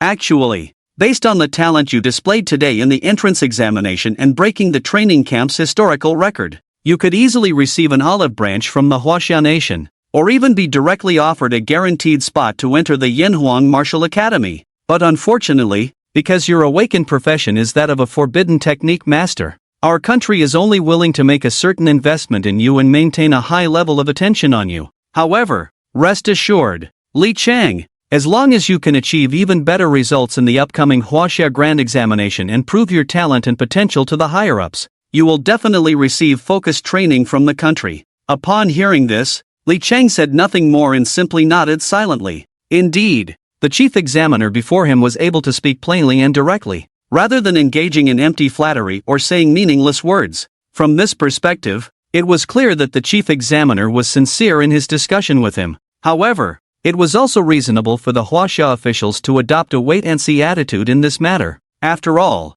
although the forbidden technique master that Li Chang awakened was classified as SSS-level and surpassed all other professions, everyone knew that this profession had a curse. It was destined not to live past 25. This was significant, as humans on Blue Star after the recovery of spiritual energy typically lived over 100 years, and those at the pinnacle of martial arts could live for several decades, while the lifespan of a forbidden technique master, at most, was just a fleeting 25 years. Although the forbidden technique master profession had severe limitations in terms of lifespan and other aspects, it did not mean that the country would not invest heavily in training. It was just that the threshold for this training was much stricter compared to other SSS-level martial artists, because for other SSS-level martial artists, the country could make long-term investments, as long as your qualifications were not too poor. The country could observe you over several decades through a steady flow of resource investment. If you really aren't cut out for it, the country can also cut its losses in time, right? But the situation with forbidden technique practitioners is different. Although, so far, we can't be 100% sure that the lifespan limit of a forbidden technique practitioner is definitely 25 years. We can only say that awakeners of forbidden techniques are extremely rare. There might not even be one in 100 million. So, we can only say that the known awakeners of forbidden techniques are all short-lived. But even so, when the country invests in forbidden technique practitioners, it is destined to be a gamble. Unlike other professional awakeners who can absorb resources over time, it's a complete gamble. If they win, it will naturally yield immense profits, and at the national level, there will be a nuclear weapon-like strategic deterrent against the demon race or other countries. If they lose, there won't even be a chance to cut losses. They will lose everything cleanly, with no place to cry. Only at the national level can there be such abundant resources and the ability to concentrate power to accomplish great things. If it were a clan force,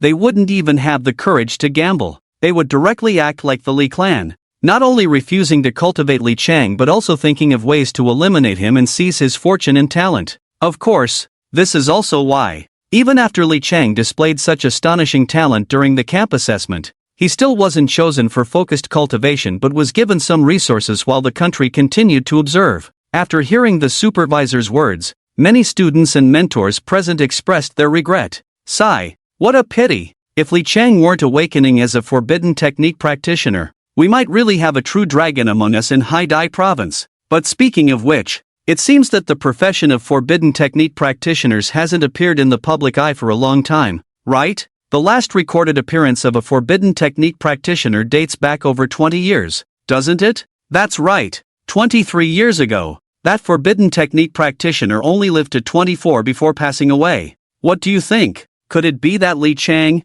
in order to break the camp assessment record, recklessly used forbidden techniques to hunt down those rogue teams? Otherwise, with his current level, I can't figure it out. How could he possibly annihilate a rogue team of comparable strength all by himself? It's completely unscientific. You're right. I also think that the reason Li Chang was able to score so high is that he is investing in his future. it's really too irrational. If you ask me, he might not even live to 24. For this group of people, attributing his achievement of 2,362 points to a reckless desire to live dangerously, Li Cheng didn't care at all. On the contrary, what he wanted was exactly this kind of effect. With this group of people backing him up, Li Cheng could also reduce a lot of unnecessary trouble. It saved him from having to explain to others why he could easily slay those rogue cultivators. As for what the supervisor said about the country needing to observe him further, Li Cheng didn't take it to heart at all. Anyway, according to the phase tasks issued by the system,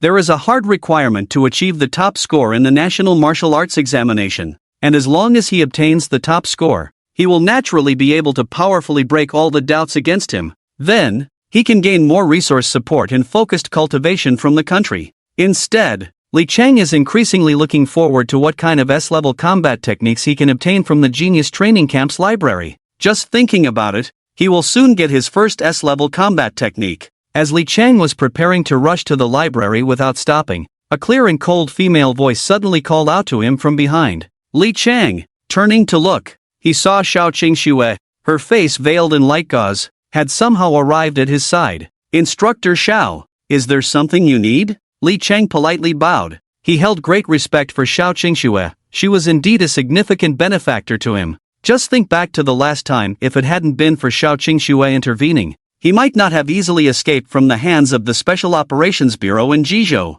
Moreover, neither Liang Ruoyun from the 3rd Division of the Special Operations Bureau nor the unfortunate Zhao Jiancheng, who took the blame for him, mentioned that he had destroyed the training dummies in the B-level training room. This meant that someone had helped him behind the scenes during the entire incident. Given his current situation, where everyone seemed to be his enemy, the only person capable and willing to help him was Xiao Qingxue. One could say that just for the matter of the training dummies, Li Cheng owed Xiao Qingxue a huge favor. Li Cheng, thanks to you, I earned 75,000 contribution points from those instructors under Sun Guodong. Once I collect the contribution points from them, I won't treat you unfairly. I'll give you 10,000 contribution points. You can go to the War Network Mall and buy whatever you need. 10,000 contribution points? Upon hearing Xiao Qingxue's words, Li Cheng's breath caught in his throat. This was a full 10,000 contribution points. If converted to Huaxia currency, based on the current black market exchange rate,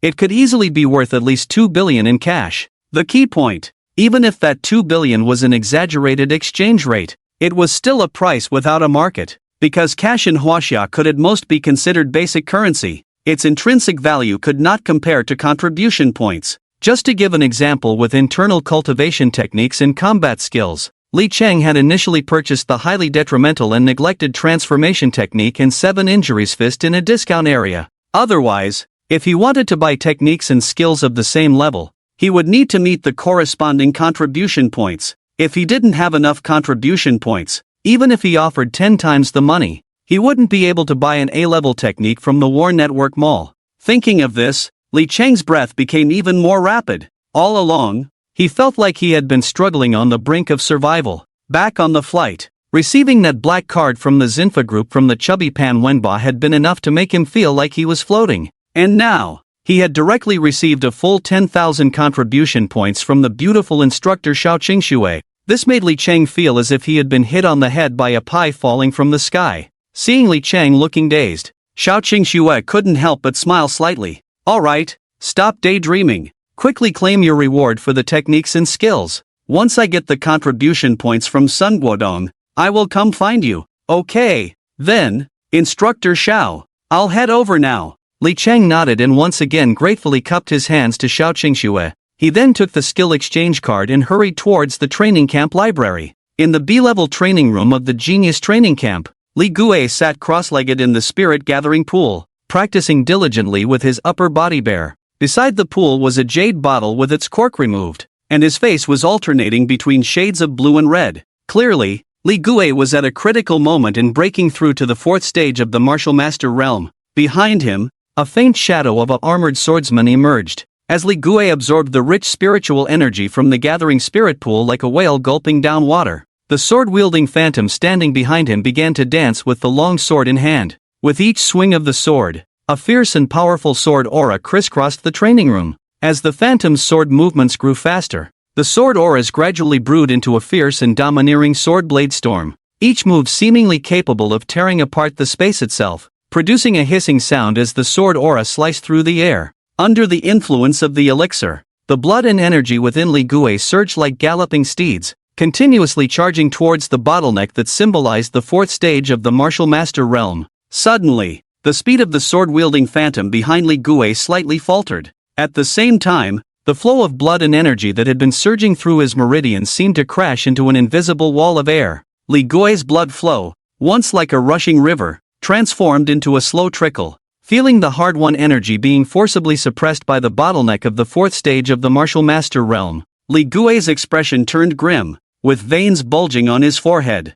He gritted his teeth against the sharp pain in his veins and continued to forcefully mobilize the energy within him, attempting to launch a new round of assault against the invisible bottleneck. However, as time passed, Li Gui increasingly felt powerless, and the sword-wielding phantom behind him grew fainter, as if it could dissipate at any moment. Bang! Accompanied by a muffled sound, the blurry sword-wielding phantom that had been hovering behind Li Gui suddenly exploded. Li Gui's face turned pale, and the momentum he had been cultivating collapsed, leaving him weak and dispirited. It was evident Li Gui had once again failed to break through to the fourth stage of the martial master realm. Watching the phantom of the swordsman disintegrate, Li Gui's brows furrowed tightly, and he suddenly felt a wave of discouragement and helplessness wash over him. Ever since awakening the S-rank talent, the 7-kill Sword King, along with the continuous resources provided by the Li clan, Li Gui felt as if his path as a martial artist had suddenly shifted from the slow lane to the fast lane.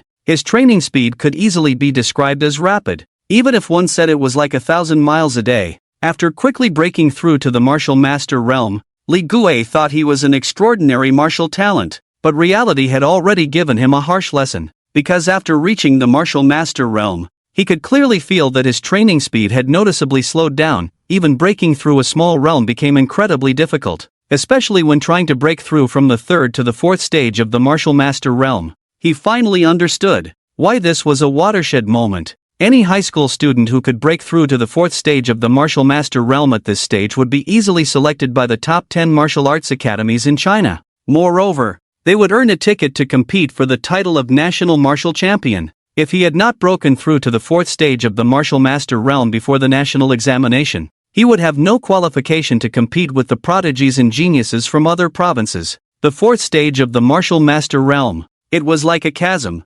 dividing the talented from the monstrous. Although it is indeed a pity that I failed to break through to the fourth stage of the martial master realm again, but looking at it from another angle, my useless older brother, with his trash profession and cultivation, doesn't even have the qualification to enter the genius training camp and truly stand before me. Otherwise, I would definitely make that useless trash realize just how vast the gap between people can be. Li Gui stood up from the gathering spirit pool, his terrifying aura as a peak third-tier martial master spreading once again. Every move showcasing the kingly demeanor of a genius training camp champion. Ever since that day 3 years ago when Li Chang was taken back from the orphanage, Li Gui had been very clear in his heart that he was merely a pawn used by his father, Li Shangbin, to perfect the heartfelt persona mourning his deceased wife. This was to seek the greatest benefit for their family. This was the only role Li Chang played for himself and for this family. Until recently, when he awakened as the S-rank 7-killing Sword King, and as he stepped off the stage into the crowd,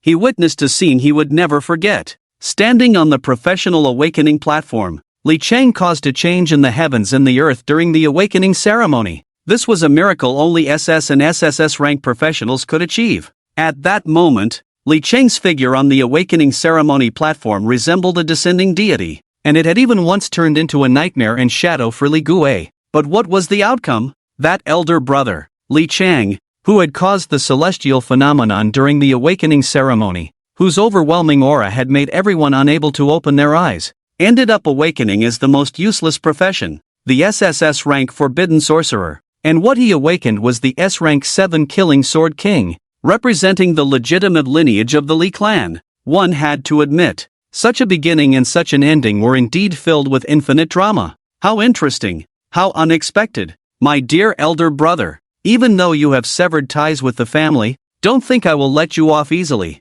I have always remembered the grudge from that night. I haven't forgotten. I will definitely cast you into an abyss of no return. Let you repent in hell for the disrespect you showed me that day. Crack. Boom. Boom. Boom. As he finished speaking, Li Gui suddenly clenched his fists, his aura exploding, sending forth columns of water. Ding-a-ling-a-ling. Just as Li Gui was reveling in the sight of Li Chang kneeling at his feet, weeping and repenting, a sudden urgent ringing echoed in the training room. Accompanying it was a robust male voice. The camp assessment has officially ended. All training camp students, please gather in the first floor hall to receive your ranking rewards. Li Gui had come to the B-rank training room to block all contact with the outside world in order to break through to the 4th tier of martial master. If it weren't for this broadcast reminder, he might have forgotten that today was already the last day of the camp assessment. After quickly changing into a black combat uniform, Li Gui began to talk to himself. Although I couldn't break through to the 4th tier of martial master this time, being first in the camp assessment still rewards me with an A-rank combat technique. As long as I can successfully cultivate this A-rank combat technique during this time, I will also have the opportunity to compete for a higher rank in the upcoming Huaxia Grand Exam. In Li Gui's plan, securing the first place in the camp assessment with his 1200 points was a done deal. Even the second-ranked Shen Luoyan was still over 100 points behind him. Those who could enter the genius training camp through the early batch assessment were all the most outstanding and exceptional talents in the entire Haidai province. Li Gui did not believe that those who were forcibly promoted from the high school martial arts selection could shake his first position. But thinking about it, Li Gui was right. Generally speaking, if there really was a genius who could score over 1,200 points in the camp assessment from the high school martial arts selection, he would have long since gone through the early batch and wouldn't be left behind to follow the crowd. In Li Gui's eyes, those selected from the high school martial arts were, to put it nicely, all students of the genius training camp just like him.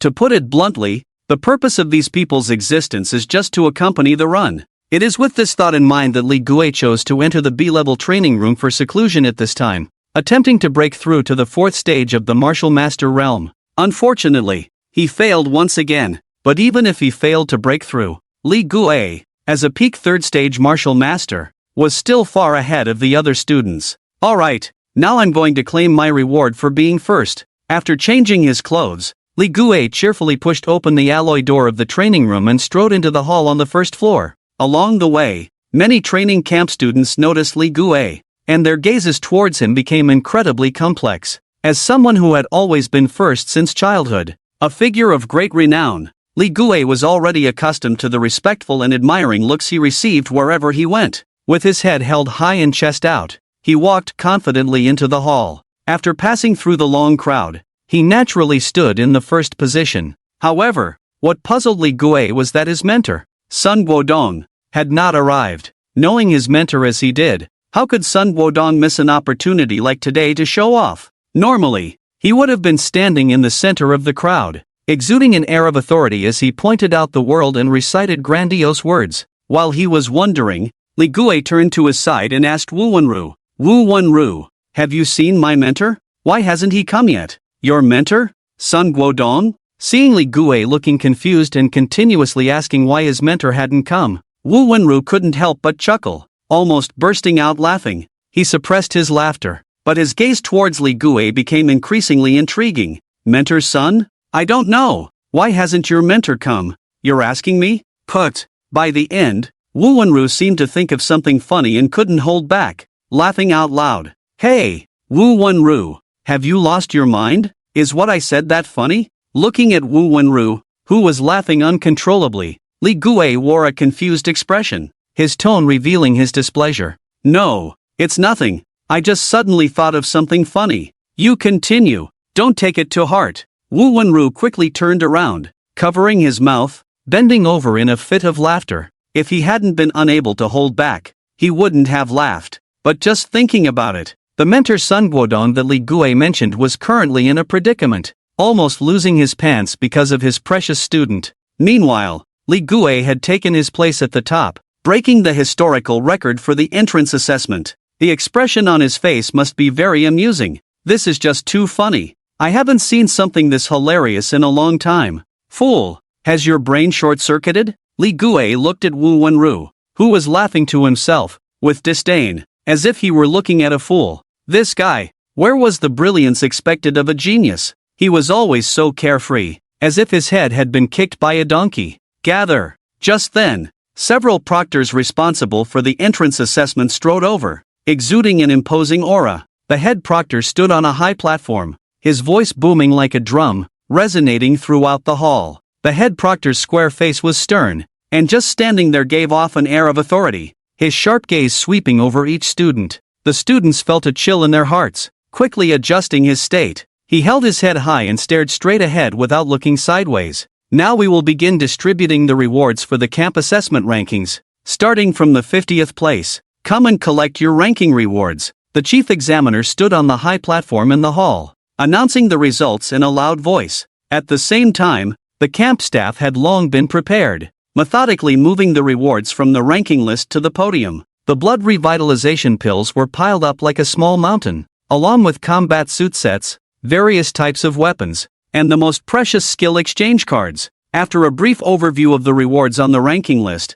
the large hall suddenly fell silent, with everyone eagerly looking at the chief examiner on the platform. A male student ranked 50th walked up to the podium, looking as if he were pounding his chest in frustration, and took a bottle of blood revitalization pills. With the first example set, other students gradually stepped forward to claim their corresponding ranking rewards after battling the beasts in the Yimeng Mountains. Looking at the prizes in their hands, everyone's emotions displayed an unprecedented complexity and sentiment. At the same time, they held immense anticipation for their camp life in the coming month. Everyone was well aware, this camp assessment was merely an appetizer. The real main course would be the grand examination of Huaxia a month later. The Huaxia Grand Exam. This was truly a significant event that could change a person's fate. 10th place, Jai Jining. After about an hour, the rankings finally reached the much-anticipated top 10. With each name announced by the chief examiner, Li Gui's smile grew even brighter. Li Gui adjusted his collar, trying to seize this opportunity to present his best victorious demeanor to everyone. In fact, in Li Gui's mind, he had already envisioned himself striding onto the podium under the gaze of the crowd, receiving the A-level skill reward for first place from the chief examiner's hands, basking in the envious and admiring looks of everyone. This feeling, it could almost provide Li Gui's vanity with an unprecedented level of satisfaction. Just as Li Gui was lost in this self-indulgence, half closing his eyes and thinking about whether he should step with his left leg or right leg when the chief examiner called his name. Suddenly, the chief examiner's powerful voice rang out beside him. Second place, Li Gui. Upon hearing the chief examiner announce that the second place was his name, Li Gui's smile instantly froze on his face. A storm of shock surged within him. For a moment, Li Gui even forgot to check his ears, as if doubting whether he had just misheard. The shock in his heart was beyond words. What on earth is going on? Why has my ranking changed from first to second? Where did things go wrong? It shouldn't be. No one could threaten my first place. After the shock, looking at the serious and solemn chief examiner, Li Gui realized that the other party was not joking with him. This further darkened Li Gui's expression from shock to gloom. He couldn't figure out which part had gone wrong. Logically speaking, the ones most likely to threaten him should be those geniuses who had entered early. But those geniuses, like him, had already finished the camp assessment. It was impossible for them to have gone back to the Yimeng Mountains to cook up something after the assessment had already ended, right? The key is that you have already handed over your exam watch to the invigilator, so even if you try to sneak a peek, there won't be any points accumulated. This is why Li Gui believes that his first seat is already in the bag, completely secure. As for the students in the high school martial arts competition, he has never regarded them as a threat. In his eyes, those people are merely there to run alongside him. However, what was supposed to be foolproof has unexpectedly gone awry at this critical moment. Li Gui, are you really going to give up the reward for the second seat? But the chief invigilator couldn't care less about how devastated or hard to accept Li Gui's feelings were. His tone remained strictly businesslike. Yet beneath that professional demeanor, there was an unmistakable hint of aggression. If this had been before today, the chief invigilator would have had no prejudice against Li Gui, the outstanding prodigy of the genius training camp. After all, the chief invigilator represented the official stance of Huaxia. Moreover, with more and more geniuses like Li Gui emerging, he would feel gratified and pleased. But now, it was completely different. In the past, having one prodigy emerge from a single discipline was a glorious event. Not to mention that two equally monstrous brothers had appeared, that would have been a tremendous blessing. But unfortunately, Li Shangbin and the Li clan behind them were short-sighted, picking up sesame seeds while losing watermelons. No, no, no, I will accept it. Li Gui took several deep breaths, trying to suppress the turmoil within him. He walked to the podium and collected his reward for the second seat, then couldn't help but glance at the chief invigilator, unable to contain his intense curiosity. Instructor, who is the first place? Could it be that another hidden genius has emerged from this high school martial arts competition? And how did he surpass me by 1200 points to take the first seat? For Li Gui to ask this question was naturally within the chief invigilator's expectations. His answer was equally brief, but each word was enough to shatter one's worldview. I think you are not unfamiliar with the first seat. His name is Li Chang, and not only did he take the first seat in this entrance examination, but he also set a new highest historical record for the Genius Training Camp with 2,362 points.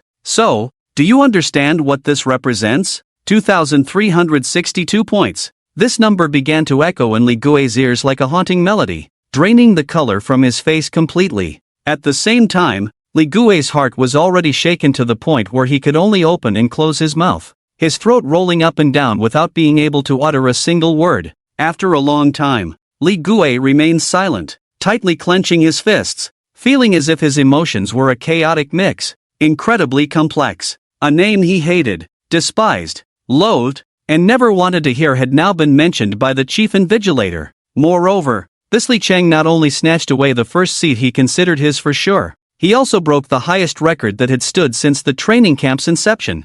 Impossible. Impossible. This absolutely cannot be true. That's right. How could such an absurd thing happen? It must be a coincidence of the same name. The Li Chang the chief invigilator mentioned cannot be my useless older brother. Li Gui repeated these words over and over as if under a spell, as if trying to convince himself and create psychological comfort for himself. But an extreme sense of unease, a feeling of trepidation, gnawed at his heart like a demon, making him restless. It was as if, at this moment, all of Li Gui's pride as a genius, his achievements as a genius, and the title of genius he bore were all completely shattered by the brief words of the chief instructor. 2,362 points. This number echoed repeatedly, seemingly mocking Li Gui's absurdity. It was so fragile, so easily crushed. Today, Li Gui was nothing but a clown. In the training camp's library, after verifying his combat skill exchange card, the librarian led him to the highest level of the library.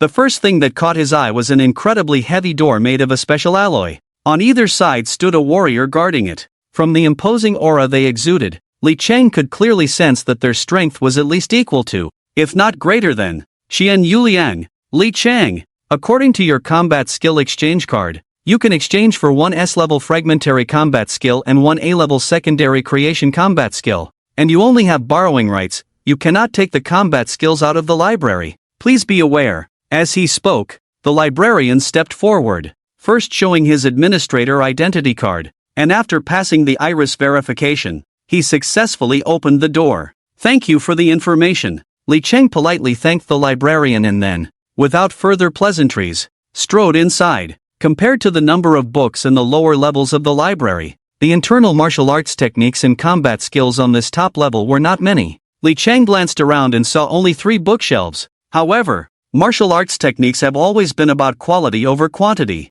especially for Li Chang at this moment. After practicing the transformation technique and the 7 injuries fist, ordinary combat skills truly could not catch his eye. What was displayed here were precisely the top-tier combat skills from the Genius Training Camp, with the lowest grade being A-level techniques. Starting from there, there were even rewards for S-level combat skills. Unfortunately, he could only obtain 1 fragment this time, but that was still good. If he could find an S-level combat skill suitable for him, once he earned enough money, it would be easy to buy the remaining volumes from the Battle Network Mall. With this thought in mind, Li Chang had already arrived at the first row of bookshelves and began to search through them one by one. He had to admit, looking at the martial arts techniques and combat skills on the top level of the library, Li Chang couldn't help but nod repeatedly, feeling quite satisfied. Although the selection of martial arts techniques here is limited, each one is a masterpiece. This saves me the trouble of sifting through countless options.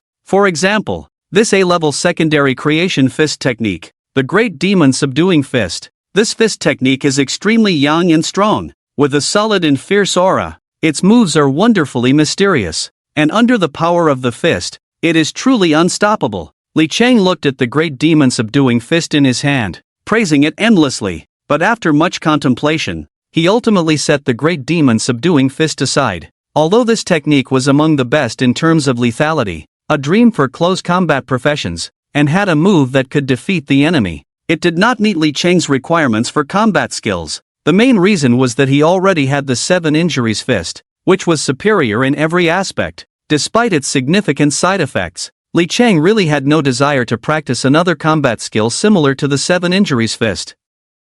Additionally, the time and energy required to cultivate the great demon subduing fist were too long, making it impossible to achieve rapid results. Most importantly, the side effects of cultivating this technique were also very limited. This was certainly not Li Chang's first choice. What Li Chang needed now was a cultivation method that could achieve rapid results, while also requiring the host to bear the maximum backlash of side effects. After about a quarter of an hour, Li Chang finally selected a technique, the six-fold thunderstep. As the name suggests, the six-fold thunderstep requires the practitioner to harness the power of lightning to enhance their leg strength, allowing them to increase their speed in the shortest time possible. However, the cost is enormous. Although practicing the six-fold thunderstep can lead to rapid progress, frequently channeling the power of lightning to forcibly stimulate the body can easily result in the leg muscles being torn apart by electricity. A moment of carelessness could cause the energy of lightning to flow through the legs, leading to a reversal of blood flow. In mild cases,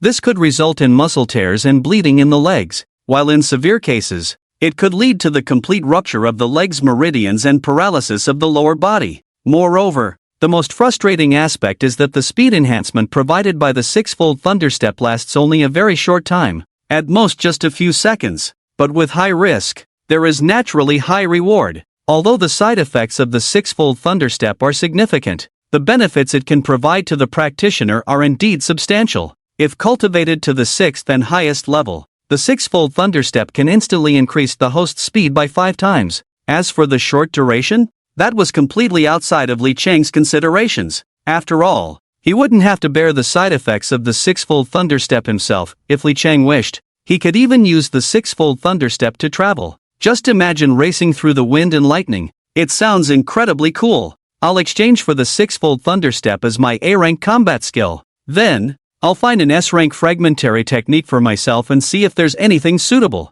Li Chang immediately tucked the six-fold thunderstep away and continued his search. Time passed little by little. Finally, Li Chang made a discovery on the top shelf of the 3rd row. 8 Gates of Duanjia? After seeing the S-rank combat skill named 8 Gates of Duanjia, Li Chang was deeply attracted by the description on it. The more he read, the higher the corners of his mouth lifted. That arc was almost impossible to suppress. After a full quarter of an hour, Li Chang's eyes sparkled, and he suddenly clapped his hands, deciding, "I've made up my mind. This is it. 8 Gates of Duanjia." Generally speaking, when it comes to S-rank or higher combat skills, they are mostly original techniques, and the side effects of original techniques during cultivation are far lower than those of derivative techniques. However, the 8 Gates of Duanjia is an extremely S-rank derivative technique. Not only is this 8 Gates of Duanjia a rare derivative technique, but it is also a combat skill with significant side effects. In this regard, even the transformation technique in 7 injuries fist cannot compare. After all, the more one cultivates the transformation technique in 7 injuries fist, the greater the probability of death or sudden demise for the practitioner. But the same cannot be said for the 8 Gates of Duanjia, as it is entirely different. Because when a martial artist cultivates the 8 Gates of Duanjia, as long as they reach the 8th gate, the death gate, the formation of the 8 Gates of Duanjia, there is a 100% chance of death. There is no other possibility. Even if the practitioner does not cultivate the 8 Gates of Duanjia to the 8th gate, this technique itself is a way to release the body's restrictions on energy and blood, allowing excess energy to be unleashed. The energy and blood flow through the body's 8 extraordinary meridians, with the places that suppress and control the internal energy and blood being the 8 gates: opening gate, rest gate, life gate, injury gate, due gate, scene gate, shock gate, and death gate. The combat skill specifically mentions that every martial artist's body has 8 gates that suppress their own energy and blood. However, these 8 gates are usually hidden and do not show any traces. Ordinary martial artists often find it difficult to perceive the 8 gates that suppress their own energy and blood. Moreover, in the vast majority of cases, even if a martial artist is unaware of the 8 gates hidden within their body, they instinctively keep the 8 gates tightly closed. Therefore, it is quite common for the 8 gates to remain locked for a lifetime without ever being opened. The creator of the 8 gates of Duanjia, whose awakened profession is one that is rare among the countless strong attack professions, can develop the 8 gates to forcibly surpass their own limitations, thereby unleashing a power that is dozens of times stronger than their original strength. However, in gaining this power, the practitioner will also endure extremely strong side effects. If it is the 8th gate, the death gate, the formation of the 8 gates of Duanjia, then using it will certainly lead to death, with no possibility of survival. Even Li Chang himself is somewhat uncertain if he truly activates the 8th gate, the death gate. Will the system's death replacement function still work? If he is not careful, he might end up dying in vain. Then Li Chang would truly be at a loss for tears. Otherwise, this 8 gates of Duanjia, as an S-rank combat technique, when open to the 8th gate, can allow the martial artist to unleash a terrifying power increase that is several times, even 10 times stronger than that of a forbidden technique user, the demon wrist. Although the side effects of this 8 gates of Duanjia combat technique are indeed severe, I don't need to worry about things this early, nor do I need to be overly anxious. As for the reason, it's simple. What I have in my hands is just a fragment of the 8 gates of Duanjia, not the complete text. Li Chang flipped through it briefly and realized that this version of the 8 gates of Duanjia could only help him open the 2nd gate, the life gate. This combat technique is indeed impressive. Li Chang squinted his eyes, feeling quite pleased as he continued to browse through it. He learned from the technique that after opening the 1st gate, the opening gate, it is equivalent to lifting the limitations of the brain domain,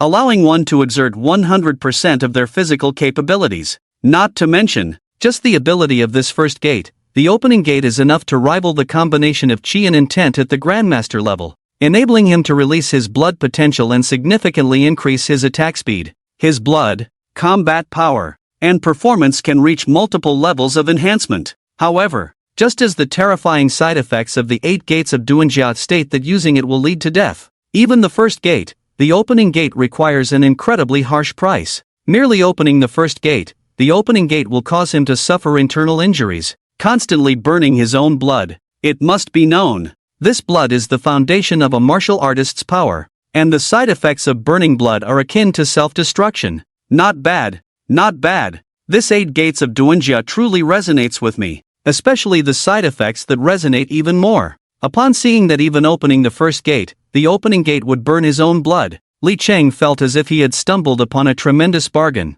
and the smile on his face had not faded since earlier. Moreover, it is worth mentioning that this is only the power increase in side effects caused by the 1st gate, the opening gate. According to Li Chang's understanding, each subsequent gate open will lead to a geometric increase in strength and power, but correspondingly, the price that the martial artist must pay will naturally become more terrifying, until the final gate, the death gate, which, when fully opened, can enhance the martial artist's strength by dozens or even hundreds of times. But still, as I said, all I have in my hands are the first 2 gates, the opening gate and the resting gate. Whether the death gate is opened or not has nothing to do with Li Chang. Anyway, with the divine level side effects at his side, Li Chang doesn't need to worry about any backlash from the side effects. And those who make ordinary martial artists turn pale at the thought of burning their own blood only excite Li Chang even more. This 8 gates of Duanjia seems to be tailor-made for him. Not only can he unleash 100% of his own abilities,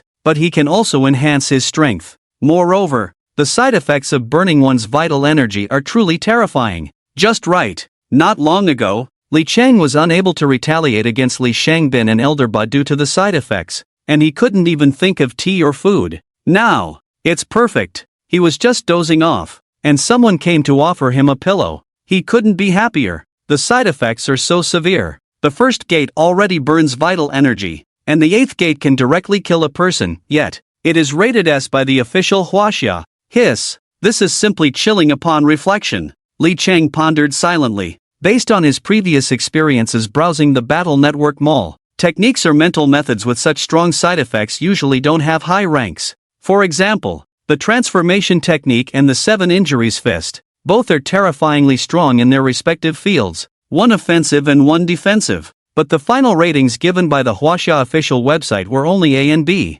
From this, it is not hard to see how terrifying the power of the 8 gates of Duanjia really is. As for the issue of the 8 gates of Duanjia being incomplete, it was completely outside his consideration, because he had received an S-rank incomplete technique exchange card from the chief examiner, and even if he wanted to exchange for the complete S-rank techniques in the library, the Huaxia officials wouldn't be willing to give them. Contentment brings happiness, one should know when to stop. After making up his mind, Li Cheng chose the 6-fold thunder step and the 8 gates of Duanjia. Feeling delighted as he walked out the door, he found the librarian guarding the alloy gate and cheerfully said, "Teacher, I've made my decision, I'll choose these 2 techniques." When the librarian saw Li Cheng holding the 8 gates of Duanjia in his left hand and the 6-fold thunder step in his right, both of which had even greater side effects, he instinctively rubbed his eyes, as if doubting whether he was seeing an illusion. After confirming it was real, even the composed librarian couldn't help but gasp in shock.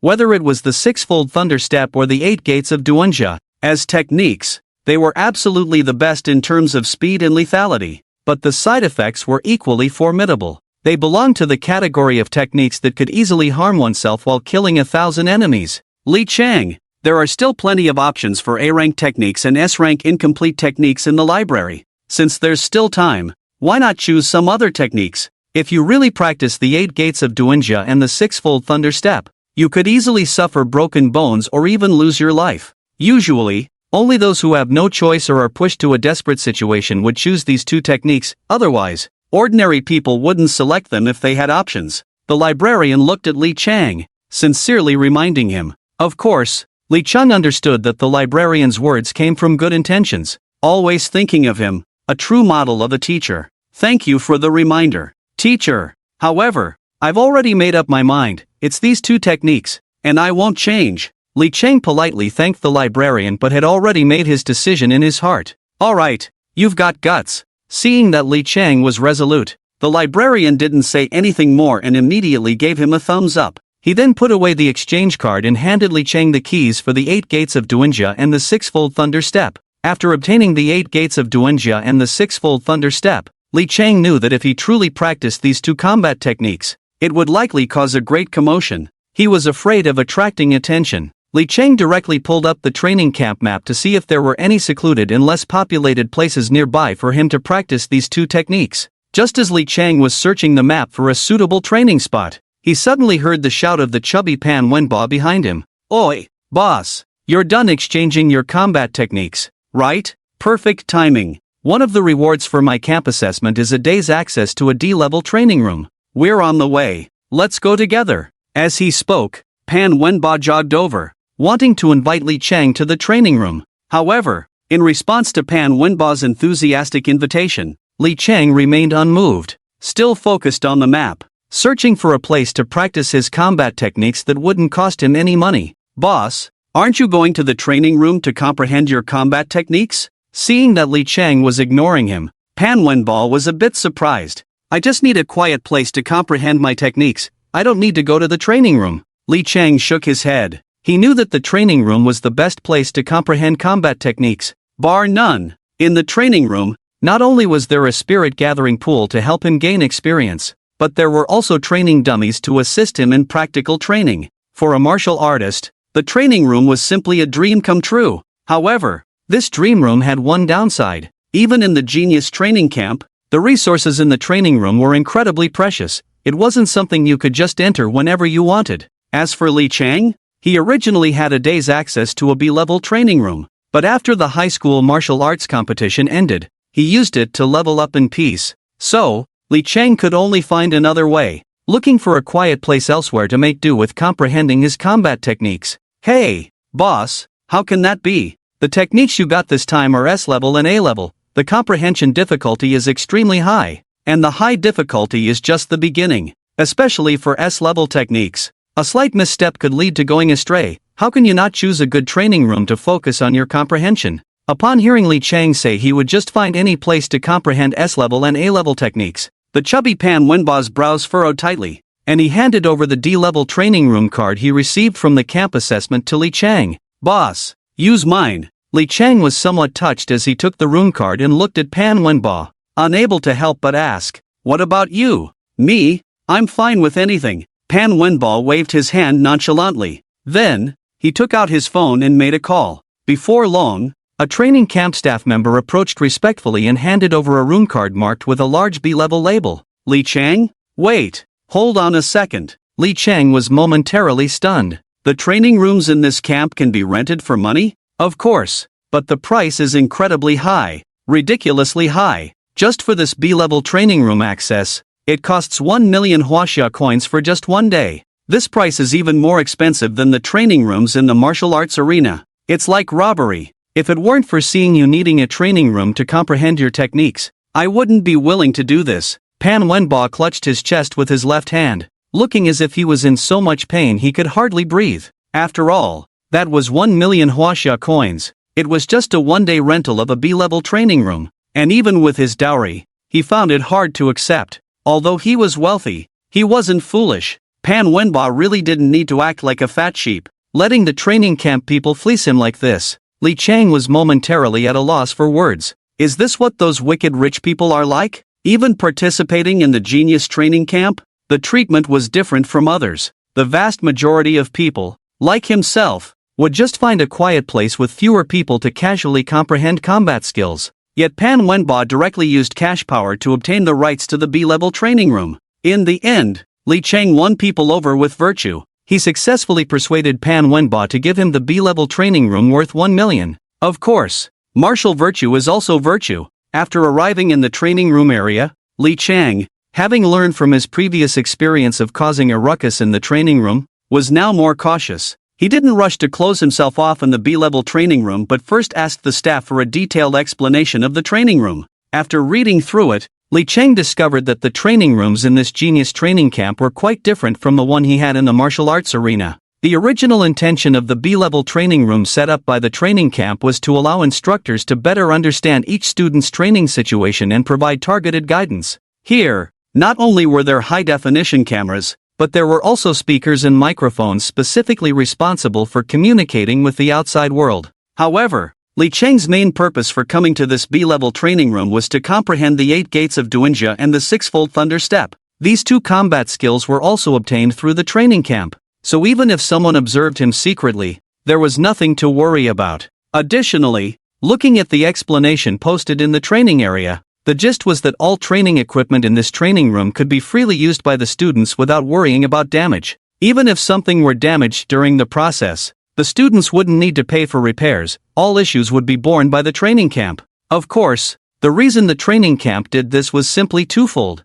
First, the training camp wanted to gain the most comprehensive and detailed understanding of each student through this form that was as close to real combat as possible, so they could tailor the training for the following month. Second, the training camp didn't believe that the students here had the ability to damage the training room's facilities. Since the camp opened, there had never been a report of any student damaging anything in the training camp. So, over time, the training camp naturally didn't take this matter to heart. What they never dreamed of was that the person walking into the training room was Li Chang. Li Chang put down the explanation and saw many fellow training camp students from his batch walking over. After asking Pan Wenbo, Li Chang learned that all students who passed the entrance assessment had obtained the qualification to use a D-level training room. They gathered here in response to the broadcast's call, preparing for the upcoming training. Li Chang had been busy selecting 2 combat skills for himself in the library earlier, so he was unaware of this matter. Meanwhile, as one of the students in their batch, Li Chang had made a remarkable turnaround. He had directly surpassed the first place, Li Gue, from the last position. And this news had spread throughout the genius training camp to the point where everyone knew. If you casually encountered any student in the training camp, you would surely hear the name Li Chang from their lips. Oi, where did this guy named Li Chang come from? With the talent he's currently displaying, not to mention in our Haidai province, even among the top provinces in China, he is definitely one of the best, a prodigy among prodigies. Hiss, this Li Chang is simply not human. Not only did he surpass the originally first-ranked Li Gue, but he also directly broke the historical highest record of the genius training camp since its establishment, scoring 2,362 points. I can boldly predict here, Li Chang is undoubtedly the strongest among this year's genius training camp. Hey, I say, can you not speak so confidently about everything? This is just the beginning. It's only the first assessment after entering the camp. To put it bluntly, this is at most just the first hurdle we face after entering the Genius training camp. I can't say much, but at least from what I know, the top 10 in our Genius training camp are all quite cunning, hiding their true abilities. As for how high their actual cultivation is, perhaps only they themselves know? Moreover, I've heard that among the top 5, there is one who has awakened an S-class profession in mental control, while martial artists with awakened professions might struggle in group battles. In one-on-one situations, they possess the ability to challenge beyond their level. If Li Cheng were to face that 6th-ranked mental control profession, who would win in the end is still uncertain. But that's not the point. The real point is that Li Cheng is also quite handsome, with a rebellious charm that no other student possesses. With Li Cheng's looks, even at my peak, I would have to step back. Wow, who peed? Wake him up. The crowd was quietly discussing among themselves. From a distance, they saw Lu Xuanyi, who had just announced the ranking list,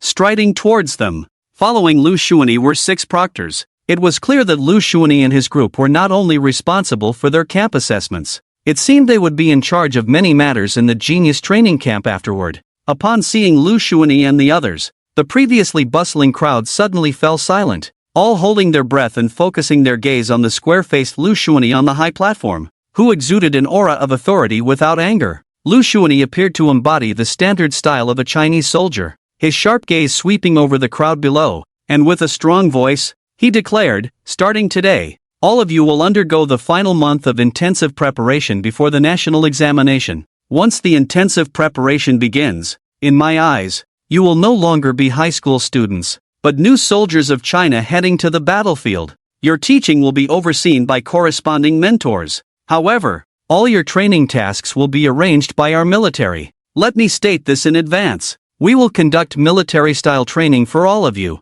so you better be mentally prepared. And throughout the entire training process, there will be constant life-threatening dangers. If any of you are feeling timid right now, it's still not too late to back out and be a coward." As his words fell, Lu Xuanyi's sharp, eagle-like gaze swept over each student present, waiting for their choice. But until the last moment, no one chose to leave. Among those present, although in terms of cultivation talent and qualifications, they might not compare to those prodigies who entered the camp through early assessments. This group of boys and girls had been selected from the most rigorous and brutal high school martial arts competitions in history. Moreover, they had endured countless hardships and fought bloodily against monsters to arrive at the Genius training camp. When it comes to courage and awareness, these boys and girls are no less than those early batch students. Very good. You among us are not weaklings. Lu Xuanyi, seeing that no one wanted to back down, turned to the side and gestured. Soon, rows of soldiers dressed in the Huaxia army uniforms appeared before everyone, each holding a black combat suit. After nodding to signal, one of the middle-aged instructors, around 35 or 36, took the initiative to introduce. What you are being handed now is a gravity suit weighing 1,000 kilograms. From now on, whether you are training, eating, or sleeping, you must wear the gravity suit. You are not allowed to take it off at any time except when showering. Additionally, the weight of the gravity suit will increase by 20 kilograms every day, and this will continue until the special training is over. After hearing the instructor's introduction, many of the trainees present gasped in shock. They were certainly familiar with gravity suits. However, they had very little contact with them. Most of the time, they only saw their elders or teachers wearing gravity suits, sweating profusely in martial arts schools. But for them, having to wear a gravity suit weighing 1,000 kilograms for training all day long was definitely not an easy task. Moreover, this 1,000 kilograms was just the beginning. It would increase by 20 kilograms every day, meaning it would reach 1,600 kilograms. Just thinking about that weight made one's scalp tingle. Before long, the 50 trainees present put on the gravity suits one after another. From the outside, this gravity suit looked like a simple black short-sleeve shirt. But as a martial arts technology product developed by Huaxia in recent years, this seemingly lightweight and breathable black shirt was incredibly heavy and could adjust its weight at any time, making it very suitable for martial artists to accumulate strength and enhance their foundational abilities. Furthermore, the advantage of weight training was that it prevented the martial artist's condition from declining. This way, it could ensure that every trainee participating in the Huaxia national examination after a month could maintain their best condition. I wonder if wearing this gravity suit will help me become a super scion, Li Cheng muttered as he shook the black gravity suit short-sleeve shirt, then directly pulled it over his head to feel it quietly. After putting on the gravity suit, Li Cheng moved his limbs a bit and stretched his body, revealing a look of confusion on his face. Is there something wrong with the gravity suit the instructor gave me? Why does this 1,000-kilogram gravity suit feel no different from wearing ordinary clothes? Li Cheng held his breath and focused inward. Soon, he discovered that after putting on the gravity suit, his body was constantly bearing pressure, undergoing a slow body tempering. This indicated that the gravity suit he was wearing was indeed functioning properly. It truly had a weight of 1,000 kilograms. Looking at the chubby Pan Wenba beside him, after putting on the gravity suit, his breathing had become noticeably heavier than before. Despite being at the second stage of the martial artist realm, to Li Cheng, it seemed like Pan Wenba was not wearing a suit but rather had shackles weighing him down. Could it be that after breaking through to the fifth stage of the martial artist realm, my physical strength is too strong? So, wearing this 1,000-kilogram gravity suit feels nothing to me? Li Cheng rubbed his chin and muttered to himself, but then he shrugged it off. Anyway, when he went to the B-level training room later, the training arena would also have a gravity mode available. If 1,000 kilograms wasn't enough, he could always add more. Just a small problem. Just as Li Cheng was pondering how to increase the gravity for himself in the training room later, he heard the middle-aged male instructor continue. In addition to wearing gravity suits for weighted training every day, you will also need to go to the Yiming Mountains to hunt a demon beast of at least the 8th rank. Of course, the materials and demon crystals from the demon beasts you hunt each day can be exchanged for resources that will enhance your combat power in the Genius Training Camp. For example, the right to use the training room, the techniques in the library, combat skills, and of course, pills, rare materials, and treasures. Still, the same saying, our Genius Training Camp only trains elites. We absolutely do not accept trash. Don't naively think that after passing the selection for the high school martial arts, the country will unconditionally cultivate you. Such good fortune simply does not exist. What our Genius Training Camp can offer you students is a platform that is currently the best for all of you. A-level training rooms, A-level combat skills, A-level techniques, 2nd to 3rd grade pills, various precious materials and treasures, high-level combat suits, and various weapons. Everything I just mentioned can be exchanged through the Genius Training Camp platform. At this point, the middle-aged male instructor paused for a moment, then shifted his tone and said, I advise you to cherish this month in the Genius Training Camp, because once you leave the training camp, enter a higher martial arts academy, and even step into society, you will realize that the treasures I just mentioned, the training rooms, and so on, if you don't have enough contribution points, even if you bring a mountain of gold or silver, you won't be able to obtain anything. After the middle-aged instructor roughly explained the daily arrangements of the training camp, many students showed a serious expression on their faces. Of course, the seriousness on their faces was not due to the harshness of the camp's requirements. Rather, aside from the gravity suits they wore, the camp itself would not set specific thresholds for how students must behave. This gave a sense of the master leads you to the door, but the practice is up to you. Even after becoming students of the training camp, the Genius Training Camp would not provide various training resources for free. As the middle-aged instructor said, what they joined the training camp for was more to provide a platform for them to become stronger. As for what they could gain from this platform, that was purely a matter of individual ability. Realizing that this Genius Training Camp was a platform that thoroughly embodied social Darwinism, where the fittest survive, many students began to feel a bit weak in the knees, and what the middle-aged instructor said next tightened their hearts even more. Starting today, you must provide at least one 8th rank demon crystal to the training camp every day to pay for some basic training resources and fixed personnel expenses. If you fail to complete the task, the training camp will significantly reduce basic training resources. If you fail to submit an 8th rank demon crystal more than 3 times, you will be expelled from the training camp. This statement from the middle-aged instructor undoubtedly completely blocked the last bit of breathing space for those students who were just trying to get by. If they couldn't submit an 8th rank demon crystal to the training camp, not only would the most basic training resources be continuously reduced, at the same time, if they failed to supply the training camp for more than 3 times, then, at that time, they wouldn't even have the chance to eat for free in the training camp. They would be directly kicked out with their belongings. Thus, just as Lu Shuani initially said, Our genius training camp only trains elites and absolutely does not accept trash.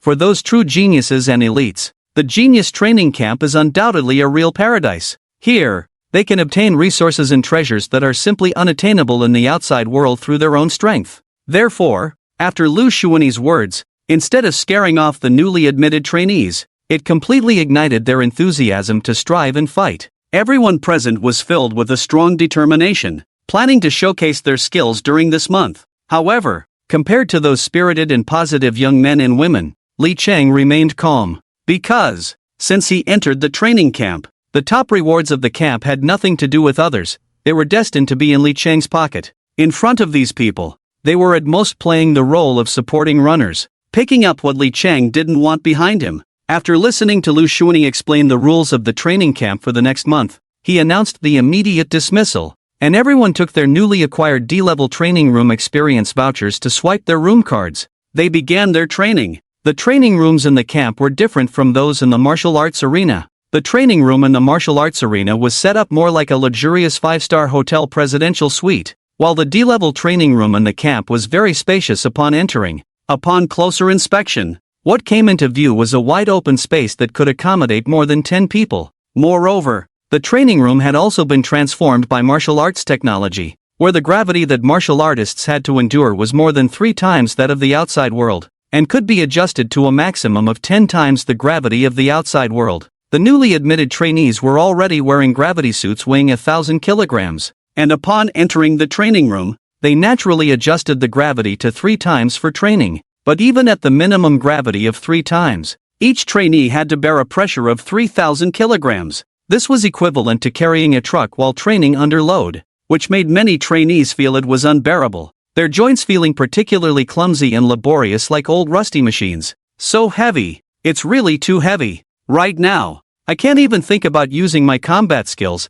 Every kick and punch feels like I'm using all my strength. At this moment, a student at the 10th stage of the martial apprentice realm spoke up. Amazing, this is 3 times the gravity, and you still want to use combat skills? I feel like I'm carrying a small mountain on my back. It's pressing me down so much I can barely stand up straight. Damn! Another student at the peak of the 9th stage of the martial apprentice realm complained angrily. The other students in the gravity room were also gasping for breath, sweating profusely. Sigh. I heard that the gravity in this training room can be freely adjusted between 3 and 10. Under this 3 times gravity, it's already unbearable. If the gravity is adjusted higher, the discomfort is something I can't even dare to imagine. Hey, what's there to not dare to imagine? Our batch of students who have already entered the martial master realm have formed their own teams to go to other training rooms. I heard they adjusted the gravity to be much higher than ours. There's no way. The gap between the martial apprentice realm and the martial master realm is already significant,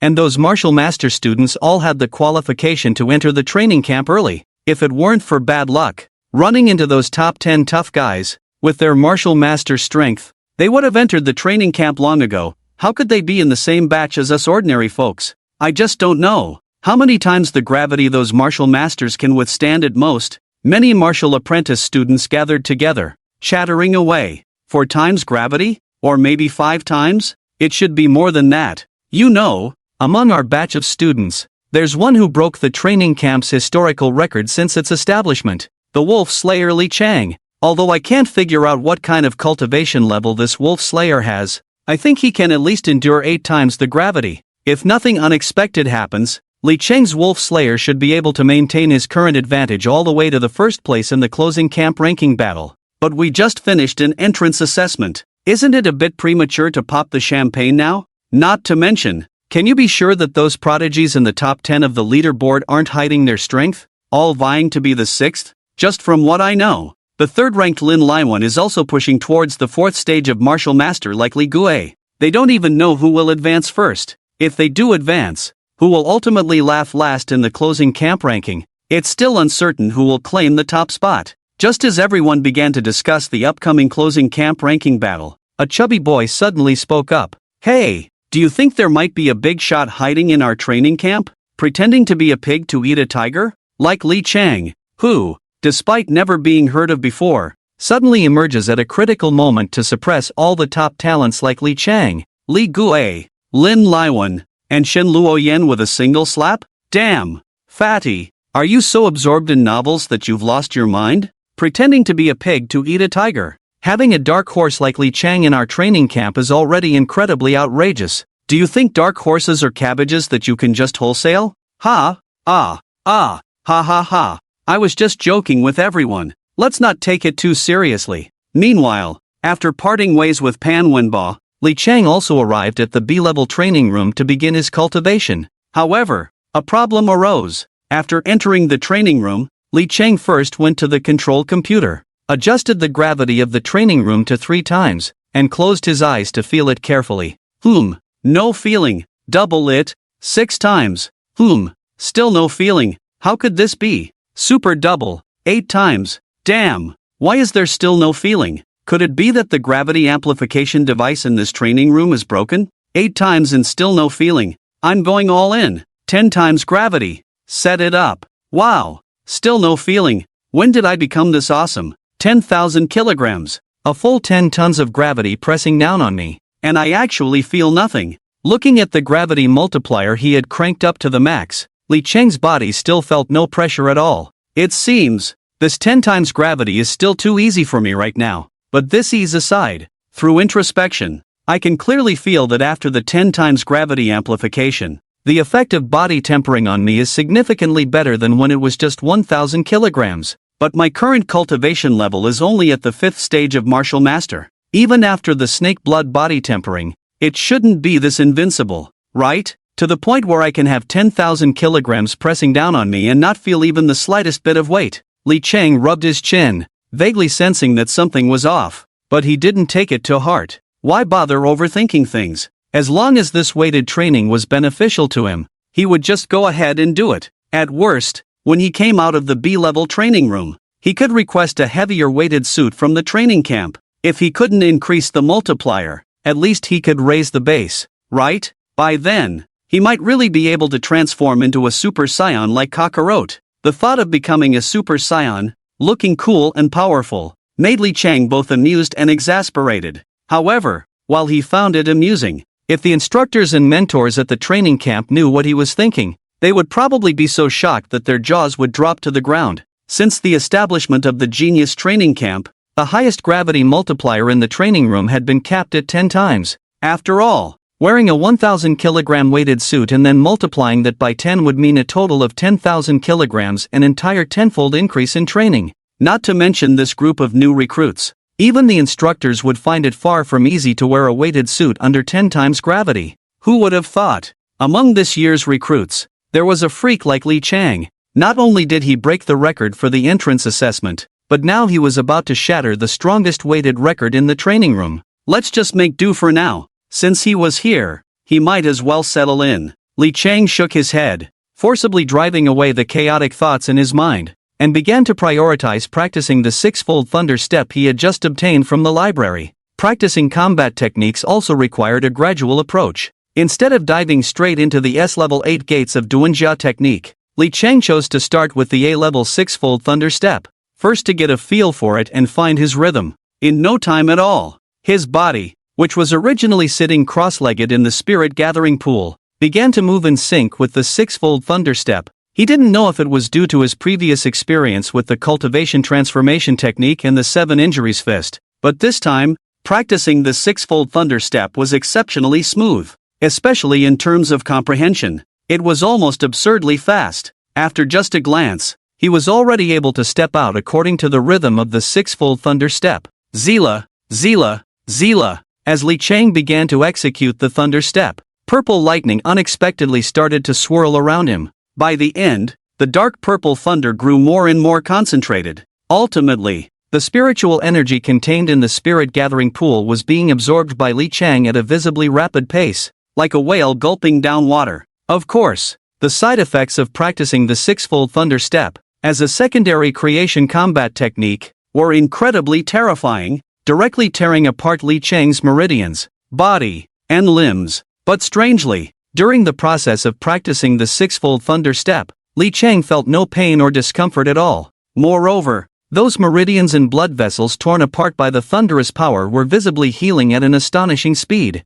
And just as they were being reformed, they were torn apart again by the violent thunder. Boom! In the end, Every time Li Chang took a step forward, bursts of electric light would erupt from where he landed, and his figure seemed to teleport forward a short distance. With the thunder attribute energy in the air growing increasingly intense, Li Chang was oblivious. He was completely immersed in the exhilarating feeling of his physical strength and cultivation continuously improving. Unable to extricate himself, after a full 12 hours, Li Chang was finally brought back to reality by a crisp notification sound from the system. Ding! System prompt, your side effect designated target, Njirue, has less than 50% durability. Damn! Why is the durability of this electronic pet dropping so fast this time? Seeing Njirue's rapidly declining durability, Li Chang jolted out of his training state. What the hell? Could it be that the side effects of the sixfold thunder step are this overwhelming? I haven't even started training the 8 gates of Duanjia yet, and I'm about to kill this Njirue. At this moment, Li Chang couldn't help but break out in a cold sweat. If it weren't for the divine level side effect transfer system, he would never have trained in the sixfold thunder step in his lifetime. But Li Chang tried to use the sixfold thunder step again, his face showing a hint of shock. Sixfold thunder step, 3rd level. I actually managed to train the sixfold thunder step to the 3rd level. Even with Li Chang's composure, he couldn't help but gasp in surprise. How long had he been training? At most, it had only been 12 hours. Just 12 hours. He had gone from 0 to the 3rd level of the sixfold thunder step. This was a speed he hadn't achieved even when training the 7 injuries fist. It must be. This was closely related to the fact that he was wearing a 1,000 kilogram weighted suit, combined with a 10-fold gravity increase. Wait a minute. Weighted suit? Gravity increase? But I don't feel anything at all? Could it be? It's not that I've become stronger, but that even the 10,000 kilograms of gravitational side effects applied to me, along with the side effects of the sixfold thunder step, have been transferred to Njirue, this electronic pet that wants to kill me. The weighted training in this training camp is really useful. No wonder. Even Kakarot uses this training method, it really works. But the only downside is, it somewhat wastes the enemy. Looking at Njirue, who only had 50% durability left, Li Chang suddenly saw the light.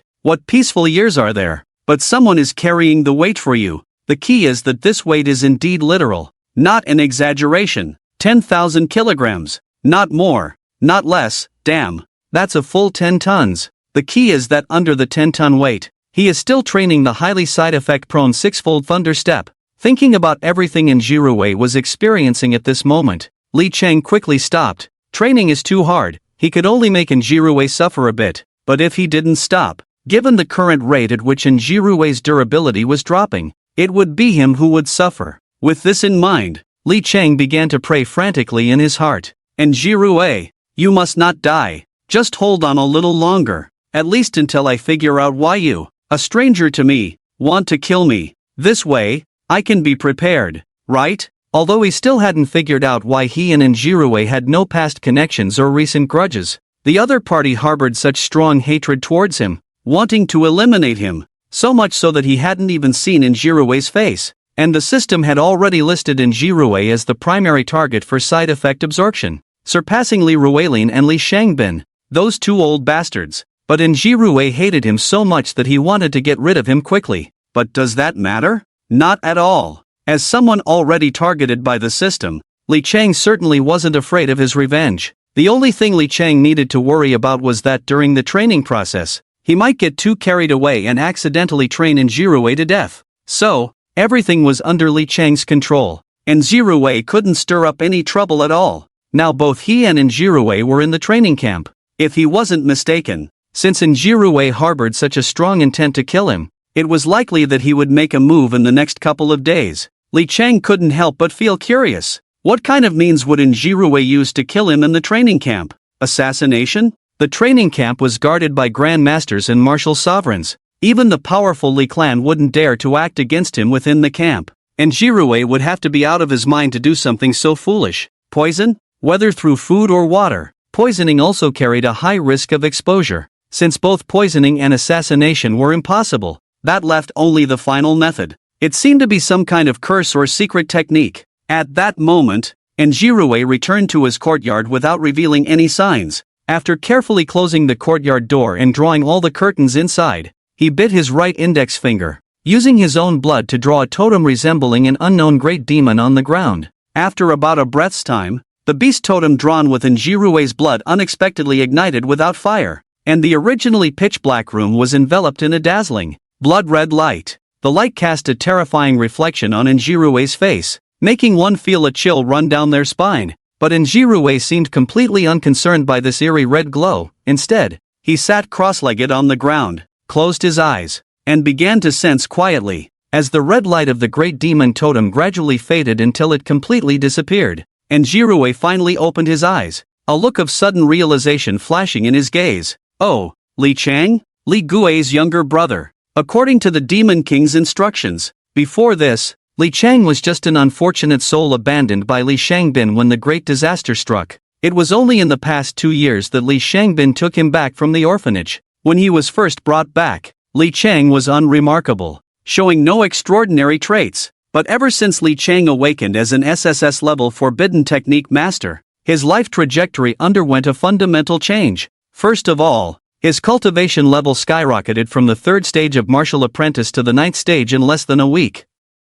After arriving at the Genius training camp, he was so powerful that in less than 3 days, he directly racked up 2,362 points, breaking the historical record. Therefore, the destined person of the human race observed by the Demon King must be Li Chang. Now that the target has been successfully locked, I will now use the methods taught to me by the Demon King to deal with Li Chang and completely sever this thread of great fortune for the human race. Although my execution of it is far less powerful than the Demon King's direct application, being only a millionth of its strength, dealing with someone like Li Chang should still be a piece of cake. Li Chang, oh Li Chang, don't worry, this is the supreme secret technique of my demon clan, ensuring that you will die without any pain. All you can do now is pray that in your next life, you won't stand in the way of my demon clan again. And Enjirue let out a strange laugh, his smile radiating an icy chill. Currently, Li Chang was in the Genius training camp, where Grand Master level mentors were everywhere, and occasionally, 1 or 2 martial sovereigns would appear to guard the place. Ordinary means were completely useless here. As for his current strength, considering Li Chang's displayed abilities along with his awakening as a forbidden technique master, even if he ambushed Li Chang while hunting demon beasts in the wild, his chances of winning were slim. So after much thought, the best method Enjirue could come up with was the curse secret technique. Enjirue dared to think so carefully because this curse secret technique was not an ordinary item, but a great killing technique created by a powerful demon using their own innate demon method. This kind of curse killing technique was extremely cunning and elusive, making it difficult for people to fathom. Involving the innate demon methods of powerful demons, it could lead to death without anyone realizing it. This powerful demon had even ambushed and severely injured a peak human martial king of the same realm using this innate demon method. Of course, a powerful demon was a powerful demon, and Enjirue was Enjirue. He was merely a traitor planted by the demon clan among humans, and he could not reach the formidable level of this powerful demon. However, dealing with a young martial artist like Li Chang was like using a butcher's knife to kill a chicken. Of course, although this demon clan's curse killing technique was fierce and terrifying, making it hard to guard against, the practitioner also had to bear a great cost when using this great curse killing technique. It required a significant drain on one's own lifespan and essence blood. The more lifespan and essence blood one sacrificed, the stronger the power of this great curse killing technique would be. However, Enjirue did not care about the loss of this bit of lifespan and essence blood at all. As long as he completed the task assigned to him by the Demon King and successfully cursed that destined human, he would be a great contributor to the demon clan. At that time, with the Demon King's means, he could not only instantly replenish the lost lifespan and essence blood but also receive unimaginable great benefits. Soak the 10 fragrance soul extinguishing powder in the essence blood of 49 types of highly toxic demon beast level creatures. Then add 3 different demon beast bone waxes. With the power of our demon clan shaman, communicate with the Demon King in the void, allowing him to issue a decree, and use my body as a vessel. Even if the ghost spirit grants the puppet, it will fulfill its desires. After preparing all the materials needed for the great curse killing technique in front of him, Enjirue held his breath and began to carefully recall the entire process of the great curse killing technique as instructed by the Demon King, placing these items in various positions around the room. He began to draw upon the curse killing power from the void. Then, and Jirue sat cross-legged in the center of the formation, starting to chant incantations. But strangely, all the preparatory work he needed to do was already completed, and just as he was about to activate the great curse killing technique, he suddenly felt an urge to vomit. That feeling was as if he had been cultivating for a long time, and his whole body felt an unprecedented weakness. It felt as if his body had been hollowed out. It was extremely irritating. What is going on? Why do I feel this resistance in my heart before casting the great curse killing technique? Could it be that I made a mistake in the preparatory steps? Or is there something lacking in the details? And Jirue furrowed his brows, constantly recalling the entire preparatory process of the great curse killing technique in his mind. He checked to see if there was anything he had overlooked or details he had not paid attention to. After all, this great curse killing technique was not like other techniques. The side effects and backlash for the practitioner were immense. During the entire process of casting, if he was careless, it would not be Li Chang who was affected, but himself. If he forced himself to cast the great curse killing technique now, he might end up dying before achieving his goal. In the end, not only would Li Chang be unharmed, but he would have blown himself up. Humph, Li Chang, today I'm not in good shape, so consider yourself lucky. Just wait for me to take a quick nap and regain my energy, then I'll send you on your way. With that thought, and Jirue was about to stand up. Aha.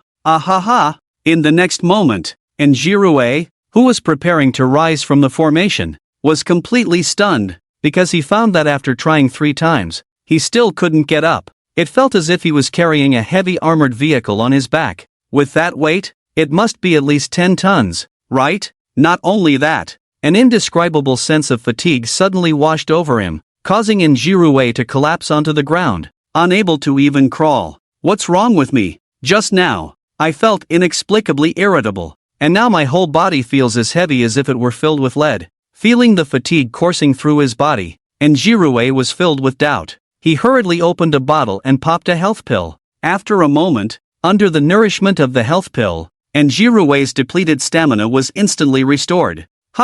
Could it be that everything just now was just my illusion? Jirue rubbed his shoulders, and just as he was about to get up, his whole body went limp again, as if that armored vehicle had just left and then come back to run over him once more. Damn it! What the hell is going on? Jirue was completely bewildered now. In his panic, he quickly took another health pill. This time, Jirue learned his lesson and sat down on the bed while his stamina was recovering, pulling the blanket over himself. Sure enough, after a while, that heavy feeling as if his body were filled with lead, along with that damned fatigue, returned once again. What the hell? Am I really cursed? Jirue refused to believe it. Without a second thought, he took more medicine. No matter how hard Jirue tried, the more pills he took, the more exhausted he felt. Can someone tell me, what the hell is wrong with me right now? Why do I feel like I've plowed thousands of acres of land? At this point, Jirue began to panic, but no matter how hard he thought,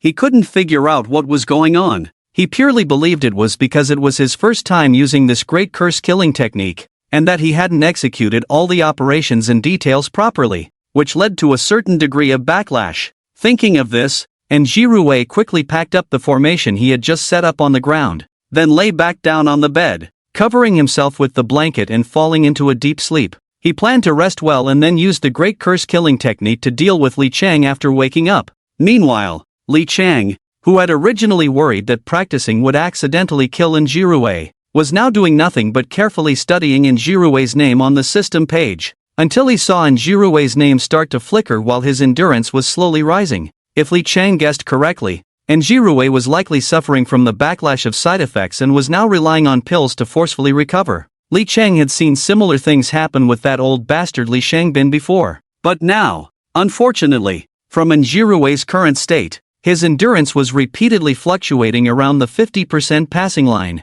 This indicated that the pills Jirue took were not as effective as those taken by that old bastard Li Shangbin, and his condition had not fully recovered. Thinking of this, Li Chang temporarily dismissed the idea of continuing to practice the 8 gates of Duanjia today. After all, he had already cultivated the 6th layer of Thunder Step to the 3rd realm, allowing him to unleash a terrifying speed exceeding 3 times his own during long-distance sprints, just in half a day's time. Achieving such gratifying results made Li Chang quite satisfied. Moreover, looking at Jirue's current endurance, He has been hovering around 50%, which indicates that this guy has been half-dead from his own play. The key point is that this is still the result of Njirue crazily taking drugs. If Li Cheng continues to practice the 8 gates of Duanjia, which has even greater difficulty and stronger side effects, all the backlash he needs to endure will undoubtedly be transferred to Njirue. Li Cheng is genuinely afraid that Njirue might just die like this. Sigh. Who would believe this if I said it?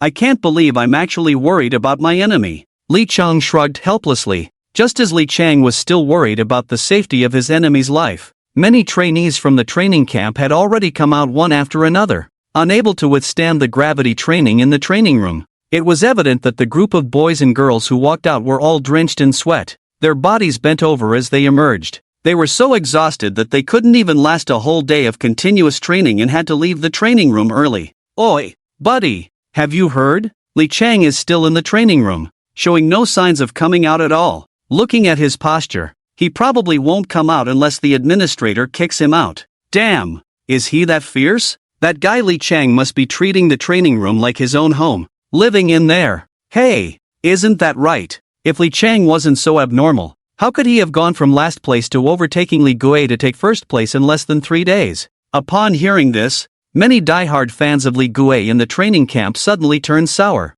Humph, a bunch of idiots. Do you really think a small entrance assessment can represent everything? You really underestimate Li Gui's awakened S-class strong attack swordsmanship profession. The 7 kills Sword King. One of Li Gui's supporters immediately stood up to defend his idol after hearing this. Do you really think the results of the entrance assessment can represent the outcome of the closed camp competition? Moreover, what does it matter if the entrance assessment scores are high? This only shows that Li Cheng is very cunning and knows how to exploit loopholes. With Li Gui's strength and means, he just didn't go outside the exam area to score points. If he did, what would Li Cheng have to do with it? At that time, while Li Cheng could score 2,362 points, Li Gui could easily score 3,000 points. And, with so many of you here, who can confidently say that Li Gui has already used all his trump cards? Perhaps, in Li Gui's view, this small entrance assessment is nothing serious, just a simple formality. Unlike Li Cheng,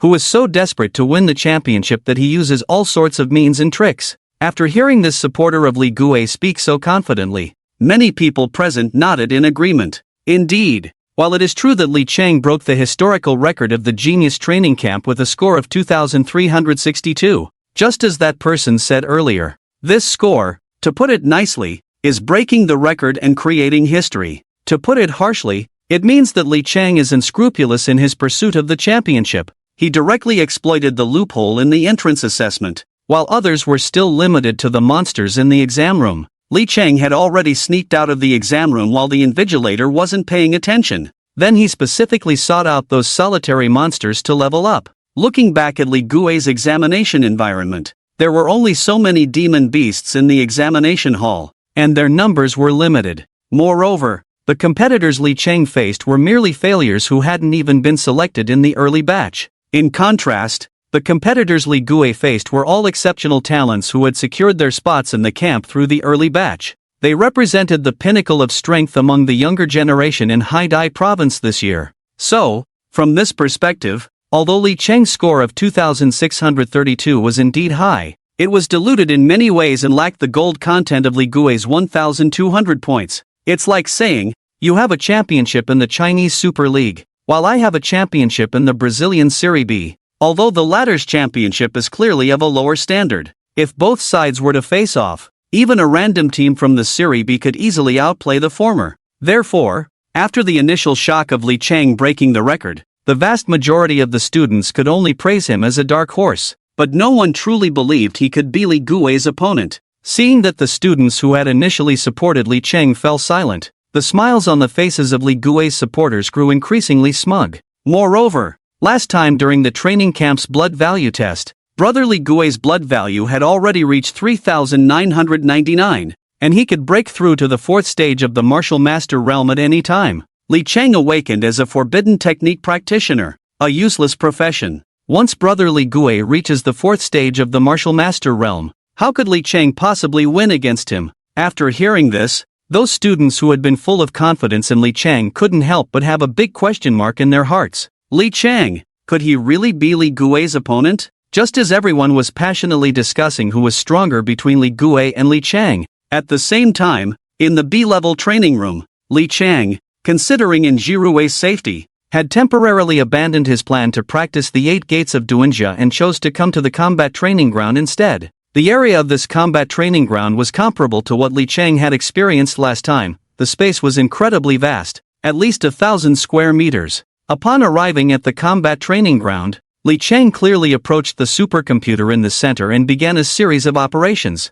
Ding! B-level training ground officially activated. Now, please select the strength level of the training dummy. After a series of operations, 3 options quickly appeared before Li Chang. 1. Top-tier martial apprentice training dummy, martial apprentice realm 9th to 10th stage. 2. Low-tier martial master training dummy, martial master realm 1st to 3rd stage. 3. Mid-tier martial master training dummy, martial master realm 4th to 6th stage. The training ground can only provide low-tier martial master training dummies. The highest available in the Genius training camp is the high-tier martial master training dummy. Sigh. But with the combat power of these training dummies, even the high-tier martial master ones wouldn't be enough. Only the top-tier martial apprentice training dummies could allow me to have a satisfying battle. Since the Genius training camp opened until today, among all the students from so many sessions, Li Chang was probably the first to complain that there weren't enough high-tier training dummies to fight against in the training room. Although the actual combat ability of these training dummies was far inferior to that of martial artists of the same level,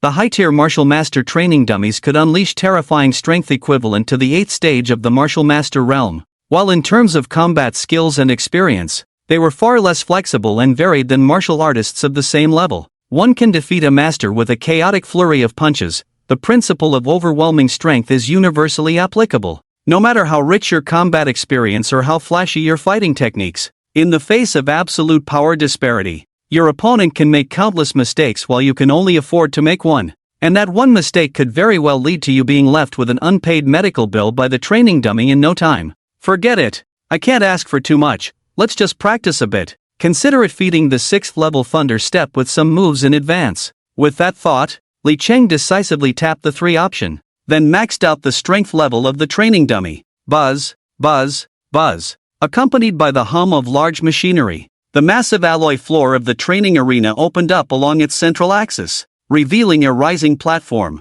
Soon, a nearly 3-meter tall, shiny silver alloy training dummy ascended from below. Martial Master Level 6 Alloy Puppet. Prepare for battle. As the electronic prompt from the training dummy faded, its fist, the size of a sandbag, hurtled towards Li Chang's face with a whoosh. Bang! The alloy fist of this Martial Master Level 6 training dummy tore through the air, creating a series of sonic booms, its momentum incredibly intimidating. Not to mention, just from the attack intensity of this training dummy, it was on par with an ordinary Martial Master Level 6 expert. However, Li Chang shook his head repeatedly at the training dummy's attacks. Weak. Way too weak. This attack pattern is basically no different from the training dummy I fought last time. Li Chang's words were not exaggerated in the slightest. Although the attack intensity of this training dummy indeed reached Martial Master Level 6, the attack patterns were the same old tricks. After the first move, he could completely predict the second and third moves, with no variation whatsoever. He stepped into the 6-fold thunder step, his figure flickering throughout the arena. With each step, dark purple lightning flickered around him as he constantly changed positions, his speed not only lightning fast but also elusive, making him hard to predict and capture. Li Chang had clearly mastered the first 3 levels of the 6-fold thunder step, effortlessly dodging all attacks from the training dummy. Throughout the entire battle, the training dummy's fists were swinging so fast they were almost smoking, yet it couldn't even brush against the hem of Li Chang's clothes. Thus, the entire combat process lasted less than the time it takes to play a song. Seeing that the training dummy was utterly incapable of presenting any new tricks, Li Chang gradually lost his patience. In the next moment, Li Chang casually pulled a large cleaver from the weapon rack in the arena. Then, without looking back, he swung the cleaver at the approaching training dummy. Clang! Accompanied by the dull sound of metal clashing, the head of the Martial Master Level 6 training dummy was cleaved off by Li Chang's strike, rolling away for quite a distance. Sigh, is that it? Li Chang looked at the cleaver in his hand, now with a large gash, and then at the Martial Master Level 6 training dummy he had just incapacitated. he couldn't help but feel a bit disheveled in the wind. Not only had he nearly killed his electronic pet in Jirue while practicing the sixfold thunder step, but he had also thought he would spend the remaining 12 long hours practicing with these training dummies in the arena. Now look at this. He hadn't even used any combat skills, and with a casual swing, he had taken out a training dummy. How should one spend the next 12 hours? What the hell is there to practice? At that moment, in the monitoring room, Lu Xuanyi and Xiao Qingxue stared blankly at the surveillance screen in front of them, nearly turning into lifeless clay figures right there. After Xiao Qingxue received 75,000 contribution points from the other 8 mentors of Sun Guodong, she casually inquired about Li Cheng's whereabouts. Upon learning that Li Cheng had gone to the B-level training room, Xiao Qingxue chose not to have the staff call him out but instead decided to wait in the monitoring room while observing Li Cheng's training situation inside. This way, she could not only provide targeted guidance on Li Cheng's shortcomings but also teach according to his abilities, right? When she first arrived and saw that Li Cheng could withstand 10 times the gravity during training, it shocked both Xiao Qingxue and Lu Xuanyi immensely. However, this was still within their realm of acceptance. After all, since Li Cheng had already broken the historical record for the camp assessment, training under 10 times gravity didn't seem so unacceptable anymore. But as Xiao Qingxue and Lu Xuanyi continued to watch, especially when they saw Li Cheng begin to practice the sixfold thunder step, they were taken aback. Lu Xuanyi, I remember your body technique is the sixfold thunder step, right? How long did it take you to reach the 3rd level back then? Xiao Qingxue stared intently at the screen showing Li Cheng, asking Lu Xuanyi beside her. Lu Xuanyi thought seriously for a moment and then replied, training the sixfold thunder step requires channeling the thunder attribute spiritual energy from heaven and earth into the body, and the side effects are immense. Even someone as strong as me took a full year and a half to reach the 3rd level. Hiss. Upon hearing this, Xiao Qingxue couldn't help but gasp sharply. Lu Xuanyi, he took 12 hours. Lu Xuanyi, comparing people is deadly, comparing goods is throwing them away. After hearing Xiao Qingxue's words, Lu Xuanyi didn't even want to speak anymore. Moreover, from the real-time footage transmitted through the monitor, Li Cheng's training results and mastery of the sixfold thunder step after 12 hours surpassed the hard work he had put in for a year and a half. This made both Lu Xuanyi and Xiao Qingxue look at Li Cheng in the monitor as if they were gazing at a deity. This Li Cheng, what kind of monster is he? Xiao Qingxue felt the same way. However, compared to Lu Xuanyi, she was clearly much better off. After all, she had already interacted with Li Cheng during high school martial arts competitions and had a deep understanding of his abnormal capabilities. Therefore, her level of acceptance was naturally much higher than that of an ordinary person.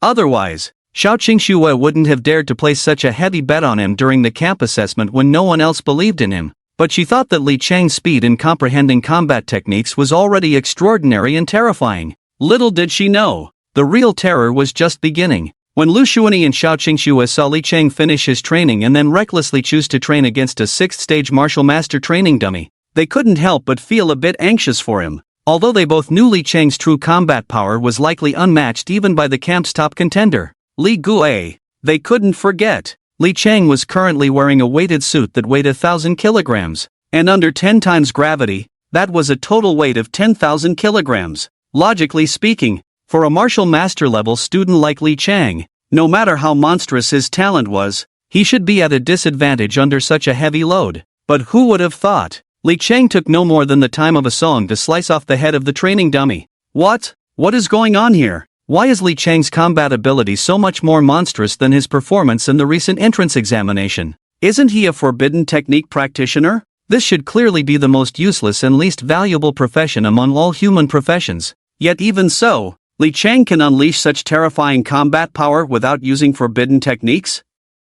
Lu Xuanyi and Xiao Qingxue were filled with disbelief. However, what they could never have imagined was that after finishing high school martial arts training, Li Cheng's cultivation had skyrocketed like a rocket, jumping directly from the 9th stage of martial disciple to the peak of the 5th stage of martial master in just 6 leaps. On the other side, Li Cheng had once again chosen a martial master stage 6 training dummy, preparing to accumulate some more training time. There was no way. That little fatty Pan Wenba had booked a room for himself for a whole day, and there were still several hours left. If he went out now to check out, Li Cheng felt he would really be losing out. This time, Li Cheng intentionally suppressed his strength to the 4th stage of martial master. However, the result was still no surprise. In just the time of another song, the second martial master stage 6 training dummy was also shattered by Li Chang. Li Chang awkwardly scratched his head and chuckled. Couldn't hold back. Let's do it again. Just as Li Chang was trying to find ways to make the most of the last bit of training time, Lu Xuanyi in front of the monitor was already in tears, heartbroken to the point of being unable to breathe. Is this kid even human? Is this something a human can do? In less than 15 minutes, this monster Li Chang had shattered 2 training dummies in their training camp. While Lu Xuanyi was shocked, his heart was also bleeding profusely. You have to know, each training dummy in this training room must be crafted by a martial artist who has awakened the puppeteer profession, requiring various rare materials to create a martial master stage training dummy. Each one is quite expensive. Looking at Li Chang's momentum, he didn't want to check out early, planning to practice in the training room until the very last moment. Although he didn't know if Li Chang could withstand the tenfold gravity environment. Anyway, Lu Xuanyi felt that his wallet really couldn't take it anymore. If Li Chang continued to play like this, it seemed that all the dummies in their entire genius training camp wouldn't be enough for him to chop with one hand. What are you still doing here in a daze? Hurry up and go to the B-level training room, and bring this great Buddha Li Chang over here. Lu Xuanyi couldn't care about anything else now and hurriedly urged his subordinate beside him. Li Chang looked at the martial master stage 6 training dummy that had already been smashed into tiny fragments by him, frowning slightly. Sigh, so boring. This is really too boring. The training dummies in the training room are too weak. They aren't even as valuable to me at this stage as those loose cultivator teams. Although this martial master stage training dummy is just as easily defeated by me in one move as those loose cultivator teams outside. But the latter, after being killed, can still be refined into experience points for leveling up. And this training dummy, once shattered, is truly shattered. It's a third-rate item that doesn't even provide emotional value. Just as Li Chang was still worrying about how to pass the next few hours in the training room, he suddenly heard a crisp electronic prompt sound from the broadcast. Hello, student Li Chang, the chief instructor of the training camp, Lu Xuanyi, is waiting outside. Chief instructor Lu Xuanyi? After hearing the announcement, Li Chang casually inserted the knife into the weapon rack, tidied up a bit, and then pushed the door to leave. Once outside the training room, he quickly spotted a lieutenant in military uniform, with 1 stripe and 2 stars, already waiting for him at the door. Hello, student Li. Captain Lu wants to see you. Please follow me. The lieutenant rushed forward as soon as he saw Li Chang, first giving him a very standard salute, then explaining his purpose for coming. Although, in terms of social status, Li Chang was merely a 16-year-old high school student who hadn't even graduated. The one saluting him was an active duty officer with a deputy company rank. Yet, despite the vast difference in their identities, the lieutenant did not dare to show any disrespect towards Li Chang. His gaze was filled with deep reverence. This was because Li Chang's remarkable feats in the B-level training room had not only been witnessed by Xiaoqing Xue and Lu Xuanyi, but the lieutenant had also seen them clearly. This young man had mastered the 3rd layer of the 6-fold thunder step in less than 12 hours, a feat that had taken his captain a year and a half to achieve. Moreover, this boy named Li Chang not only had an extraordinary talent but also possessed astonishing combat power. Just moments ago, the lieutenant had witnessed Li Chang effortlessly slice off the head of a training dummy at the 6th stage of the martial master realm with a single stroke. Even with the lieutenant's extensive experience, he had never seen anyone like Li Chang, who at just 16 could wield a knife against a 6th stage martial master training dummy as if he were slaughtering pigs or sheep. No, it wasn't even right to say he had seen it. The lieutenant had never even heard of such a thing. Oh, Captain Lu wants to see me? Upon hearing that the person wanting to see him was the captain of the genius training camp, Li Chang couldn't help but show a hint of confusion. This Captain Lu was likely the same supervisor who had awarded him for his entrance examination. Considering that the training rooms in the camp were equipped with real-time surveillance and audio devices, Li Chang found it easy to guess the purpose of Captain Lu's meeting. All right, let's go. Li Chang nodded in agreement. The lieutenant then took the lead, guiding Li Chang forward. At that moment, the training camp students who had just finished their training were still debating whether Li Gui or Li Chang was stronger among the many prodigies in this session. When they saw Li Chang being escorted out of the training room by an officer, the gossip flames in their hearts were instantly ignited. Oi, bro, what do you think Li Chang did in the training room to attract even Lieutenant Su's attention? Damn, if you ask me, who should I ask? I'm not a worm in Li Chang's stomach, how could I know what he's thinking? TCH, I was just casually asking, why are you getting defensive? But speaking of which, do you think Li Chang might have gotten into some trouble and was called in for questioning? Like, maybe. His entrance examination results were found to be fraudulent, and Lieutenant Su is calling him in for a second review to confiscate the rewards he just received. As everyone speculated about why Li Chang had been called away by the training camp officer, various conspiracy theories and grand schemes filled the air. Then, one after another, several training camp staff members came in with brooms, sweeping up a pile of training dummy parts. The ones who had been chattering about Li Chang now instinctively fell silent. They all stared wide-eyed, mouths agape, as if they were clay figures, watching the staff dump the family parts swept out from the training room into the trash can before silently leaving. After a long while, someone finally spoke. I wasn't seeing things, was I? It seemed like the staff just swept out a pile of training dummy parts from the training room where Li Chang was. It should be. Probably. Maybe I didn't see it wrong? Were these training dummies all broken by Li Chang? In the B-level training room, Li Chang was the only one practicing. If he didn't break them, could it be a ghost that did? But then again, what level of training dummies did the staff just sweep out? Damn! They were all smashed into a pile of parts by that guy Li Chang. Wow! I just saw a demon crystal that seems to be a mid-level martial artist training dummy. Is that true? Don't scare me. Absolutely true. More real than pearls. How could there be so many parts from a martial apprentice training dummy? And the demon crystal that drives the dummy must be at least demon soldier level. So that means, just now, while Li Chang was practicing in the training room, he casually smashed several mid-level martial artist training dummies? Is this even human? Could it be that Li Chang is a beast in human skin? Guldong. In an instant, many students present were left dumbfounded by the scene unfolding before them, their throats bobbing as they struggled to swallow. Before long, the news about Li Chang dismantling the training dummies into a pile of parts spread like wildfire throughout the entire genius training camp. Meanwhile, on the other side, Li Chang followed the lieutenant officer to a courtyard. This was somewhat different from what Li Chang had initially expected. He thought the lieutenant officer would take him to an office or a conference room.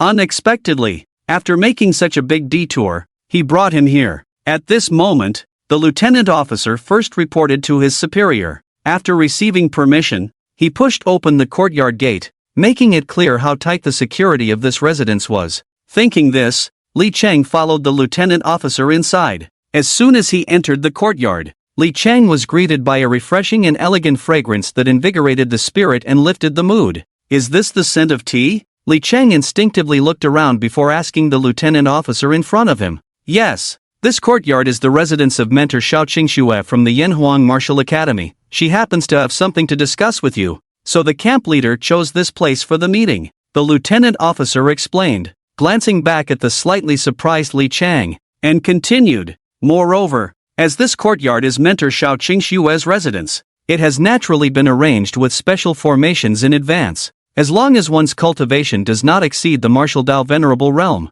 one cannot spy or eavesdrop, so that's how it is. After hearing the lieutenant officer's explanation, Li Chang had no more doubts in his heart. He closely followed the lieutenant officer into the south wing of the courtyard. The room was not large, only about 25 or 26 square meters, but it was elegantly arranged, reflecting the ancient charm of Chinese style, especially the teacups placed on the central tea table, which were truly eye-catching, with a milky white glaze that resembled Han white jade, arranged in a scale-like manner, resembling a dragon. Xiao Qingxue sat in the top position. The chief examiner who had just awarded him a prize on the podium looked at him with eyes full of admiration. No longer was there the hesitant and indecisive demeanor he had when awarding Li Chang, who had awakened to the special profession of Ssslevel forbidden mage. Now, in Lu Xuani's eyes, Li Chang was treated like a treasure, to be cherished and feared, afraid it might melt in his mouth or break in his hands. Regardless of the 25-year lifespan limitation of Li Chang as a forbidden mage,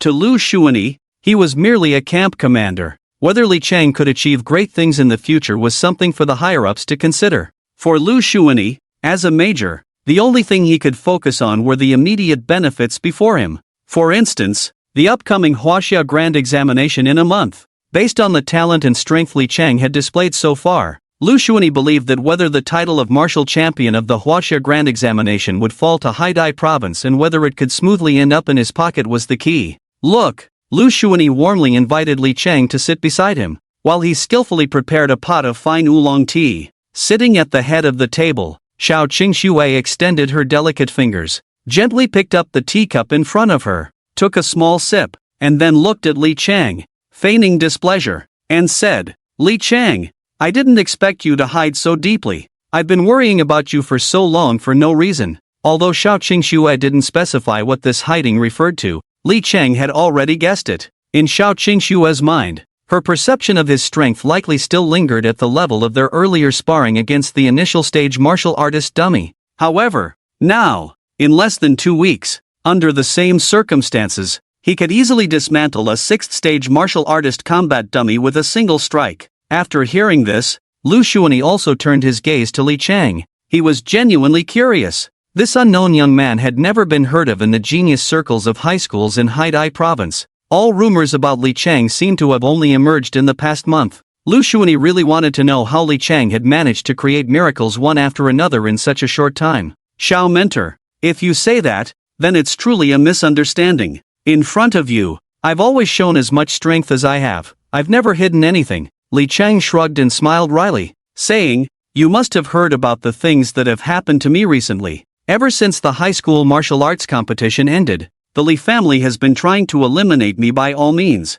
In this past month, I faced no less than 3 assassination attempts from the Li family, both overtly and covertly. I was forced to desperately improve my strength in this life and death situation. Perhaps it's just not my time to die. I've been extremely lucky lately, not only experiencing several fortuitous encounters that led to continuous breakthroughs in my cultivation level. At the same time, I formed a good relationship with Pan Wenbo, the young master of the Zinfa group, who helped me fend off one assassination attempt from the Li family. Otherwise, I might have already died on the flight to the training camp." Upon hearing Li Chang's words, both Xiao Qingxue and Lu Xuanyi merely nodded, saying nothing more. As representatives of the military and academic factions of Shenzhou, they had long been aware of everything Li Chang had experienced since the high school martial arts competition, thanks to their intelligence networks. Moreover, the saying goes, "Surviving a great disaster brings great fortune." Although this statement may seem profound, for martial arts masters like Xiao Qingxue and Lu Xuanyi,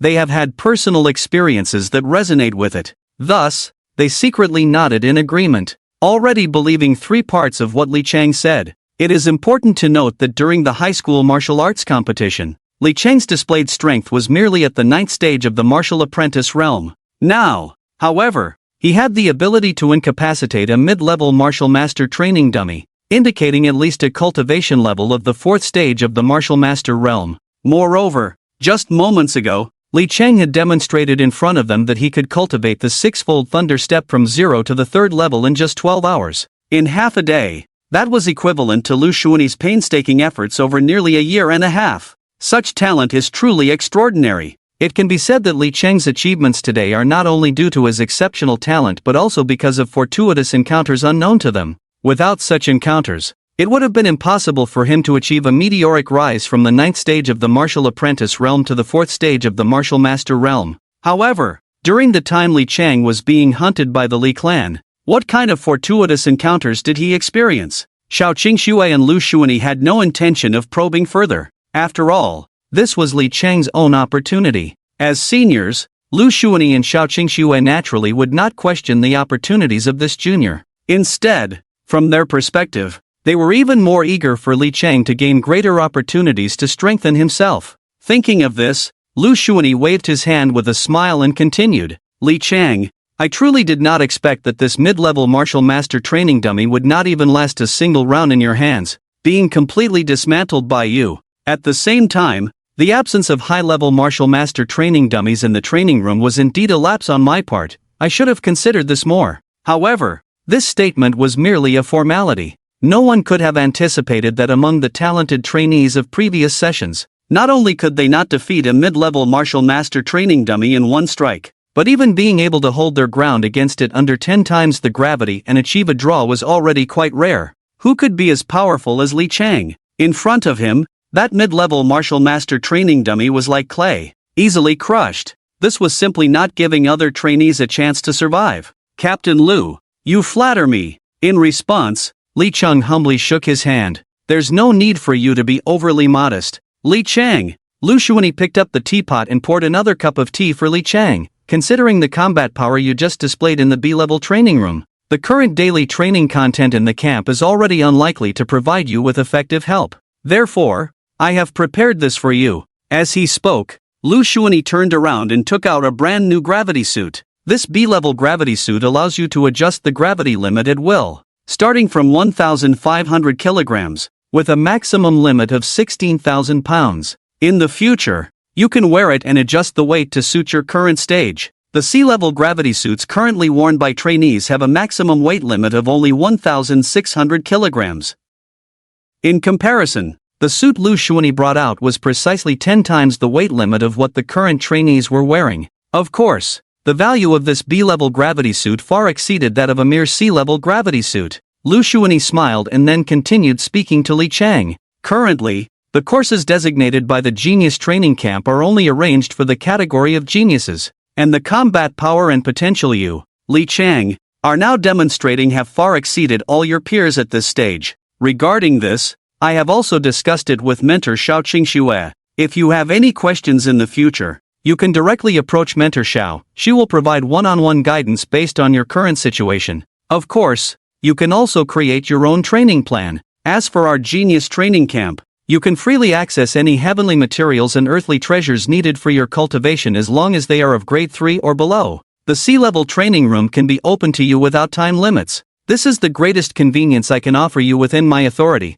Anything more is beyond what a mere major like me can decide. The reason Lu Xuanyi granted Li Chang the privilege to freely access training camp resources of grade 3 and below is, to put it simply, to place a bet on Li Chang in advance, to invest in him. Additionally, based on the talent and combat power Li Chang is currently displaying, at least for now, the Genius Training Camp indeed cannot meet the intensity of training that Li Chang requires. Take this gravity suit, for example. It's impossible to simply consider that the sea-level gravity suit no longer meets Li Chang's needs and forcibly raise the training standards for other trainees in the camp to the B-level gravity suit, right? Doing so would be akin to pulling up seedlings to help them grow. Lu Xuanyi doesn't know if he can train this current group of camp trainees, but he knows that if they were to train according to Li Chang's standards, it would definitely be no easy task to avoid casualties among 2 or 3 dozen of them. Besides considering whether the other trainees can keep up, Lu Xuanyi is genuinely a bit intimidated by this prodigy Li Chang. He is truly worried that if this continues, Li Chang will render all the mid-level martial artist training dummies in the camp useless. If that happens, if the higher-ups were to hold him accountable, who could bear the consequences? Therefore, what Lu Xuanyi can do now is to establish a good relationship with Li Chang while sending this formidable figure to Xiao Qingxue. This is also why Lu Xuanyi specifically brought Li Chang and Xiao Qingxue together. Thank you, Captain Lu. Li Chang took the B-level gravity suit and the training camp access card from Lu Xuanyi's hands. Naturally, Li Chang did not refuse Lu Xuanyi's overtures and intentions to curry favor. Faced with the relentless pressure from Li Ruilin, Li Shangbin, and the other members of the Li clan behind them, Li Chang can now be said to be uniting all the forces he can around him, utilizing all available resources to continuously strengthen himself and improve his cultivation. Moreover, even if Lu Xuanyi does not state his intentions, Li Chang can guess them quite accurately. It's simply that he hopes to secure the title of National Martial Arts Champion in the upcoming Huaxia examination, which would naturally allow Lu Xuanyi, as the camp leader, to reap the greatest benefits. The goals Lu Xuanyi has in mind align perfectly with Li Chang's objectives. Therefore, he certainly does not mind and feels justified in accepting all the benefits Lu Xuanyi offers him. After seeing Li Chang and Lu Xuanyi quickly reach an agreement, Xiao Qingxue, who had been silent and made no statements until now, smiled lightly and said, "Since you, Li Chang, and Captain Lu have finished your discussion, I will keep it brief. The purpose of my visit to find you, Li Chang, besides the guidance mentioned by Captain Lu, is to distribute your contribution points." After saying this, Xiao Qingxue flipped her hand, and 3 exquisitely crafted special crystal cards appeared in her palm. In the lower right corner of each crystal card, there was a special mark indicating a value of 10,000. Li Chang, the reason I was able to win 75,000 contribution points this time is all thanks to you. Moreover, as your mentor, I cannot treat you unfairly. This is a crystal card worth 10,000 contribution points, and there are 3 of them. Just take them and use them. After saying this, Xiao Qingxue lightly waved her hand, and the 3 specially made crystal cards floated gently in front of Li Chang. Upon seeing this, not just Li Chang, even Lu Xuanyi couldn't help but show a hint of envy in his eyes. That's a total of 30,000 contribution points. Even Lu Xuanyi himself, a dignified martial arts master, would need to fight bloodily on the front lines against demon beasts for a year or two to earn that much. And now, Xiao Qingxue had directly handed over these crystal cards worth 30,000 contribution points to Li Chang, which made Lu Xuanyi feel a bit envious of this kid's good fortune. If Lu Xuanyi felt this way, one can only imagine how Li Chang, the person involved, felt. All along, Li Chang had felt like he was struggling on the edge of survival, especially after the high school martial arts competition. This feeling was even more intense. Li Chang truly felt that no matter how much money or resources he managed to gather, it always seemed insufficient when it came time to use them. But now it was different. Receiving 10,000 contribution points directly from Xiao Qingxue made Li Chang feel as if he were dreaming, as if everything that had just happened was unreal. First, Lu Xuanyi had opened the door for him, providing unlimited access to resources of 3rd grade and below, as well as unlimited use of C-grade training rooms. Now, Xiao Qingxue, this little rich girl, had directly tossed 3 crystal cards worth 30,000 contribution points to him. This back and forth made Li Chang feel as if he were about to be overwhelmed by happiness. After a long while, Li Chang finally came back to his senses and looked at Xiao Qingxue with a wry smile, saying, "Mentor Xiao, are you trying to scare me to death? These contribution points, they are all because, when no one believed in me, you were the only one who steadfastly supported me, allowing me to win them fairly from Sun Guodong and the others. I really have no merit. Of course, as a student, I naturally have no reason to refuse what my mentor offers. However, I will only take one of these 3 crystal cards." Li Chang did not engage in empty politeness by saying he didn't want any of the 3 cards. Instead, he chose to accept one and pushed the other 2 back. Although Li Chang knew very well that if he took all 3 crystal cards, the benefits would be obvious.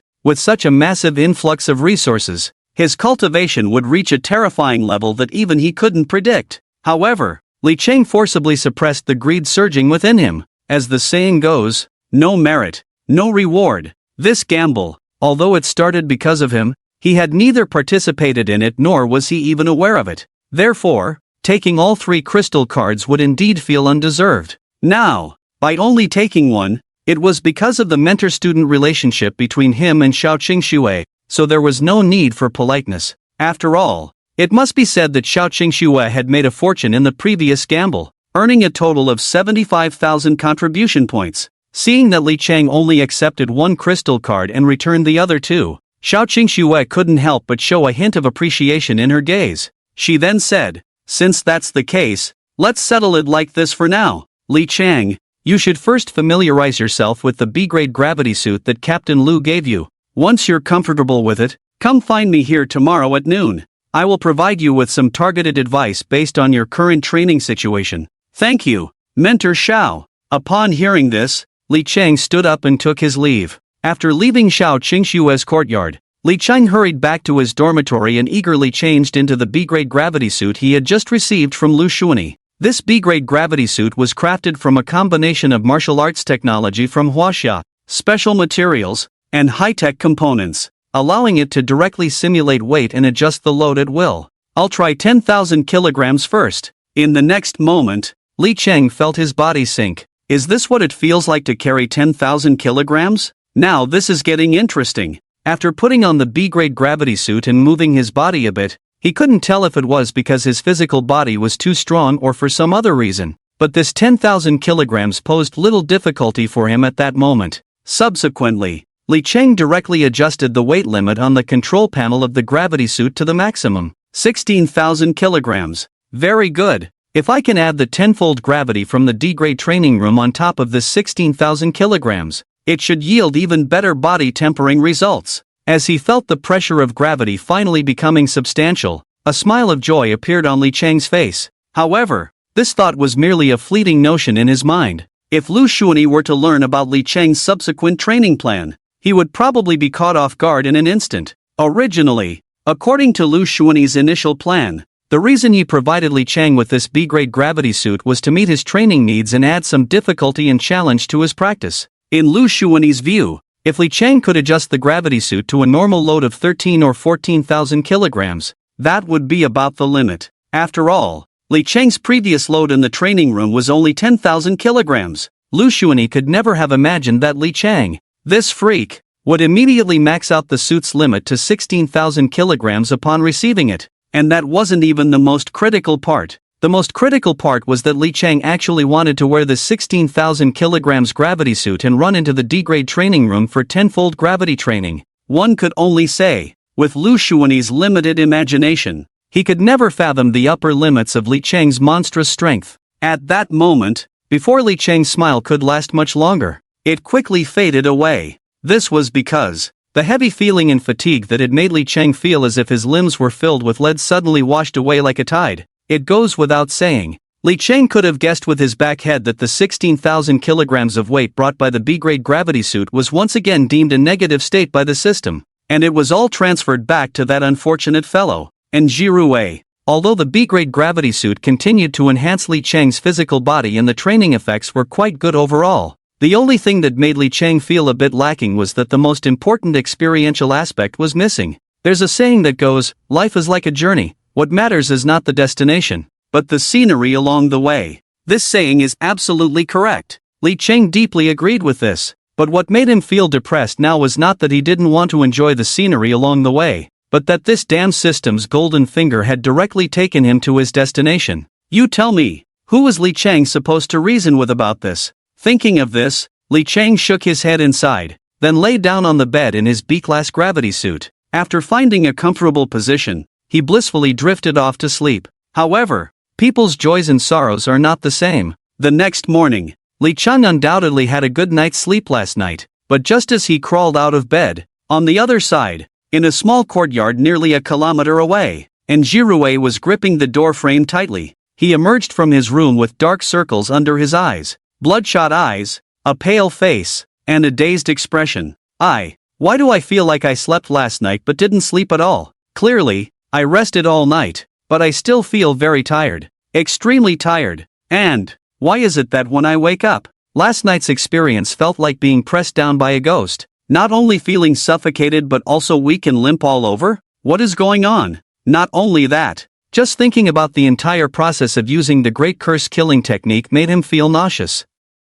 Moreover, an unprecedented sense of resistance arose within him, and Jiruwei couldn't help but rack his brain, trying to recall which part of the formation he messed up during his first attempt yesterday, or if he inadvertently offended some big shot. If it wasn't a backlash from the Great Curse killing technique, then it was likely that he had been cursed by someone using similar means. While Jiruwei was anxiously pondering this, his hands didn't stop, continuously pouring cup after cup of water into his stomach. It seemed that only this way could make him feel a little better. Cough, cough, cough. Just after finishing the water, and Jiruwei's face suddenly turned extremely red, bending over and starting to cough violently, because Jiruwei felt an inexplicable dryness and pain in his throat. But after drinking that mouthful, it felt as if he hadn't just drunk water, but a mouthful of concentrated sulfuric acid. Not only that, and Jiruwei hurriedly looked inward and discovered signs of muscle tearing and Achilles tendon rupture. Normally, in such cases, it could only mean that his muscles had torn and his Achilles tendon had ruptured due to high-intensity exercise or heavy loads. Realizing this, Jiruwei became even more panicked. You have to know, since he failed to use the Great Curse killing technique against Li Chang yesterday, Jiruwei had done nothing, lying in bed and sleeping for a whole day, without moving anywhere. But even so, he still ended up unfortunate. Thinking of this, Jiruwei became even more anxious. What on earth is going on? Ever since I decided not to be human, offering my soul to pledge allegiance to the demon clan, I've always kept a low profile, rarely making enemies. Even in this genius training camp, I've been just surviving and developing, so there shouldn't be anyone wanting to kill me, especially using something like a curse or hex. Could it be that the Great Curse killing technique taught to me by the Demon King is too sinister? With just a little carelessness, it's easy for the practitioner to go astray. Jiruwei's expression fluctuated, and his mind was racing, trying to figure out where the problem lay. In the end, he even suspected that since arriving at the genius training camp, he had been unaccustomed to the environment and caught some strange illness. But he didn't dare to go to the infirmary to let the military doctor check his body. After all, his identity as a spy for the demon clan embedded within the human race was there. If he were to go to the infirmary for a full checkup, it would be tantamount to revealing his identity. Damn it! Since the great curse killing technique can't kill Li Chang, then I'll take matters into my own hands. I refuse to believe it. I, and Jirue, can't handle you. At that moment, Li Chang had just gotten up from his dormitory and was preparing to head to the D-level training room with the chubby Pan Wenba to begin their daily training. A staff member from the training camp politely bowed slightly to Li Chang and said, "Hello, Li Chang. Yesterday, Captain Lu specifically instructed us that you now enjoy the same treatment as the early batch of students and have your own independent residence. Please follow me." With that, the staff member gestured for Li Chang to follow and took the lead. To this, Li Chang felt no surprise at all. He had already accepted the training camp access card given by Lu Xuanyi yesterday, which granted him the qualification to access 3rd grade and below heavenly materials and treasures within the training camp, as well as unlimited access to the D-level training room at any time, free from many restrictions imposed on students. It could be said that Li Chang now possessed an identity and authority almost equivalent to that of a mentor, clearly a level above those early batch students. Compared to Li Chang's calm demeanor, the chubby Pan Wenba also felt that there was nothing inappropriate about the training camp making such arrangements for his boss. In fact, Pan Wenba thought it would be strange if the training camp didn't give his boss special privileges and a green light. After all, his boss had set the record for the strongest entry assessment on the very first day of joining the training camp, a feat that was nothing short of remarkable. In Pan Wenba's view, it was perfectly normal for the training camp to prepare a residence for his boss. Even sharing a bed with Captain Lu would be completely acceptable. At this point, Li Chang followed the training camp staff forward. As they crossed the training camp square, Pan Wenba suddenly shouted, "Boss, look, there are quite a few people gathered in the square." Li Chang turned to look in the direction of the voice. He saw a number of new students who had entered the camp with them yesterday, chattering excitedly among themselves, clearly engaged in a heated discussion about something. Curious, Li Chang moved closer to take a look. In the center of the training camp square stood a massive stone tablet, at least 3 or 4 stories high from a distance. This stone tablet had been the high platform where Lu Xuanyi awarded him and announced their assessment results just yesterday. Unexpectedly, in just one night, the original platform had been replaced by this stone tablet. As Li Chang looked up, he saw 5 large characters inscribed at the top of the stone tablet, Genius Ranking List. Li Chang's heart stirred. He recalled that Lu Xuanyi had mentioned something similar during the meeting with the new students yesterday. After joining the training camp, all students wanted to gain more resources from this platform. The only way to do so was to hunt demon beasts in the Yimeng Mountains or complete various tasks assigned by the training camp to earn points. At the same time, there would also be a closing assessment among the students. This closing assessment was different from the entry assessment. The entry assessment involved students hunting demon beasts in the Yimeng Mountains and exchanging demon crystals for points, ranked from high to low. As for this closing camp assessment, it is very simple. It is conducted directly in the form of a competition, with different points calculated based on rankings from high to low and included in the genius rankings. Just as Lu Xuanyi often says, our genius training camp only trains elites. Absolutely no garbage is accepted. It is precisely because of this principle that the genius training camp encourages competition among students in every aspect, driving them to strive for excellence. What is written on the leaderboard is the top 20 talents from this genius training camp. In this training camp, each person is a rare talent selected from the best high schools in Haidai province. Now, the camp is further selecting the top 20 among these exceptional talents for ranking rewards after the camp ends. Although the camp has not explicitly stated what the rewards for the top 20 on the genius rankings will be, it is not hard to see from the big moves in the entrance assessment. The final ranking rewards from this closing assessment can only be more than those from the entrance assessment. They can never be less. Thinking of this, Li Chang immediately became interested. He raised his head and carefully searched for his name on the stone tablet. Sure enough, after a while, he found his name on the genius rankings. Upon seeing his specific rank, Li Chang couldn't help but be slightly taken aback, then shook his head with a wry smile, saying, I didn't expect this. In this genius training camp, I barely ranked 17th, and the 3 behind me are very close in points. Any of them could surpass me at any time. After a moment of contemplation, Li Chang understood the cause and effect of this situation, mainly because the new students like Li Chang, who came to the training camp through high school martial arts competitions, arrived about half a month later than Li Guo, Shan Luoyan, and Injirue, who had already come to the genius training camp through the early batch. During this half-month, they had no idea how many monsters they had hunted in the Yimeng Mountains and how many various random tasks issued by the training camp they had completed. Therefore, Li Chang was already at a disadvantage from the start compared to Li Guo and Injirue, who were early batch students. If Li Chang hadn't directly overtaken Li Guo and the others with a dark horse performance, ultimately securing the first place in the entrance assessment, he wouldn't have ranked 17th. Furthermore, Haidai Province, as a populous province in China, has no shortage of geniuses. Those who can make it onto the newcomer rankings have already accumulated over 200 points. If you want to reach the top 10 on the newcomer rankings, you need at least 300 points to start. This means, among the top 10, there are certainly some super old sixes who pretended to be weak during the entrance assessment and deliberately hid their strengths. In the future, the competition in this genius training camp will definitely not be as simple as it appears on the surface. While you are playing the old six, you cannot guarantee that those around you are not also playing the old six. Realizing this, Li Chang secretly made up his mind, I need to work even harder. After the closing assessment in a month, I will secure the first place on the genius rankings. With this determination, Li Chang withdrew his gaze from the genius rankings. He then continued to follow the camp staff forward. Under the guidance of the staff, Li Chang quickly arrived at a courtyard similar to the one where Xiao Qingxue stayed yesterday. After bringing Li Chang here, the staff did not linger but briefly introduced the general situation of the place before handing him the key to the room and leaving. Just as Li Chang was about to take out the key to open the door, he discovered that the gate to his courtyard was actually ajar. This made Li Chang's brows furrow slightly.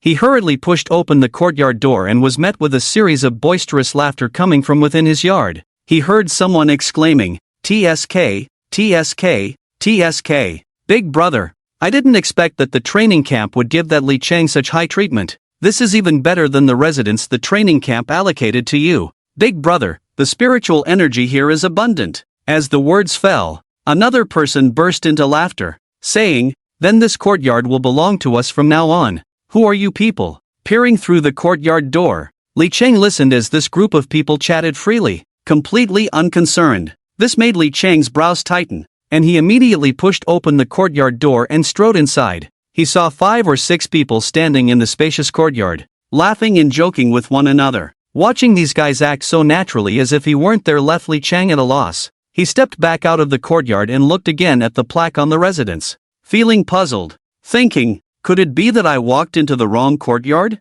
Li Chang checked the key to the residence in his hand and the plaque number repeatedly, confirming he hadn't made a mistake before he boldly walked into the courtyard. Li Chang walked slowly into the courtyard, maintaining his smile, and politely addressed the 5 or 6 people gathered there. "Everyone, did you perhaps mistake the plaque number? This courtyard was arranged for me by the training camp. It's one thing to come uninvited, but to discuss how to divide my residence in front of me as its owner is a bit inappropriate, don't you think?" Upon hearing this, the group, who had been passionately discussing the ownership of the courtyard, turned to look at Li Chang with strange expressions. Then, they exchanged glances and burst into laughter. Seeing them so amused, Li Chang's brows furrowed even more. It was obvious to anyone that these people were not here for good intentions. Just as Li Chang was pondering this, one of the youths, tall and stout, with a round face, laughed so hard that his small, green bean-sized eyes nearly disappeared into the deep folds of his cheeks. After mocking him, the stout youth looked at Li Chang with a playful grin and said, "What's inappropriate about it? From now on, this courtyard belongs to us." As he spoke, the stout youth's gaze fell on the key in Li Chang's hand, saying, "Oh, right, you really thought ahead. You even brought the courtyard key to me. Not bad, not bad. Looks like you really know how to play the game." Watching the stout youth and his companions act so brazenly, Li Chang narrowed his eyes slightly and smiled. "Aren't you afraid that the training camp will hold you accountable for such blatant robbery in broad daylight?" Upon hearing this, the group erupted in laughter as if they had heard the biggest joke. One of them even whistled loudly, a mocking expression on his face, saying, "Oh ho, I thought who it was. Isn't this the recently popular Li Chang, who just took first place in the entrance examination? I thought you were someone important, but it seems now, you're just a clueless young fool." The stout youth pointed to a lanky boy beside him and said,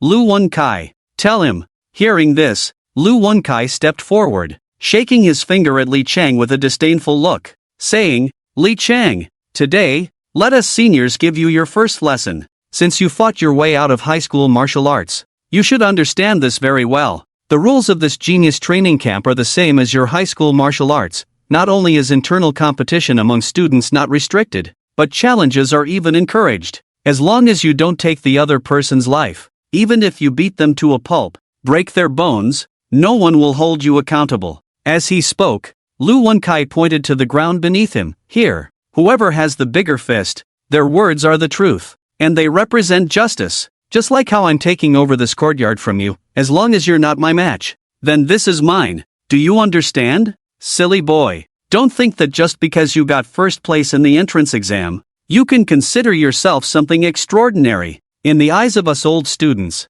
wanting to deal with you is just a matter of thought. Ha ha ha." At this moment, the chubby boy laughed proudly, patting his round belly, sitting arrogantly in the pavilion of the small courtyard. In the courtyard, the rich spiritual energy of heaven and earth floated, and it seemed that there were streaks of green energy constantly swirling. He shook his head and took a deep breath, his face full of enjoyment, and exclaimed, "Is this the courtyard arranged for the first place in the entrance exam? Indeed, it's different from the courtyard we live in. Not to mention, this courtyard is a treasure of feng shui. The spiritual energy here is almost twice that of the outside world. With such specifications, it's not much different from the ones the mentors live in. Not bad, not bad. I'm very satisfied with this place. So, from now on, this courtyard belongs to me." Clatter. Saying this, the chubby boy tossed a set of keys from his waist to the ground at Li Chang's feet, his expression full of arrogance. In the world of martial artists,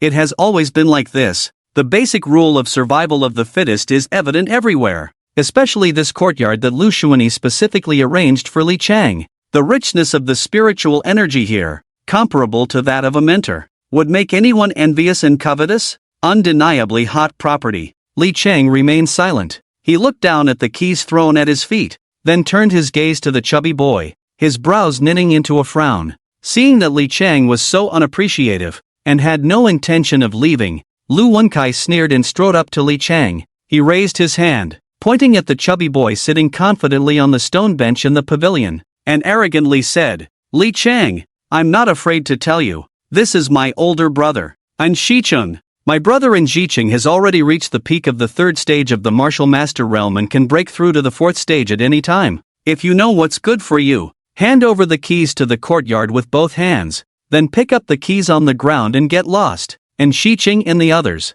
as old students who entered the genius training camp through the early batch, always held themselves in high regard, believing they were superior and never looked down on newcomers like Li Chang who joined after high school martial arts. They thought of newcomers like Li Chang as mere defeated opponents of their early batch. Moreover, the training camp constantly emphasized the survival of the fittest, insisting on training only elites, absolutely not accepting trash. This led to frequent occurrences of the early batch of old students bullying the newcomers, and Shicheng and his group were clearly among the habitual offenders. Although An Shicheng was a third-tier martial artist, he was not particularly outstanding among the early batch of students in terms of talent. According to the rules, he was not qualified to reside in a high-standard residence like Li Chang's. Moreover, today he had his older brother An Jirue backing him up. They harbored malicious intentions and plotted to seize Li Chang's residence. After all, what he was doing had the tacit approval of his brother. As long as he didn't cause too much trouble, he believed his brother An Jirue could handle it.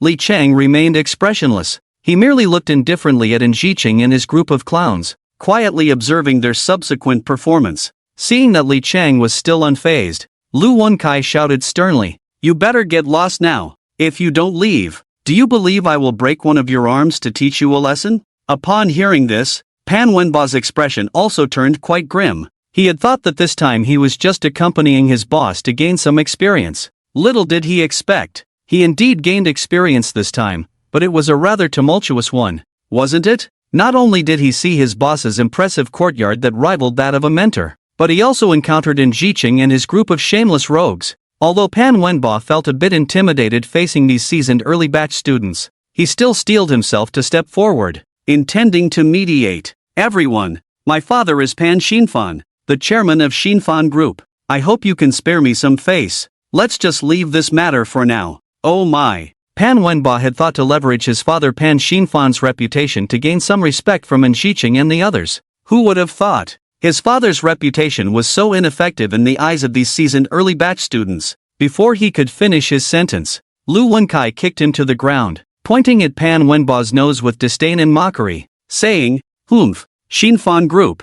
Ha, what does that count for in front of me? Don't think that just because your father is Pan Xinfan, even if Pan Xinfan himself came today, it wouldn't matter." Seeing the little fatso Pan Wenba kicked to the ground, a cold glint flashed in Li Cheng's eyes. An inexplicable surge of anger welled up within him. As the saying goes, one should consider the owner when hitting a dog. Not to mention, Pan Wenba was one of Li Cheng's recognized friends. Hitting him, undoubtedly, it was a slap in Li Cheng's face. Li Cheng stepped forward slowly, his expression as cold as ice, and said in a chilling voice, "I give you one last warning. Now, immediately, get out of my house." After speaking, Li Cheng narrowed his eyes slightly, a cold glint reflecting in them. "Otherwise, I will kill you." Swish! As soon as Li Cheng finished speaking, the courtyard suddenly fell silent. Then, a burst of laughter erupted in the scene, and Shicheng, Lu Wenkai, and the others looked at Li Cheng with mocking eyes, continuously ridiculing him, especially in Shicheng, who looked at Li Cheng with a cold smile, said, "You little brat, I told you, don't think that just because you got first place in the camp assessment, you can act arrogantly in this training camp. You're just a lucky fool who happened to be in a test without me. You're just trailing behind a bunch of useless people. In the end, you relied on underhanded means, exploiting loopholes to score points and got first place in the camp assessment. Just a piece of trash." As he spoke, Enxiqing pointed at the ground beneath him, raised his chin slightly, and showed a proud expression, saying, "Today, as a senior, I will give you this newcomer a piece of advice. No matter how you were before, but when you stand in front of me, is it a dragon? You have to curl up for me. Is it a tiger? You have to lie down for me. Otherwise, I guarantee your end will be very miserable." Beside them, Lu Wenkai scoffed and said, "Boss, don't waste so much time talking to this kid. In my opinion, this little brat clearly got first place in the entrance exam and can't tell the big from the small. Just now he even dared to tell us to get lost? Let me take off one of his arms first." After saying that, Lu Wenkai arrogantly strode towards Li Cheng. Meanwhile, Pan Wenba, seeing the situation becoming tense, quickly pulled on Li Cheng's arm, signaling him to leave this troublesome place as soon as possible. But Li Cheng seemed to completely ignore Pan Wenba's hints, standing still without moving an inch. Just as Pan Wenba was about to drag Li Cheng away, Lu Wenkai had already reached Li Cheng's front, pointing at him with his finger and cursing, "You little brat, I see you're really tired of living." Before Lu Wenkai could finish his last word, Li Cheng stepped forward and directly grabbed the finger he was pointing with, coldly smiling as he said, "I, for one, hate it the most when others point at me. This finger of yours, I want it." With that, Li Cheng applied a bit of force. With a crisp crack, he easily broke Lu Wenkai's right index finger, the white bone jutting out of the flesh. "Ow, ow, ow." Lu Wenkai let out a hysterical scream, clutching his broken finger and staggering back 2 steps before finally falling to the ground. It was quick, from the moment Li Cheng prepared to strike to the moment he broke Lu Wenkai's finger. The whole process was so fast that everyone present didn't even have time to react before Lu Wenkai was easily incapacitated by Li Cheng. Originally sitting arrogantly in the pavilion, and Shicheng straightened up, his gaze towards Li Cheng no longer filled with disdain and contempt, but replaced with a serious expression. "No wonder the boss personally instructed me to deal with this guy. I didn't expect. This kid actually has some strength. Not as simple as he looks on the surface. But, so what? A mere Li Cheng can't turn over my Enxiqing's palm." At this moment, Lu Wenkai, holding his broken finger, let out screams comparable to that of a slaughtered pig, immediately attracting the attention of many onlookers. In just a moment, a crowd gathered at the entrance of the courtyard to watch the commotion. Most of these people were newcomers to the academy. Like Li Cheng, who had entered through the high school martial arts exam, they were very familiar with Li Cheng, the undisputed top newcomer, especially after seeing that Li Cheng had directly challenged someone on the second day of joining the training camp. This caused a wave of exclamations to erupt from the crowd. "Look, Li Cheng is fighting with someone. Hiss, isn't Li Cheng out of his mind? He just arrived at the training camp and hasn't even found his footing, and he's already clashing with an old student like Ji-chun? Isn't that right? What do you think? How did Li Chang provoke people like Ji-chun? In my opinion, offending Ji-chun. With this guy's vengeful character, he won't have a good time in the training camp from now on. Since the opening of the Genius training camp, these students have been divided into old students who entered early and newcomers like Li Chang who entered through the high school martial arts exam. The advanced batch of senior students are themselves the cream of the crop from the top-tier high schools in Haidai province. In contrast, most of the new students who entered the training camp through the high school martial arts examination are the defeated opponents of these seniors. Moreover, since the advanced batch of seniors has been in the camp for a long time, their training time is naturally longer, which further widens the gap between the seniors and the new students.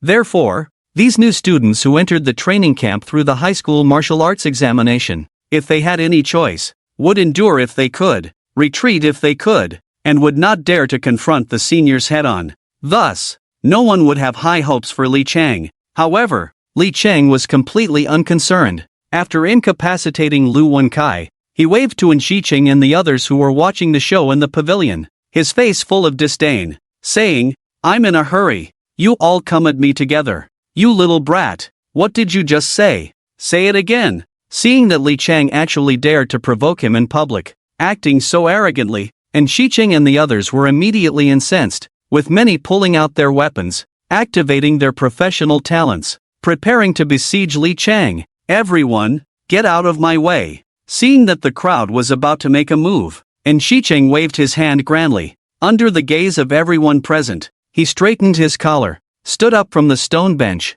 and grinned maliciously, saying, "Today, I'm going to take action myself. I'm going to break all three of this little brat's legs to teach him a lesson." As soon as he finished speaking, Ji-chun's aura surged, and the powerful and domineering true energy rolled outwards from him. His upper body's clothing burst apart, revealing his chest and back. His neck and face were visibly covered in gray-blue fur at a rapid pace, his muscles swelling continuously, and sharp claws with a metallic sheen sprouted from his hands and feet. In just a few breaths, Ji-chun transformed from a chubby boy whose eyes were almost obscured into a half-human, half-beast gray bear man. Bang! Ji-chun's forelimbs hit the ground with a loud thud, and the immense force directly cracked the ground, creating a web-like pattern of fine fissures. Dust was kicked up and flew everywhere, Ji-chun bared his teeth, revealing a mouth full of sharp fangs, and sneered, "Kid, today, I'm going to let you know what it means to know the heights of heaven and the depths of the earth."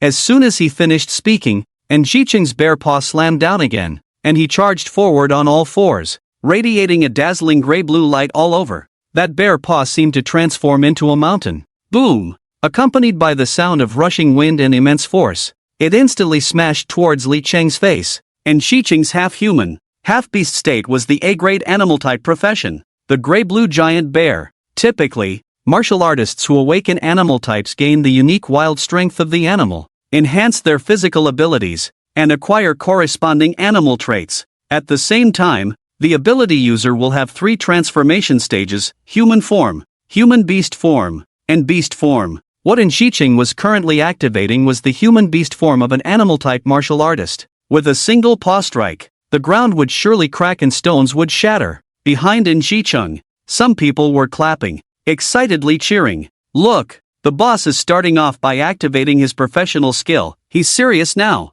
This kid, he's definitely dead now. Even if the King of Heaven comes, he can't save him." The onlookers were also voicing their astonishment and cheers at this moment. "It's over. Li Chang is really finished this time." Back then, Ji-chun broke through the fierce competition of the advanced batch with his A-grade gray-blue giant bear profession. Yeah, awakened animal-type martial artists, whether in terms of their own strength, defense, or recovery, far surpass other martial artists of the same realm. Moreover, Ji-chun's own cultivation is terrifyingly high. During the preliminary assessment, Ji-chun had already reached the 10th stage of the martial disciple realm. Now that he has joined the Genius training camp, his cultivation has skyrocketed like a rocket, reaching the peak of the 3rd stage of the martial master realm. Additionally, with Ji-chun awakening the A-grade animal-type profession of the gray-blue giant bear, he still possesses the strength to fight even against martial artists at the 4th stage of the martial master realm. Watching Zicheng charging towards him with 4 claws flying, Li Chang couldn't help but show a hint of surprise in his eyes, followed by a cold smile. I didn't expect it. You actually awakened the talent profession of the animal-type gray-blue giant bear? Upon hearing this, Zicheng thought Li Chang was intimidated by his imposing figure, and he threw back his head and let out a rough laugh. Roar, roar, roar. You little brat, you only know fear now? After laughing, a mocking expression appeared on Zicheng's face, covered in gray-blue fur, as he coldly said, "It's too late." After saying that, Zicheng swung his bare paw, letting out a beastly roar, and heavily struck towards Li Chang. The bare paw shimmered with a gray-blue light, casting a shadow like a mountain. Roaring towards him, with the force of a mountain pressing down, it slammed heavily towards Li Chang. Boom! Accompanied by a thunderous roar, a gust of bloody wind swept around like mercury spilling, stirring up flying sand and rocks. The babbling stream in the courtyard and the exquisite rockery trembled violently. Fragments of stone rolled down. Li Chang narrowed his eyes slightly, his expression calm. He bent his knees slightly, his right hand clenched into a fist, radiating a crimson light. The dazzling scarlet glow flickered on Li Chang's right fist. Li Chang had already unleashed the 7 injuries fist. The overwhelming and domineering aura instantly surged from Li Chang's body. Everyone widened their eyes, holding their breath, staring unblinkingly at Li Chang's retracted right fist. What is that? It looks like the 7 injuries fist. Hiss. Li Chang actually mastered the 7 injuries fist? And judging by this momentum, Li Chang's realm in the 7 injuries fist is clearly not low. At least it must be at the great success level, or even perfection. Wow! I really don't know whether to say Li Chang's martial arts talent is too high, or to say that Li Chang is simply too crazy. This is the 7 injuries fist, which harms 1,000 enemies while inflicting 800 damage to oneself. I didn't expect that Li Chang has cultivated even the 7 injuries fist to such a profound level. Seeing the starting stance Li Chang took, everyone couldn't help but exclaim, looking at him as if he were a monster. It is well known, the 7 injuries fist, as a B-grade fist technique, has immense destructive power if successfully cultivated, especially at the highest realm of the 7th layer. It can achieve 7 injuries to 7 opponents, unleashing nearly 5 times the punch power of the martial artist in an instant. Although the 7 injuries fist has great destructive power, there are very few in Huaxia who can cultivate this technique to great success. The main reason is that the side effects of practicing the 7 injuries fist are too great. The vast majority of martial artists who practice this technique end up being forced to give up halfway. But if one perseveres, ordinary martial artists of the same realm are simply no match for the 7 injuries fist. Li Chang gathered his momentum, waiting for the right moment, and threw out that decisive punch. Ha! Li Chang let out a loud shout, and when his aura reached its peak, he heavily struck Zicheng's wide-open chest with a punch. Immediately after, a scarlet fist wave surged forward, instantly crashing into Zicheng's chest. Everyone felt a blur before their eyes as the red fist wave whistled past. The fist wave, it struck directly at Zicheng's chest, and Zicheng coldly smiled. You overestimate yourself. In the next moment, Zicheng raised his bare paw high, blocking his chest. He intended to use his own flesh to withstand Li Chang's punch, but the 7 injuries fist's wave came on fiercely, relying solely on Zicheng's physical defense. Even in his beast form, it was still difficult to withstand. In an instant, the fist wave heavily struck against the bare paw. Bang! Crack! Crack! Crack! Accompanied by a dull sound, and Zicheng felt a sharp pain in his palm, followed by numbness. The powerful and terrifying impact caused Zicheng to uncontrollably stagger back several steps. He looked down. There he saw his entire palm had been deformed from the impact, several finger bones were likely broken, and blood gushed from his wounds. Pooh! Just as Zicheng opened his mouth to speak, he felt as if his internal organs were being burned by fierce fire, making his throat sweet. Immediately, he spat out mouthfuls of blood. The blood pooled at his feet, and Zicheng knelt on the ground, unable to maintain even his beast form under Li Chang's devastating punch. Instantly reverting to human form, continuously screaming in agony, blood flowing from his mouth, looking utterly miserable. The crowd gasped in astonishment. The group of sycophants who had been following Zicheng were now pale with shock, utterly horrified. One punch, just one punch, and it had caused Zicheng, at the peak of the 3rd stage of the martial master realm, to vomit blood endlessly. Li Chang was truly terrifying. Seeing Zicheng in such a miserable state, Everyone couldn't help but gasp sharply, with some exclaiming in surprise. Strong. Li Chang is truly too strong. Not only does he have extraordinary talent, but his own strength is also so formidable. Moreover, Li Chang has managed to cultivate the 7 injuries fist, which has such a high threshold and severe side effects, to such a level of ease. Among our batch of newcomers, he is undoubtedly the best. Outside the courtyard, many new recruits from the training camp who had gathered upon hearing the news looked at Li Chang with admiration. If before, during the entrance assessment, many had criticized Li Chang for gaining the top spot by exploiting loopholes, believing that he could only show off among their group of newcomers. Once he faced the senior students from the earlier batches, he would be quickly put back in his place. But now,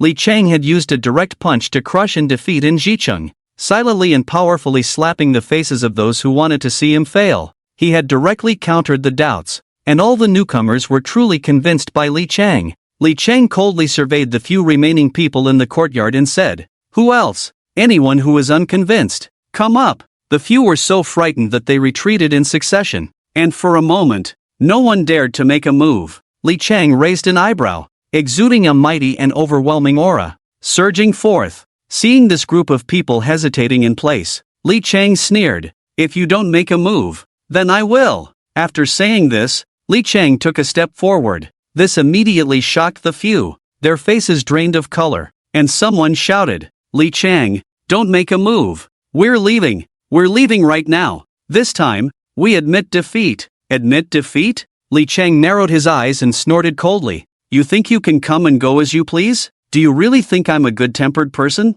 Today, I will seek justice for those who have suffered under your bullying. Let's just break one of your hands and one of your feet." Seeing that Li Chang was unwilling to back down, the expressions of this group turned increasingly grim. They wanted to say something harsh, but their bodies trembled uncontrollably. Those who could pass the early assessment were certainly not fools. Even In Jicheng couldn't withstand a punch from Li Chang and was left spitting blood, rolling on the ground. In the same situation, if it were them, their final outcome would undoubtedly be Li Chang delivering a punch to each of them, ensuring that their fate would be even worse than In Jicheng's. Realizing that talking nicely with Li Chang wouldn't solve the problem, these upperclassmen, in a moment of desperation, actually harbored thoughts of intimidation. One of them coldly shouted, "Li Chang, you better think this through. We are all upperclassmen who came in through the early batch, whether inside or outside the training camp. Our influence is far beyond what you can imagine. Even if you can make us scream today, in the future, someone will definitely come to settle the score with you. So Li Chang, I'll say it again, leave a line for others, and we can meet again in the future." Li Chang remained unfazed, coldly snorting, "Noisy." With that, a cold glint flashed in Li Chang's eyes. A chilling and oppressive aura swept across the scene. Li Chang was about to make a move. Bang! Zzz. Li Chang's foot heavily stomped on the ground. The blue stone bricks beneath him shattered with a loud sound, and amidst his steps, the sound of wind and thunder echoed, purple lightning rising from beneath his feet. Sixfold thunder step. In an instant, Li Chang transformed into a purple lightning shadow, charging into the crowd. The purple lightning shadow darted back and forth among the crowd, red fist energies striking out like a torrential storm. In no time, the sounds of screams echoed continuously. With each red fist energy that fell, a splash of red blood bloomed, appearing extraordinarily eerie. The smell of blood grew increasingly intense. In just a quarter of an hour, looking at the courtyard, there was no one left standing except for Li Chang. The group of upperclassmen who had come to cause trouble were all bruised and battered, covered in injuries. Among them, the one who suffered the most was the one whose wrist Li Chang had cracked with a loud snap, the white bone protruding from the skin. Blood flowed endlessly. These people no longer had the arrogant demeanor they had before, each one like a wild dog with broken legs, lying on the ground, howling and rolling. No one was left to fight. At this point, Li Chang finally decided to stop. He stood with his hands behind his back, coldly watching the few who were rolling on the ground and howling, snorting coldly, "What a bunch of useless trash. You can only bully the new students by relying on your status as upperclassmen." It was precisely because Li Chang had been a victim of bullying in high school that he looked down on scoundrels like In Jicheng, who preyed on the weak and feared the strong. Still, the same saying, such people better pray not to run into Li Chang. Otherwise, if he sees one, he will take care of one. If he sees two, he will take care of both. He would never show mercy. Seeing this scene, the new students watching from outside the courtyard all clapped and cheered, their faces flushed with excitement. Well done, Li Chang. You did great. This time, you really represented us new students and vented our anger. Among the crowd watching the excitement,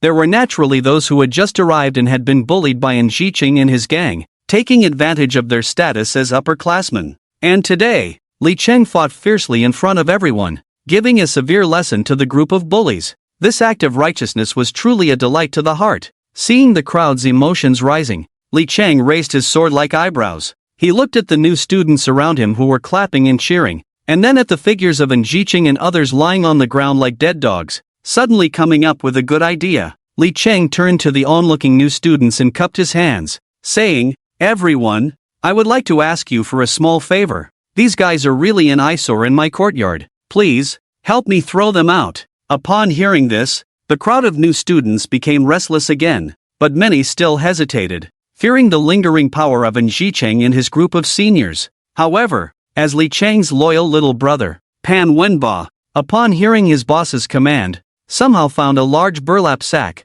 with one hand dragging the sack and the other pulling Jiqing's hair, who was still on the ground yelling. He dragged the guy out of the courtyard like a dead dog. Pan Wenba had long found Jiqing, the fat guy, very displeasing, but due to his own lack of strength, he knew that if he clashed with the other party, he would definitely be the one to suffer. Today, since his boss was willing to give him this opportunity, such a rare chance, how could Pan Wenba let it slip by? Immediately, he stuffed Jiqing into the sack and gave him a good beating. Seeing Pan Wenba take the lead, others naturally rushed in. They all looked eager, as if afraid they would fall behind and miss out. As the first person dragged Jiqing out of the courtyard in the sack, the others followed suit, also putting on sacks, and their fists and flying kicks came down like rain. After the beating, they didn't forget to drag the sack, treating them like livestock, and then kicked them down the steps with force. Thud, thud, thud, and Jiqing and his group rolled down the steps like tumbling gourds, their screams muffled through the sacks. The new students in the training camp all watched them with ridicule, and laughter filled the crowd. After this battle, Li Cheng not only established his reputation but also won the hearts of many. Numerous new students who had just entered the training camp through high school martial arts gathered around Li Cheng, continuously cupping their hands in thanks, their gazes towards him filled with respect and goodwill. This group of new students clearly regarded Li Cheng as their backbone, their greatest support against the seniors. "Boss, you're really amazing. Even Jiqing and his group of seniors didn't stand a chance against you." Pan Wenba ran up, bowing to Li Cheng. "These seniors, whom everyone else avoided, couldn't even last a round under your hands, they were all taken down. Boss, you're still the best." As Pan Wenba spoke, he was not idle with his hands either. He bent down and raised his hand, pretending to want to hug Li Cheng's thigh. Seeing Pan Wenba come up wanting to cling to him, Li Cheng couldn't help but recall, previously in the Yiming Mountains, this guy had pulled out a bottle of Vaseline from who knows where and disdainfully kicked Pan Wenba 2 miles away. After the little interlude with Pan Wenba came to an end, the group of new students surrounded Li Cheng like stars around the moon, continuously praising him. Outside the courtyard, Jiqing and his companions trembled as they pulled off the burlap sacks covering their heads, helping each other to stand up. Among them, Jiqing's gaze towards Li Cheng was filled with a fierce, almost bloodthirsty red, gritting his teeth as he said, "Li Cheng, the humiliation you brought upon me today, I will repay 100-fold. Lu Wenkai hurriedly helped his leader up from the ground, frowning as he asked, "Boss, what should we do now?" Jiqing clenched his teeth, pressing his hand against his chest, which he suspected had broken several ribs. Gasping for breath, after a moment of thought, he said sharply, "Let's go. We need to find my brother. My brother will definitely help me get back at Li Cheng for today. At that time, I will make that little brat Li Cheng wish he could live or die." Lu Wensai's eyes also flashed with a fierce light as he coldly added, "Boss, while we're at it, we can't let that little fatty beside him go either." I remember clearly that it was this little fatty who handed out burlap sacks to each of the new students, and it was this little fatty who kicked me the hardest. Next time we come back, we need to prioritize dealing with this little fatty. I want to use a bottle of Vaseline to send him to the skies. Vaseline? To the skies? And Jiqing, who had just felt utterly humiliated after being beaten by Li Cheng, was so frightened by these words that he quickly released his grip on Lu Wencai's arm. Then, under the strange gazes of everyone, Xicheng limped away, leaving behind a crowd of people with peculiar expressions. Boss, let me explain. When I said to the skies, I didn't mean it the way you think. What I meant by to the skies is just the literal meaning. To let that little fatty Pan Wenbo physically go to the skies, okay? You mustn't misunderstand my meaning, boss. Watching as Xicheng had already walked far away, Lu Wencai couldn't care less about it anymore and quickly chased after the direction his boss had gone. After a moment of noise in the courtyard, Li Cheng checked the time and felt it was about time. He clasped his hands and smiled at everyone, saying, "Everyone, I still need to visit mentor Xiaoqing Xue later, so let's call it a day for now and gather again another time. How about that?" No need to say, since Li Cheng had said it this way, it meant he was planning to close the door and refuse guests. The people present naturally understood the implication and immediately clasped their hands to bid farewell to Li Cheng. I really am not a qualified social butterfly. Dealing with these new students feels much more exhausting than dealing with Xicheng and those old students just now. When dealing with Xicheng, I only needed to think about how many punches it would take to send them away. But with this group of new students, I clearly have to consider many more aspects. Thinking of this, Li Cheng shook his head. He forcibly dispelled the inexplicable thoughts rising in his mind, took a quick shower, changed into a fresh set of clothes, and planned to head to Xiaoqing Xue's courtyard. Just as he pushed open the courtyard door, he heard a clear and pleasant voice ringing out from not far away. "Li Cheng, bring your weapon and come out with me." Li Cheng looked in the direction of the voice and saw Xiaoqing Xue walking gracefully towards him.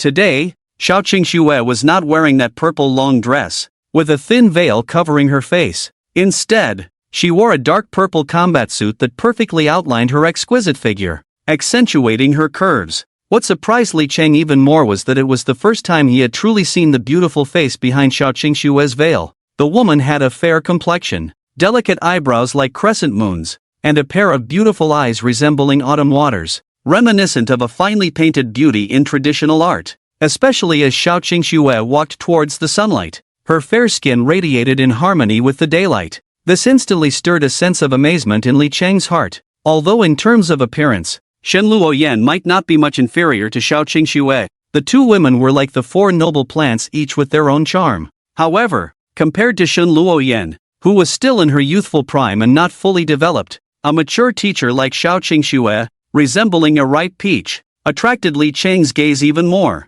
"Li Cheng?" Xiaoqing Xue approached, noticing that Li Cheng remained still, and her cool voice called out again, "Okay." Hearing her, Li Cheng quickly snapped back to reality, flipping his right hand to retrieve a 3-foot-long green sword from his spatial ring, slinging it behind him, and following Xiaoqing Xue closely as they walked forward. As they walked through the training camp, Xiaoqing Xue turned her head slightly to smile at Li Cheng, saying, "Li Cheng, I heard on my way here that you gave Xicheng and his gang a good lesson this noon, right?" "That's right." Li Cheng nodded. Xicheng has already reached the peak of the 3rd stage of the martial master realm and can break through to the 4th stage at any time. Moreover, he has awakened an A-grade animal system profession, the Gray-Blue Giant Bear. The Gray-Blue Giant Bear is a representative of high attack and high defense in the animal system professions, especially in beast transformation. The martial artist's own strength, defense, endurance, and other basic attributes will be greatly enhanced. At this time, although Xicheng still appears to be at the 3rd stage of the martial master realm, his combat power is sufficient to allow him to fight evenly with martial artists at the 4th stage. So, even if I don't need to take you for a blood value test, I can still conclude that your current cultivation level is at least at the 5th stage of the martial master realm. As she spoke, Xiaoqing Xue showed no intention of letting Li Cheng interject, instead looking at him with an expression that suggested she had seen through everything. It was clear, after dealing with Li Cheng, the old six, so many times, Xiaoqing Xue had already figured out his general patterns. Therefore, she didn't keep him guessing and directly pointed out the matter of his cultivation level in front of him. In this training camp, the minimum requirement to serve as a mentor was to be a Grand Master at the peak level, and someone like Xiaoqing Xue, a mentor at the martial venerable realm, was not only rare in the genius training camp of Haidai province but also a rare find throughout all of China. Additionally, to better assist the trainees in achieving good results and rankings in the upcoming national examination, Each of these mentors from Haidai province came from one of the top 10 martial arts academies in China, and each had unique insights and skills in martial arts. But it made sense. The students taught by these mentors were all strong competitors for the title of the top martial artist in China. Truly the best of the best, the elite among elites. If they didn't have real skills, how could they teach these prodigies from various provinces? Li Chang was not surprised that Xiao Qingxue could see through his true cultivation level. If a martial venerable like her couldn't discern Li Chang's real level, that would indeed be absurd. Soon, Xiao Qingxue led Li Chang directly to the nearby training ground, her dark brows raised, and her aura surged. Boom! A powerful and overwhelming presence erupted from Xiao Qingxue like a ferocious beast from the primordial chaos. In an instant, a fierce wind forced Li Chang to squint his eyes slightly. Xiao Qingxue lightly commanded. Finny sword, a small sword, entirely crimson, flew out from her sleeve. The sword, only a few inches long, began to visibly grow larger at an astonishing speed. In the blink of an eye, it transformed into a 3-foot-long green blade. The quality of this red sword far surpassed that of my green blade, likely reaching the level of a magical artifact. When I first met Xiao Qingxue, she had not revealed her strength, her aura indistinguishable from that of an ordinary woman. Now, however, she radiated an imposing presence, her aura profound. Come, Li Chang, unleash your most powerful attack and fight me. I will suppress my realm to the 5th stage of the martial master. After saying this, Xiao Qingxue slightly closed her beautiful eyes, regulating her breath and suppressing her aura. After a few breaths, the unmatched might surrounding her had diminished significantly, leaving only the cultivation of a 5th-stage martial master. Yes, instructor! Li Chang mobilized the blood and energy within him,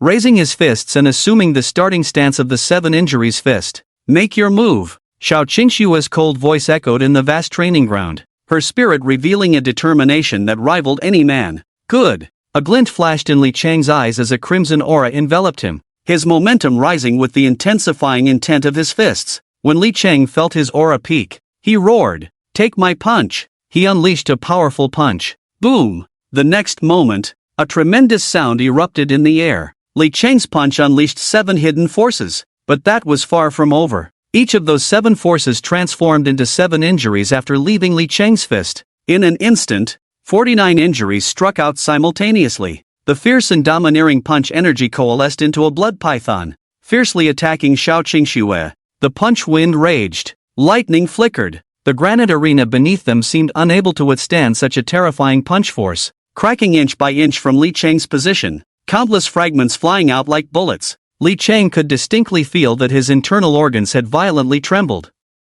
A scorching sensation surging in like a tide. After pushing the 7 injuries fist to its limit, the terrifying backlash was now upon him. Yet, facing Li Chang's most powerful strike of the 7 injuries fist, 7 kills, Xiao Qingxue remained remarkably calm and composed. She held the fingy sword lightly in her hand, showing no intention of blocking or parrying. It was only when Li Chang's crimson punch force was right before her that Xiao Qingxue finally parted her lips to utter a single word: "Stop." In that instant, it was as if a stone had been thrown into a mirror-like lake, and the world fell into a profound silence, so quiet that Li Chang felt he could hear his own breathing. Just as Li Chang was still trying to comprehend what had just happened, Xiao Qingxue slowly raised her hand. Clang! At the moment the fingy sword in her delicate hand clashed with Li Chang's crimson punch force, he felt an eerie and weightless sensation, as if his strongest punch had struck cotton. Before Li Chang could retract his fist and organize a second attack, the crimson fingy sword had already swept across his neck and returned to its sheath.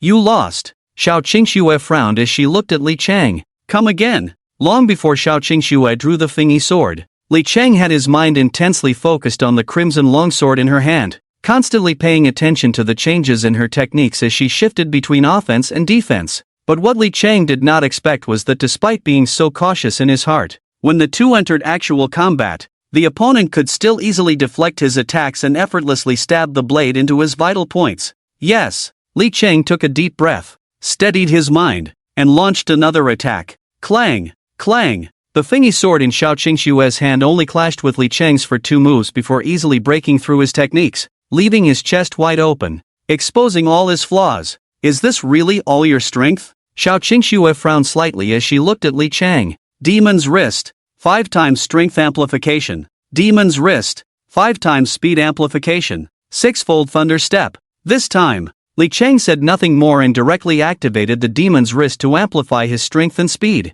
simultaneously drawing the Qingfeng sword from his back. The purple lightning flickered beneath his feet, instantly becoming several times thicker. Thunder surged. Thunder roared. Boom! This time, Li Chang abandoned all techniques and pushed his strength and speed to the limit, not seeking maximum lethality, but aiming for a single strike to defeat the enemy. Boom! This time, the two forces collided and immediately exploded. The red and purple sword energies clashed heavily together and then burst apart. The red sword energy condensed by Shao Qingshu's scattered, while the surging purple lightning was shattered, turning into electric sparks and vanishing. The Fengyi sword pierced through Li Chang's sword momentum, directly stabbing at his chest. Clang! Just as the blade was about to pierce in, Shao Qingshu flicked her wrist, transforming the sword tip into the sword face, which heavily slapped against Li Chang's chest. Clang! Accompanied by the sound of metal clashing, the sword face struck Li Chang's chest, producing a ringing sound. Li Chang felt a tremendous force surge through his chest, causing him to stagger back 5 or 6 steps before he could barely stop himself. At the same time, this exchange was not as easy and pleasant for Shao Qingshu as the previous few times. This time, the strike Li Chang executed was clearly faster and stronger than before, completely unlike the first 2 times when he used the 7 injuries fist, which had power but lacked speed. At the moment Li Chang threw his punch, Shao Qingshu could easily counter and dismantle his moves. It could be said that during this encounter, Li Chang's changes in techniques and speed improvements far exceeded her expectations. Shao Qingshu retreated continuously, finally stopping 5 meters away. Both of their faces showed a look of astonishment. The result this time was actually a draw. Li Cheng frowned slightly, thinking to himself, Shao Qingshu is indeed a formidable master at the martial sovereign level, even though she intentionally suppressed her realm to match my martial master 5th stage. But in terms of sword skills and combat experience, Shao Qingshu far surpasses me. Just look at the first 3 encounters. Shao Qingshu was all about defense and counterattacks, and only in the last one, I abandoned everything, and under the enhancement of forbidden techniques, I didn't give her a chance to counterattack. Otherwise, my outcome would not have been any better than the previous 2 times when Shao Qingshu had her sword at my throat. It seems, I still cannot become complacent and stagnate. Today's encounter has taught me a valuable lesson from Shao Qingshu. After this battle with Shao Qingshu, Li Chang completely realized that merely focusing on raising one's realm and strength, and practicing combat skills, does not equate to true power. If one were to compare a warrior's cultivation and combat skills to a weapon, then the realm would be akin to the methods of wielding that weapon. This is akin to the same Barrett sniper rifle being handed to a seasoned professional sniper versus a rookie. Although it is indeed the same weapon, the lethality and destructive power they can wield are entirely incomparable. Li Chang's current situation is like that of a rookie who has just received a Barrett.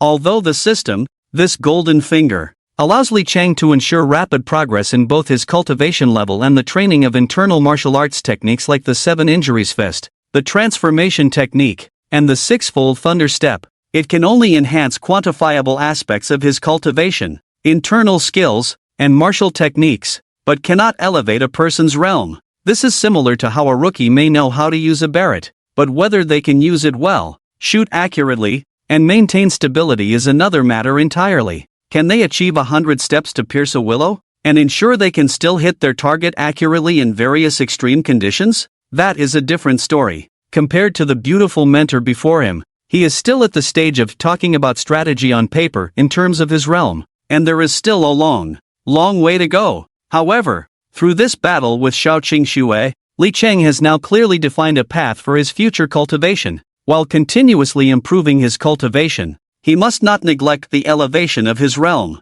At this moment, Shao Qingshu finally revealed a hint of joy on her delicate face, lightly clapping her hands and saying, Li Chang, do not harbor any unwarranted thoughts because of your superficial sword techniques. This is very normal. Don't be misled by the fact that I deliberately suppressed my cultivation to match your realm. But my understanding of martial arts and my accomplishments in the sword path will not be suppressed by this realm limitation. If your understanding and accomplishments in the sword path and martial arts reach my level, that would truly be a groundbreaking achievement. I was born into the Shao clan and have practiced martial arts since childhood. To this day, I have endured nearly 20 years of hard training to reach my current realm, As she spoke, Xiao Qingxue glanced at the Qingfeng sword in Li Cheng's hand and continued, as a swordsman, especially regarding the understanding of sword intent, it is more about intention than mere thought. The levels of understanding can be divided into 7 major realms: sword chi, sword intent, sword momentum, sword heart, sword realm, sword soul, and sword spirit. Each major realm is further subdivided into 5 minor realms: subtle, minor achievement, major achievement, perfection, and peak, and your current realm is at most at the subtle level of sword chi. To quickly elevate your sword intent realm, the best way is still through combat with demon beasts, continuously honing and validating your sword intent through practical experience, and finding a path that truly suits you. After discussing sword intent, Xiao Qingxue pointed to the B-grade gravity suit Li Chang was wearing and said, Li Chang, this B-grade gravity suit given to you by Captain Lu is a rare treasure. With this gravity suit, it can evenly apply gravity to every part of your body, your bones, blood vessels, and internal organs. Even if you stand still here, your body's organs and even cells are constantly bearing and countering gravity, consuming your internal energy at all times. This is far more effective than any amount of training you could do, especially when you train while wearing the B-grade gravity suit.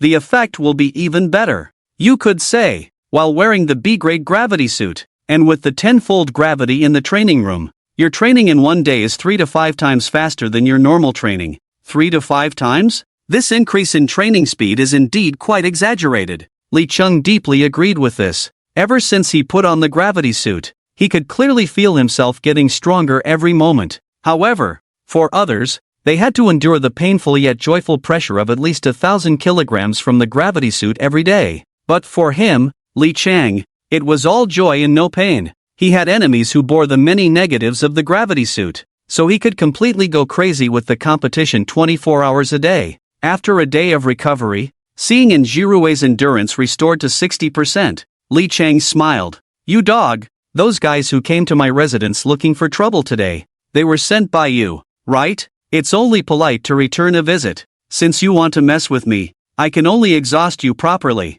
Just as Li Chang was preparing to give Jirui a special treatment, he heard Xiao Qingxue's cold voice again. From today onwards, on odd-numbered days, you will go out with the other trainees to hunt monsters in the Yimeng Mountains to earn personal points, and on even-numbered days, you will stay in the training camp, and I will personally guide you. So today, I will also guide you in practicing the 2 combat techniques you just acquired, 6-fold thunder step and 8 gates of escape. But before I formally teach you, I need to confirm something. Although I can roughly judge that your true cultivation level should be at the 5th stage of the martial master realm, but when you drew your sword and struck, even without using any sword techniques, you managed to break through my first layer of defense with sheer speed and power. Under the pressure of my sword intent, the only way for you to break through my first layer of defense was to instantly elevate your realm. From my assessment, the power you unleashed at that moment was at least between the 6th and 7th stages of the martial master realm. As for the method you used to achieve all this, it should belong to the exclusive innate skills of a forbidden technique practitioner. Of course, I can also see that even just now, you did not use your full strength. You are definitely hiding something, right? Li Cheng's expression changed slightly. During his earlier battle with Xiao Qingxue, he was worried that the use of the demon wrist enhancement would be noticed by the instructor. Therefore, before using the forbidden technique, Li Cheng intended to use the enhancement of the 7 injuries fist to create some tactical deception, laying the groundwork for his later use of the forbidden technique. Moreover, even when using the forbidden technique, Li Cheng did not dare to enhance the demon wrist directly to 10 times but only to 5 times. This enhancement multiplier was close to that of the 7 injuries fist, which should be able to deceive Xiao Qingxue's eyes. Unexpectedly, he had already gotten this far, yet he was still seen through by Xiao Qingxue. However, since Xiao Qingxue had pointed it out, Li Cheng could only admit, Instructor Xiao, I did indeed hide a bit of my strength. A glimmer of brilliance appeared in Xiao Qingxue's eyes as she looked at Li Cheng with approval and said, You understand the principle of hiding the edge of a fine sword in self-restraint. This is a good thing in itself. Since I embarked on the path of martial arts, I have encountered countless talents of all kinds. Among them, there are many who are more outstanding and exceptional than I am. Yet, even so, the vast majority of them have not fully matured and have already fallen prematurely due to various factors. As she spoke, Xiao Qingxue seemed to touch upon long-sealed memories, and her bright eyes dimmed. She suddenly sighed and then changed the subject, asking, Li Chang, do you know who our three greatest enemies are? Li Chang nodded. Monsters, alien races, and outer celestial demons. Exactly. Xiao Qingshue's tone was low as she slowly said, among the three great enemies of our human race, although the ones you have encountered the most are various types of demon beasts, but once you truly step onto the battlefield, you will find that demon beasts actually pose the least threat to us humans. As for those geniuses I just mentioned, who are far more talented and gifted than I am, the vast majority have perished at the hands of foreign races. And the last type I mentioned to you, the outer celestial demons, they are clearly a more terrifying existence that surpasses demon beasts and foreign races. Although due to various limitations such as spatial dimensions, it is extremely difficult for the true forms of outer celestial demons to descend upon Blue Star. They can, however, release their demonic aura through spatial rifts. Once you are eroded by the demonic aura of an outer celestial demon, even a martial king level expert stronger than I am, if their will is not strong, is very likely to become a servant of the outer celestial demons. About 25 years ago, there was a martial king level expert from our human race who was eroded by the demonic aura of an outer celestial demon and fell into depravity, ultimately committing the atrocity of slaughtering 800 miles. After this battle, over 100,000 of our human civilians were killed or injured. Although Xiao Qingshue's voice was not loud, every word was incredibly heavy. It also shook Li Chang's heart. Just as Xiao Qingxue had said,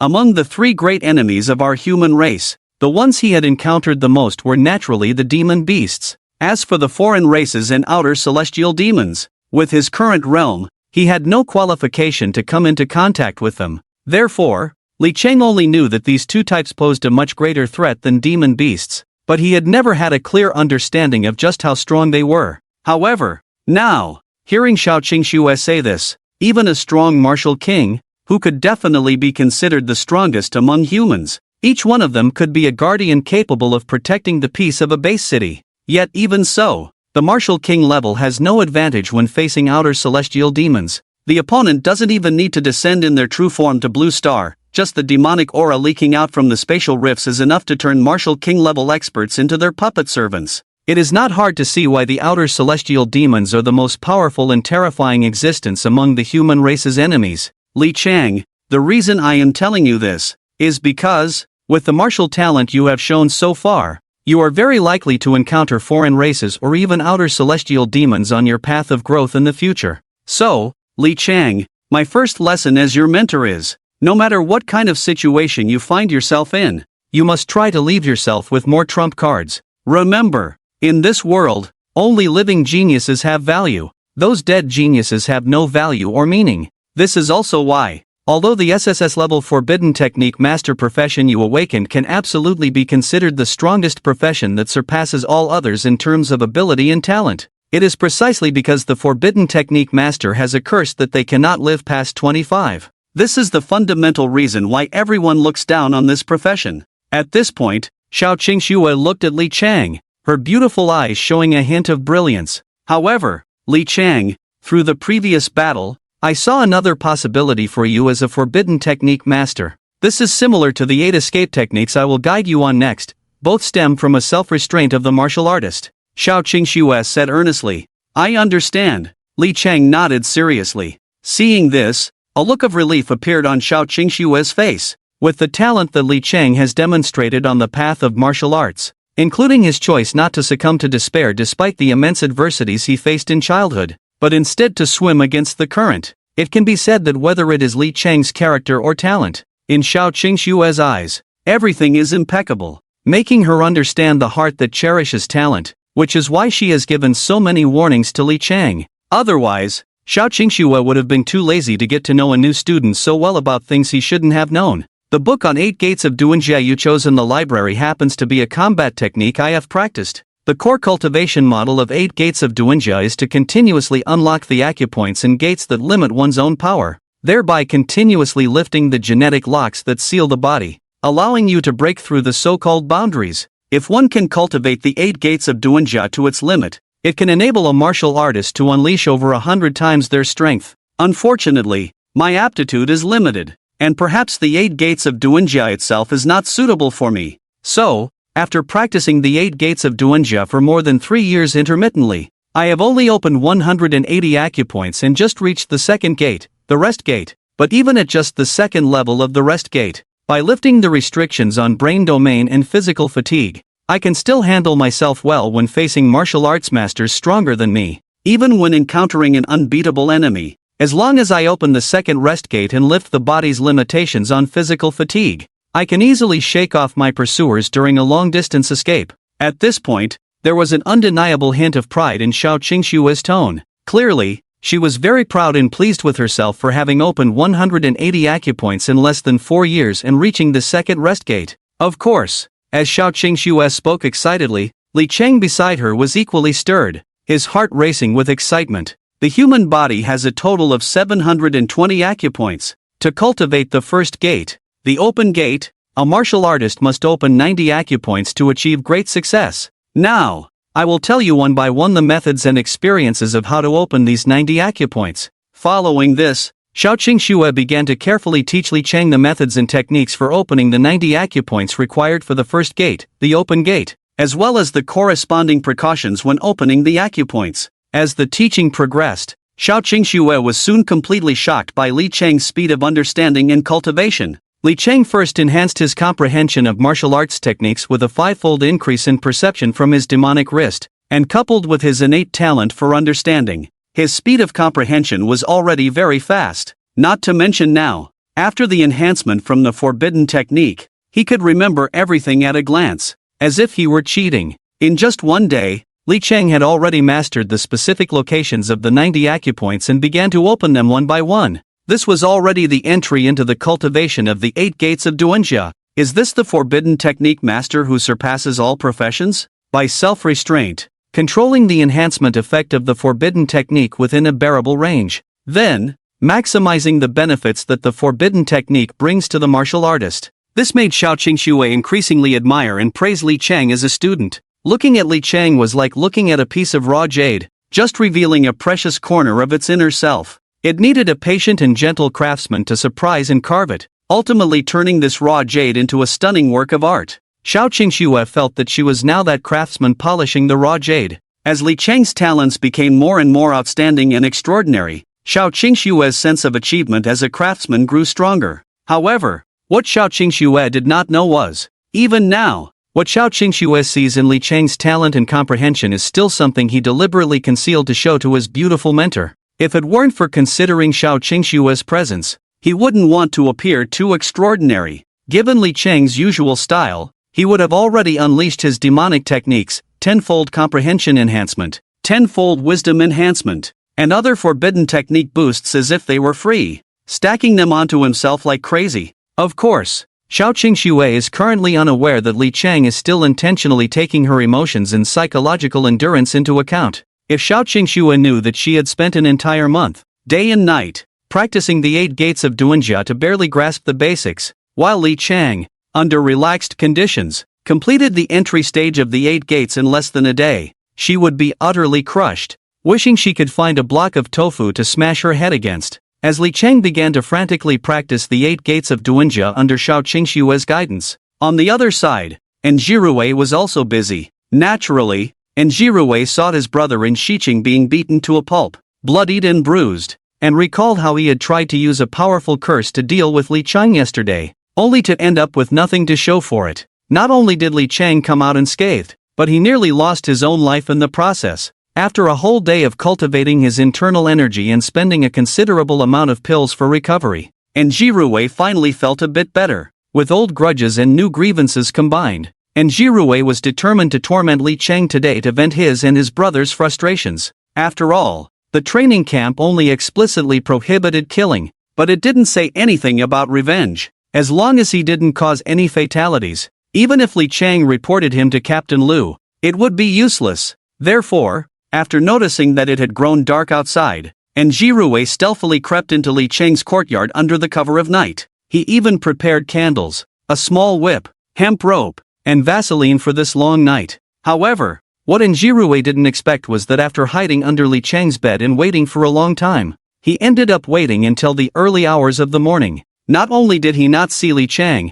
but he didn't even catch a glimpse of a ghost. This left Jinrui feeling utterly speechless. As he realized he couldn't wait any longer for Li Chang, he crawled out from under the bed, ready to go outside to look for him. But suddenly, a wave of intense fatigue washed over him, and Jinrui furrowed his brows. Why do I feel this way again? Is it starting again? And Jinrui was still somewhat confused, completely at a loss. However, having learned from yesterday's experience, he had a way to deal with similar situations. He emptied all his current points and exchanged them for a calming internal technique from the library that could dispel negative states. This internal technique was quite magical. As long as he felt that kind of fatigue again, he just needed to operate the technique, and all fatigue and drowsiness would be completely dispelled. But to Jinrui's surprise, the fatigue he had just dispelled returned quickly. Although this didn't have a significant impact on him, the persistent feeling was somewhat irritating. If he didn't dispel it in time, it felt like drinking fake alcohol, truly uncomfortable all over. But to dispel it, thus, Jinrui could only sit cross-legged, entering a state of cultivation. Then, Jinrui wow! With a sound, he vomited. Because no matter how he operated his internal energy techniques, that feeling of exhaustion and weakness could never be completely eliminated. Even this sense of fatigue had gradually begun to affect his current mood. No, to be more precise, he now felt a sense of irritation, nausea, and discomfort. Damn it, this is really too damn frustrating. It's been like this since yesterday, and it hasn't stopped for a moment. I better pray I don't find out who you are, or else I will make you wish you were never born. The more Jinrui thought about it, the more irritated he became. And the more irritated he was, the more he felt the need to continue practicing his internal energy techniques. The more he practiced, the more he found himself vomiting uncontrollably. As a result, after going back and forth like this, Jinrui surprisingly maintained a bizarre balance with this negative state. Tortured, Jinrui felt as if he was on the brink of ecstasy and death. Meanwhile, Li Chang, who was honing his sword intent in the Yimeng Mountains, was also stunned. Because no matter how frantically he practiced, Jinrui's endurance remained around 60%. As soon as it dropped a little, Jinrui would somehow recover it again. Back and forth like this, Li Chang and Jinrui found themselves in a stalemate, as if they were in a tug-of-war under these bizarre circumstances. Damn, this Jinrui really has some skills. Yesterday I was worried that if I practiced too hard, I might accidentally kill this kid. Now look, after these 2 days, not only did I not manage to kill this guy, but he actually started to push back against me. Watching this electronic pet named Jinrui display such vigorous vitality, Li Chang felt that it was he who was being too uptight. Thinking of this, Li Chang stretched his muscles. Since Jinrui was so active, he could relax a bit. Demon's Wrist, 5-fold intelligence amplification. Taking advantage of the moment when Xiao Qingxue went out to prepare a late-night snack, Li Chang didn't forget to cast a forbidden spell on himself. And then, he went completely insane. In the blink of an eye, 3 days had passed. During these 3 days, under Xiao Qingxue's careful guidance, Li Chang's speed in practicing the 8 gates of Duanjia skyrocketed like a rocket. In these 3 days of training, Xiao Qingxue lost count of how many times she was deeply shocked by Li Chang's talent in martial arts. Li Chang not only grasped concepts instantly but also integrated them, drawing inferences from one instance to another. If she hadn't seen it with her own eyes, Xiao Qingxue would have found it hard to believe that someone like Li Chang existed in this world. The essence of the 8 gates of Duanjia martial technique is to continuously tap into the body's potential, opening up acupoints throughout the body and linking them together to achieve the effect of opening the gate. In 3 days, Li Chang had opened 9 acupoints in his body's meridians. Although he couldn't yet achieve the first gate, opening the gate, he could still use these 9 acupoints to burn his own essence blood and enhance his combat power. In contrast, the beautiful mentor Xiao Qingxue had practiced the 8 gates of Duanjia for nearly 10 years, enduring countless hardships to finally reach the second gate, Rest Gate. In comparison, opening 9 acupoints in 3 days meant he averaged 3 a day. If nothing unexpected happened, Li Chang would only need 2 months to catch up to Xiao Qingxue's nearly 10 years of hard training. Truly, comparing people makes one feel inferior, and comparing goods makes one want to throw them away. Compared to Li Chang's rapid progress in practicing the 8 gates of Duanjia, Xiao Qingxue felt that her own training was as slow as a turtle. Xiao Qingxue looked at Li Chang in front of her, her beautiful eyes filled with satisfaction. The master leads you to the door, but the cultivation is up to you. In these past few days, I have imparted to you all the secrets of cultivating the 8 gates of Duanjia, as well as over a decade of my own insights. The remaining path of cultivation will depend on your own efforts. If you encounter any problems or confusions that you cannot resolve or understand during your practice, feel free to come and ask me anytime. Okay, thank you, Mentor Xiao, Li Cheng said gratefully. During these 3 days, Xiao Qingxue treated him like her own, carefully teaching him the acupoint locations of the 8 gates of Duanjia and sharing without reservation how she had opened these acupoints. In Li Cheng's eyes, Xiao Qingxue was undoubtedly his first master in martial arts. Li Cheng, with your talent and aptitude, perhaps you can truly cultivate the 8 gates of Duanjia to its highest realm, the 8 gates of Duanjia formation. As your mentor, I look forward to that day. As one of the few combat techniques capable of unlocking a martial artist's potential, the greater the practitioner's potential, the more explosive power can be unleashed through the 8 gates of Duanjia. Perhaps only with Li Cheng could the supreme power of the 8 gates of Duanjia be fully realized. Rest assured, Mentor Xiao, I will not disappoint your expectations. Li Cheng confidently patted his chest, making a bang, bang sound. Xiao Qingxue nodded in satisfaction and continued. Today happens to be the day when the training camp students go out to the Yiming Mountains to hunt demon beasts.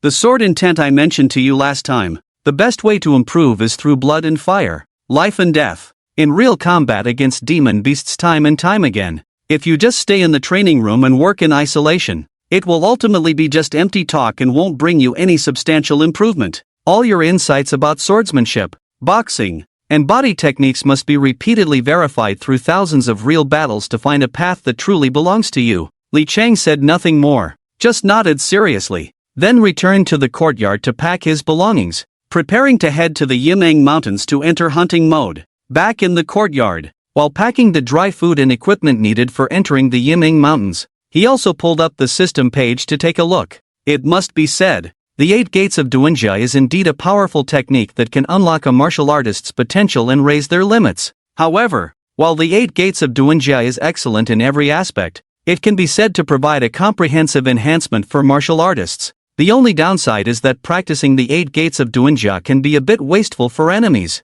Looking at the fact that his endurance had been completely exhausted over these 3 days, even the name Njirue had turned gray. Li Cheng felt a bit melancholic. Sigh. I originally wanted to ask Njirue why he wanted to kill me, but at this point, it seems unnecessary to ask him. If I go now, it would probably just be to drink Njirue's tofu soup. Li Cheng shook his head in regret and shouldered his bag, walking out of the courtyard. However, that said, Njirue himself had never even seen what the person who wanted to kill him looked like, but Li Cheng estimated in his heart that the other party's cultivation level was definitely not low. Just relying on less than 60% of his endurance, he had managed to withstand 3 days and nights of frenzied cultivation of the 8 gates of Duanjia. Although they were enemies, Li Cheng couldn't even imagine how Njirue had spent those 3 days and nights. That was hasty. This time it really was hasty. If I had known during the training process, I should have replaced Li Shengbin and Li Ruilin. Those 2 old beasts could have taken turns.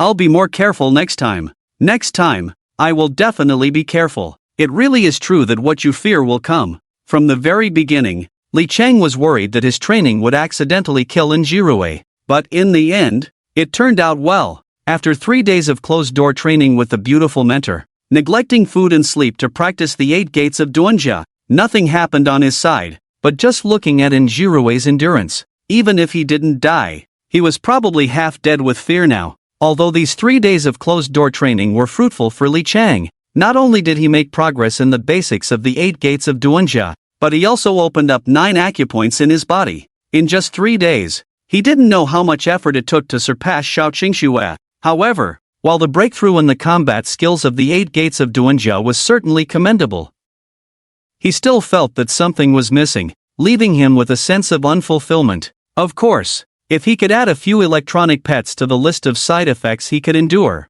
then he would feel more at ease. Just thinking about it made Li Cheng feel quite frustrated. Every day like this, I'm either worrying about enemies or worrying about the path of the enemies. But Njirue and I have no grievances in the past and no enmity in recent days. We can be said to be 2 strangers with no intersection. Yet, under circumstances where there was no intersection, Njirue is determined to kill me. Then behind this matter, it is likely that, like Li Jiang and the others, it is definitely a force sent by some party. However, I currently have no clue about this force that wants to kill me. With this thought, Li Chang couldn't help but feel a bit irritated and grabbed his hair, back and forth. Now it's good. With the god-level side effect system, lacking fresh enemies to occupy, he couldn't think of tea or food. In this world, there are only 1,000 days of being a thief. How can there be 1,000 days of guarding against thieves? Now, Li Chang could only hope that the system would quickly refresh a few unlucky ones who were secretly plotting against him, so he could follow the clues to find the mastermind behind Injirue. Right? Wait a minute. At that moment, a familiar system notification sound rang in Li Chang's ears again. Ding! The system has detected a person harboring hatred towards the host, Chao Mengchuan. What the hell? This is really like dozing off and someone comes to offer a pillow. I was just worried that I would accidentally kill that unlucky Injirue, and that the clue about the mastermind behind Injirue would be cut off. I didn't expect it. I really didn't expect it. Your system is impressive. So soon. You've arranged a new electronic pet for me. From the name, it probably has nothing to do with the Li clan and is most likely in cahoots with Injirue. With this thought, Li Chang's mood instantly brightened, and he happily left the genius training camp with his backpack, ready to hone his sword intent in actual combat. Just thinking about it made Li Chang's steps much lighter, and in a few leaps, he had already disappeared into the dense forest of the Yimeng Mountains, leaving no trace. At that time, for several days, he had been waiting for Li Chang, but he didn't know where that little brat had gone. In the following 3 days, Injirue had not seen Li Chang at all. Damn it! Since I can't wait for that little brat Li Chang, tomorrow is the day for the students to go out and hunt demon beasts. I don't believe it. The genius training camp has only 2 doors, one front door and one back door. Last time, Injirue didn't catch Li Chang at the front door. This time, Injirue directly changed his strategy and ran to the back door to ambush Li Chang. In any case, he had to kill Li Chang, otherwise, he wouldn't feel at ease. He didn't know what had been bothering him lately, but Injirue felt extremely irritable, a strange sense of discomfort lingering in his heart that just wouldn't dissipate. Damn it, this is so unlucky. I'm afraid the reason I've been feeling this way is that I spent a night in that unlucky guy's residence. Otherwise, I wouldn't be stuck in this endless cycle of practicing and vomiting lately, would I? Thinking back, I'd become this way ever since I wanted to kill that kid Li Chang, so regardless of whether this matter is related to Li Chang or not, as long as I can kill that kid, I believe that all these tormenting ghosts will disappear along with him, right? Originally, according to Injirue's initial plan, he intended to take his time and gradually kill Li Chang using the Great Curse killing technique. After all, if he went straight in with aura, to kill Li Chang, he would definitely be finished too. But these 3 days, a full 3 days, Injirue felt as if he was living in hell every day, feeling inexplicably irritable when he wasn't sleeping, that maddening feeling lingering on. When he did sleep, that familiar feeling of being pressed down by a ghost returned. So, this led to Injirue feeling that his precious rest time not only failed to rejuvenate him, instead, it felt like he had fought a battle every night, not to mention he was exhausted, and his body was on the verge of falling apart. During these days, Injirue hadn't had a good night's sleep, and he had been tormented into a nervous wreck by that guy Li Chang. Since he was already a nervous wreck, Injirue naturally had no reservations left. No more pretending, time to lay it all out. I'm a lunatic. Just as Injirue was lost in thoughts about how to kill Li Chang next, he stepped out the door and immediately ran into his brother in Jicheng. After confirming their gazes, the two began to discuss important matters. However, just as they took their seats, Injirue suddenly foamed at the mouth. His vision darkened, and he collapsed to the ground, convulsing uncontrollably. Big brother, and Jicheng was shocked. He quickly carried his brother to their mentor Chao Mengchuan's residence. When Injirue woke up again, he was dazed upon learning that he had been rendered disabled during his coma. That's right, it must be that Li Chang. That kid is very cunning. I suspect that with Jicheng causing a scene, he must have set up a curse formation in the residence. If it weren't for the curse, how could I have spent a night in his bedroom and ended up like this? He must have used a method similar to the great curse killing technique taught by the Demon King. I'm sure of it. Seeing his brother speak so confidently, and Jicheng couldn't help but be taken aback. Curse formation? Great curse killing technique? Realizing the seriousness of the situation, and Shiching no longer cared about the potential exposure of their identities as traitors within the demon clan and immediately went to the infirmary to find a medical warrior for treatment. However, after a thorough examination, the medical warrior still looked puzzled, unable to make sense of the situation, because, no matter how he examined, he couldn't find any signs of a curse placed on Enjirue. After a thorough check, the medical warrior could only clasp his hands to Shiching and present a helpless expression. Studentin, I have conducted a thorough examination of your brother's body. Actually, given his current situation, it's not entirely impossible to repair the 8 extraordinary meridians and the damaged dantian. However, the medicinal pills and rare materials needed to heal your brother could easily cultivate thousands upon thousands of martial masters like him. So, when faced with such treatment plans that require an extremely high cost, we, as medical martial artists, must communicate clearly with the patient's family in advance. Otherwise, in the end, not only will the person not be saved, but the money will also be spent. That is the most tragic thing in life. And Shiching deeply agreed with the words of the medical martial artist. Doctor, I understand your reasoning, but I still want you to take a look at my brother. I don't ask for a complete cure. I only hope to stabilize my brother's condition with the medicinal materials I can afford, so our parents can see him one last time. As he spoke, Shiching's eyes reddened, and he forced out a few tears. From the moment Shiching decided to find a medical martial artist for his brother, Enjirue had no intention of letting the other party completely heal him. As for the reason, it's simple. If a comprehensive treatment were to be given to Enjirue, it would inevitably require a full-body examination beforehand. Who knows, after the full examination, would Enjirue expose the fact that he is a spy planted by the demon clan among the human race? If not, then everything would be fine, but if it were to be exposed, then not only would Enjirue be finished, but as his brother, Shiching would also not fare any better. He might end up locked in a dungeon, enduring various tortures and torment. Therefore, from the very beginning, Shiching's plan was to first stabilize Enjirue's condition and find an opportunity to send him to the demon clan to consult a shaman or high priest to see if there was still a need for rescue. Saying this, Shiching stuffed a bank card into the medical martial artist's hands. Upon seeing the bank card, the medical martial artist's face lit up with joy. In that case, let me take another look. With that, the medical martial artist rolled up his sleeves and leaned down in front of Shiching. On the hospital bed, Shiching struggled to shift his body, trying to sit up. Let me check your pulse first to see the reason for your severed meridians and destroyed dantian. This way, I can prescribe the right medicine, right? The medical martial artist said as he began to check Enjirue's pulse. After a simple preliminary diagnosis, the medical martial artist was just about to use his professional skills, lifting Enjirue's eyelid for further examination. But after just a couple of glances, bang! Enjirue's head suddenly exploded without any warning. The red and white matter splattered all over Shiching and the medical martial artist. Both the medical martial artist and Shiching were stunned, looking at each other in disbelief, seeing sheer confusion on each other's faces. It must be said, Enjirue's death was perhaps a bit too heroic. He just took a closer look, and the guy blew himself up. The medical martial artist wiped his face vigorously, then stared blankly at Enjirue. I say, this has nothing to do with me. Do you believe that?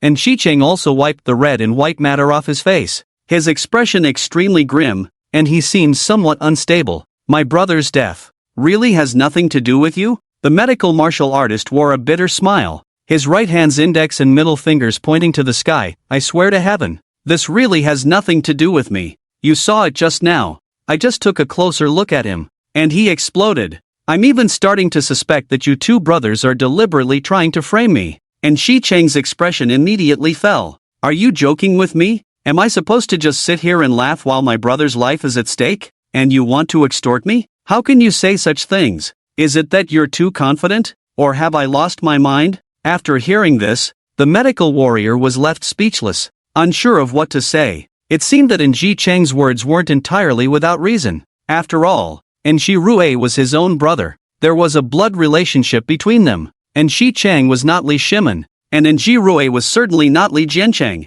How could these two brothers possibly talk about killing each other without any conflict or friction? Such a thing makes no sense anywhere. Alright, there's no point in getting tangled up in this issue. Instead of worrying about who killed your brother, We should think about how to handle the aftermath. The medical warrior rubbed his throbbing temples. Clearly, with things having reached this point, they could only proceed cautiously, taking one step at a time. For now, it was more urgent to focus on cleaning up the mess in front of them rather than overthinking. This matter is indeed a bit troublesome. Although my brother was always the neglected one at home, it's still a matter of life and death, especially since my brother died in such a tragic manner. So, if we can't provide the family with a satisfactory answer, they will definitely investigate this matter thoroughly. After saying this, both the medical warrior and Nji Cheng fell into a long silence, neither willing to be the first to speak up. As for Nji Rui's headless corpse, it lay there quietly, completely ignored.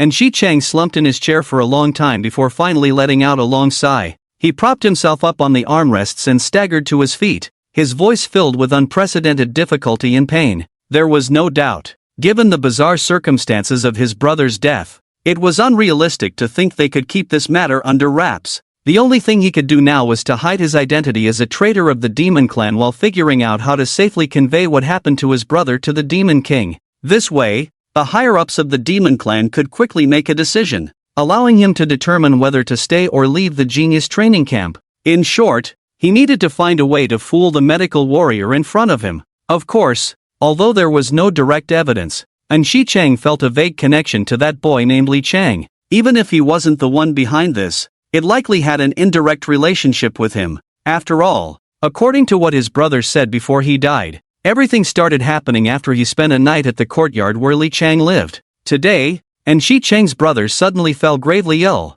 and no one could find any cause or reason for it. He believed this was an extremely rare occurrence for the Demon Clan and their Demon King. However, he thought they could never have imagined that the mastermind behind all this, Li Chang, was already on an armored vehicle heading to the Yimeng Mountains. As a little fangirl, Shen Luoyan tightly hugged her idol Li Chang's shoulder, speaking in a tone of awe, showering him with compliments as if they were free. Clearly, while Nji Cheng was still baffled by his older brother's mysterious death, Li Chang had long since disappeared with Shen Luoyan, those two lovebirds. Oh, so Shen Luoyan, are you saying that all of this is my doing? So, what evidence do you have to prove that I did it? Also, while it's true that I don't get along with Nji Cheng's older brother, it hasn't come to the point of wanting to kill him. The reason I acted against Nji Cheng in the courtyard was merely to teach that kid a lesson, to make him understand. Tell him, in this world, there are people you can provoke and people you can't afford to mess with. As he spoke,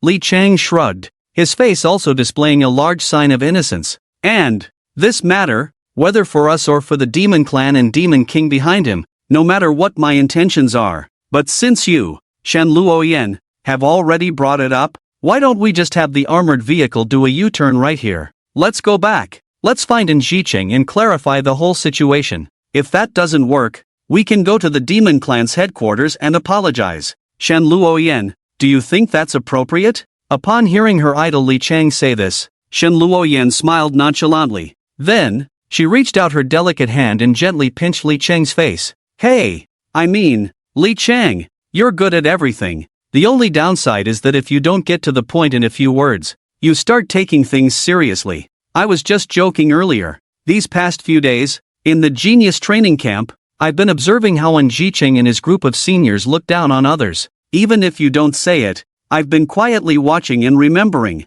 Honestly, even if you, Li Chang, hadn't stepped in to teach those ungrateful guys a lesson that day, I might have been unable to resist stepping in to teach them a lesson on your behalf. Besides, during the genius training camp, weren't you quite enthusiastic about teaching those late-night troublemakers a lesson? Who told them to look down on my idol Li Chang? Hearing his little fangirl Shen Luoyan speak so well, Li Chang also revealed a gentle and warm smile. He reached out and pinched Shen Luoyan's round and delicate chin, chuckling as he said, "Wow, I really didn't expect that I hold such an important position in your heart. Shen Luoyan, if you hadn't said it today, I think I would never have the chance to know your true thoughts." At that moment, Shen Luoyan naturally leaned her round chin intimately against Li Chang's palm. She tilted her head and playfully blinked at him, her tone laced with a hint of teasing. Of course, isn't there a classic saying in our huaxia that goes, "Once a teacher, always a father"? Anyway, I've decided to recognize you as my master for life.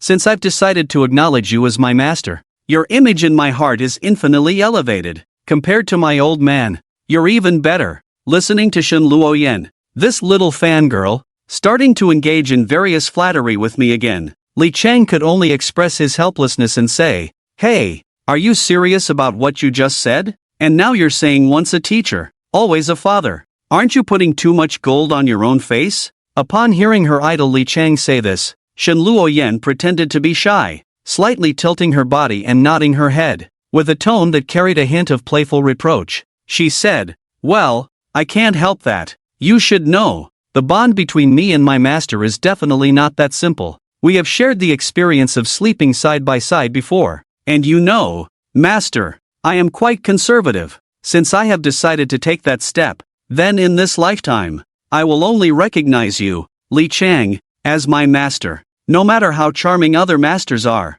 I won't even look at them. In short, Master Li Chang, you better be mentally prepared. In this lifetime, I will only rely on you." "What? No way? Are you sure you're not joking with me? Are all the tricks girls play these days this deep? This is just directly copying the plot from Hua Qiangu into real life, right? Now you want to recognize me as your master. And are you also thinking of developing the plot like in Hua Qiangu, wanting to have some ulterior motives because of this master-disciple relationship?" After hearing Shen Luoyan say this so seriously, Li Chang shrugged his shoulders, pretending to be a little scared. At the same time, his tone rose dramatically, exaggerating as he said, "Besides, last night, at most, we just lay on the bed side by side, fully clothed. Heaven is my witness, we clearly didn't do anything, and such things are quite common in our dormitory. If you want me to take responsibility for everything, then I feel like I'm really at a disadvantage.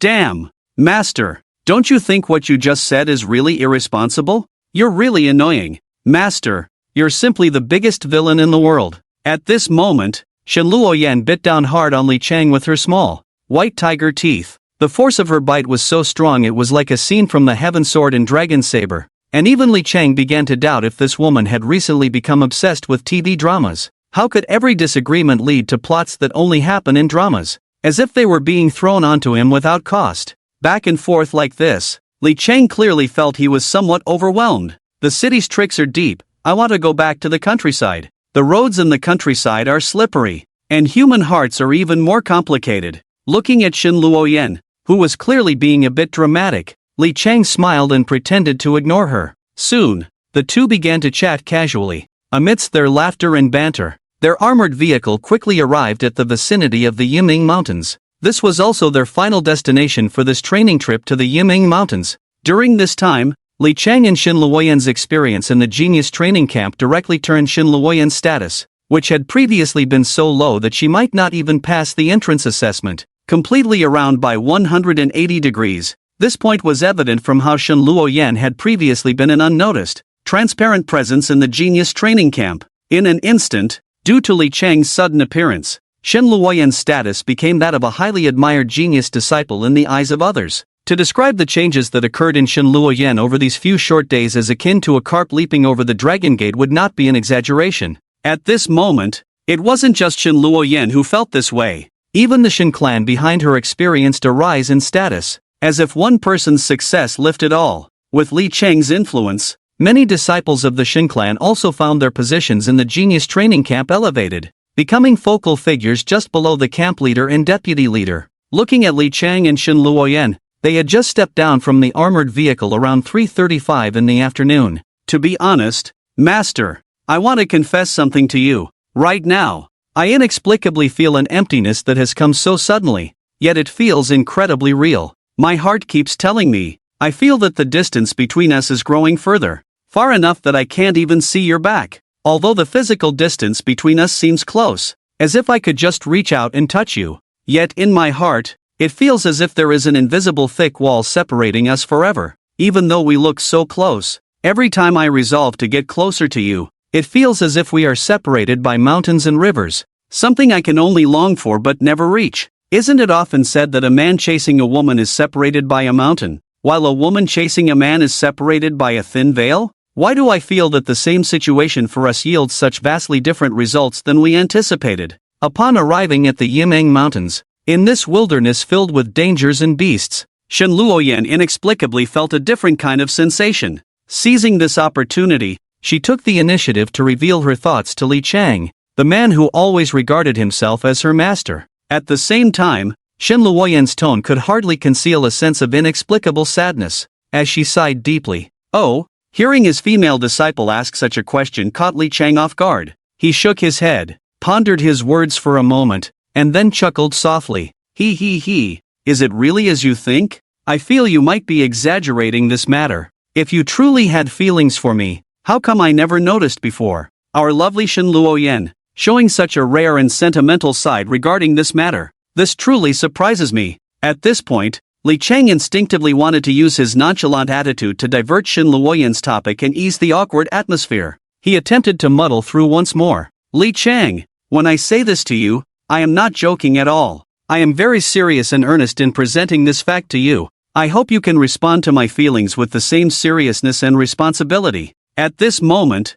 Shen Luoyan felt a surge of indescribable melancholy and emotion within her. This feeling was as if a heavy stone pressed down on her chest, making her feel a tightness that left her almost breathless. And now, her heart was constantly occupied with such a scene. That is to say, although we are now in the Yimeng Mountains, everyone here knows that at any moment, we could face unknown risks. No one can know whether the beast we encounter in the next second will take our lives. But what if one day, you no longer greet me like you used to? Just evaporating from the human world, disappearing without a trace, leaving no clues behind. Then I really don't know if I would still have the courage to come to the Yimeng Mountains to look for you, to try to find the traces you left here. Even I feel that this matter itself is a very uncertain existence. Upon hearing such a bold confession from Shen Luoyan, filled with genuine emotion, Li Chang felt as if struck by lightning. He stood there in a daze for several seconds. Then, Li Chang took a deep breath, reached out, and for the first time,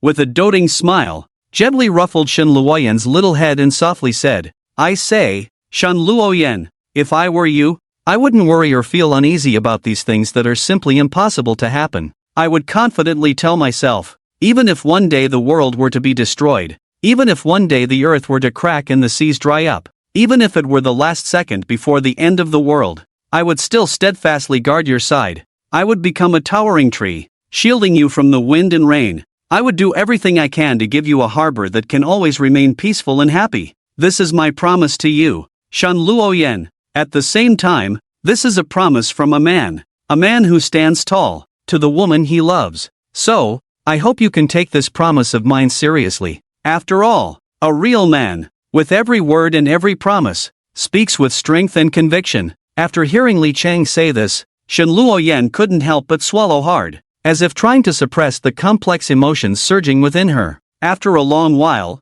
a smile finally blossomed on Shen Luoyan's face once again. Her petite, soft body curled up like a boneless tabby cat, deeply nestled in Li Chang's broad and strong embrace. At this moment, silence spoke louder than words. Shen Luoyan said nothing, did nothing. She simply rested her head quietly on Li Chang's chest. I must say, the scene before me brought an unprecedented warmth and romance that lasted for a long time. It was as if even the moon had quietly hidden away. However, just as Li Chang and Shen Luoyan were enjoying this indescribable happiness and romantic moment, deeper in the Yimeng Mountains, at the junction of the giant beast mountains, a full moon rose high, hanging in the air. In the vast night, a tall and sturdy figure moved with incredible speed and agility, leaving behind faint traces that were hard for ordinary people to discern. It could shuttle back and forth in the dark ice river, and what was astonishing was that it made no sound at all. One could only vaguely see it moving quickly across the ice under the bright,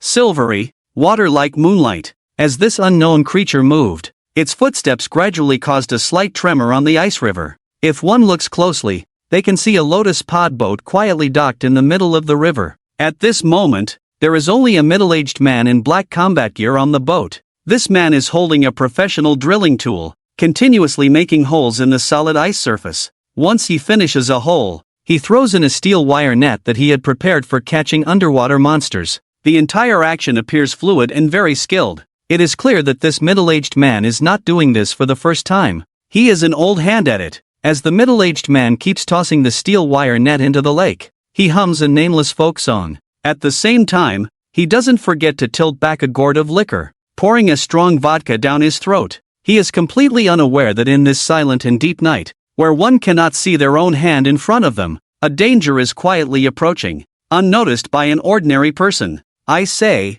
dear, do you feel it's already late at night? Can you still withstand the dropping temperature? If you think it's a bit too much, you can come over here and take a swig of vodka like I do to warm yourself up. Otherwise, the cold wind later might give you a real scare, and that wouldn't be good. I feel that if I catch a few more nets, I'll get a big fish. The monsters in this icy river are very valuable, enough for us to live comfortably for the rest of our lives. At this moment, the middle-aged man is shouting something to his wife, who is resting inside the lotus pod boat. His weathered eyes shine brightly, clearly dreaming of a better future. Hey, it's nothing serious. I dressed warmly when I came out today, in a fleece-lined combat suit. So, I'm not having too much trouble here. Later, after we finish hunting the monsters in the Yimeng Mountains and return home loaded, we can just cover ourselves with a thick quilt and warm up by the stove. At this time, as the middle-aged man finishes speaking, a rough and hearty woman's voice suddenly comes from the big lotus pod. Upon hearing his wife's words, the middle-aged man reveals a simple and happy smile. There is no doubt that for this couple of martial artists who run a boat all day, their biggest income comes from taking their lotus pod boat to the center of the lake where the monsters are rampant. They catch various fish monsters with nets to earn money. Although this life is a bit tough, after their hard work, being able to enjoy a warm family life is something that brings immense longing and happiness. Sometimes, satisfaction is just that simple. Just as this middle-aged man is about to cast his net to catch the underwater monsters, a hysterical and tragic scream suddenly breaks the midnight silence from within a 100-mile radius behind him. The sound echoes far and wide. Even across the entire ice surface, one can hear this chilling scream. The middle-aged man clearly senses that something is wrong and cannot help but take a sharp breath. The reason for his panic is not anything else, but because the owner of that voice is none other than his wife, who had just been chatting with him. Thinking that his wife might be in danger, the middle-aged man suddenly wipes his back, realizing he is drenched in cold sweat. I say, dear, what just happened to you? Hurry up and reply to me, okay? You suddenly stopped talking like this. It really makes me feel very uneasy. Wife, at least say something back to me, please don't scare me. At this moment, the middle-aged man's Adam's apple bobbed as he swallowed saliva, not forgetting to shout loudly, but at the lotus boat, he still did not hear his wife's response, only a sound that seemed like prey being gnawed at continuously echoed, accompanied by an indescribable yet creaking, eerie noise that kept reverberating. This made him feel every hair on his body stand on end. Just then, before the middle-aged man could discern the source of the gnawing sound, he soon heard the sound of something heavy falling to the ground. Following that, there was a rustling sound, as if something ghostly was being dragged back and forth on the ground. This made him feel goosebumps all over, and he felt a chill run down his spine, breaking out in a cold sweat. At this moment, the middle-aged man took several deep breaths, seemingly trying to forcefully suppress the shock and horror within him. Then, he pounded his chest hard, as if trying to bolster his courage. Soon, the middle-aged man made an effort to slow his pace, tiptoeing with the large golden-backed machete held high, fully focused as he walked towards the source of the scream. The source of the scream was not from elsewhere, but from the lotus boat where his wife had just been. But when he suddenly lifted the curtain, the scene inside the cabin immediately came into view. In the next second, the middle-aged man felt as if his heart was being tightly gripped by an invisible hand. A look of sheer terror appeared on his aging face at that moment. What he saw was a scene so horrific that it was hard to describe in words, at least in his line of sight. All the walls and floor of the cabin were already covered in bright red blood. A long, narrow blood trail stretched from the front of the cabin to the back. In the middle of the cabin, the middle-aged man followed this long blood trail, directly tracing it outside. Throughout the process, he could only keep taking deep breaths and swallowing to try to mask his inner tension. But the more he looked at the blood trail beneath his feet, the more uneasy and fearful he felt, until he reached outside the cabin. The middle-aged man clearly sensed what was about to happen next. At the same time, his inner fear finally peaked. Yet, he also harbored an indescribable feeling of hope. He swallowed again and called out his lover's name once more. But with this call, all he received in response was the desolate deep night, with no sign of life at all. After seeing that his call went unanswered for a long time, the middle-aged man shook his shoulders and once again raised the wine gourd in his hand, taking a big gulp of vodka, as if trying to bolster his courage with alcohol. Then, with his right hand holding the machete tightly, he focused all his attention and stepped forward, one step at a time. Thus, the middle-aged man, fully armed in his combat gear, walked nearly 70 to 80 meters, having arrived from his lotus boat to the surface of the icy river. Yet, even so, all they could see was a long bloodstain, continuously dragged by some ghastly thing. Aside from that, there was nothing else to be found. Just as the middle-aged man hesitated, contemplating whether to venture deeper into the thicket to investigate further, the sound of a beast gnawing on bones and flesh slowly echoed through the dark night once more. Everything felt so eerie, so indescribable. It was as if human breath had completely frozen at that moment. The middle-aged man desperately poured more vodka into his mouth, feeling the liquid slide down his throat into his stomach. Along the way, wherever the liquor passed felt like countless small knives continuously slicing at his throat and chest, trying to force down the ever-growing fear within him. After a long psychological struggle, the middle-aged man finally slowed his pace and used the back of his knife to part the thicket before him. Peering inside, he quickly saw a scene he would never forget, one that was terrifying and made his scalp tingle. In the pitch-black night, a tall and burly figure squatted in the bushes of the Yiming Mountains, seemingly doing something. Before this dark, towering shadow lay the figure of a plump, bloated woman, and that woman was none other than the beloved wife he had been desperately searching for. At that moment, the middle-aged man could clearly see the complex emotions of fear, horror, and confusion on his wife's face in her final moments of life, as if a bottle of mixed flavors had been overturned. At that time, it was unclear whether it was the dark figure's malicious intent or a deliberate act, but the woman's head was positioned to face the middle-aged man directly. The feeling it evoked was truly one that would haunt him until death. The blood in the thicket flowed like a small stream, spreading outwards from the woman's corpse. Throughout this entire process, the only thing the middle-aged man could do was widen his eyes, covering his mouth, struggling to accept and understand everything happening before him. But no matter how much he opened and closed his mouth, his throat rolled for a long time, and in the end, he couldn't utter a single complete word. At that moment, the middle-aged man felt as if he had been paralyzed by some spell. His hands and feet felt as heavy as if they were filled with thick iron blocks, rendering him completely immobile, even losing all ability to act. But in that instant, the tall, burly figure seemed to suddenly realize something. It turned around 180 degrees as if sensing him. In the middle-aged man's view, all he could see were blood-red eyes, like cinnabar, locking onto his gaze. At the same time, a bloody, brutal, terrifying, and scalp-tingling deadly aura began to sweep wildly around the towering shadow.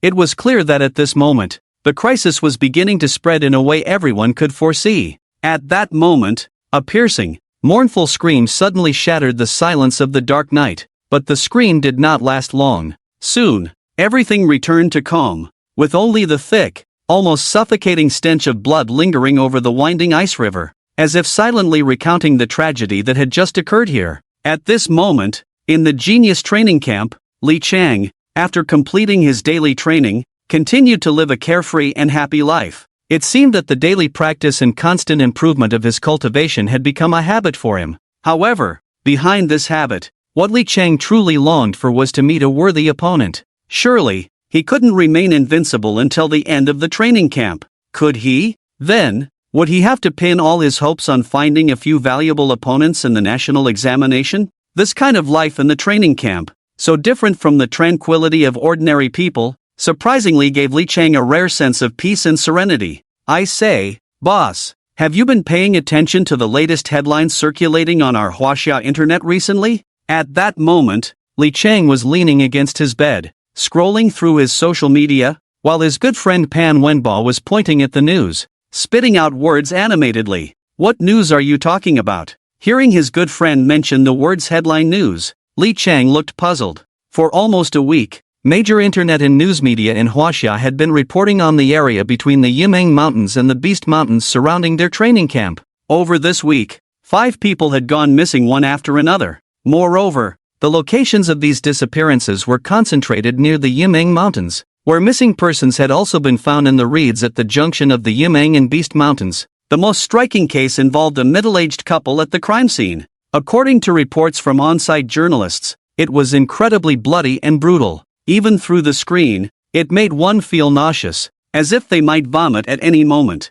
But at that moment, Pan Wenba spoke with a deliberately mysterious tone. As he narrated, he elongated his words, spreading an atmosphere of horror and eeriness, making it feel ghostly. You've gone around in circles. This is just to say that there have been continuous reports of victims and missing persons between the Yiming Mountains and the Beast Mountains, right? After listening to his good friend Pan Wenba describe the recent events, Li Chang, who had initially appeared indifferent, couldn't help but feel a surge of curiosity about the matter. If everything Pan Wenba said in this report was true, then undoubtedly, among the dozens of missing persons, allowing any one of them to remain in any area would lead to significant negative and severe impacts on criminal cases. Just then, hearing his brother say this, Qian Wingyu, who was on the lower bunk, suddenly chimed in. That's right, I say, boss. Many of our classmates in the training camp are also discussing this very passionately. This is a serious incident that occurred at the junction of the Yiming Mountains and the Beast Mountains.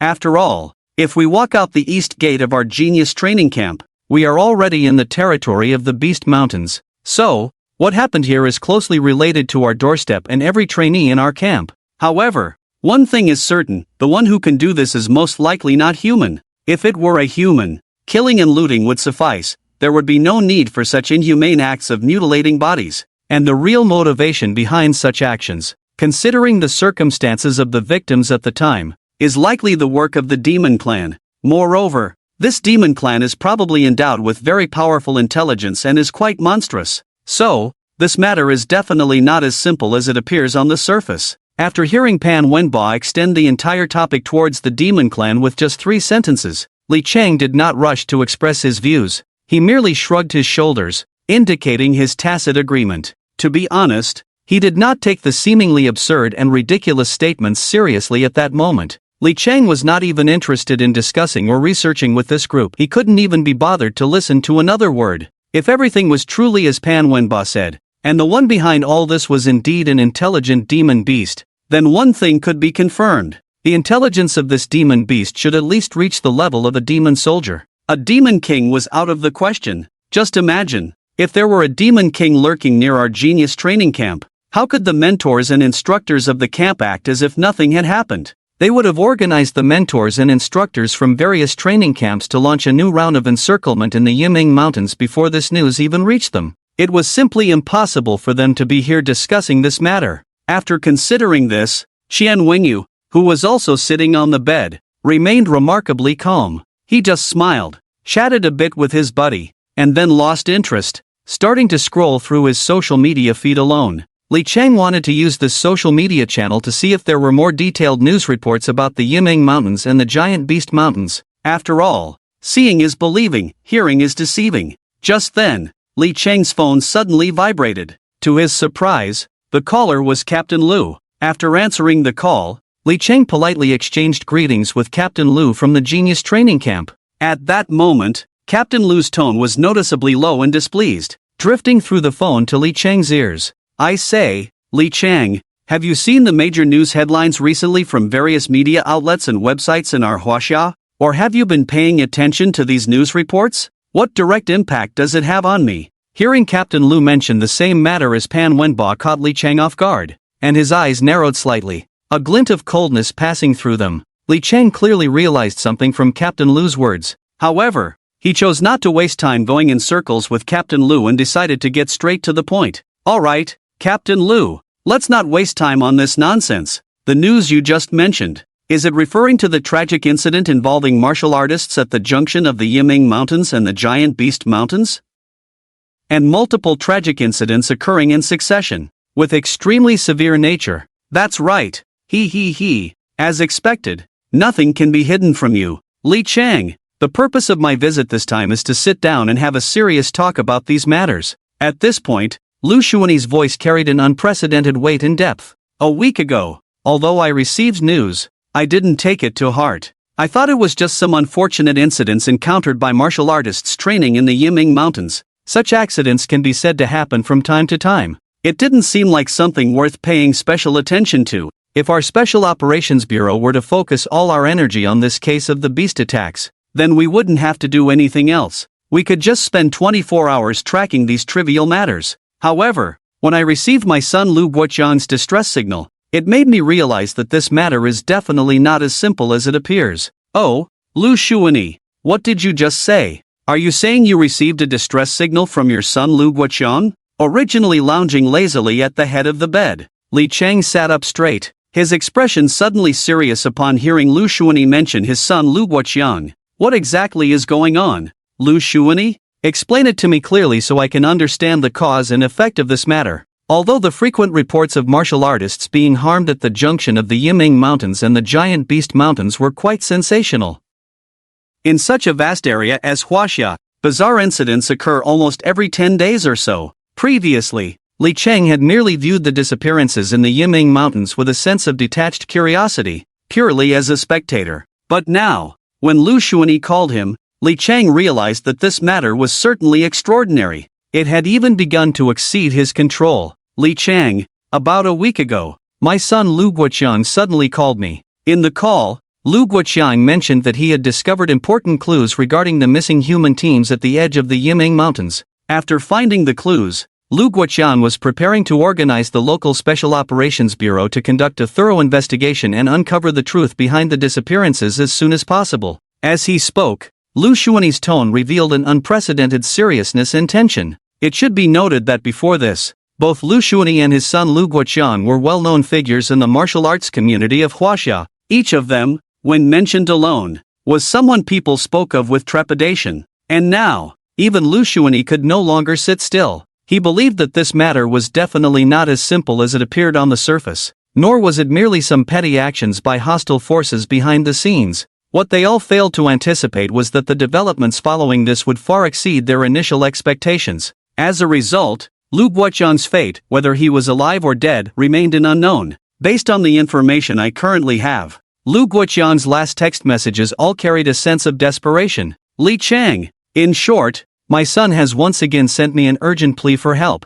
This time, compared to the last phone call, the words in the text are incredibly simple and clear. Yet, through these few words, I can read the terrifying crisis hidden behind this situation. As for Lu Guoqiang's current predicament, what kind of threat is he facing, including the huge conspiracy occurring at the border of the Yiming Mountains and the mastermind behind it? Our understanding of this matter is very limited. As the saying goes, a thief can only steal for 1,000 days. How can one guard against a thief for 1,000 days? It's frustrating to know that someone is intent on killing you from behind, yet you have no way to counter them. It truly makes one feel anxious. Moreover, Li Chang, I'm not afraid to tell you, I feel there must be the shadow of the demon clan behind this matter, and the one truly controlling the entire game is actually a powerful figure from the demon clan. Of course, it could also be a demon king. Additionally, what I'm worried about now is, if this matter truly involves a demon king level, then they are definitely not as simple as they appear on the surface. Behind their seemingly calm facade, there must be numerous crises. At that time, I can hardly imagine how many demon clan spies wanting to take advantage of the situation, wanting to sneak into our genius training camp unnoticed to stir up trouble is precisely because of such concerns. I think you, as the person involved, must be clearer than I am about the news regarding Inji Rue and Injiqing being demon clan traitors, right? So, I absolutely cannot leave the genius training camp casually, lest I fall into the demon clan's trap of drawing the tiger away from its mountain. At this point, Lu Shuani's tone had noticeably become much more somber. He then shifted his tone and continued speaking. Moreover, I feel like my heart has been pounding non-stop since this morning. At this moment, there is an intense sense of unease lingering in my heart. This clearly indicates that something bad is about to happen. Li Chang, don't think that what I'm saying seems a bit mysterious, but I can responsibly tell you that my sixth sense has always been very accurate. So, I hope you, Li Chang, can do me a favor and personally run to the border area of the Yiming Mountains to investigate. From Lu Shuani's words, it is not difficult to see what he wanted to express. At this moment, he was revealing an unprecedented level of anxiety and tension. So unlike the Lu Shuani that Li Chang had known in the past, after pondering for a moment, Li Chang ultimately chose to agree to Lu Shuani's request. Oh, you mean, the missing human martial artist in the Yiming Mountains and your son Lu Guoqiang's disappearance are actually from the same force, and the mastermind behind this entire incident is very likely to have intricate connections with that powerful demon king? It makes sense to think about it. If this potential threat is not a demon king, Then with Li Chang's limited imagination, he truly cannot fathom why someone like Lu Xuanyi would have to lower his tall head to seek help from him. As he spoke these words, Li Chang rubbed his slightly stubbled chin, his expression carrying an unprecedented seriousness for the first time. After pondering for a moment in his heart, he gazed far off to the northeast. He could clearly sense that something monumental had occurred in the Yimeng Mountains. The absurdity of this matter was such that even Li Chang himself dared not think too deeply about it. All he could say was that an indescribable terror had already been lurking in the shadows, waiting for him. Even Lu Xuanyi, the highest commander of the genius training camp, had to become deeply entangled in the situation and choose to send a distress signal to the higher-ups. Li Chang's intuition told him that the turning point behind this matter was likely to rest on Lu Guoqiang alone. This guy, who once planned to conduct a net search in the Yimeng Mountains, must play a crucial role in this. At the same time, Lu Xuanyi's recent speculation suggested that the mastermind behind this might involve a figure of Demon King caliber. This further heightened Li Chang's sense of vigilance to 120%. Understanding the cause and effect of this matter, Li Chang quickly made a decision. When the decisive moment comes, hesitation leads to chaos. Why waste time thinking about this and that? Just act. Lu Xuanyi, do you still have any specific satellite positioning information about your son Lu Guoqiang on your phone, as well as any other intelligence regarding his last known whereabouts? Considering the seriousness of the situation, Li Chang was certainly not someone who couldn't see the current state of affairs. After calming his mind, he straightforwardly expressed his thoughts to Lu Xuanyi. Initially, according to your speculation, Lu Guoqiang's phone could indeed receive relevant messages about our Huaxia's specific satellite positioning. But just after he sent me a message, which was no more than 15 minutes before Lu Guoqiang's distress text, his satellite positioning completely vanished from the satellite without a trace. I cannot further track Lu Guoqiang's exact location through the radar screen. As the saying goes, unusual occurrences must have their reasons. Usually, the more bizarre the situation, the more dangerous the information it reveals. This was the true source of Li Chang's unease and fear. Additionally, it should be emphasized that Li Chang and Lu Xuanyi had always had a very good relationship. Moreover, during this nearly month-long period in the genius training camp, Lu Xuanyi had repeatedly used his position to take care of Li Chang. Li Chang had always disliked being in debt to others. If there was an opportunity to repay a favor, he would not hesitate to clear that debt. After all, the feeling of having such a debt hanging over one's head was truly unpleasant, especially in these times. The hardest debts to repay are often those of human kindness. Realizing that Lu Xuanyi was in a frantic state over the disappearance of his precious son Lu Guoqiang in the Yimeng Mountains, his thick brows were tightly knitted together, forming a knot. It was not hard to see the anxiety and unease in Li Chang's heart at this moment. Even if we take a step back, Lu Guoqiang, a rising star in the martial arts world of Huaxia, had a formidable martial artist team under him. But still, the fact remained that Lu Guoqiang and his team were in a state of being untraceable, neither alive nor dead. What kind of terrifying ordeal had Lu Guoqiang and his companions encountered in the Yimeng Mountains, including what kind of disputes and battles had arisen with that great terror afterward? All of this, Li Chang and Lu Xuanyi currently have no way of knowing. They can only draw a definite conclusion through subsequent investigations. Alright, Lu Xuanyi, let's keep it brief. The satellite signal source from Lu Guoqiang's phone disappeared completely in just a quarter of an hour? After that, was there no trace at all for you to discover? Soon, thoughts raced through Li Chang's mind. After pondering for a moment, he sprang out of bed with a nimble motion. Alright, I've already figured out the general reason behind this. Lu Xuanyi, I think you don't need to look for anyone else, just let me. Li Chang, take charge. We might as well discuss this over the phone until dawn. But I doubt we'll come to any conclusion. As the saying goes, you can't catch a tiger cub without entering the tiger's den. I believe what I should do now is to set off immediately for the Yimeng Mountains to get a better understanding of the situation, to get to the bottom of it. After dropping this line, Li Chang hung up the phone without hesitation. Then, he pulled out his suitcase, quickly packed some essential dry food and equipment into his tactical backpack. After that, he slung the backpack over his shoulder and strode out of the dormitory. Throughout the process, his good friends Pan Wenba and Xian Wenyu exchanged glances, each looking at the other. From each other's faces, they saw a clear expression of confusion and disbelief. They seemed unable to understand why their leader would choose to leave without a word at such a critical moment. It should be noted that in their impression, Li Chang had always been calm and composed in the face of challenges. unflinching even when faced with great danger. Yet now, this usually steady guy gave off an unsettling feeling of being captivated and extremely anxious. This only made them feel an unprecedented sense of foreboding rising within them. What the hell? Do you think Brother Lee has really encountered something even he finds difficult to resolve? If that's the case, then things are indeed beyond our control. Qian Wenyu and Pan Wenbo leaned in close, whispering to each other. However, compared to their hushed conversation, after some meaningless discussion, Pan Wenbo leaned back on the bed, his eyes slightly squinted. Clearly, he was pondering something. What could possibly make the usually invincible Li Chang show such an unprecedented seriousness? At this moment, even if Pan Wenbo tried to think with the back of his head, he could tell that this matter was definitely not trivial. Just as Pan Wenbo and Qian Wenyu felt uneasy about their leader's sudden departure at night,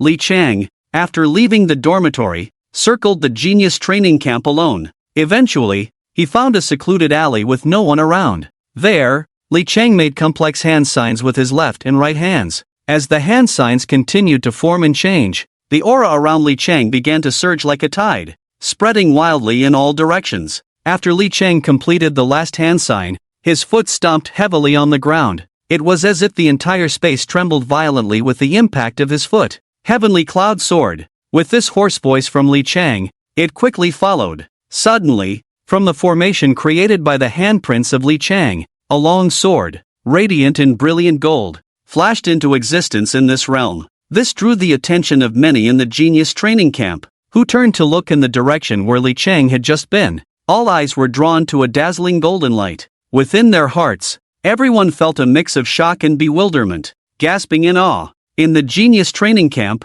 what kind of divine being could communicate such an astonishing and terrifying force of nature through the changes in handprints? Just as everyone was marveling at this mysterious man, in the next moment, a golden light as bright as day pierced through the darkness before him. As the students strained to open their eyes and look into the dark, that golden light had already broken through the clouds, vanishing before everyone at an unimaginable speed. This speed was so fast that a rough estimate suggested it was already surpassing the limits of light. In the blink of an eye, it was like a fleeting shadow, gone in an instant. At the same time, Li Chang's methods were beyond the reach of the naked eye. At 30,000 feet in the air, Li Chang resembled a winesword immortal. His expression was as cold as ancient ice, with a deep, chilling light flickering in his eyes. Behind him, the invisible dark clouds occasionally rumbled with thunder. Yet, at the moment the thunder sounded, the Tian Songyan sword beneath his feet shot forward with a whoosh, leaving the thunder far behind.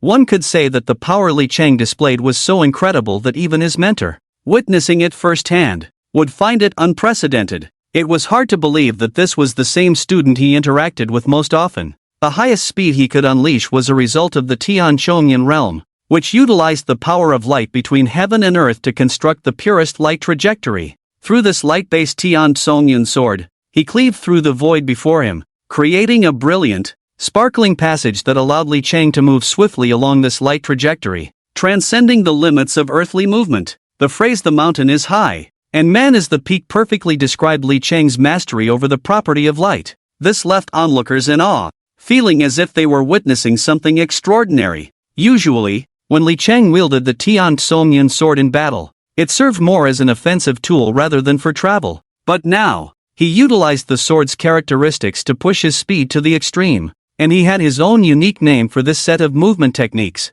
Golden Flash. The Golden Flash, formed through the light elements over an extremely long time and space, combined with his own speed, unleashed nearly infinite human potential when all 8 gates of escape were opened. This was the true speed of light known to humanity. Only time could surpass the speed of light. However, Li Chang still had some shortcomings in understanding the laws of time. Yet, he was confident. He believed that as long as he was given enough time, whether it was the laws of time or space, he would eventually be able to comprehend and integrate them. Just then, as Li Chang was swiftly traveling with the Tian Songyan sword, he recalled what Lu Xuanyi had told him earlier about his son Lu Guoqiang and his family's dire situation. Whenever there was even a slight possibility of a turnaround, Lu Guoqiang would choose this moment to proactively report his safety to his father. But he did not do so. This was far more troublesome than any task Li Chang had previously undertaken. However, in Li Chang's heart, he was already prepared for the worst. As the saying goes, one must see the living and the dead. Even if Lu Guoqiang unfortunately perished in this conspiracy of the demon clan within the Yiming Mountains, Li Chang would still use his Tian Songyun sword to dig 3 feet into the ground in these mountains to retrieve Lu Jiangwo's body. In this way, Li Chang would provide Lu Xuanyi with a satisfactory explanation. Meanwhile, at the very edge of the Yiming Mountains, as far as the eye could see, there was a vast, white world of ice and snow. In this snowy mountain, 3 people were trudging through the thick snow, taking labored steps. One of them was wearing a tattered and severely wind-blown red combat uniform. Where the red uniform was torn, it was evident that it was originally not a red garment, but a black combat uniform stained red with its own blood. Blood was continuously flowing from the various wounds on the uniform, twisting outwards like a babbling brook. This person was none other than Li Chang. The key figure he had rushed from the genius training camp to find was Lu Guoqiang. However, Lu Guoqiang's current condition was extremely dire. Not only had his meridians suffered varying degrees of damage, but beneath his left rib cage, there were also 6 deep claw marks from a beast that were so severe they made one gasp in horror. The blood that wound upwards from his left rib cage had yet to dry. Seeing the exposed flesh, with chunks of meat still oozing out, made one's scalp tingle. No one could imagine what kind of hellish torment and trials Lu Guoqiang had endured before this. It could be said that describing Lu Guoqiang's current situation as hanging by a thread was not an exaggeration. At the same time, the middle-aged woman who was struggling to support Lu Guoqiang was none other than his wife. Beside Lu Guoqiang, there was also a young and beautiful woman doing her best to support the man in the snow. If one could catch a glimpse of this beautiful woman through the howling wind and snow, her appearance was stunningly breathtaking. She had that kind of beauty that made it impossible to look away after just one glance. However, despite her ethereal beauty, this woman wore an unprecedented expression of fear and anxiety, making her seem so helpless, tense, and lost. Although the woman appeared so panicked, it was not hard to tell from her attire and the way she walked that she was definitely a young lady from a prestigious family of great influence. Especially the soft and noble aura that subtly emanated from her made one linger and forget to leave. If only Li Chang were here now. If he were present, he would quickly recognize that this woman was none other than his training camp mentor, Xiaoqing Xue, with whom he had crossed paths several times before. At this moment, Xiaoqing Xue was supporting Lu Guoqiang's left shoulder while gasping for breath and asking, "Uncle Lu, how are you feeling now? Are you feeling any better?" Xiaoqing Xue was struggling to support the unsteady Lu Guoqiang. On her exquisitely beautiful oval face, the harsh cold wind of the Yiming Mountains had brought a flush to her cheeks. The reason Lu Guoqiang had fallen into such a miserable state today was, in truth, partly due to Xiaoqing Xue herself. Ever since she learned that Li Chang was the true number 1 in the genius training camp, and that he possessed the terrifying strength to control the situation and dominate the world, Xiaoqing Xue felt as if her heart had completely died. Devoid of any warmth, she felt that everything happening around her was absurd and utterly incomprehensible. For the genius training camp, this was undoubtedly a place of eternal sorrow for Xiaoqing Xue. Given any choice, she would not have stayed here for long, because Xiaoqing Xue knew that if she continued to linger in such a place, she would inevitably witness Li Chang's inappropriate desires. Xiaoqing Xue had always been clear about what she should and shouldn't do. Holding on to this thought, she quietly ventured into the deepest part of the Yiming Mountains, hoping to forget this man through constant training and encounters with monsters. However, what Xiaoqing Xue never dreamed of was that she would end up here. Of all the people she could meet in this desolate corner, she unexpectedly encountered Lu Guoqiang and his wife. The feeling of meeting an old acquaintance in a foreign land struck Xiaoqing Xue as both absurd and unreal. Yet, deep down, she felt a hint of joy that even she couldn't quite articulate. Perhaps even Xiaoqing Xue herself didn't understand what she was so happy about. Nevertheless, this did not stop her from enthusiastically introducing herself to Lu Guoqiang and his wife, offering to be their guide. Xiaoqing Xue wanted to show them just how beautiful the winter outside the Yiming Mountains could be, especially in front of the snow-capped mountains, where they could enjoy the rare tranquility while taking in the northern scenery. However, Xiaoqing Xue was completely unaware that a hidden, enormous crisis had silently approached them. Especially when a tall, terrifying figure suddenly appeared before her like a demon descending from the heavens. Xiaoqing Xue felt her mind go blank at that moment, and she stumbled and fell into the snow, completely at a loss for words. When Xiaoqing Xue was left with only a shred of rationality, the only thing she could do was pull out her phone and call Lu Guoqiang and his wife, who were preparing to leave on an armed helicopter for their next destination, for help.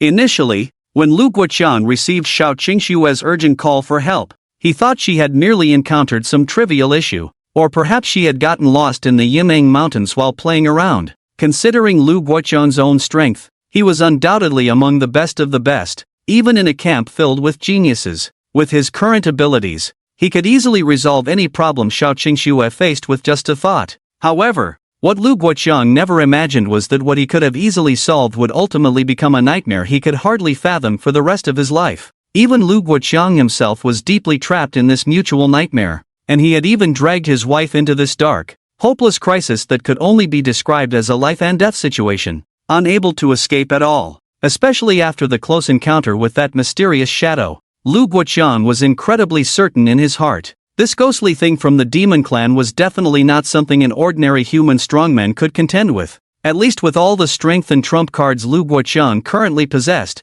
even if he exerted all his effort, he was still far from being a match for the monster cultivated by the demon clan. In his view, the battle between himself and this monster was completely like that of a cat playing with a mouse. When would he die? It was merely a thought away for the opponent. This is what they call, heaven does not completely seal off all paths for a person. Lu Guoqiang had precisely seized upon the opponent's underestimation and carelessness, choosing to take a desperate gamble. He poured the last bit of energy in his body into collapsing a snow mountain. This created a terrifying avalanche. As Lu Guoqiang went all in with all his trump cards, the snow mountain came crashing down like a roaring flood, directly sweeping the monster from the mountaintop down to the halfway point, until it was no longer visible. In the face of the awe-inspiring power of nature, this created the most precious time for survival for Lu Guoqiang and his wife, including Xiao Qingxue, the three of them. Originally, Lu Guoqiang wanted to use his special ability to quickly take the two women away from this dangerous place,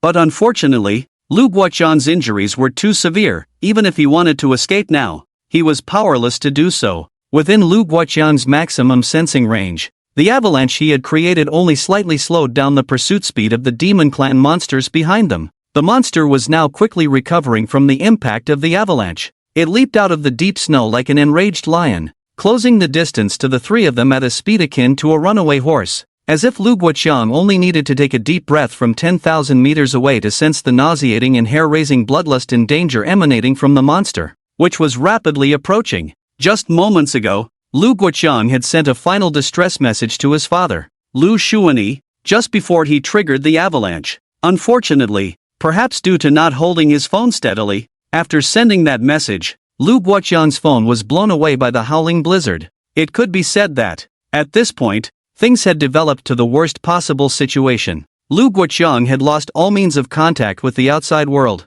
If his father did not send reinforcements soon, then all that awaited Lu Guoqiang and the others was to eat and do whatever they wanted at this moment, for they would never have this opportunity again. In this way, it was purely to leave no regrets for himself. My current state is, overall, still manageable. However, the most urgent thing before us is to leave this dangerous place as soon as possible. I can hardly imagine when that demon clan monster lurking in the shadows will leap out and kill us. Now we can only hold on to the thought of hiding for a moment, and we absolutely cannot confront it head-on. Lu Guoqiang waved his hand vigorously, but just as he was about to remind his beloved one more time, he paused. But just at that moment, Lu Guoqiang suddenly felt a sweetness in his throat. Immediately after, his chest became heavy and dry, and soon a surge of blood rushed up his throat. Lu Guoqiang exclaimed, "Wow!" and spat out a mouthful of fresh blood. The sudden scene before him left his wife pale and bloodless, standing frozen like a child who had made a mistake.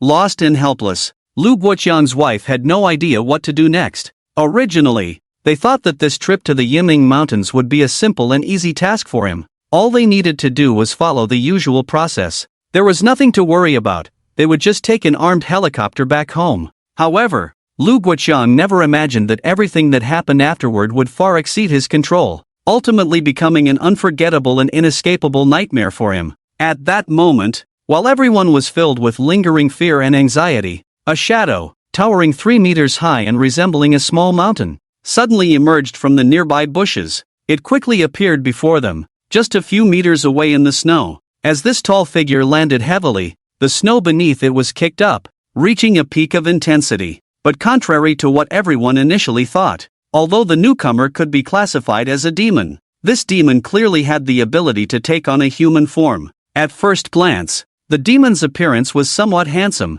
resembling a young man. However, he did not have the typical features of a Chinese person. Instead, he had the face of a Western man with blonde hair and blue eyes. This blonde, blue-eyed man was dressed from head to toe in a tattered work shirt paired with work jeans, revealing two strong, muscular arms. Further inspection revealed the bulging veins on his arms, reminiscent of a coiled dragon, sending chills down one's spine. As this blonde, blue-eyed Western man blinked, his eyes emitted a faint, blood-red glow. At the same time, the corners of his mouth curled up, revealing a crimson tongue that, like a cold, venomous snake, continuously licked his lips, especially when he looked at Lu Guoqiang and the other two. It was clear from his expression that he harbored ill intentions, as if he would pounce on them and tear them apart in the next second. After a moment of silence, the Western man suddenly grinned and spoke. His voice was deep and hoarse, unlike anything anyone had ever heard, reminiscent of the harsh sound of metal being ground by a grinder.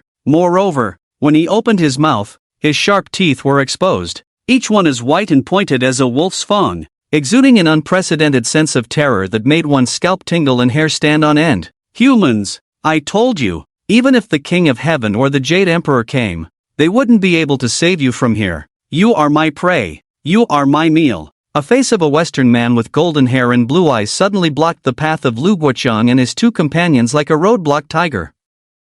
In this world of white snow and ice, his clothes were already tattered, exposing his chest directly to everyone's view. Yet, even so, one could feel no trace of coldness emanating from this golden-haired, blue-eyed man. Upon closer inspection, one could even see the hot white steam continuously radiating from his back, especially his pair of blood-red eyes, which were now fixed unwaveringly on Lu Guoqiang and his companions. I believe that the flesh and bones of you high-level human warriors must be much more delicious than those of ordinary humans, he said. After all, your cultivation and realm are far stronger than those human warriors I have devoured before. I must say, I am quite looking forward to it. When Xiao Qingxue saw the golden-haired, blue-eyed man suddenly blocking her path, a look of unprecedented terror and dread filled her almond-shaped eyes, instantly covering her exquisitely beautiful face. Initially, when she was preparing to return through the deep mountains, she had already encountered this golden-haired, blue-eyed Western man. However, at that time, she naively thought he was just wandering through the wilderness and did not think much of it. She certainly did not associate this Western man with a powerful figure cultivated by the demon race, but with the actions of this golden-haired, blue-eyed man, Xiao Qingxue was instantly terrified, leaving her with a psychological shadow. If Lu Guoqiang had not arrived on the scene in time, Xiao Qingxue would have likely become a tragic soul under the hands of this golden-haired, blue-eyed demon monster. It could be said that this sudden monster before them was an extremely terrifying existence. Even in the brutal and bloodthirsty realm of the demon race, it was far beyond what his current realm and cultivation could provoke. You, what kind of monster are you? What role do you play in the demon race? Lu Guoqiang struggled to suppress the recurring injuries within him while trying to keep his emotions stable, protecting Xiao Qingxue and his beloved like a hen shielding her chicks. His square face was filled with unprecedented seriousness and tension. It was clear that at this moment,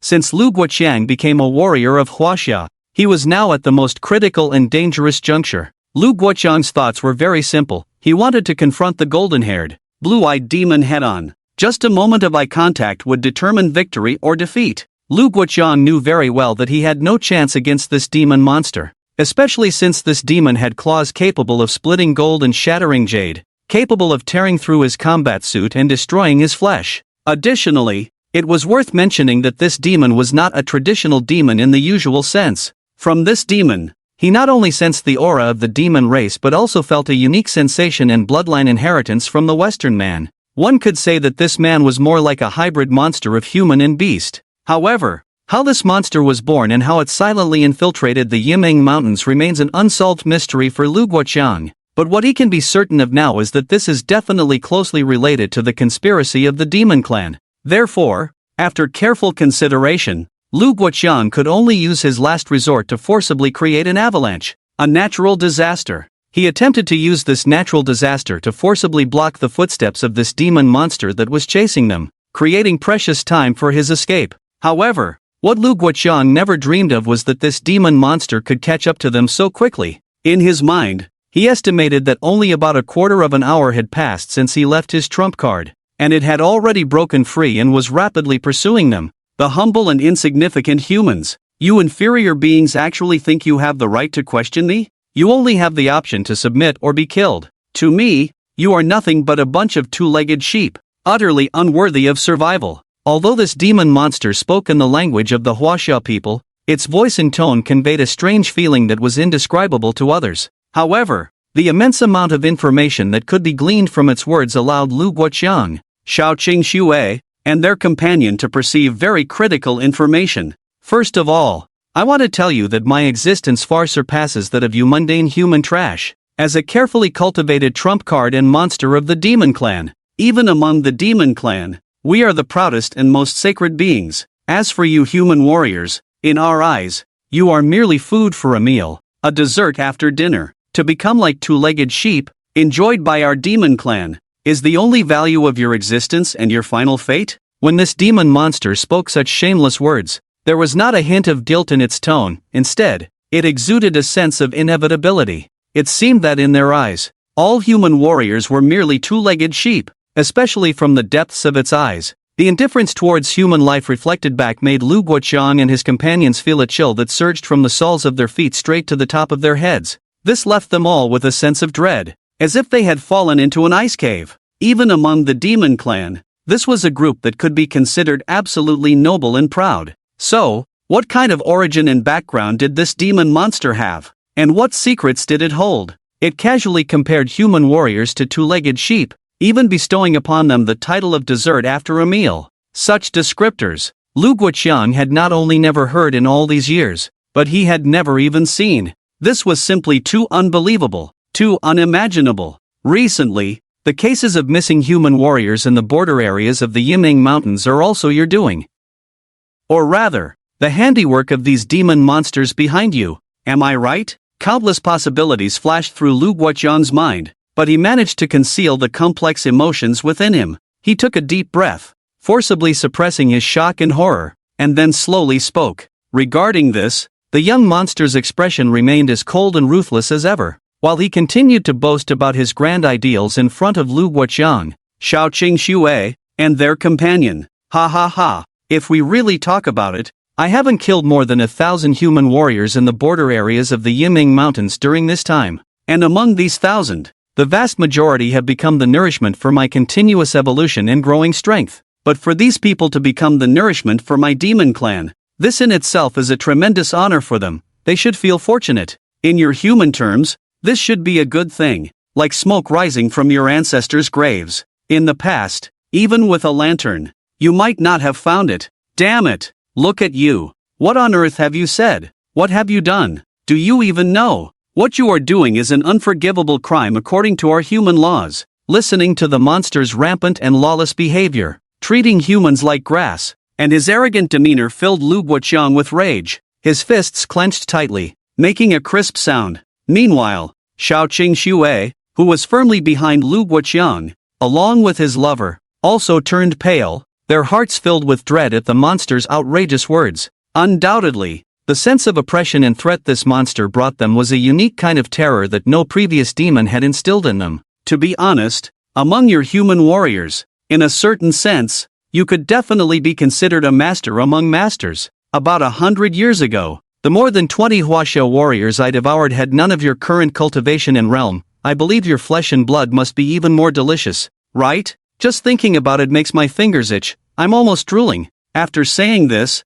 the monster could no longer suppress his bloodthirsty and rising desire for slaughter. Step by step, he advanced towards Lu Guoqiang and Xiaoqing Xue's group. During this process, his claw-like appendages continuously opened and clenched, their sharp, metallic gleam flashing in the darkness, as if they could slice a person in half at any moment. This deepening sense of crisis made Xiaoqing Xue and Lu Guoqiang's lover retreat like startled birds, clearly terrified. In this deep mountain forest, where no help seemed to be coming, and facing such a hellish demon, Lu Guoqiang, Xiaoqing Xue, and their companion were shrouded in a heavy shadow of despair. No one could believe that there was still hope for rescue at this point. From Xiaoqing Xue's perspective, she had already experienced so many entanglements in past events with Li Chang and the genius training camp before this. Since then, she had become very zen, having seen through the worldly troubles, living a life accompanied by the ancient Buddha. However, Xiao Qingxue kept asking herself in her heart. In the end, the answer was always the same. Xiao Qingxue was not the kind of person who feared death. Losing her head was not like having a scar the size of a bowl. 500 years later, she would be a woman again. But what truly made Xiao Qingxue feel anxious and unsettled was that even in the face of losing her life, she couldn't leave behind even a single complete corpse. In the end, she became the dessert for the monster of the demon clan before her. In fact, Xiao Qingxue had once fantasized that in the long years ahead, as a dignified young lady from a wealthy family, she would one day encounter such a hopeless and deadly predicament. This matter, just thinking about it felt incredibly unbelievable. But compared to Xiao Qingxue's current situation, Lu Guoqiang's heart was not in a much better place. He felt as if his heart was filled with lead, heavy and suffocating, realizing that all his proud strengths and connections were so fragile in front of this towering monster. It was like a joke. Even if he unleashed his long-held final move to create an avalanche,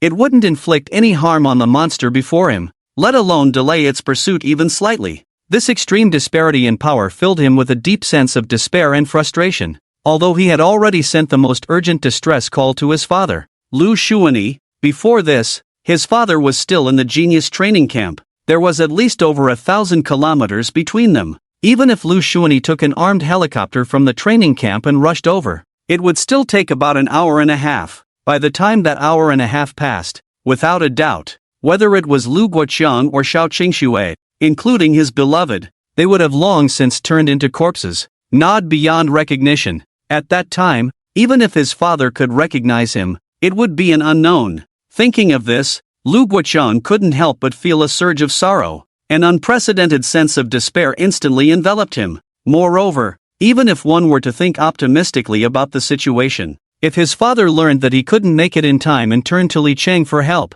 how could Li Chang possibly arrive in this deep mountain forest in less than a quarter of an hour? How could he manage to snatch Xiao Qingxue and his beloved from the hands of this demon monster? Just as Lu Guoqiang, Xiao Qingxue, and their loved ones fell into an unprecedented despair. At the same time, high above the Yiming Mountains, about 3,000 feet in the air, Li Chang stood like a deity descending from the heavens, hands clasped behind his back, proudly standing above the heavy clouds. His gaze was indifferent, and his left hand continuously changed hand seals. Then, Li Chang gently tapped the position of his left temple. Domain expansion. As Li Chang's left index and ring fingers formed a complex seal, in an instant, the wind attribute energy covering the Yiming Mountains below for millions of kilometers became agitated and began to spread wildly outward with Li Chang's thoughts. It was as if, at that moment, even the mountain winds blowing through the Yiming Mountains had become Li Chang's allies. As the peaks swayed and danced in the process throughout the Yiming Mountains,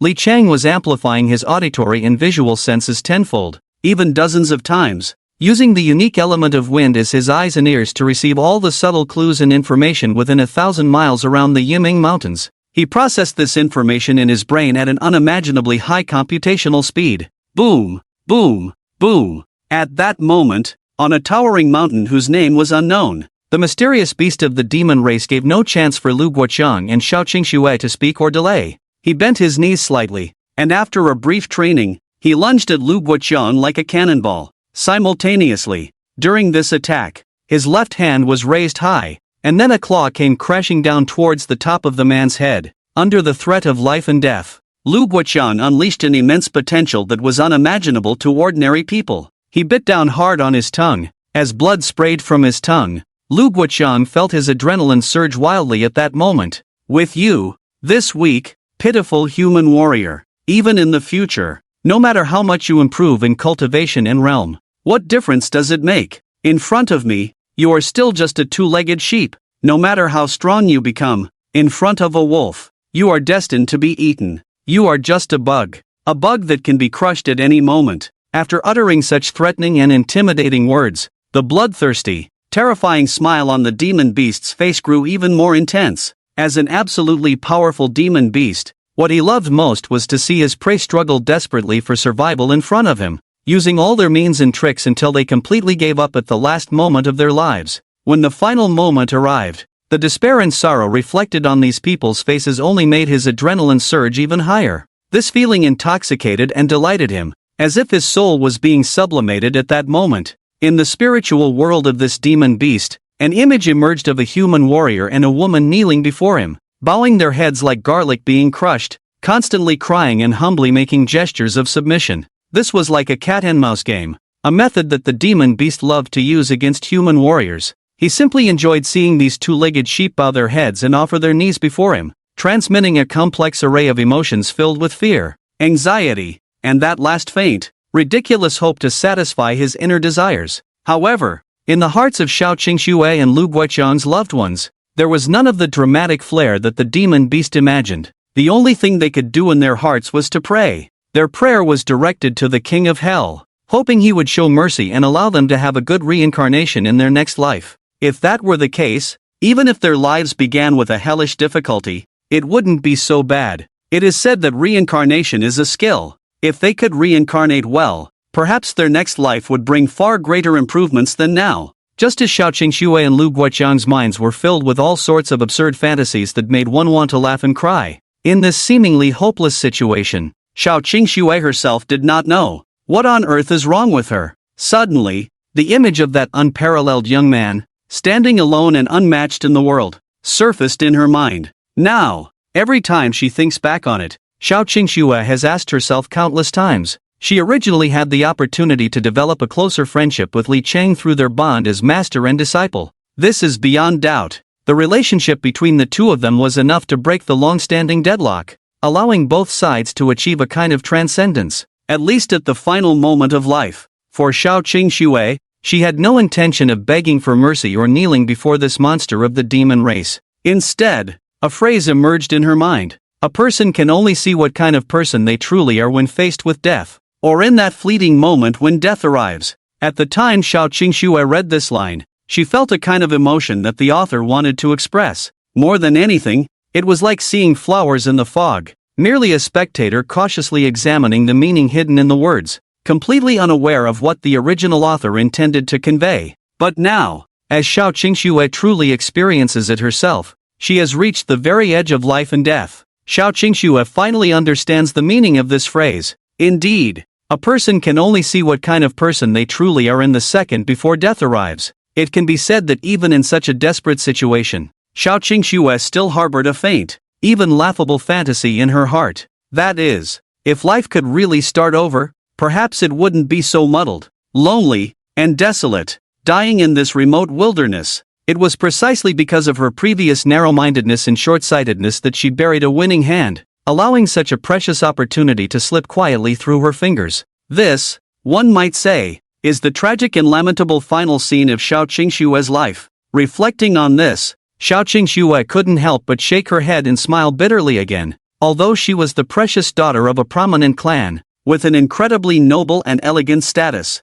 since that time, ever since Li Chang showcased his astonishing skills in front of everyone at the genius training camp, she realized one thing, that is, she had become the object of ridicule and scorn in everyone's eyes. In a word, the clown was actually me. Clearly, she was the one enjoying the cold mockery from the training camp girls of similar age, the disdainful glances and gossip. But now, she had chosen to leave the genius training camp, to depart from the environment she had lived in for over 30 years, preparing to venture alone to a distant place, to start anew, to return to the quiet life of a monk, and to live a life of solitude. Yet, what no one expected, not even Xiao Qingxue herself. She never anticipated that in this remote area of the Yimeng Mountains, after the unlikely encounter of Lu Guoqiang and his wife, the three of them would experience such a series of twists and turns, facing a life and death crisis. It must be said, the only thing Xiao Qingxue could do was to keep laughing in her heart.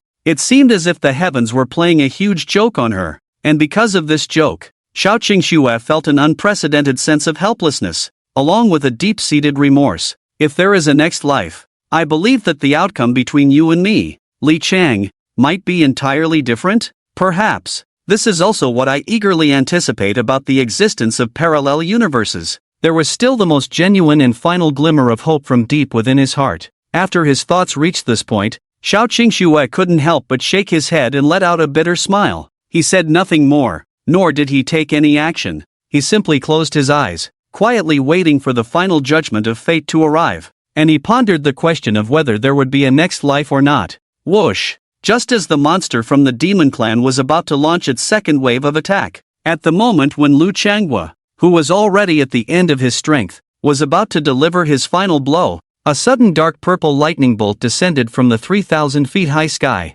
Boom! The explosive sound of thunder was deafening, sending chills down everyone's spine, and every hair on their bodies stood on end at that moment. A sense of danger, and an inexplicable complex emotion lingered in their hearts at this moment. Could it be that there was a new turn of events on the battlefield? Boom! Accompanied by a muffled sound like the divine thunder of the heavens, it erupted at that moment. On the towering snow-capped mountains, it felt as if a magnitude 10 earthquake had erupted. Immediately, the thick purple lightning power appeared before everyone, its ferocious light illuminating the dark night as bright as day. In an instant, snowflakes danced wildly in the air, and the rivers and mountains beneath their feet became restless and unsafe at that moment. It was as if the very heavens and earth were about to be overturned by this lightning figure. One could say that the scene before them was something that ordinary people had never even heard of, let alone witnessed. The apocalypse. Undoubtedly, this was definitely a terrifying scene that only appeared before the arrival of the apocalypse.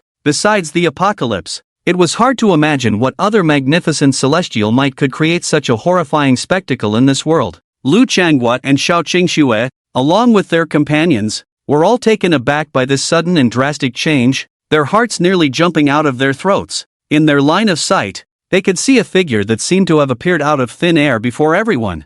That young man, exuding mystery and the unknown from every aspect. He was the embodiment of this purple lightning. He was the man who had just caused such a transformation in the world, making even the mountains and rivers bow down before him. As the vast purple mist gradually dissipated, everyone barely managed to open their eyes and focus on the figure drawn by the lightning. It was a tall and slender young man. At the same time, the appearance of this young man left Lu Changhua and Xiao Qingxue frozen in place. As if struck by lightning, they felt that their minds were utterly blank at that moment, devoid of any thoughts. Their mouths opened and closed. Though they had something to say, the words stuck in their throats. No matter how hard they tried, they couldn't fully express what they were thinking. It was as if, in front of this young man, any adjective they could use felt so pale and powerless. At that moment, Lu Changhua's mouth twitched uncontrollably several times. Then, he struggled to swallow a mouthful of saliva, as if he had suddenly thought of something extremely terrifying,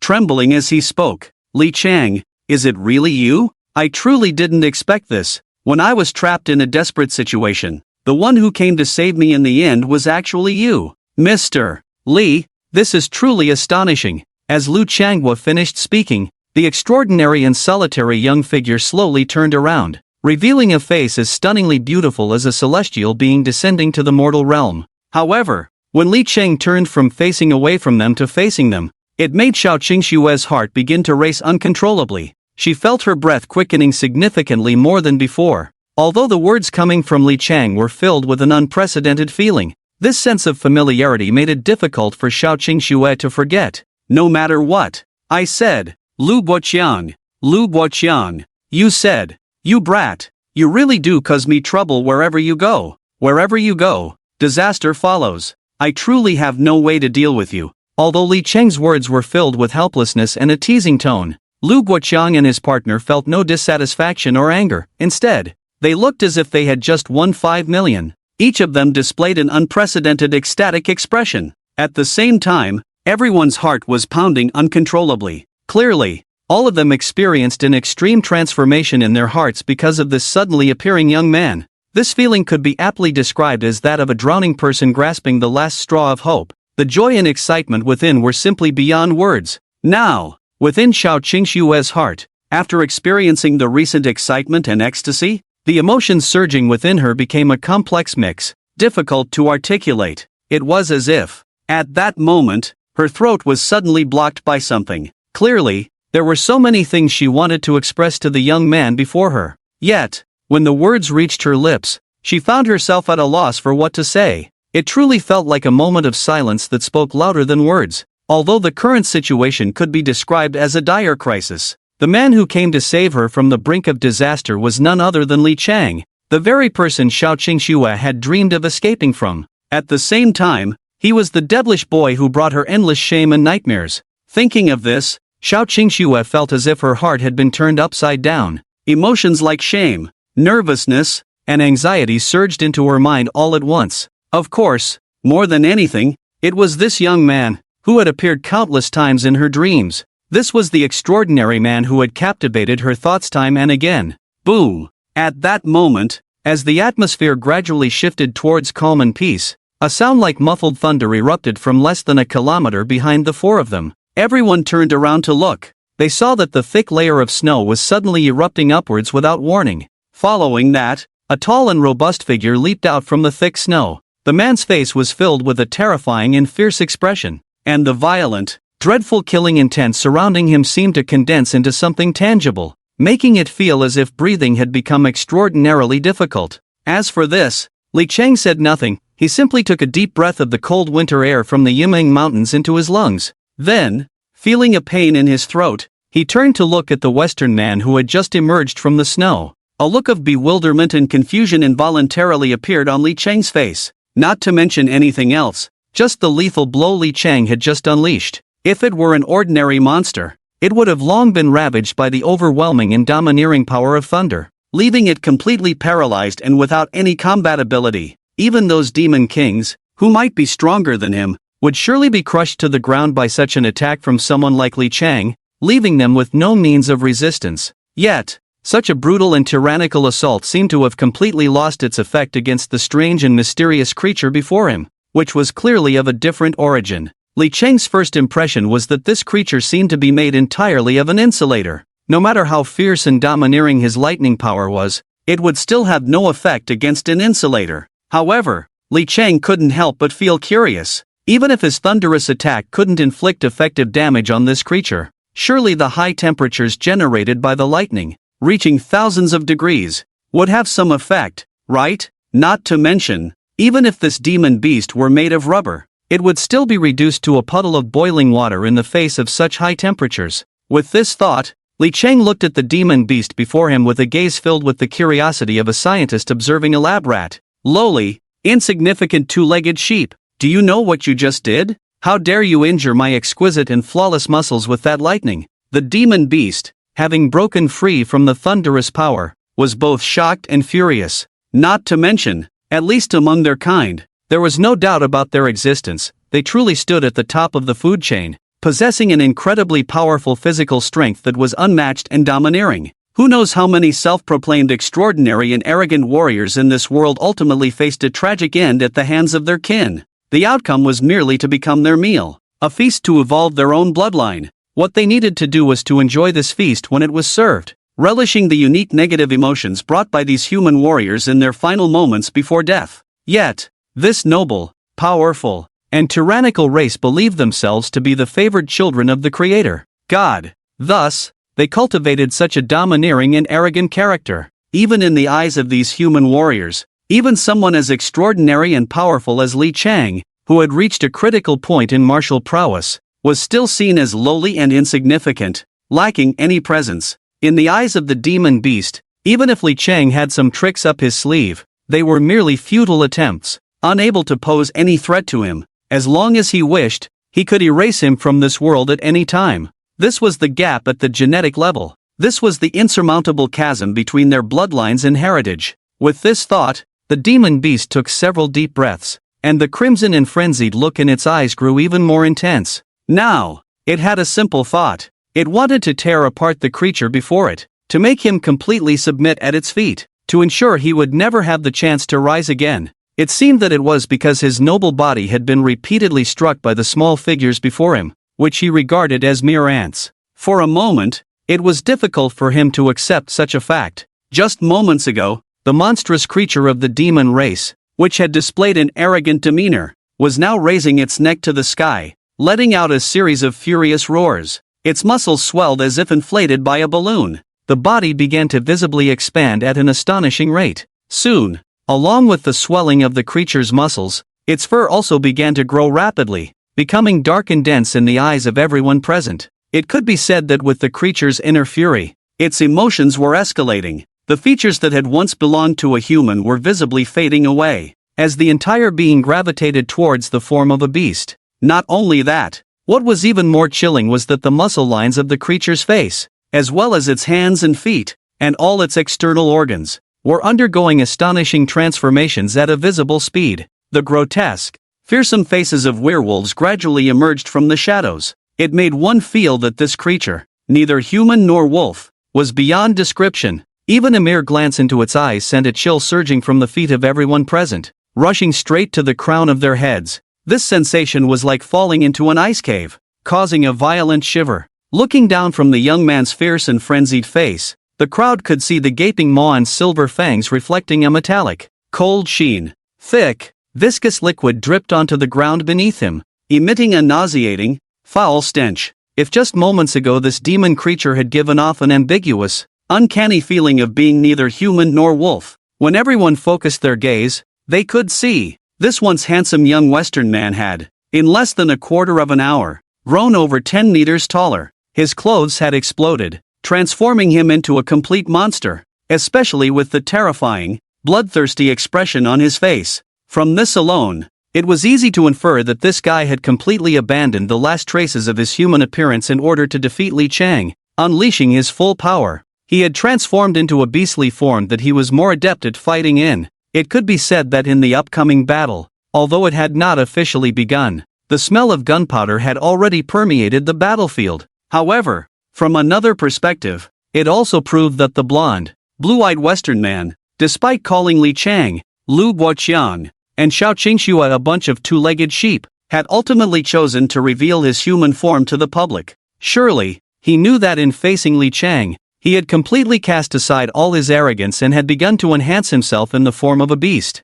It was because his keen, beast-like sixth sense had sensed a threat from Li Chang, this man before him, very dangerous. Therefore, as this demon creature prepared to attack, it still maintained an appearance of fearlessness, exuding a cool and flashy demeanor, but in reality, its body was honestly undergoing a transformation into a wolf-like state. Lions use all their strength to fight rabbits. This is a hard and fast rule that often hangs on people's lips. This monster from the demon clan has learned it well. When facing Li Chang, an enemy filled with mystery and strangeness, it showed no intention of holding back. Instead, it unleashed all its power and trump cards right from the start, ready to engage in close combat with Li Chang. A brutal fight where the white knife goes in and the red knife comes out. It can be said that the ensuing battle would determine both the victor and the fate of life and death. Even before the fight began, the air was thick with the scent of blood. The astonishing turning point unfolding before them left Lu Guoqiang, Xiao Qingxue,